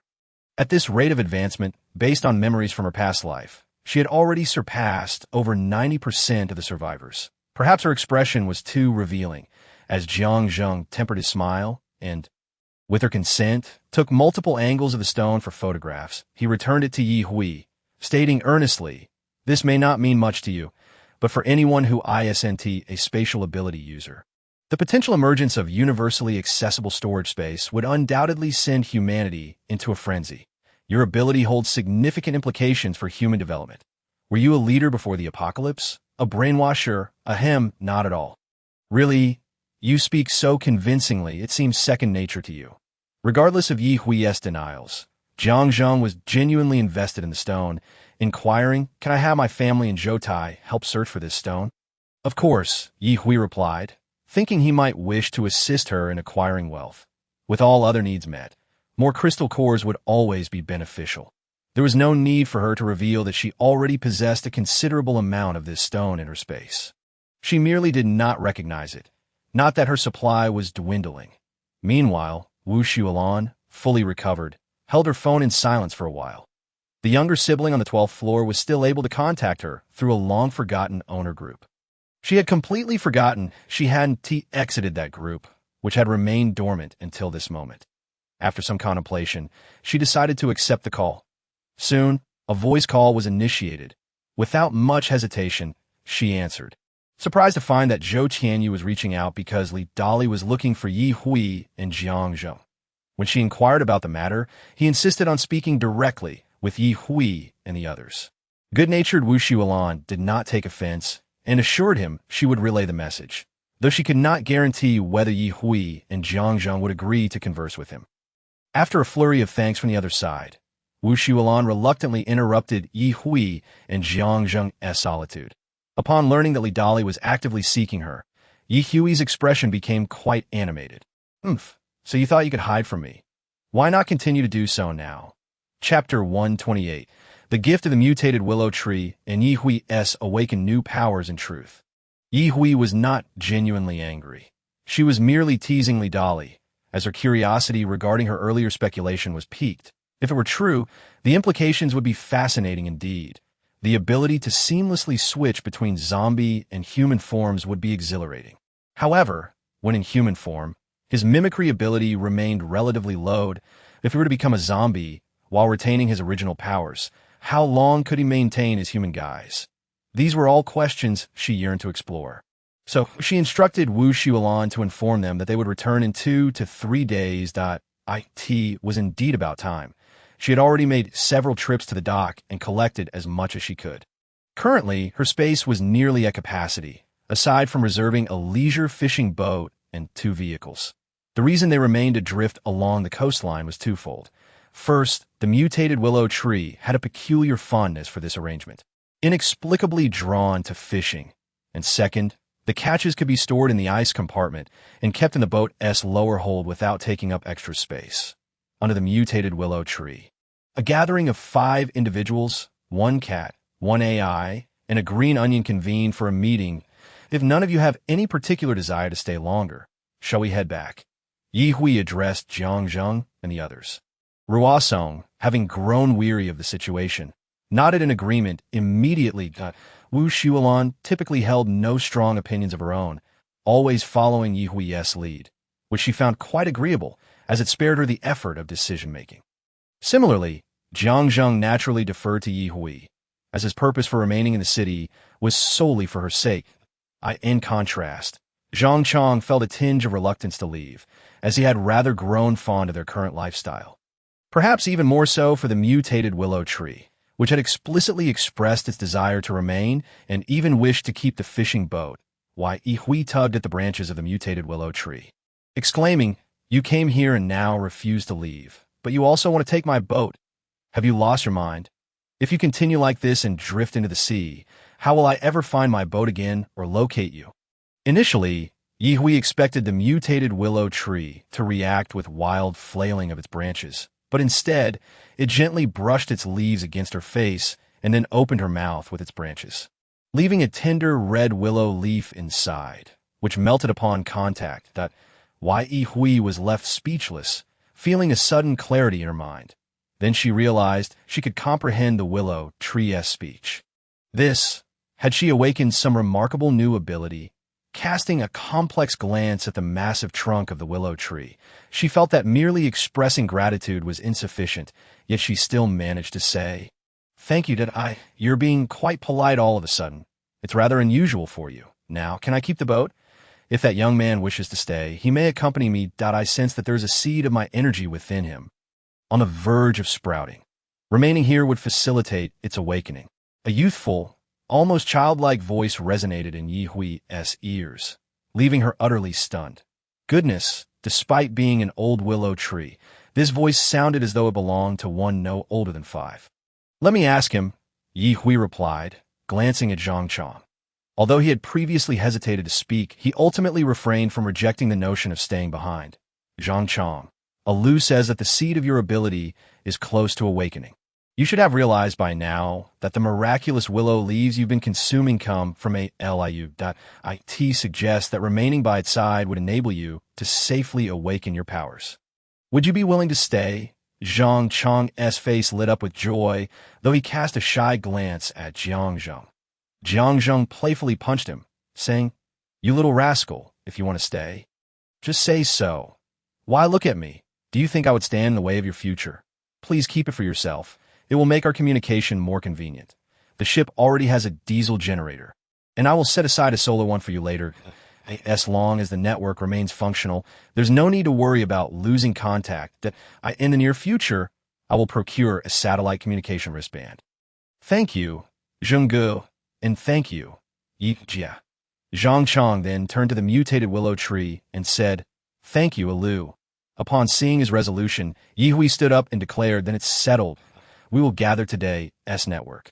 Take some ice trays from the cabin and leave some rice, flour, dehydrated vegetables, and frozen meat for Zhang Chong. Perhaps we will come looking for you and a Lu in the future that don't drift too far.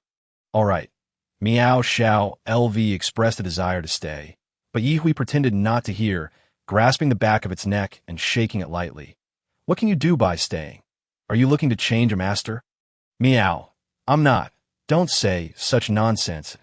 N.O. is the best answer. 2 hours later. The ship docked not far from the coast that Ye Hui was preparing to kayak ashore when the willow tree's branches and leaves grew wildly, intertwining to form a small bridge for one person across to a large reef on the opposite side, that a tender voice echoed in Ye Hui's ears. Hurry up. Ye Hui nodded. We leaving. After the four of them, one cat and one AI ascended the reef. The willow leaves swept away, and Zhang Chong stood at the ship's bow, waving desperately at them. The ship gradually receded.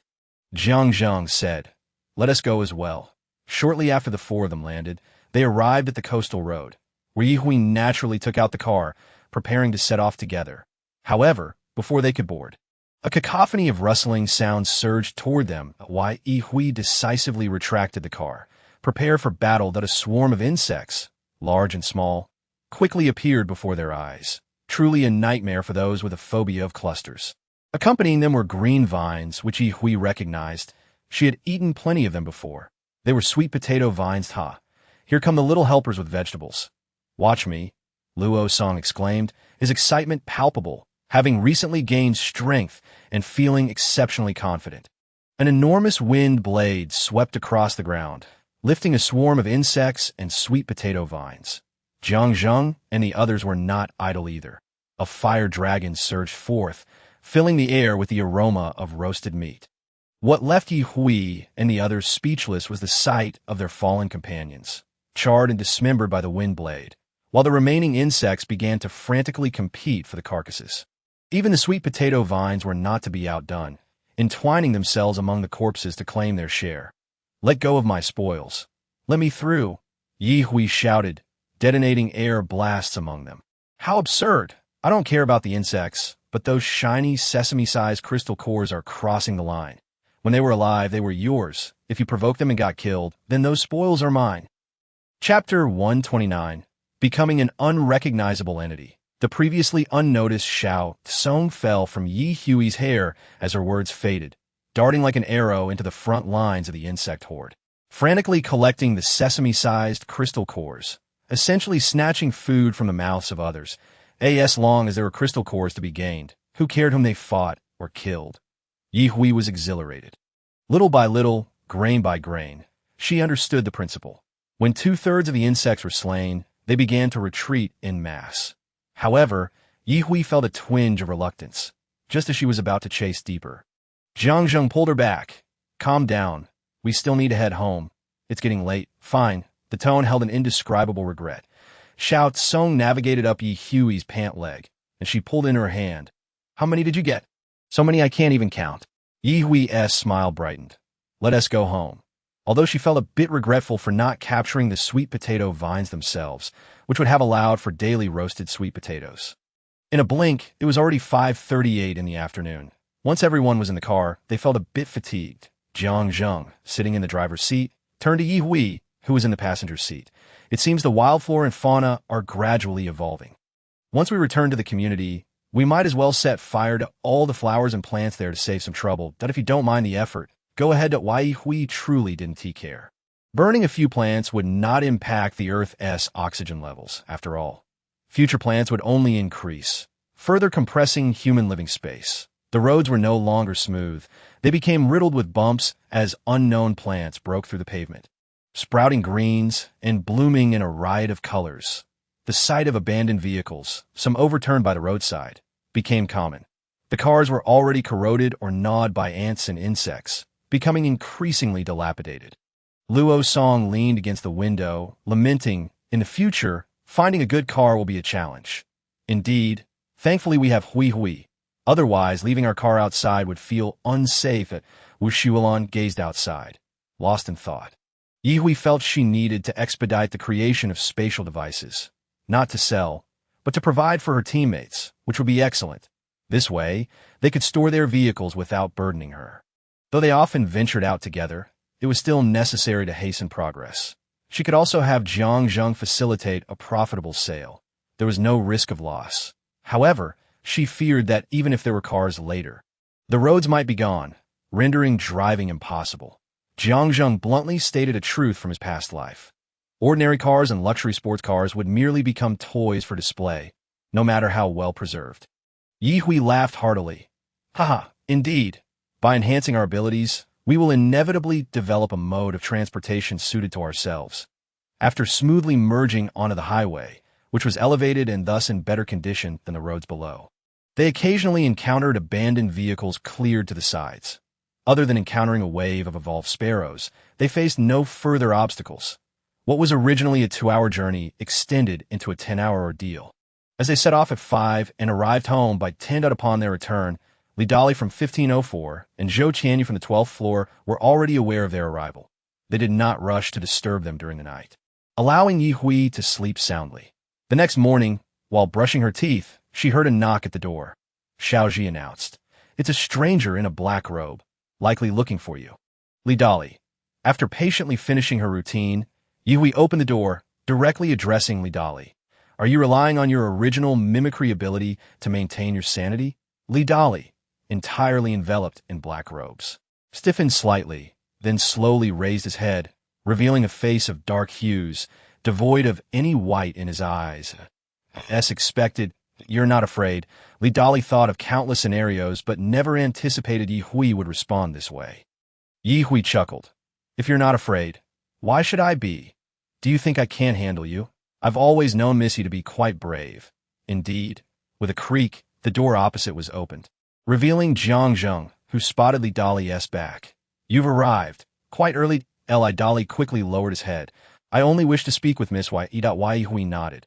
"All right, let us talk on the rooftop." Li Dali quickly departed, and Ye Hui nodded to Zhang. "Don't worry. He can't harm me." What could Zhang say? He planned to secretly use his mental abilities to conceal himself in an empty room on the top floor, eavesdropping with his powers.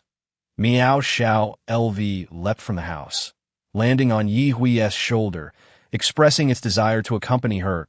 Ye Hui did not refuse. After all, Li Dali had not prohibited a cat from listening in. On the rooftop, Li Dali bravely removed his hood, extending his hand to examine his rapidly growing, sharp claws, revealing a bitter smile. Ye Hui, holding Xiao LV and absent-mindedly petting it, mused about how Xiao LV had either grown rounder or simply maintained its size. She did not rush Li Dali, standing still to enjoy the breeze. The weather was lovely, the morning cool and refreshing. "I've contacted Xiaoying. She said thanks to you, she can live safely in the base now. What is there to be courteous about?" Her entry into the base was largely due to Zhang. I didn't help much. I Dali knew the truth. It was indeed the Zhang family's doing. However, without Ye Hui, Zhang would not have extended a hand to someone like him. "She is pregnant, carrying my child." A gentle expression surfaced on Li Dali's face, which had previously been somewhat stiff.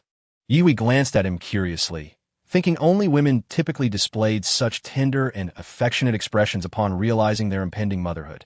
Unexpectedly, men could too, or rather, even zombies could. There are special policies for pregnant women at the base. You can rest assured she is safe there. I have no concerns about that. Dali glanced at his still-growing claws, offering a wry smile.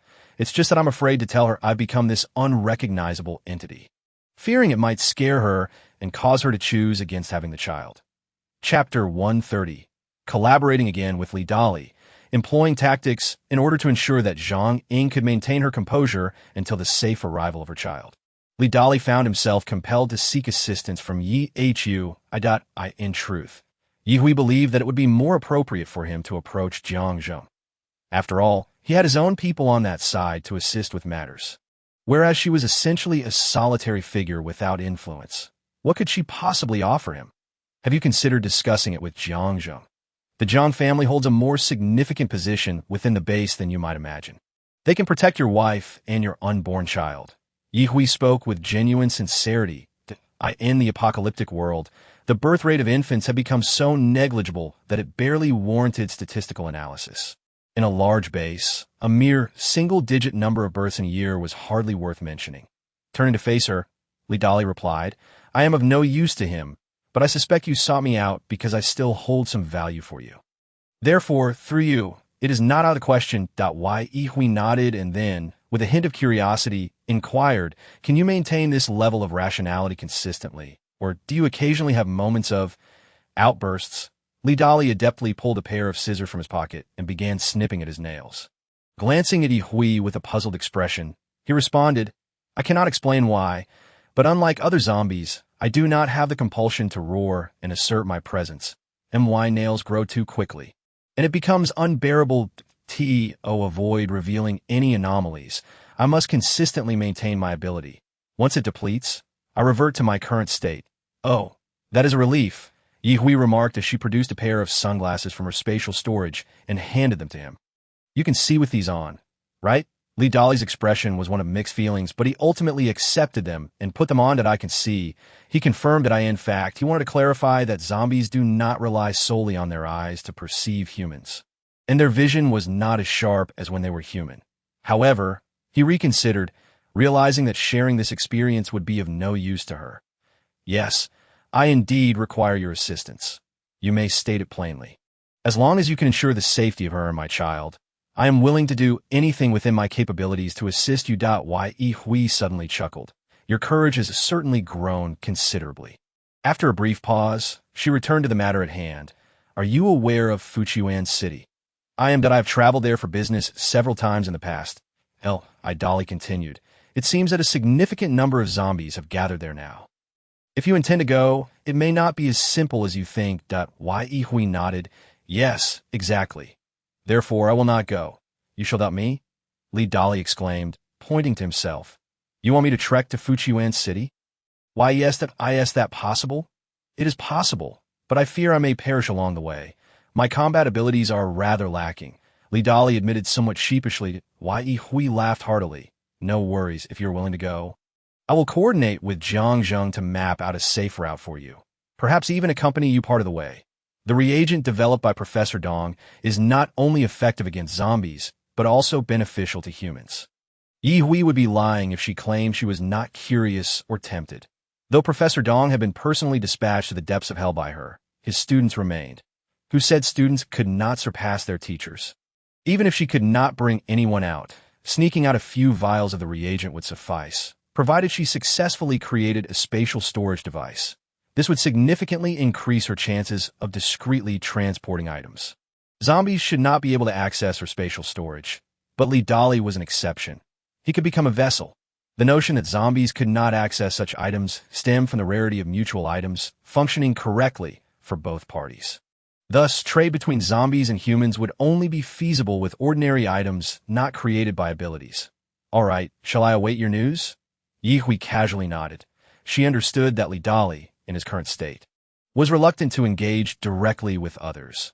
The fewer who knew, the better. Moreover, she believed that the fewer individuals aware of the situation, the safer Lidali would be when entering Fujian City, increasing her chances of acquiring the reagents developed by Wu Ke. As Lidali was about to step over the threshold into the building, Ye called out to him, "Wait, take this phone. Contact me through this number." In addition to the phone, Ye provided several spare batteries. As for where Lidali resided, she did not concern herself with the details.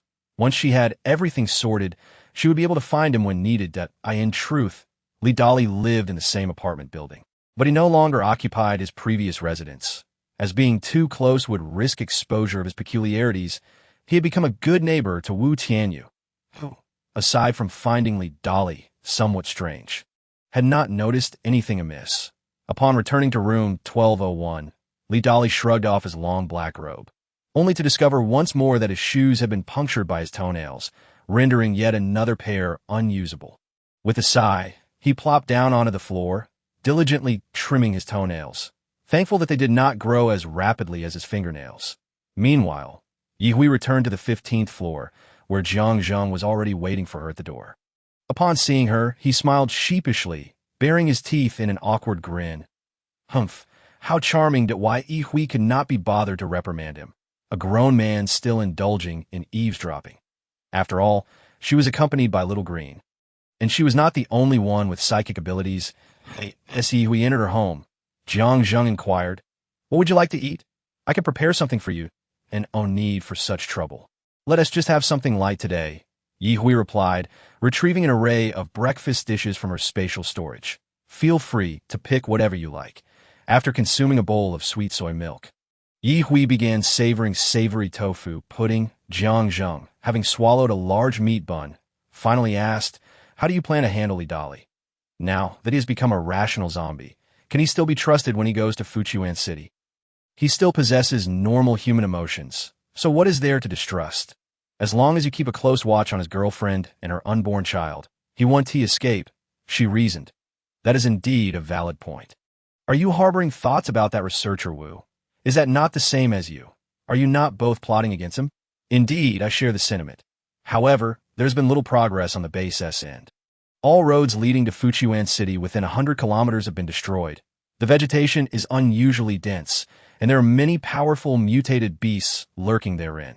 After finishing her savory tofu pudding, Ye Hui began to eat rice with vegetable filling accompanied by sour plum soup.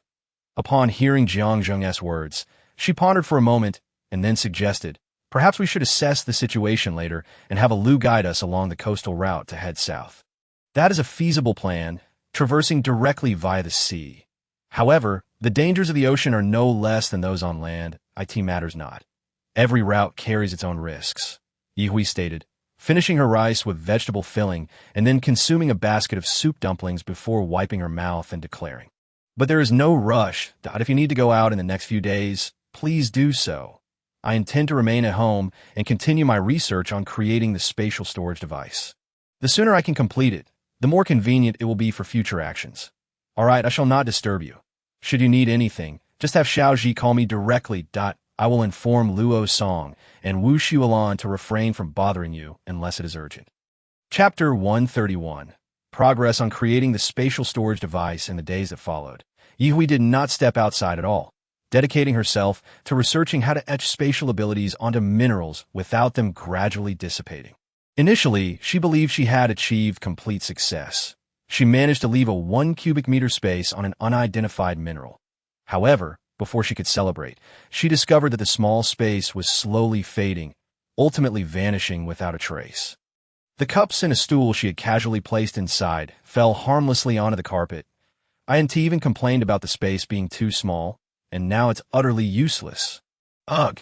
Meow, Little Green wanted to say it wasn't tea that she found it amusing. She simply could not control herself.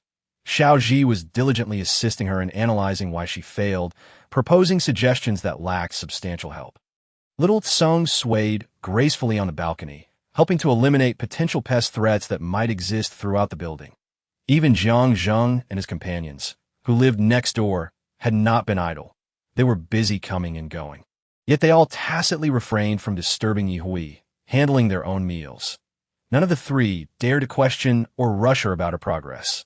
Meanwhile, Li Dali, who resided in the same building, was equally anxious, waiting with bated breath. But Ye Hui did not reach out to him, and he did not dare to ask too much. After all, he was the one seeking Ye Hui's assistance, not the other way around. If he had known what Ye Hui truly wanted him to do, he might have felt more assured.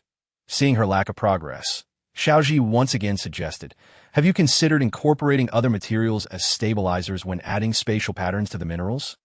Without lifting her eyelids, Ye Hui replied, "I have indeed thought of that before, as you've seen. I've tried it, but still, there were no results. That is merely because you have not experimented enough. Furthermore, you lack fire abilities to melt the materials. Ye Hui. She was not particularly stubborn, so she set down the mineral and stretched lazily, then summoned them over. Xiaoji responded, "They are currently at the city library clearing out the place. According to past habits, they will likely return before dinner dough.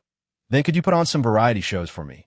Drinking her beverage, munching on seeds, and watching variety programs, Ye Hui felt remarkably relaxed, as for the situation involving her family back and Anqing being oppressed. Xiaoji had briefly mentioned it, but Ye Hui did not concern herself with it at all. What did it matter to her? If they were tormented to death, that would be for the best.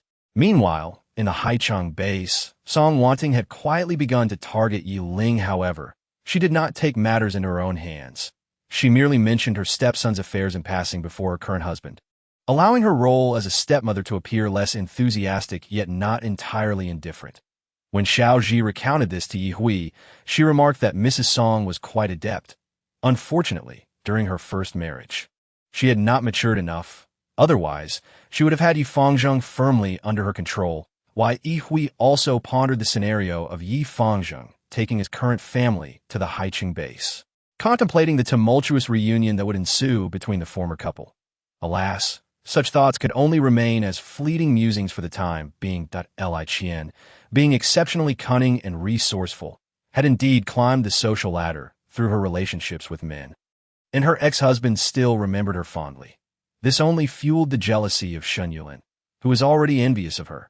Yet, despite her resentment, she dared not let her current partner discover any of her hidden sentiments, for their relationship had already begun to wane as the initial excitement faded away. Meanwhile, Sun Tai had joined a private mercenary team, and his life had improved significantly. He even had a steady girlfriend, with whom he appeared to share a loving bond, always yielding to her wishes. This sight left Shen Yulin in a foul mood when she occasionally encountered them.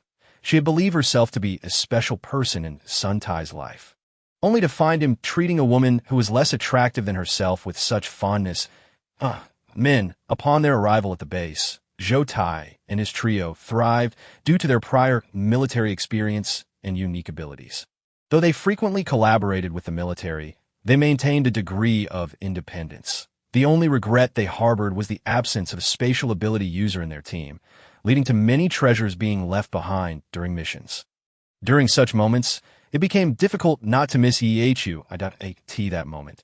Yi Hui, who was often in others' thoughts, had rarely prepared 3 different flavors of semi-finished pizzas, filled 2 plates with sweet and sour chicken wings, and made corn and rib soup, spicy lotus slices, and spicy rabbit bites, culminating with oyster sauce lettuce. Shortly after finishing dinner, Jiang Zheng and the others returned home. Upon hearing their voices, Yi Hui opened the door and called out, "Wash up and come eat with me. I've cooked today." "Really? That's wonderful. I'll be there shortly," Jiang Zheng responded eagerly, quickly entering his room to wash up and change clothes. Luo Song and Wu Xuelan were equally quick to follow suit. Once they were all back, Yi Hui reflected on the fact that her dishes might not suffice, so she retrieved some sea fish and shrimp, cleaned them, and placed them in 2 fruit baskets, preparing barbecue seasoning for an impromptu grilling session if needed. Just as she finished preparing, Luo Song and Jiang Zheng entered the room. Though Wu Xuelan sported a stylish short haircut, she took a little longer to arrive. "Thank you for your hard work in making such a feast," Jiang Zheng said as he automatically took the sea fish and barbecue seasoning to grill, while Yi Hui instructed Luo Song to fetch drinks from the fridge. Despite the day's lack of progress, her spirits remained high, and while cooking, she had a new idea. These few dishes were not exhausting. "How was your harvest today?" Luo Song, cradling 5 or 6 cans of beverages, elbowed the fridge door shut and replied cheerfully, "Sister, today we encountered a wind-type ability zombie." Zhengge and Xuelan said that the crystal core is mine. If I work hard tonight, I might level up by tomorrow. "Well done. Let us consider this an early celebration for you tonight. What would you like to eat?" "You are allowed to choose a dish this time," Yi Hui said as she opened the drinks one by one. Just then, Wu Xuelan walked in, saying, "Sorry for being late. You're just in time. Xuelan, come sit down. What would you like to eat?" The 4 of them chatted and laughed, enjoying dinner, while Yi Hui's humble cooking received constant praise from the 3, leading her to question if her culinary skills had truly improved. The trio, in a tacit understanding, refrained from inquiring about Yi Hui's progress on the spatial storage device, fearing they might impose undue pressure on her. Chapter 132. The first completed spatial storage device. I did it. I truly succeeded. Yi Hui had not anticipated that after a leisurely meal, a casual attempt would yield results. The next day, upon checking, she found that the space within the ore remained intact, unchanged in size or form. She scooped up Xiao Ji and showered him with kisses, then pulled out Xiao Lu from his cat nest, showering him with affection as well. Joyful moments are meant to be shared, she thought, calling out to Xiao Ji, "Hurry and notify them to come over." As she walked to the door, her smile widened uncontrollably, and she could no longer contain her laughter, which grew louder with each passing moment. Her laughter was infectious, prompting the three who had not yet set off to open their doors and head towards her home. Luo Song, curious, asked Sister, "Did a crystal core fall from the sky this morning? You seem so happy." Jiang Zheng, giving him a playful smack on the head, turned to his sister, beaming, "Congratulations, you've succeeded in just a few days." "Ha ha, indeed. Who wouldn't he, being such a genius?" Luo Song stared wide-eyed, incredulous. "Sister, you genuinely succeeded? You're so overjoyed you seem silly. Look at Hui. She must be telling the truth," Wu Xuelan remarked, her own happiness evident. After laughing for a while, Yi finally invited them inside, then excitedly ran to the tea table to present her successful order, proudly displaying it in her palm. "This is it. Take a look and see if you can use it properly." To their astonishment, each of them, thanks to their abilities, found they could use it effortlessly. Regardless of who placed an item inside, another could retrieve it without issue. The space was modest, just over a cubic meter, but it was sufficient to elicit excitement from the others. They even engaged in a spirited debate over the ownership of this first creation. For Yi Hui, successfully placing the skill within the or was merely the initial step. She needed to expand the internal space and enhance the exterior for portability. Creating necklaces, pendants, rings, and bracelets would be far more convenient and aesthetically pleasing, and she believed others would prefer such items over an irregular piece of raw Yi Hui snatched the first completed product from among the three, saying, "All right, enough quarreling. There is still a ways to go before we reach the final product. Carrying this around would be inconvenient, and if you lose it, would your precious items not be lost as well?" Luo Song scoffed at Jiang Zheng before turning to Yi Hui with flattery. "Sister, you're absolutely right. You always think ahead, unlike some people."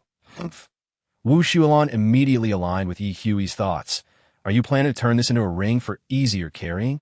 "Yes, it's less likely to be misplaced."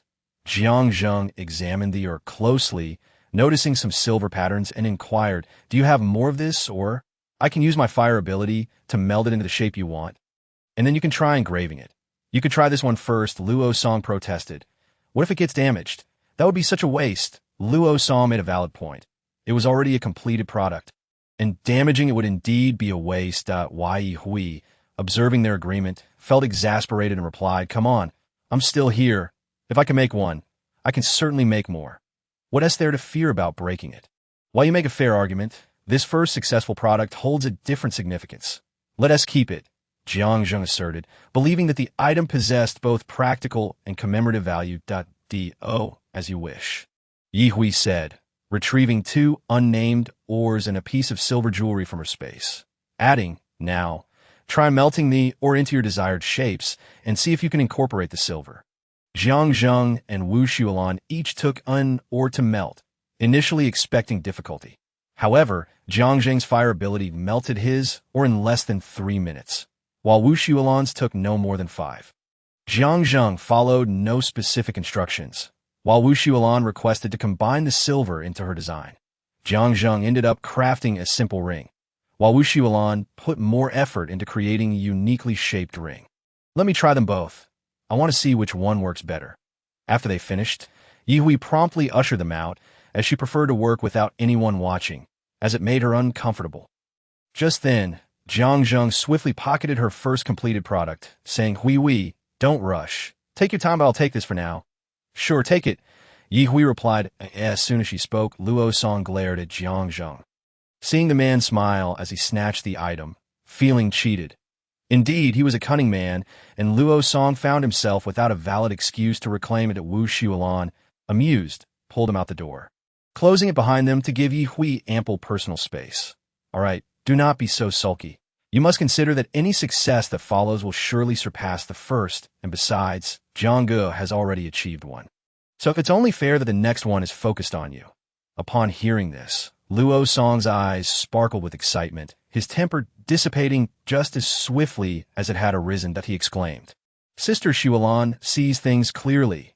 Let Jiang Zheng regret his actions." Meanwhile, back at his home, Jiang Zheng paid no heed to Luo Song's words spoken outside. After all, he was merely a child, and one cannot stoop to the level of a child. He simply slammed the door shut without acknowledging him, but he attempted to gather his belongings, and indeed, encountered no obstacles. Everything was stored perfectly. After recording a video, he promptly retrieved his phone to initiate a video call with his elder brother. It took a while for the other end to connect, and before he could speak, he noticed that his brother was in a conference room, surrounded by many people. Thus, the words he had prepared were swallowed back. "Brother, if you are busy, feel free to continue. We can connect later when you are free to... No worries. Speak your mind. We are family. If there is something you need to tell me, I will eventually relay it to them. You make a valid point that I shall speak directly. Look at this unassuming or in my hand, chapter 133. After success, replicating success upon fully comprehending what Jiang held, the Jiang family on the other end of the video call erupted in a frenzy. Despite the Jiang clan's considerable influence, neither the main family nor its vassals had ever produced a space ability user. Now, they were informed that, even without such a user, they could possess space storage devices. And with an added sense of security, how could they not feel exhilarated? They were practically dancing with joy. Jiang Tian immediately contacted his younger brother had asked him to find. But while they had made little progress on their end, Jiang had already manufactured the finished product, which made him feel somewhat embarrassed. Zheng is indeed impressive. I once thought he was reluctant to return from Ning City because he prioritized his beauty above all else. Yet now he is both the beauty and this marvelous creation. Indeed, it turns out the girl he is pursuing is a space ability user and a creator of space storage devices at that. Quite remarkable. Who can argue with that? Jiang has accomplished a significant feat for the family. Various praises filled the air, yet as Jiang listened, his expression grew increasingly grim. Silence. My pursuit of her is not due to her being a space ability user or her capacity to create storage devices. If you are unaware, kindly refrain from your incessant chatter. How dare you speak to us that way? Young man, we are your elders. We have not spoken ill of you. In fact, we are praising your achievements. What is with your attitude? Exactly. Just as Jiang was about to retort again, Jiang Tian coldly interjected. Enough! The Jiang family members behind him fell silent, knowing well that neither brother was to be trifled with. Especially with Jiang Tian present, if he were to lose his temper, none could expect to fare well. Jiang was distant, and it mattered little. When he would return to the Haiqing base was still uncertain. Wait! If he doesn't return, who will deliver the space storage devices to them? He felt a twinge of regret for having spoken too much earlier to Zheng. I will seek thee, or on my end.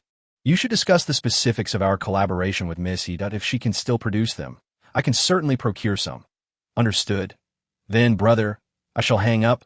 Thank you for your efforts. Do not take it to heart. Uncles and aunts mean no harm. Jiang let out a huff before abruptly ending the video call. His enthusiasm waned significantly. Indeed, relying entirely on the Jiang family was insufficient. For the first time, Jiang felt that he had far too many irrelevant relatives, most of whom he hardly recognized. In this apocalyptic age, how could there be so many?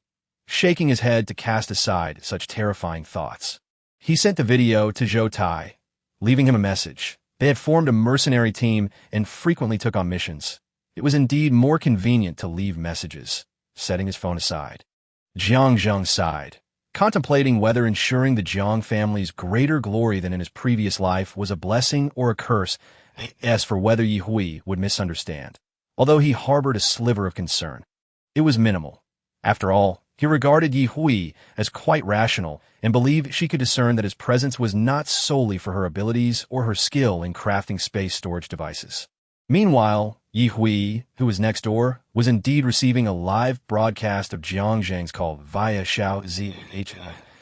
As expected, she reacted with little surprise. After all, she had long known that the Jiang family behind Jiang was a considerable entity.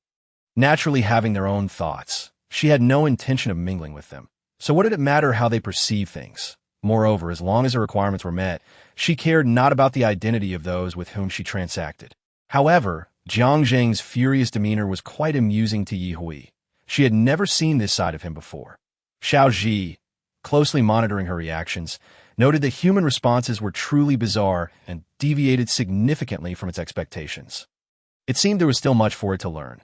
Gazing at the two pieces that had been simply processed, Yihui was uncertain whether they could still be utilized. However, she first picked up the ring Jiang Zheng had handled, then took some silver, contemplating before instructing, "Do not disturb me, and ensure no one else does either." Having said this, she entered her bedroom alone. Xiao Lu, the cat, returned to its nest, while Xiao Tsong eagerly kept watch outside. Inside, Yihui was currently in high spirits, keen to create. She soon discovered that the skills inscribed on the ring differed slightly from those on the solid piece.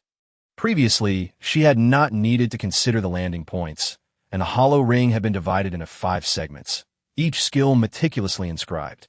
Although she succeeded, it struck her as peculiar, as if 5 one-cubic spaces were pressed onto the same ring, with the spaces not merging.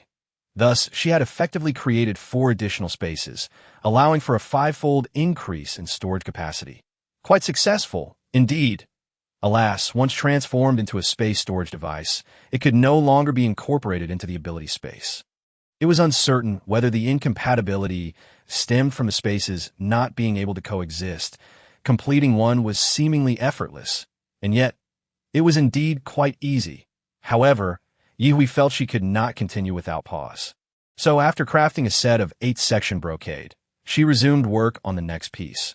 When she added the silver material to the ring during the melding stage, she discovered that inscribing skills was remarkably smooth, and the space finally began to expand from 1 cubic unit. This was truly excellent news. As the melding phase commenced, materials began to amalgamate. If she wished to avoid exerting herself, she would inevitably need to rely on Jiang Zheng and Wu Xuelong.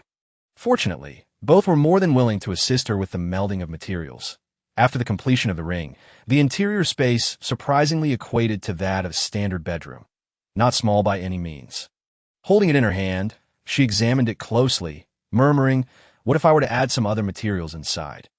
I believe I am beginning to understand the joy of those engaged in research. Goo unexpectedly.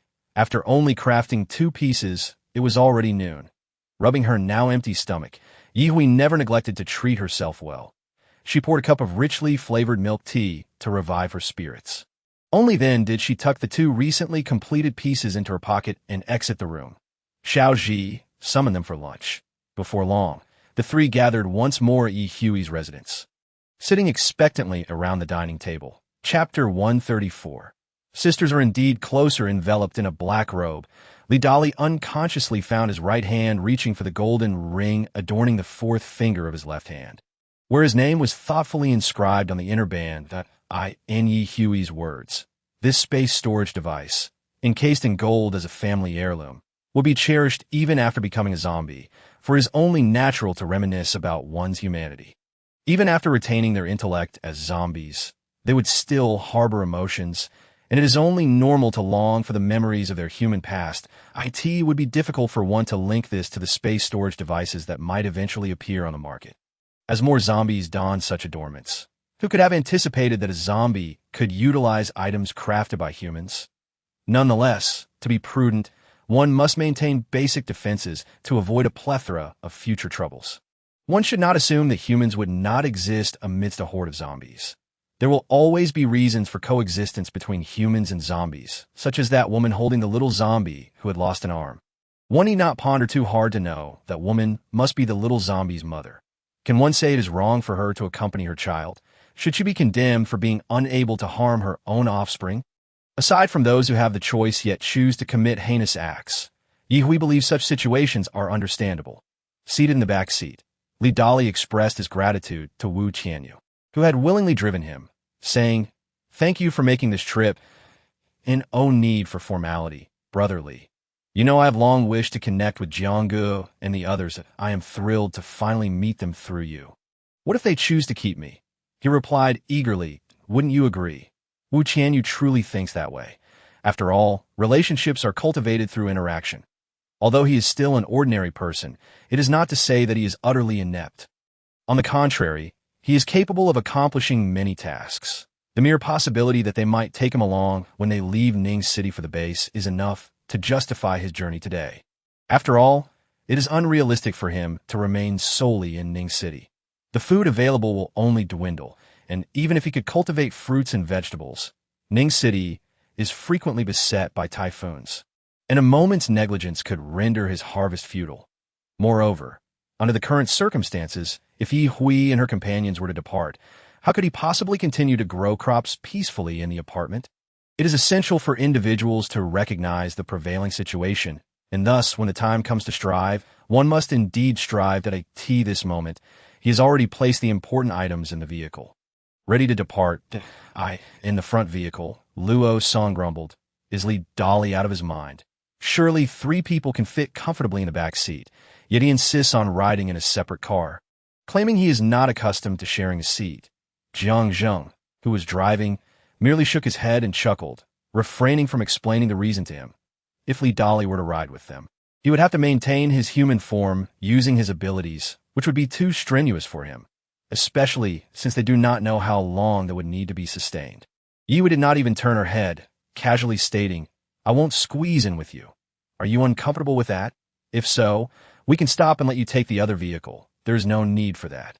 If he doesn't want to squeeze with us, I certainly do not wish to share with him either. It's sweltering hot, and he wraps himself in a black cloak as if he were afraid of not being hot enough. His mind is clearly not right. Listening to his childish remarks, Wu Shuolan laughed. All right, don't be angry with him. Li Dali has always been timid and generally does not interact with others. It is normal for him to be uncomfortable. She then shifted the topic, asking Yi Hui, are we going to find Zhang Chang and that mutated willow tree? Yes, I've already contacted them. They are currently near the deepwater dock. I asked them to wait there, so it will be convenient for us to board the ship. Luo Song fiddled with the silver ring hanging from his neck like a pendant, his slight dissatisfaction with Li Dali dissipating in the wind. Indeed, his sister is still his true sister, always thinking of him first. The storage space he possesses is vastly superior to the one Jiang Zheng has. It can accommodate an entire vehicle, while Jiang Zheng struggles to fit even chair. How he regretted his actions yesterday. However, he felt somewhat guilty towards Shuolan, considering that this ring was crafted from materials she provided. He wondered what his sister was thinking. Why give the other one to the mentally unstable Li Dali instead of Shuolan? Yet he could not help but smile. Along the way, aside from a few birds and a small number of crickets obstructing their path, there was no other unwelcome interference. Yi Hui beamed as she collected a batch of crystal cores. Even feeling that there were fewer disturbances than expected, she playfully pinched the small green onion hanging from her hair and casually asked, Little onion, do you think that plants, when they mutate to a certain extent, can grant humans the ability to understand the languages of flora and fauna? Master, Little Onion is not capable of that. I do not possess such abilities. Even when I level up, it will not occur automatically. So the mutated willow tree is indeed a very special existence. It's all right, Little Onion.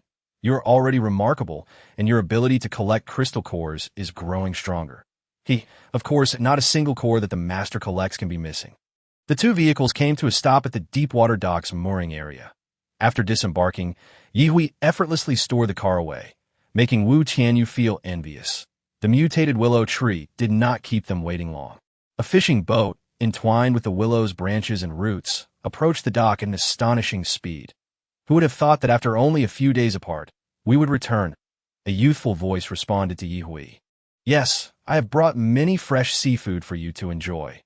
That's wonderful. By the way, I need to mention something to you. Yi Hui grasped a willow branch and quietly recounted the situation regarding Li Dali. After receiving the mutated willow tree's approval, she waved to Li Dali. Come on, you can board the ship now. Li Dali jumped onto the boat under Luo Song's scrutinizing gaze, quickly retreating inside without greeting anyone. What a rude fellow. What could he possibly be hiding? Jiang Zheng embraced Zhang Chang, patting his back excitedly. Good lad, your abilities have awakened already. What impressive speed. I have to thank Lu and Sister Yi for that. Yi Hui waved her hand. Let's go. We should board the ship too. Leaving Wu Tianyu feeling bewildered in the wind. Chapter 135. He craves fresh delicacies standing on the deck of the leisurely fishing boat. Surrounded by swaying willow branches and occasionally falling catkins, Wu Tianyu felt as though he were in a dream. He had truly boarded the ship with them, and the car he had driven was taken care of by Luo Song. Could this be considered a successful integration into their ranks? He felt a mix of anxiety and elation. Who would have thought that Li Dali possessed such influence, managing to bring him into the fold? Had he perhaps been too unfriendly to him in the past? Luo Song approached and patted him on the shoulder. Tianyu, let us go. We're about to start the barbecue. You should join us. The flavors of the fish and shrimp that Lu had caught were exceptional, far surpassing those caught with a net. He was in for a treat that, thank you. Thank you. What are you standing there for? Looking dazed, you already have one oddball in the group. Don't follow Li Dali's example. That Wu Tianyu found it difficult to respond to that remark, so he merely smiled. It had been a long time since he had tasted fresh fish. And upon his first bite of the grilled fish, he nearly burst into tears from emotion. Wu Xiulan turned to Yi Hui, asking, Hui, shouldn't we invite Li Dali to join us for a meal? No need. If he prefers to be alone, let him be. There's no need to force him, Yi Hui replied cheerfully, accepting the carefully deboned fish meat from Jiangzheng. Most sea fish typically possess only a single backbone with very few bones. But Jiangzheng was cautious, fearing she might choke if she was not careful that A.S. Luo Song peeled shrimp shells. He remarked, Sister Xiulan, if he doesn't want to eat with us, then let him be. There's no need to coax him to join us for a meal. What would you like to eat? I can grill it for you. He offered that Wu Xiulan smiled and chose not to mention Li Dali again. In addition to deboning fish for Yi Hui, Jiangzheng also peeled shrimp and crab meat for her, while she devoured shellfish directly, enjoying them immensely. Sister, are we really heading south along the coast? What are we going to do in the southern cities? Yi Hui was too busy eating to respond, but Jiangzheng replied, if you don't want to go, you can stay behind, but you would be alone. And that might not be safe. Who said I don't want to go?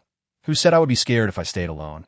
After stating two contradictory remarks, Luo Song shot Jiangzheng an annoyed glare, finding him increasingly irksome. What else could he do besides pleasing his sister? He had completely filtered out the memory of Jiangzheng taking him to fight zombies that Wu Tianyu, unfamiliar with him, chose to minimize his presence. Quietly eating without saying much, Zhang Chong returned from the cargo hold with a large tray of seafood, cheerfully placing it beside them. If this isn't enough, there's more below. Lu and I have stored plenty. I'm also preparing vegetable soup in the kitchen. I'll go fetch it now. Wu Tianyu quickly stood up, saying, I'll help too. Although it was unnecessary, Zhang Chong did not refuse, knowing that involving a newcomer in tasks was the best way to help him integrate into the group. Yi Hui glanced at them, while Jiangzheng placed crab meat in her bowl, asking, You don't have any thoughts about him, do you? Casting him a sidelong glance, Yi Hui replied with a half-smile. Do you think he poses a threat to you? Not at all. Then what are you saying? Haha. I did not express myself clearly that a team requires a variety of talents. It cannot rely solely on ability users. Jiangzheng regarded Yi Hui with approval. Your approach to welcoming new members into the team is commendable. This Wu Tianyu lives on the 12th floor. I have looked into him before. You should know more through Xiaoji. I want that one. Yi Hui pointed at the large red shrimp in the newly brought tray. All right, I'll peel this one and grill it for you right away.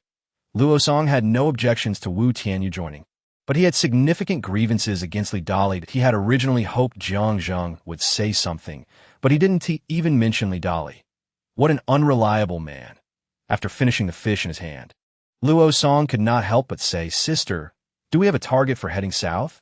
We won't be living on the sea indefinitely, right? Summer is the season for numerous typhoons. Land is far safer. Yi Hui responded without a moment's hesitation. Aren't you a wind ability user? Isn't typhoon weather perfect for you? The boat, under the protection of the mutated willow tree, sailed smoothly as if it were not on the sea at all. Luo Song's complaints seemed excessive. The last time they ventured out to sea, they had done so joyfully. Yet now, he had so many grievances, despite not suffering any losses. As the conversation flowed, Zhang Chong and Wu Tianyu each approached with bowls of vegetable soup and rice in hand. Jiangzheng deliberately addressed Wu Tianyu, saying, Little Wu, there's no need to stand on ceremony. For now, we are partners. Moving forward, it will depend on how you navigate the days ahead. Understood, Brother Jiang, replied Wu Tianyu as he settled next to Zhang Chong. It was only then that Yi Hui lifted her gaze to the group, mentioning the purpose of their journey. Li Dali has made a deal with me. He intends to travel south to Fuchuan City, and our mission is to transport him there by sea. The ensuing journey may not be any safer than traveling by land, but it will undoubtedly be the quickest route. Noticing the absence of dissenting voices, Ye continued, "Once we arrive, I will need to return, and if anyone wishes to stay because of family ties there, speak up now." The group collectively shook their heads, each affirming that their homes were not along the forthcoming path. In truth, the only ones with potential connections were Zhang Chong and Wu Tianyu. Xiao Ji might have mentioned their hometown, but Yi Huihan committed it to memory. Who knows, perhaps they had significant relationships they wished to reconnect with. If not, then it's best. We can all go and return together. Why Yi Hui accepted the bowl of soup Jiang Zheng handed her and declared, "Now that it's settled, let us eat." Yes, she gazed at the bowl of soup in her hands. She realized she hadn't yet taken a sip, and surprisingly, Xiao Lu wished to have some. She glanced at the soup placed beside Wu Xiulan and said, "Sister Xiulan, could you serve Xiao Lu a bowl?" Then turning to Xiao Lu, she urged, "Why are you just standing there? Go on, I want that soup." With that, she lowered her head and took a hearty drink, appearing determined to finish it all. Meow. Wu Xiulan gently beckoned to Xiao Lu. "Come here, Xiao Lu." Each time they boarded the ship, Xiao Tsung would instinctively seek out the mutated willow tree, while Xiao Ji would scurry about, seemingly exhilarated by the mere act of being on the vessel. When Xiao Lu first boarded, she would suffer from seasickness, but now she had completely acclimated. Li Dolly was lurking just behind the cabin, casting a glance at the lively scene, feeling a twinge of envy. However, since becoming a zombie, he had lost all interest in food, that if only he could savor fresh delicacies, particularly Chapter 136. It turns out the sister was the proactive one. The dark partition before her was suddenly pushed aside, and the light streaming in compelled the little girl, who had been hiding in the shadows, to raise her hand to shield her eyes. Yet, her face involuntarily broke into a smile, without seeing who had entered. The little girl sweetly exclaimed, "Mommy, you're back." "Little friend, it's your uncle," came the reply. As she abruptly dropped her hand, the little girl gazed in terror at the man silhouetted against the light, his features obscured, and she attempted to retreat, only to find herself pressed against the wall. The man raised his hands, grinning maliciously as he lunged toward her. "No, don't come closer, sob. Don't be afraid, little sister. Your uncle will take good care of you and give you lollipops." Suddenly, a frail figure appeared behind him, brandishing a kitchen knife. With all her might, she brought the knife down upon the man's neck, and blood gushed forth. Warm droplets splattered across the little girl's face and into her mouth, causing her eyes to widen in horror as she trembled uncontrollably. The knife continued its relentless assault until the man's head was severed, at which point the frail voice released the weapon and enveloped the little girl in her arms, continuously reassuring her, "Yo, don't be afraid. Mommy is here. You are safe. Mommy will protect you." Perhaps it was the familiar embrace that finally brought Ji back to her senses as she nestled in her mother's arms. Still shaking, "Mommy, Mommy." Zhang Jingyi fought to suppress her own fear, softening her tone. "Yo, don't worry. Mommy has brought you something to eat. Once we finish, we will find another place to hide." After a thorough comforting, Ji followed Zhang Jingyi quietly into the next empty room, where she turned back to rummage through the headless man's belongings, taking whatever she could find. The man had little on him, but for Zhang Jingyi, discovering 2 packs of compressed biscuits and a small piece of chocolate was a tremendous stroke of luck. After hastily kicking the man twice, she hurried back to her daughter. Ji held a piece of moldy bread, refusing to eat it, choosing instead to wait for her mother to return so they could share. She understood that her mother had likely eaten nothing as well. When her father and grandmother had abandoned her, she had been unable to comprehend why her father suddenly no longer wanted her. Yet, with her mother always by her side, she felt safe. They had never been in such dire straits, but several encounters with ill-intentioned individuals had forced her mother to flee, leaving them unable to settle down. Otherwise, even foraging for wild vegetables outside, they could have at least filled their stomachs. Her mother instructed her to hide, and each time she returned, Ji would notice new bruises adorning her mother-esque skin. Such occurrences were not unfamiliar, yet Ji couldn't help but feel fear. Nevertheless, she resolved to grow up quickly, wishing to assist her mother and not become a burden, causing her mother such hardship. "Yo, look what I have," Zhang Jingyi exclaimed.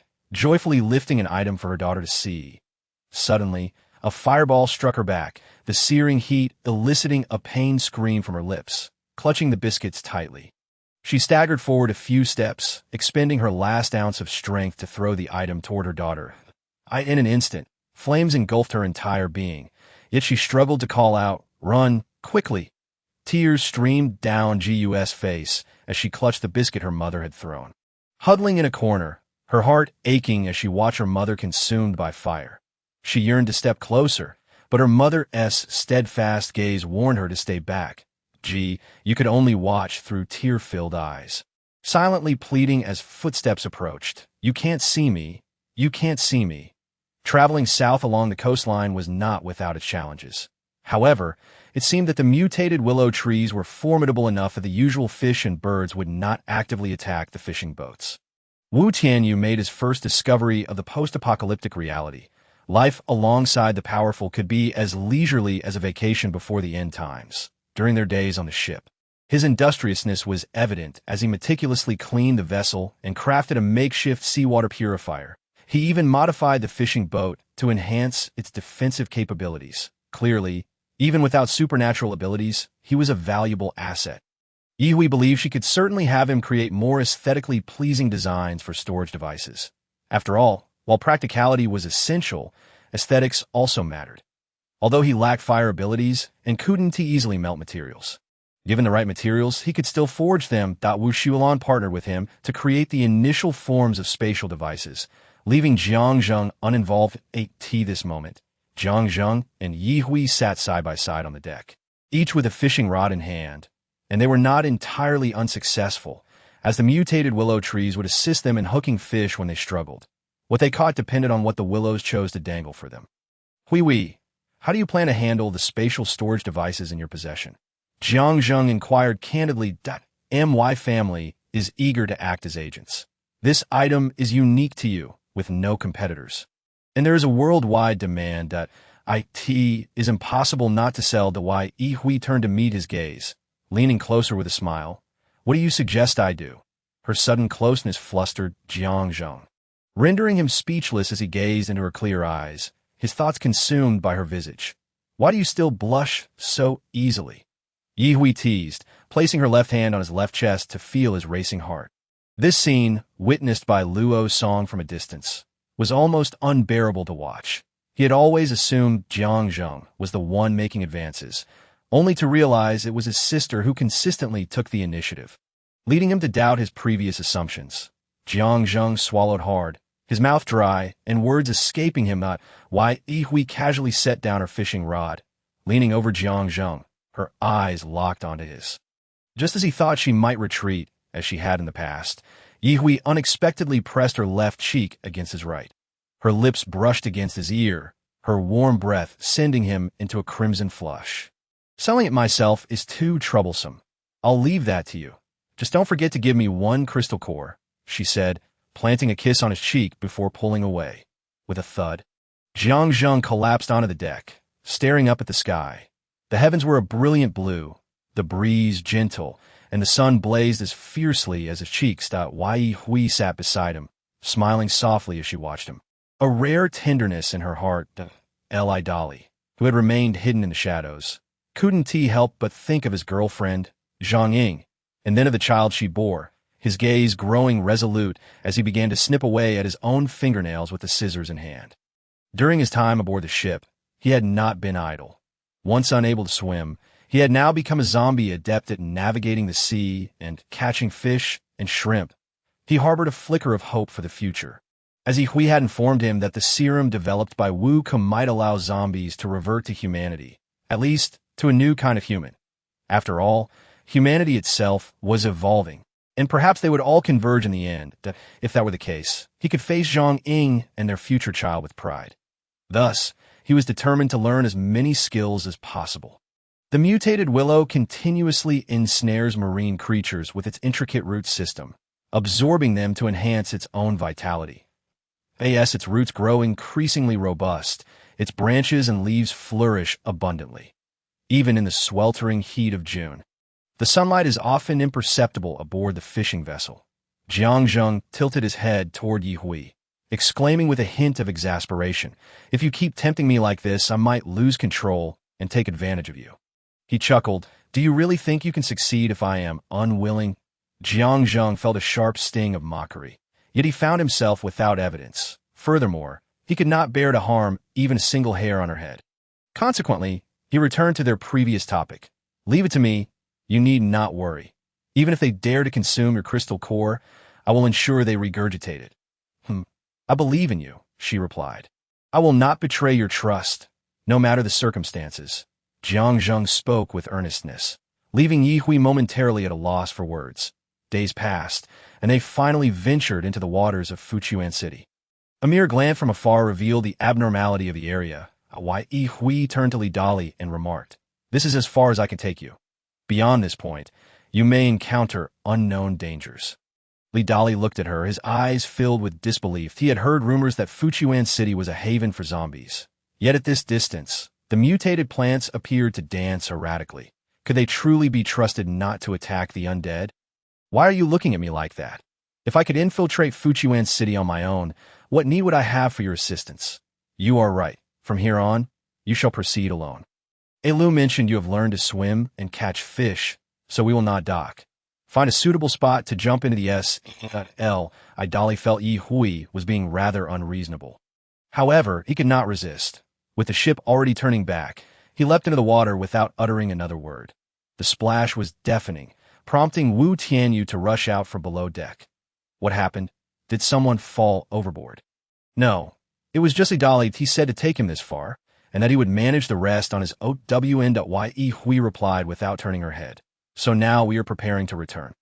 The sweltering heat became increasingly oppressive. The air felt suffocating. Within less than 5 minutes under the sun, beads of sweat began to trickle down Yi Hui's forehead. Elu, come provide some shade. I feel as if I'm about to be scorched." As she spoke, the thick willow branches above her offered a cool refuge. Wu Tianyu stared blankly at the calm sea, unable to believe that Li Dali had truly left without even bidding farewell. "Tianyu, come help." "Yes, I'm on my way." Yi Hui remained motionless in the shade, even pulling out a lounge chair to recline and doze off. The ship sailed on its own, yet Jiang Zheng and Zhang Chang remained in the cockpit. "Brother Zheng, since Jie entrusted you with the goods to sell, how do you plan to deliver them if you won't leave her side? And as for the payment, things are different now. Any bank can process a transfer." Zhang Chang had a storage device the size of a regular master bedroom, and upon receiving it, he had genuinely delighted Yi Hui with a performance of sheer joy. Jiang Zheng sighed. "I understand what you're saying, and I don't intend to give it directly to my family." "Brother Zheng, if you're not giving it to your family, how can you say the Jiang family will act as agents?" Jiang Zheng continued, "Though the final escape is through my family, I plan to transfer it from Zhou Tai and the others. Otherwise, there's a genuine risk of someone embezzling the payment, if that were to occur. How could I face Wei Hui? She trusts me so deeply. If my family were to betray her, who would I turn to for solace?" Zhang Chang imagined the potential scenario and couldn't help but laugh. The thought of Brother Zheng crying was almost too amusing to contemplate. Jiang Zheng playfully punched him, then lamented, "If only I could tame a powerful bird capable of communication and collaboration. Yet you're the most enthusiastic when it comes to hunting birds. Aren't you? A little mental attack, and they'd be roasted and served to Yi Jie." "Zhang Chang, what kind of look is that? The birds I've hunted before were all so weak. What significant role could they possibly fulfill?" Zhang Chang conceded, "Indeed, Brother Zheng is right. If one were to be killed and eaten midway, it would be a tremendous loss." "Exactly. Not a single clever bird has crossed my path." Zhang Chang hesitated, but ultimately said, "Next time you encounter a bird, be cautious. Yi Jie doesn't necessarily want roasted bird meat. I think she prefers seafood." Jiang Zheng replied, "Are you implying something?" While the others were preoccupied, Luo Song wandered aimlessly from bow to stern. Seemingly bored out of his mind, he found himself missing his mother. Glancing at his phone to see several messages filled with her concern, his irritation towards her had lessened, replaced by worry about how she was faring alone at the base and whether she might be bullied by her new family. Time and again, he considered telling his mother about his sister's ability to create storage devices, but he held back. It wasn't that he feared his sister would cast him out. He knew her indifference towards such matters. Instead, he didn't want to face the disappointment of his idealized mother. Oh dear, she wouldn't really give birth to another brother or sister, would she? Chapter 138. No one can restrain her steps. The joy of manifesting one's thoughts is truly delightful. Upon exiting the cockpit and stepping onto the deck, Jiang found Ye Hui teasing a seabird that flitted about her. The bird cawed incessantly, as if engaged in a seamless dialogue with her. Occasionally, she tossed a small fish snack, which the seabird eagerly devoured. Hui, what is this? A silly bird that came over on its own. You're the silly one. Ye Hui shot at a glance before turning to Jiang with a playful smile. Have you figured out what to do? Jiang shook his head with a sigh. Not yet. Did I mention to Zhang that we might capture a bird to serve as a messenger? Then I noticed the seabird beside you and couldn't resist asking, using it as a messenger. Woman, what kind of look is that? I'm incredibly strong and capable. Meow. Xiao Lu waddled over, its tiny legs moving swiftly, resembling a rolling ball of black fur. Soon enough, the seagull began frolicking beside Xiao Lu. Jiang remarked, the diversity of species around you is increasing. Indeed, you should be wary of losing your position. Jiang half-squatted beside her lounge chair. I have always been cautious. Ye Hui covered his hand with hers, meeting his earnest gaze with her own, and playfully saying, Brother Jiang, I'm hungry. I want to eat a gigantic lobster. Is that all right? Of course, if we don't have any, I will dive in the sea to catch you, too. As Jiang prepared to rise and seek the lobsters. Ye Hui grasped his arm, looking up at him with eager eyes. What's wrong? Aren't you the one who wants to eat lobsters? I'll go fetch them. Wait. Why are you rushing off? I already have lobsters. All you need to do is cook them for me. Jiang, wishing to sit comfortably, Ye Hui thoughtfully provided him with a chair and a small table laden with a platter of lobsters. All right, I'll roast them for you now. Would you like to try them with cheese? Sure. While roasting, we could also brush on some honey. Perhaps it would taste delightful. Luo Song meandered over, drawn by the enticing aroma, and plopped down on the other side of the table, gazing longingly at the lobsters in Jiang's hands. Unfortunately, Jiang, the notorious lecher, paid him no mind, roasting one after another and feeding them all to his sister. The boy felt utterly disregarded, as if he were invisible. Sister, I want to eat too. Ye Hui exclaimed in surprise. You also want Brother Jiang to feed you. Cough. Luo Song nearly choked on his own saliva. How could that be? I just want to eat the lobster, despite spending every day on the ship. He never tired of seafood, as each meal was always varied. Roasted, steamed, boiled, or braised. Jiang didn't spare him even a glance, thinking to himself that the audacious little brat who had always looked down on him now wanted his goodwill. Dream on. Ignoring Ye Hui, nobody knew who he was. Luo Song. Let me help you with the roasting. Wu Xuelan's voice was like a divine blessing to Luo Song, who eagerly relinquished his chair to her.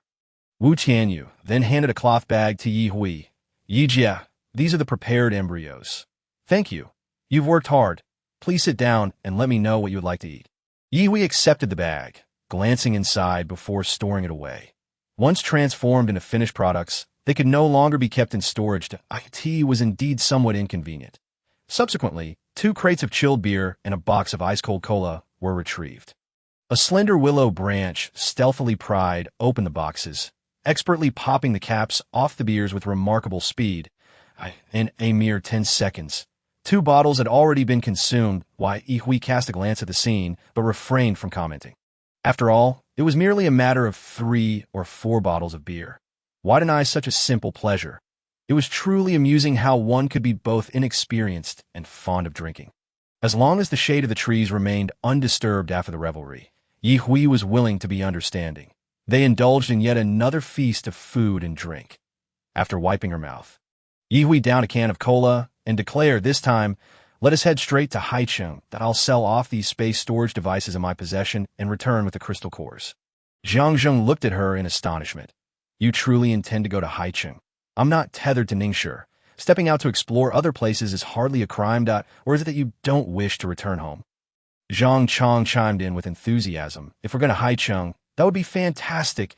It's been ages since I last saw Taigu and the others. If they find out I've gained abilities, they'll surely be overjoyed. Yes, they could certainly use the storage devices. You might want to ask if they're interested. I can offer them a discount, Yi added. Really? No need to ask. They definitely want them. Thank you, Yijia. You're magnificent. You're generous. Zhang Chang's voice was nearly ecstatic. Jiang Zheng watched in disbelief, utterly taken aback. He never expected Zhang Chang to display such a side. Luo Song looked at Yi Hui with longing. Wishing she would offer a storage device for his mother, it would undoubtedly improve her life significantly. However, no matter how intently he stared at Yi Hui, she remained silent on the matter he longed to hear about. Eventually, Yi Hui, feeling annoyed by his gaze, asked Luo Song, "Is there something wrong with your eyes? Do you need me to arrange for an ophthalmologist when we land in Haicheng?" Luo Song felt dejected and speechless.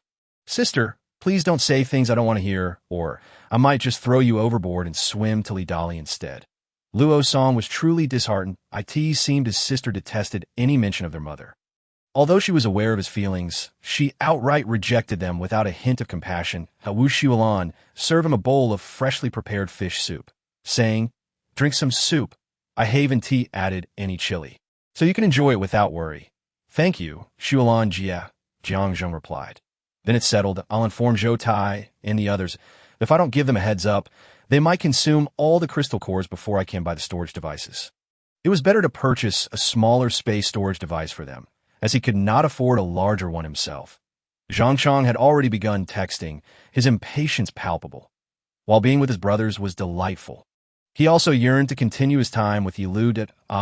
The dilemma of wanting to have it all. Yi Hui, on the other hand, never fretted over such matters. She did as she pleased, going wherever her heart desired, unbound by anyone's constraints or opinions. Her refusal to assist those she disliked was already a sign of her mercy. Expecting her to pave the way further for them was nothing short of a foolish dream. Chapter 139. Daring to place green on Yi Hui's head after a series of twists and turns, the boat docked at a location still some distance from Haicheng. Who could have anticipated that military vessels would patrol the waters near Haicheng? They were stationed at the city's largest dock and did not venture It was evident that the impact of the mutated sea creatures was far greater than they had anticipated. Yi Hui, feeling relieved, remarked to the mutant willow tree, "We owe our ability to roam freely at sea entirely to you, Alu. You are truly remarkable." "I've always been exceptional." Indeed, Alu is extraordinarily impressive." Once she finished her exchange with the mutant willow tree, Jiang Zheng suggested, "Let us disembark here. The base is not located near the sea, but on the other side of the city. We'll need to travel overland regardless." Yi Hui, unfazed, inquired, "Aren't you considering making contact with the Navy? If they have any needs while we're still at sea, we could act as a hire team while Alu is willing to remain out here." Jiang Zheng sighed. "Even if we were to hire a team in the city, we'd need to register at the base first to have our task points credited to the team. At the base, not only are crystal cores a universal currency, but points can sometimes be more valuable. Then forget it. You keep these. I'll give Zhou Tai and the others a storage pendant. It has the largest capacity, so it's theirs. After all, they've helped me quite a bit in Ningshi. Though they had previously agreed on mutual benefit, it was undeniable that they had assisted her significantly. Both directly and indirectly to owe her, a small trinket was inconsequential to give away. Moreover, the minerals were something they had obtained together from the dock. Jiang Zheng held a bag of storage devices, looking at the pendant Yi Hui had specifically chosen with mixed feelings. Predominantly joy. Truly, she was the woman Jiang Zheng admired. Her actions were always generous. Aside from Luo Song, who remained discontent, the others were surprised yet pleased by Yi Hui's decision to Luo Song. Zhou Tai and his group were outsiders. Yet his sister preferred to treat them well rather than appease their mother. This child had likely never contemplated that the reason his mother, who seemed perfect in his eyes, was regarded as less than a stranger by Yi Hui. Wu Qianyu, though curious about what the base was like, felt that life would undoubtedly be better alongside the elites. Yet he couldn't help but feel conflicted. Did he truly belong to this team? Alu, we've reached the shore. You can leave the boat here for now, right? We should be back in a few days. I'd rather not that I can float nearby. Just call me when you return. I know how to answer the phone." Yi Hui replied with a playful tone. "When did you learn to answer calls? Does that mean you could call us too? If I give you a solar-powered phone, we could stay in touch indefinitely." What do you mean by life and death? Only humans have such short lifespans. Yes, I misspoke. With your evolution, you might even become the world tree, living in harmony with the heavens and sharing brilliance with the sun and moon. You have quite the way with words. If you can speak so nicely, do share more. Meow. Shout. Song swiftly climbed up from the bottom of the boat, trembling and dripping with water, soon transforming into a tender green onion.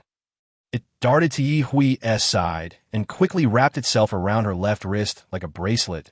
Ye was no longer bold enough to pretend to be hair on her head, as its once dark leaves had reverted to a vibrant green. Daring to adorn Ye Hui's head with green, Jiang Zheng swiftly removed it before she could react. Xiao Ji was suddenly brought over by a willow branch and said, Hui, I want to stay on the boat. Feel free to contact me if you need anything. Ye Hui raised an eyebrow, but did not refuse, as long as there was no particular information she sought. She often forgot there was an AI accompanying her. The willow branches formed a bridge to assist them ashore, and before they could steady themselves, the fishing boat had already begun to drift away from the coast.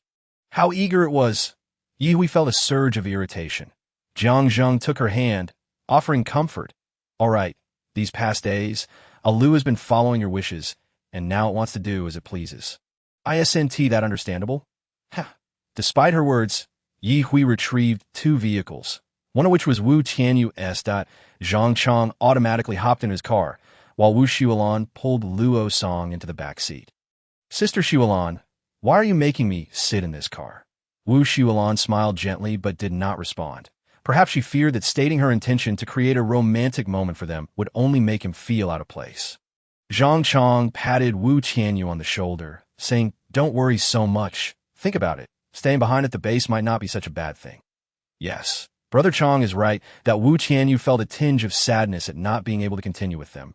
As their personalities were amiable and their abilities impressive, he felt like the only one dragging them down. The roads here were no better, riddled with potholes, making the ride feel like a thrilling roller coaster. After driving for a short while, they came upon a small village that had fallen into desolation, devoid of any signs of life, with houses overtaken by greenery. Jiang Zheng slammed on the brakes. Turning to Ye Hui, and upon seeing her composed expression, he felt reassured. Something amiss. Let us disembark. That village appears unusual. Ye Hui stepped out and effortlessly stored the vehicle, followed closely by Wu Tianyu, who was unsure if he should ask Ye Hui for help with his car. Just then, he heard Wu Xiulan softly ask, Shall I help you store your car first? Thank you, Xiulan Jie. After Wu Xiulan stowed the car, she approached Ye Hui without asking questions, knowing they would eventually share necessary information. Before they could speak, a rustling noise emerged from the grass, drawing closer and sending chills down their spines. This eight gray mass began to emerge. Those with a fear of clusters would likely faint on the spot. Mutant rats. So many of them. Sister, why you sound so excited when you talk? Ye Hui turned her head and flashed him a smile. Isn't it worth getting excited about? Brothers, let's go and annihilate them. With her words, the battle commenced. Fiery flames soared into the sky. Ordinary plants swelled uncontrollably, and amidst the gusts of wind, small air bursts exploded within the mutated rat swarm, accompanied by incessant squeaking. Chapter 140. You are truly amazing. How many mutated rats could possibly inhabit a village? Ye Hui and her companions were both exhilarated and fatigued from the slaughter. Meanwhile, the ordinary person Wu Tianyu trembled as he clutched Little Green, standing behind the group, with not a single mutated rat able to breach their defenses and approach him. Yet he could not quell his fear.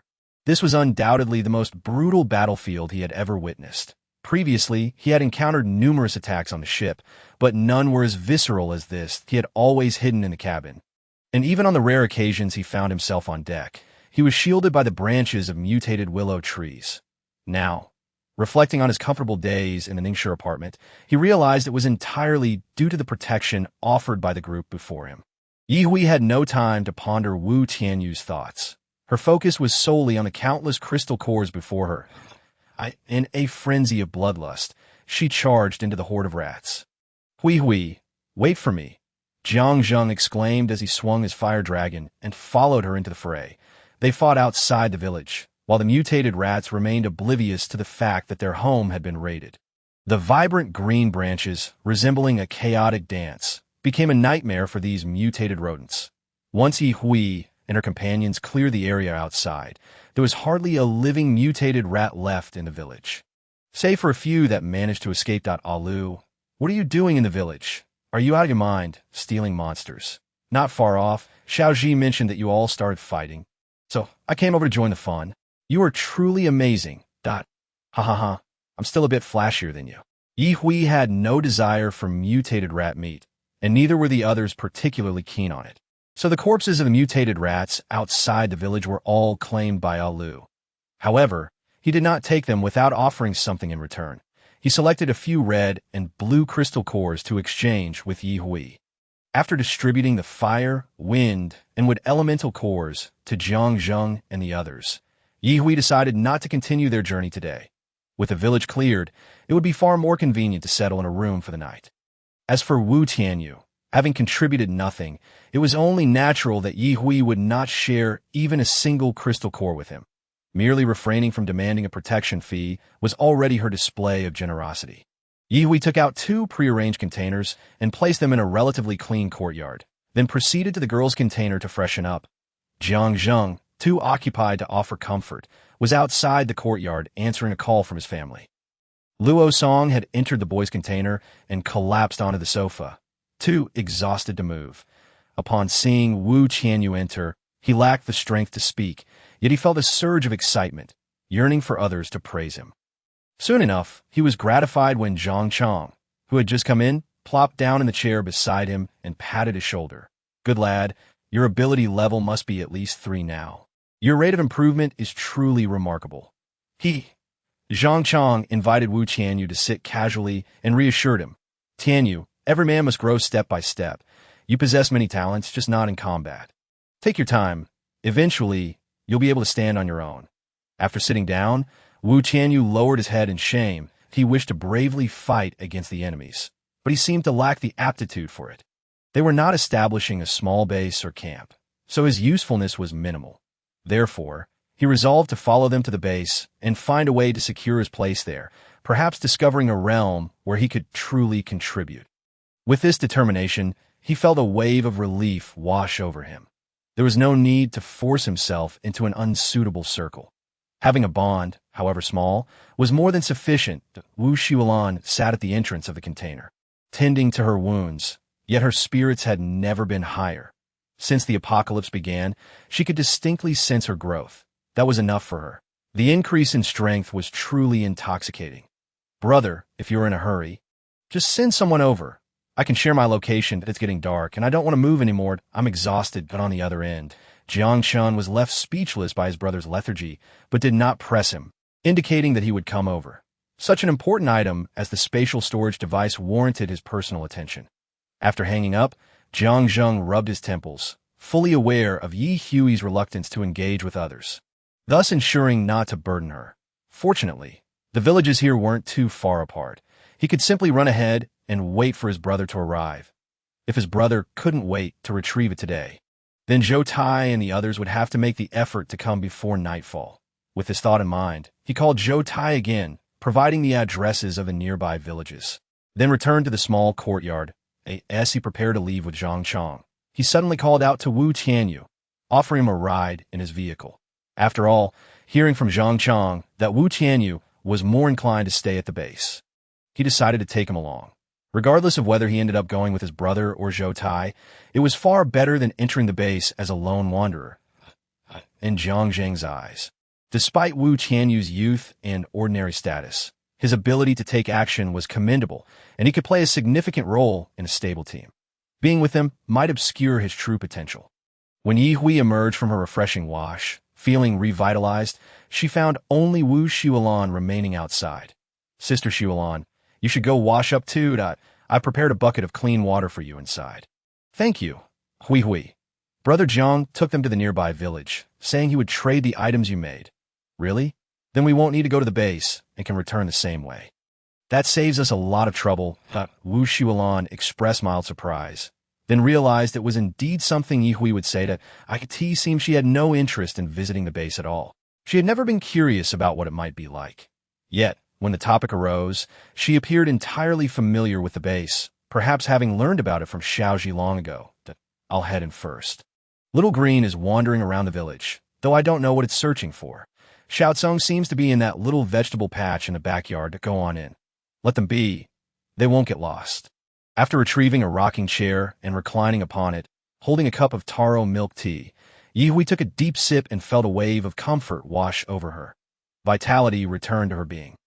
The June evening remained bright, a gentle breeze sweeping through as she rocked in the chair, and the comfort was such that she nearly dozed off right there. It had been ages since life felt this effortless. Whether or not the apocalypse persisted was of little concern to Yihui. She had no idea when it would end, but it seemed unlikely to conclude in the next 2 or 3 years. Chapter 141. How to handle a love-struck brother. The trade over there was somewhat bumpy, but ultimately, under Jiang Zheng's insistence to protect Yihui's interests, Jiang Chun made concessions that he had no choice. There was no alternative. Moreover, all spatial storage devices, once a user leaves their personal mental imprint or ability trace on them, become private property.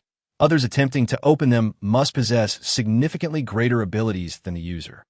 This, undeniably, significantly heightened the allure of the spatial storage devices. Even the initial appeal of any device that anyone could use was already quite enticing, that Yihui would not yield in the slightest due to the convenience others might experience. Her privacy and interests were paramount that if it came to that, she could simply toss them into the sea. Regardless, any attempt to infringe upon her rights was unacceptable. Fortunately, Jiang Zheng intervened at this critical juncture, as he understood her mindset well. Brother, if you wish to have future transactions, refrain from any antics. Jiang Zheng had to remind his elder brother, it's fine to profit for the family, but you cannot sacrifice the interests of my future wife. Jiang Chun found himself with a headache at the sight of his younger brother, realizing he had never known his brother to be so love-struck, placing romantic interests above all else. Thankfully, he had not completely lost his rationality and still knew when to advocate for the family. All right, where's your sister-in-law? Isn't she here? She's not here. She dislikes socializing. Crowds give her headaches. Haha. What kind of expression is that, big brother? If you don't trust me, you can't smile like that with such sarcasm. Thankfully, Hui isn't around. Otherwise, with your attitude, she might think my family doesn't like her. Jiang Chun. Forget it. This brother is beyond saving. You truly don't plan to return to the base with us? Is it really so enjoyable to drift endlessly without stability? Jiang Chun found it difficult to grasp this notion. Did he really think he would be devoured or bound by them in the base? The outside world was never safe. With just a few of them, they had yet to encounter a formidable opponent, and he dared not contemplate the consequences of such an encounter. Jiang Zheng shook his head. I won't return. Wherever Hui goes, I go. Why would I go back to watch you scheme and vie for power? That's utterly boring. All right then, I shall return. The remaining crystal cores will be delivered to Zhoutai on time. But if the final goods are seized by them, then you will be in for a tough time. Jiang Zheng shot a discontented glance at his elder brother. Truly, this brother had never learned to communicate properly since childhood. Would his brother betray him over a mere crystal core? Although that mirror could be considered quite substantial, he still wished to believe in his brother. There was no need to dwell excessively on improbable scenarios. Even if the worst were to occur, he could bear the consequences. After all, it was just a single crystal core, a burden he was willing to shoulder. In this lifetime, he had committed himself to repay his debts to Yihui. After sending off his brother and the others, Wu Tianyu ultimately chose to follow his own brother, a decision Jiang Zheng did not oppose, allowing him to go his own way. Zhengge, are we really going to walk there at this late hour? It must be at least 4 or 5 kilometers from here to there, he remarked. Jiang Zheng paused for a moment, then playfully slapped Zhang Chong on the back of the head. It's just a bit of distance. Hardly enough to worry about. Not like the weight-bearing runs we used to do. I'm not worried, Zhang Chong retorted. Hurry up and walk, unless you want to stay here collecting dust. When they finally returned to their original village courtyard under the cover of Jiang Zheng's spiritual abilities, Yihui and Wu Xuelan were engaged in a game of solitaire by the light. Luo Song was beside them, engrossed in a single-player video game. Upon seeing them, Wu Xuelan exclaimed, "You're back. You must be hungry." She promptly set down her cards, indicating her intent to stop playing. Yihui, However, protested Xuelan, you're just making excuses for losing. That's not true. It's just a game of solitaire. Besides, you just returned and must surely be famished. Plus, you likely have matters to discuss, Wu Xuelan insisted, resolutely putting the cards aside. Ye Hui acknowledged with an O, nodded, and stood up. Then let's eat in your container. The three of us have already had our meal. Jiang Zheng nodded and, as she emerged, handed her the ring he held. Here, it contains the crystal cores, though it's still lacking some. As we previously discussed, Zhou Tai and the others will collect the rest and find a way to deliver them to us. Accepting the ring naturally, Ye Hui did not even glance inside, but looked up at Jiang Zheng and asked, "Did your brother say anything to you?" "He did. Why would he not?" Jiang Zheng replied. "But rest assured, what is yours will remain yours. It will certainly not be diminished. Handing everything over to them is already the greatest assistance we can provide. We cannot allow them to take advantage of us." Brother Zheng, you are truly kind." Just as Luo Song stepped out of the container, he nearly burst out with excitement. Jiang Zheng, feeling quite pleased, replied, "Of course I must treat you well." Soon, they entered another shipping container where Ye Hui set up a table, placing a large basin of rice and 3 dishes with soup on it. "Let us refrain from drinking tonight, especially since we are in an unfamiliar place. We must exercise caution," she advised, while Jiang Zheng and Zhang Chong ate in silence.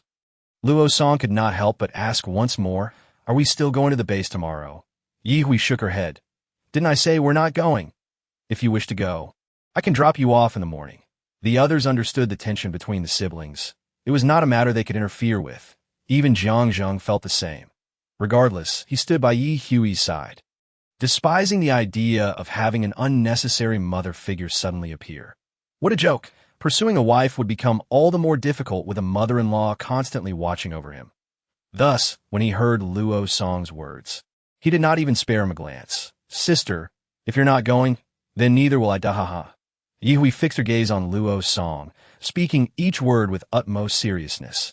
"If you wish to return, then go ahead. I have no objections. But if you reveal my ability to create spatial storage devices, don't blame me for turning against you when we meet next." I haven't said anything. "Why are you looking at me like that? Besides, even if it were to slip out, wouldn't it be easier for Jiang Zheng and the others to let out?" Ye Hui flashed a broad smile. "That doesn't concern you. Just mind your own mouth. You haven't mentioned it to Ms. Song, have you?" "No, I'm still upset with her. I haven't acknowledged her, so how could I say anything?" After a moment, Luo Song's expression changed dramatically. "Sister, she is still your biological mother. Do you not trust her even a little?" "Not at all." Chapter 142. As long as one's abilities are sufficient, one can go wherever they pleased at a night passed, seemingly erasing all contradictions. Following their plan, they decided to take a stroll through the urban area of High City. The eastern district by the sea was the city center, while the base was situated to the west. With a considerable distance between them, certainly not as close as village to village. Sitting in the passenger seat with half-closed eyes while petting a cat, Ye Hui appeared as if she had yet to awaken fully. Luo Song, in the back seat, also had his eyes shut, adopting a posture that conveyed his refusal to engage. Sandwiched between them, Zhang Chong glanced ahead and then to his right before ultimately turning to look at Wu Xulan on his left, silently inquiring, "What is going on with them?" Wu Xulan shook her head, genuinely unaware of Ye Hui's predicament. She had slept even more soundly than Ye Hui last night. As for Luo Song, he could surmise some of the tension. It was evidently Ye Hui's attitude towards their mother that had upset the young boy. Sighing helplessly, Luo Song probably thought that after spending considerable time by Ye Hui's side and receiving her kindness, he had truly won a place in her heart as her beloved brother. If that were his mindset, he was bound to be disappointed. Gaining entry into her heart was not a simple endeavor. In her eyes, even if Ye Hui had agreed to Jiang Zheng's pursuit, Jiang Zheng remained merely a fleeting shadow in her heart, let alone her half-brother with whom she had little connection since childhood. However, expressing such thoughts would undoubtedly hurt him, so Wu Xuelan chose to remain silent, maintaining the pretense of friendship. "Hui, why do you want to go to the world's tallest building? There's nothing particularly special there now." Basking in the pleasant morning sunlight, Ye Hui replied nonchalantly, "Oh, I just want to experience the grandeur of the world's tallest building before it collapses. It was easy to imagine that without maintenance and with the encroachment of flora and fauna, many skyscrapers would gradually succumb to decay. At least for now, ascending them posed no risk of collapse mid-journey. The opportunity to appreciate artificial beauty was fleeting, that if you put it that way, it's true. The traces of industry will only diminish, and so will the skyscrapers. Who knows how long it will take to restore everything to its former glory? Jiang Zheng mused, reflecting on his previous life, spent in a post-apocalyptic world without any semblance of a bright future. What about this life? Will progress accelerate, making humanity's victory foreseeable? It was hard to say, but turning to glance at Ye Hui, Jiang Zheng could not help but smile tenderly, as long as she was present. Any world would be beautiful. That fleeting moment of tenderness, laden with 1,000 unspoken emotions, did not go unnoticed by the three in the back seat, each feeling differently. Ye Hui, sensing something, turned to look at him. But by then, Jiang Zheng had already fixed his gaze ahead, appearing entirely focused on driving. Were it not for the slight flush on his ears, she might have thought she misread the situation. Jiang Zheng. Ye Hui initially intended to express that if he remained the same, even after traversing mountains and seas, she would not mind truly being with him. However, with 6 pairs of eyes watching her, she casually dismissed the thought. It's nothing. They bounced along the nearest highway, which was remarkably well maintained, with scarcely any abandoned vehicles in sight and the road itself utterly clear. The highway here is quite well kept. No wonder we arrived so swiftly yesterday, Zhang Chong observed with excitement. Although seated on genuine leather, the constant jolting was far from comfortable. As they approached High City, the number of cars on the highway increased. Their vehicle, appearing somewhat unfamiliar, drew quite a few curious glances that Ye Hui watched as cars zipped past, reminiscent of her past life, where she and her teammates embarked on missions from the base, driving towards their objectives. Returning with needed supplies, or joyfully defeating zombies to collect crystal cores. Injuries among teammates or the loss of comrades would turn the initially cheerful atmosphere somber for a time. Yet, in the end, death was routine in the apocalypse, leading to a cycle of familiar faces being replaced by new ones. The happiest moments are the ones filled with bountiful rewards, even more joyous than the slow progression of her abilities. Her presence was critical due to her status as a spatial ability user, safeguarding important resources stored within her space. Yet ultimately, her worth diminished within the team, leading to Ye Hui exhaled, grateful for the chance to start anew. Living without reservations, she hoped to reunite with her former teammates in this life. The notion of revenge, once fulfilled, seemed enticing to revisit. What are you sighing about? Is it the number of cars we're encountering on the road? Ye Hui turned to Jiang Zheng, bemused. Why do you think so strangely? This number of cars is hardly excessive.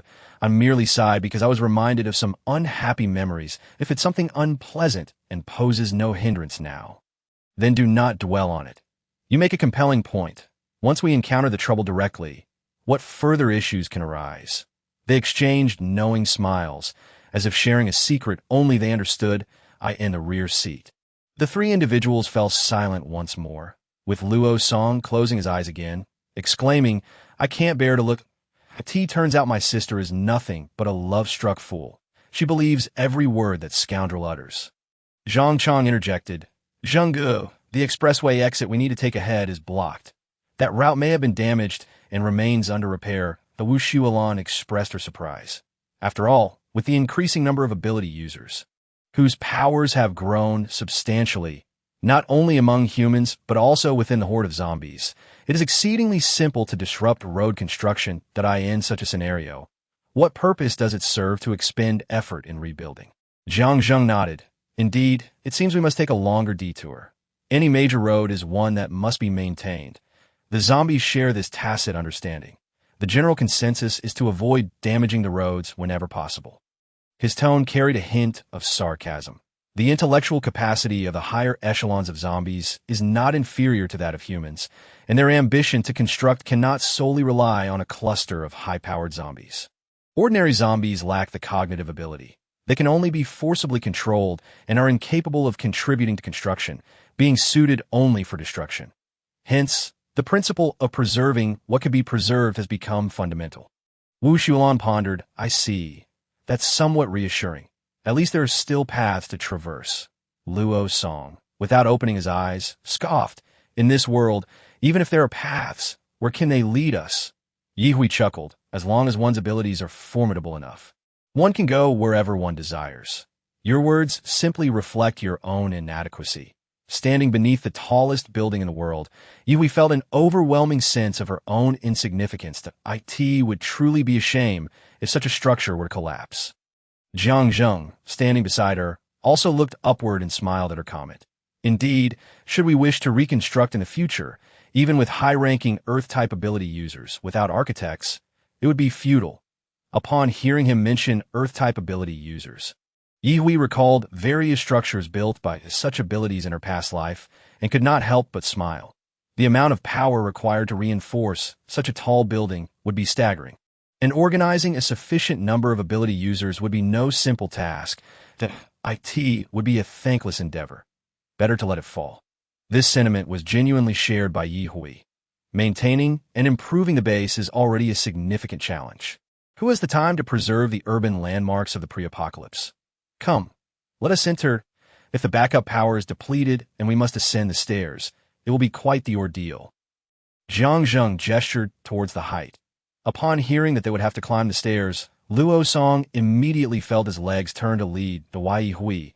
However, cheerfully remarked, "Then it is up to my brother Jiang Zheng to locate the backup power room and activate the electrical devices. After all, we possess the energy. Then let us proceed." Once they entered, several groups of people in the adjacent office building noticed them, one of whom glared at Ye Hui with gritted teeth. "Qiangzi, do you know them?" Originally known as Brother Chong, he now felt insulted to be called Qiangzi, believing it to be Ye Hui's doing. "Yes, they used to be from Ning City, that I never expected they would come here." "Brother, should we follow them inside?" The person being referred to as brother merely cast a sidelong glance at him, a wry smile on his face. "Qiangzi, we are currently in Haicheng, and we are on a mission. Completing our task is of utmost importance. Do you understand?" "Understood, understood. Whatever brother says goes. Why little brother was just being foolish." Jiang Zheng turned to glance at the adjacent office building, his instincts detecting a palpable malice directed at Ye Hui. Though it vanished in an instant, he took note of it. He would not allow someone harboring such ill intent towards Ye Hui to remain. It could pose a hidden danger in the future. "Xiao Lu, Xiao Tsong, come here." Meow, oh, Xiao Tsong swiftly vanished from Ye Hui's wrist. Ye Hui watched as the two small pets rushed to Jiang Zheng, unable to suppress her curiosity about who had raised them. Jiang Zheng instructed them to locate the individual harboring malice towards Ye Hui. If they could handle it, they should seize the opportunity to eliminate him. If not, he would take care of it later. Though both possessed mental abilities, their differing focuses allowed for seamless communication between Jiang Zheng and Xiao Lu. Xiao Lu mewed a greeting to Ye Hui before swiftly departing with Xiao Kong. Ye Hui approached Jiang Zheng and quietly inquired, "What did you tell Xiao Lu? Why is it in such a hurry to deal with the bad guy for me? There is someone in the building opposite who harbored ill intentions towards you. I sent it to investigate. If it can handle it, it will. If not, I will take care of it later. Ye Hui. There's really no need to go through such trouble. Just tell her, and she can resolve it herself. Regardless of the reason, anyone who wishes to harm her will find themselves at a disadvantage. Let us go. We should see if the elevator is operational." The previous security measures were quite impressive. Featuring facial recognition, security checks, and card access, they had equipped everything that could be arranged. Thus, one could assume that those working here felt quite secure. Wu Xuelan, upon entering the lobby and preparing to take the elevator, couldn't help but marvel at the numerous checkpoints. This was a work environment she had never dared to dream of before. Zhang Chong surveyed the premises and remarked, "This building must have been thoroughly cleaned multiple times. We haven't even encountered a single zombie corpse." Ye Hui agreed. "Excellent sanitation. Everything that needed to be dealt with has been done. If they only killed without burying, this city would be unbearable." Wu Xuelan couldn't help but laugh. Hui is still so concerned with environmental hygiene. As expected, the elevator was indeed out of order, and the machines in the backup power room had been dismantled, leaving everyone bemused. She had hoped to reach the top floor using a more efficient method, leveraging her abilities, thus avoiding the need to climb floor by floor. "Should we still go up?" "Of course, why wouldn't we?" "Sister, don't you have any other generators in your space? Just bring one out to power the elevator." That won't do. It would waste too much time. Moreover, what if someone takes advantage of our ascent and steals the generator? Ye Hui resolved to ascend on foot. Luo Song struggled for a moment, but ultimately conceded. There was no alternative, and no one else voiced any objections that I end this team. Her word was law. The second floor housed a convenience store and CF, but everything had been thoroughly scavenged, leaving not even a single coffee bean behind. However, Ye Hui discovered an intact coffee machine behind the counter. Her spirits lifted. Who would have thought we'd find something so delightful right away? With this, we can enjoy freshly ground coffee. Luo Song couldn't even muster the energy to retort. Such items were hardly valuable, and without coffee beans, they were practically useless. Jiang Zheng, on the other hand, cheerfully assisted in searching for any usable items. Wu Xiulan stood before a broken cake machine, lamenting, "What a pity. This was my dream appliance. But it's all right. I'll encounter something even better in the future." They continued their ascent floor by floor, reaching the 10th floor without encountering a single stray zombie. Point 1 must commend the diligence of those who had come out on missions from a base. The area had been remarkably well cleared. The horde of zombies in Haicheng had likely migrated to Fujian City, just as those from Ning City had. Otherwise, in a city as prominent as Haicheng, the zombie population would undoubtedly be larger than in other cities, and the potential for high-level zombies would be considerable if they were still present. Even with a base in place, it would be impossible to clear the city center within a month or two. However, these matters were of no concern to Ye Hui, who was still exhilarated as she swept upward, layer by layer. Unfortunately, there was little of value left on the lower levels. Let us head straight to the top floor. This meticulous search is proving too laborious, and there is nothing worthwhile here. Jiang Zheng recognized that her final statement was the crux of the matter. If there were truly valuable items, she would never complain about the effort involved. Very well, let us proceed directly to the top. Zhang Chong emerged from another office, waving excitedly. "Zheng Yi Jia, hurry over. There are good things here. What is it? What is it?" Ye Hui rushed over like the wind. Zhang Chong revealed an entire box of nitrate, which, while of little use to Ye Hui, was a primary ingredient for explosives. Disappointed, Ye Hui waved her hand. "Is this all? You can keep it for yourself." Zhang Chong chuckled as he stowed it away in his storage space, looking at Jiang Zheng and saying, "Zheng, this must have been hidden away by someone else." "Haha, I found it. Anything you find is yours. Let us move on." "Sure thing." Standing on a rooftop of the tallest building in the world, Ye Hui felt the wind was even stronger here than below. Looking down, the view was magnificent. It was no wonder the ancients proclaimed, "To stand atop the peak is to see all mountains as small." From this vantage point, she felt as though she were surveying the world. Many areas were no longer orderly, and some appeared to have descended into ruins. Standing there, Ye Hui's heart was calm. Putting aside everything else, simply being in this moment made the journey worthwhile. Jiang Zheng stood a step behind her, his gaze fixed not on the distant landscape, but rather on the nape of her neck, as if the beauty of the world paled in comparison to hers. Meanwhile, Wu Xiulan and the others wandered about, glancing down and around, exclaiming in wonder. For the three of them, this was their first time atop such a high building, and they were naturally astonished. Luo Song stood still, absorbing the moment as he felt the wind around him. The wind-based ability within him began to operate swiftly, and astonishingly, he levitated off the ground. What on earth is happening with Luo Song? Zhang Chong gazed at Luo Song, who hovered more than a meter above the ground, with even greater astonishment than when he viewed the world from atop a tall building. Upon hearing the commotion, Ye Hui turned around to witness this spectacle, just as Jiang Zheng remarked.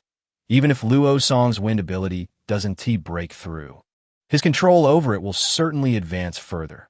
TSK, will he not be able to fly in the future? Ye Hui's eyes shimmered with envy. She too yearned to soar through the skies. Jiang Zheng, unable to suppress a chuckle, said, Your spatial ability has already allowed you to develop various applications. Why not try to make yourself fly? That's different. Flying with wind abilities is so graceful and ethereal. I thought you only pursued practicality. Ye Hui pouted. What is wrong with pursuing practicality? One can seek utility while also desiring beauty. The four of them quietly observed Luo Song, awaiting his digestion of this sudden epiphany. Meanwhile, Xiao LV and Xiao Tsong had located Changzi. Xiao LV was deeply impressed upon first sighting Changzi, immediately identifying him as an enemy. Unfortunately, he was surrounded by skilled individuals and did not find himself alone.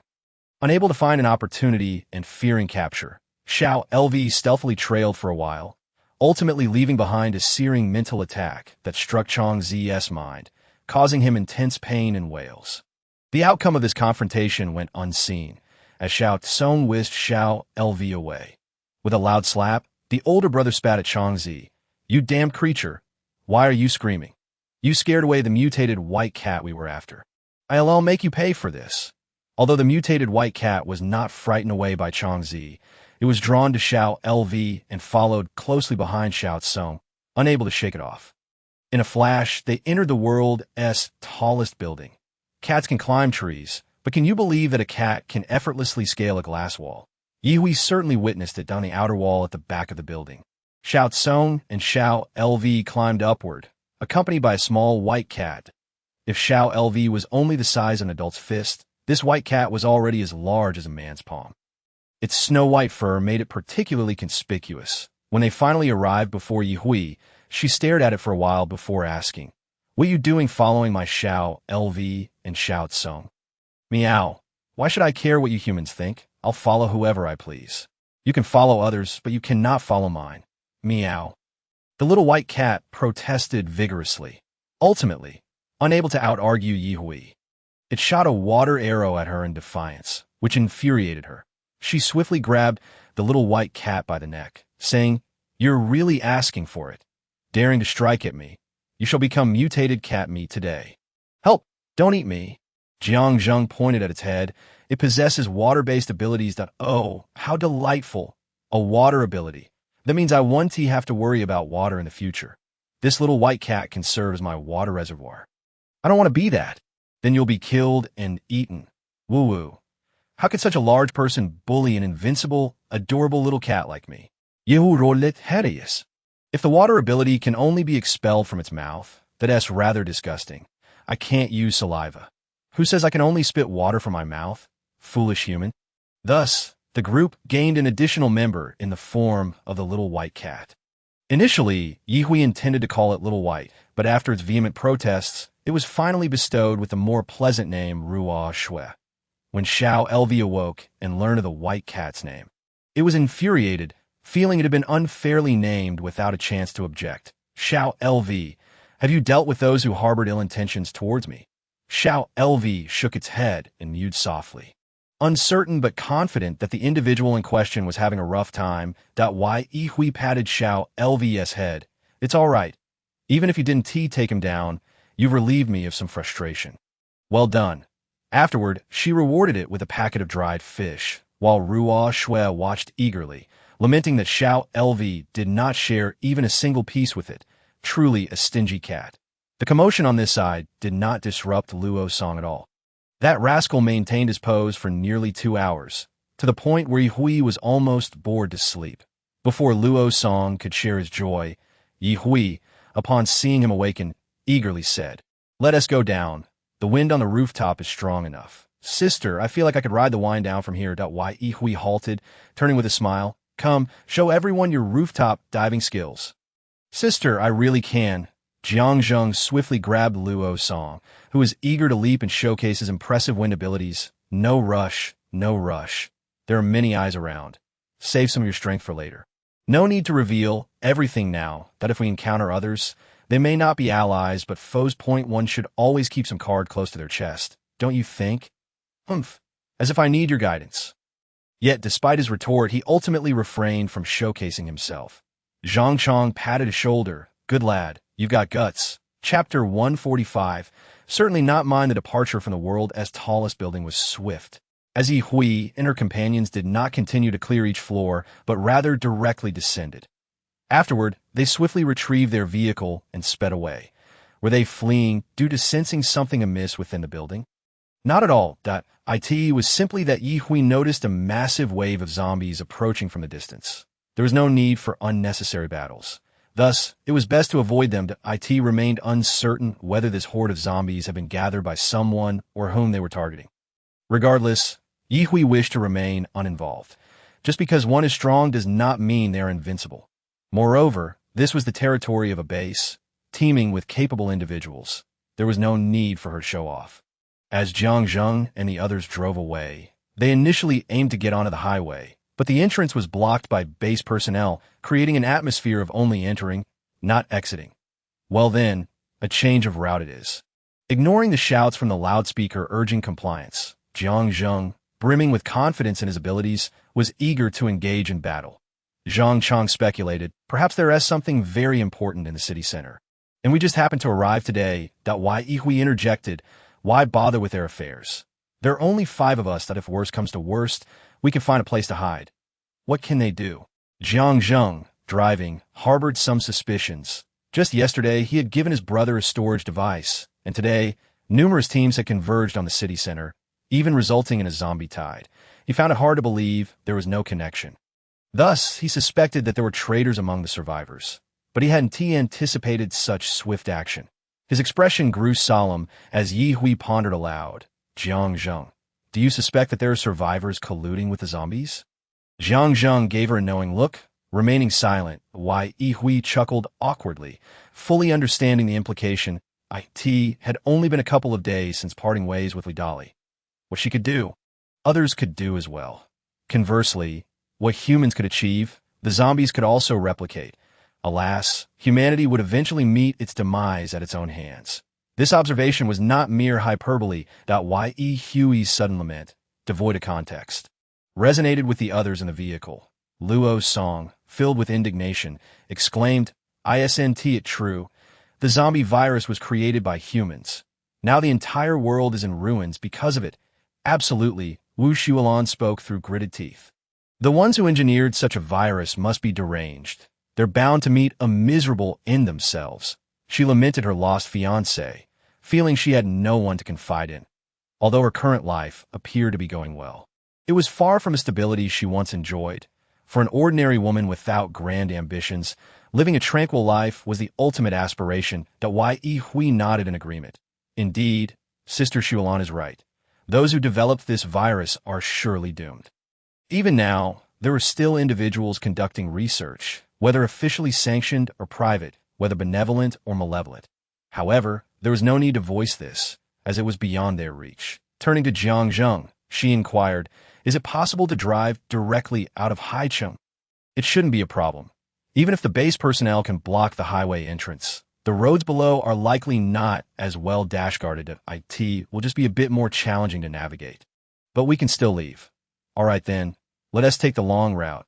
We'll avoid the horde of zombies at all costs. I've had enough of fighting mutated rats. I need a good rest. Ye Hui expressed that in this new life, she had no intention of becoming a savior. She merely sought to live a relatively easy life. Moreover, to put it bluntly, the numerous mutated rats she had dealt with the previous day had already afforded other human survivors much-needed breathing room. One cannot have it all, so it is wise to maintain perspective. As they passed an intersection, someone suddenly shouted, Luo's song, you're still alive. Pull over. Luo Song's expression soured as he muttered, damn it, that little brat is asking for a fight. Ye Hui, with a hint of curiosity, turned from the passenger seat to look at him. Just now, was it your stepfather's son who called for you? Instantly, Luo Song's expression darkened further. If he weren't your stepfather. He retorted, of course, he isn't mine. Miss Song has long ceased to be associated with me.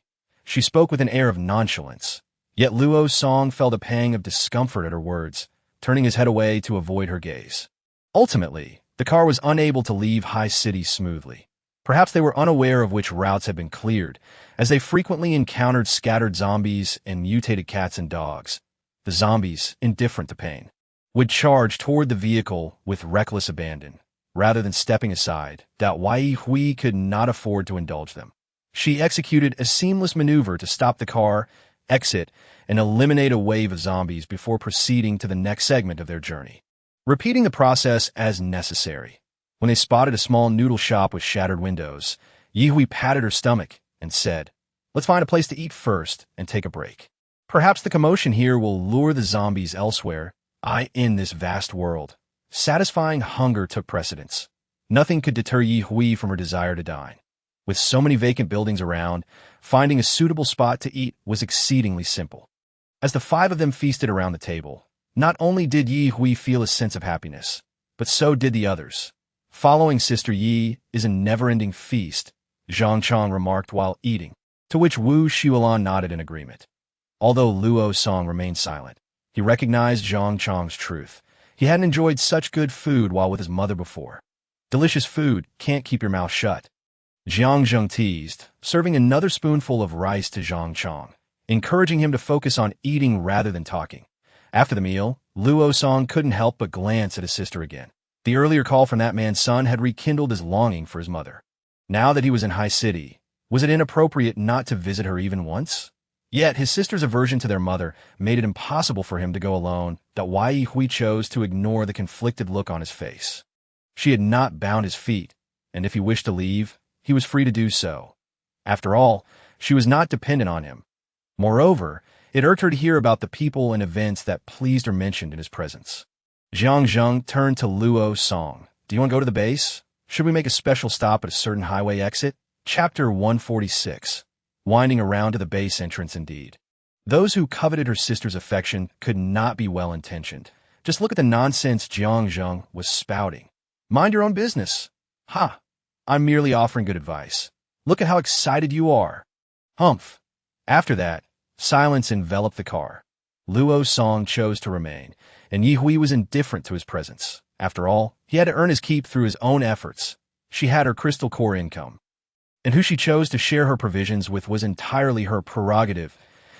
As long as it did not involve Ms. Song, he could still be a good brother. Although they followed the navigation, the journey was fraught with detours due to various reasons, and eventually, the car came to a halt. The towering walls of the base came into view from a distance. Upon seeing this scene, Ye Hui fell into silence. A fleeting look of joy crossed Luo Song's face. It seemed he had misjudged Jiang Zheng. He was indeed a good older brother. Wu Xiulan and Zhang Chang had only heard Luo Song speak of the base's grandeur, but witnessing it firsthand was truly astonishing. Now that we're here, should we go inside the base? Ye Hui turned to survey the group, her gaze finally landing on Jiang Zheng's face, which bore an apologetic and innocent expression that disarmed her anger. As the saying goes, since we are here, we might as well take a look. Ye Hui said weakly. Let us go inside. Luo Song exclaimed excitedly yes. His voice trailed off, clearly wishing to avoid provoking his sister. Fearing she might turn and leave at any moment. Such a thing was not beyond her. Meow. I don't want to go in there. I just escaped from this place. Returning would be like walking into a trap. Ye Hui glanced at the white cat in Wu Xiulan's arms. You seem to know quite a few words. If you don't want to go in, will you wait outside for us? Xiao Tsong obediently jumped from her wrist to entangle the white cat in Wu Xiulan's embrace, signaling, Don't worry, I'll keep an eye on it. It won't escape. The white cat was so annoyed it seemed to roll its eyes. Ruoxuo was dragged into the bushes by Xiao Tsong, quickly disappearing into the greenery by the roadside. Ye Hui couldn't help but call out, Don't wander too far. We might return soon. Meow. Jiang Zheng turned to Ye Hui. Shall we continue heading that way? Yes, let us go to. As they approached the base, they could increasingly appreciate its vastness. The main entrance. Vehicles and pedestrians were bustling in and out, and soldiers patrolled with their weapons ready, maintaining order. New arrivals were lining up to register. The long queue momentarily made Ye Hui doubt whether she had returned to her previous life. Luo Song, already possessing a new ID for the base, did not need to wait in line and could enter directly. Ye Hui understood that he must be here to find Ms. Song. She had no desire to go, fearing mutual disdain and perhaps even a confrontation. Thus, she urged Luo Song to depart, saying that Zhang Chang would notify him when it was time to leave together. Although it was Jiang Zheng's first visit, he had certain privileges, such as being ushered into a VIP area for processing without waiting in line. Ye Hui did not hesitate. She had no interest in standing in a long queue reserved for ordinary people. There was a shorter line for those with abilities, and if they could expedite their entry, they would take that opportunity. Consequently, the four of them were quickly escorted by a young soldier to a different area. They claim the base is fair, yet here we are enjoying special treatment. Speak for yourself. Just moments ago, you were criticizing the nearby ability users for their privileges. Now you wish you could exchange places with them. Ha! Enough! Do you want to enter the base or not? If you keep talking and disturb others, don't blame me for clearing you all out. Instantly, the queue fell silent, leaving only the faintest whispers. Not only ordinary people, but even those in line with abilities felt a pang of discomfort seeing Jiang Zheng and his companions led to the front. Yet they dared not voice their grievances. After all, crossing someone with a powerful background could lead to future troubles within the base, and they would not relish that. Zhang Ergo is going to ask. Our squad leader is over there. He'll handle your processing directly. All right, thank you for your help. Hey, no need to be so polite. The young soldier wanted to express that thanks to Jiang Zheng, their stay here had been considerably more pleasant, receiving ample assistance from Zhang's family and Zhou Tai. Otherwise, with their squad leader's stubborn disposition, they would not be faring as well now. After confirming their identities prior to the apocalypse and their current abilities and levels, they soon received new identification cards, which also allowed them to check their points and even trade them through the cards. Each card required a small crystal core for processing, which could also be exchanged for other goods, thus ensuring it was not free.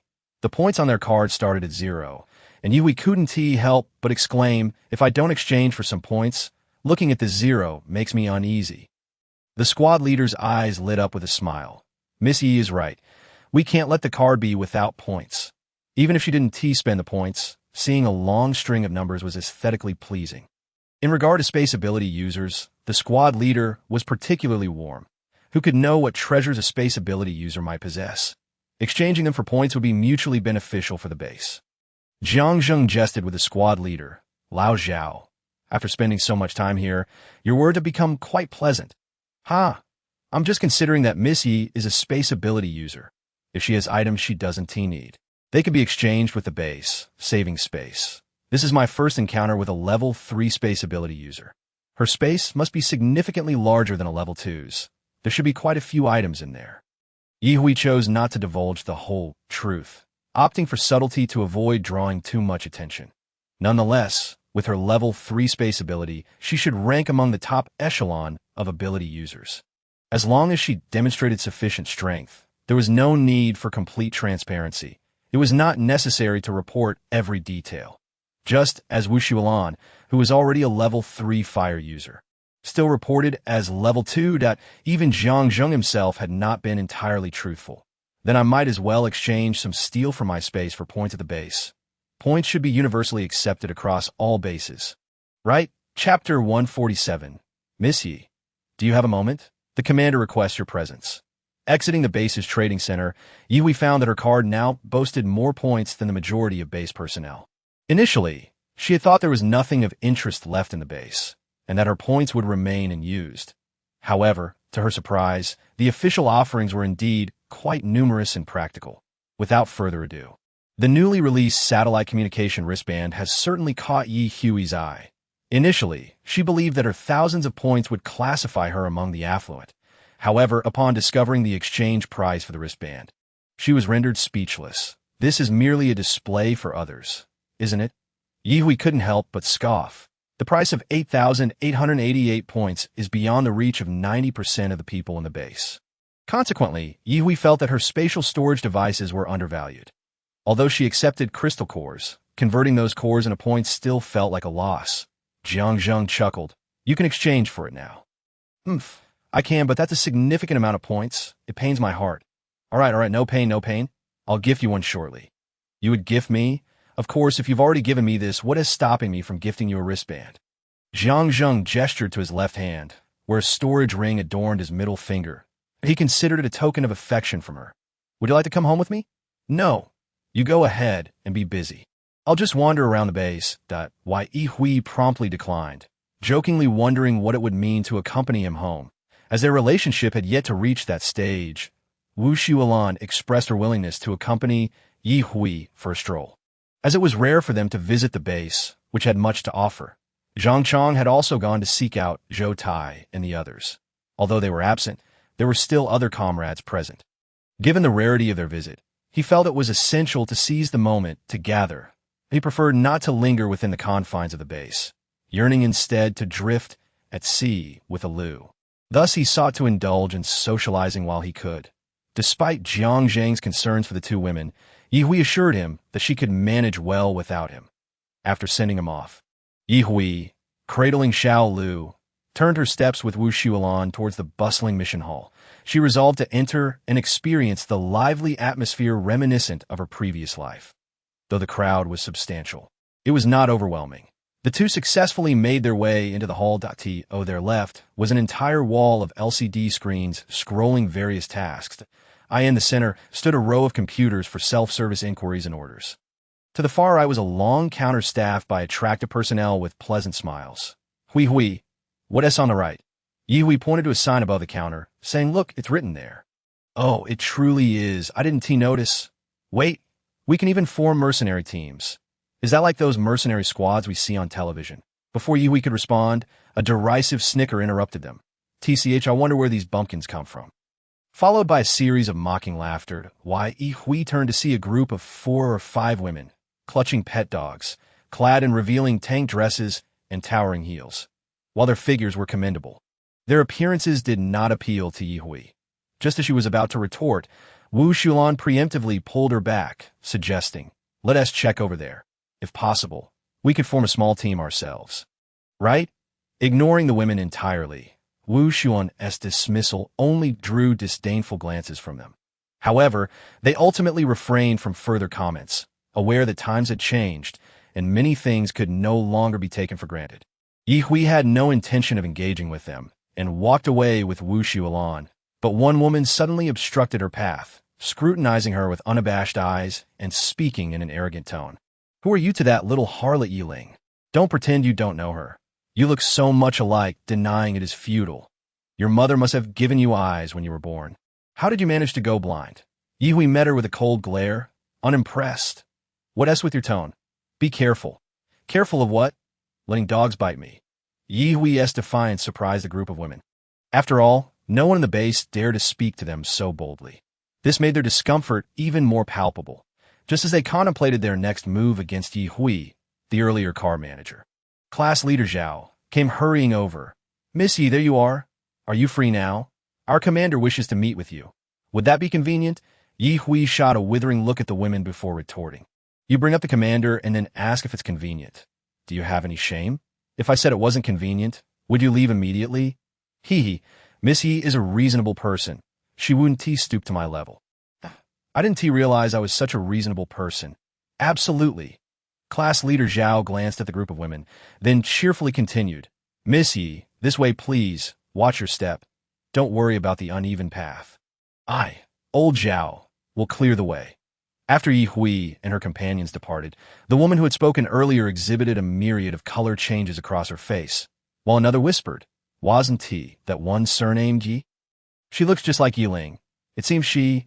Are we still going to make things difficult for Yiling?" "Are you foolish? Didn't you hear what she just said? Clearly, she doesn't know Yiling. There are plenty of people with the surname Yi in the world. Does every one of them have to be related to her?" "Yes, you've thought this through." Yi Hui never anticipated she would have the opportunity to meet a military commander in this lifetime. As she faced the tall, silver-haired middle-aged man, she listened as he finished his tasks and spoke gently. "I apologize for the abruptness, Miss Yi.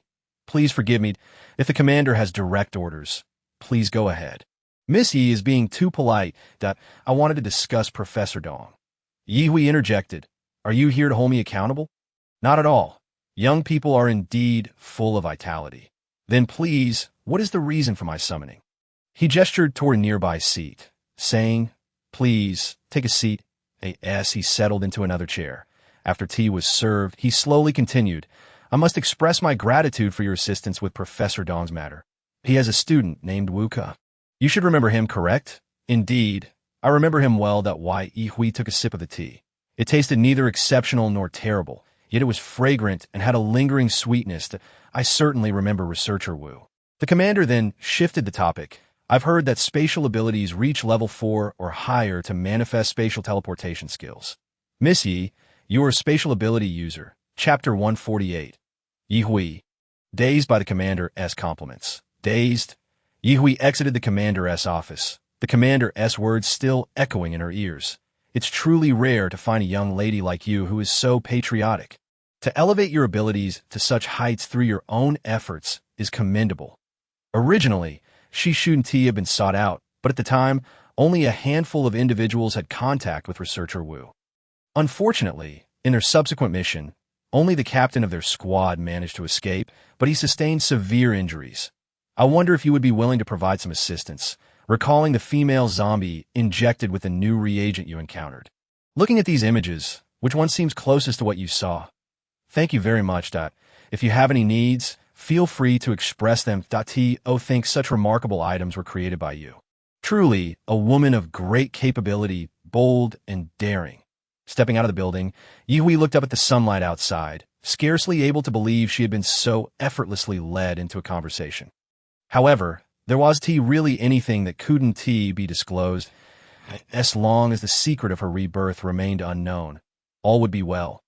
Initially, creating the spatial storage device had been a whimsical endeavor. Now, inexplicably, it had morphed into a task, which was quite vexing. Had her brain been devoured? Receiving a task merely for garnering a few compliments from the leadership was absurd, standing at the entrance without moving. No one hurried her to leave at tea that moment. Class leader Zhao approached with Wu Xuelan, a broad smile on his face. Missy, you're out. Where'd you like to go now? Just say the word, and I'll lead the way. Ye Hui, though vexed at having created unnecessary trouble for herself, refrained from venting her frustration on uninvolved parties. Regaining her composure, she said, Please take us to register a mercenary team. We need at least 2 people to establish it. Right? That is correct. Just 2 will suffice. Though Wu Xuelan was unaware of what Yi Hui had discussed, she was nonetheless intrigued by the prospect of becoming a member of a mercenary team. Hui, what name do you plan to choose? Am I officially a member now? I haven't decided on a name yet, but Sister Xuelan must be an official member. Meow. Yi Hui patted the little black cat that leaped over, saying, You can skip this. A cat doesn't occupy a spot. Meow. That's discrimination. Outright discrimination. Yi Hui tightened her grip slightly, chuckling at the little cat, which clearly lacked understanding of its owner's good intentions. Were it not for class leader Zhao as presence, Yi Hui would have definitely had a proper discussion with it. She was merely trying to protect it. Carelessly placing it on display wouldn't necessarily be a good idea, as it would only attract more greedy eyes. Though she didn't fear trouble, it was always better to minimize it. Miss Ye's pet is quite perceptive. That goes without saying. If it were disobedient, what use would it serve? As Yi Hui uttered those words, she affectionately stroked the cat's back, causing Xiao Lu to tremble with fear, instantly silencing its meows. The team's name was quite simple, just a cat, which delighted Xiao Lu immensely, confirming that the beloved feline truly favored her. The A-Cat team consisted solely of 2 members, Yi Hui and Wu Xuelan. However, having just been established, they possessed no rank whatsoever.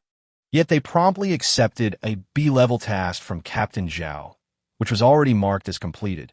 Within less than a second of the task being posted, it was deemed finished, as they had an official document from the leadership office affirming their preemptive completion of the assignment.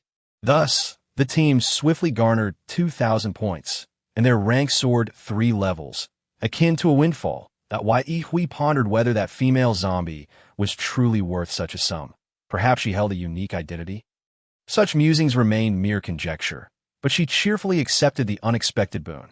After all, their team had also taken on a long-term, A-level task, typically unattainable for newly formed teams. Yet Yi Hui was no ordinary individual. The administrative personnel were left bewildered. This task was connected to Wu Ku and the female zombie, which Yi Hui had proactively chosen to undertake, given that her resources had already been dispatched to Fuchuan City. It would be foolish not to seize the points available. Sharing information and results with the authorities later would be permissible. After all, the officials would not exploit them without compensation. Upon exiting the task hall, Yi Hui waved goodbye to Captain Zhao, who insisted on guiding them around the base to spare them from potential troubles. Yet, Yi Hui firmly declined. The presence of a stranger shadowing her instilled an unsettling feeling of being watched, a sensation she found quite distasteful. If anyone were to cause her trouble, it was they who should be concerned, for she was not one to be trifled with. In truth, the number of foolish individuals was scant. The majority within the base were perceptive. At the very least. Women who maintained their composure and appearance either possessed remarkable abilities or had formidable backing, both of which signified that they were not to be trifled with. Anyone with a modicum of sense would refrain from unnecessarily offending such individuals. Thus, Yi Hui and Wu Xuelan strolled leisurely with Xiao Lu, encountering no one eager to provoke them. Remaining within the base felt as though they were still in the world prior to the apocalypse. How delightful it was! Hearing Wu Xuelan's musings, Yi Hui smiled, suggesting, "Sister Xuelan, it is certainly feasible for you to settle down in the base, without delving into other matters. Your prowess alone would make you a coveted asset among other teams." Shaking her head, Wu Xuelan replied resolutely, "I merely expressed a passing sentiment. Truly, I would prefer to remain with you rather than follow a stranger. And no matter how others may treat me, it could never compare to the comfort of being by your side." That was far from certain. Wu Xuelan did not voice her thoughts, yet her smile unmistakably conveyed her desire. Regardless of how splendid the base might be, being near Yi Hui had spared her from hardship, allowing her to live better than most. Moreover, she had long since resolved to protect Yi Hui, even if it seemed her protection was unnecessary. Yet being by her side and assisting with the little tasks was something Wu Xuelan willingly embraced. Meanwhile, Luo Song, upon returning to his tidy one-bedroom apartment, felt an undeniable sense of gratitude. His mother had not only preserved the home after he left in a huff, but had also ensured it was impeccably clean. As though awaiting his return, Song Wanting had also kept watch, eagerly rushing over upon hearing her son's return. Yet upon entering and seeing Luo Song before her, her initial worries erupted into frustration. "You actually dared to come back." Chapter 149. A heartwarming moment between mother and son. Mom, Luo Song, initially thrilled to see his mother again, felt his enthusiasm wane as his gaze inadvertently fell upon her abdomen. Perhaps his stare was too intense. Song Wanting shyly placed a hand over her belly, her face radiating warmth as she sought to share her joy. "You're going to be a big brother soon. In a few months. Your brother or sister will arrive." Luo Song's expression stiffened. Though he had known this for some time, seeing it with his own eyes was an entirely different experience, and a whirlwind of conflicting emotions churned within him. "But Mom, this is the apocalypse. Are you seriously considering having a baby now? Have you thought about anything else?" Setting aside his concerns for his mother's health, in this environment, unless she had already been pregnant before the apocalypse. Who would dare to have a child now? It was a reckless gamble, not to mention the uncertainty surrounding the child's health. What if they were to give birth to a monster? Song Wanting, unaware of her son's tumultuous thoughts, waved her hand dismissively. "Don't worry.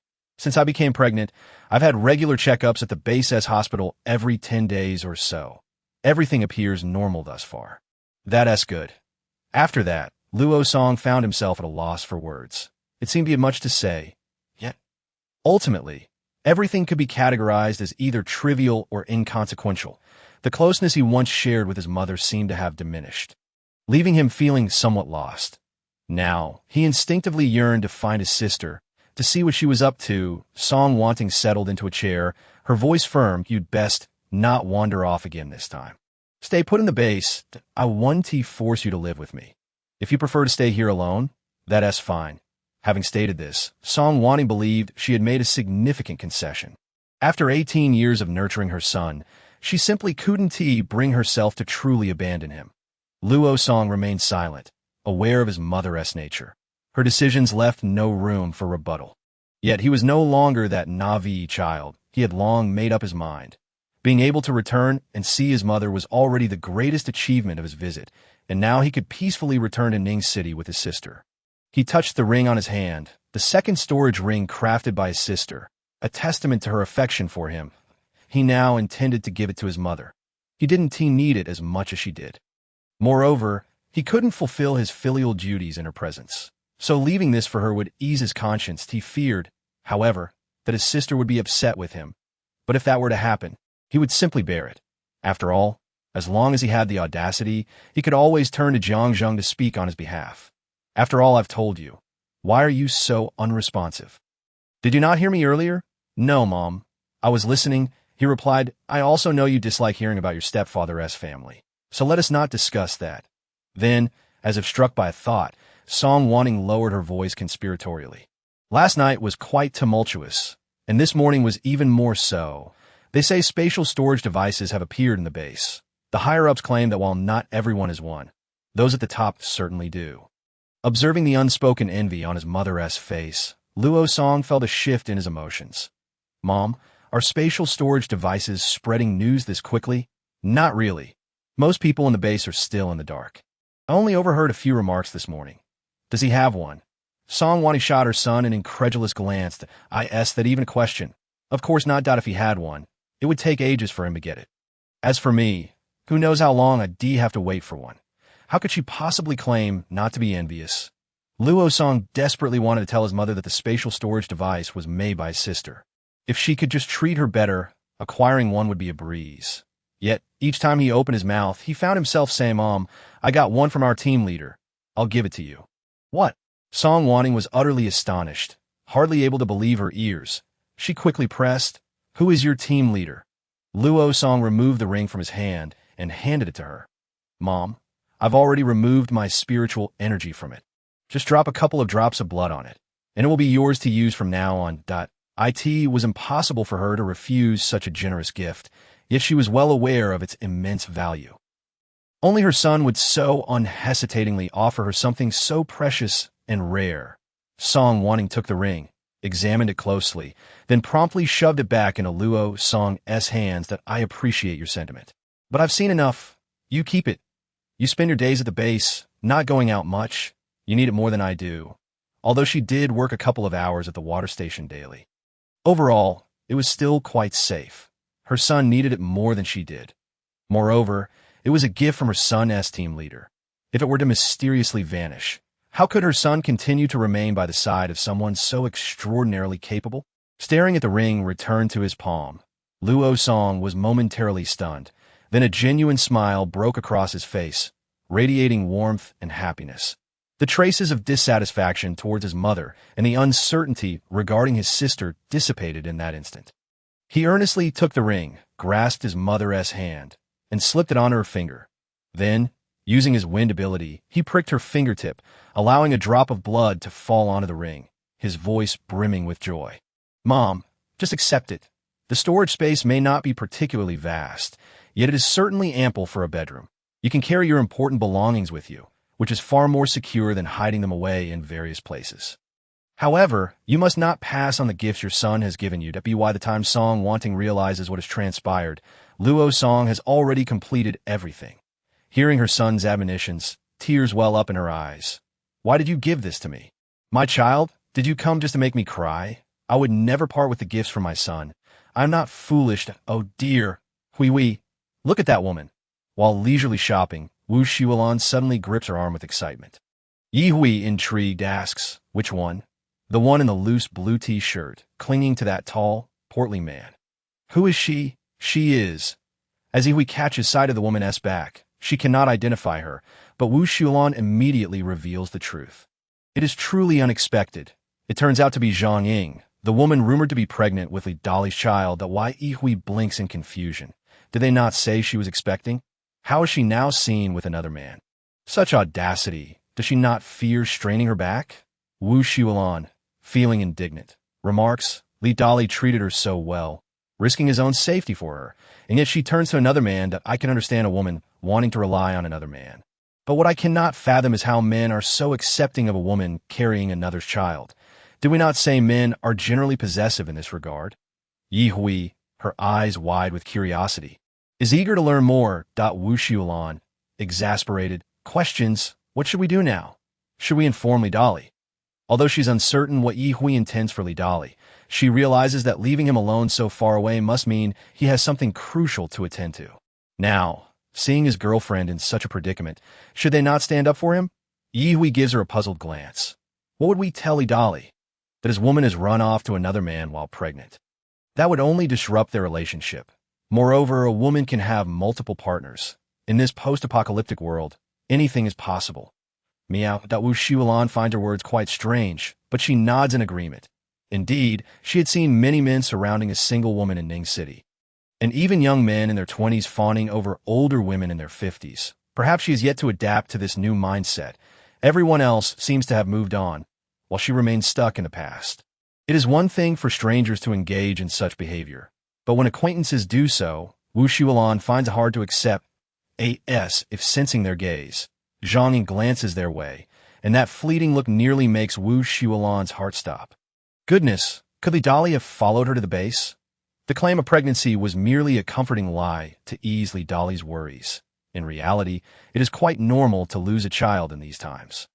Perhaps she could later tell Li Dali that the baby was lost, and he would surely understand. After all, her act of absconding with all his resources was rather unfair. A few comforting words would suffice. If a confrontation were to arise, Zhang Ying tightly clutches her current partner.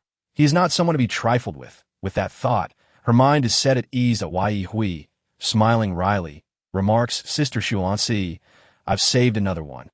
Initially, she had promised Li Dali to provide Zhang Ying with a space storage device, as it was her own creation, and Ye Hui was not one to be stingy. However, given the current situation, it seemed Zhang Ying no longer needed Li Dali's assistance to care for herself. As for whether she truly is pregnant and whose child it is, Ye Hui can simply ask Xiao Ji for help with that later on. There is no rush. Let us go. We should explore over there. Just as they prepare to leave, Zhang Ying unexpectedly exchanges a few words with the man before jogging over to greet them. Wu Shuolan casts a disdainful look at the fickle woman, while Ye Hui remains her usual indifferent self. Hello, what a coincidence. I never expected to run into you again at the base. Wu Shuolan snorts derisively. The base isn't that large. If you're here, it's only a matter of time before we cross paths. It was bound to happen sooner or later. Although Wu Shuolan's demeanor is unfriendly, Zhang Ying recalls her true purpose. You came here. Has Li Dali also arrived? We have no obligation to inform you. Are you afraid that his arrival will hinder your plans? Zhang Ying is taken aback, her eyes reddening with indignation. You people with abilities have no idea how difficult life is for ordinary women. With that, she runs off, knowing full well they would not divulge the information, regardless of whether Li Dali shows up. She has mentally prepared herself that Wu Shuolan is perplexed. Why does it feel like I'm the one in the wrong here? All right, Sister Shuolan, stop dwelling on it. They are essentially strangers. Why should we concern ourselves with their thoughts or actions? If it weren't for feeling sorry for Li Dali, I wouldn't bother with a person like her. The base, while not enormous, is certainly not small either. At least a third of the area remains intact. Yet, in this relatively expansive space, encountering familiar faces consecutively gives them an odd sense that the base is only the size of a palm. When Sun Tai sees them, he happily approaches to greet them. Although they are not particularly close, having previously been neighbors in the same building lends a sense of camaraderie when they meet outside. However, this is merely Sun Tai's sentiment, not Ye Hui's. Before Ye Hui can even feign indifference, a familiar yet grating voice calls out from behind. Oh, look who it is, running into old friends. Sun Tai, you're not still trying to curry favor with them, are you? Upon seeing who it is, Sun Tai's expression darkens. Ye Hui glances back at the sarcastic Shen Yulin, genuinely wondering how such a person is still alive in this post-apocalyptic world. You all chat. We have other matters to attend to, so we'll take our leave. Ye Hui says, pulling Wu Shuolan away. There's no need to pretend with someone they barely know.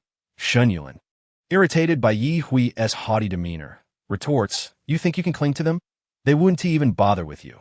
Sun Tai frowns. Mind your own business. With that, he strides over to join his teammate, leaving Shen Yulin alone, seething in frustration. Afterward, they do not encounter any more acquaintances. Even if someone recognizes them, none dare approach to make things awkward. After all, they were never close to begin with. Why force the interaction?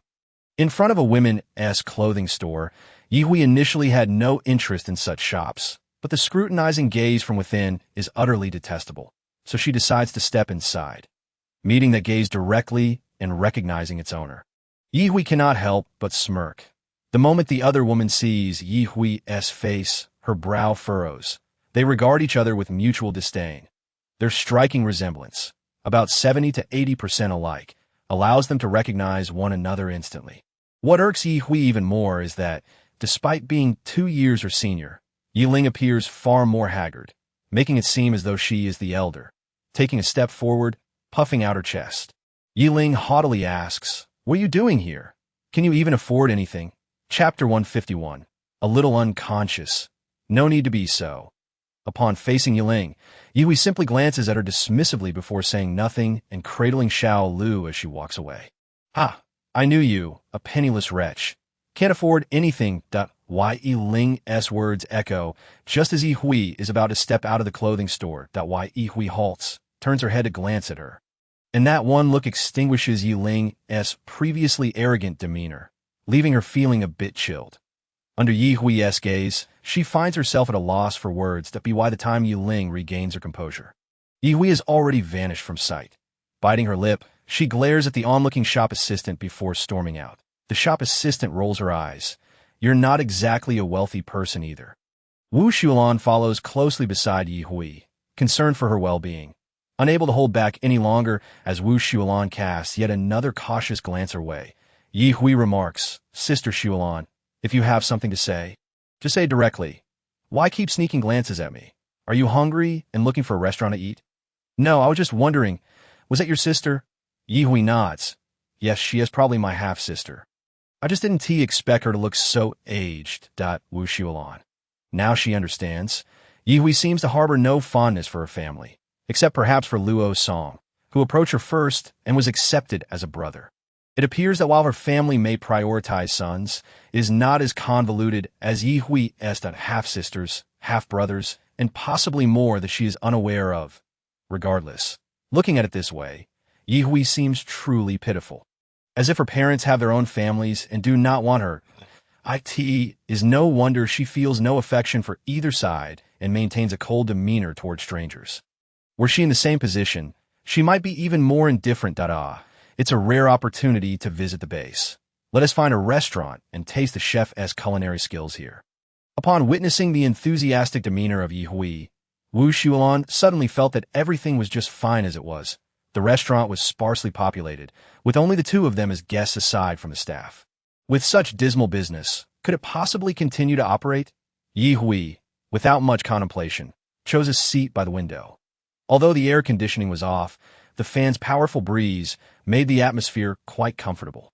What would you like to eat, dear guests? Our restaurant offers a wide variety of dishes. Do not be deceived by the lack of patrons at noon. The evening is quite lively, the waiter explained. Noticing Yihui was unfamiliar to the establishment, let's have one of each of the signature dishes. Yihui instructed. The waiter, taken aback, exclaimed, All of them? That is quite a lot. Bring them all, she replied confidently. Very well. Please hold on for a moment, the waiter said, and soon enough, a total of 10 dishes was placed on their table. Yihui raised an eyebrow. Is that truly all? I was told there were many specialty dishes. You two can start eating. If it's not enough, we can always add more, the waiter replied with a beaming smile. In this era, wastefulness was frowned upon, and the waiter believed that even 10 dishes were excessive for just 2 ladies. Especially after Yihui insisted on ordering more. Yihui nodded in understanding, then said, Let us settle the bill for this table first and add a bowl of rice. Certainly. Enjoy your meal. To Wu Xulan's dismay. The 10 dishes and a bowl of rice cost a whopping 500 points. Isn't that exorbitantly priced? What could possibly warrant such a cost? She lamented. Since we're here, let us eat. We've already spent so many points. Not eating would truly be a loss. Yihui reassured her as she served herself a bowl of shuilong soup. After tasting it, she was pleasantly surprised by the flavor. She recognized the ingredients, stewed mutant rat and chicken, but doubted her ability to replicate it. Upon learning the soup contained mutant rat meat, Wu Xulan grimaced, How many points have we squandered? All of this could have been used to feed a Lu. If only I'd known it could be made, I would have attempted it myself. She added wistfully, Do not fret, there will be plenty of delicious food in the future. Besides, earning points is relatively easy. Yihui reassured her. That may be true for you, but for me, it is no small feat. Wu Xulan's sincerity resonated. Whether it was trading for steel or completing tasks, every endeavor posed a significant challenge for her. With this meal, she owed Yihui 250 points, which weighed heavily on her mind. However, she had to admit the chef's skills were remarkable. Even a simple vegetable dish was vibrant and succulent. The 2 ladies dined with grace, albeit with commendable speed. When Jiangzheng arrived, he found their table cleared, with all 10 dishes and the large bowl of rice devoured. He plopped down beside Yi Hui. You two didn't think to invite me for dinner? I was worried you might not have anything to eat, so I came looking for you, she replied, wiping her mouth. There was no need for that, he retorted, though aware that Yi Hui had ample food stored.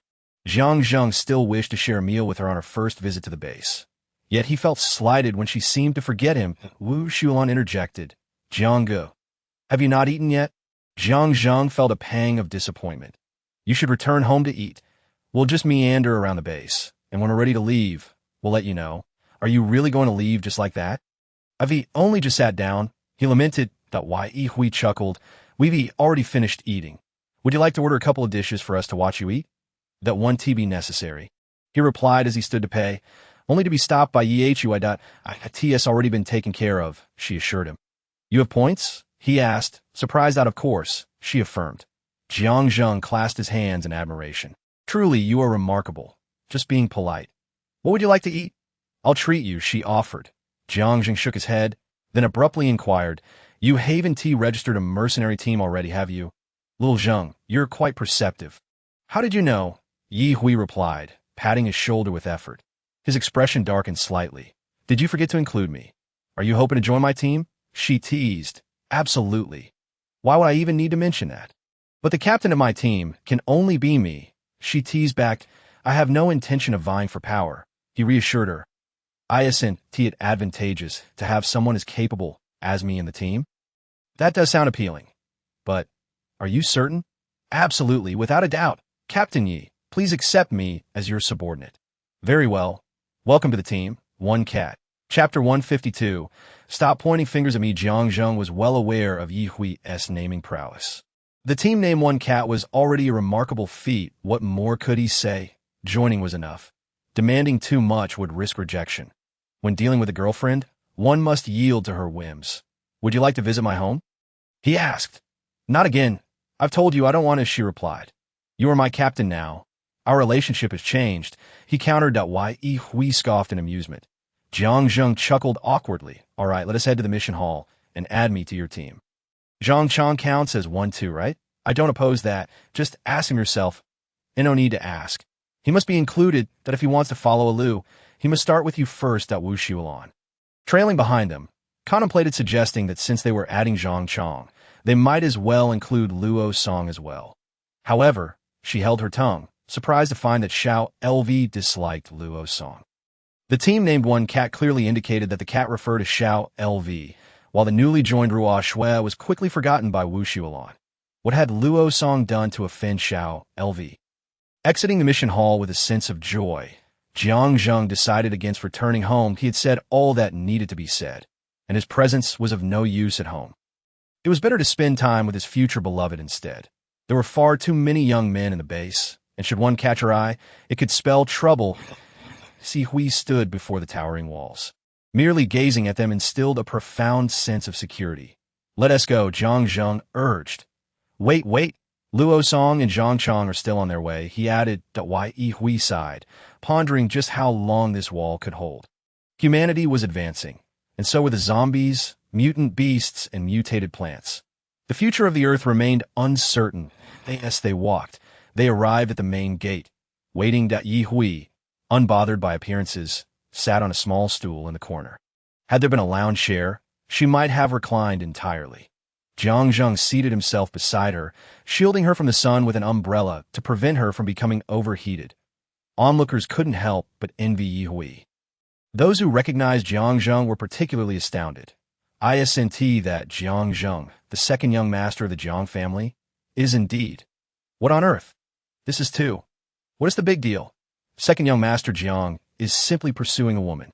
Indeed, it seems he has found a woman who requires him to go to such lengths. Previously, women would flock to him, only to be turned away. This truly is a case of karma. Indeed, you seem to understand much. Shouldn't you maintain order instead of gossiping? Jiang Zheng's mental abilities were keen, allowing him to overhear the conversation from across the road, though he chose to ignore it. His happiness was his own, and he saw no need to share it. Yi Hui.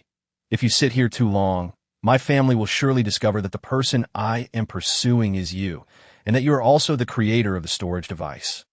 Yi Hui glanced at him, as if sitting down would keep anyone from knowing. Huh, isn't it different?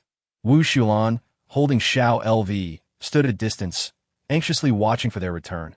Eventually, they did arrive, but to her surprise, Luo Song was accompanied by a lady of high stature.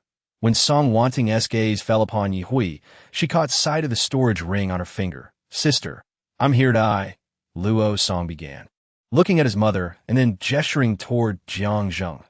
Mom, this is my captain, Jiang Zheng, Jiang Ge. Sister's also a member of the team. Song Wanting's eyes nearly blazed with anger at her son. Realizing he had disregarded her wishes, originally thinking he was following the Jiang family, she was now dismayed to see that her daughter had the upper hand. Having Jiang Zheng hold an umbrella for her was a clear indication of the team's hierarchy, and her son appeared oblivious to it. You are not allowed to go, she commanded. Mom, I can make my own decisions, Luo Song insisted firmly. After the earlier conversation between mother and son, Song Wanting finally relented with a sigh. She took the initiative to walk up to Yi Hui and exclaimed, What kind of attitude is this, you little brat? Did you not see me coming? Yi Hui chuckled. And who are you, madam, with a face so large? I wonder if the base can even accommodate such a visage. Ew, she retorted. Quit pointing fingers at me, or you might find your hands no longer attached. Sister, mother, could you both refrain from speaking for a moment? Song Wanting interjected. This is none of your concern. Why? Yi Hui clicked her tongue. Look at that. Your kindness has been taken for granted. Does that not infuriate you? Luo Song remained silent.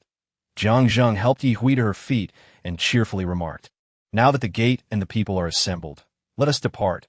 Feeling ignored, Song Wanting's brows furrowed, yet her anger was stifled, as neither of them deigned to glance her way. Watching them leave, Luo Song hastily urged, Mother, please return home. Brother Jiang and sister are taking good care of me, and I will look after myself, so do not worry. When Song Wanting remained motionless, Luo Song sighed.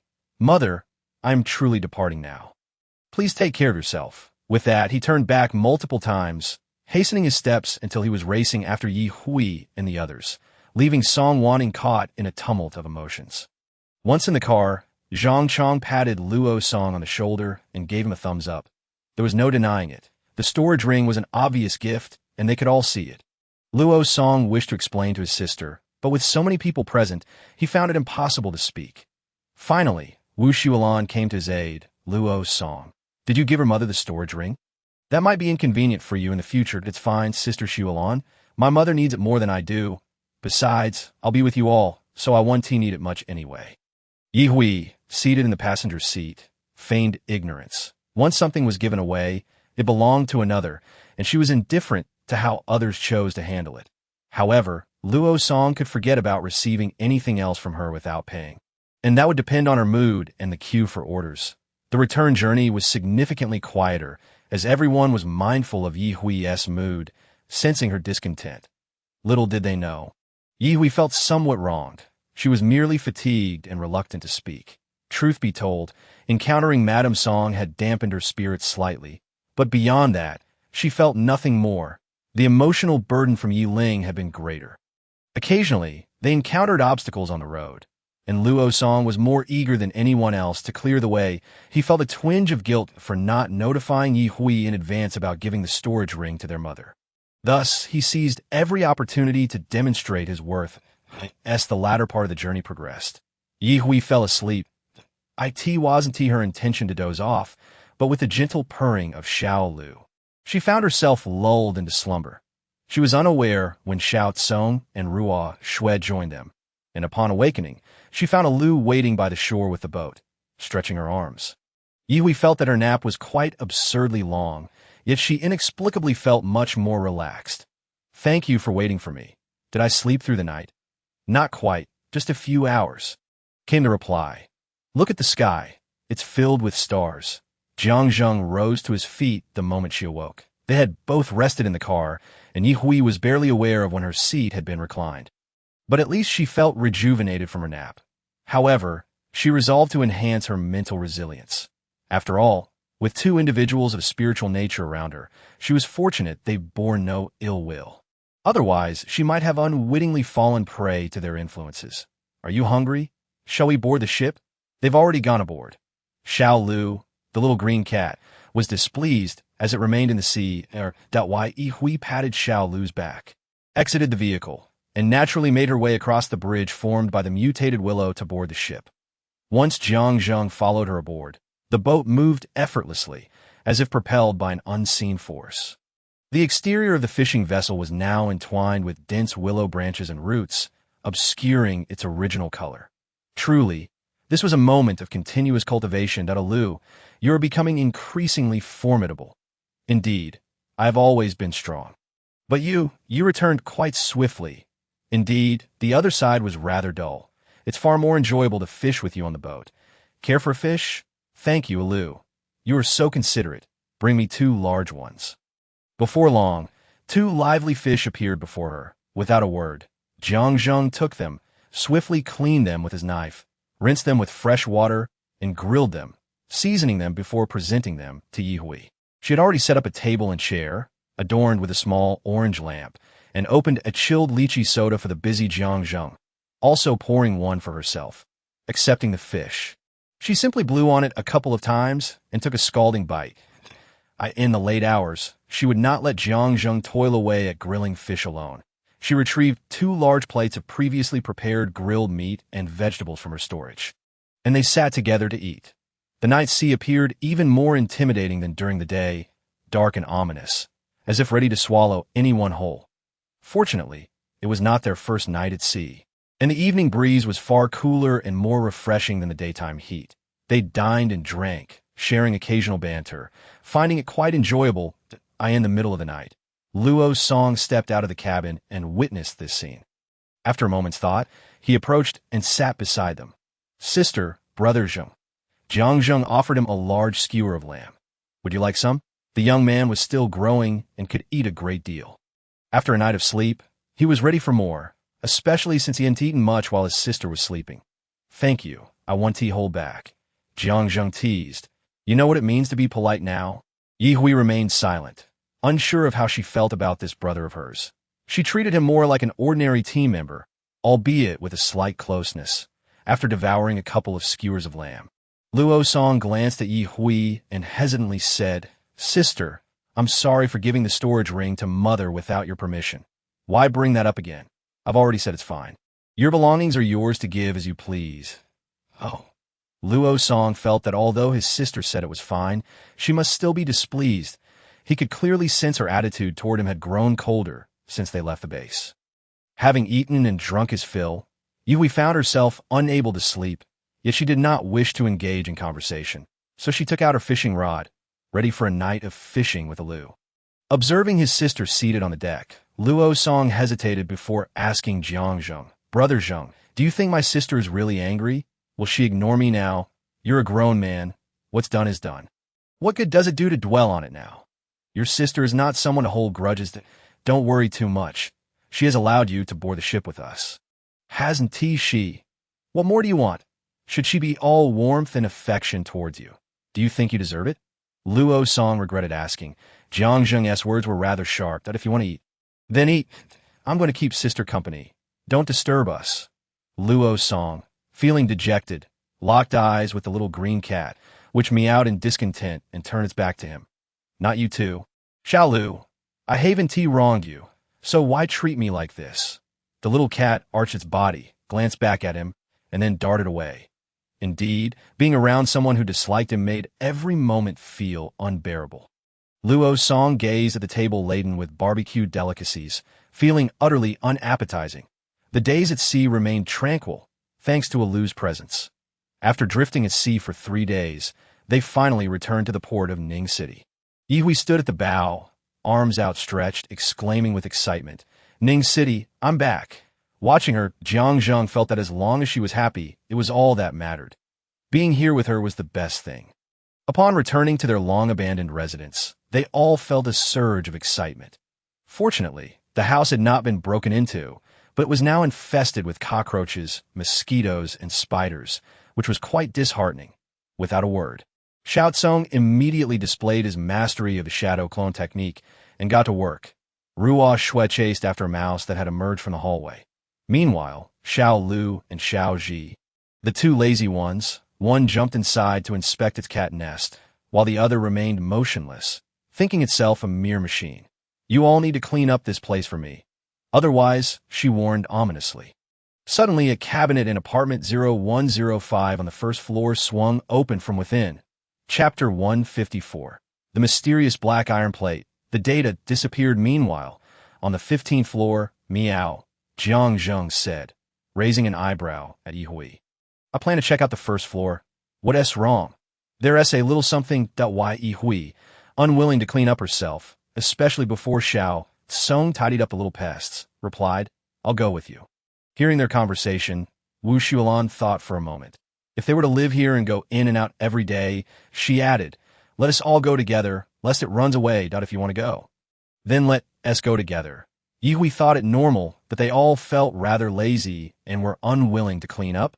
After descending, Yi Hui was taken aback to discover that the little thing mentioned by Jiang Zheng was, in fact, a small girl. This little girl, Jiyu, was someone both Yi Hui and Wu Xuelan had previously encountered. Logically, she ought to be at the base with her parents, so why was she here alone? Contemplating this, Yi Hui directly inquired, why aren't you with your parents at the base? Did something happen on the way that caused you to get lost? Jiyu bit her lip in silence. Her large eyes brimming with defiance, it was evident that this child had been alone for quite some time. Her once round face was now almost sunken, that Wu Xuelan's inherent gentleness surged forth. Upon seeing Jiyu's current state, her heart ached unbearably. She stepped closer, but as she did, the girl retreated, nearly colliding with the wall that Wu Xuelan halted her advance.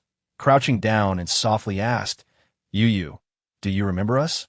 Jiyu sensed no malice from the group, and recognizing the two women before her, a flood of pent-up sorrow and grievances overwhelmed her, causing tears to cascade down her cheeks. Do not fear. Your older brother and sister will not harm you. Would you like to join us upstairs for something to eat? How could such a small girl consume so much? Yi Hui had always known her own appetite to be considerable. Yet witnessing Jiyu eating was a revelation of just how much one could truly eat. That Wu Xuelan had intended to urge Jiyu to eat less, but Jiang Zheng intervened. That little girl must possess special abilities and has likely been in a state of energy deficiency for a long time. Eating now is essential for her recovery. Rest assured, she burst. Though still somewhat concerned, Wu Xuelan held great trust in Jiang Zheng and continued to observe Jiyu as she ate. Yi Hui offered her a bottle of milk, saying, Jiyu, eat slowly and drink some milk. Jiyu glanced up briefly, swiftly accepting the milk while her chewing did not cease. Once she had eaten her fill and quenched her thirst, the household chores were almost completed. After Yi Hui covered the sofa with a new slipcover, she sat down beside Jiyu and asked, now that you've eaten and drunk, what are your plans for the future? Jiyu, possessing a child's unique intuition, sensed their benign intentions. She realized that Yi Hui was merely providing her with a meal and did not intend to permanently take her in. This left her feeling bewildered. She feared being discovered and captured, yet the thought of wandering alone, scavenging for food, was equally daunting. Sister, can I stay with you? After asking, she quickly added, I can do many things. I can become invisible and conjure water. I will also keep the house tidy. Please, let me stay with you. With that, she demonstrated her abilities to turn invisible and summon water, gazing at Yi Hui with hopeful eyes. Yi Hui fell into a moment of contemplation. Was her team becoming somewhat unconventional? 2 cats, a leak, an AI, and now a child? Managing food, shelter, and care seemed like a considerable burden. The Wu Xuelan interjected at the right moment. Hui, if you have no objections to you joining us, I can take care of her. Indeed, the team could benefit from a water ability user, and if the little girl harbored no ill intentions, Yi Hui thought it might not be unreasonable to keep her around as a source of water. With Jiyu anxiously watching, Yi Hui slowly nodded. Very well.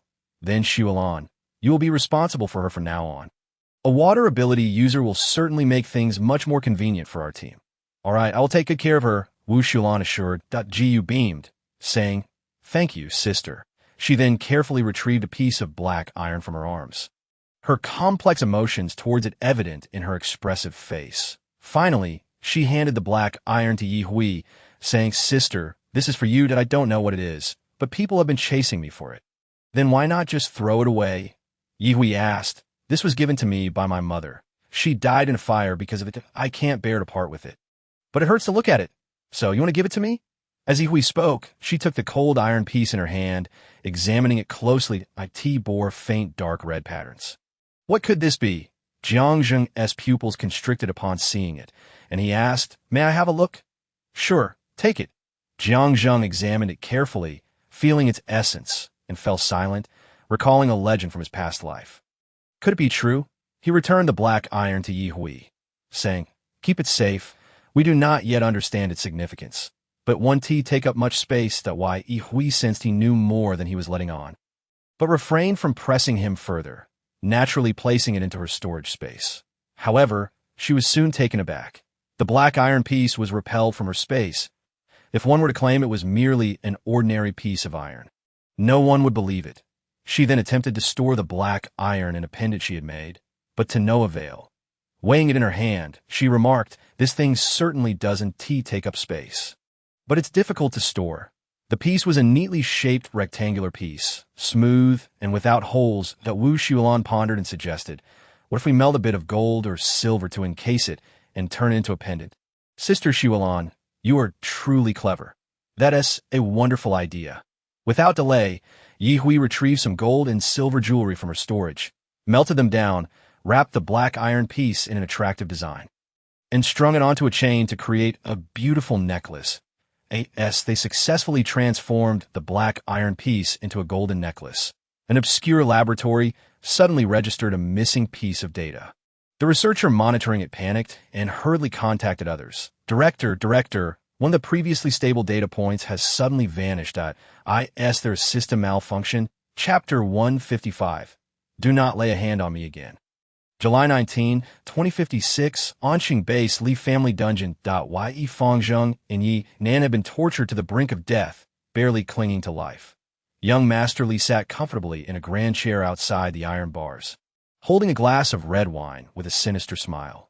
"You should really think about where that black iron piece you obtained recently has gone. If you can't remember, I wouldn't mind having someone assist you in recovering your memories."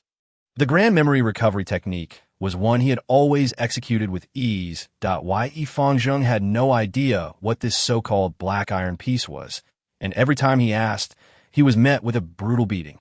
Now he was truly terrified of being struck, and more crucially, he lacked the strength to even speak. Conversely, Yinan, after enduring numerous beatings, suddenly recalled the black iron piece upon hearing its mention. While scavenging with his father, he had picked up many iron scraps. Such a small piece was insignificant to him. However, its coldness had prompted him to examine it closely, and although he found nothing remarkable, his mother had insisted on keeping it during a hot summer day because it felt pleasantly cool to the touch. She even wove a small pouch for it, which he wore around his neck, feeling much cooler because of it. "I remember now, young Master Li, I remember, good, speak that my mother wove a pouch for it, and I hung it around my neck. It was hot that day, and while scavenging, it was taken from me by a group of people who thought it was valuable." "Which group of people?" "Young Master, it was the group of scavengers from the base. Particularly the one with the 2 scars on his face. Let us hope you're telling the truth." Young Master Li drained his glass of red wine and instructed his subordinates to search for them. "Young Master, could you spare us some food or water? If we don't eat soon, my father won't last much longer." Yihui donned a newly crafted golden chain, surprised that the cool sensation could still be felt through the gold. In the heat of summer, it was quite refreshing, albeit the cooling effect was limited. "This is mine now. You can't take it back?" Jiyu eagerly nodded. "Don't worry, Sister Hui, even though I'm just a child. I understand the importance of keeping promises." "Excellent." With matters settled and the meal concluded, Wu Xuelan led Jiyu to her home. The room was left with only Jiang Zheng and Yihui. Jiang Zheng then confidently shielded their mental energies from external perception and addressed Yihui. "I have a rough idea of what this iron piece is for, but what I've heard is merely a rumor. Its authenticity remains uncertain. Tell me." Why Yihui was curious. In her past life, she had been too lowly in status, struggling merely for survival, and had no leisure to inquire about other matters. Even if she had no means to do so, as her circumstances dictated. Her interactions were limited to those equally burdened by hardship. The IT is said to be related to the quest for immortality left by the first emperor. Su Fu originally set sail with 3,000 boys and girls, along with soldiers for protection, to search for an overseas immortal island. Ye Hui was momentarily taken aback, unable to suppress her exclamation. So this is a world of fantasy and cultivation. In this apocalyptic era, what was truly impossible? Jiang Zheng continued. In fact, the rumor suggests that by gathering 8 pieces of black iron, one can automatically piece together a map that leads to a mystical island overseas, rumored to be filled with boundless treasures. However, I suspect this is merely a deception, and those who hear such tales are unlikely to believe them. Yet now, it appears that it cannot be contained within space. As if everything has changed, it is quite intriguing. This is indeed the first time I have encountered something that cannot be absorbed by space. How peculiar! I wonder if there are accompanying legends. Isn't it a bit risky to consider it a trap? Jiang Zheng chuckled. A trap is of no consequence. After all, we are not pursuing treasure, nor are we venturing out to find a fairy island. Ha ha! You do have a point. Our approach is simply one of going with the flow. This matter should remain confidential. Luo Song and Zhang Chang are already unaware, so there is no need to bring it up deliberately. He genuinely cares for himself, and Ye Hui is quite touched. After all, their indifference does not imply that others will feel the same. What if someone has already gathered 7 pieces and is merely missing this one? Thus, it is safest for others to remain unaware of her possession. All right, thank you for considering my well-being. It is only right to think of you. There is no need for thanks. What kind of relationship do we have to speak so formally? Ye Hui gazed at his earnest expression and suddenly leaned into his embrace. He could distinctly feel his body stiffening, unsure of how to position his limbs, while his face and ears visibly reddened. How endearingly innocent his reaction is. I, who lack romantic experience, never expected this from him, Ye Hui thought inwardly. Raising her gaze, she beheld his relatively smooth jawline, and with both hands, she instinctively wrapped her arms around his neck. In the summer heat, her proximity allowed Jiang Zheng to sense her rising body temperature. Why you need to get up quickly, he stammered, attempting to halt her increasingly bold actions. Please, I am no saint like Lu Xiaohui. I am bound to respond normally in the presence of the woman I cherish. Do not provoke me. He cautioned Ye Hui, undeterred, knelt directly on his lap, pulling his head down to bestow a kiss. The initially passive Jiang Zheng, faced with such fervor from Ye Hui, shifted from passivity to initiative, parting her lips and deepening the kiss. This kiss, prolonged, nearly left Ye Hui breathless. Yet Jiang Zheng refrained from proceeding further. It was not for lack of desire, but rather a sense of propriety, knowing that she was not yet fully aware of her own feelings. He yearned for her, but he preferred that she fall in love with him genuinely first. Once their lips parted, Ye Hui gasped for air, her chest rising and falling, intensifying Jiang Zheng's struggle. Hoarsely, with eyes nearly reddened, he summoned the willpower to gently place Ye Hui beside him, still allowing her to kneel on his lap. Fearful that he might transform into a wolf, you need to behave yourself now. Do not touch me again. Ye Hui looked at him with an innocent expression, clearly feeling that she had done nothing wrong. She merely wished to kiss him, yet he seemed to blame her for being too forward. Men. Though she harbored slight grievances, she obediently sat beside him, refraining from moving unnecessarily. She was not entirely ignorant.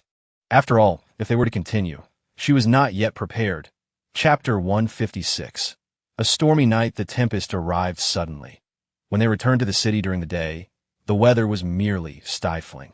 But by nightfall, it had turned into a torrential downpour. Ye Hui sat by her bedroom window, gently touching her still slightly swollen lips, her mind a blank slate.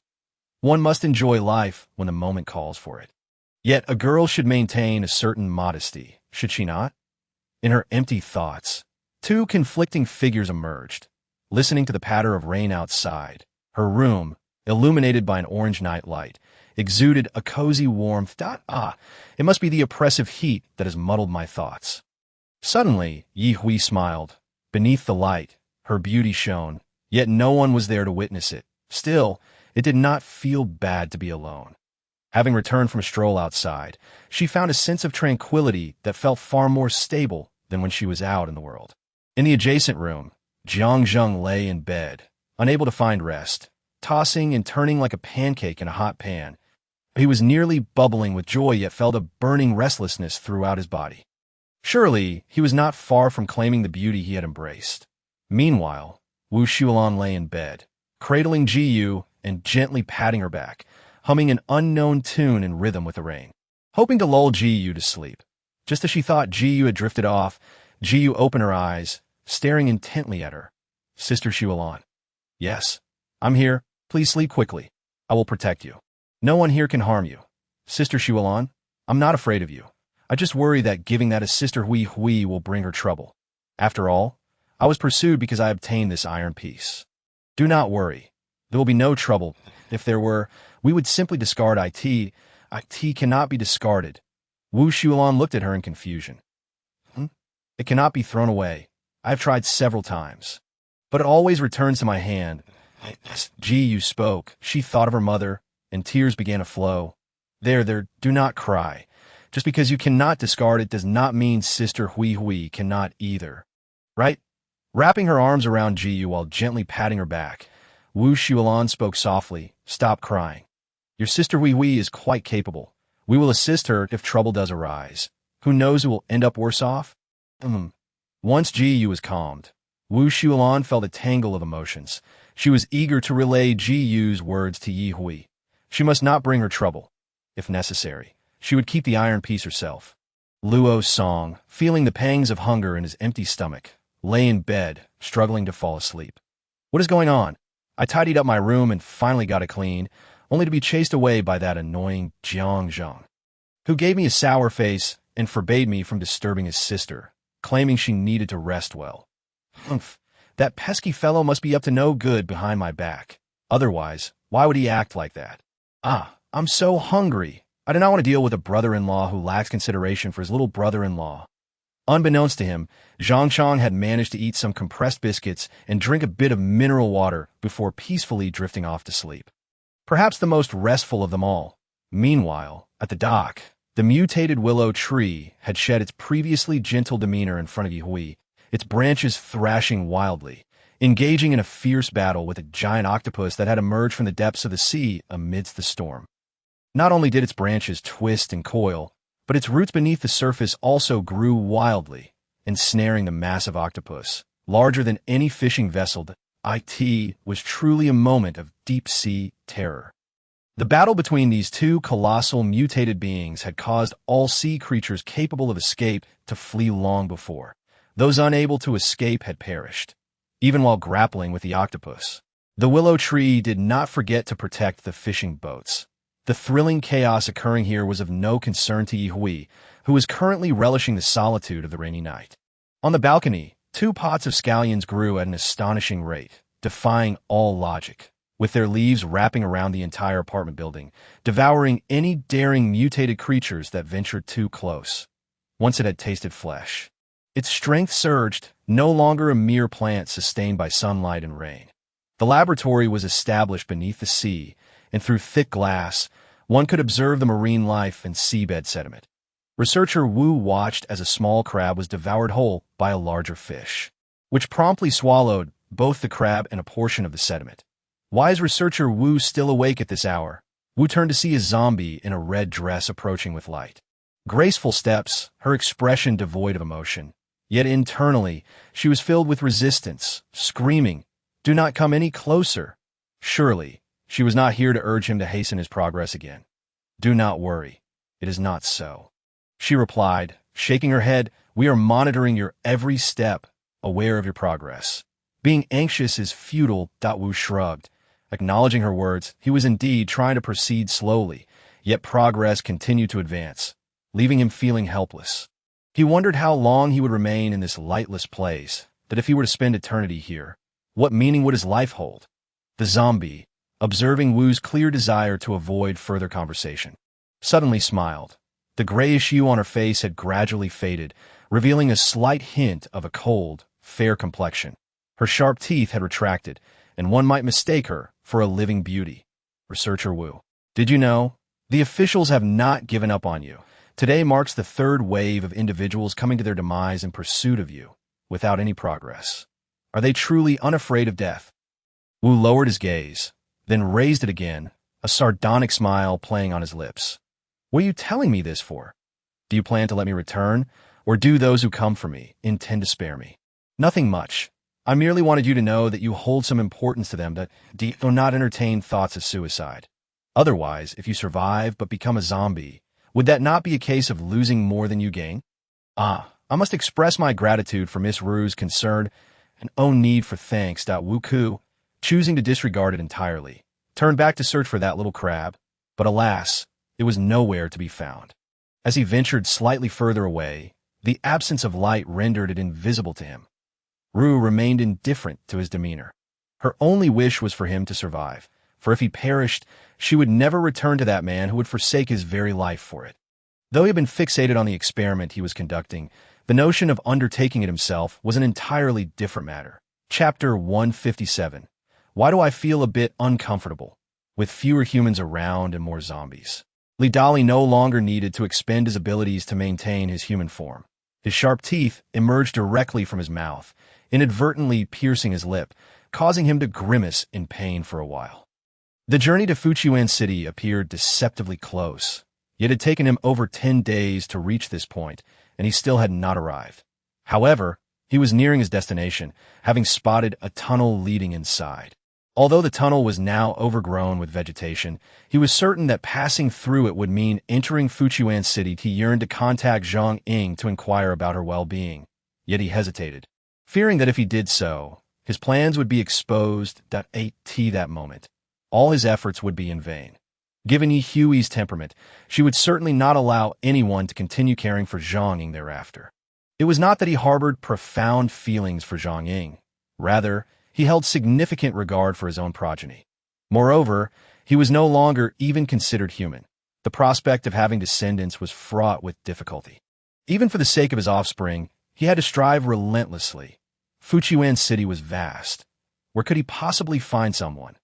Before he could approach the tunnel, he could already hear the sounds of battle and fragments of human conversation filtering through the rain. Surely, there were still people daring to venture here. Early the next morning, Luo Song knocked on Wu Shuolan's door. Luo Song, why are you here so early? It hasn't even stopped raining outside, and we shouldn't be going out today. Why not sleep a little longer? Wu Shuolan was quite taken aback to see Luo Song, as the boy had never risen so early before. Luo Song felt a momentary awkwardness, but the rumbling of his stomach quickly overshadowed it. Sister Shuolan, is there anything to eat? I haven't had a bite since last night. I'm starving. Oh, right, you didn't eat? Why didn't you say anything yesterday? Come in quickly. Let us have something together. Yes, she spoke. Wu Shuolan ushered Luo Song inside, retrieving the bread and sandwiches she had prepared earlier from her storage ring. You eat this first while I heat up some milk. She then called for Ji Yu to join them. Yi Hui had not yet risen. By the time she awoke, the rain had lessened. Little Tsong had already settled into the demeanor befitting an ordinary scallion. With the addition of Ruo Shui to the household, it did not seem to have become significantly more lively. There was merely a larger cat bed beside Xiao Lu's. Xiao Ji, as Lidali infiltrated Fujian City, upon rebooting, Xiao Ji replied, Not why you require a satellite phone? I have modified several communication bracelets that possess stronger and more stable signals than the phones you are currently using. Xiao Ji, you truly are the finest intelligent AI, Yi Hui remarked.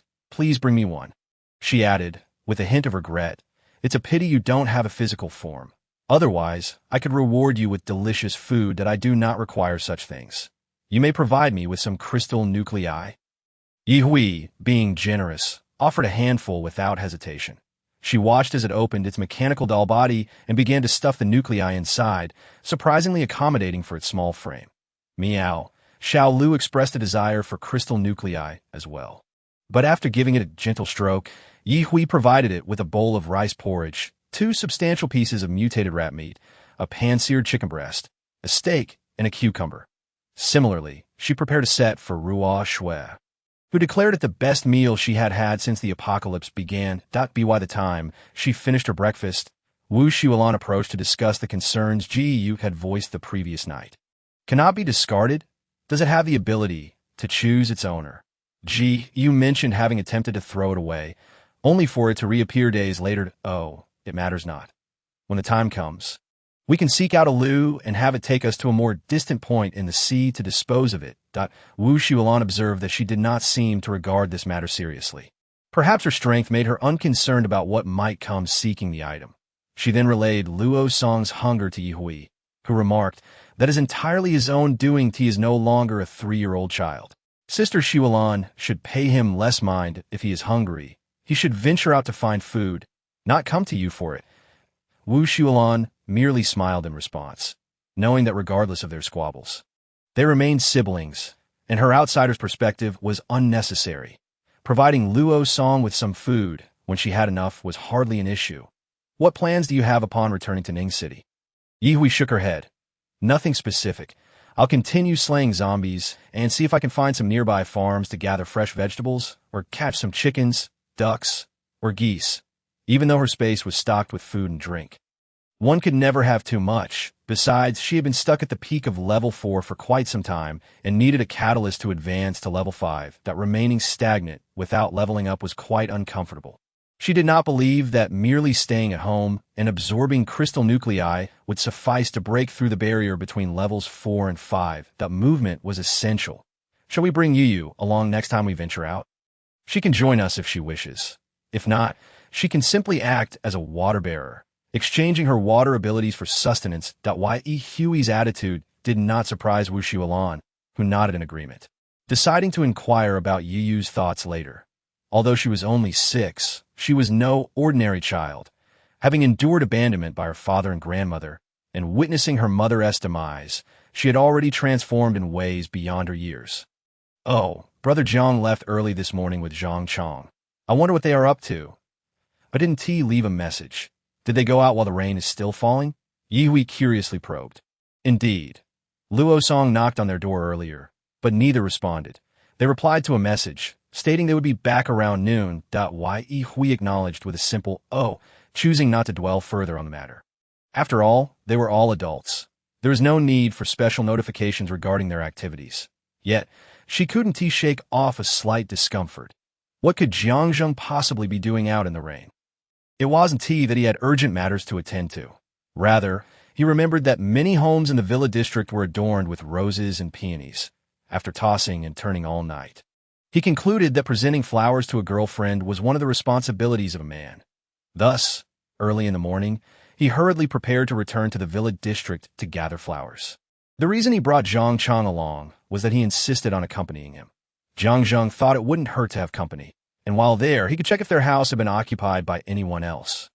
If it had, he would need to engage in some serious negotiations to reclaim what rightfully belonged to him. Even in the apocalypse, one should not allow others to take advantage of one's belongings. As for picking flowers from others' gardens, with the owners gone, the flowers would merely wilt. It was better to make use of them himself. Chapter 158. Visible, yet untouchable as Jiang Zheng stepped into the villa district. The smile vanished from his face. It wasn't that his own home had been taken. Rather, the entire area was shrouded in an eerie silence, with even the flora appearing wilted and lifeless, a stark contrast to the vibrancy outside. Zhang Chong followed closely behind, silent, though he too sensed the ominous atmosphere, albeit less acutely than Jiang Zheng. Perhaps it was due to his awakened wood-type abilities that he could perceive the life force of the drooping plants waning steadily. Brother Zheng, yes, there is a problem inside, a significant one. Should we venture in? Wait here. I will take a look first. That won't do. If we go, we go together. Zhang Chong's stubbornness was well known to Jiang Zheng. So he conceded, and together they cautiously entered the somewhat foreboding villa district. This area had evidently been cleared multiple times. It was surprising that after only a brief absence from Ning City, something had come to occupy it. Jiang Zheng felt exasperated. With such a vast expanse in Ning City, why did it choose this particular spot? There was not a single chirp of insects or birds. Even the wind seemed to refuse to circulate here. The patter of rain added to the desolation and terror.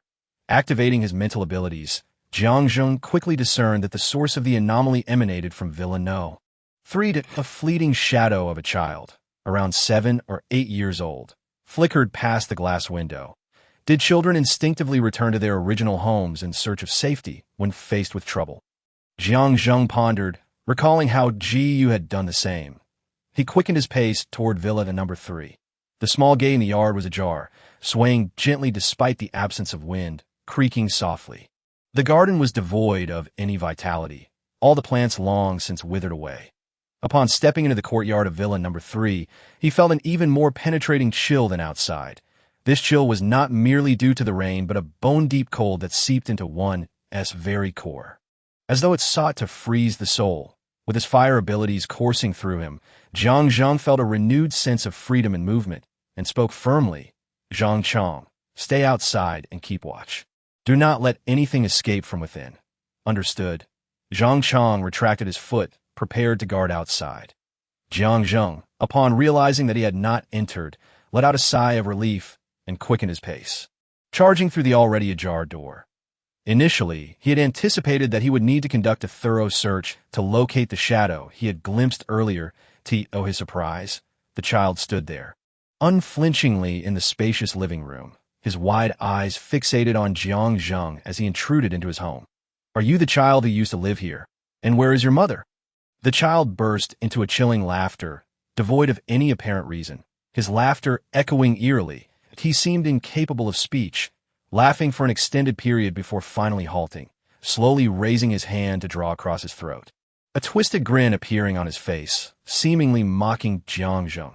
With communication rendered impossible, Jiang Zheng resolved to take action against the young boy. Although he stood directly opposite him, his mental abilities faltered, unable to lock onto the child, as if the space he occupied was not present before him, that a fire dragon surged forth. Indeed, the fire dragon, which had been aimed directly at the boy, twisted and turned a mere half a meter before him, ultimately devoured by the very fabric of space. Jiang Zheng's expression turned frosty. However, he was no stranger to unusual circumstances, and this minor setback was insufficient to dissuade him from his objective. Mental energy coalesced into a swarm of needles, sweeping toward the boy, enveloping the entire area in a shroud of psychic force. Whether it was one of these actions that had an effect, the temperature within the room seemed to rise slightly. The enormous crystal chandelier in the living room shattered first, exploding with a sound akin to celestial fireworks. Although the chandelier hung directly above the boy's head, not a single shard fell upon him. All that could be seen was the cold gaze from his pitch-black pupils as he cast a glance at Jiang Zheng. His actions had indeed severed his connection to the life force surrounding him. This incited a surge of fury within Jiang Zheng, who let out a thunderous roar. The large glass windows of the living room began to splinter, yet Jiang Zheng remained unscathed. It was as if both parties occupied the same space, yet were curiously unable to inflict harm upon one another, while simultaneously wreaking havoc upon the objects within the room. Jiang Zheng's countenance grew increasingly grave. He could not allow the boy to escape. The floor-to-ceiling windows transformed into a myriad of spherical fragments in the eyes of Zhang Chong. As rain began to pour through the suddenly vacated space, Zhang Chong sensed that the life force of the flora outside had seemingly ceased to ebb, and the terrifying sensation of having his life force siphoned away had dissipated along with the breaking of the windows. Ye Hui stretched languidly, opening the balcony window. The rain had diminished, and the heavy clouds had vanished from the sky, revealing a bright blue hue. Sunlight streamed through the remnants of the rain. The previous night's storm had been fierce, leaving behind a lingering haze. After exchanging a few words, Ye Hui realized she had forgotten the rest. Alas, one must not be lazy. Such lethargy leads to a lack of motivation. Turning back, she prepared to don her raincoat and pants to venture out in search of zombies. As soon as she opened the door, Xiao Lu and Ruo Shui darted outside, refusing to be left behind. The neighbor's door swung open, revealing a small head peeking out. Sister Hui Hui, are you going out? Sister Shuelan went to the rooftop, saying she wanted to check if the seedlings are still alive. Having been planted for over a month, the little vegetables were indeed ready for harvest. The fruits of others' labor would ultimately benefit them. Yes, I'll be stepping out for a bit. You stay here safely. This time, Ye Hui did not wish to travel with anyone. She needed to confront the challenges alone, to progress further without relying on others, embracing the concept of survival through adversity. With that, she hurried away, anxious to avoid being followed by the young girl. Upon exiting the apartment building, she retrieved her vehicle. Noticing Xiao Lu and Ruo Shui still eager to accompany her, she firmly declined. All right, if you two wish to go out, do so on your own, but do not follow me, Miao, Xiao Lu protested, insisting that it must accompany her regardless of others. Ruo Shui swiftly leaped onto the car, unwilling to be left behind, determined to venture out rather than remain confined at home. You two unruly ones. Fine, I'll take you both along, but do not hinder me in my tasks. Meow, meow. A small green onion swiftly descended from the outer wall of the apartment and landed atop the car. Ye Hui was left speechless. Indeed, among her companions, Xiao Ji was the most obedient. With that, they set off. Ye Hui did not steer the vehicle towards the city, but directed it towards a nearby village. She was not solely intent on seeking out zombies. The farm's chickens, ducks, geese, cows, and sheep also presented potential opportunities. The car sped through the tunnel, heading toward the nearest farm as per the navigation, but a loud bang resonated from the high-rise buildings behind them. Ye Hui did not ease off the accelerator. Was there an explosion behind us? Meow, came the response. Regardless, it has nothing to do with us. Our objective is the farm. Onward, what awaited in the July farm? Especially one that had been abandoned for 3 months? Ye Hui pondered, finding little to anticipate. The asphalt roads began to deteriorate the closer they drew to the farm. Ye Hui eventually had to disembark and walk the remaining distance, which was just over 500 meters. What greeted her was a dense thicket of roses, more beautiful than any flower garden from a fairy tale. The massive rabbit hopped onto the wall, casting a glance at Ye Hui before lowering its head to nibble at the roses. Spicy rabbit head, kung pao rabbit cubes. A rabbit feasting on roses must surely have delectable meat. Listening to Ye Hui's murmurs, Ruo Shui stealthily distanced herself. Kong Shan, spatial confinement explosion.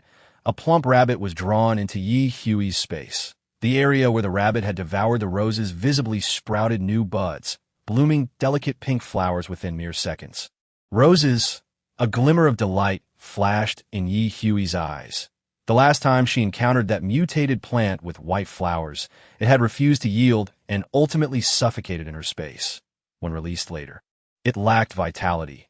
This time, encountering roses filled her with joy, for the scent of roses was more refined, a fragrance she adored. Eventually, Ye Hui discovered that although the roses had mutated, they had yet to develop intelligence. They instinctively accelerated their blooming to attract various animals and insects. What was there to deliberate? Of course, she would dig them up to take home and cultivate. Yet, she did not rush into uprooting them, for the farm still held many other treasures awaiting her. Chickens, ducks, and geese were scarce, mainly replaced by grasshoppers, mantises, and crickets. The largest creatures were the rabbits, though whether they were originally raised or had wandered and later remained uncertain. Likely, others had captured the more intelligent ones for consumption. Regardless of how many remained, Ye Hui was not picky. What dampened her spirits was the absence of worthy adversaries. Everything was easily dealt with. However, the harvest was satisfactory, justifying her venture out in the rain. The only trouble arose as she prepared to leave the farm when a snake, as thick as a thigh and adorned with vibrant colors, slithered in from outside the wall. Ye Hui had always harbored a strong aversion to snakes, even harboring a slight fear. After a fierce struggle and eventual victory, the shiny crystal core within the snake's head considerably uplifted her mood, and she stored the entire snake within her space. She would let others handle it. Snake gall could be used for liquor. With ginseng also in her space, they could brew a potent concoction together, surely a nourishing drink. What Ye Hui did not anticipate was that upon her return to the apartment in the afternoon, she would hear an unbelievable piece of news. Jiang Zheng had vanished. Zhang Chong had searched the entire villa 3, inside and out, even combing through the basement. Yet Jiang Zheng's shadow was nowhere to be found. Consequently, he had no choice but to return and seek Ye Hui's assistance. However, upon his return, Ye Hui had already left, leaving him empty-handed as she ascended the stairs and had yet to enter her home. Ye Hui hastily descended once more, and the group proceeded directly to the villa district. Upon entering, she could already sense the peculiarities of this place compared to others. What could Jiang Zheng be doing here? Cleaning up the house, preparing to move back in. Although Zhang Chong was anxious at heart, he responded, "Brother Zheng mentioned that the flowers here are beautifully grown and intended to come pick some lovely blooms to gift you. Ye Hui was truly taken aback. She never imagined Jiang Zheng would go out of his way to gather flowers for her. Even more surprising was the fact that in his quest for flowers, he had seemingly gotten lost himself. Now, there were no flowers to be found, not even a healthy blade of grass. Following behind them, Luo Song could not help but voice his thoughts. They arrived swiftly at Villa No. 3, which was already in disarray.Ye Hui concentrated her senses and could indeed detect the residual traces of Jiang Zheng's abilities. Thanks to her own spatial powers, she felt the familiar fluctuations of space most intensely in the living room's devastation. I think I may know where Jiang Zheng has gone. The other three inquired in unison. Where? Ye Hui's expression darkened slightly as she turned to Zhang Chong, saying, if I'm not mistaken, he has encountered that zombie with spatial abilities here and is likely to have been transported to Fuchuan City. Fuchuan City? Zhang Chong could scarcely believe his ears. Was that not rumored to have become a den of zombies? Would Brother Zheng have any chance of survival there? What should we do now? Zhang Chong was genuinely anxious and worried. Ye Hui felt equally overwhelmed. All flowers were beautiful, and there was no need for him to go to such lengths for her sake. Now what? She was just as eager to know the solution. The group fell silent, awaiting Ye Hui to conclude her contemplation. But Ye Hui was indeed inclined to suggest that they might as well give up, for he had distanced himself so far that she could not possibly save him. However, upon meeting Zhang Chong's anxious and urgent gaze, she felt a pang of guilt and refrained from expressing her thoughts so openly. What on earth is happening? You have searched this room thoroughly. Is there anywhere particularly unusual? That little zombie surely wouldn't have wandered here without reason. It must have a purpose. But what could that purpose be? If we could ascertain it, perhaps we might negotiate with the zombies. I have searched everywhere, yet found nothing out of the ordinary. If there was something different, it was when I first entered this community. I could distinctly sense the vitality of the flowers and plants gradually waning. After Zhenggu entered, however, that loss of vitality ceased. When I finally stepped in, I could no longer locate Zhenggu. Did you see who he was fighting against? Was it the little zombie, no taller than a 2- or 3-year-old child? Though Ye Hui posed a question, she was acutely aware that it was unlikely that the small zombie had initiated the confrontation. Indeed, Zhang Chong shook his head. It was a boy of 7 or 8 years old, presumably the original child of this household. I encountered him once before. Ye Hui thought to herself. As expected, let us search this house more meticulously. There must be something different, or else what would motivate the little zombie to make a special trip here?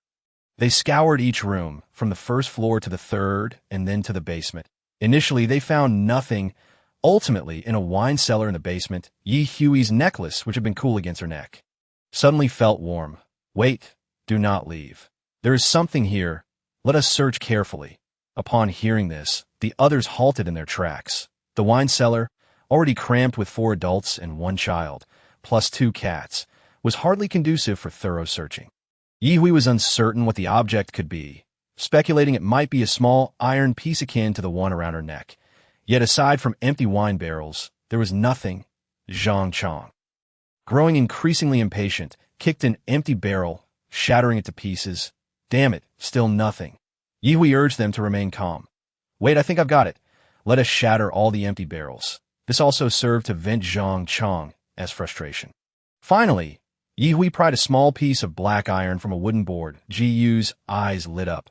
She recognized it as the very piece she had given to Sister Hui earlier. Even from a distance, she could tell without needing to look closely. Wu Xiulan quickly suggested. Then let us exit. This place indeed does not seem like it could conceal anyone. With that, she pulled Ji Yu out. Luo Song glanced back. Sister, you don't mean that the object is just this small iron piece, do you? No, let us go. We can search elsewhere. If all else fails, we'll have to return and ask Xiao Ji to keep an eye out for any usable surveillance equipment nearby. And try to contact Li Dali to see if he might run into Jiang Zheng in Fuchuan City. Zhang Chong struck the wall in frustration, lamenting, It's all my fault. I should have followed Zhenggu in instead of waiting outside as he instructed. Ye Hui had no retort, knowing that since Jiang Zheng had asked him to wait outside, he evidently understood that having him around Wu Ti significantly bolstered their fighting capability. In fact, it might hinder him. However, There was no need to voice this to provoke Zhang Chong further. Let us head back for now. It was rare for Luo Song to walk behind, patting Zhang Chong on the shoulder in an attempt to console him. Brother Chong, Zhenggu is a skilled individual. You'll be find out indeed. Ye truly did not anticipate that they had just returned to the city and had barely accomplished anything when, after picking up Xiaoji, they once again found themselves at the dock seeking Alu. However, today Alu appeared somewhat lackluster. Alu, what is wrong? Were you battered by the storm last night? Thank you for your concern. Hui, I'm fine, just a bit overstuffed. I need a few days to digest. What on earth did you eat to make you feel so full? Yihui was genuinely astonished to her surprise. Alu produced a tentacle of an octopus, as thick as a person, rolled up with a branch, and placed it before Yihui and the others with a thud. I saved this just for you. Yihui couldn't help but feel touched. Alu, you are truly amazing. Just by looking at the octopus tentacle, I can tell how fiercely you fought last night. You even saved some for me. Alu, you are so wonderful. I might just find myself falling for you. With Jiang Zheng absent, Zhang Chong was already burning with anxiety, yet he found himself powerless. The phone lines were down. And what could he do? Wu Xulan, ever proactive, took Ji forward, allowing her to rinse off a few times, and then she produced a sharp kitchen knife, intending to slice the octopus tentacle. Only to find she could not cut through it. Alu had gone off to digest, having instructed them not to disturb him unless necessary. Yihui reassured Zhang Chong. You need not worry. Rather than fretting, it would be more prudent to enhance your own abilities, lest when we reach him, we find ourselves incapable of rescuing him due to insufficient strength. Yes, I understand, Sister Yi, don't worry.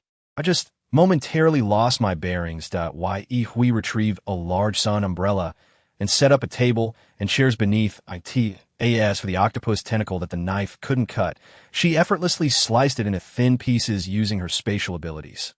With Wu Xulan's fire abilities to heat it, an enticing aroma soon filled the air. Dipping a piece in some seasoning and tasting it, she found it not only delicious, but also packed with a considerable amount of energy. No wonder the mutated willow tree felt overstuffed. After feasting, Zhang Chong took to the helm, while Yihui sat alone at the top of the fishing boat, gazing into the distance for the first time. She felt the discomfort of someone she had grown accustomed to being suddenly absent.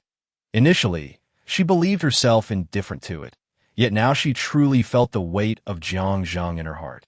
And she found herself genuinely worried about his potential demise. If he were to vanish completely, would she not be left without a boyfriend? Even worse, she had yet to experience the taste of their relationship, and he disappeared just like that. Wasn't he that a bit irresponsible? She shook her head, thinking, Yihui, who would have thought you would find yourself in such a predicament, lost in these thoughts? Jiang Zheng, you must stay alive. If you depart without my consent, you can expect me to haunt you even in death. Yihui bit her lower lip, her gaze into the distance growing increasingly blurred. On deck, Luo Song watched his sister with concern. Sister Xulan, do you think my sister might become despondent? Wu Xulan shook her head. What are you thinking? Jianggu will be fine. Hui is not the type to fall into despair. That is uncertain.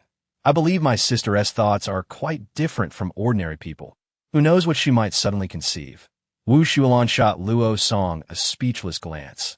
If you have time for such idle thoughts, you would be better off focusing on absorbing more crystal cores to strengthen your abilities. Fuchuan City is indeed a perilous place for you. What is Jiang Zheng up to?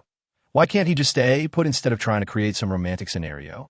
My sister is not one to indulge in such romantic whims. Wu Xulan. Jiu sat quietly to the side without interjecting, leaving the adults to converse.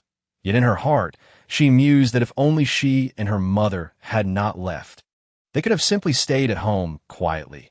There was no need to leave home to survive. Alas, there are no ifs in life. Jiang Zheng had not anticipated that while pursuing the little boy, he would plunge into that pitch-black whirlpool. Utilizing his abilities to kill within the spatial vortex ultimately altered its original trajectory, depositing him amidst a vast forest. As he tumbled out of the vortex, he was disoriented and collided with several trees, nearly losing his overnight meal in the process. What is this bizarre place? Before he could rise, a vine ensnared him, binding him in mid-air. With keen eyes, He noticed that he was not alone. The two audacious little zombies were also present. Yet, before he could concentrate his mental energy for a final blow against the larger zombie, he watched helplessly as the vine whisked the two zombies away at an alarming speed. Needle-like thorns, the 7- or 8-year-old zombie suddenly convulsed and spat out a stream of black liquid. Chapter 161. A face as pale as death, originally merely suspended, the vines binding him multiplied, encasing him in a large green cocoon. Once the cocoon formed, the once smooth vines sprouted sharp thorns. The thorns grew longer and sharper. With tremendous effort, they finally pierced Jiang Zheng's flesh, and more thorns followed suit, soon staining the green cocoon with a layer of crimson. Xiaozhi, equipped with suction cups on his limbs, quickly ascended to the top of the fishing boat, arriving before Yi Hui. Hui. What are you thinking? I sent you a message, but you didn't respond. I scanned the area surrounding Fujian City with satellites and discovered something unusual in a nearby forest. Take a look. As he spoke, images projected from his eyes, first revealing a vast expanse of trees, then zooming in on a specific point, where a large, thick cocoon of red and green was visible. The Yi Hui's heart skipped a beat. Jiang Zheng? Xiaozhi. I can't be certain, but calculating the time, if there's a person inside that cocoon, the likelihood of it being Jiang Zheng is quite high. They wouldn't make it in time if they rushed there. Would Jiang Zheng perish from the vine's blood-sucking? I've already contacted Li Dali and directed him towards that area. Whether or not he can save him will depend on fate. Yi Hui. It feels so jarring to hear an AI speak of life and death as if it were all a matter of luck. Yi Hui bit her lip, seemingly having made a decision. She instructed, have Zhang Chong continue south towards Fujian City, and remember to send me the location continuously. I will head there first to find him, though she has yet to master the skill of spatial teleportation. Her proficiency with the skill has been steadily improving, utilizing for travel without concerning herself with the output of her abilities, indeed allows for remarkable speed. The little green cat let out a mewl and promptly darted into Yi Hui's arms, clinging tightly to her clothing, signaling its desire to accompany her. Xiao Tsong, too, immediately entwined himself around Yi Hui's waist, inadvertently ensnaring the little green one as well. With a swift movement, Yi Hui executed her figure already appearing at a considerable distance on the horizon of the sea. After 2 more instances, she became invisible to them. Frog fun. Where is my sister? Luo Song, having turned his attention away for just a moment, found that she had vanished. Wu Shulan pointed to the distance. She left ahead, perhaps thinking that traveling by boat was too slow. A knowing smile graced her face. Indeed, Yi Hui was a kind-hearted girl, tough in words yet soft in spirit. She hoped that Jiang Ge was faring well, for she did not wish to see Hui in distress. Xiaozhi slowly descended, shaking the head of his mechanical doll. Lamenting, I merely suggested it was a possibility, not a certainty, yet she was so eager to leave that, of course, Xiaozhi was pleased that Yi Hui placed her trust in his analytical conclusions. However, the hastening Yi Hui was not as swift as Li Dali. Li Dali bared his sharp teeth and claws, desperately clawing at the vines, bending down to audibly munch on them, sending green sap flying. This provoked the vines, which began to retract their thorns, aiming to pierce this oblivious zombie. Li Dali, with his toughened hide and rugged flesh, matched the ferocity of the vines. He suddenly discovered that the sap tasted remarkably good, providing a soothing sensation throughout his body and sharpening his mind. Regardless of how the vines pricked him, he stubbornly clung to them. Ultimately, the vines ensnared Li Dali completely, causing Jiang Zheng to drop with a thud, his body drained of blood, his complexion ghastly pale. Perhaps due to the excessive blood loss from an earlier ability use that had disrupted the spatial vortex, he fell into a dazed state, unconscious. Meanwhile, Yi Hui was rapidly flashing toward this direction. Xiaozhi wished to gather more information from the ship, but the entire city of Fujian was enveloped by a mysterious force, rendering even satellites unable to detect the situation within. Moreover, as this mysterious power continued to spread, Xiaozhi worried that it might soon envelop Jiang Zheng's location as well. Now he could be certain it was Jiang Zheng. At least he was still alive, that Li Dali was not a particularly strong ally. And any unforeseen incident left even an AI like him hesitant to think further. he sent Yi Hui a map, clearly indicating Jiang Zheng's position and noting that Li Dali had arrived first. Xiao Ji was taken aback to discover that Li Dali had become a zombie. Despite not being together previously, he had scanned him and confirmed he was still human. After utilizing her abilities for an hour, Yi Hui felt her body beginning to tire. Had she not been concerned for Jiang Zheng's safety, she would have sought a place to rest and recuperate. Upon pausing for a brief respite, she received Xiao Ji's message, confirming it was indeed Jiang Zheng. Seeing the moment Li Dali reached him and he fell to the ground, Yi Hui felt a pang of heartache at his pallid face. She chastised herself. With this time, I should be hurrying along. It was nearly half an hour later when Yi Hui finally found Jiang Zheng and Li Dali, who was currently carrying Jiang Zheng out of the mountains. Yi Hui's sudden appearance startled Li Dali. "What brings you both here? Are you worried about me?" Yi Hui, exhausted to the point of speechlessness, recalled that Xiao Ji had warned her about the mysterious force emanating from Fujian City, indicating that any future attempts to enter would become increasingly difficult. If they did not hasten their pace, they might end up trapped. Gripping a crystal core in one hand to absorb its energy while firmly grasping Li Dali with the other, Xiao Tsong naturally entwined Jiang Zheng with Li Dali. With her last reserves of strength, she executed once more. After 4 consecutive uses, Yi Hui collapsed onto the ground, utterly spent. They had arrived in an unknown small village outside the mountains. Li Dali gently set Jiang Zheng down and quietly took up a watch outside the house. Remaining vigilant throughout the night, as dawn broke, Yi Hui emerged from the dwelling, expressing her gratitude that you've worked hard. "It's nothing. It seems you're nearly recovered." "Yes, I'm merely fatigued from traveling to Yi Hui had encountered only fleeing obstacles the previous day. There was no time to engage with those entities." Li Dali turned a glance inside. "How is he?" "Thank you. He is fine for now, at least still alive, and no need for formalities. It's just that I've been unable to enter Fujian City for such a long time. Had I managed to enter, I might not have been able to assist." "Indeed. Are there others in this village?" Li Dali shook his head. "No signs of life since last night, though I did see 2 rats pass by." A brief silence enveloped them. Leaning against the doorframe, Yi Hui gazed at the misty mountains in the distance, suddenly struck by the idea of exploring them herself. Chapter 162. A vegetarian zombie. It was true that 2 mutated rats had passed by, and they were rather plump. Dali brought the carcasses to Yi Hui as an additional meal. Embarrassed, Yi Hui hesitated to decline the offer. "Aren't you going to eat?" In response to her astonished gaze, Li Dali retrieved a wild fruit from his pocket and began to munch on it. "A vegetarian zombie? How absurd. Your tastes have changed significantly." Dali had little choice. After consuming substantial sap the previous day, he found that altering his diet had a remarkable effect on restoring his rationality and humanity. Previously, wild fruits were merely a treat to cleanse his palate. He did not hide this from Yi Hui. Yet she found it hard to believe. Is this a matter of ingredients? It must be the influence of that vine yesterday.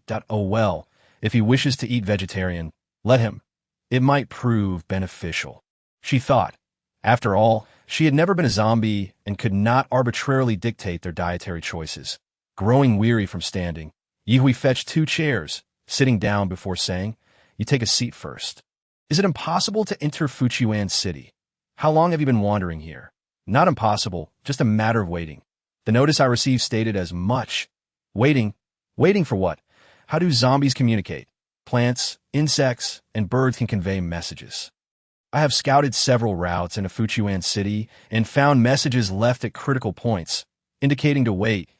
Dali hastily added, "What we are waiting for, I do not know. How long we must wait. I also do not know that we simply wait until passage is granted." Yi Hui had no further comments. If a zombie struggled to enter Fujian City, how could she expect to do so alone? Thankfully, Jiang Zheng had fallen on the outskirts. Had he been trapped within, she feared she would be powerless to assist. By the way, now that you're here, why not bring 2 more people back with you?" "Whom?" "I do not know. They should be officials here to carry out a mission. They are quite capable and managed to reach the tunnel entrance, but unfortunately, they were ultimately overpowered, suffering significant losses that I secretly rescued the last 2. Yi Hui gave a thumbs up to Li Dali, who was gnawing on the wild fruit. "You are truly impressive. What about the two? The two injured individuals have been hidden by Li Dali on the other side. Regardless of whether they were officials, Ye Hui was quite curious about the humans wishing to enter Fujian City. Zhang Chong felt helpless. Even when he pushed the engine to its limits, the boat's speed felt unbearably slow. What should he do? Yi Jian must have received news ahead of time. He asked Xiao Ji, who merely instructed him to continue southward. After a night had passed, as they approached the provincial border the next day, Xiao Ji called out to him to find the nearest dock and wait there. In front of everyone, Xiao Ji relayed the message he had received from Yi Hui. Not only had Jiangzheng been located, but Yi Hui was also bringing back two injured individuals in a large container truck, heading in their direction.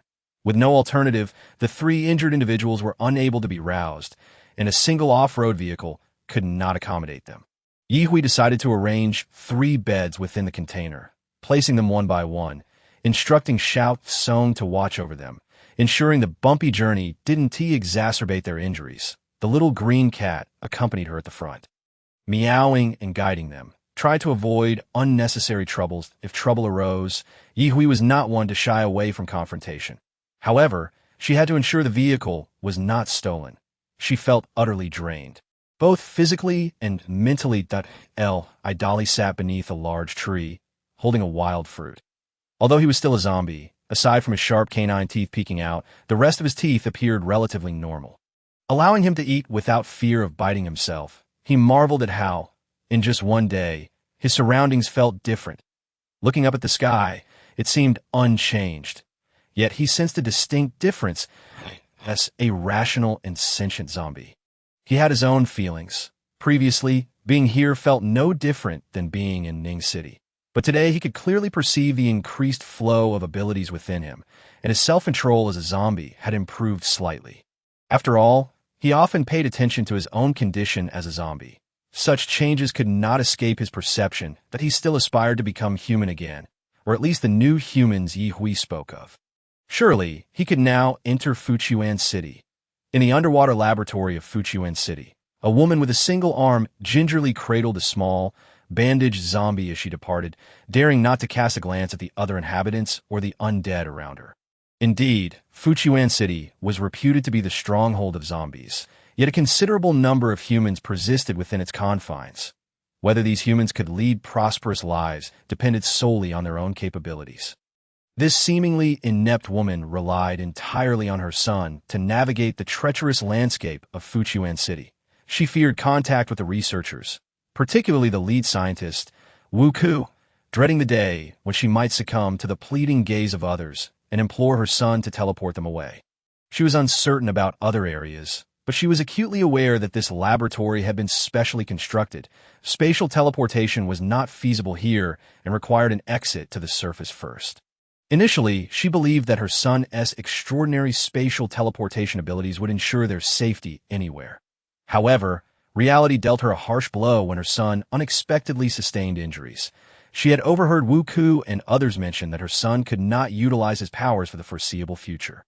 After she departed with the small zombie, a tall man clad in a white lab coat gazed at another, larger zombie on the operating table and inquired, "Mr. Wu, is there any hope for this child's survival?"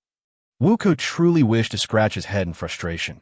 He was merely a researcher, not a physician, and had no way of knowing. Nevertheless, he maintained a stoic facade. After conducting a series of examinations, he discerned that the 7 or 8-year-old boy could not be classified entirely as a zombie. Rather, a significant portion of him retained human characteristics. After careful contemplation, he spoke slowly. His abilities are quite unique, allowing him to retain vitality even after enduring such severe mental trauma. His current state resembles that of a deep slumber. However, I have no insight into how long he will remain in this condition or how to awaken him. Then I must entrust him to you, Mr. Wu. If you require anything else, please do not hesitate to ask. Wu Ku shook his head. For now, there is nothing further needed. If possible, please minimize disturbances. Upon hearing this, the tall man revealed a faint, enigmatic smile. Rest assured, since you prefer solitude, I shall ensure that they are mindful and refrain from intruding unless absolutely necessary. Chapter 163. Yi Hui was not a woman prone to sentimentality. Zhang Chong and his companions had been waiting at the dock for 2 days and nights. to the point where his irritation made him want to plunge into the sea for a swim. "Xiaozhi, where exactly are my sister and her companions?" he implored. "Perhaps we should disembark and meet them halfway." Luo Song lay languidly in the shadow of the fishing boat, utterly bored as he realized how tedious waiting for someone could be. Xiaozhi remained as composed as ever, his voice steady and devoid of any fluctuations. "Hui instructed you to wait here, so you should do just that." She is drawing closer. "Xiaozhi, since Hui is nearing, why don't we intercept her along her route? If she requires assistance, we could lend a hand." Wu Xulan, who had begun with unwavering confidence, now felt a swell of anxiety. Xiaozhi shook his head. "Once we disembark, who knows if these people will act like untamed horses? We might end up searching for them to rescue them, adding unnecessary complications." "Look, that is the boat I spotted a couple of days ago." "But you all were skeptical. It is evident that no one is aboard. That is why it has been drifting at sea. Clearly, there are people moving about on it. What kind of eyes do you possess? If they do not approach the shore, how can we board? Simply lure them over." With that, a relatively slender man dashed to the dock, fervently waving his arms and shouting, "Hey, is anyone on the boat? Can you come over? We need your help." Luo Song glanced towards the dock, noting that they were only 200 to 300 meters from the shore and could easily hear it. He could not help but sigh. Are these people not foolish, calling out to us as if we would simply wade over? Their intentions are painfully transparent. I cannot fathom how they have survived thus far. Zhang Chong ignored them, continuing to attempt to contact Jiang Zheng via phone and text. Xiaozhi had mentioned he lost too much blood and fell unconscious. Yet 2 days had passed. Surely he had awakened by now. Zhang Chong dared not dwell on the situation, fearing that his thoughts might worsen an already dire circumstance. The group of 7 or 8 individuals at the dock cried out for an extended period, met with silence in a moment of madness. One of them decided to hurl stones at the fishing boat. When the first stone was thrown, Luo Song was taken aback. Had they really resorted to throwing stones? They had not provoked them. However, before he could react, all the stones were deftly intercepted by a Lu. Then, Luo Song and the others witnessed a Lu's wrath. The once tranquil creature that had been peacefully digesting its food sprang into action. Closing the distance in less than a second, the fishing boat gliding to shore. Branches danced wildly like demons, and before the assailants could react, they found themselves pierced by the branches. 3 individuals fell to their knees, trembling and pleading for mercy. "Please, spare us. We meant no harm and did not throw stones at you. We beg you." This marked the first time Luo Song and his companions witnessed the mutated willow tree turning lethal. Previously, when it had slain zombies and mutated sea creatures, they had felt little concern. However, witnessing it swiftly attacking humans evoked varied sentiments within them. Fortunately, none were frightened of the mutated willow tree. Wu Xulan approached the 3 kneeling figures. "Whether or not you harbor ill intentions is uncertain. However, the fact that you did not actively throw stones is the sole reason you remain alive. Otherwise, you would have already been sent to join your companions. Now, hurry!" Creak. Bang! A large container truck sped into the dock, barreling towards them. The 3 kneeling individuals were left dumbfounded. Had it not been for the branches finally releasing them, they would have surely met their demise beneath the wheels. They back. Zhang Chong leaped onto the dock even faster than Wu Xulan, rushing towards the rear of the truck.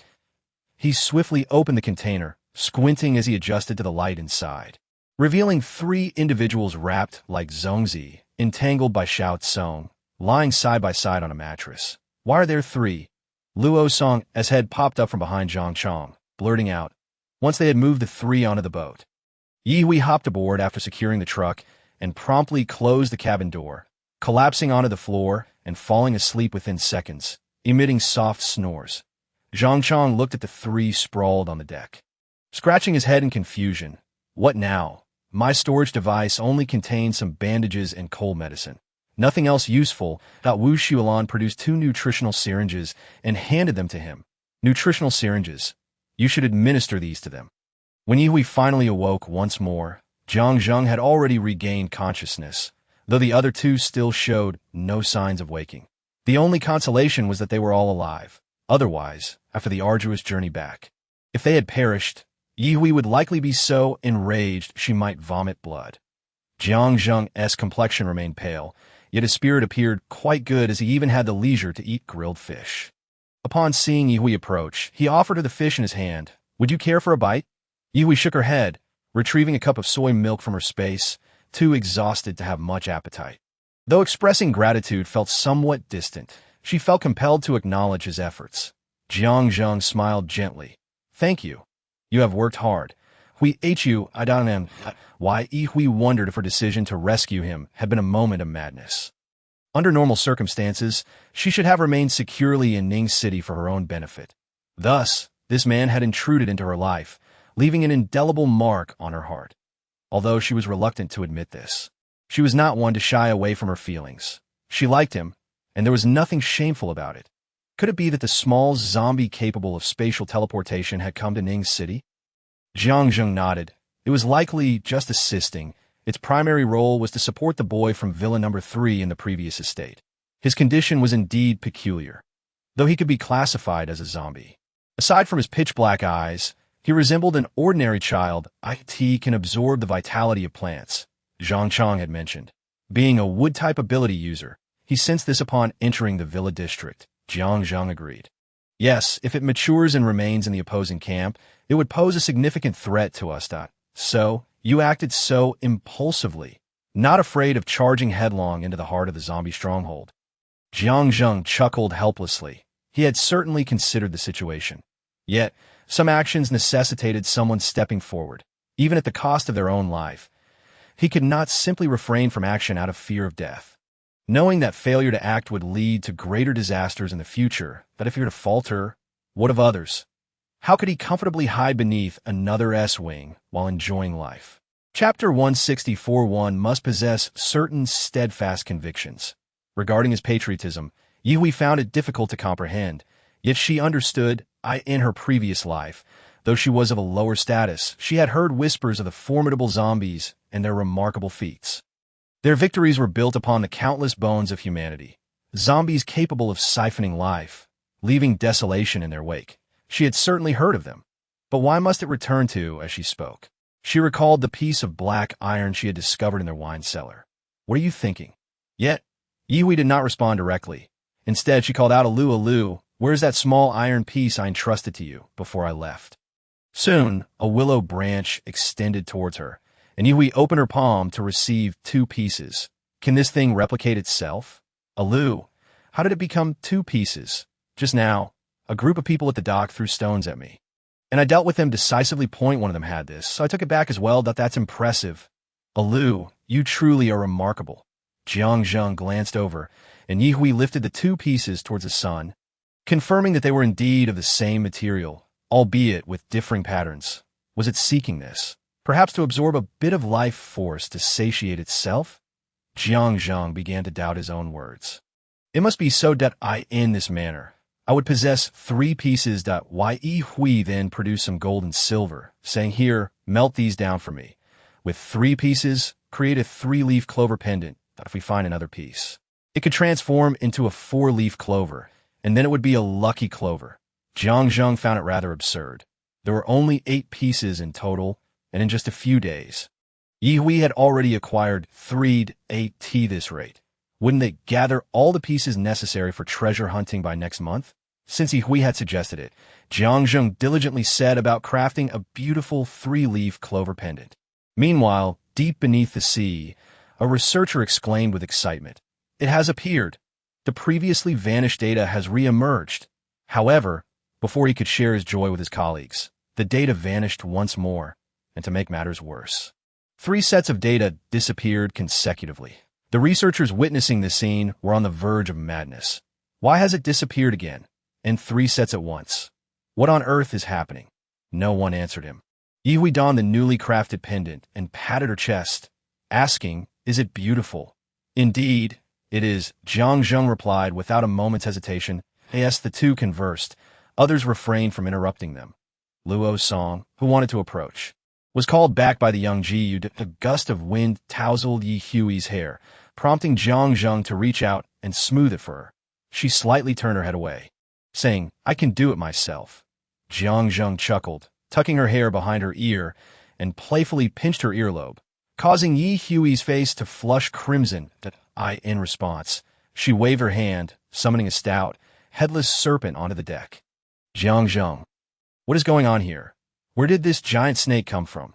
Yi Hui giggled and waved to the distant Wu Xiulan and others, beckoning them over to Ji watch from afar. Fearful of the snake, unwilling to approach, Zhang Chong turned back to take her hand, reassuring her, "Don't be afraid. I will stew it in a soup for you, and you'll surely want more." The serpent had a substantial amount of meat, and its gallbladder would be infused into liquor. What a massive snake!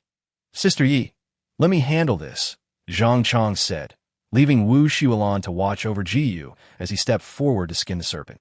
Yi Hui instructed, "Give a Lu a piece. We'll taste it ourselves. A Lu, shoot down a bird so we can make a dragon and phoenix soup. If no birds were available, they would have to use chicken." As there was plenty of chicken meat in their space, it turned out that the mutated willow tree was quite effective. When Yi Hui requested a bird, it brought down 3 after a grand feast of serpent. They returned to Ningshi once more. Yi Hui suddenly expressed a multitude of sentiments. However, this time, there were 2 additional injured individuals. Yi Hui contemplated sending them to the base, as they were likely affiliated with it and possessed identification cards. "Let us first take them to Ningshi. If they awaken, all the better. Sending them back like this may not be the best choice for them." All right then. Finding a skilled doctor in Ningshi was no easy task. Yi Hui had numerous medicines in her space, but hesitated to administer them indiscriminately. What if they reacted poorly? Clearly, their condition was beyond the treatment of an ordinary physician. She entrusted the injured to Jiang Zheng and his team, deciding not to involve herself further. Upon returning home, Yi Hui washed up and collapsed onto the sofa, utterly exhausted from the journey. Even after a deep slumber on the ship, she felt far from rejuvenated. She took a handful of crystal cores, resting them in her palm, and began to channel her energy, absorbing them as they turned to powder and vanished. One handful after another. Yi Hui lost track of how many she had absorbed or how much time had passed. Suddenly, with a small pop, it felt as though a barrier within her had been breached, the previously overwhelming sensation of fullness dissipating, replaced by an even greater hunger for energy. Fortunately, Yi Hui was not lacking in crystal cores. When Jiang Jing next saw Yi Hui, he noted her cheeks were naturally flushed, and she radiated vitality. After carefully assessing her, he felt a wave of melancholy, after finally reaching parity in their abilities. How could she now be so far ahead of him again in just one day? Was he truly destined to become a kept man? Yi Hui patted his shoulder, saying, "Little Zheng, I've made further progress. Aren't you happy? I can protect you from now on." Without hesitation, Jiang Zheng embraced her, reversing the roles. "What? Do you believe my abilities can't keep up with yours? Or do you think I can no longer protect you?" Coming to terms with her feelings, Yi Hui welcomed his embrace, wrapping her arms around his waist and nuzzling her face against his chest. "Hee, I'm indeed stronger than you now." Luo Song cheerfully appeared at the door, holding a large bouquet of flowers, and upon witnessing the scene, could only feel his eyes burn. "Sister, please, if you are going to be affectionate, at least close the door." If you didn't come over, you wouldn't see anything," Yi Hui retorted before asking, "Where did you get those flowers?" Luo Song entered and placed them on the table, huffing, "I went to the neighboring district today. There's a courtyard there with exceptionally beautiful flowers, so I picked some. Oh, how thoughtful of you. They're indeed lovely." "Did you dig them up?" Luo Song. "Why would I dig them up? There's no place to plant them." Seizing the opportunity, Jiang Zheng suggested, "How about we move to the villa district? There would certainly be space to plant the flowers you like. That is not out of the question." Chapter 165. The women of the Yi family are poisonous at the Anqing base. The Yi Fangzheng father and son, nearly unrecognizable from the torment they had endured, were finally cast out by the eldest son of the Li family. Upon returning home, they discovered the house was desolate and covered in dust, clearly having been uninhabited for some time. The father and son spoke in unison. "Where is your mother? Where is my mother?" If it weren't for the fact that this house was assigned by the base, with clear regulations against occupying another's property, it might have already been lost. Yi Fangzheng limped into the house, indifferent to its cleanliness, and plopped down on a stool, his frustration boiling over as he cursed loudly. "Damn it, that wretched woman actually took my belongings and ran off with some man. Yunan's expression was equally grim. Though his condition was slightly better than his father's, he was still fatigued. He was reluctant to believe that his mother would abandon them. Yet the evidence was undeniable, leaving him unable to refute his father's accusations. The girl, Yiling, had disobeyed and run away, and now it seemed their mother had followed suit. If Yiling had willingly climbed into the bed of the eldest son of the Li family, would they have had to endure this torment? It was all their fault. Dad, what do we do now? The house is completely bare. It seems there isn't even a morsel of food left. Ye Fangzheng rubbed his injured left leg, his gaze fierce. Suddenly, Yinan, who had slumped down beside him, began to laugh. These past few days have been the most arduous of my life.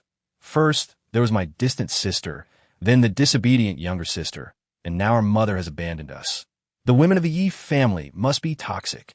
Unable to suppress his urge, he turned to his father, reflecting on the women he had chosen and fathered.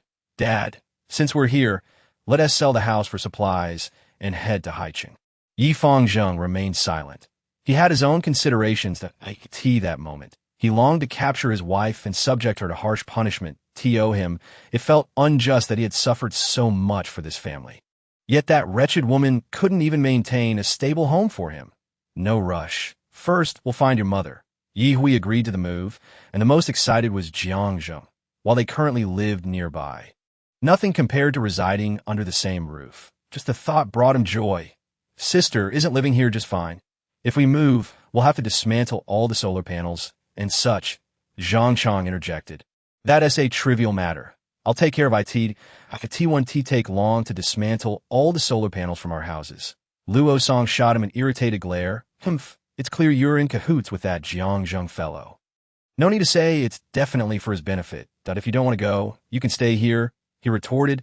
It's not a big deal. Ye Hui's word struck a nerve with Luo Song. Wu Shulan couldn't help but laugh. All right. Living over there should be more convenient. Since everyone agreed, there was no point in lingering on the matter. Ye Hui surveyed the home she had lived in for so long and suddenly felt a sense of release. What did it matter to linger here? Many things could not be returned to. If she took her belongings with her, she could arrange her new place to resemble home. With this in mind, Ye Hui not only cleared out the potted plants from her balcony, but also took the front door with her as she left. Zhang Chang resides in the same building as the two injured. Accompanied by Wu Shulan, who mentioned that there are more rooms available there. She has also brought Ji Yu along to stay, facilitating the care of the injured. In Jiang Zheng's opinion, the most oblivious among them is that insufferable brat, Luo Song, who insists on crowding in with them when everyone else is mindful enough to keep their distance. Ye Hui is not particular about the size of her room. Jiang Zheng initially intended to relinquish his spacious bedroom to her, but she declined, opting instead for another room on the second floor that includes a study. Speaking of books, Ye Hui indeed possesses a considerable collection, although she does not indulge in many of them. During their lunch together, Jiang Zheng prepared a lavish spread to celebrate their housewarming tea. The dining table. Ye Hui spotted Ji Yu, a small figure quietly sitting beside Wu Shulan, nibbling delicately. Suddenly, she inquired, Yu, did you attend elementary school before? Ji Yu, caught off guard by the sudden attention, looked up in confusion and shook her head. I was in kindergarten's big class. Big class? What is that? Ye Hui was perplexed. Assuming the usual progression was first grade and second grade, Wu Shulan stepped in to clarify. It's the big class in kindergarten. WY normal standards. You should be entering first grade this September. Oh, even in this apocalyptic world, one cannot forsake education. We cannot allow such a young age to succumb to illiteracy, Ye Hui declared, garnering nods of agreement from the adults present. Luo Song, while agreeing, cast a sympathetic glance at Ji Yu. Initially, he thought the little one might protest, yet to his surprise, she nodded earnestly. Thank you, Sister Hui. I will study diligently. Such a good child. You can go to the study to find Xiaoji. It will teach you abundantly. Reading should be done in the study, as distractions abound outside. Of course, sending you to school would be ideal, but that is not feasible at the moment. Ye Hui's gaze shifted from Ji Yu to Luo Song, leaving him feeling rigid. He likely did not require such arrangements. Ye Hui held no expectations for him, as he was not illiterate. If he wished to learn, he would seek it out himself, and if not, his own declarations would not compel him to study. Observing his evasive demeanor, she smirked. knowing he was a lackluster student. She chose to conveniently forget the times he found reading tiresome.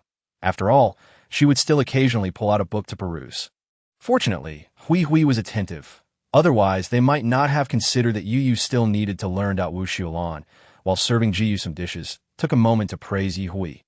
Jiang Zheng then inquired of Zhang Chang. How are the two of them faring now? After administering the medication, their vitality has at least doubled compared to before. If this continues, they should be on the verge of awakening. The improvement in their condition brought joy to both Jiang Zheng and Zhang Chang. As the military personnel sent on missions held a special place in their hearts, every life saved was invaluable, while the sacrifices made were accepted as part of their duty. That's good that I will check on them shortly. Please assist me. Depending on their condition, I may need to administer another injection. Jiang Zheng was not capable of producing the medication himself, but he knew how to mix suitable dosages from finished products. Combining his psychic abilities with Zhang Chang's with element powers to sense vitality, he felt his skills in saving lives were on par with that of an average physician. Yi Hui wiped her mouth and looked at her brother.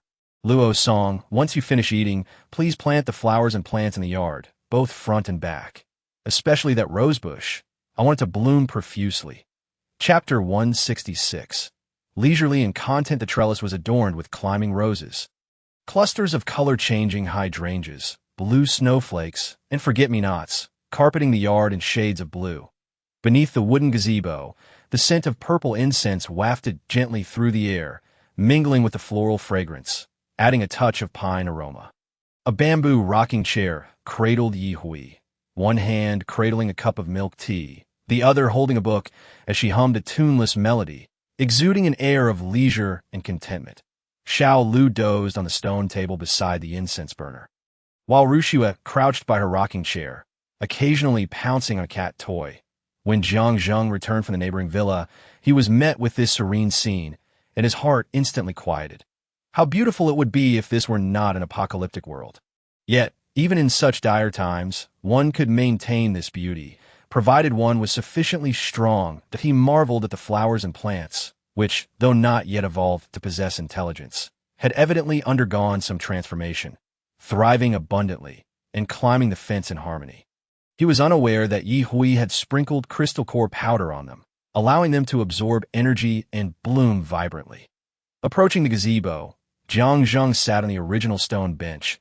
What book are you reading? Would you like to see? It's a romance novel about a domineering CEO. Jiang Zheng replied. No thanks, that is probably not for me. Yi Hui smiled brightly. What would you like to read? I have plenty of books. Oh, right. I also took the books from here. Would you like to look at them? Jiang Zheng shook his head, for he found even gazing at beauty more appealing than reading at the moment. Not interested. Yi Hui returned to her book. Jiang Zheng then activated his communication wristband to project a screen, pulling up a map to continue marking annotations that only he understood, while pursuing his romantic interest was paramount. A man still needed to keep himself occupied with tasks. Yi Hui glanced at him before returning to her novel. She simply enjoyed reading material that required little thought, something she could forget about once done. But at least it brought her joy in the moment. It had been 4 days since their move, and Yi Hui had spent this time solidifying her recently upgraded abilities at home. In Luo Song's eyes, it merely seemed that his sister had grown listless. Now he could only drag Wu Xiulan and Zhang Chang out, with Ji Yu occasionally joining them. Suddenly, he heard a vaguely familiar, polished female voice broadcasting. Good afternoon, dear listeners. It is now 1 p.m. on August 6, 2056. Those receiving this broadcast are undoubtedly the fortunate ones. The apocalypse has persisted for 3 months and 28 days since it began on the night of April 9th this year. After enduring initial chaos, Yi Hui turned her gaze toward Jiang Zheng's projected screen, which was filled with colorful dots, unable to discern the specific content. This voice sounds familiar. I must have heard it somewhere before. Jiang Zheng chuckled. That's my sister-in-law, Shun Yulin. She was a news anchor at a television station. Perhaps you've watched her program before. I remember now. She was the female anchor from the news on that first night of the apocalypse. Yi Hui set her book down, a hint of excitement in her voice. Your brother is quite fortunate. Your sister-in-law is impressive. Indeed, she is a remarkable person. Jiang Zheng gazed at her affectionately. But you are even better. Taken aback for a moment, Yi Hui smiled graciously. Indeed, I believe I am quite wonderful. With that, she took a hearty sip of her milk tea, her gaze then landing on a screen. What are you looking at? I'm marking all the official bases and some relatively significant private bases in our country on the map, as well as areas heavily infested with zombies and particularly dangerous mutated flora and fauna. Where humans can hardly venture, Yi Hui responded with an O, continuing to sip her milk tea, while her mind worked hard to recall information from her past life. The zombies had always maintained a stronghold in Fuchuan City, at most encroaching on 2 surrounding counties. Beyond that, they had not expanded. Was it due to insufficient strength? Yi Hui shook her head. It could not possibly be an issue of power. The number of zombies far exceeded that of surviving humans. And they could reproduce. More importantly, they could infect ordinary survivors to become one of their own. Did it come down to a lack of intelligent zombies? What are you pondering? Yi Hui smiled lightly. I was just considering why the zombies remain confined to Fuchuan City, that there's something special about it. After all, our country is vast, and Fuchuan City was not the most populous nor the most economically developed area prior to the apocalypse. Nor did it possess a particularly unique geographical position that I just can't seem to grasp it. Jiang Zheng furrowed his brow. This was a question that he and others had pondered, yet all speculations lacked sufficient evidence. Was there ever a prominent figure specializing in biology in Fuchuan City? Particularly in genetic modification? Jiang Zheng shook his head. I'm not sure about that. Others have speculated similarly before, and, at that time, my brother and the others investigated, but there were no particularly famous individuals. Jiang Zheng was unaware, and Yi Hui was even less informed. However, she had her own conjectures, though she had nothing to say about them. She would not venture into that area to put herself at risk, nor did she wish for the man before her to do so. Sigh. Perhaps she was indeed more selfish. After finishing her milk tea, she casually tossed the empty cup into the trash can outside the gazebo. After a long moment, Jiang Zheng, having completed his task, asked, "Any thoughts about going out recently?" "Not really. These days are quite comfortable as they are.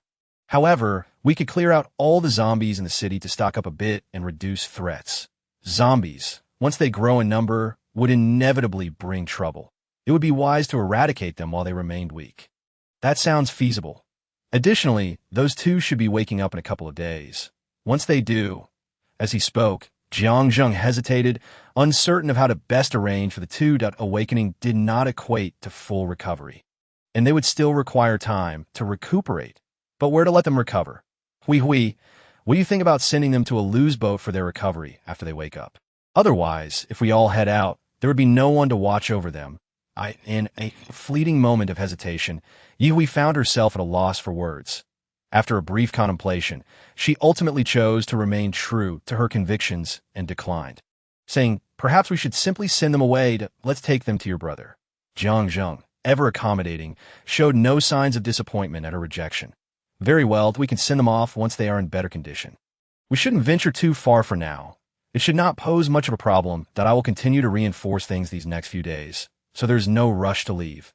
The remaining zombies in Ning City are... After all, my assets that a few days of nurturing them should yield no significant issues." Zheng, hurry. He has awakened. Chapter 167. The alarm bells ringing in her heart, the nurturing entity among the zombies to her astonishment. The 2 had roused from their slumber were the 3rd batch of individuals seeking entry into Fuchuan City, while the 2nd batch comprised Yu Liangao and his companions, who had once collaborated with Yi Hui. Ultimately, only a disabled Yu Liangao survived from their group, and it seemed they were somewhat fortunate, as only the 2 of them remained. Luo Song muttered quietly, "Doesn't this mean a total loss?" None of the 3 batches managed to breach Fuchuan City. Yi Hui shot him a fierce glare and delivered a firm pat on his shoulder, causing one side of his body to go numb, and his legs to wobble slightly. "If you can't speak sensibly, then don't speak at all. No one considers you mute. Thank you for saving us." Although expressing gratitude felt trivial, without such words, they would remain unaware of what they could do. Now that they had awakened, they still lacked strength. Their limbs felt unresponsive, and even their fingers could not move. Jiang Zheng reassured them, "Do not worry. Now that you are awake, your recovery will be swifter than during your unconscious state. We will send you back to the base when the time comes. Yi Hui, uninterested in lingering to hear more, merely glanced at them before dragging her brother away. Wu Xuelan also took Jiyu by the hand and left the room, intending to prepare some kanji. Continuously relying on nutrient injections was far less beneficial than consuming actual food. Hui, do you think adding a bit of crystal core powder to the kanji will enhance its nutritional value? Yihui gave her a thumbs up. Sister Xuelan, you truly are innovative. Give it a try. It won't harm anything. Then I shall prepare 2 pots. I will first test it myself to see if it works. As Yihui stepped out of the villa, she noticed that the roses on the neighboring fence had nearly enveloped the surrounding railings. Their vitality was indeed remarkable. Just as she finished her thought, she found herself frozen in place. Luo Song, who had been dragged along, suddenly halted, staggering forward a couple of steps before coming to a stop. Sister, I only said that one thing. I said a crime deserving of death. Vibrant life, Fujian City, the legendary Sea King monster, deep mountain caves, millennium-old trees, mutated beast kings. Various terms flitted through her mind. And finally, Yihui released her grip, pivoted her foot, and continued back, preparing to find Jiangzheng. Sister, why are you going back again? Indeed, why am I returning to find him? Yihui's gaze fell upon the satellite communication bracelet on her left wrist. She possessed direct contact with the military leaders of the base. Why would she need to seek out Jiangzheng for a roundabout conversation, only to bolster his credentials? Her expression stiffened momentarily, caught an indecision about whether to proceed further. Meow. Little Green leaped over from next door, landing directly on Yihui's shoulder and affectionately nuzzling her cheek with its head. Why Yihui couldn't help but chuckle. Procrastinating and overthinking is truly not my style.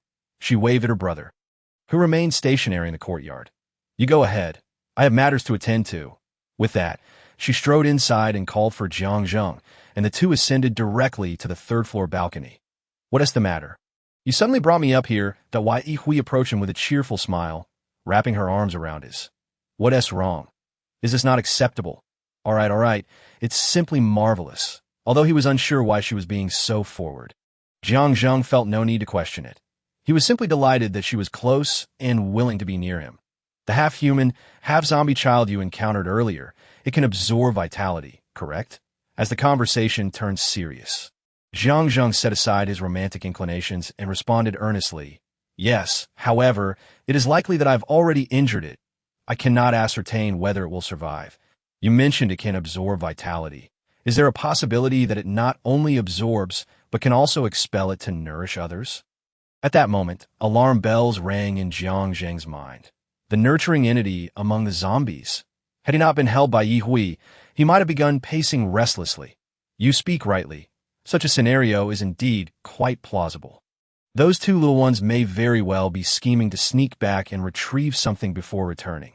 Jiangzheng's concerned gaze met Yihui's inquisitive eyes. After regaining his composure, he organized his thoughts and explained, what you just mentioned reminded me of a rumor I had heard about a rare nurturing entity among zombies that can provide its energy to other zombies, particularly aiding them during their breakthroughs. Breakthroughs in ability levels often cannot be achieved merely through accumulation. This is true for humans and zombies alike. Upon hearing this, Yihui grasped the situation. Although Jiangzheng had pursued that zombie out of concern for its potential danger upon maturation, it had inadvertently led to a revelation. She had heard of nurturing entities in her past life, and even pondered whether such special abilities existed among humans. If they did, the various bases would undoubtedly treat them as treasures.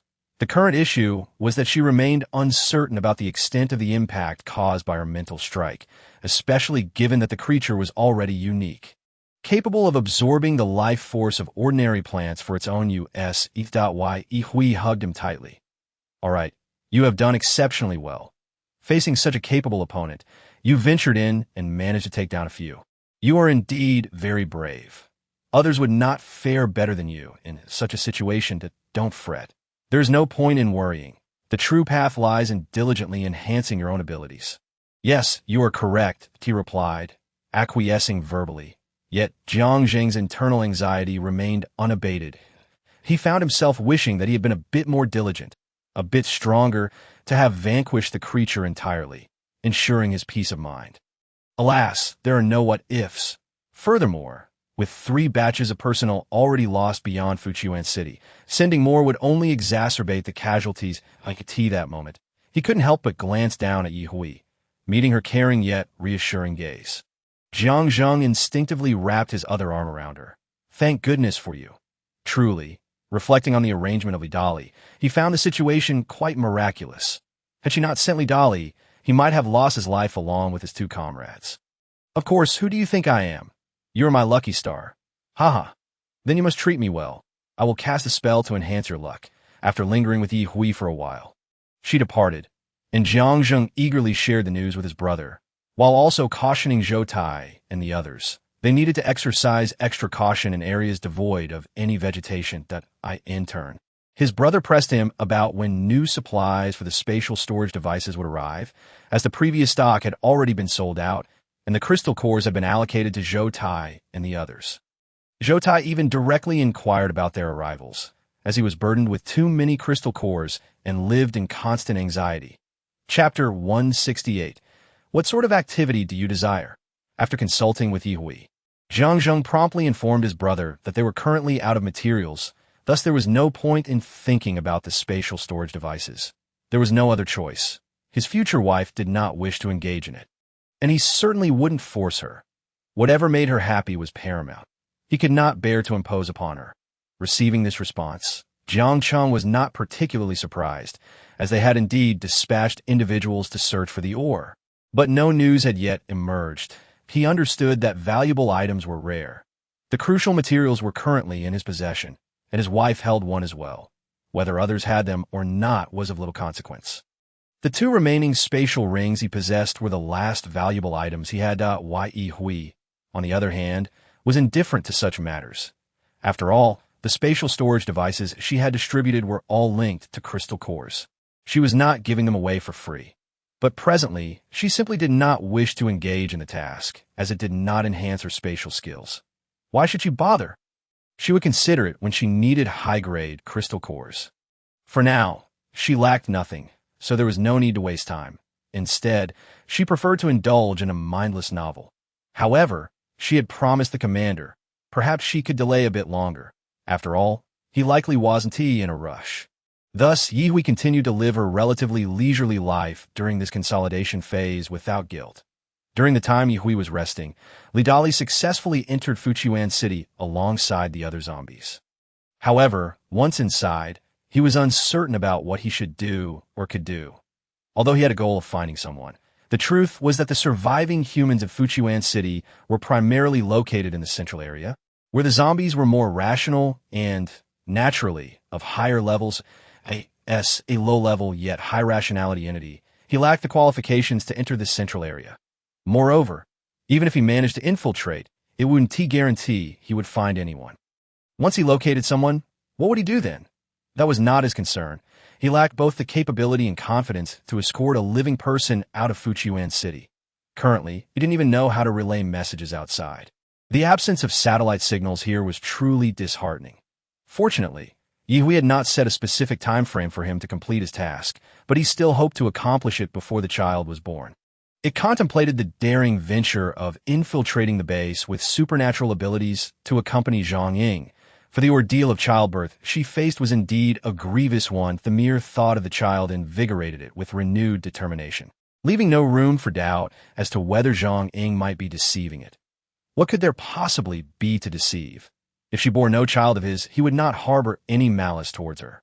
They could simply part ways amicably. Thus, he believed wholeheartedly in the truth of Zhang Ying's words.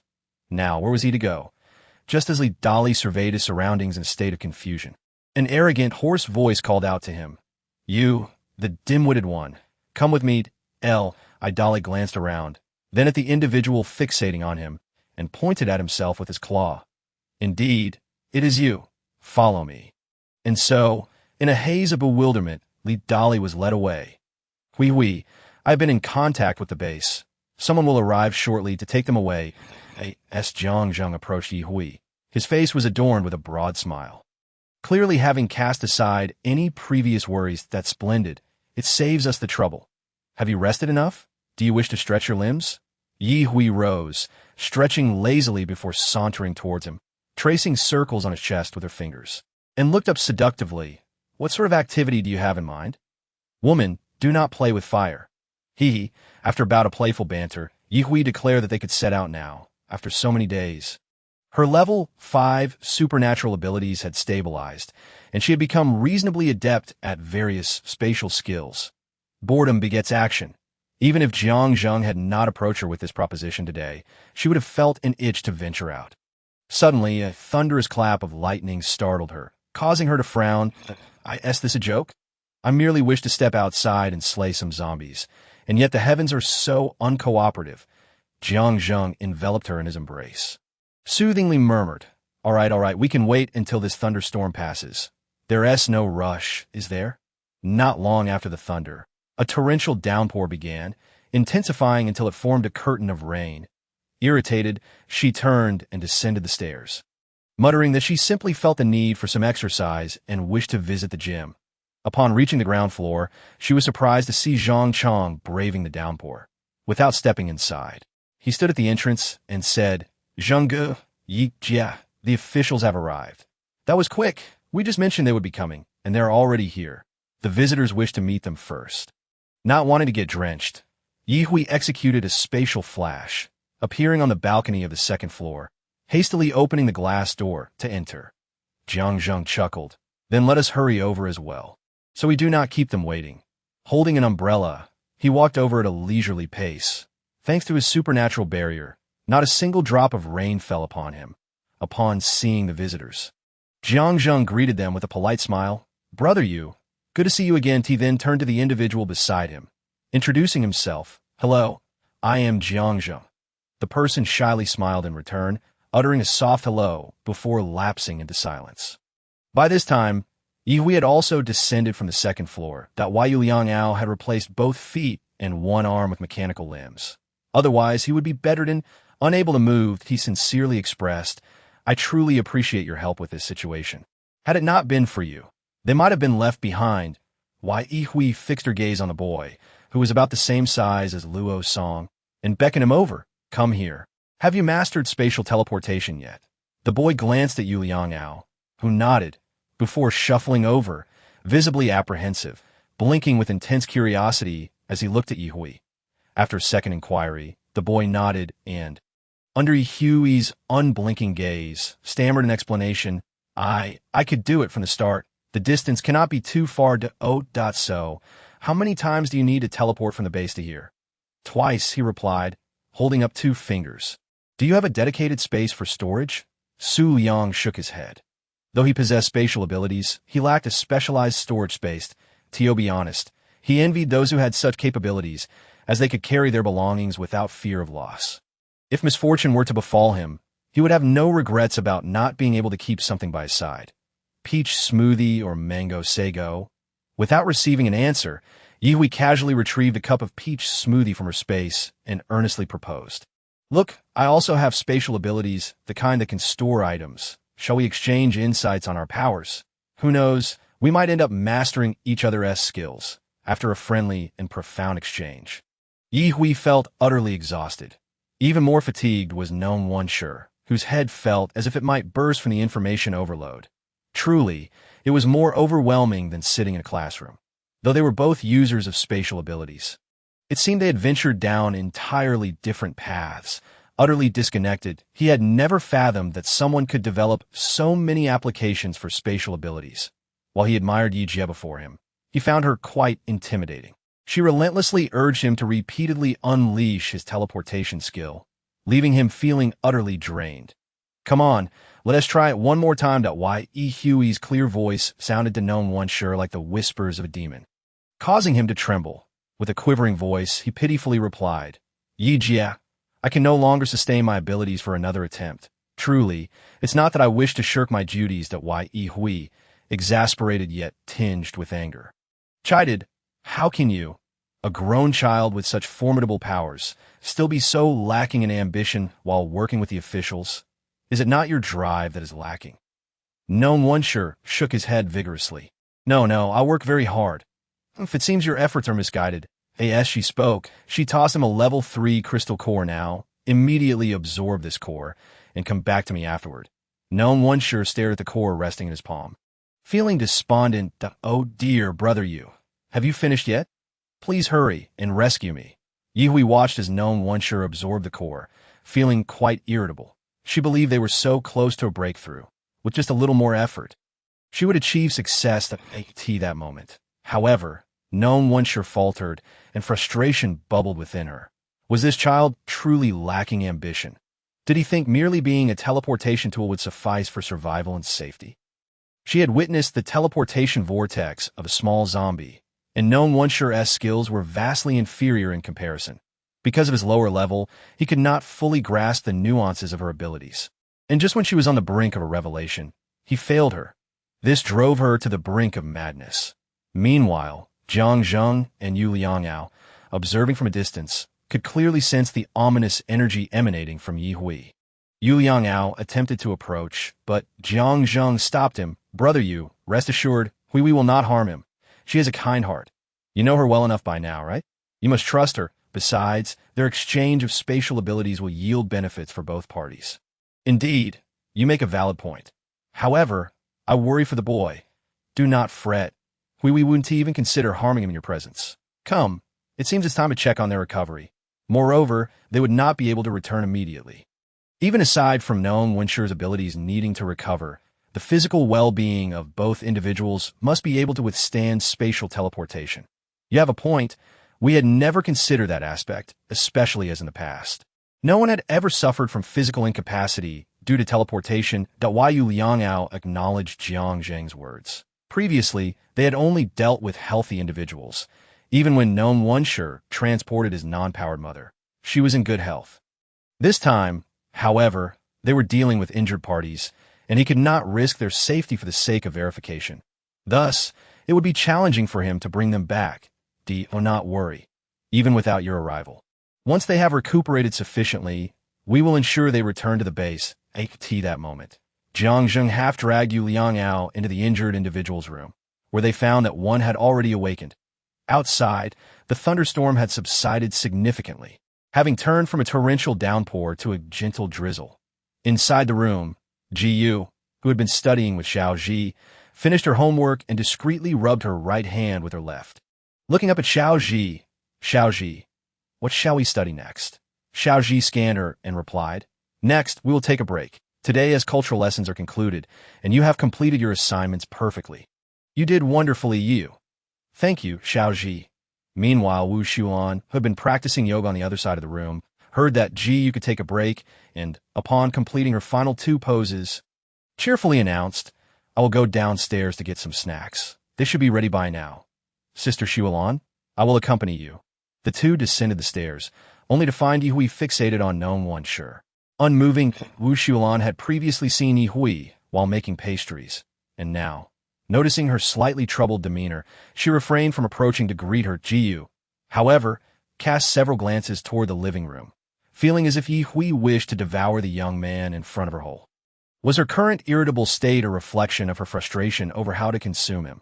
Lost in her thoughts, she suddenly heard Yihui beckoning her. "Yu, have you finished studying? Come over quickly.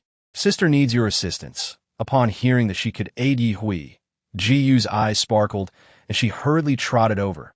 "Now, release your water-based abilities on this brother. Just make sure to envelop him completely in a water sphere."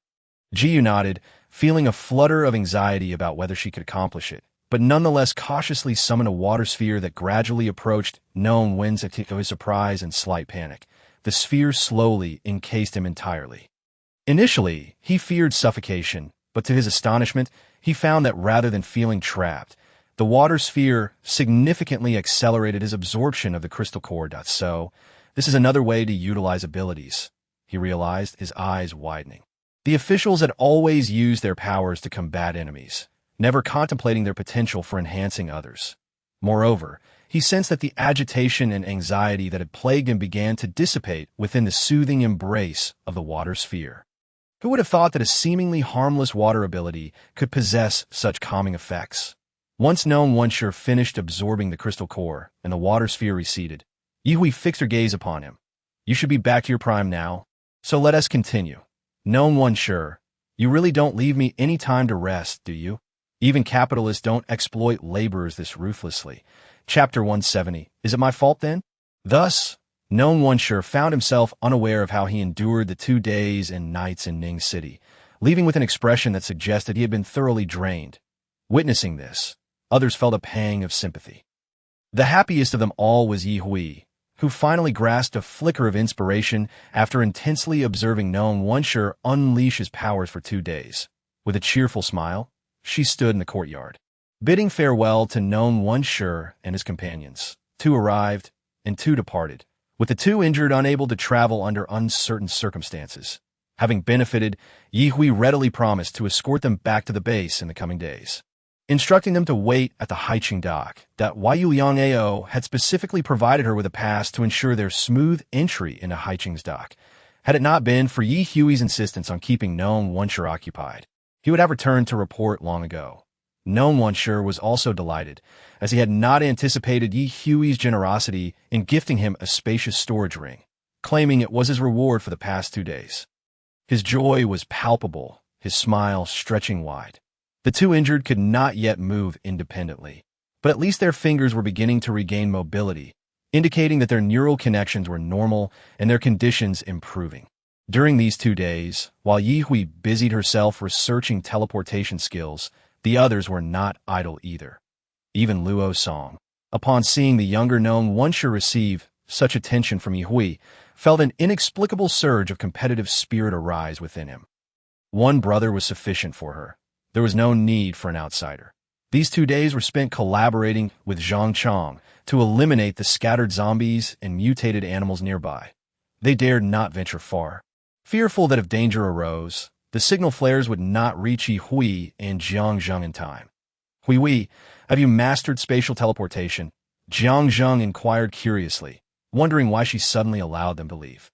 Ye Hui chuckled softly. Not yet, but it should be soon. Today, we ought to contact a Lu and have it return to this dock. I hope it has a T-stray 2FAR T that moment. The mutated willow tree, along with a fishing boat, was engaged in fierce combat with marine creatures over 200 nautical miles from the coastline. When the call came, it barely had time to respond. Yet as soon as the phone rang, it recognized Ye Hui's call. What could she possibly want from it but to serve as a ferry? It redoubled its efforts in battle, listening to the incessantly ringing phone with no answer. Ye Hui chuckled. It seems a Lu is off gallivanting again. The nearby marine life must have learned not to provoke it any longer, having moved somewhat farther away.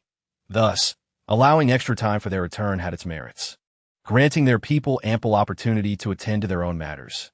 Everyone was striving hard, and Ye Hui even felt a vague sense of urgency, realizing that even her level 5 abilities might not be sufficient to contend with the mutated willow. She had yet to grow strong enough. She could not afford to be careless. Grabbing the small green creature from Wu Shulan's arms, she shook it gently. Why aren't you growing? It's been several months, and you look nearly the same as the first time I saw you, aside from your rounder belly. Meow? Is it my fault then? You claim you've devoured plenty of crystal cores and consumed ample meals. Why haven't you grown at all? Ye Hui merely made a casual remark before turning to find the inconspicuous Xiao, Song, and Ruo Shui. Even now, Ye Hui was unaware of Ruo Shui's abilities. Aside from her attractive appearance and slightly faster speed, nothing else remarkable had been observed.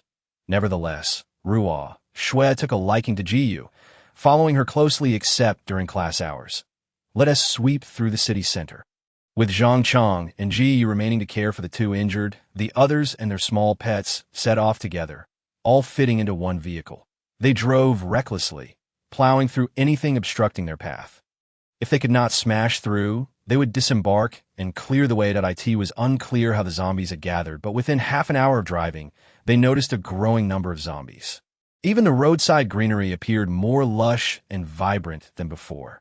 The screech of tires against pavement attracted the attention of several zombies, and Ye Hui could sense the hunger in their gazes. Get out, time to work. The disembarking and collecting of vehicles was executed seamlessly. Ye Hui's keen eyes spotted not just zombies, but also zombie dogs among the encroaching horde. They're no longer fighting amongst themselves. Have they realized they're all zombies and decided to cooperate? Jiang Zheng found it difficult to follow her train of thought, but upon following her gaze, he understood what she meant.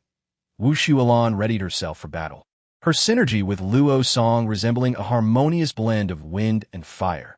Meanwhile, Ye Hui had already charged towards the approaching zombies. Why wait? She intended to strike first. After all, the early bird catches the worm. Xiao Tsong, quicker than her, sprang forward to ensnare the leading zombie dog, wrapping its neck tightly, even jabbing its root into its ear. Its fighting style was indeed unique, that Ye Hui continued to provide headshots for each one that got close, while any that slipped by her attention would be met with a mental attack from the small green creature, effectively immobilizing them for a brief moment and granting Ye Hui ample time to react. Those attempting to flank were swiftly dealt with by Jiang Zheng. Meanwhile, Luo Song and Wu Shualan, who were slightly slower, took on the zombies approaching from behind. Their efforts felt effortless and graceful. Indeed, they had ventured out to harvest crystal cores.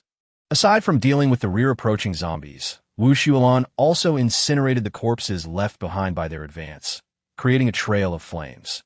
Remarkably, the flames did not spread uncontrollably, as the trees lining the roadside acted as firemen, not extinguishing the flames, but accelerating the burning of the zombies, hastening their demise into ashes, thus naturally extinguishing the fire. As Ye Hui charged deeper into the concentration of zombies, the numbers swelled, and her frequency of snapping her fingers increased. Each airburst detonated among the zombies, creating a violent and aesthetically pleasing display of carnage. As Xiao Tsong collected more crystal cores, its speed gradually decreased until it simply entangled itself around Ye Hui's ankle, refusing to budge. Why weren't any of those crystal cores for it? It wanted them too, so it might as well linger a bit longer. That Ye Hui, momentarily halted by Xiao Tsong's grip, chided, "Spit out all the crystal cores. Get to killing. How can you be so lazy? Look at Ruo Shui. She is not afraid of getting dirty or tired as she battles the zombies." Xiao Tsong, what is wrong with wanting to hide a little longer? Will it somehow diminish? Chapter 171. Slaughtering with Grace. The noise increased as the slaughter reached its conclusion. Ye Hui realized that killing zombies was indeed a labor-intensive endeavor, although she had enjoyed herself immensely and garnered substantial rewards. By the end, aside from her and Jiang Zheng, the others and their small companions appeared quite exhausted. They found themselves in a hotel lobby, surrounded by disarray, blood splattered and pooling everywhere. Do you think the hotel's storeroom or kitchen might still have some clean bottled water left? Ye Hui asked, her hope undeterred. Jiang Zheng comfortingly patted her head, gently replying, "It's long been looted. Although few remain in Ning City, they certainly exist." Luo Song, feeling frustrated, lamented that he had nothing to show for his efforts, having to work hard each day just to eat and drink, as Ye Hui had clearly stated that she would not support the idol. With a surge of anger, he exclaimed, "Well, that truly is remarkable. How could there possibly be so many zombies gathered here? Surely they haven't all been wiped out by them." Ye Hui turned a glance at him, utterly perplexed by the source of his ire. The most crucial crystal core had already been harvested by them. What was there to be upset about regarding these superfluous matters? Others needed food and drink to survive as well. She remained silent. Yet Jiang Zheng remarked, "It's not impossible. After all, there isn't a living soul nearby. They've either relocated or, as you said, met a similar fate." Luo Song felt momentarily a loss for words, as he harbored no ill will towards humanity. Ye Hui cast her gaze towards the sky before checking the time on her wristband. "Let us depart. It has grown late, and we ought to return home for a proper rest." Upon returning to the villa district, they discovered an unusual bustle. Aside from the 2 villas they occupied, the other vacant houses had been claimed by others. Upon hearing the sound of their vehicle, many curious eyes turned in their direction. Ye Hui stepped out and promptly secured the car, a habit she had cultivated over time. The crowd began to murmur in hushed tones about the presence of someone with spatial abilities, speculating on the quantity of provisions she might store within her space. Zhang Chong felt a sense of relief upon their return. Having single-handedly guarded the 2 villas had proven to be exhausting, a task typically handled by his comrades in the past. Now, facing such challenges felt more taxing than dealing with zombies. That Jiyu stood at the entrance, offering them a warm smile, her gaze fixed unwaveringly on Wu Shualan. Having been in close proximity to her daily, Jiyu had developed a fondness for her, channeling her feelings of longing for her mother into this bond.Ye noticed the multitude of inquisitive gazes upon them and turned back to Zhang Chang with a sympathetic look. You have endured quite a bit. Her words nearly brought him to tears. Indeed, navigating a crowd of ulterior-motivated strangers was no easy feat. Jiang Zhang patted his shoulder. I'm going to freshen up. I'll be right back.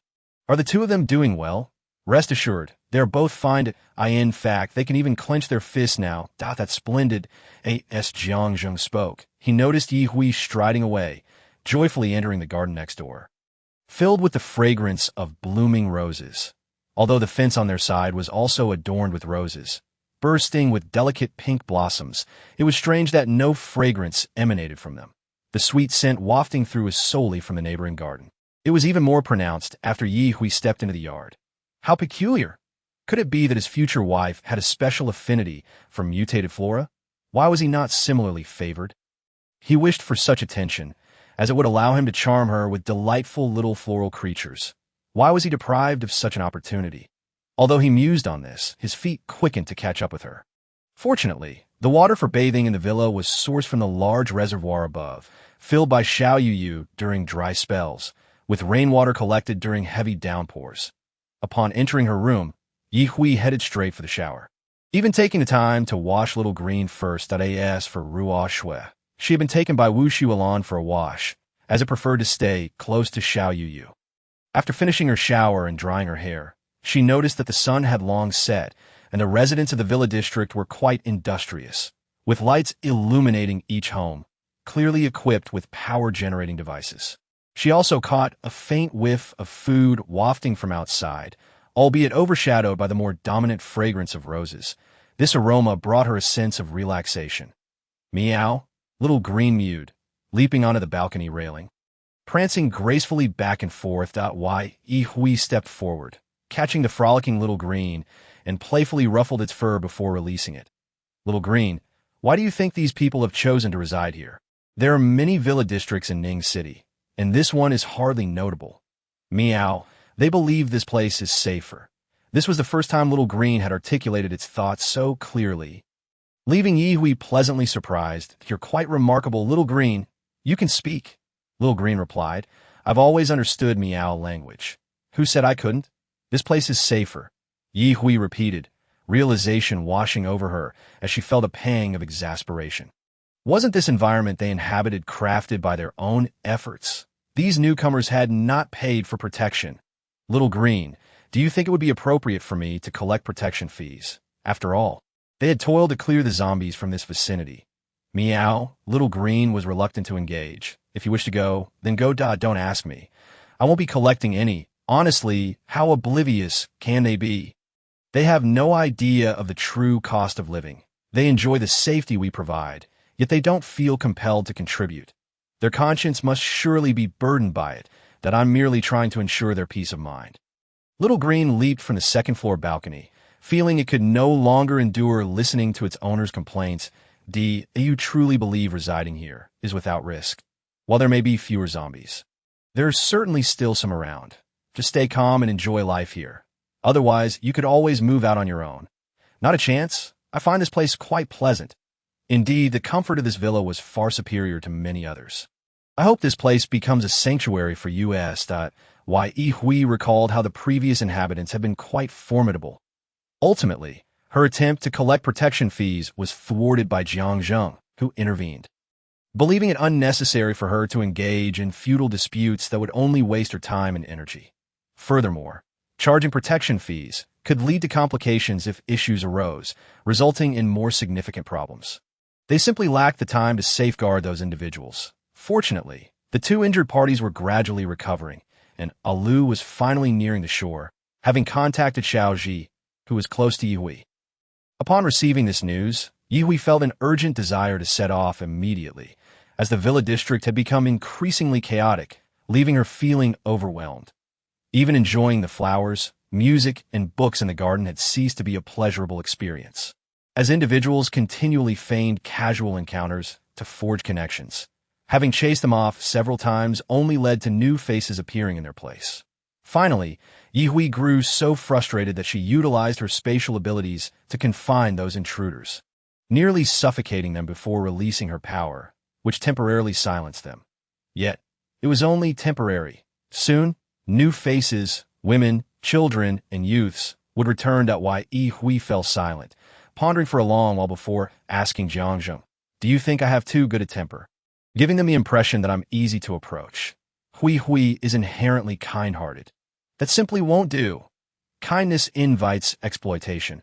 I refuse to allow myself to be taken advantage of. Jiangzheng chuckled softly. All right, leave these matters to me. There's no need for your hands to be sullied. Yes, he spoke. He took her hand in his. See, your hands should remain delicate and unblemished, free from any filth. Rest assured, no one will disturb your tranquility here again. Jiangzheng truly kept his word. He confronted the newcomers directly, swiftly dealing with two troublesome individuals to establish his authority. Afterward, the group settled down, no longer attempting to ingratiate themselves with him. Although those two were not of commendable character, they were still relatively powerful within that group. Their abrupt dissolution into ash left no trace behind, leaving others astonished by their strength and their apparent disregard for life. Some sought to incite others to retaliate, but those who had survived thus far were no longer naive fools. Meanwhile, Ye Hui dedicated herself to constructing her spatial teleportation, progressing from a minuscule dot to a swirling vortex the size of a bowl. Yet, she ultimately found herself unable to proceed any further. Damn it! An irate Ye Hui wanted to curse. What went wrong at which step?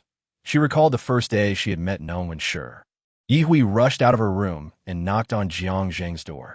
Upon sensing her presence, Jiangzheng swiftly approached and opened the door. Hui, what brings you here at this late hour? Do you have No One Sure's number? Can you contact him to arrange for him to come back? Jiangzheng, silent for a moment, opened his contacts and couldn't help but inquire, did your spatial teleportation not succeed? Ye Hui wasted no time, demonstrating her progress right before him, expanding it to the size of a bowl before halting. See, I can't comprehend where I went wrong, that if my reasoning was flawed, it wouldn't have formed at all. If it was sound, why can't I continue? Jiangzheng observed the distressed expression on Ye Hui's face and suggested, could it be that you haven't established a specific landing point, leading you to stop at this stage? Her eyes widened in realization, and in a burst of excitement, Ye Hui planted a kiss on his cheek. Jiangzheng, you truly are remarkable. I must return to try it out. With that, she spun on her heel and dashed away. Unable to restrain himself, Jiangzheng reached out as if to call after her, but ultimately settled for caressing his own face, a foolish smile spreading across his features upon returning to her room. Ye Hui began to ponder how to establish a landing point. How had they clarified their destination? What if I were to choose to teleport directly into the living room of the adjacent house? I contemplated this, but how is it set up? I am aware of the potential issues, yet lack the means to resolve them, which is quite frustrating that Ye Hui was too lazy to seek out Jiangzheng again. After all, he was not a spatial ability user, that it would be far simpler to inquire with No One Sure directly. Xiaoji, quickly assist me in finding No One Sure's contact information. I must reach him. Before long, Xiaoji relayed a message. He does not have a direct phone number, and he is currently on a mission. Would you like to contact Yu Liangyao? He is now his direct superior. Yu Liangyao? Is he now stepping back from the front lines? After a series of attempts to establish communication, Ye Hui fell into deep contemplation. No One Sure had surprisingly stated that all he needed to do was think of where he wished to go. With specificity being advantageous, if there were places his abilities could not reach, he would be aware of it. He merely needed to select a nearby destination he could access. Such freedom? I thought about it. Why shouldn't I be able to do the same? Ugh. Ye Hui felt a surge of frustration. What's going wrong, and why can't I succeed? It must be that I'm not activating the skill correctly. Otherwise, why would I be stuck? Never mind. I won't dwell on it. She was not one to torment herself endlessly. If she couldn't comprehend it now, she'd put it aside and eventually manage it.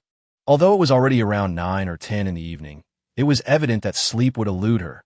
The rain had not fallen outside, and upon gazing up, the sky was adorned with countless stars. The absence of the usual summer chirping of insects rendered the night unnaturally quiet. Stepping outside, she hesitated for a moment before knocking on Jiangzheng's door. What's the matter? You seem unhappy. Is it not going well? I'm not particularly smooth. Accompany me for a stroll, and we can grab a late-night snack. All right, it is my duty. After descending the stairs, Luo Song on the third floor heard their footsteps and approached the balcony to look down. He had grown too weary to prevent the two from being together. It was impossible to stop them, especially with his sister holding the reins. Furthermore, both Zhang Chong and Wu Xulan had advised him not to interfere too much in others' relationships. Even if they were family, Wu Xulan had even directly asked him, "Did you and your sister have a good relationship in the past?" A brother who meddles too much will only upset his sister. After hearing this, Luo Song ignored Wu Xulan for the entire day, primarily because he realized she was correct, which only deepened his discomfort. Was it wrong for him to wish to be close to his sister? Chapter 173. Just in time, Yi Hui relished spending time in places where roses bloomed abundantly, so the two of them made their way straight to the pavilion in the yard. Turning on a small night light, Yi Hui inquired, "What do you feel like eating? How about some cold noodles?" All right. There were cold noodles in the spatial realm, though not in large quantities. However, the two could certainly fill their stomachs. After slurping down a bowl of cold noodles, Yi Hui felt considerably better. Indeed, good food could uplift one's spirits, soothing all discontent. The rose you brought back close to evolving. I'm not sure. It currently lacks consciousness. I'll check if I can take it with me when the time comes. After all, it has been quite eager to bloom. After devouring 2 large bowls of cold noodles, Yi Hui opened a bottle of sparkling water and gulped down a generous mouthful. Feeling a gaze upon her, she turned to see her brother from the third-floor balcony, watching them. Is he hungry? Does he want to eat? Yi Hui pulled out a tissue to wipe her mouth and thought, "Never mind, there's hardly enough to share. Hui, I've contacted them and asked them to arrange for known one sure to come over. You can observe how he performs the ability in person. Perhaps you'll understand it better why Yi Hui's gaze fell upon him. So he is really coming over. That's good. I do have some areas of confusion. And perhaps seeing it again will reveal what's different, that you're already quite strong. There's no need to push yourself so hard." After taking a large gulp of sparkling water, Jiang Zheng stated seriously, "And I am here as well. Yi Hui's attitude towards this was always, you are you, and my strength is my own accomplishment. No matter how strong you are, you cannot constantly protect me. True strength lies in self-reliance, a principle Yi Hui has always upheld." Thus, she merely smiled without responding. Jiang Zheng understood her strong-willed nature. However, he felt compelled to express his feelings for her. Otherwise, how would she perceive his affections? Although it seemed he had many responsibilities to attend to, he recognized that his foremost duty in this lifetime was to safeguard her, ensuring she faced no harm, especially not. Yi Hui indeed sensed his goodwill and remarked, "Once I master spatial teleportation, we can travel across the country. We won't be restricted to Ning City anymore. Where do you want to go first? What you've said sounds wonderful. It's just like before, going to work during the day and returning home at night. In that case, the spatial teleportation skill is truly splendid." After praising it, Jiang Zheng scratched his head. "Now that you mention we can wander around, I genuinely don't know where I'd like to go." Yi Hui couldn't help but chuckle. "You can think about it now. I will surely overcome this hurdle soon and take you to every corner of our nation. All right, then I can only say to you, great one, don't leave me behind. Allow me to be your trusty sidekick." Xiao Zheng, I grant you permission. Though not many lights illuminated the adjacent villa during the night, the atmosphere within was quite lively. Humanity's most primal explorations of the body have always been pursued with enthusiasm, for whether it was voluntary or not. Who would care? Some even approached Jiang Zheng and Luo Song directly, offering themselves for the night, and even Yi Hui encountered such a person, who claimed to be quite capable, urging her to consider. This individual was swiftly dismissed by Jiang Zheng, and Yi Hui never saw him again. Yi Hui and her companions were traveling in a camper van, a consideration for the 2 injured individuals, as they were currently better suited to lying down, though they could now clench their fists. Their condition had not significantly improved. They still relied on nutrient injections daily, supplemented with porridge mixed with crystal powder to sustain their lives. They were now en route to the dock, only half an hour's drive from the nearest harbor. The mutated willow tree had docked the boat here, even discovering that the crabs in this area were particularly delectable. leading to another tragic fate for the crab population nearby as their numbers dwindled drastically. While Alu was happily feasting, Ye Hui and her companions successfully arrived at the dock. The task of sending the injured individuals was entrusted solely to Zhang Chong, as he preferred to remain with Alu. Had it not been for his persistent desire to repay Jiang Zheng and Ye Hui, he might have truly taken to a life of wandering the seas with Alu. Thank you for your hard work. How do you plan to repay me? When the time comes, have Zhang Chong request additional crystal cores as payment. All right. The crabs here are delicious. I'll send you some. Ye Hui was not shy about it, promptly responding, sounds great. Send me some. It's been ages since I've had crabs. How long exactly? If yesterday doesn't count, it must have been nearly a month. With Alu's assistance, Zhang Chong smoothly transitioned the two injured individuals into the cabin. The injured were quite astonished that Ye Hui could communicate with such a large mutated willow tree. Despite being wrapped like mummies, their eyes betrayed their emotions that Ye Hui received a large basket of live crabs, her eyes sparkling with delight. They were smoothly incorporated into her spatial realm. After all, Alu had stated they were for her. Allowing her to keep them without sharing, Alu and the others did not linger. Once Zhang Chong boarded the boat, it began to slowly depart from the shore. Ye Hui waved at them. Alu, wait for me. I have a big surprise for you. The willow branches swayed. I'm looking forward to your surprise. Shall we head back now? Jiang Zheng asked Ye Hui after the boat had sailed far. Ye Hui shook her head. Now that we're here, let us catch a few crabs, maybe throw a net for some fish, and then we'll head back. What Alu gave me is mine. You're not allowed to covet it. Don't worry, I'll one tea take yours. Jiang Zheng immediately assured her. Ji silently stood beside Wu Xiulan, surprised to discover that Ye Hui was such a sister. Luo Song had adapted quite well by now. He actively sought out his sister for a fishing net to catch fish, and he had no trouble casting the net. When they returned to the villa area, they discovered that many roses had been uprooted from the garden fence, yet the roses were not replenishing their blooms. Previously, no matter how much Ye Hui pruned, they would continue to bloom in equal measure. Fortunately, no one had rummaged through their home during their absence, but there sat a young man at the steps of the adjacent door, his hands propping up his chin. Who else could it be, but no one sure?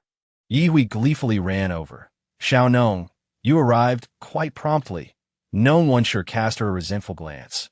Had he delayed any longer, her incessant calls would have driven him mad. Not only did she call him directly, but she also had connections from who knew where, applying pressure from multiple angles. Hui Jia, you've finally returned. You arrived just in time. I invite you to enjoy some large crabs. Chapter 174. Acquiring Spatial Teleportation Skill for Known One Sure. While the crabs here were delectable, life after feasting was not so pleasant. Once again, he had endured 2 consecutive days of relentless exploitation, leaving him in a daze. Indeed, acquiring a spatial wristband was no simple feat. What astonished him even more was how Ye Hui had progressed from complete ignorance to proficiently wielding this skill. This realization stirred a sense of melancholy within him, igniting a fierce determination. Why should everyone else, as spatial ability users, have mastered skills that he had yet to grasp? He resolved to rise to the challenge, convinced that he too could thrive. However, his fervor waned in less than half an hour, and he quietly surrendered. After all, he could easily feign possession of the storage skill with a spatial wristband. Why must one complicate their own existence? He had what he needed. There was no reason to make things harder for himself. He felt a sense of release and acceptance. His spirit lifted as he prepared to return to the base with 5 spatial storage devices for his superior, Ye Hui, having bid farewell to Known One Sure. Was equally elated. She gifted the child some video games, a few school supplies, and an array of fresh seafood to send him on his way. The usually reticent Jiyu now gazed at Ye Hui with a look of reverence, as if she were a deity. Under the curious stares of the onlookers, Ye Hui activated the spatial transport once more, the swirling vortex expanding before them until it could accommodate a person. Zhang Zheng, brimming with confidence, stepped forward unhesitatingly. I'll go first. Where is our destination? Ye Hui smiled but offered no reply. Jiang Zheng, undeterred, strode boldly into the vortex, with Ye Hui following closely behind. The others watched in awe as the vortex vanished in a flash. Wait for me. I want to see what's happening. Rosong felt the sting of yet another blow from his sister.Ye, rarely vocal, exclaimed, "That's so cool. I want to try it too." Zhang Chong chimed in. "Who wouldn't?" Observing their dejected expressions, Wu Shiulan chuckled. "Once we masters this skill, we'll surely take turns using it. Imagine traveling the world together, wreaking havoc everywhere. Wouldn't that be even cooler? So, all we need to do now is enhance our abilities." Sister Shualan is right. I'll start training right away. Changge, could you help me check if my movements are accurate? Sure. While one's abilities would naturally elevate their physical prowess, additional training would fortify their bodily functions, extending the duration of their powers. Aware that his sister practiced military boxing, Bajuanjin, and Tai Chi, Rosong mimicked her efforts. The two began practicing Tai Chi in the living room, while Wu Shualan quietly urged Jiyu to follow suit. As she prepared lunch, promising to make up for the lost training time later. Meanwhile, Jiang Zheng stepped through the portal, feeling as if he had passed through a curtain of viscous water, only to find himself greeted by the scent of the sea. Fortunately, he did not land in the void, but instead on the deck of a fishing boat, where Yi Hui soon appeared beside him, the portal behind her vanishing instantaneously. "Hui, how did you get here so silently? Earlier there was a black vortex, and I was wondering what it was," Jiang Zheng inquired. Indeed, Yi Hui had pinpointed their location on the fishing boat where Lu was stationed. "I never anticipated that moving targets could be achieved. Luckily, you returned just in time. Otherwise, we might have ended up in the ocean." Yi Hui burst into laughter, and as Lu encouraged her, she explained to Lu, "Your communication skills have improved remarkably. It seems you've been studying diligently." "I've been learning too. This is the spatial transport skill I just mastered." "Spatial transport?" "Yes. Unfortunately, I can't maintain it for long yet. Otherwise, I would have taken you on a grand tour of our beautiful homeland and explored foreign lands." "Then go for it, Hui. I want to play too." Jiang Zheng watched quietly as Yi Hui conversed with the mutated willow tree, feeling an unsettling anxiety swell within him, as if he would be left behind if he did not keep up. Exceptional individuals require equally exceptional companions. He did not wish to be outshone by her. Fortunately, he was not lacking, but why not strive for betterment? On the fishing boat, Lu shared some fresh seafood with them, including clams, squids, and barnacles he had pried off the rocks. Yi Hui generously provided a handful of zombie crystal cores, promising to transport Jiang Zheng back to the villa once she felt capable of using her spatial abilities again. However, the transport was still imprecise, landing them in the yard, where the curious new neighbors witnessed their emergence from the black vortex. Though initially hesitant to engage, their interest was reignited. Regardless of their thoughts, Yi Hui would remain indifferent. The fragrance of the roses in this area was undeniably the most delightful. Yi Hui remarked, and Jiang Zheng concurred, before suddenly asking, "Hui, what if I peeked over to see what was on the other side when you activated the spatial transport? If it seemed perilous, could I return?" Yi Hui's eyes widened with excitement. "Jiang Zheng, you have quite a clever mind. You're absolutely right. If we can just take a quick look and retreat if danger looms. It would ensure our safety in unfamiliar territories." She longed to try it out immediately, but was clear that this skill required a considerable cool-down period. Wu Shualan breathed a sigh of relief upon seeing them return. Waving, "You're back. Are you hungry?" "It's already late afternoon." Yi Hui shook her head. She would never allow herself to go hungry, especially with a trove of delectable food in her spatial domain. Reflecting on the fresh seafood she had just acquired, a smile crept on her lips. "Sister Shualan, we're not hungry. We'll prepare something unique for you tonight, but I'll need your help with some simple preparation." "No problem," Wu Shualan replied. But after exchanging pleasantries, she resumed her weight training. Jiyu and Ruo Shui followed suit. Observing this, Yi Hui couldn't help but comment, "Ruo Shui's intellect seems lacking. How can a cat jogging alongside humans be considered exercise? Will it even yield results? Perhaps it merely wishes to accompany Yu in play." Jiang Zheng replied, though Yi Hui turned to him. "Do you disagree with my opinion?" "Not at all. Absolutely not. In our home. Whatever you say goes." "Your perspective is my perspective. Truly," Jiang Zheng insisted, his survival instinct very much alive. Chapter 175. Stinky. The captain's wisdom. After several attempts, Yi Hui managed to sustain the transport vortex for a remarkable 6 seconds. She desired to extend that duration further, but like before, she had hit a plateau that required further refinement. There was no need to summon Gnome One-Sure for assistance, as he could only utilize the skill by instinct, lacking a deeper understanding. Within the limited time frame, they simply needed to pass through quickly. If necessary, she could activate the skill twice a day, allowing the first group to wait for her to catch up later. This was hardly a significant issue. Yet, she realized that the distance could not be too great. She decided to attempt a transport to another district of the city, as the city was her home. The zombies at home needed addressing first, as for the concern of others taking advantage. Ye Hui dismissed it. Her goal was to collect crystal cores for herself, not for others. With her intentions clear, she casually bit into a watermelon and inquired, "Is there anywhere special you all wish to go?" Jiang Zheng replied that anywhere would suffice. While Zhang Chong preferred to avoid thinking altogether, Wu Xuelan accepted whatever Ye Hui suggested.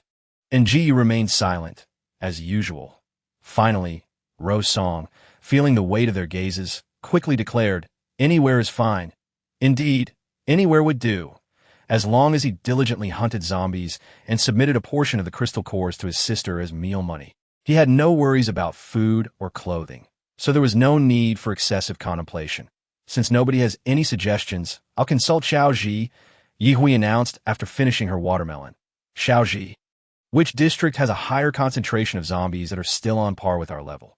Ye Hui planned to clear out the lower-level zombies first, as this would significantly reduce the likelihood of encountering higher-level ones. Although it was unlikely that any zombies would exceed her level 5 abilities, why not conserve effort?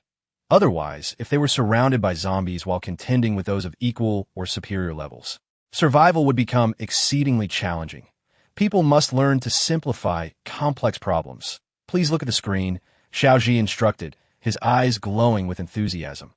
Soon, a large screen materialized before them, displaying various red squares of differing sizes.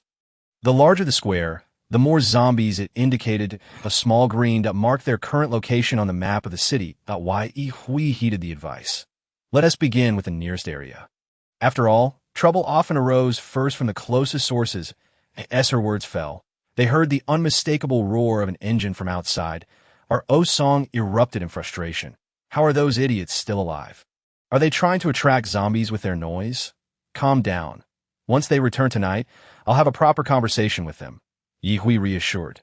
Jiang Zheng spoke with remarkable calmness, yet beneath the surface, he harbored discontent towards that group of individuals. The act of seeking protection, an unspoken agreement between them, should remain inconsequential.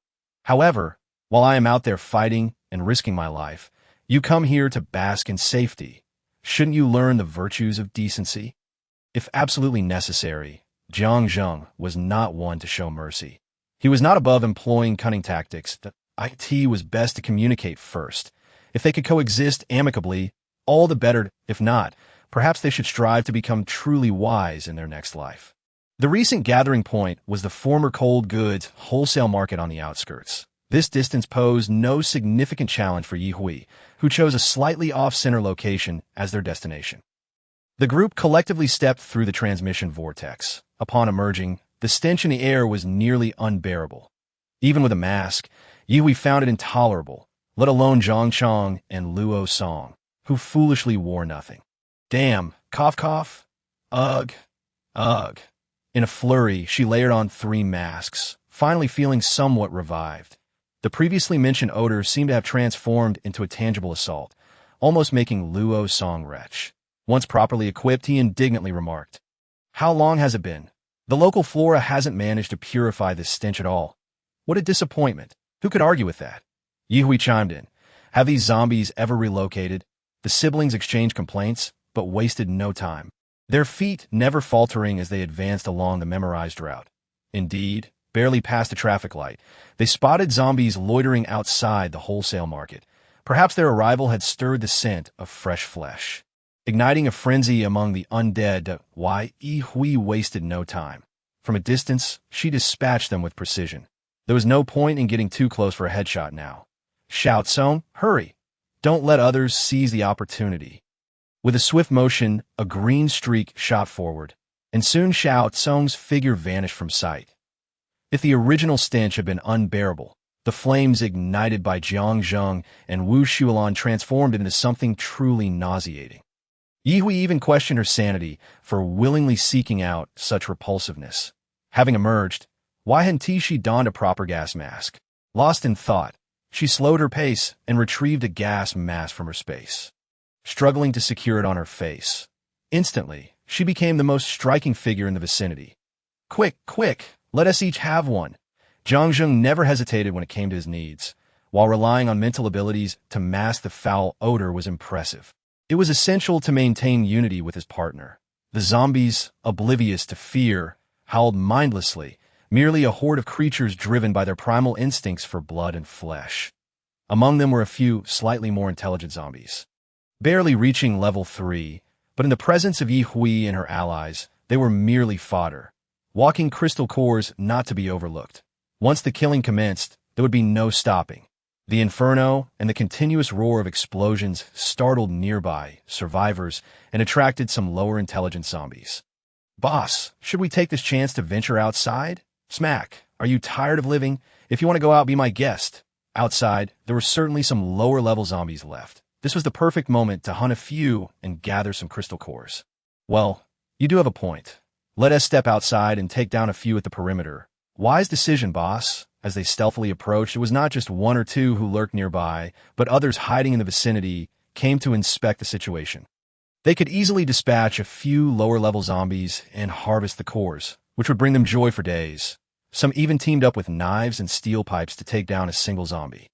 The one referred to as the boss was a power-type ability user, capable of single-handedly confronting a level 2 zombie, making him the strongest among them. Meanwhile, Yi Hui and her group had already penetrated the depths of the wholesale market. Even with a gas mask, Yi Hui felt the noxious odor breach her defenses. How can I endure such a wretched environment? She muttered quietly as the explosions intensified. The cacophony of blasts reverberated incessantly. Until this place was entirely purified, Yi Hui felt it was an affront to have lingered in such filth for so long.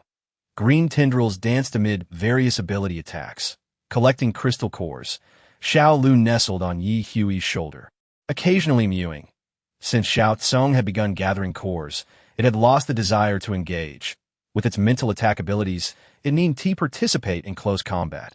Though its claws were razor-sharp, Yi Hui often reminded it of its youth. Declaring, "You're just a little kitty. There's no need to be so fierce." A gentle breeze enveloped Luo's song, swirling around him to keep the stench at bay, but he realized that being in such dire circumstances spurred creativity. Despite his tireless efforts and the assistance of a mutated willow tree, Zhang Chang's wood-based abilities barely reached level 2, leaving him only slightly above Xiao Yuyu in terms of power. Thus, the two remained at the rear, providing support like slowing the advance of zombies or delivering finishing blows to prevent Xiao Yuyu from getting hurt. Even the weakest, Xiao Yuyu, wielded a hefty cleaver, determined to slay zombies. She was resolute in her quest for strength, fueled by the desire for vengeance for her mother. Each leap and decisive swing of her blade was an affirmation of her effort, while Zhang Chang guided her on how to exert her strength effectively, stepping in to deliver finishing blows to protect her from harm. This scene drew the attention of a nearby 11 or 12-year-old boy who, after the apocalypse, had developed extraordinary vision. If this could be considered a form of ability, then he possessed it as well. That he envied the little girl, not only for having someone teach her how to combat foes, but mainly for being in the presence of such formidable experts. Xiaoheng, what do you see? Boss, let us avoid that area. We're getting too close to the market. Now let's move right where the zombies are fewer and weaker. We can handle them together. All right, everyone, let us head right and refrain from advancing further. A voice nearby whispered, "There are experts ahead. They surely won't let us perish." Have you lost your mind? Why would we go there and cause trouble?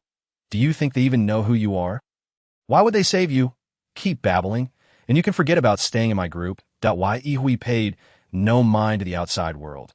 Her sole focus was on expelling the source of the stench. Other zombies gathered, pungent and numerous, yet none matched the intensity of this odor. She was resolute, unleashing her powers with abandon. Jiang Zheng's flame dragon roared, unable to withstand the olfactory assault. Mew! Xiao Lu's soft cry jolted everyone, conveying the message that among the zombies, one emitted the foulest odor, likely the very source of the stench. Moreover, this odor could be contagious, an unbearable notion. Who would willingly embrace such a foulness? Excellent. That stinking level 3 zombie. Ye as good as dead. Level 3 stood no chance against level 5. It would succumb without resistance. As the cold goods market succumbed to flames, Yihui's expression remained unchanged. Hurry, prepare to return. I can't stand the stench on me any longer. I feel as though I'm about to smell like the sunbaked dead fish at the dock. In 6 seconds, the group vanished. Qian Jiahang gazed at the scene from afar, feeling an indescribable envy. A gentle pat on the head interrupted his reverie. What are you staring at, Xiaohang? Today's harvest of crystal cores was substantial. But our food and drink supplies are dwindling. With the largest gathering of zombies eradicated, let us scavenge nearby for anything edible. Otherwise, we might have to venture further afield for wild vegetables. The experts have left. All right, boss, let us move quickly. We can't let that limping group get ahead of us, haha. Rest assured, even if they try to steal from us, they won't succeed. Let us go. Upon returning home, Yihui dashed straight to the bathroom in her room, rushing towards the showerhead. After rinsing, she felt it wasn't enough. She filled the tub with rose petals for a luxurious soak. After 2 hours of pampering herself, she finally felt rejuvenated. Lifting her arm to inhale her hair, she smiled in satisfaction at the fragrant aroma of roses enveloping her. Clad in a flowing white chiffon dress, she finally felt at peace. Summer nights were perfect for indulging in barbecues and enjoying a beer. As Yihui descended the stairs, the courtyard was already adorned with a barbecue grill and an array of delectable ingredients. Upon seeing her, Wu Shulan eagerly waved. Hui, come over quickly. We've been waiting for you. I'm here. You all are incredibly swift. I trust everything has been cleaned thoroughly to avoid any unpleasant odors. Jiang Zheng could not resist the temptation to discreetly sniff his slightly raised arm. Satisfied, he noted the absence of any strange smells, only the lingering fragrance of soap. Rest assured, everything is spotless. What would you like to eat? I shall grill it for you. Then I won't hold back. Please bring me 2 large lobsters to whet my appetite, one with garlic and the other with cheese. How does that sound? Both are fine, as long as they are cooked to perfection. Although Yihui responded in this manner, the smile on her face grew increasingly radiant. The aroma of the food wafted through the air, and the nearby neighbors couldn't help but feel a twinge of envy. I even prepared 2 flavors of crayfish, spicy and garlic. Luo Song, could you please fetch them from the kitchen? Wonderful. Pairing them with chilled beer will be absolutely delightful. Yihui turned to Jiyu, who had been quietly seated nearby, enjoying a lollipop, and asked, Yiyu, how about just a little Sprite for you? Thank you, Sister Hui. Utilizing advanced fire abilities for barbecue truly is unparalleled, especially in terms of speed. Everything cooks almost instantaneously. While Yihui indulged in her lobster, she paid no mind to the others, reasoning that everyone could feed themselves. If they desired something, they could simply voice it. It was more prudent to drift off to sleep than to rely on her for distribution. Yihui buried herself in her meal, while Jiang Zheng tirelessly acted as a human shrimp peeler. Swiftly presenting the peeled crayfish before her, he even thoughtfully served her a small dish of sauce for dipping. The flavors of the cucumber and rice cakes accompanying the crayfish were exceptional, and Yihui had quite the fondness for these 2 side dishes. With a sip of icy beer, she felt that her summer was complete. Inhaling deeply, the new neighbors nearby instinctively succumbed to the intoxicating aroma of the barbecue. They were unaware of how long it had been since they had enjoyed a proper meal. It was astonishing that this group still had the luxury of barbecuing. You think if we went over now, they would share some with us? I think you're dreaming. Perhaps not. They seem quite amicable. Don't be foolish. Mom, I want to eat up, eat good, drink some water, and go to bed early, regardless of their individual thoughts. None dared to intrude. Thus, that night, Yihui feasted and relaxed, ultimately reclining in a rocking chair placed in the courtyard. With Xiao Tsong by her side, she was no longer bothered by pesky mosquitoes. Gently swaying, she didn't quite fall asleep, but as she caressed her round belly, she mused, this elegant dress seems to have been worn in vain. Jiang Zheng, who was seated beside her and indulging in barbecued meat, quickly remarked, how can you say that? You look absolutely stunning in it. Jiang Zheng only blushed when alone with Yihui. In larger company, he remained unaffected, never caring about others' opinions on his pursuit of her. He simply spoke whatever would please Yi Hui, and over time, the others had grown accustomed to it. Would you like to eat a bit more? Barbecued meat wrapped in lettuce is quite tasty as well. Yi Hui rarely shook her head. I'm full, perhaps next time. Jiang Zheng insisted. Then I'll wrap a few more pieces for you to take home in a disposable container, whenever you wish to eat. You can alright. Yi Hui sometimes feared that if Jiang Zheng continued indulging her, she might become spoiled. If we were to leave her, finding another man who could treat her as well would be challenging. Luo Song, sipping his beer, looked disdainfully at Jiang Zheng. After all, he was a man and shouldn't need to cater to a woman to such an extent at all. But that woman is his sister. So it's only natural that he mused, having consumed merely one bottle of beer, yet feeling somewhat lightheaded. The faces around him appeared slightly blurred. Zhang Chong clapped him on the shoulder, startling Luo Song, who turned with a hint of confusion. Brother Chong, you fool, why are you trying to prove your drinking prowess? Eat more, then head home to sleep. I can drink. I just haven't done so before. The commotion around them couldn't drown out Yi Hui's satisfied contentment after a meal, and she accepted the takeout box Jiang Zheng offered her. He had anticipated that a few neighbors might have ventured over, but to his surprise, none did. Raising an eyebrow, he continued grilling food for himself. Yi Hui was full, but he was not. If someone had come seeking trouble, he would have handled it, but now he had to exert extra effort. Jiang Zheng sighed. Fine, if they continue making noise tomorrow morning, they can forget about it. The following day, and the days after, Jiang Zheng found no opportunity. However, they were indeed early risers, randomly harvesting zombies across Ning City, greatly enhancing the survival space for other ordinary survivors. They had become legends among the other survivors in Ning City.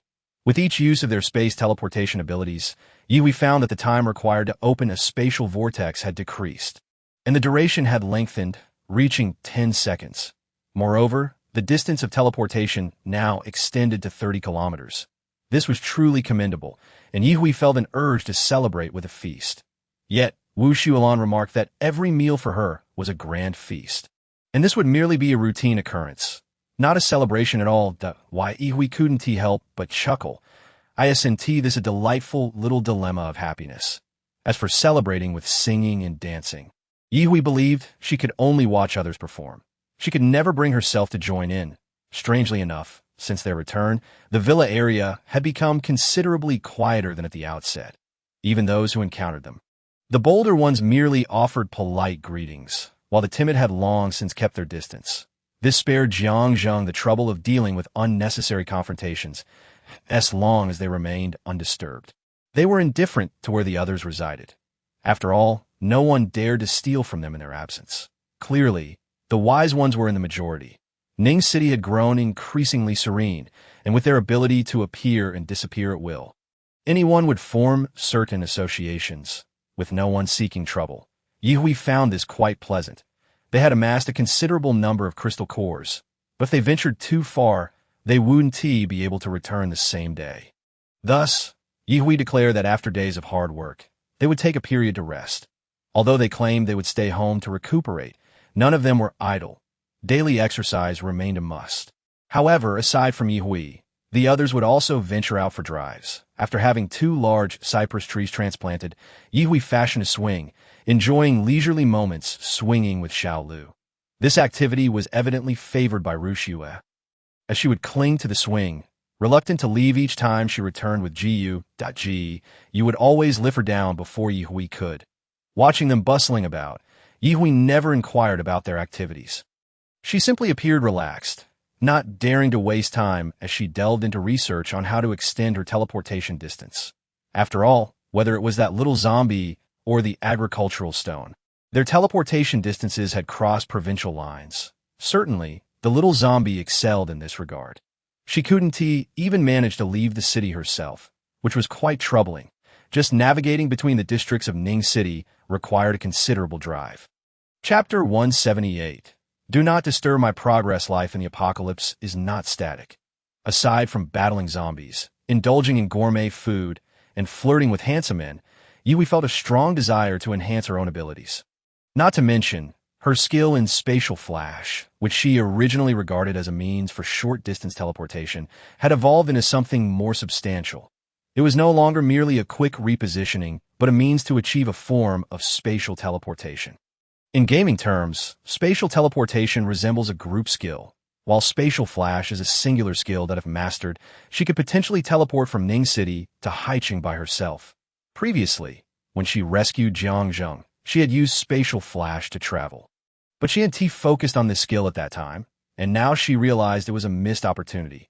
For her, this skill should be even more advantageous than spatial teleportation. Sipping green tea, Ye Hui doodled on paper, filled with various symbols and lines that to others, it would appear as a jumbled mess, perhaps even reckless scribbling. However, Ye Hui had no intention of sharing her notes with anyone else, nor did she expect anyone aside from herself to understand that if someone truly did grasp it, she would be alarmed, as it represented her understanding and application of spatial abilities, a deeply personal matter. "Sister, are you still in the pavilion? Look what I've caught." Luo Song's excited voice drew nearer, and soon he appeared like a gust of wind in the pavilion, without waiting for Ye Hui to respond. He glanced at her elaborate notes, and his expression turned incredulous. "Sister, if you can't draw, don't force yourself that we're in an apocalypse. There's really no need to push yourself like this." Ye Hui's train of thought was interrupted, and she shot him an annoyed glare. "Haven't I told you before? If you can't speak properly, just learn to keep your mouth shut. Honestly, no one would mistake you for mute. After all, aside from talking, the most important function of your mouth is for eating. Just focus on mastering that fundamental role that I merely spoke a truth," Luo Song murmured softly. However, Ye Hui's gaze fell upon the lifeless golden pheasant clutched in his hand, and her spirits lifted considerably. "Ah, splendid. Where have you two been today? You managed to catch such a magnificent bird. Its feathers gleam with brilliance. Remember to pluck and set aside the feathers when you prepare it. Who knows, I might find a use for them in the future." Luo Song had no objections to this. He had learned to be more prudent. Whatever his sister said, he would comply without question or offering his own opinions. For she was unlikely to respond and certainly would not entertain any dissent. "All right then, take it away and prepare it. This bird is substantial enough to make a hearty dish, and we could simmer a pot of chicken soup, or perhaps even prepare some boiled chicken legs." As she spoke, Ye Hui felt her mouth water in anticipation, and she urged, "Hurry along, don't interrupt my train of thought." Luo Song remained speechless, yet again facing a day of his sister's disdain. Before long, a refreshed and tidy Jiang Zheng strode over. Noticing her still engrossed in her writing, he chose not to disturb her, but instead settled down at one side of the pavilion. Casually flipping through a book retrieved from his storage device, Ye Hui noticed his arrival but did not initiate a greeting. She merely cast a glance before immersing herself back into her thoughts. A handsome man, occasionally flirting, serves as a delightful distraction, yet my own pursuits take precedence. Thus, the silence suited her well, allowing her full concentration on mastering the skill of spatial teleportation. Previously, she had only traversed in a single direction without much thought. Now, with a defined objective, her targeted jumps felt profoundly different. It was no wonder, as both abilities belonged to the realm of space manipulation, sharing an essential nature despite their differences, Ye Hui pondered. She began to experiment absent-mindedly, at times marking her paper while her focus shifted. In a moment, she vanished from Jiang Zheng's occasional glances. Where had she gone? Jiang Zheng looked around, using his mental energy to sense the surroundings. Yet he could not locate a that moment. Ye Hui had already flashed to the rooftop of her apartment building. Gazing at the flourishing vegetables before her, she nearly doubted her own eyes. How could these plants thrive so abundantly after enduring several storms without care? Without time to revel in her newfound spatial skills, she decided to gather all the vegetables into her space. Previously, she had merely teleported toward a vague direction, but now she had a clear target in mind, making the experience significantly more meaningful. Moreover, the unexpected bounty was a delightful bonus. Alas, despite the vegetable's flourishing state, none had mutated to possess intelligence, not even reaching the level of a rose. Thus, there was no need to keep them. She would take them back for dinner later, as a balanced diet required both meat and vegetables. With a cheerful disposition, Ye Hui collected all the vegetables into her space, then recalled she could also cultivate a couple of plots in the villa's yard for her own vegetable garden. She had no intention of considering the seasonal implications of planting. Her excitement was solely focused on what she wanted to grow.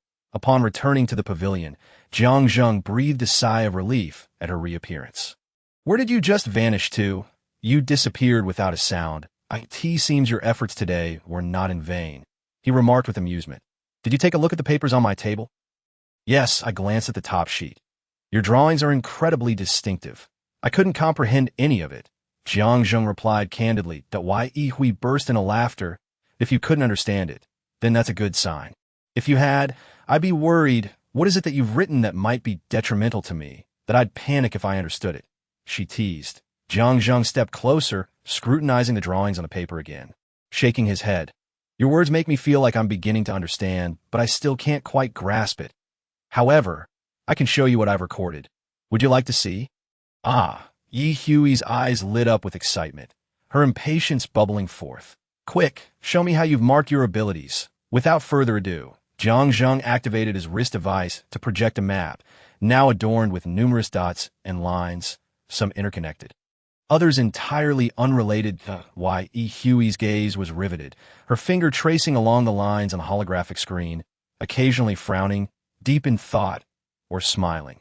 Standing beside her, Jiang Zheng gazed at her with tenderness, captivated by her focused demeanor, which radiated an allure surpassing her usual self. He understood that she needed no explanations. If his annotations could spark even a flicker of inspiration in her, it would be a triumph. Chapter 179. What Lies Within. A most curious mystery. Partners who encourage each other to advance are truly invaluable. Much like the current rapport between Jiang Zheng and Yi Hui was absorbed in her task. Occasionally asking him a question, he patiently provided answers. Meanwhile, Wu Xulan, who had prepared dinner, paused at a distance upon witnessing this heartwarming scene, reluctant to disrupt their moment. Yet, even without her calling, someone else would inevitably break the tranquility, namely, Luo Song, who rushed over without regard for the situation, shouting, "Sister, Brother Zheng, dinner is ready. Wu Xulan is cooked. Hurry, we're starving." After a sumptuous feast of golden pheasant, Yi Hui rubbed her belly contentedly and announced to everyone, "I plan to cultivate a couple of plots in the yard for vegetables. What do you all think?" "Oh, speaking of which, I made a trip back to the apartment and gathered the wildly growing vegetables from the rooftop. I forgot to bring them out before cooking." As she spoke, Yi Hui retrieved some vegetables from her space, and Wu Xulan naturally began collecting the fresh produce, preparing to wash them for storage in the refrigerator, ensuring anyone wishing to cook could easily access them. Zhang Chong was the first to express his approval. "That sounds great. I'll head over to prepare the plots right away. We can plant them here in the yard since most of our cooking happens nearby. You can grow more flowers and plants in your section. All right, let's go with Zhang Chong's suggestion that we'll tidy up this area together." True to their word, Luo Song seemed slightly perplexed. "Are you all serious about cultivating? We re in the apocalypse, remember? Aren't you all concerned about survival?" Yui glanced at him, feigning nonchalance. "Luo Song, do you have any objections?" Startled, Luo Song quickly shook his head. "No, I was just pondering what would be best to plant. Perhaps radishes?" "Haha. Very well then. You can assist with weeding and preparing the soil later." Yi Hui began searching for tools for planting. After rummaging through her space, she deemed it too cumbersome and decided it would be easier to visit Li Dali's and Zhou Qianyu's homes, where she was sure they would have hoes, at least a flower hoe. Jiang Zheng interjected, "Just in time. There are hoes and grass cutters in the villa's tools storage. We didn't pack those away before, so they're still there." Thus, the group set to work in the yard, eager to finish before sunset. Their every move drew attention, as they never concealed their activities. Observing them tilling the soil, many nearby were taken aback, realizing they had no seeds to plant. Turning the earth would be futile without them. Some bold souls approached, asking, "Are you all planning to plant? Could you spare us some seeds? I'll share half the harvest with you once they grow." Yi Hui regarded the newcomer, who resided in the villa across the way. Giving away a few seeds seemed trivial, but she feared unwanted complications from those who might become overly attached. Noticing her silence, Jiang Zheng chose to remain indifferent. Seeds were not difficult to procure. After all, the city was large, brimming with shops. If one searched diligently, it was unlikely anyone would hoard seeds as if they were food. With the two decision-makers silent, the remaining four fell into a hush. The newcomer felt awkward in the absence of response, but persisted. Rest assured, if you share some seeds with me, once they mature, even if I don't voluntarily hand over half, you can come over and pick them yourselves. You certainly wouldn't lose out, would you? Please, I beg you. Seeds are incredibly scarce outside. Though Wu Xiaolan felt a twinge of sympathy, she refrained from intervening, focusing instead on weeding.Ye, having endured the hardships of survival with her mother during the apocalypse, understood well that this world was riddled with more demons than benevolent souls. She chose to ignore the stranger. Eventually, the newcomer retreated, only to return shortly after, specifically calling out to Yi Hui, "Beautiful lady, how about I trade you this gold bracelet for some seeds?" With her hand resting on her belly, Yi Hui ambled to the entrance of the yard, eyeing the hefty gold bracelet adorned with intricate dragon and phoenix patterns. The newcomer eagerly proposed, "Would you consider trading this bracelet for a few seeds?" Without hesitation, Yi Hui replied, "Not enough." Upon hearing her refusal, the newcomer understood that a deal might still be possible. In these times, gold and silver were of little value compared to the necessity of seeds. "Just a moment. I'll fetch more. Though it may not be as fine as this one, I have some other items that..." Yi Hui nodded as she accepted the bracelet handed to her. She held it in her hands, weighing it thoughtfully. It certainly had substantial heft. Primarily, it was the material that had caught Yi Hui's attention. It was not pure gold, as it seemed to harbor something else within. She could sense it. After the individual at Villa Number 3 successfully exchanged for seeds, others began to arrive one after another, offering various gold, silver, and jade items for trade. Yi Hui directly instructed Wu Xiaolan to deal with them. Showing no interest in anything that lacked uniqueness, Yi Hui chose not to linger in the neighboring courtyard any longer as a mere observer. Returning to her own bedroom, she unceremoniously lifted the sleeping Xiao Lu, who was sprawled across her pillow, and tossed him onto the bedside table. "You are not allowed on my bed next time. If you shed fur, urinate, or defecate on it, I will throw you out." "I meow, would never do such a thing. Do not slander me." Yi Hui flopped on her bed with the bracelet in hand, murmuring, "How strange. What exactly is inside this? Why does it feel so unusual? Why not ask this lord?" "Xiao Lu, if you keep being mischievous, I might just shave all your fur off." Xiao Lu, was being mischievous have to do with my fur? Such a curious sensation of kinship. Her peripheral vision caught the glimmer of the spatial ring on her finger, and Yi Hui had an epiphany. Frog fun. Could this also be a spatial storage device?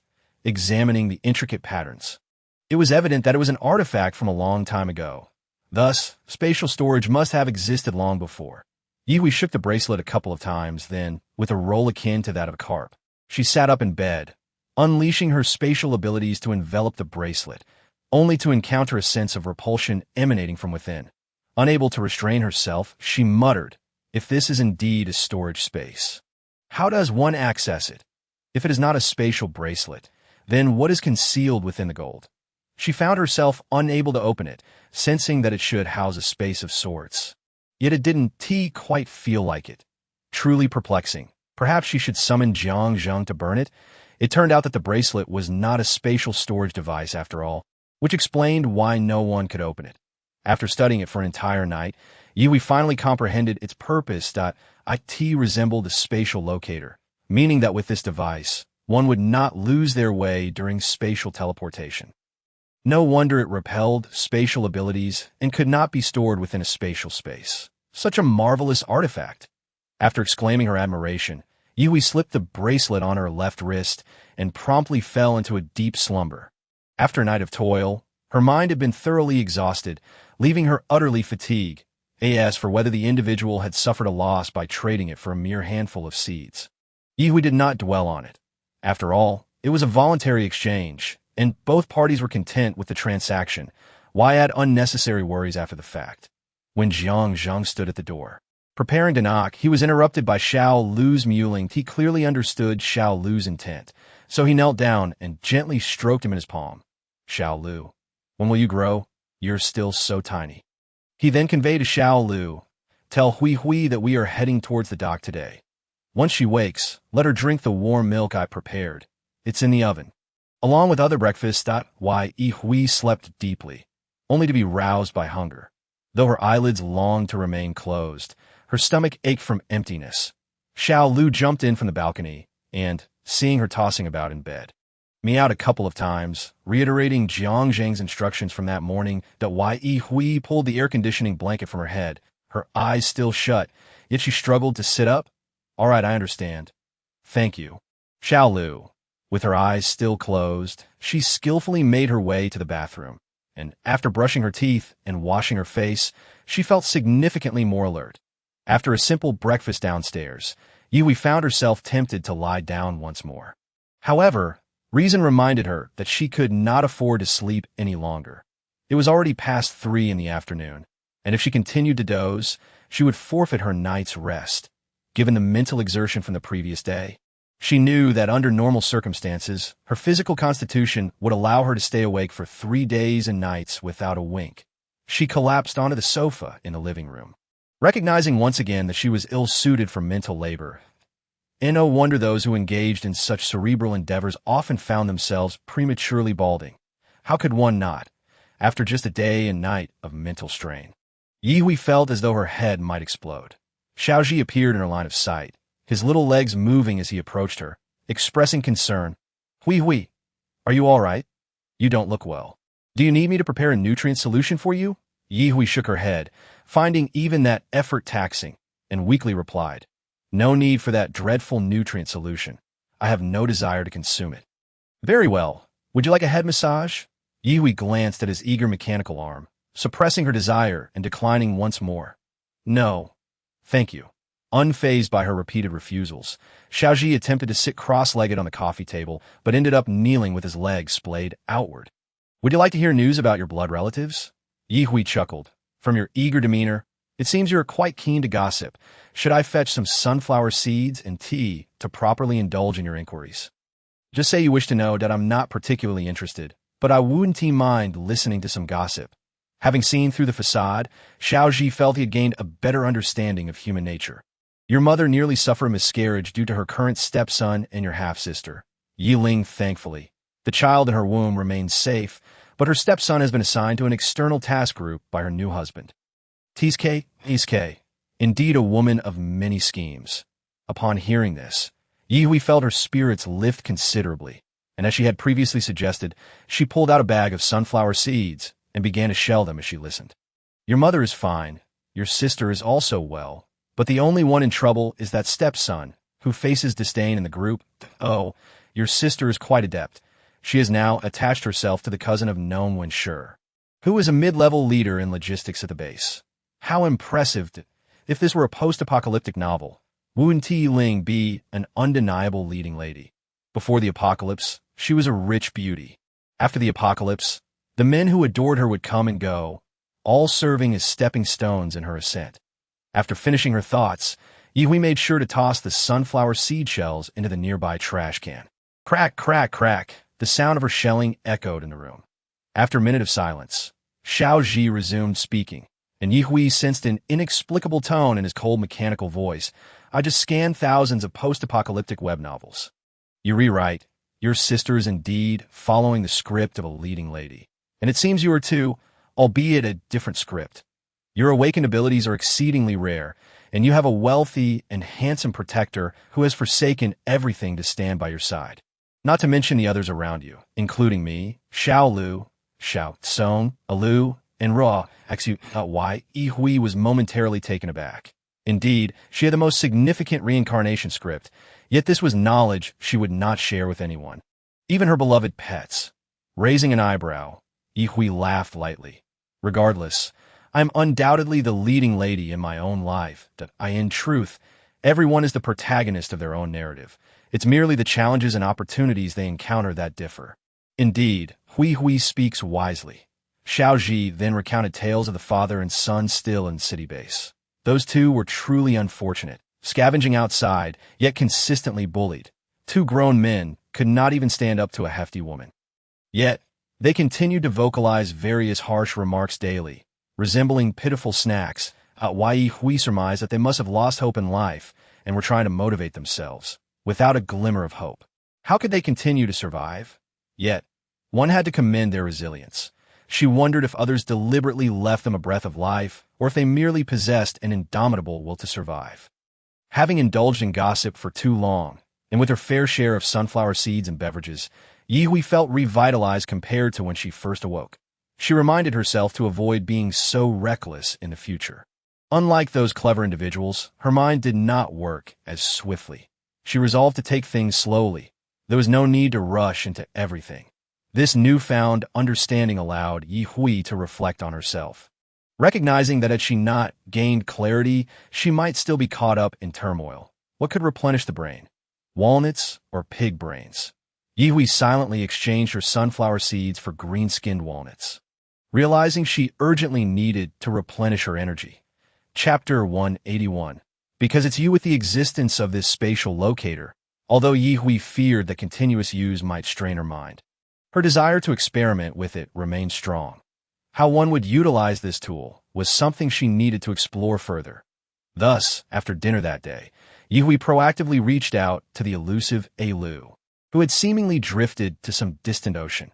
However, Alu informed her that he was currently unavailable to assist her with her experiment, claiming that the further he strayed from the shoreline, the more formidable the marine life became, drawing him in even further. How dare he refuse me so brazenly?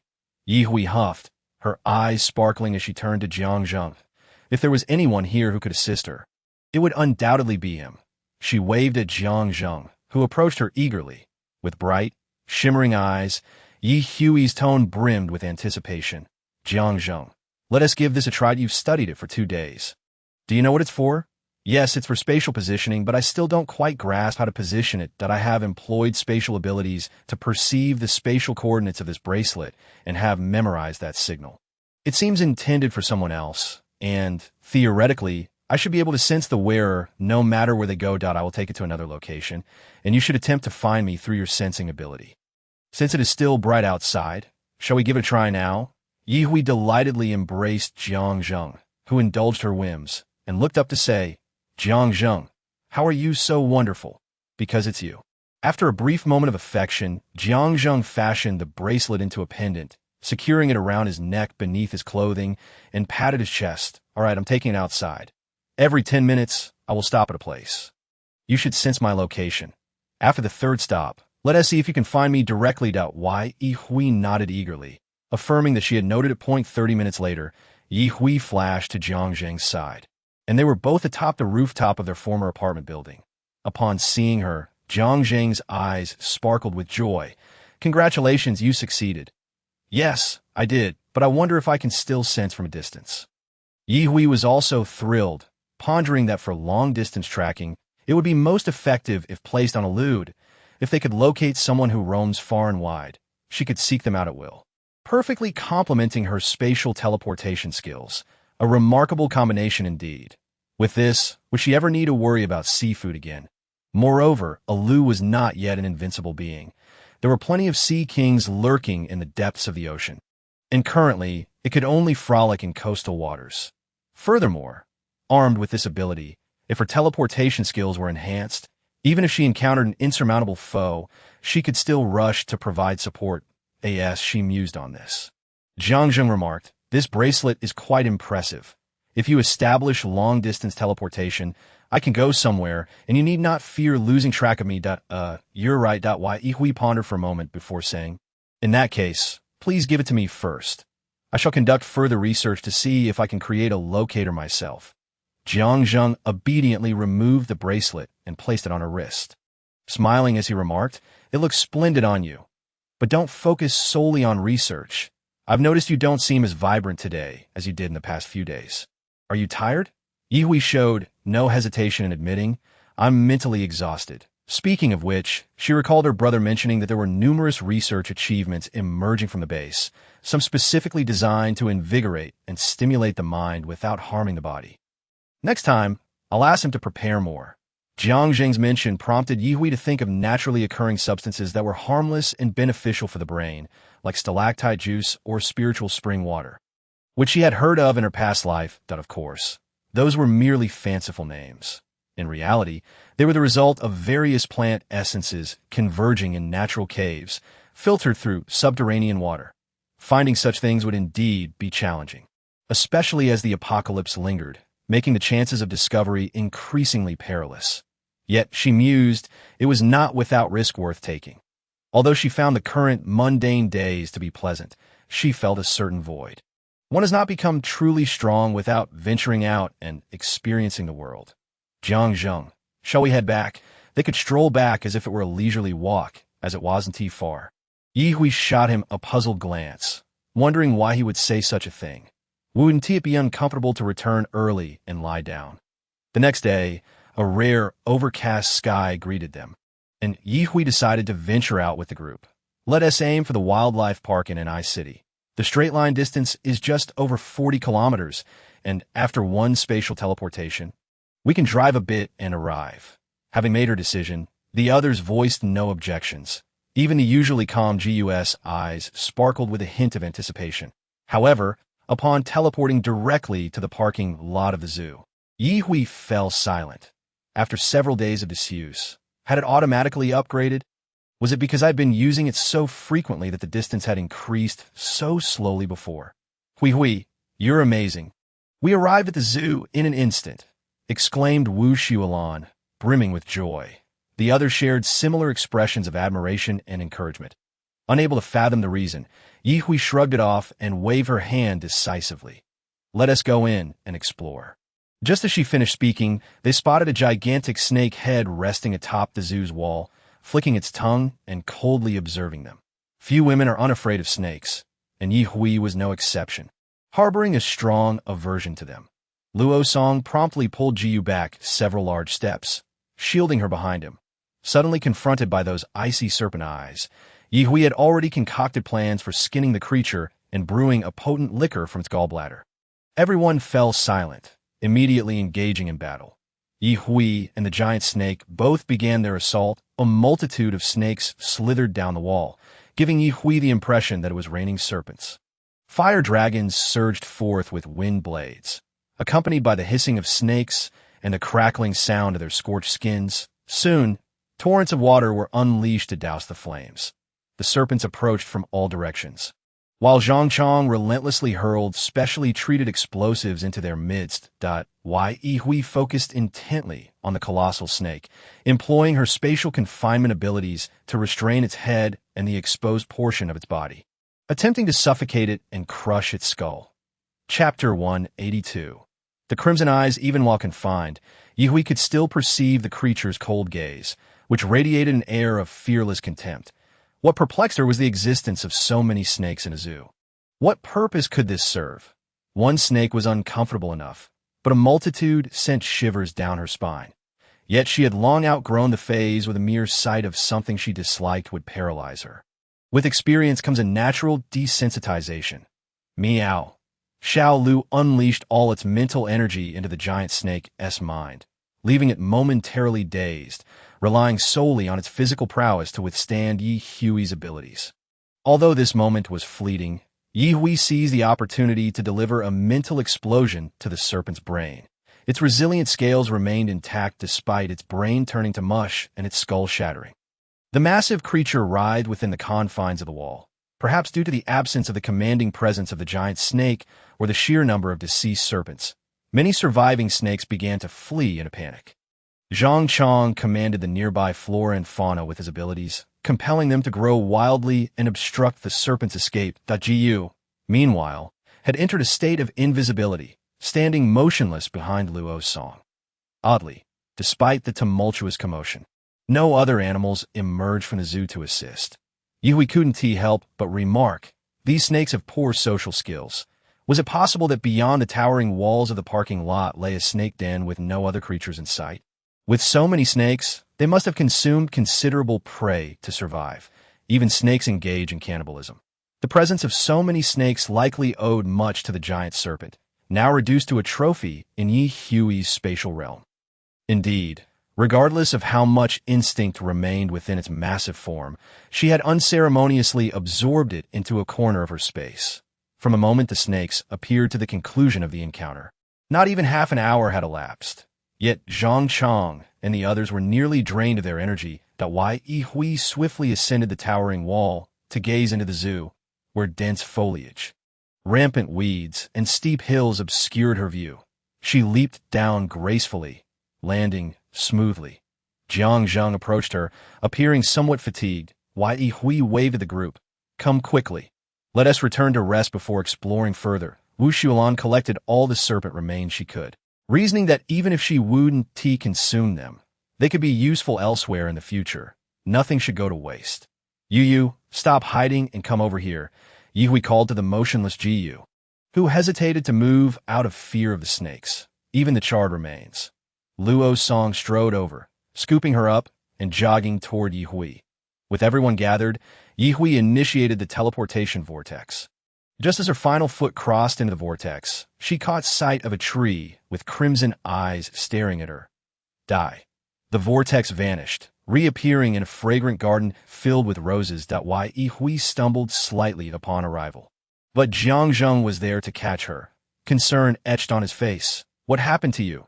Ye Hui shook her head, recalling the cold, emotionless, and vaguely violent crimson eyes, which left her feeling unsettled. The die she had uttered was her own warning against potential dangers. She had never shied away from them, always striving to eliminate threats at their inception. As we were leaving, I saw a towering tree in the zoo open its eyes. I asked that for real? Do trees have eyes? Luo Song hurried over, eyes wide with curiosity. Ye Hui looked at him incredulously. Do you really think that is a good thing? I assent to it.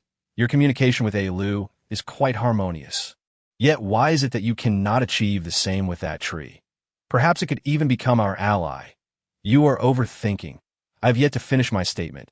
Its eyes are a crimson hue, devoid of emotion. Yet beneath that indifference lies a ferocity that I believe we must return tomorrow. This tree cannot remain. It must perish. How did I meet my end in a past life? I perished alongside the zombie king. That tree has already transformed into a malevolent entity, and its growth will undoubtedly render it more terrifying than the zombie king. There is no particular basis for this. It is merely her instinct, which she has always trusted. Very well. Let us take a moment to recuperate. If possible, we shall eliminate the threat this afternoon.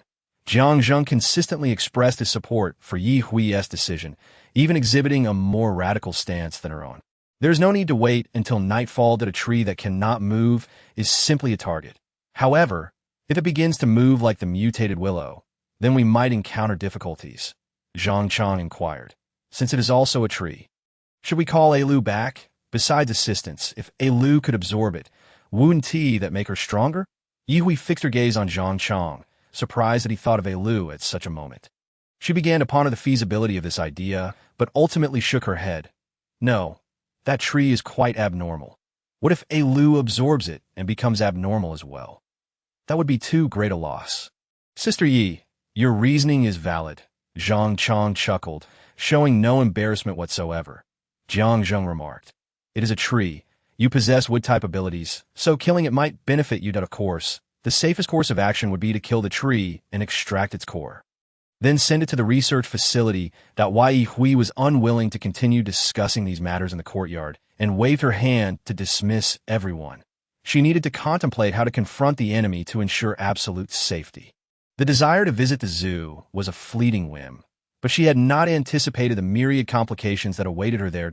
It was truly overwhelming. Why couldn't it be as straightforward as battling zombies before? Life is indeed challenging, she sighed. She made her way to the pavilion, plopping down in the bamboo rocking chair, unknowingly clutching a crystal core, and began to absorb its energy. This time, Jiang Zheng did not follow. He returned to his room. Previously, he had used his mental abilities to thoroughly assess the entire zoo, realizing that it would be best to rest a little longer before sketching a map to share with Ye Hui. There were numerous hidden dangers within, which was why he was even more eager than Ye Hui to resolve the issues at the zoo. Chapter 183. What happens when a snake merges with a tree? At noon, Wu Xulan prepared snake soup, and Ye Hui had to admit that she possessed some culinary skills. According to ability levels, her cooking must be at least level 3. Hui, if we go this afternoon, let us not bring Yu. She can attend class with Xiaoji instead, all right? Wu Xulan suggested this because Ji was not only young but also had a low ability level. There was truly no need to bring her along. Although she could become invisible, what if there were animals in the zoo capable of seeing through that invisibility? Wouldn't someone have to protect her then? Yi Hui was indifferent to this and nodded in agreement. Though she disliked snakes, she had to admit the snake soup was delicious. She devoured 2 large bowls that by the afternoon, everyone had recovered. Jiang Zheng projected the detailed map of the zoo based on his earlier mental assessment. Pointing at the virtual screen, he stated, "This is the location of the parking lot we visited this morning that I sensed a powerful yet subtle fluctuation in this area, which was fleeting that I didn't mention it at the time. But it must have been the strange tree that Hui saw, the one with the potential to open its eyes that he then described the layout of the zoo and the conditions he had observed with his mental senses."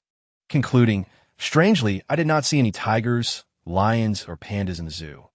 Other animals may have been devoured by stronger ones, but the absence of these 3 is quite peculiar that Yi Hui immediately thought of the teleporting little zombie. Could it be possible that it was taken to Fujian City by that little zombie? After all, it is surrounded by mountains, providing ample territory for powerful animals to inhabit. That is unlikely," Jiang Zheng began, but hesitated, as it wasn't impossible as so much time had passed that even mental trauma might have healed, especially since his primary target that day was not it. That's the general situation. There's no need to deliberate over tactics. Let us just head straight. Yi Hui was already impatient. With her companions ready to move, she began preparing for the teleportation. Upon reappearing, the location was slightly different from the morning.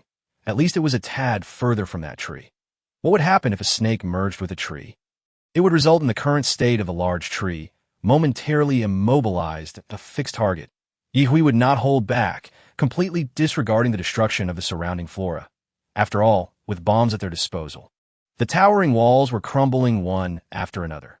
Numerous small snakes shot out from the lofty branches of the tree, and one had to be wary of the sharp roots that could suddenly emerge from the ground, making it nearly impossible to defend against. Xiao LV was remarkably brave, darting up the tree without concern for the small snakes that occasionally attacked him. Zhang Chan's abilities had no effect on the large tree. Otherwise, it would only provide support to it. A conclusion reached after several attempts. They had no choice but to continue employing firearms. Buckets of gasoline were poured onto the tree, but the tree was slick with oil, resisting the substance. However, both Jiang Zheng and Wu Shulan possessed fire abilities, and their levels were not low, resulting in a significant impact on the tree. While the tree remained largely unaffected, the surrounding flowers and plants had already been reduced to ashes. The towering tree opened its crimson eyes once more, filled with rage, and a wide fissure appeared beneath its gaze, emitting a hissing sound infused with anger. Regardless of its fury, Yi Hui seized the opportunity.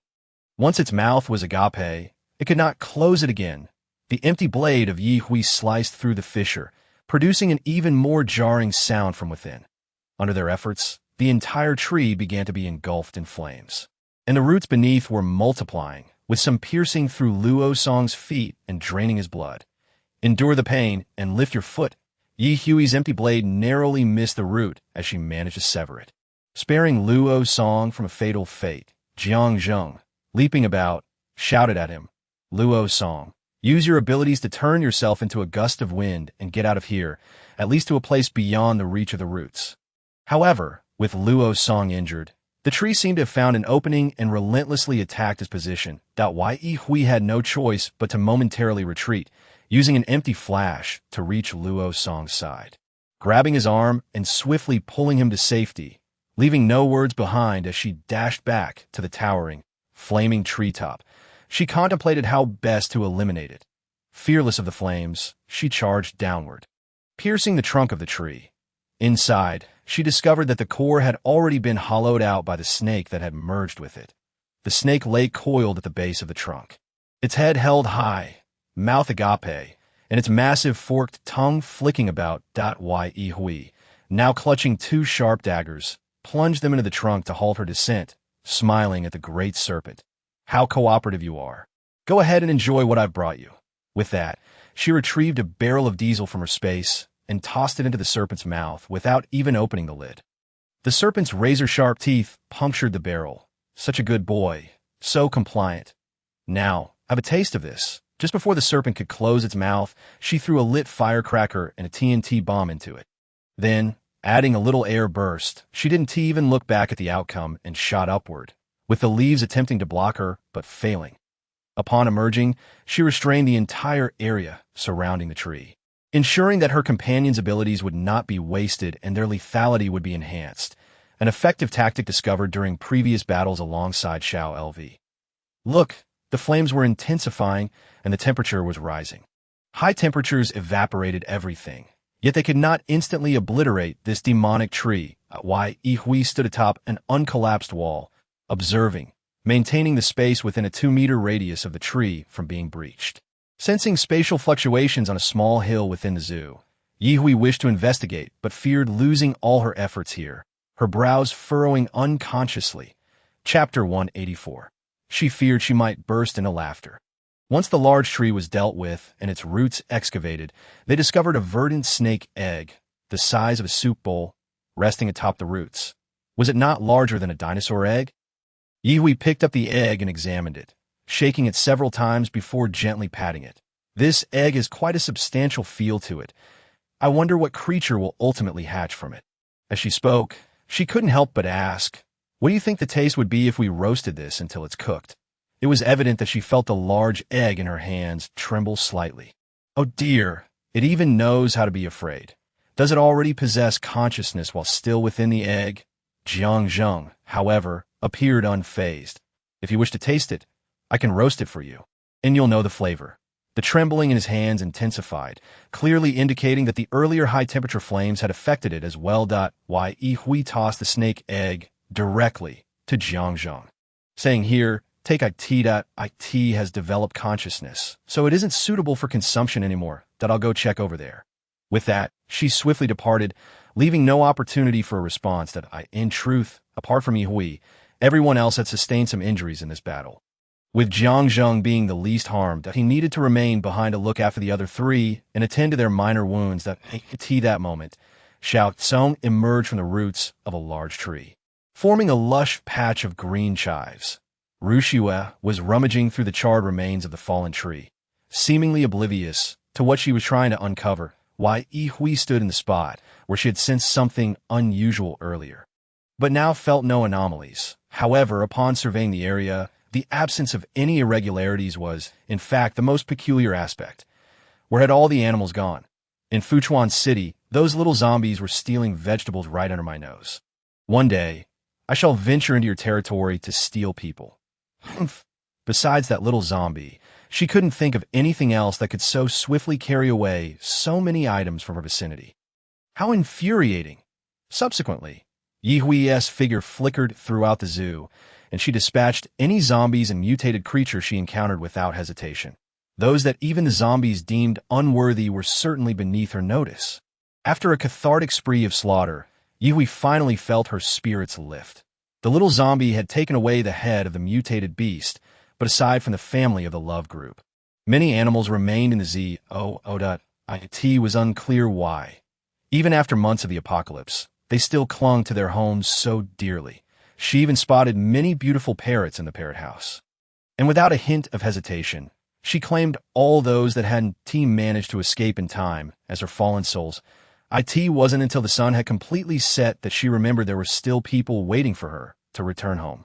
When she arrived before Zhang and the others, Luo Song's face was already pale, his feet wrapped in blood-soaked bandages. Without a second thought, they hurried home.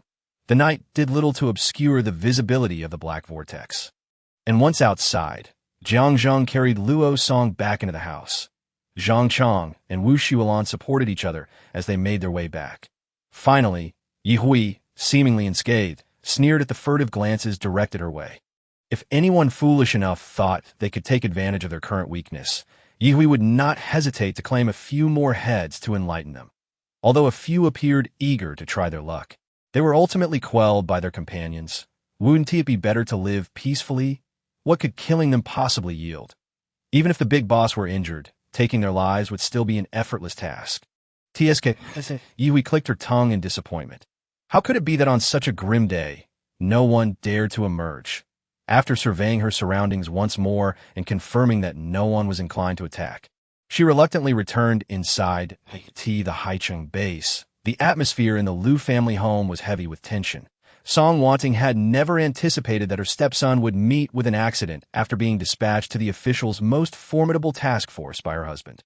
She sat quietly on the sofa, her eyes cast down, her hand resting on her slightly protruding belly, striving to maintain an expression of indifference. There was no way she could cry. After all, merely suppressing a smile had already required her utmost self-control. She even dared not look at her husband as faced. The burdens of stepmother are indeed heavy. The retrieval of the bodies was the team's utmost effort, and given that this mission had claimed more than just the Liu family's son.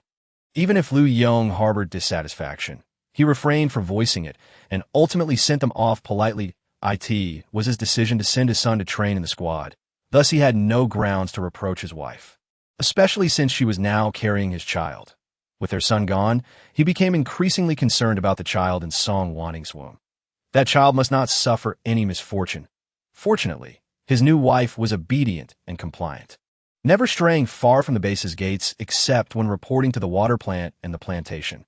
Wanting, you should return to your room. I will handle things here, Liu Yong said. Only then did Song Wanting glance up at him, nodding without casting a single glance at her already cold stepson on the floor, fearing that if she looked too long, she would be unable to suppress a laugh. He still thought to threaten her. But now he had lost his own life. Everything in this household would belong to her and her child from now on. That little brat Luo Song didn't even bother to check in on her. The next time she saw him, she would ensure he remained at the base. Only by interacting with Liu Yong would he secure better arrangements out of respect for his stepbrother. The outside world was so chaotic. How could it possibly be safer than staying within the base? Keeping her son under her watchful, I would provide her with peace of mind. The one who had previously had a conflict with Luo Song was already dead. So who would still hold a grudge against him upon his return? Ye Hui was oblivious to Song Wanting's good spirits at that moment, as she was busy herself. Busy with what? Enjoying food and drink. The foremost priority in life was to satisfy her own hunger. She provided Xiao Lu with 2 large drumsticks, while she herself devoured a whole roasted chicken. Xiao Yu received a hamburger and fries combo, while the others, being injured, were given a lighter meal of porridge. Jiang Zheng looked at the bowl of congee before him and couldn't help but remark, "Actually, I only have a minor scrape. It's nothing serious. So I don't need to be treated like a severely wounded person, do I?" "Well, you've been injured as well," Ye Hui replied coolly, unimpressed. Humph. No way would she allow him to compete for her roasted chicken. After a moment's consideration, she took out 10 boiled corns and 10 hard-boiled eggs. Looking at Jiang Zheng, this should suffice, right? It's quite a lot. Jiang Zheng thought to himself that this was still less appealing than a dish of pickled vegetables. But he remained silent. Although he had food in his storage ring, he preferred to adhere to whatever his future wife decided. Chapter 185. Days of chaotic slaughter over the following days, as long as it wasn't raining. Ye Hui and Jiang Zheng would visit the zoo. They only ceased their exploration once they felt certain that there were no longer any zombies or mutated beasts posing a threat. Perhaps due to their abandoning of stubbornness and yielding to instinct, Ye Hui increasingly felt her spatial teleportation skills becoming more refined and her range extending further. This was undoubtedly a source of joy for her. What displeased her, however, was that it was already late September, and yet a typhoon was looming. The weather was truly unbearable. Her surprise. Amidst such conditions, the mutated willow trees were still frolicking in the ocean. Did she think that with the arrival of the typhoon, she would have nothing to do? Currently, Ye Hui was at a large shopping plaza situated over 50 kilometers from home, accompanied by Jiang Zheng. Observing the zombies crowded beneath the glass corridors and in various shops, she expressed with delight, "So zombies know how to seek shelter from the rain as well." It had been a long time since she had seen such a congregation of zombies, and she felt a twinge of nostalgia. Not all zombies were mindless after all. This marked Wu Xiulan's first outing since her injury at the zoo. Upon seeing the filthy clothing, trampled and stained beyond recognition in the shops, Ye Hui couldn't help but furrow her brow, feeling a fleeting sense of regret. However, she would never stoop to scavenging those after dispatching the zombies. Amidst the torrential winds and rain, they engaged in a fervent slaughter. The chaos ensued, and they collected a bountiful harvest of crystal cores. Even the smallest crystal cores did not escape her attention. Having endured hardship, She believed that nothing should go to waste. These small crystal cores were now disregarded even by Xiao Tsong and Xiao Lu. Yet Yi Hui deemed them suitable for nurturing the roses. Jiang Zheng had always supported her ideas without objection. Another round of predictable slaughter ensued, but the one who showed the most improvement was Ji Yu, who had always remained silent. Now, she could independently take down a second-level zombie, stronger than herself, nearing the threshold of second-level abilities. Leveling up abilities was an intensely personal endeavor, one that could not be taught by others. Yi Hui felt completely at a loss when it came to teaching someone how to break through levels. Wearing her raincoat, Yi Hui braved the downpour to bury a handful of soybean-sized crystal cores at the roots of the roses. Covering them with soil, speaking earnestly to the roses, she said, "You must strive, Rose. You need to grow a brain, understand?" As if comprehending her words, the roses valiantly began to bloom amidst the storm, producing vibrant blossoms. "Your efforts are commendable. I shall return now. Yi Hui swiftly flickered to the entrance, shook off her head, and stepped in the hallway, shedding her raincoat. "Hui, come and drink some ginger soup." Coming, just as Jiang Zheng descended the stairs. He noticed her hair was slightly damp and couldn't resist reaching out to touch it. "Have you just been outside again?" Yi Hui, holding a cup, did not reject his affection. She blew gently on the ginger tea before replying. "No, I merely stepped outside to check on the roses." "You really do like them," he remarked. "They smell good." Ate tea that moment. Wu Shulan also brought Jiang Zheng a cup of ginger tea. "Brother Jiang, you should have a cup of ginger tea too." "Thank you. Where's Ji Yu? Has she gone back next door?" Yi Hui scanned the area, noticing the absence of the little one, and casually inquired. Wu Shulan chuckled, saying that she intended to strive for a breakthrough to level 2 today before dashing off. "She specifically asked me to convey to you that if she arrives late tomorrow, she will make up for the missed class time." Yi Hui expressed mild surprise. "Why would she mention this to me? I have no stake in her studies. She isn't even the homeroom teacher and seldom inquires about Ji Yu's academic progress. What would prompt her to share this with her? Perhaps it was because you initially urged her to focus on her studies." She mused that Yi Hui felt somewhat at a loss for words. "I merely wish for the child to avoid becoming illiterate at such a tender age, ultimately understanding nothing." Feeling a warm hand resting on her shoulder, Yi Hui turned to meet Jiang Zheng's eyes, which sparkled with mirth, and he remarked, "My dear Hui is truly a gentle soul." Yi Hui replied with a playful tone, "All right, if that's how you see it. I shall graciously accept your compliment. Hui, each passing day, it seems like the distance you transmit is growing ever more distant. I imagine it 1 TB long before you can directly transmit to the county below. Do you have any thoughts on this? Well, if you lack a fixed goal, we might as well start from CC County. Yi Hui was quite puzzled. Is there something particularly special about that place? She pondered but could not discern a reason. It was Wu Shulan who suggested. Is it because the agricultural products in CC County are exceptionally delicious? Their taro, peaches, and sweet oranges were quite famous before. For the sake of food? Yi Hui was skeptical. Jiang Zheng was different from her, lacking such a strong craving for culinary delights. There was nothing to conceal, and Jiang Zheng candidly stated, "It's because my sister-in-law and her family are there. Asking if it would be convenient for me to visit. If we can find them, splendid. If not, it matters not. Yi Hui exclaimed in mild astonishment, considering that such a striking and capable sister-in-law would casually request something like that. With this in mind, she casually inquired, "If you've been asked to find them, and whether or not you succeed is of little consequence, then why even mention it?" Jiang Zheng chuckled. "Primarily, my sister-in-law harbors no concerns about her cousin's survival skills. She had contacted her once before and learned that her cousin was living decently in Ning City, SCC County. After that, for reasons unknown, they lost contact the day I called my elder brother. My sister-in-law was nearby and casually brought it up. Then your sister-in-law's cousin must be quite capable. Regardless of her nature, we can simply visit that area and conduct a search to fulfill our obligation." Jiang Zheng spoke nonchalantly, evidently not placing much importance on his sister-in-law's cousin. After finishing her ginger tea, Wu Shulan noticed that Hui displayed no further reaction and could not help but feel anxious for her, prompting her to ask, "Jiang Ge, do you know what your sister-in-law's cousin looks like or her name? We would want to miss her if we happen to cross paths." Jiang Zheng glanced at her without elaborating further, then activated a holographic display. swiftly revealing a charming young woman. This is her, named Shun Ranran. Before Yi Hui could contemplate further, Wu Shualan felt a jolt in her heart. The girl was nearly as attractive as Yi Hui herself. If she happened to be single, could it be? Yi Hui savored the ginger tea, which was pleasantly sweet with a hint of spiciness. Sister Shualan, is there any more ginger tea? Please refill my cup. Once Wu Shualan stepped away, Jiang Zheng feigned innocence, saying, she probably thinks I might be indecisive about you. Hee hee, that just means you haven't been doing well enough on a daily basis. Chapter 186. The Researcher in Disguise, Ning City. CC County. The destruction of buildings here was far more severe than in other areas, with remnants of dismembered bodies and pools of black blood left unattended, swarmed by buzzing mosquitoes and flies. There were even writhing clusters of maggots in the distance. Groups of cockroaches scuttled rapidly.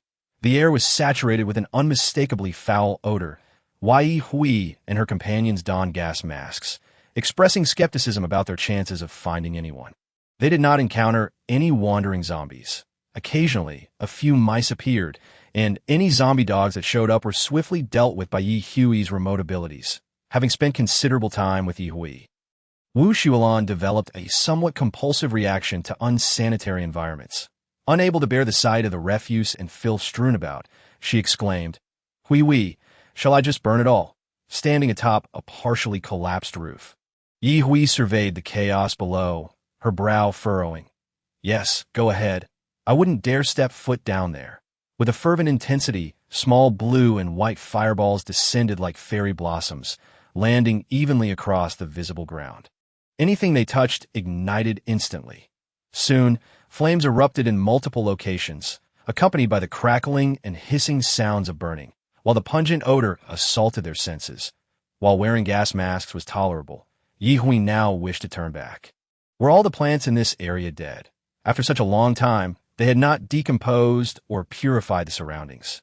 Do the plants here resemble those before the apocalypse? They seemingly did not evolve due to the virus. Yi Hui suddenly realized. It appeared that the clusters of cockroaches she had previously seen were not as large as those encountered before. Each seemed to be no bigger than a fist. Could this area still mitigate biological evolution? Why was that? Jiang Zheng, who had been observing his surroundings, snapped back to attention upon hearing her question and replied, I think we may not need to search for Shun Ranran anymore. Xiao Wu has destroyed the environment here, and she should appear soon. Luo Song's mouth dropped open in astonishment. Fortunate for him, he was wearing a gas mask, or he might have regretted it. Jiang Ge, are you suggesting that this place was intentionally set up by the person we are looking for? It's quite possible, Jiang Zheng reflected before continuing. I believe I heard my sister-in-law mention that her cousin is involved in biological research. Yi Hui could hardly believe her ears. Biological research sounded so prestigious, yet was she merely studying the nauseating remnants scattered before them? As if on cue, Yi Hui soon spotted a fair, delicate girl with purple-gold glasses emerging from the collapsed building, her face reflecting dissatisfaction and heartache. This was Shun Ranran, the person they sought. Yi Hui mused that this lovely lady had somewhat peculiar interests upon seeing the clusters of flames and the countless dead insects and flies. Along with the many maggots turned to ash by the heat, Shun Ranran felt a heart-wrenching anguish that left her breathless. Why must there be such meddlesome individuals? If one disliked the area, they could simply avoid it. Why destroy the breeding ground she had painstakingly established? Amidst the swirling smoke, she spotted a group of individuals atop the opposite roof. Adjusting her glasses, her vision sharpened. Oh, a beautiful young lady. And beside her, ugh, what a nuisance. Recognizing her distant relatives, Shun Ranran quickly deduced the situation and called out with a sharp tone. Since you've come, just come over to Yi Hui grasped Jiu's small arm and teleported them directly before Shun Ranran. Her curiosity piqued by the seemingly frail girl. Shun Ranran. Who are you? I don't recall having seen you before. Yi Hui. We met just moments ago. Oh, yes, the two conversed. Jiang Zheng also arrived, greeting with a cheerful smile. Oh, Shun Ranran, it seems you are faring quite well in this apocalyptic life. Your sister-in-law misses you. Would you like to visit the base? Since you're here, follow me. Although Shun Ranran was displeased, she did not show any overt anger. Leading the group into the house and down several flights of stairs, After descending approximately 3 levels, they entered a spacious, well-lit lobby. They passed through 3 automatic disinfection zones, and Shun Ranran pointed at their masks. You can take off those ugly things at Ye, being quite accommodating, complied without hesitation. After removing her mask, she realized the air here was refreshingly pure, indescribably devoid of any scent. Perhaps it was simply untainted air. Are your glasses specially made? Shun Ranran was intrigued by the question, but nodded in affirmation. Yes, they can bypass certain protections to reveal the essence.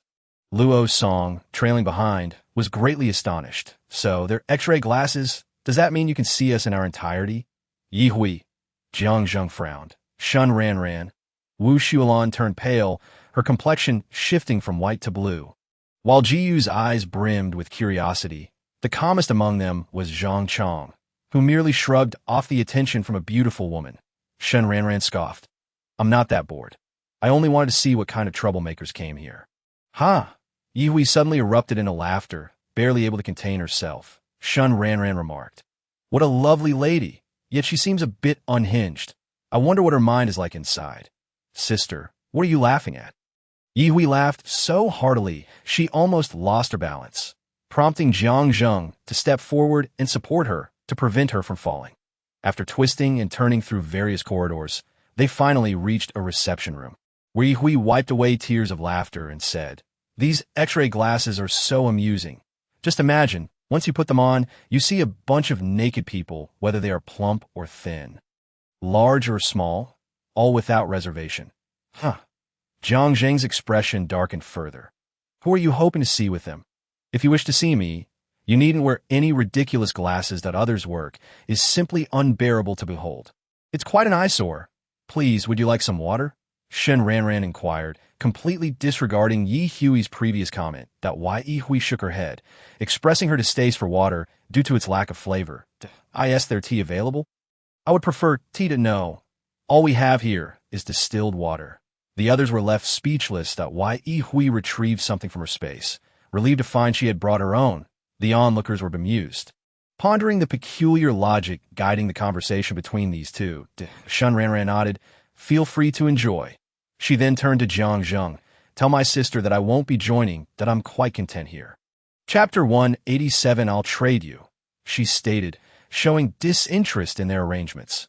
After a brief tour of Shun Ranran's laboratory and living quarters, Yi Hui remarked that while she could tolerate being there occasionally, anything beyond 2 days would be unbearable. There was nothing here that a normal person would enjoy. Her material needs were exceedingly minimal, yet she wouldn't mind indulging in delicious food, living alone in such a vast space. Conducting experiments, she led Yi Hui to a small lab filled with various bottles and test tubes, some containing liquids of diverse colors. It was only when Shun Ranran lifted a particular dark purple tube and drank from it that Yi Hui realized it was her food source. That's quite absurd. However, Yi Hui promptly expressed her desire to taste it as well. Shun Ranran, not one to be stingy, inquired about her preferred flavor. As Yi Hui examined the assortment of reagents, she settled her gaze on a pink test tube and declared, I'll take one with a strawberry flavor. In response, Shun Ranran combined 3 test tubes, resulting in a new concoction that appeared of bluish-green, which she presented to Yi Hui, observing the still pink test tube and then glancing at the bluish-green one in her hand. Yi Hui asked, What flavor is that pink one? Fried chicken, Shun Ranran replied. With a hint of audacity, Yi Hui took a sip of the bluish-green, slightly viscous liquid, discovering it had a jelly-like texture and a refreshing coolness. Indeed, it tasted like strawberries, but after that, there were no further thoughts. Once consumed, it was merely consumed, that all there is to it. She began to ask, only to be hit by a sudden sensation of fullness. Feeling as though she had overeaten. What a fascinating experience. How many meals can this one serve? Shun Ranran shook her head. The longest I've gone is 4 whole days before consuming another. Yi Hui felt a pang of anxiety. I hope I won't have to wait that long. I prefer the sensation of hearty eating. Time wasted. The others, initially curious, fell silent, their interest in the unusual liquids waning. Yet Jiang Zheng's eyes sparkled with intrigue. Shun Ranran, you're quite impressive. Consuming this is akin to taking a nutritional supplement or fasting pill. Surely, There are times when conducting experiments alone can be frustrating. Shin Ranran cast him a sidelong glance. If you wish to collaborate, just say so. There's no need for all this unnecessary chatter. I simply dislike dealing with mundane matters. It does not imply I lack understanding. Ye Hui rubbed her stomach and offered, Ranran, do you need any additional research materials? Or perhaps something delectable to drink? I could trade you some of these reagents. She contemplated the possibility of not having time to pause for a proper meal in the future. Realizing how useful this would be, Shun Ranran regarded Ye Hui positively. At the very least, she found her tolerable and was willing to engage in a personal transaction. However, Jiang Zheng, who exuded ulterior motives and sought to profit from his research, would garner her disdain. He should not think to outsmart her. She was no fool. Jiang Zheng felt unjustly treated. He had no intention of taking advantage of Shun Ranran, and since it was a mutually beneficial arrangement, why not proceed? Ye Hui, rarely one to defend anyone, interjected, Ranran, Jiang Zheng is quite discerning when it comes to significant matters. Collaborating with the official channels will ensure that when you need materials in the future, they will come readily to you. You wouldn't want to miss out on valuable findings from others, would you? For instance, take a look at this. As she spoke, she removed a ring from her finger and handed it to her. What is this? Shun Ranran inquired, examining it closely. Using her abilities, she sensed a spatial dimension within, filled with delicate pink rose petals. Intelligent individuals require no further explanation. She understood immediately what it was and soon became adept at utilizing it. You wish to trade this for me? Shun Ranran asked. Ye Hui nodded, as it was merely something she had crafted for convenience during her baths, and she had no qualms about parting with it. I'll exchange my own for this. What Jiang Zheng and I decide is our affair. How Jiang Zheng negotiated with Shun Ranran remained unknown to Ye Hui, but she could tell from his expression that a deal had been struck. Shun Ranran was averse to complications, regarding such matters as futile socializing that wasted her time. However, Jiang Zheng proposed to provide assistance in creating her desired environment, someone who would simply follow her instructions without unnecessary chatter, prompting Shun Ranran to agree. Subsequently, Ye Hui encountered Nong Wenshi and Yu Lianga once more. Originally, Jiang Zheng intended to hand over the green serpent egg to Nong Wenshi for delivery to his brother, but with Shun Ranran present, he decided to give it to her instead, as she was already involved in such endeavors. With this matter concluded, Ye Hui had gained a new friend, a beautiful companion who relished solitude and research. Since this area belonged to Shun Ranran, Ye Hui refrained from continuing her hunt for zombies there. With so many other locations available, there was no need to exhaust this one as well. Moreover, the scope of Shi County was vast. Shun Ranran remained confined to her specific zone. They soon found the renowned agricultural products previously mentioned by Wu Sulan. Ye Hui even transplanted a peach tree into her courtyard. As for taro, she dug some up and enjoyed it over 2 meals, discovering it to be deliciously sweet and tender. Wu Sulan had suggested using the taro stalks for pickling, leaving Ye Hui salivating in anticipation. As her culinary skills were limited to the most basic of home cooking, and she lacked the expertise for intricate pickling processes, just the thought of indulging in long-forgotten delicacies made her mouth water uncontrollably. Quietly, she retrieved a large pork knuckle from her space and began to savor it, unwilling to waste the saliva that had just been secreted. Jiang Zheng approached and plopped down beside her, causing the sofa to sag under his weight. Your snacks have become remarkably simple, he remarked. Ye Hui nodded while munching, then inquired with her eyes about his sudden availability. Jiang Zheng correctly interpreted her question, stating, I've wrapped up my business over there, though my brother gave me a thorough scolding, leaving me a bit downcast. Feeling downcast? I suspect you're just craving my pork knuckle. However, Ye Hui was not one to be stingy. She offered him another knuckle. Here, have some. Surprised by the sudden appearance of the sauced pork knuckle, Jiang Zheng chuckled as he accepted it. Indeed, as long as he was with Ye Hui, there was little to be concerned about. Chapter 188. Director Wu.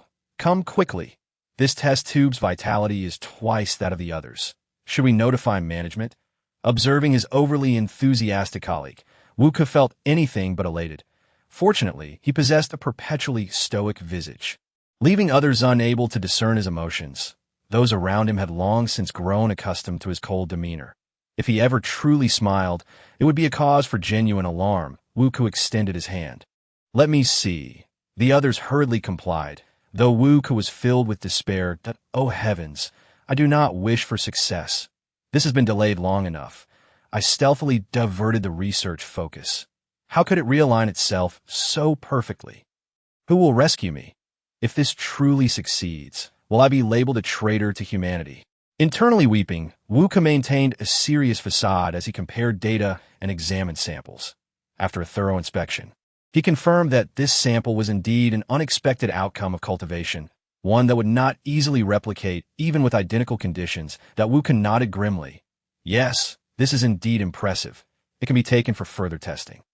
If only something could cause it to slip from my grasp and shatter on the floor at this moment. Just as this thought crossed his mind, a sudden force slammed into his back, and he instinctively let go. Crash! The test tube shattered on impact. That Wuka's eyes reflected both regret for the lost results and relief. Now, how should he express his emotions? "What on earth are you doing?"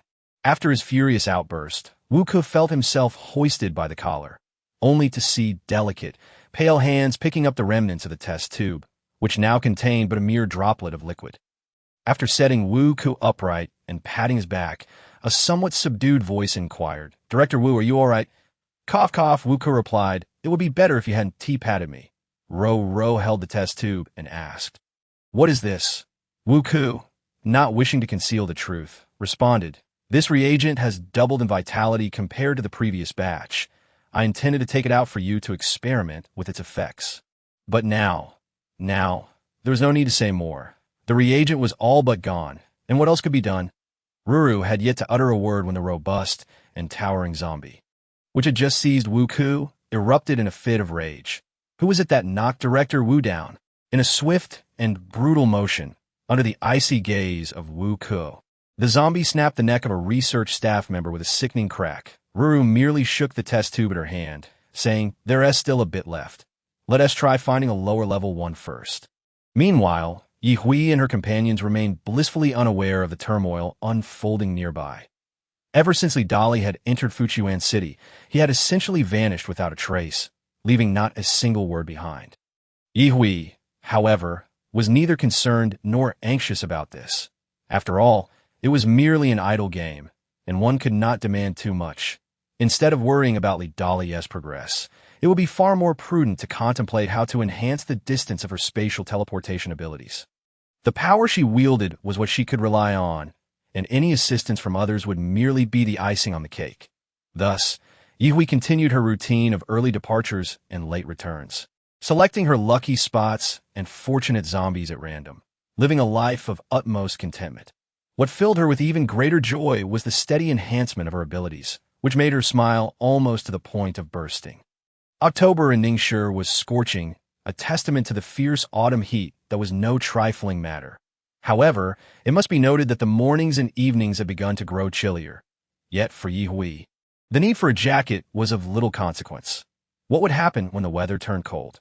If asked, Ye Hui would respond that her home would gain an additional willow tree. Ever since she had learned to create spatial storage devices, she had utilized a large material to fashion a storage ring larger than a conventional bracelet for a Lu, ensuring that when a Lu returned, it wouldn't have to fear losing the fishing boat, as it could be stored within the spatial confines.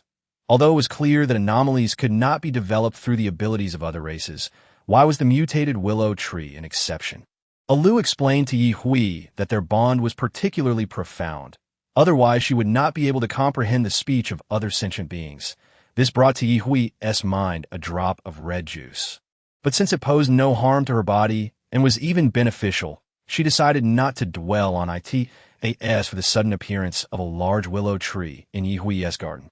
The other residents of the villa district exhibited a calm demeanor, as it was quite normal for items to appear or disappear sporadically in the two courtyards. Moreover, since Ye Hui and her group had dealt with the horde of zombies that had gathered, the remaining few, which posed little threat, had been cleared out by other survivors in Ningshi, resulting in an increasingly improved living environment. Humans are indeed peculiar creatures, in Ye Hui's view, with the overall environment enhanced. Ordinary survivors should be more united and living peacefully. However, that was not the case. They often fought tooth and nail over a morsel of food.Ye had witnessed this several times but chose to remain aloof, refraining from intervening in others' disputes. After all, determining who was right or wrong was far too troublesome, and she was disinclined to assume the role of a mediator in this post-apocalyptic world. Those who survived were the true sovereigns of their destinies. Despite the vitality of the plants outdoors being stronger than before and animals reproducing at an accelerated rate, with the survivors truly lacking sustenance, it was evident that they were not. Luo Song and Wu Shualan attempted to intervene multiple times, only to find themselves in a mess, gradually growing disheartened and realizing that Yi Hui's detached approach was indeed the right one at this moment. Yi Hui was swinging on the branches of a Lu, who had elevated itself to allow for a higher and more exhilarating swing. The neighboring residents, witnessing this scene, became increasingly alert. It was apparent that this was no ordinary mutated willow tree. At this point, it could easily be referred to as a willow monster. They surmised that any trouble they sought would hardly pose a challenge to it. Strangely enough, they felt a heightened sense of security living here, even contemplating whether to voluntarily offer Yi Hui a protection fee, ensuring their lives would be more secure. Yi Hui never anticipated that her initial desire to collect protection fees from that group would be thwarted by Jiang Zheng. And now, this same group's attempt to voluntarily contribute was also blocked by him. According to Jiang Zheng, the meager protection fee was hardly worth the effort, and there was no need to entangle himself with those he deemed unworthy over such trivial matters. Chapter 189. The urgency of self-strengthening days passed in a mundane fashion amidst the storms outside. When snowflakes began to dance gracefully from the sky, Yi Hui found herself momentarily stunned. Snow had fallen. Such large flakes were a rare sight in Ningshi, where one more commonly encountered tiny snow particles mingled with rain. The large, feather-like snowflakes. Could they truly be likened to goose feathers? Xiaoji. From downstairs came the excited voice of Jiyu, who seemed to have emerged from the shadows of losing her mother. Yes, she can. You've learned wonderfully, Yu. Upon hearing Xiaoji's earnest praise, Yi Hui couldn't help but smile. The weather had turned cold, yet the greenery outside remained unchanged, unaffected by the seasonal shift. The roses in the garden continued to bloom vibrantly. Conversely, a Lu appeared somewhat droopy and listless, while Yi Hui promptly teleported beside it, tugging at one of its branches. Noticing that the leaves had lost their lush green hue. Lu, what's the matter? If you're cold, just come inside. After a considerable pause, a Lu finally replied, its tone lacking energy. Thank you for your concern. I'm fine, but I feel as though I should enter hibernation. Hibernation? Yi Hui was genuinely astonished. Wasn't he that a trait exclusive to animals? Could plants also undergo such a process? Moreover, in this post-apocalyptic era, where both flora and fauna had undergone significant transformations, it seemed strange for a Lu to take such a course. Then, a thought crossed her mind, prompting Yi Hui to voice her suspicion with a hint of joy. A Lu, are you about to evolve again? This time, a Lu offered no response. But Yi Hui was certain her intuition was correct. A surge of urgency washed over her. Had she grown too complacent after surpassing the 5th level abilities? She had always felt her strength paled in comparison to a Lu's. Should it advance further, she would be left without any means of defense. Such a scenario was utterly unacceptable. As long as you're well, I won't allow anyone to disturb you. I'm heading back inside. With that, she departed. After her exit, the mutated willow tree struggled to stretch its bark, feeling both itchy and painful, as if something within it was burgeoning. Yi Hui's spatial teleportation distance had already surpassed approximately 70 kilometers. Regrettably, the number of uses had not increased, limited to 2 per day, though the intervals between them had shortened. Out into the snowy weather she went, determined to work. This time, let us take a stroll up the mountain. We can't always be hunting zombies. We should also try our hand at hunting. It was that Yi Hui was unwilling to hunt zombies. Rather, there were not many left in the vicinity. The remaining clusters were too sparse and of low levels, lacking her interest to engage with. She would leave them for their destined counterparts. Jiang Zheng emerged from the house upon hearing the commotion and, seeing Yi Hui's enthusiasm, remarked, Hui, which mountain do you wish to visit nearby? If we're going to the mountains, I'll prepare some special insect repellent first. Otherwise, there are too many creatures lurking inside. And it wouldn't do to get bitten. Although the weather had grown colder, numerous insects and small creatures remained active within the mountains, many having surpassed their previous lifespans. All right, I'll call the others. You take your time. Additionally, their combat gear needed to be refreshed, ensuring it was lightweight yet durable and warm.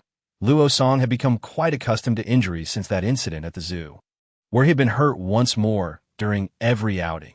However, at this moment, when his sister called out, he hesitated, feeling the lingering discomfort in his still recovering arm and thigh, torn between whether to join or not. Jiyu played outside with the falling snowflakes for some time before returning upon hearing Yi Hui's voice. Wu Shulan affectionately pulled her close, patted her down jacket hood, lifted it, and dried her hair with a towel. Are you going to join us? Or stay home and continue learning with Xiaoji? Yi Hui replied directly. Yu and Luo Song won't be going for now, since we've been navigating densely populated areas until now. This will be our first venture into the mountains, and we know nothing of the situation. It's better that they remain behind for the time being. Okay, I'll listen to Sister Hui. Jiyu was quite obedient. She understood her ability level was low and that self-preservation required her to remain invisible, which restricted her movement. Thus, not causing any trouble was indeed the wisest choice. Luo's song had initially been torn, but now he no longer needed to deliberate. Having followed his sister for so long, he had surrendered his decision-making abilities, for in this household his sister's word was law. Whatever she said went. And resistance would only result in punishment. After donning their mountain boots and spraying Jiangzheng's specially crafted insect repellent on themselves, they set off directly toward a scenic area over 30 kilometers away. Suddenly, a black vortex appeared within the forest that a curious little squirrel, spotting it, leapt across trees, only to witness a mouse cautiously poking its head inside. Moments later, the mouse was gruesomely torn apart, its head severed from its body. While the lifeless corpse flopped about outside the vortex, desperately trying to maintain its balance as blood gushed forth. Terrified, the little squirrel quickly scurried away. Unbeknownst to Yi Hui, when the vortex reached a sufficient size, they stepped forth from within. The surroundings bore little resemblance to the winter season. Were it not for the snowflakes gently cascading down, one might hardly notice the chill in the air. Why Yi Hui glanced around before tilting her head skyward. Xiao Lu, perched upon her shoulder, emitted a soft meow, initiating a meticulous scan of their environment. Subsequently, it projected its findings to Yi Hui, ensuring she was well informed. Suddenly, a yellow-striped serpent darted forth, lunging towards Zhang Chang's neck, only to be swiftly dispatched by Yi Hui, its head exploding in a shower of gore as its body convulsed violently on the ground. With a smile, Yi Hui observed Zhang Chang as he stowed the serpent's remains, remarking, "Not bad at all. What a fruitful start." Her attention was then drawn to a decapitated mouse nearby. She no longer harbored any fear of serpents. However, she still found them unappealing. The sight of the headless rodent was peculiar. With numerous jagged notches marking the separation between its head and neck, as Jiangzheng crouched down to retrieve it, Yi Hui interposed herself, scrutinizing the wound. This was inflicted by a spatial ability. Wow, what a discovery! What's the matter? This mouse fell victim to my spatial teleportation vortex. Puzzled, she continued, "Is spatial teleportation unidirectional? After all, you previously ventured out and returned without issue." Jiangzheng shook his head, a hint of trepidation creeping in upon seeing the mouse's condition. Was it merely luck that spared him, or something else entirely? Chapter 190. The Universal Elixir of Immortals? On this mountain, aside from a few small creatures, wild rabbits, diminutive squirrels, and a smattering of larger rodents, wild chickens, snakes, and centipedes, wild boars were a rare sight. The flora was similarly unremarkable. Despite appearing vibrant and lush, not a single mutated or evolved specimen could be found. Yi Hui cast a glance at the small green onion entwined around her wrist, her skepticism mounting. Surely it cannot be the case that even a randomly planted onion can evolve into a sentient being. While all these flowers and trees remain unchanged aside from their verdancy, Jiangzheng's words left Yi Hui momentarily stunned. Was the collective truly so mundane? Zhang Chang and Wu Shulan, trailing behind, remained silent, oblivious to the conversation and, in fact, relieved that nothing seemed amiss. Jiang Zheng gestured for them to follow, sensing an inexplicable call, a magnetic pull he could not articulate, yet he instinctively believed it would be advantageous for them. As they navigated the undulating terrain, the path proved treacherous. At times, they resorted to using machetes to clear away small trees and underbrush. On occasion, Ye Hui, finding the process tedious, opted to utilize her spatial abilities for a swift traversal. After a considerable distance, they dispatched several oblivious centipedes, ladybugs, and longhorn beetles, collecting them for potential medicinal use, as Jiang Zheng noted that many insects were indeed utilized in traditional Chinese medicine. Yes, they ventured forth. Ye Hui's previously dormant companion, Xiao Lu, suddenly sprang to life, meowing with excitement as it nuzzled Ye Hui's cheek before darting ahead, glancing back to beckon the group to follow. Jiang Zheng chuckled. It appears Xiao Lu has sensed something. It must be something truly remarkable. The group ceased their casual extermination and foraging. Even on the most challenging of trails, their pace quickened. Soon, they found themselves at a relatively low peak, halfway up the mountainside. Ye Hui wielded her empty blade to clear away the underbrush, revealing a dark, yawning cave entrance. Jiang Zheng unleashed a fire dragon into the cave, causing a swarm of bats to erupt from within. Each bat, with wings spanning nearly half a meter, was swiftly captured by Ye Hui, while Xiao Lu adeptly snatched any that fell, swiftly stowing them within its hollow green leaves, with no high-ranking bats present. None escaped their grasp. With headlamps affixed, Jiang Zheng remarked, "It seems there is an energy here that shields against psychic abilities. We cannot discern anything specific, so proceed with caution." Ye Hui was tempted to retort, "If there is energy shielding psychic abilities, how did you and Xiao Lu sense this place? Why could she detect it while I could not?" Nevertheless, she cautiously followed Jiang Zheng into the cave as the second to enter. Initially dry, the cave's interior grew increasingly damp, and soon, the walls were visibly seeping water, with droplets forming and cascading down in a rhythmic patter, while the cave's ceiling had once displayed roots and foliage. Such sights vanished deeper within, where the ground began to accumulate water, and the space tightened, compelling them to crouch low to continue. After approximately half an hour of travel, the environment suddenly opened up. Under their lights, glistening stalactites hung and jutted from the cave ceiling, their milky white forms captivating to behold. "Wow, this place is truly exquisite," Wu Xuelan exclaimed, unable to contain her awe at the illuminated formations. Ye Hui, however, found the sight peculiar. It's astonishing that a terrain like this could foster stalactites. How very strange. Jiang Zheng, at a loss for words, understood that there was no need for debate. The most pressing concern was the presence of these stalactites, which undoubtedly signified the legendary elixir of immortality. "Let us search for the spiritual water that drips from these stalactites." Zhang Chang appeared bewildered, while Wu Xuelan, having perused numerous post-apocalyptic novels, had a vague inkling, for some tales feature protagonists possessing spatial abilities that included healing waters capable of curing ailments, enhancing abilities, and more. Truly a universal elixir of immortality. With barely concealed excitement, she inquired, "Jiang Gu, could that spiritual water be akin to the miraculous elixirs found in online novels?" Jiang Zheng replied, "I do not indulge in such novels, so you may be putting me in a difficult position. However, I can surmise that while it may not be a universal remedy, it will undoubtedly be of great assistance to us, the ability users. Let us search. Once we locate it, we will understand its true value." As Ye Hui spoke, she dashed after Xiao Lu. Jiang Zheng hurriedly followed. The subterranean cavern was indeed vast, with numerous stalactites dripping water, yet not a single drop of the desired spiritual essence was to be found. Both Jiang Zheng and Xiao Lu were certain it existed, but its precise location remained elusive. Despite sensing it from a distance, the cave's confines obscured their perception, after thoroughly scouring the cavern to no avail. Ye Hui grew frustrated, striking a stalactite with her palm in irritation. Suddenly, the landscape around her shifted into a misty haze. "Did I just hit a switch?" She mused aloud, yet there was no response.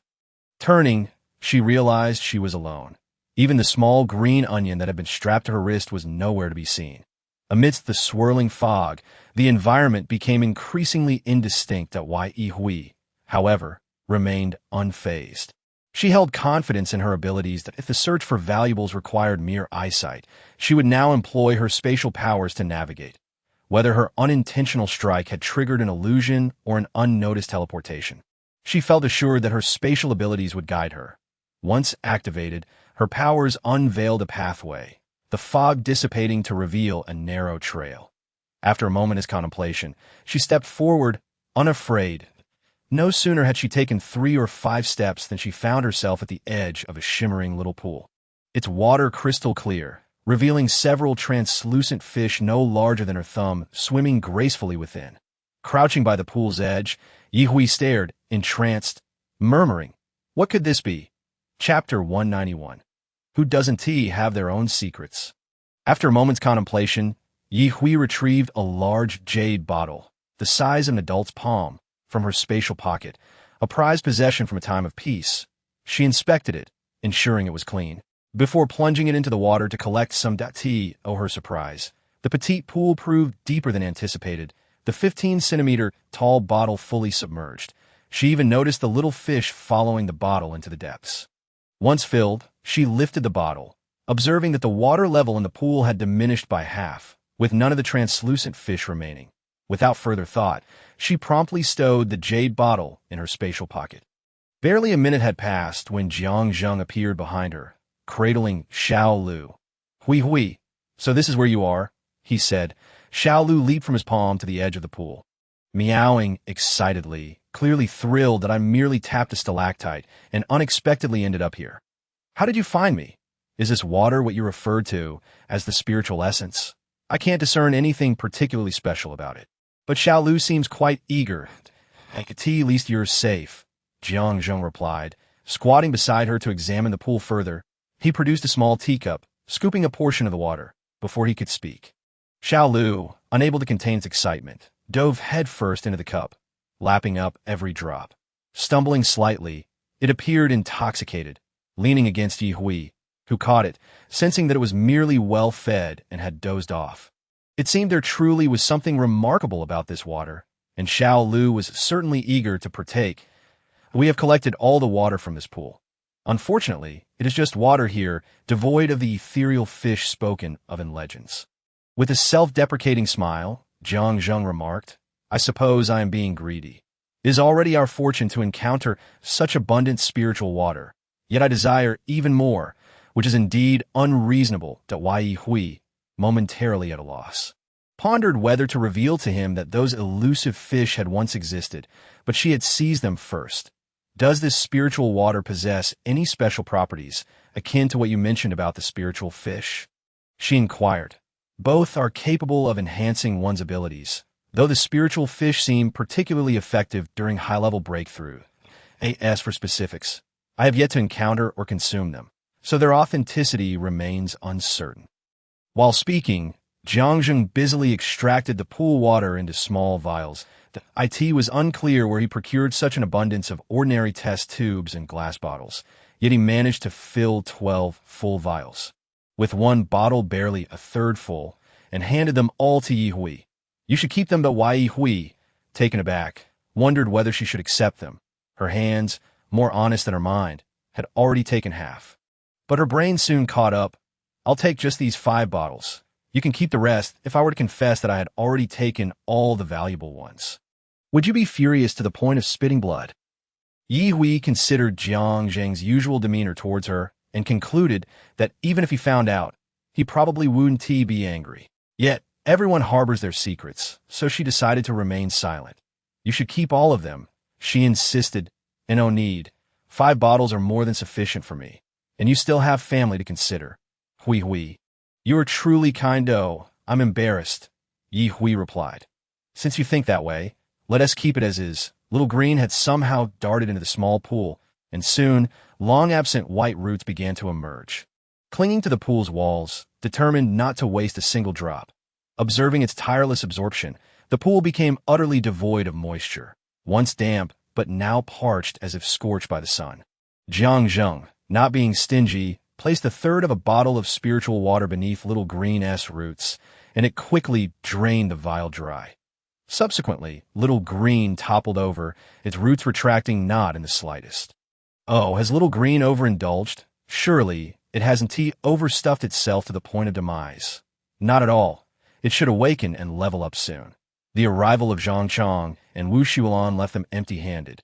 But as teammates, they did not resent Jiang Zhang's generosity when he offered each of them half a bottle. Zhang Chang repeatedly declined. Zhang Ge, I haven't contributed anything. Why give me so much? Exactly, I was merely following along. Ye Hui interjected. Enough, just accept them. ITS said that consuming this will enhance your abilities, and if you grow stronger and take down more zombies and mutated beasts, it will count as a repayment. Can we head back now? Ye Hui stretched, feeling that since she had claimed the treasures, remaining here held no further purpose. After Wu Shulan stored the spiritual water in her storage ring, she voiced her curiosity. Given that such valuable resources exist here, why are there only some bats outside? It seems illogical that this place harbors no dangers. This world is rife with illogical occurrences. One more or less makes little difference. Ye Hui was too weary to ponder further, dismissing the idea. Surely, there can't be ghosts lurking about. Although zombies exist, they are fundamentally different from spirits. Jiang Zhang lamented. This area is shrouded in a natural illusionary array. Residing here would indeed be quite safe. Reside here? Ye Hui surveyed the surroundings, noting the absence of level ground and the incessant dripping sounds. She had no interest in remaining here, yet she ultimately remarked, living here is impossible, but if the pool were to fill with water again, we might return to collect more. Shulan's eyes sparkled with excitement. The spiritual water can regenerate. Then staying here, isn't out of the question. Ye Hui shook her head. Of course not. What if we were to be trapped here? Suddenly recalling the mutated willow tree. She noted that the temperature here was considerably more pleasant than outside, and since it was currently in its evolutionary phase, she speculated that it might thrive better in this environment. After all, it was one of their own and not a wild entity. Although the mutated willow would surely surpass her in level upon successful evolution, Ye Hui believed it wiser to strive to surpass it rather than suppress her companion's strength. The strength of her companions was, after all, akin to her own substantial support, and she would not squander it. After a moment, Ye Hui sighed. Let us be off. We cannot establish a spatial teleportation vortex here. We must retrace our steps. It was uncertain whether the spiritual energy of this mountain range had been absorbed by the stalactites, leaving only signs of life without any evolved, sentient flora or fauna. Chapter 192. 2 pieces of news. After obtaining a small vial of spiritual water from Ye Hui, Alu agreed to accompany her to the underground cave. With Alu's absence, Ye Hui noticed that the roses and little green had become notably more vibrant. Could it be that plants experience bloodline suppression? Oh, perhaps it is a matter of level suppression. Currently, the overall number of zombies in Ning City had significantly decreased.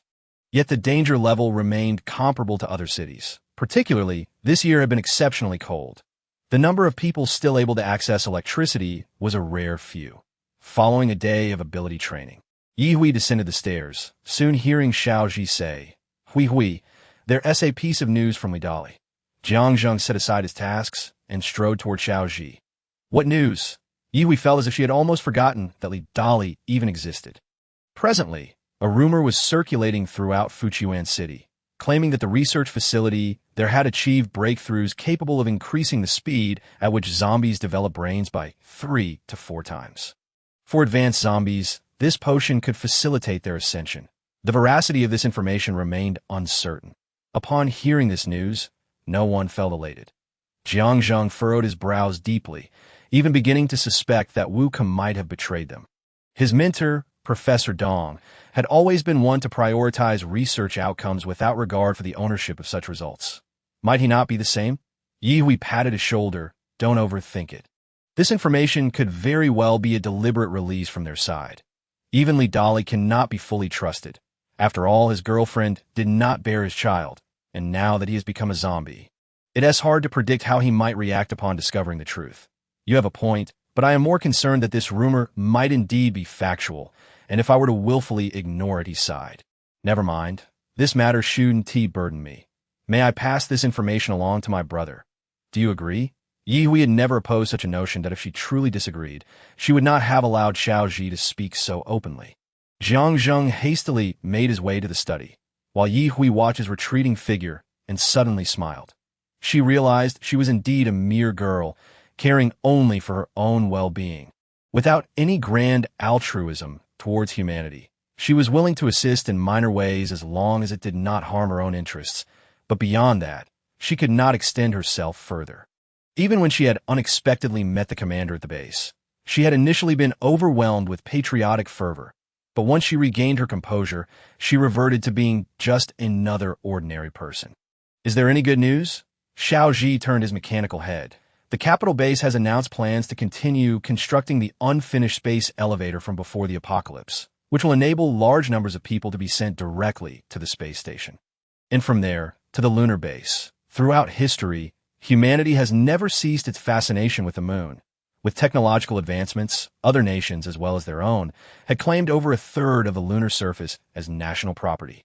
Establishing two renowned lunar exploration bases, it was said that research and security personnel still resided there, presumably free from viral infection, that if they truly managed to send people there, would that not spell disaster for those individuals? Yet this concern was evidently not one for Ye Hui to ponder. She was merely here to enjoy the spectacle. Xiao Ji, your information-gathering skills are truly impressive. Ye Hui generously complimented him.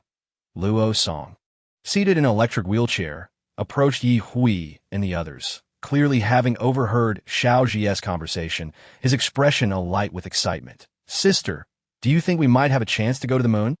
Ye Hui shook her head. If we were to go, it would only be those with significant capabilities. What are people like us good for? Even if we were to accidentally qualify, what could we accomplish up there? It's a desolate wasteland, and we wouldn't even be able to eat properly. Such notions were better left unconsidered, if you were to take them seriously after a moment's reflection. Ye Hui chuckled. Well, it's not entirely impossible. You could return to the base now and showcase your abilities in front of everyone, especially the leaders. If you prove your worth, they might grant you a spot in the journey. Luo Song. Wu Xuelan retrieved the egg tarts she had made earlier from her storage device and placed them on a coffee table.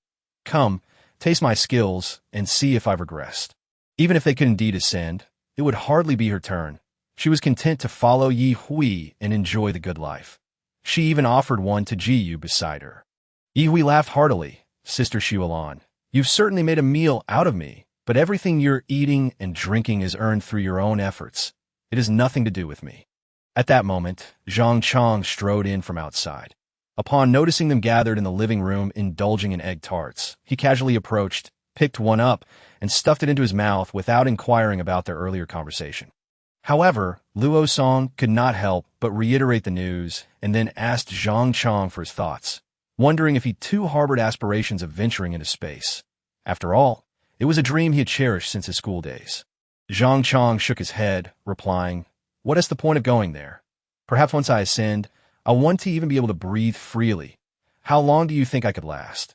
Luo Song felt rather melancholic upon hearing this. Since the authorities were planning to send people up, they must have considered such factors. Was there really a need to worry about survival? Ye Hui consumed a couple of egg tarts and a few bites, and, after finishing several, poured herself a cup of red date and ginger tea from her health pot, sipping it leisurely as the weather grows increasingly chilly. Do any of you have particular places in mind that you wish to visit? She inquired, keeping within the confines of the city. Venturing far and spending the night outside was hardly a comfortable affair. They all shook their heads, and Ye Hui did not press further. She, too, had no specific destinations in mind. Nor had she heard of any formidable mutated creatures in the vicinity. In light of this, she suggested, let us simply take a break then. Each of us can attend to our own matters. Oh, in that case, Xiao Ji, please rearrange Yu's class schedule. Children should engage in more reading, she added. Understood. Ji Yu nibbled on her egg tart, not objecting. She rather enjoyed studying, having wished more than once to grow up quickly to acquire skills to avenge her mother's death, even including her father and grandmother among her targets. However, this was a matter she kept to herself, silently pondering in her heart. After finishing her ginger tea, Ye Hui had no time for idle chatter. Rising to pat Ji Yu on the head, before heading upstairs. Although she mentioned a break, it did not imply a complete cessation of activity. Having acquired something valuable, it was essential to put it to use rather than hide it away. Transforming it into her own strength was of utmost importance. Once in her room, she tossed Xiao Lu outside, secured the doors and windows, and began with a set of punches to warm up. Settling into a relaxed state, she retrieved a small vial of spiritual water from her space and tipped it back in one go. Chapter 193. The beginning of Level 6. The once cold spiritual water, upon entering her throat, ignited like a raging fire, causing Ye Hui's skin to redden dramatically, resembling a boiled shrimp. Yet, she was not being reckless.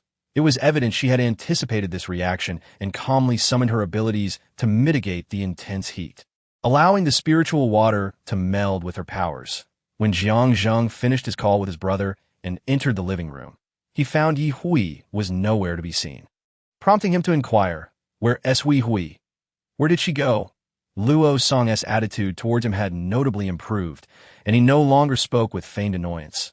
Sister said that with the cold weather, "We were taking a break for the upcoming days to arrange our own activities." After saying that, she returned to her room. "All right, understood. Do you all have any plans? The snow outside has nearly reached ankle deep and shows no sign of stopping. It might even reach our calves." Jiang Zheng observed the flurry of snowflakes falling outside, feeling an increasing sense of urgency. Nevertheless, what could he do? He would need to wait until he was clearer in his thoughts later to devise a plan. Wu Xuelon looked at Ji Yu and suggested, "How about I accompany Yu to build a snowman? Her study load is about to increase, and, after classes, she probably won't have much time to play." "Thank you, Sister Xuelon," Ji Yu replied, her eyes sparkling. Ordinarily, Xiaozhi tailored her lessons to her comprehension levels, but since Hui had specifically mentioned having him rearrange her curriculum, he surely wouldn't go easy on her anymore. Although she had always studied diligently and never needed leniency. "You all go and have fun. Meng Chang, come with me," Jiang Zheng said, striding away. Luo Song, filled with excitement, exclaimed, "Let us hurry to the yard and build a snowman. I can help shield you from the wind and snow." "All right, then it will be up to you. Let us go." The three of us, Miao Ruo, Shui, suddenly leapt into Wu Xuelon's arms, clearly wanting to join in. In this household, if she didn't take the initiative, apart from Yu, no one would remember her. Truly, the life of a cat was fraught with challenges. The commotion below was of no concern to Ye Hui, who was presently focused on digesting the spiritual water. She had consumed such a substantial amount to facilitate a significant breakthrough. If she could leap from level 5 to level 6 in one go, it would indeed be a monumental advancement. The higher she ascended, the more exponentially difficult it became to level up. In her previous life, it had taken over 3 years to reach her current level. However, given her rebirth, she believed she should progress even faster this time. Given the abundance of resources, smoke began to emerge from the top of her head, gradually enveloping her body in wisps of white vapor, and her skin turned a deep crimson.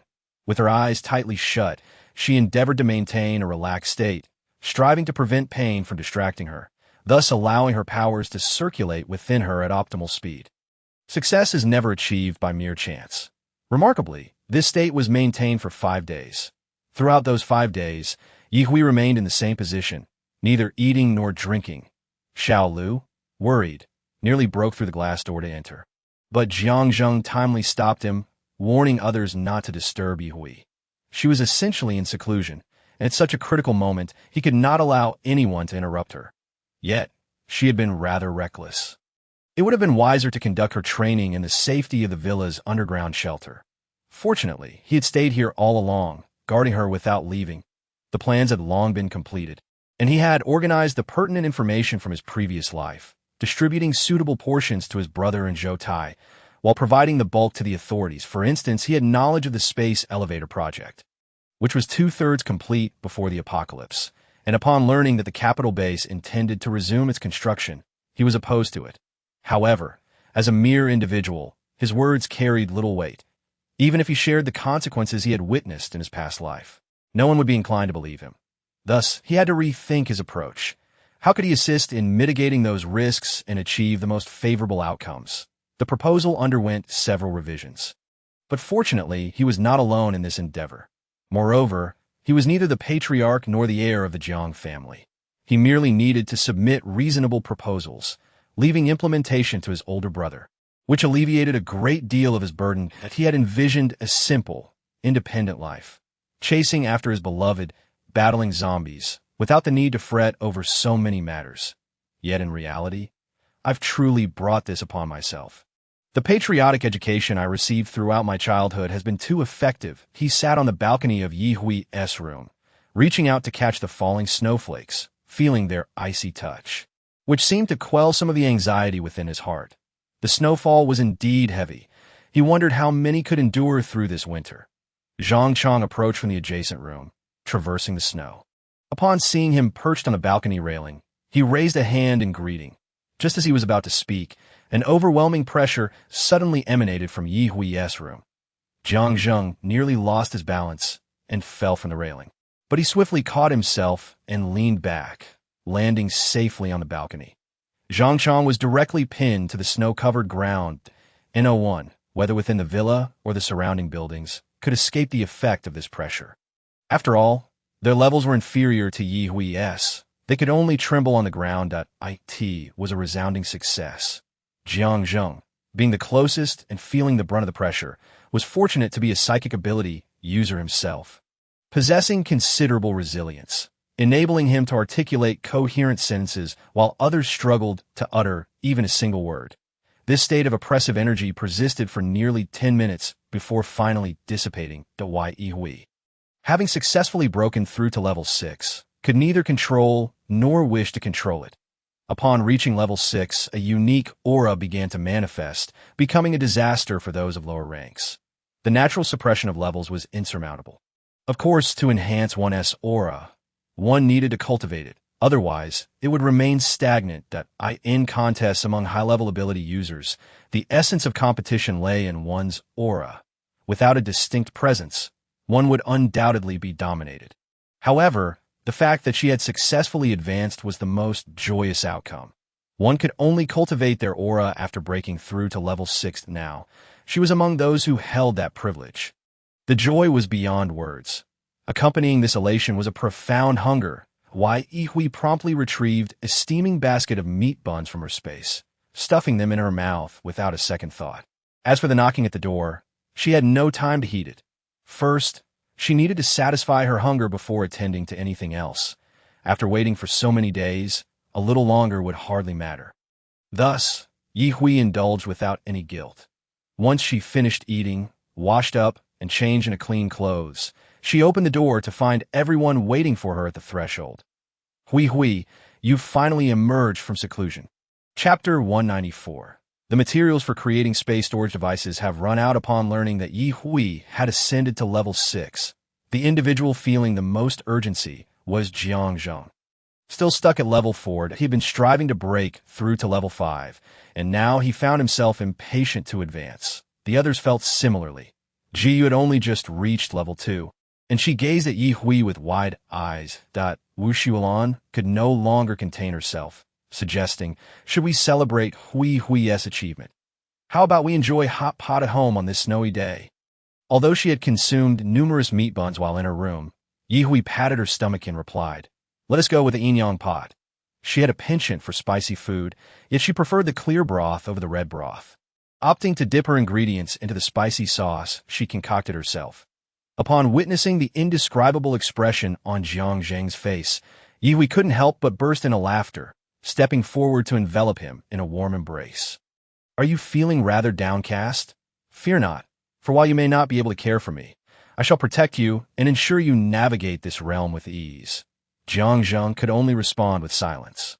Luo Song chuckled softly, leaning on his cane as he was the first to descend the stairs. The others, understanding the situation, tactfully made space for the young couple. Jiang Zheng wrapped his arms around her waist, conceding, go ahead, mock me. The blow I've received today is rather substantial. I intend to indulge in a hearty meal later. Very well, do eat your fill, she replied. Once I relax, I too wish to enter seclusion, albeit in the safety of the hideout below. Indeed, then I wish you success, she encouraged.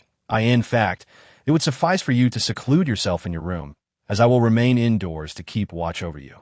Jiang Zheng gently rested his forehead against hers, smiling as he said, while your presence offers great comfort, it would undoubtedly demand your time and energy, even if unintentionally, causing you to become distracted in the safety house. I have prepared ample defenses, and besides, your family is all present. This way, you can venture out without worry if the need arises in their home. Apart from her, the next most capable individual was Jiang Zheng himself. If he were to enter seclusion while she stepped out, Ye Hui found herself somewhat anxious about the abilities of the others. Initially, she had thought that in this apocalyptic world, she would become a lone wolf. However, she was pleasantly surprised to find herself surrounded by companions, and even more so, with a boyfriend. Very well, you must strive diligently, lest I leave you behind, she playfully warned. Rest assured, I shall undoubtedly keep pace with you. Jiang Zheng replied, tightening his embrace for a moment before taking her hand. Now, let us descend for hot pot. The hot pot awaited them in the dining area, where the expansive floor-to-ceiling windows provided a clear view of the outside scenery. The snow in the courtyard had not been meticulously cleared, but a narrow path had been carved through it. Amidst the pristine white, the roses were valiantly blooming, their delicate pink petals adding a gentle hue to the wintry landscape. The transplanted hydrangeas still bore a hint of green, though their blossoms had long since faded. As the broth in the hot pot began to bubble and froth, Ye Hui eagerly added an abundance of meat, fish balls, seafood, and vegetables, filling both sides to capacity. What would you like to drink? She asked cheerfully, eager to bring out some delightful treats for the occasion, as this meal was indeed a celebration in her honor. Jiang Zheng, aware of her fondness for beer, suggested, let us have some craft beer. I shall stick to milk. Luo Song chimed in. Very well, as they enjoyed their lively meal, the residents of the neighboring units were left puzzled. Having just exhaled a breath of relief, wondering what had transpired moments ago, they could not articulate it, but the oppressive atmosphere had been quite unsettling. Many speculated that only the powerful individuals residing in the nearby villas remained unaffected. Would this place soon become a hub of turmoil, or would it grow even safer? They ventured out of their homes, seeking trusted companions to discuss their thoughts Ye Hui retrieved a tentacle of octopus, nearly the size of an adult, from her storage space and skillfully sliced it into thin pieces before placing them in the pot. Little Green, with eyes glinting green, eagerly fixated on the pot, mewing with anticipation. Fear not, there will be enough for all of you. This single tentacle will suffice for our meal. Is there anything else you wish for? She inquired, turning to the others. Luo Song rubbed his belly, feeling he had indulged a bit too much earlier, and lamented, Sister, why didn't you bring this out sooner? Naturally, I wanted to ensure that you ate less, so it would all end up in my stomach. She teased. Upon seeing the large octopus tentacle, Zhang Chong couldn't help but think of Alu. I wonder how Alu is faring now. Jiang Zheng, retrieving a piece of the cooked tentacle from the pot and placing it into Ye Hui's bowl, reassured her, rest easy, Alu will be just fine. There are no formidable mutated creatures on that mountain, let alone Ye Hui dipped her piece in sauce. She nodded in agreement. Jiang Zheng is right. Alu is safe. That I feel like I have surpassed my previous self to the point where I might not even be able to contend with it. Hearing her words, Zhang Chong felt truly reassured and joyfully resumed eating. The octopus tentacle pieces in the pot became a source of enthusiastic contention, as everyone clamored to savor the exceptionally delicious flavors. Before long, they were all left with pleasantly full bellies, having polished off every last dish laid before them. Ye Hui, feeling slightly tipsy, gazed at the empty beer bottles at her feet, marveling at her growing tolerance for alcohol. The Haiqing base. The streets were bustling with individuals bundled up tightly, diligently clearing the snow from the roads. The construction of the perimeter wall had finally been completed after 6 months of tireless effort. However, the population was vast, and the consumption was immense. The food harvested by the agricultural department was simply insufficient. Once a prosperous city, Haiqing had little in terms of agriculture, relying entirely on external procurement. In this post-apocalyptic world, where could one procure supplies? Thus, they were compelled to continuously dispatch teams to scavenge the various grain storages. Yet this lifetime proved to be better than the last, thanks to the presence of spatial ability users and storage devices. After signing off on 2/3 of the documents, the commander rubbed his temples and inquired of his secretary. Has that young lady made any more storage devices? Commander, they reported last time that they had run out of materials, and our search has yielded no results, so... I see. She still refuses to come to the base. Does she? The secretary remained silent, as it was evident the commander was not seeking a response, but merely stating a fact that the nutrient solution production stable at Shun Ranran's location. The output there is quite consistent. Consistent, yet not abundant. For Shun Ranran scarcely has time to produce the nutrient solutions. She has hardly had the opportunity to engage with the authorities. Their ineptitude is of no concern to her. The nutrient solution was not in use at the base. It was merely a preparation for the capital base's space program. Otherwise, food shortages would not be so dire. The coastal regions had recently seen harvests. Chapter 195. Is this life not better than before the apocalypse? Ye Hui remained unaware of how many were contemplating her creation of storage devices. Now that her powers had advanced, the storage she crafted from the same raw materials was even more stable and expansive. Thus, she casually modified the storage devices of those around her, increasing their capacity by at least 1/3. Jiang Zheng donned his newly enhanced storage ring, prepared his belongings, and then retreated into the safety house for seclusion. Luo Song and the others were under the impression that he was merely staying in his room, as he usually moved about quietly, though Ye Hui had no intention of disclosing this. She found the situation amusing. Stretching her limbs, she decided it was time to prepare for cultivating her own power after a couple of days of relaxation. Every individual's power was unique, and Ye Hui was no novice in nurturing her own. She had gleaned some experience from her past life that could serve as a reference. After all, whether in this life or the next, she remained fundamentally the same person, only with an added wealth of life experience. In fact, she had grown more carefree. Each additional day of life was a serendipitous gift. She would cherish it but not live in fear. Sister, the snow has finally stopped, and the sun is shining. Upon seeing her descend the stairs, Luo Song pointed excitedly outside. The snowmen outside had become plump from the continuous snowfall. You wish to venture out? Your foot should be healed by now. Why are you still in a wheelchair? Is it possible to become addicted to it? Luo Song chuckled, finding the electric wheelchair quite convenient. Yesterday, while Ye Hui modified the storage devices for others, she had casually given him one as well. Now, he felt an overwhelming urge to fill this storage ring to the brim. Although it was not as spacious as his previous one, it was still a treasure, especially since he had willingly given the previous one to their mother. For Ye Hui, crafting one from leftover materials for Luo Song was a form of resourcefulness. Unfazed by her brother's exuberance over the sun, Ye Hui stepped outside to the courtyard. She admired the roses and remarked, "Quite splendid. After enduring the storm, you appear even more vibrant. I shall pluck a few for my bath." With that, she unceremoniously began to gather the blooms, stripping the fence of its floral adornments until she was satisfied. Suddenly, an idea struck her. Can roses be used for tea? What about wild roses? With so much snow, would it not be delightful to use some clean snow to brew tea? After all, with the snowfall lasting so long, any impurities should have been captured by the snowflakes in the initial days, and the later snow should be relatively clean. Without further ado, she set to work, for she was not one to procrastinate. Wu Xuelan emerged from the neighboring villa and quickly approached to his sister. "Making rose tea? I'll dry them afterward. Shall we collect the clean snow to brew tea in that gazebo?" Ye Hui nodded. "Yes, please dry the roses. I will handle the snow." Before long, Ye Hui had set up a tea station on the stone table in the gazebo, plugged it in, and began to heat the snow in the teapot. Nearby, she lit an incense burner, and soon fragrant smoke began to waft through the air. With the cold outside, Ye Hui, one who appreciated comfort, ignited an electric heater beside her stool and hung transparent soft curtains around the gazebo. In no time, the temperature within became pleasantly warm. When Wu Xuelan returned with the dried roses, she found the gazebo even more inviting than the house, brewing snow tea while surrounded by thick white snow outside. She mused, "I should plant a ring of red plum trees around a gazebo. It would be lovely to enjoy the blossoms as well. The elegant pastimes of ancient people during winter, I dare say I have mastered."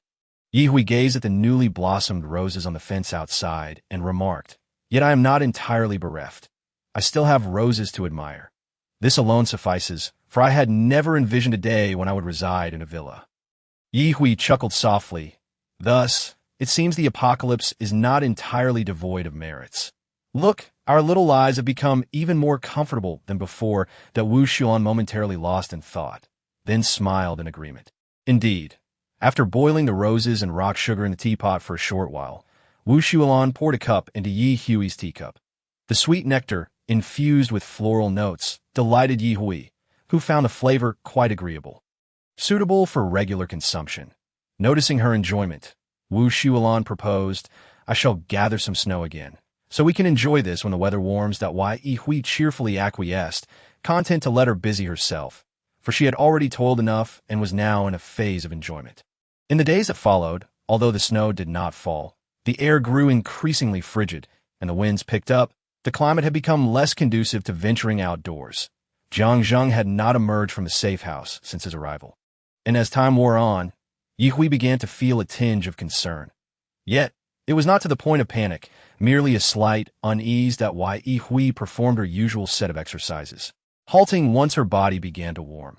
With her enhanced abilities, she discovered that the ancient martial arts of the Flower Kingdom were surprisingly effective for honing her powers. Those who studied ancient martial arts found themselves with ample opportunity to practice their skills. Zhang Chang, do refrain for going out today. I intend to visit the county to seek out Ran Ran, Yi Hui announced. Zhang Chang nodded promptly, understood that I shall remain here. He was aware that Jiang Zheng was in seclusion, and with Yi Hui guarding the home, they could feel at ease. Now that she planned to venture out, he felt it prudent to stay behind, even though no one dared to intrude upon their home anymore. Caution was still warranted. After gearing up, Yi Hui said little more, directly stepping into the swirling portal. Upon her emergence, she found herself before Shun Ranran's research building. After establishing communication with Shun Ranran, a young man with a distinctly military demeanor emerged from the dilapidated building. Miss Yi, Director Shun is waiting for you below. Allow me to escort you. Following his footsteps, Yi Hui expressed her surprise. Oh, she has become a director, she mused. Does this position come with a salary? The young man remained silent, leading her through 3 layers of decontamination and numerous twists and turns until they arrived at Shun Ranran's office door. The office, composed entirely of transparent glass, allowed Shun Ranran to see Yi Hui's arrival. She waved and returned to her work. It seems the external environment has improved, perhaps due to the cold. It is not as unpleasant as before. Please have a seat. IT must certainly relate to the climatic changes. I summoned you today for a favor. Rest assured, I shall not let you suffer. Yi Hui raised an eyebrow, but obediently took a seat on the nearby sofa. Chapter 196. Your intuition is quite accurate last time. Jiang Zheng had provided Shun Ranran with a portion of the spiritual water for her research, and it was evident that she had made some progress, though the quantity was insufficient, prompting her to seek Yi Hui's assistance. Generously, Yi Hui handed her a small vial, which made Shun Ranran beam with delight. All the nutritional agents produced this month shall be yours. That is hardly enough. Indeed, it is insufficient. Once my new findings are ready, you shall receive your share. Yi Hui nodded. That is more like it. You have broken through to a higher level of ability, haven't you? Being in close proximity to you exudes a certain pressure. Your intuition is remarkably accurate. Shun Ranran displayed no emotional response to Yi Hui's affirmation. She possessed abilities, albeit at a low level, as her livelihood did not depend on them. Yi Hui inquired. What is your new research direction? It pertains to this spiritual water, aiming to enhance the activity of one's abilities and increase the probability of breakthroughs. That I am attempting to uncover its underlying patterns to see if we can augment its efficacy. Yi Hui scoffed, but consuming it directly is already effective. Your endeavor seems redundant. You possess it, and you can find it, but there will inevitably be times when you exhaust your supply and cannot procure more. What then? Shun Ranran's words rang true. While they held little utility for Yi Hui personally, they bore significant value for the broader populace. Very well, you make a valid point. I shall leave you to your work. I must return now. By the way, your premises ought to be fortified. We should ensure that no one can easily teleport directly into our home. Shun Ranran shot her a glare. Do you think I do not wish for that? If you possess such prowess, do assist me in achieving it. I can offer you anything I have here at haha. I merely jest. Why do you take offense? Ye Hui retorted playfully. And let's not forget who you are working for. You should address your superiors directly. After all, there are teleportation experts among the zombies, and one must be cautious. Shin Ranran seemed indifferent, reflecting that had Yi Hui and her companions not arrived unexpectedly, she would have been entirely unprotected here. As it stood, she had received several invitations to join a base, but had little desire to relocate, preferring the familiar to the unknown. By the way, did you not mention having an artificial intelligence? It should still be in its preliminary stages. Yi Hui promptly interrupted. I cannot part with it. Should you desire it, I could arrange for them to deliver one to you in no time. Do not covet my little companion, lest I turn against you. All right, I understand. You may leave now. I must begin my experiments. With a playful tone, Yi Hui ensnared her in a spatial confinement, rendering her immobile but allowing her head to move freely, ensuring she could breathe. Shun Ranran's expression remained unchanged. She found Yi Hui's antics rather childish. Release me quickly. If you have matters to attend to, go ahead. Yi Hui flopped onto the sofa. I have no pressing concerns. I merely wish to keep you company. Immature. Indeed, I am quite childish. Oh what? Shun Ranran offered no retort. After a brief period of teasing, Yi Hui snapped her fingers, liberating Shun Ranran, and then stepped into the swirling portal before bidding farewell. As Yi Hui vanished, Shun Ranran felt the absence of security acutely. It seemed she indeed needed to take action, but Yi Hui's return was not delayed, and she managed to join everyone for lunch. Wu Xuelan served her a portion, prompting Yi Hui to inquire, has Jiang Zheng not yet emerged from seclusion? That is unusual. He has been in there longer than I expected, considering he is merely advancing from level 4 to 5. Has something gone awry? Zhang Chong expressed his concern. Indeed, Brother Zheng has yet to surface. I wonder if we can check on him. Yi Hui shook her head.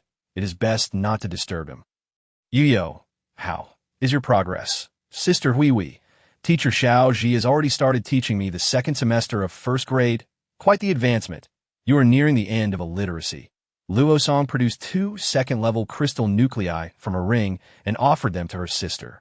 Sister, may I buy a few crabs for us to enjoy? Accepting the nuclei with a smile, Yi Hui replied, of course. I have plenty of crabs in my space, and we haven't finished them all yet. In an instant, a gathering of crab relatives arrived. King crabs, orchid crabs, bread crabs, needle crabs, stone crabs, and hairy crabs. Zhang Chong and Wu Xuan promptly produced 2 crystal nuclei each to hand over. Yuyo blinked, unsure she would be left without crabs since she lacked any nuclei. Yi Hui ruffled her hair. Fear not. Your brother and sister will treat you. Thank you, brother. Thank you, sister. Yuyo pledged to herself that she would work hard to defeat zombies, so she could treat them in return. When will I grow up? When will I become as powerful as Sister Hui Hui? The group joyfully feasted on crabs in the dining room, while Jiang Zheng, within the safe house, swallowed hard, continuing his work. This was a crucial moment, and he could not afford to falter. The exact count of snowfalls this year was uncertain. According to the broadcast, the first day of a new year was designated as the beginning of a new era. However, today marked the old lunar calendar's Laba festival. Early that morning, Wu Xuelan had risen to prepare 8 treasure porridge. Observing the falling snowflakes outside, she could not help but sigh. Why must it snow again? They had electricity, and it was ample, with the villa's underfloor heating and air conditioning fully operational. Outside, few others had their heating systems running, while they watched neighbors hauling wooden furniture down from nearby high-rises to use as firewood. At times, Wu Xuelan couldn't help but ponder that had she not stubbornly clung to Yi Hui, her life now might not be significantly better than theirs. After harvesting a crop from the garden, only cabbage and radishes remained resilient, while the rest appeared to have succumbed to the frost.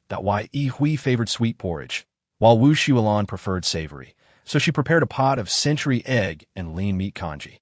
Hui, are you awake? Jiang Zheng knocked at Yi Hui's door. Yi Hui turned over.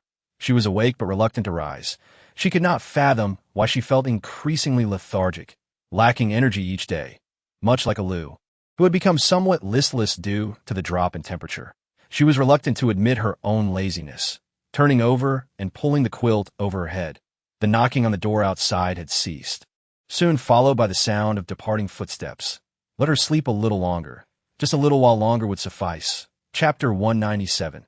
What did he do to upset her? By the time everyone had settled down in the dining room, Ye Hui had yet to rise. Where's my sister? She hasn't gotten up yet. Has she? Jiang Jing nodded. If she doesn't wish to wake, let her sleep, that we needn't wait for her for breakfast. Jiang Jing had previously isolated himself with the intention of advancing directly from level 4 to level 6, bypassing levels. Yet he fell slightly short at the last moment. So he currently stood at level 5, nearing the ceiling of his potential point. One must admit, his progress was remarkable, akin to a great leap forward. Having emerged from his retreat just 2 days before the Lava Festival, his spirits remained high. As for Ye Hui, he harbored little concern. Who here could possibly harm her? He too enjoyed sweet porridge and had consumed 2 bowls of 8 treasure kanji before proclaiming his need to solidify his abilities and excusing himself. After finishing her meal, Ji Yu went to study with Xiao Ji. Only 3 remained at the dining table. Luo Song looked up. Shall we go check out the nearby reservoir? It shouldn't have frozen over too thickly. How about we catch some fish and snails to supplement our meal? Zhang Chong was also somewhat eager. Since you all wish to go, then go ahead. The roads outside are unkempt, making driving difficult. We must proceed on foot. Wu Xuelan pointed out the practicalities. Walking isn't the issue. It's the distance that poses a challenge. Thus, if we intend to fish, we should select the nearest spot. Luo Song chuckled. Then let's skip the reservoir. There's a small river right by the villa. We can fish directly from there. He had seen the others a few times before. However, the fish in the river had become considerably more ferocious than before. Ordinary fishing nets could no longer contain them. While they pondered methods to catch fish, Ye Hui, in a state of drowsiness, drifted back into sleep and began to dream. Strangely, she was aware she was dreaming yet unable to awaken. The dream unfolded before her eyes. Oddly enough, she saw her past self. The earlier parts mirrored her previous life precisely, rescuing a neighbor girl, only to be betrayed by her, and so forth. However, the latter part diverged from her memories. She distinctly witnessed her dream self encountering Jiang Jing, sharing numerous experiences together, falling in love, and marrying, albeit without any formal ceremony, merely cohabiting under the guise of marriage. Such arrangements were common in apocalyptic times. They were not the only couple to do so. In fact, polygamous relationships were not uncommon. Those like them, who were solely devoted to each other, were indeed the minority. As for what transpired next, she could not tell. The dream vanished, leaving her in a half-awake state. Her thoughts began to wander. Could it be that her relationship with Jiang Jing had influenced this dream, connecting the latter part so seamlessly? It was perplexing. She did not believe herself to be particularly enamored with him. So why did he appear in her dreams? Regardless of her musings, it was of little consequence. By the time she fully awakened, it was already past 11 in the morning. Upon rising, she felt a lingering haze in her mind, as if she were suffering from the aftereffects of an extended slumber. After washing up, she descended the stairs to find the house eerily quiet, seemingly devoid of anyone. Upon reaching the kitchen, she discovered the 8 treasure porridge had been kept warm, alongside some side dishes that Ye Hui served herself, and began to eat directly at the stove. Where is everyone? She wondered aloud. You're up? Why are you eating standing? Jiang Jing appeared at the kitchen door. Upon seeing him, Ye Hui felt an inexplicable pang in her heart, evidently influenced by the dream. Where is everyone? Are you the only one at home? Jiang Jing chuckled. Well, you're here too. Ye Hui shot him an exasperated glance. Jiang Jing laughed. They're at the small river nearby, catching fish. It seems they've had a good haul. Some locals are there too. Do you want to join the fun? He asked, shaking her head. Ye Hui conveyed her disinterest. She was still mulling over the earlier dream, the latter part of which she had missed. Yet she vividly recalled the intimate moments shared with Jiang Jing. Now, with him standing before her, a mere thought could set her mind awry. Noticing her discomfort, Jiang Jing inquired, "What's wrong? Haven't you rested well?" "No, it's not that. Don't overthink it," Ye Hui retorted, striding past him toward the exit. "Damn that dream. Seeing him now fills my mind with all sorts of unsavory images. Oh no, I've been corrupted." She shook her head vigorously. attempting to rid herself of the unhealthy thoughts. Huawei, are you really all right? Be careful not to shake your brain loose, Jiang Zheng teased. Ye Hui halted, shot him a fierce glare, and continued on her way, huffing. I said I'm fine. Upon opening the front door, a refreshing chill enveloped her, invigorating her spirit. Just as she stepped outside, she spotted Luo Song and the others returning, laughter echoing as they each carried 2 large plastic buckets. The bucket openings were covered with vines imbued with abilities evidently designed to prevent the fish and shrimp from escaping, an ingenious precaution devised by Zhang Chang. Many others followed behind, chattering merrily, adding a rare vibrancy to the winter's day. They exchanged friendly greetings as they parted, prompting Ye Hui to raise an eyebrow. How had their relationships grown so amicable? Sister, you're awake. Come quick and see. We caught a ton of fish. For lunch, we can either grill the fish or prepare it in spicy broth. Luo Song's cheerful tone was infectious, and Ye Hui, keen to avoid an awkward encounter with Jiang Zheng, nodded. Sure. Do you need my help? Wu Xulan quickly replied, No, we've got it covered. Today is Laba. Have you eaten the porridge we prepared? I have, thank you. Sister Xulan, the 8 treasure porridge and those side dishes were delicious. As Ye Hui approached, she casually picked up a bucket from Luo Song. What in this one? Is it all fish? No. The bucket you're holding is mostly filled with snails, each one quite large, almost the size of the rice field snails from before. Once cooked, I'll pick out the meat and let Sister Xulan stir-fry it. It will surely be delightful. How about adding some chili? Oh, we should save a bit for Yu without spice. Ye Hui was indifferent to how it was prepared, as long as it tasted good. Anything is fine. Whatever Sister Xulan makes will surely be delicious. The last to enter the courtyard, Zhang Chang made sure to close the gate behind them, his pace quick as he carried the large bucket. This haul is impressive, but there were quite a few locals as well. Next time, we could venture to a slightly more distant location. Ye Hui replied effortlessly. That's simple enough. As long as the food tastes good, we could scour every reservoir in the city.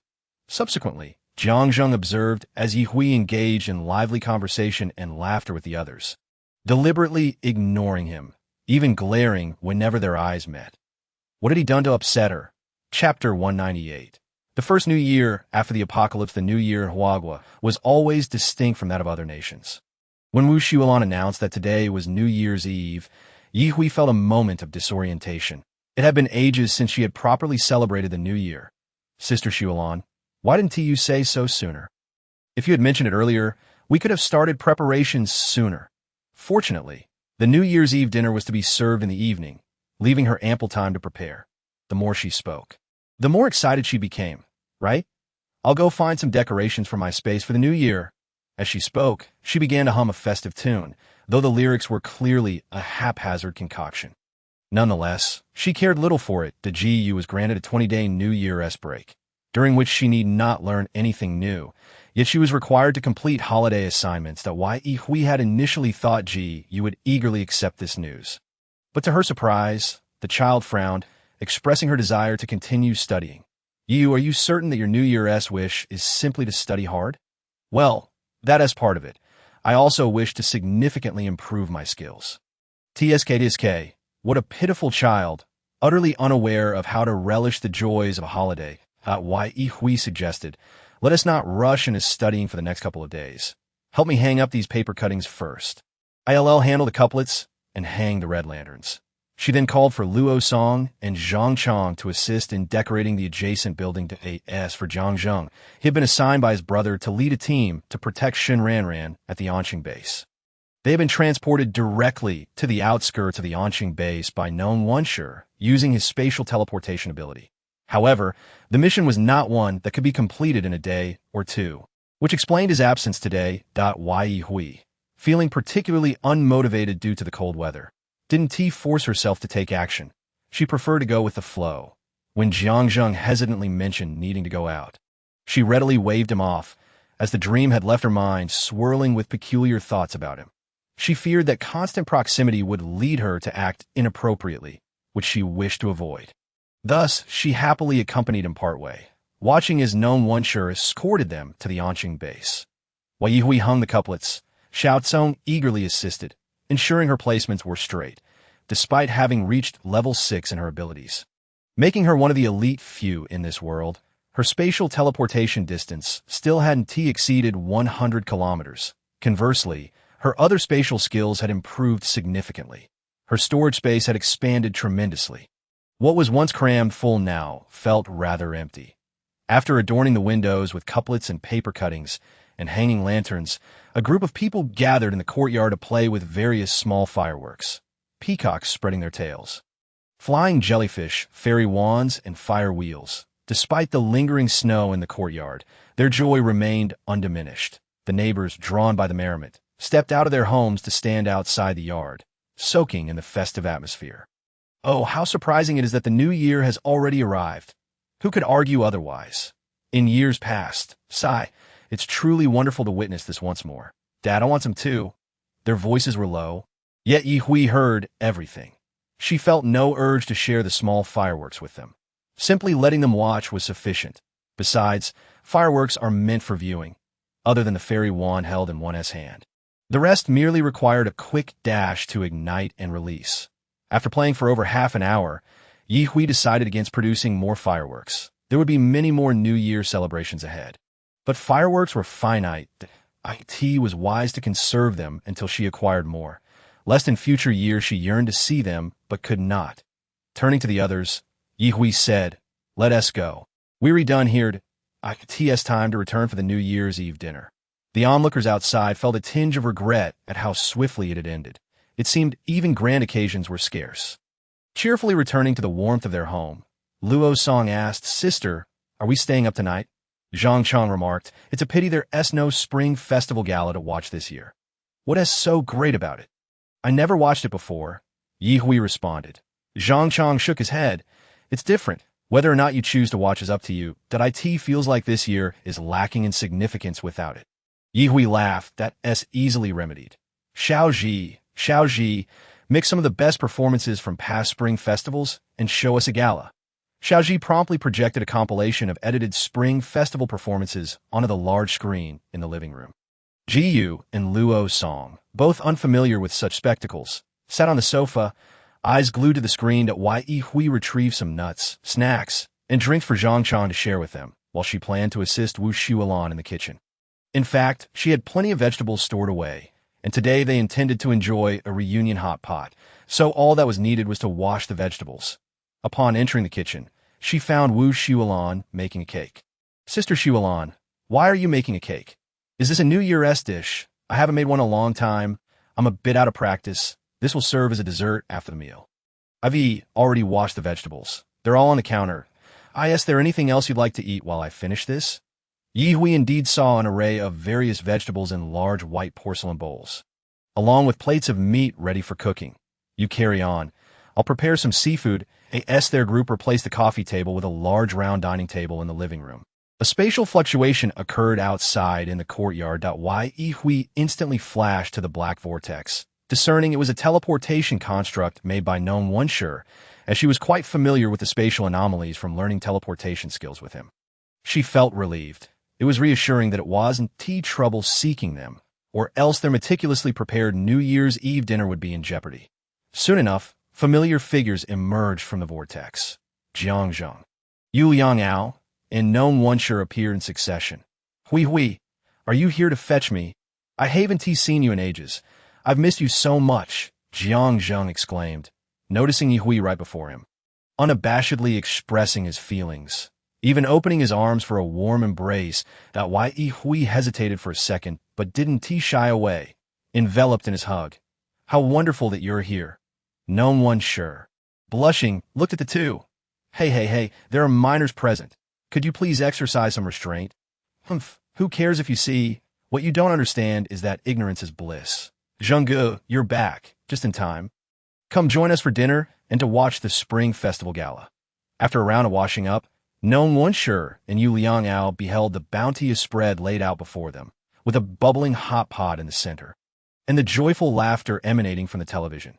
The walls were adorned with vibrant red decorations, and even their outfits had been changed to festive red. Everything felt surreal, surpassing the New Year's celebrations of many households before the apocalypse. Jiang Zheng urged them to take their seats. "Don't be polite. just dig in. Who would have thought we'd still get to celebrate the new year? The sounds of sketches filled the air. And Ye Hui encouraged, hurry up and sit down. Don't block my view of the sketch. It's hilarious. I've watched it many times, and I still find it amusing. There was no need for formalities regarding food and drink. As they were all familiar faces, Nong Wensher settled next to Luo Song, finding common ground due to their similar ages. Moreover, Luo Song was curious about life at the base, particularly regarding his mother. So he naturally had many questions. Why Ye Hui didn't hinder this, nor did she provide any insights. For instance, Xiaoji never disclosed to Luo Song how his mother fared at the Haiqing base. Jiang Zheng casually took a seat beside Ye Hui, peeling crab meat, shrimp, and shellfish for her. During our trip to Anqing base, I saw people brazenly searching for black iron plates with special patterns. He quietly remarked, placing the peeled meat into the empty bowl before Ye Hui. Given Yu Liang Ao and Nong Wensher's presence, he didn't elaborate too much. There are plenty of black iron plates. Wouldn't the scavengers over there just take them? You wouldn't believe it, but that's exactly the case. However, they later posted several pictures to compare, yet so far, I've heard only one has been collected. Jiang Zheng winked at Ye Hui, seemingly inquiring if she was interested in pulling off a heist. If they could acquire that one piece, her collection would double, since he was there on a mission. Jiang Zheng couldn't risk engaging in any underhanded dealings. Ye Hui, however, was indifferent. Provided she survived the winter and regained her vitality, she'd be open to a trip once her teleportation range expanded. Wow, look at this lobster. It's even bigger than the ones I've had before. The baby-sized lobster indeed astonished Nong Wensher. Luo Song proudly declared, this is nothing. It was caught from the sea post-apocalypse. This one isn't even large. The previous ones were even bigger, but we've eaten those already. Nong Wensher expressed his genuine admiration. You all are truly remarkable for daring to venture into the sea. It was well known that even the official navy refrained from carelessly entering deep waters. They primarily stationed themselves near the Haiqing port, so catching seafood close to the coast was already quite an achievement. He just average, we're third in the world, Luo Song boasted, utterly oblivious to the concept of modesty. And oh wonder you're reluctant to return to your mother. It's so pleasant here with good food and drink. Not to mention potential fun. Who would want to be confined to the base? Luo Song quickly glanced at Ye Hui, ensuring she was paying attention, then chuckled. You're right. It's a pity you have a position now. Otherwise, staying here wouldn't be bad. Sitting beside Nong Wensher, Yu Liang Ao shot him a glance. Are you trying to poach someone right in front of me? Huh. Not all, brother you. Don't be alarmed. I am just making an observation. I know and sure one be swayed. Why Ye Hui then inquired Jiang Zheng. Was your mission successful? Has Ran returned? After she arrived there, she found something interesting and decided to stay for a while longer, so I could only return today. Thankfully, I made it back. Jiang Zheng's tone turned slightly resentful as he recounted the days spent away, lamenting the lack of even a single phone call or text from her. After a lively New Year's Eve dinner, everyone gathered to watch the Spring Festival Gala, and none felt sleepy as midnight approached. Ye Hui suggested, let us go outside and set off some fireworks. She was unbothered by the thought that zombies or mutated beasts might be drawn by the sounds.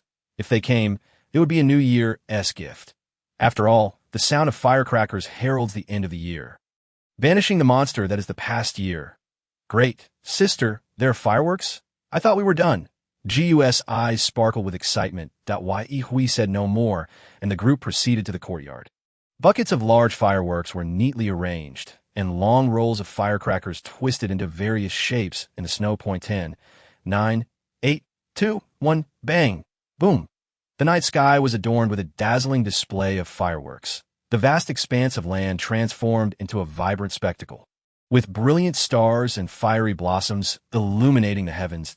Ye Hui reclined onto a lounge chair, comfortably watching the fireworks they had set off. The display was not only visible to their small group, but also to neighbors and people from nearby high-rises. How wonderful it was to witness such stunning fireworks. What day is it today? How can anyone dare to set off fireworks at this hour? Aren't they afraid of attracting zombies? That must be a big shot. They're not worried. I remember we collected a few fireworks in our supplies. Didn't we? Upon hearing this, Qian Jiahong immediately remarked, Boss, We are but small in stature. We should simply enjoy the fireworks put on by the big shots, rather than attempt to set off our own. Humph. The boss ultimately refrained from further comment. He was indeed fearful of attracting the nearby zombies, as everyone else was merely an ordinary person devoid of combat prowess. Qian Jiahong, having received a light tap on the head, paid it no heed, well aware that the boss was all bluster but had a tender heart. His vision, having undergone evolution, had already pinpointed the exact location of the fireworks displayed. He then suggested, "Boss, I have discerned where the big shots reside. It is not too far from us. Should we not gradually make our way over there? Closer to them? Surely, it would be safer than remaining here." The boss replied, "Indeed, your reasoning is sound, yet with so many of us and our belongings, how can we possibly relocate? It is still so cold outside. Besides, the furniture in the nearby houses has already been taken by others for firewood." Qian Zhang fell silent, recognizing that they had indeed done the same, and could scarcely claim that others would not do likewise. Yet, he yearned to venture over there, to dwell in proximity to the big shots, as safety was assuredly preferable to the uncertainty of their current situation. However, observing those around him, peering out the window to admire the fireworks, he too could only remain mute. Just as the boss could not sever ties with them, neither could he. They were all friends and family, and reflecting on the journey through the apocalypse, he realized that from the multitude they once were, only a handful remained.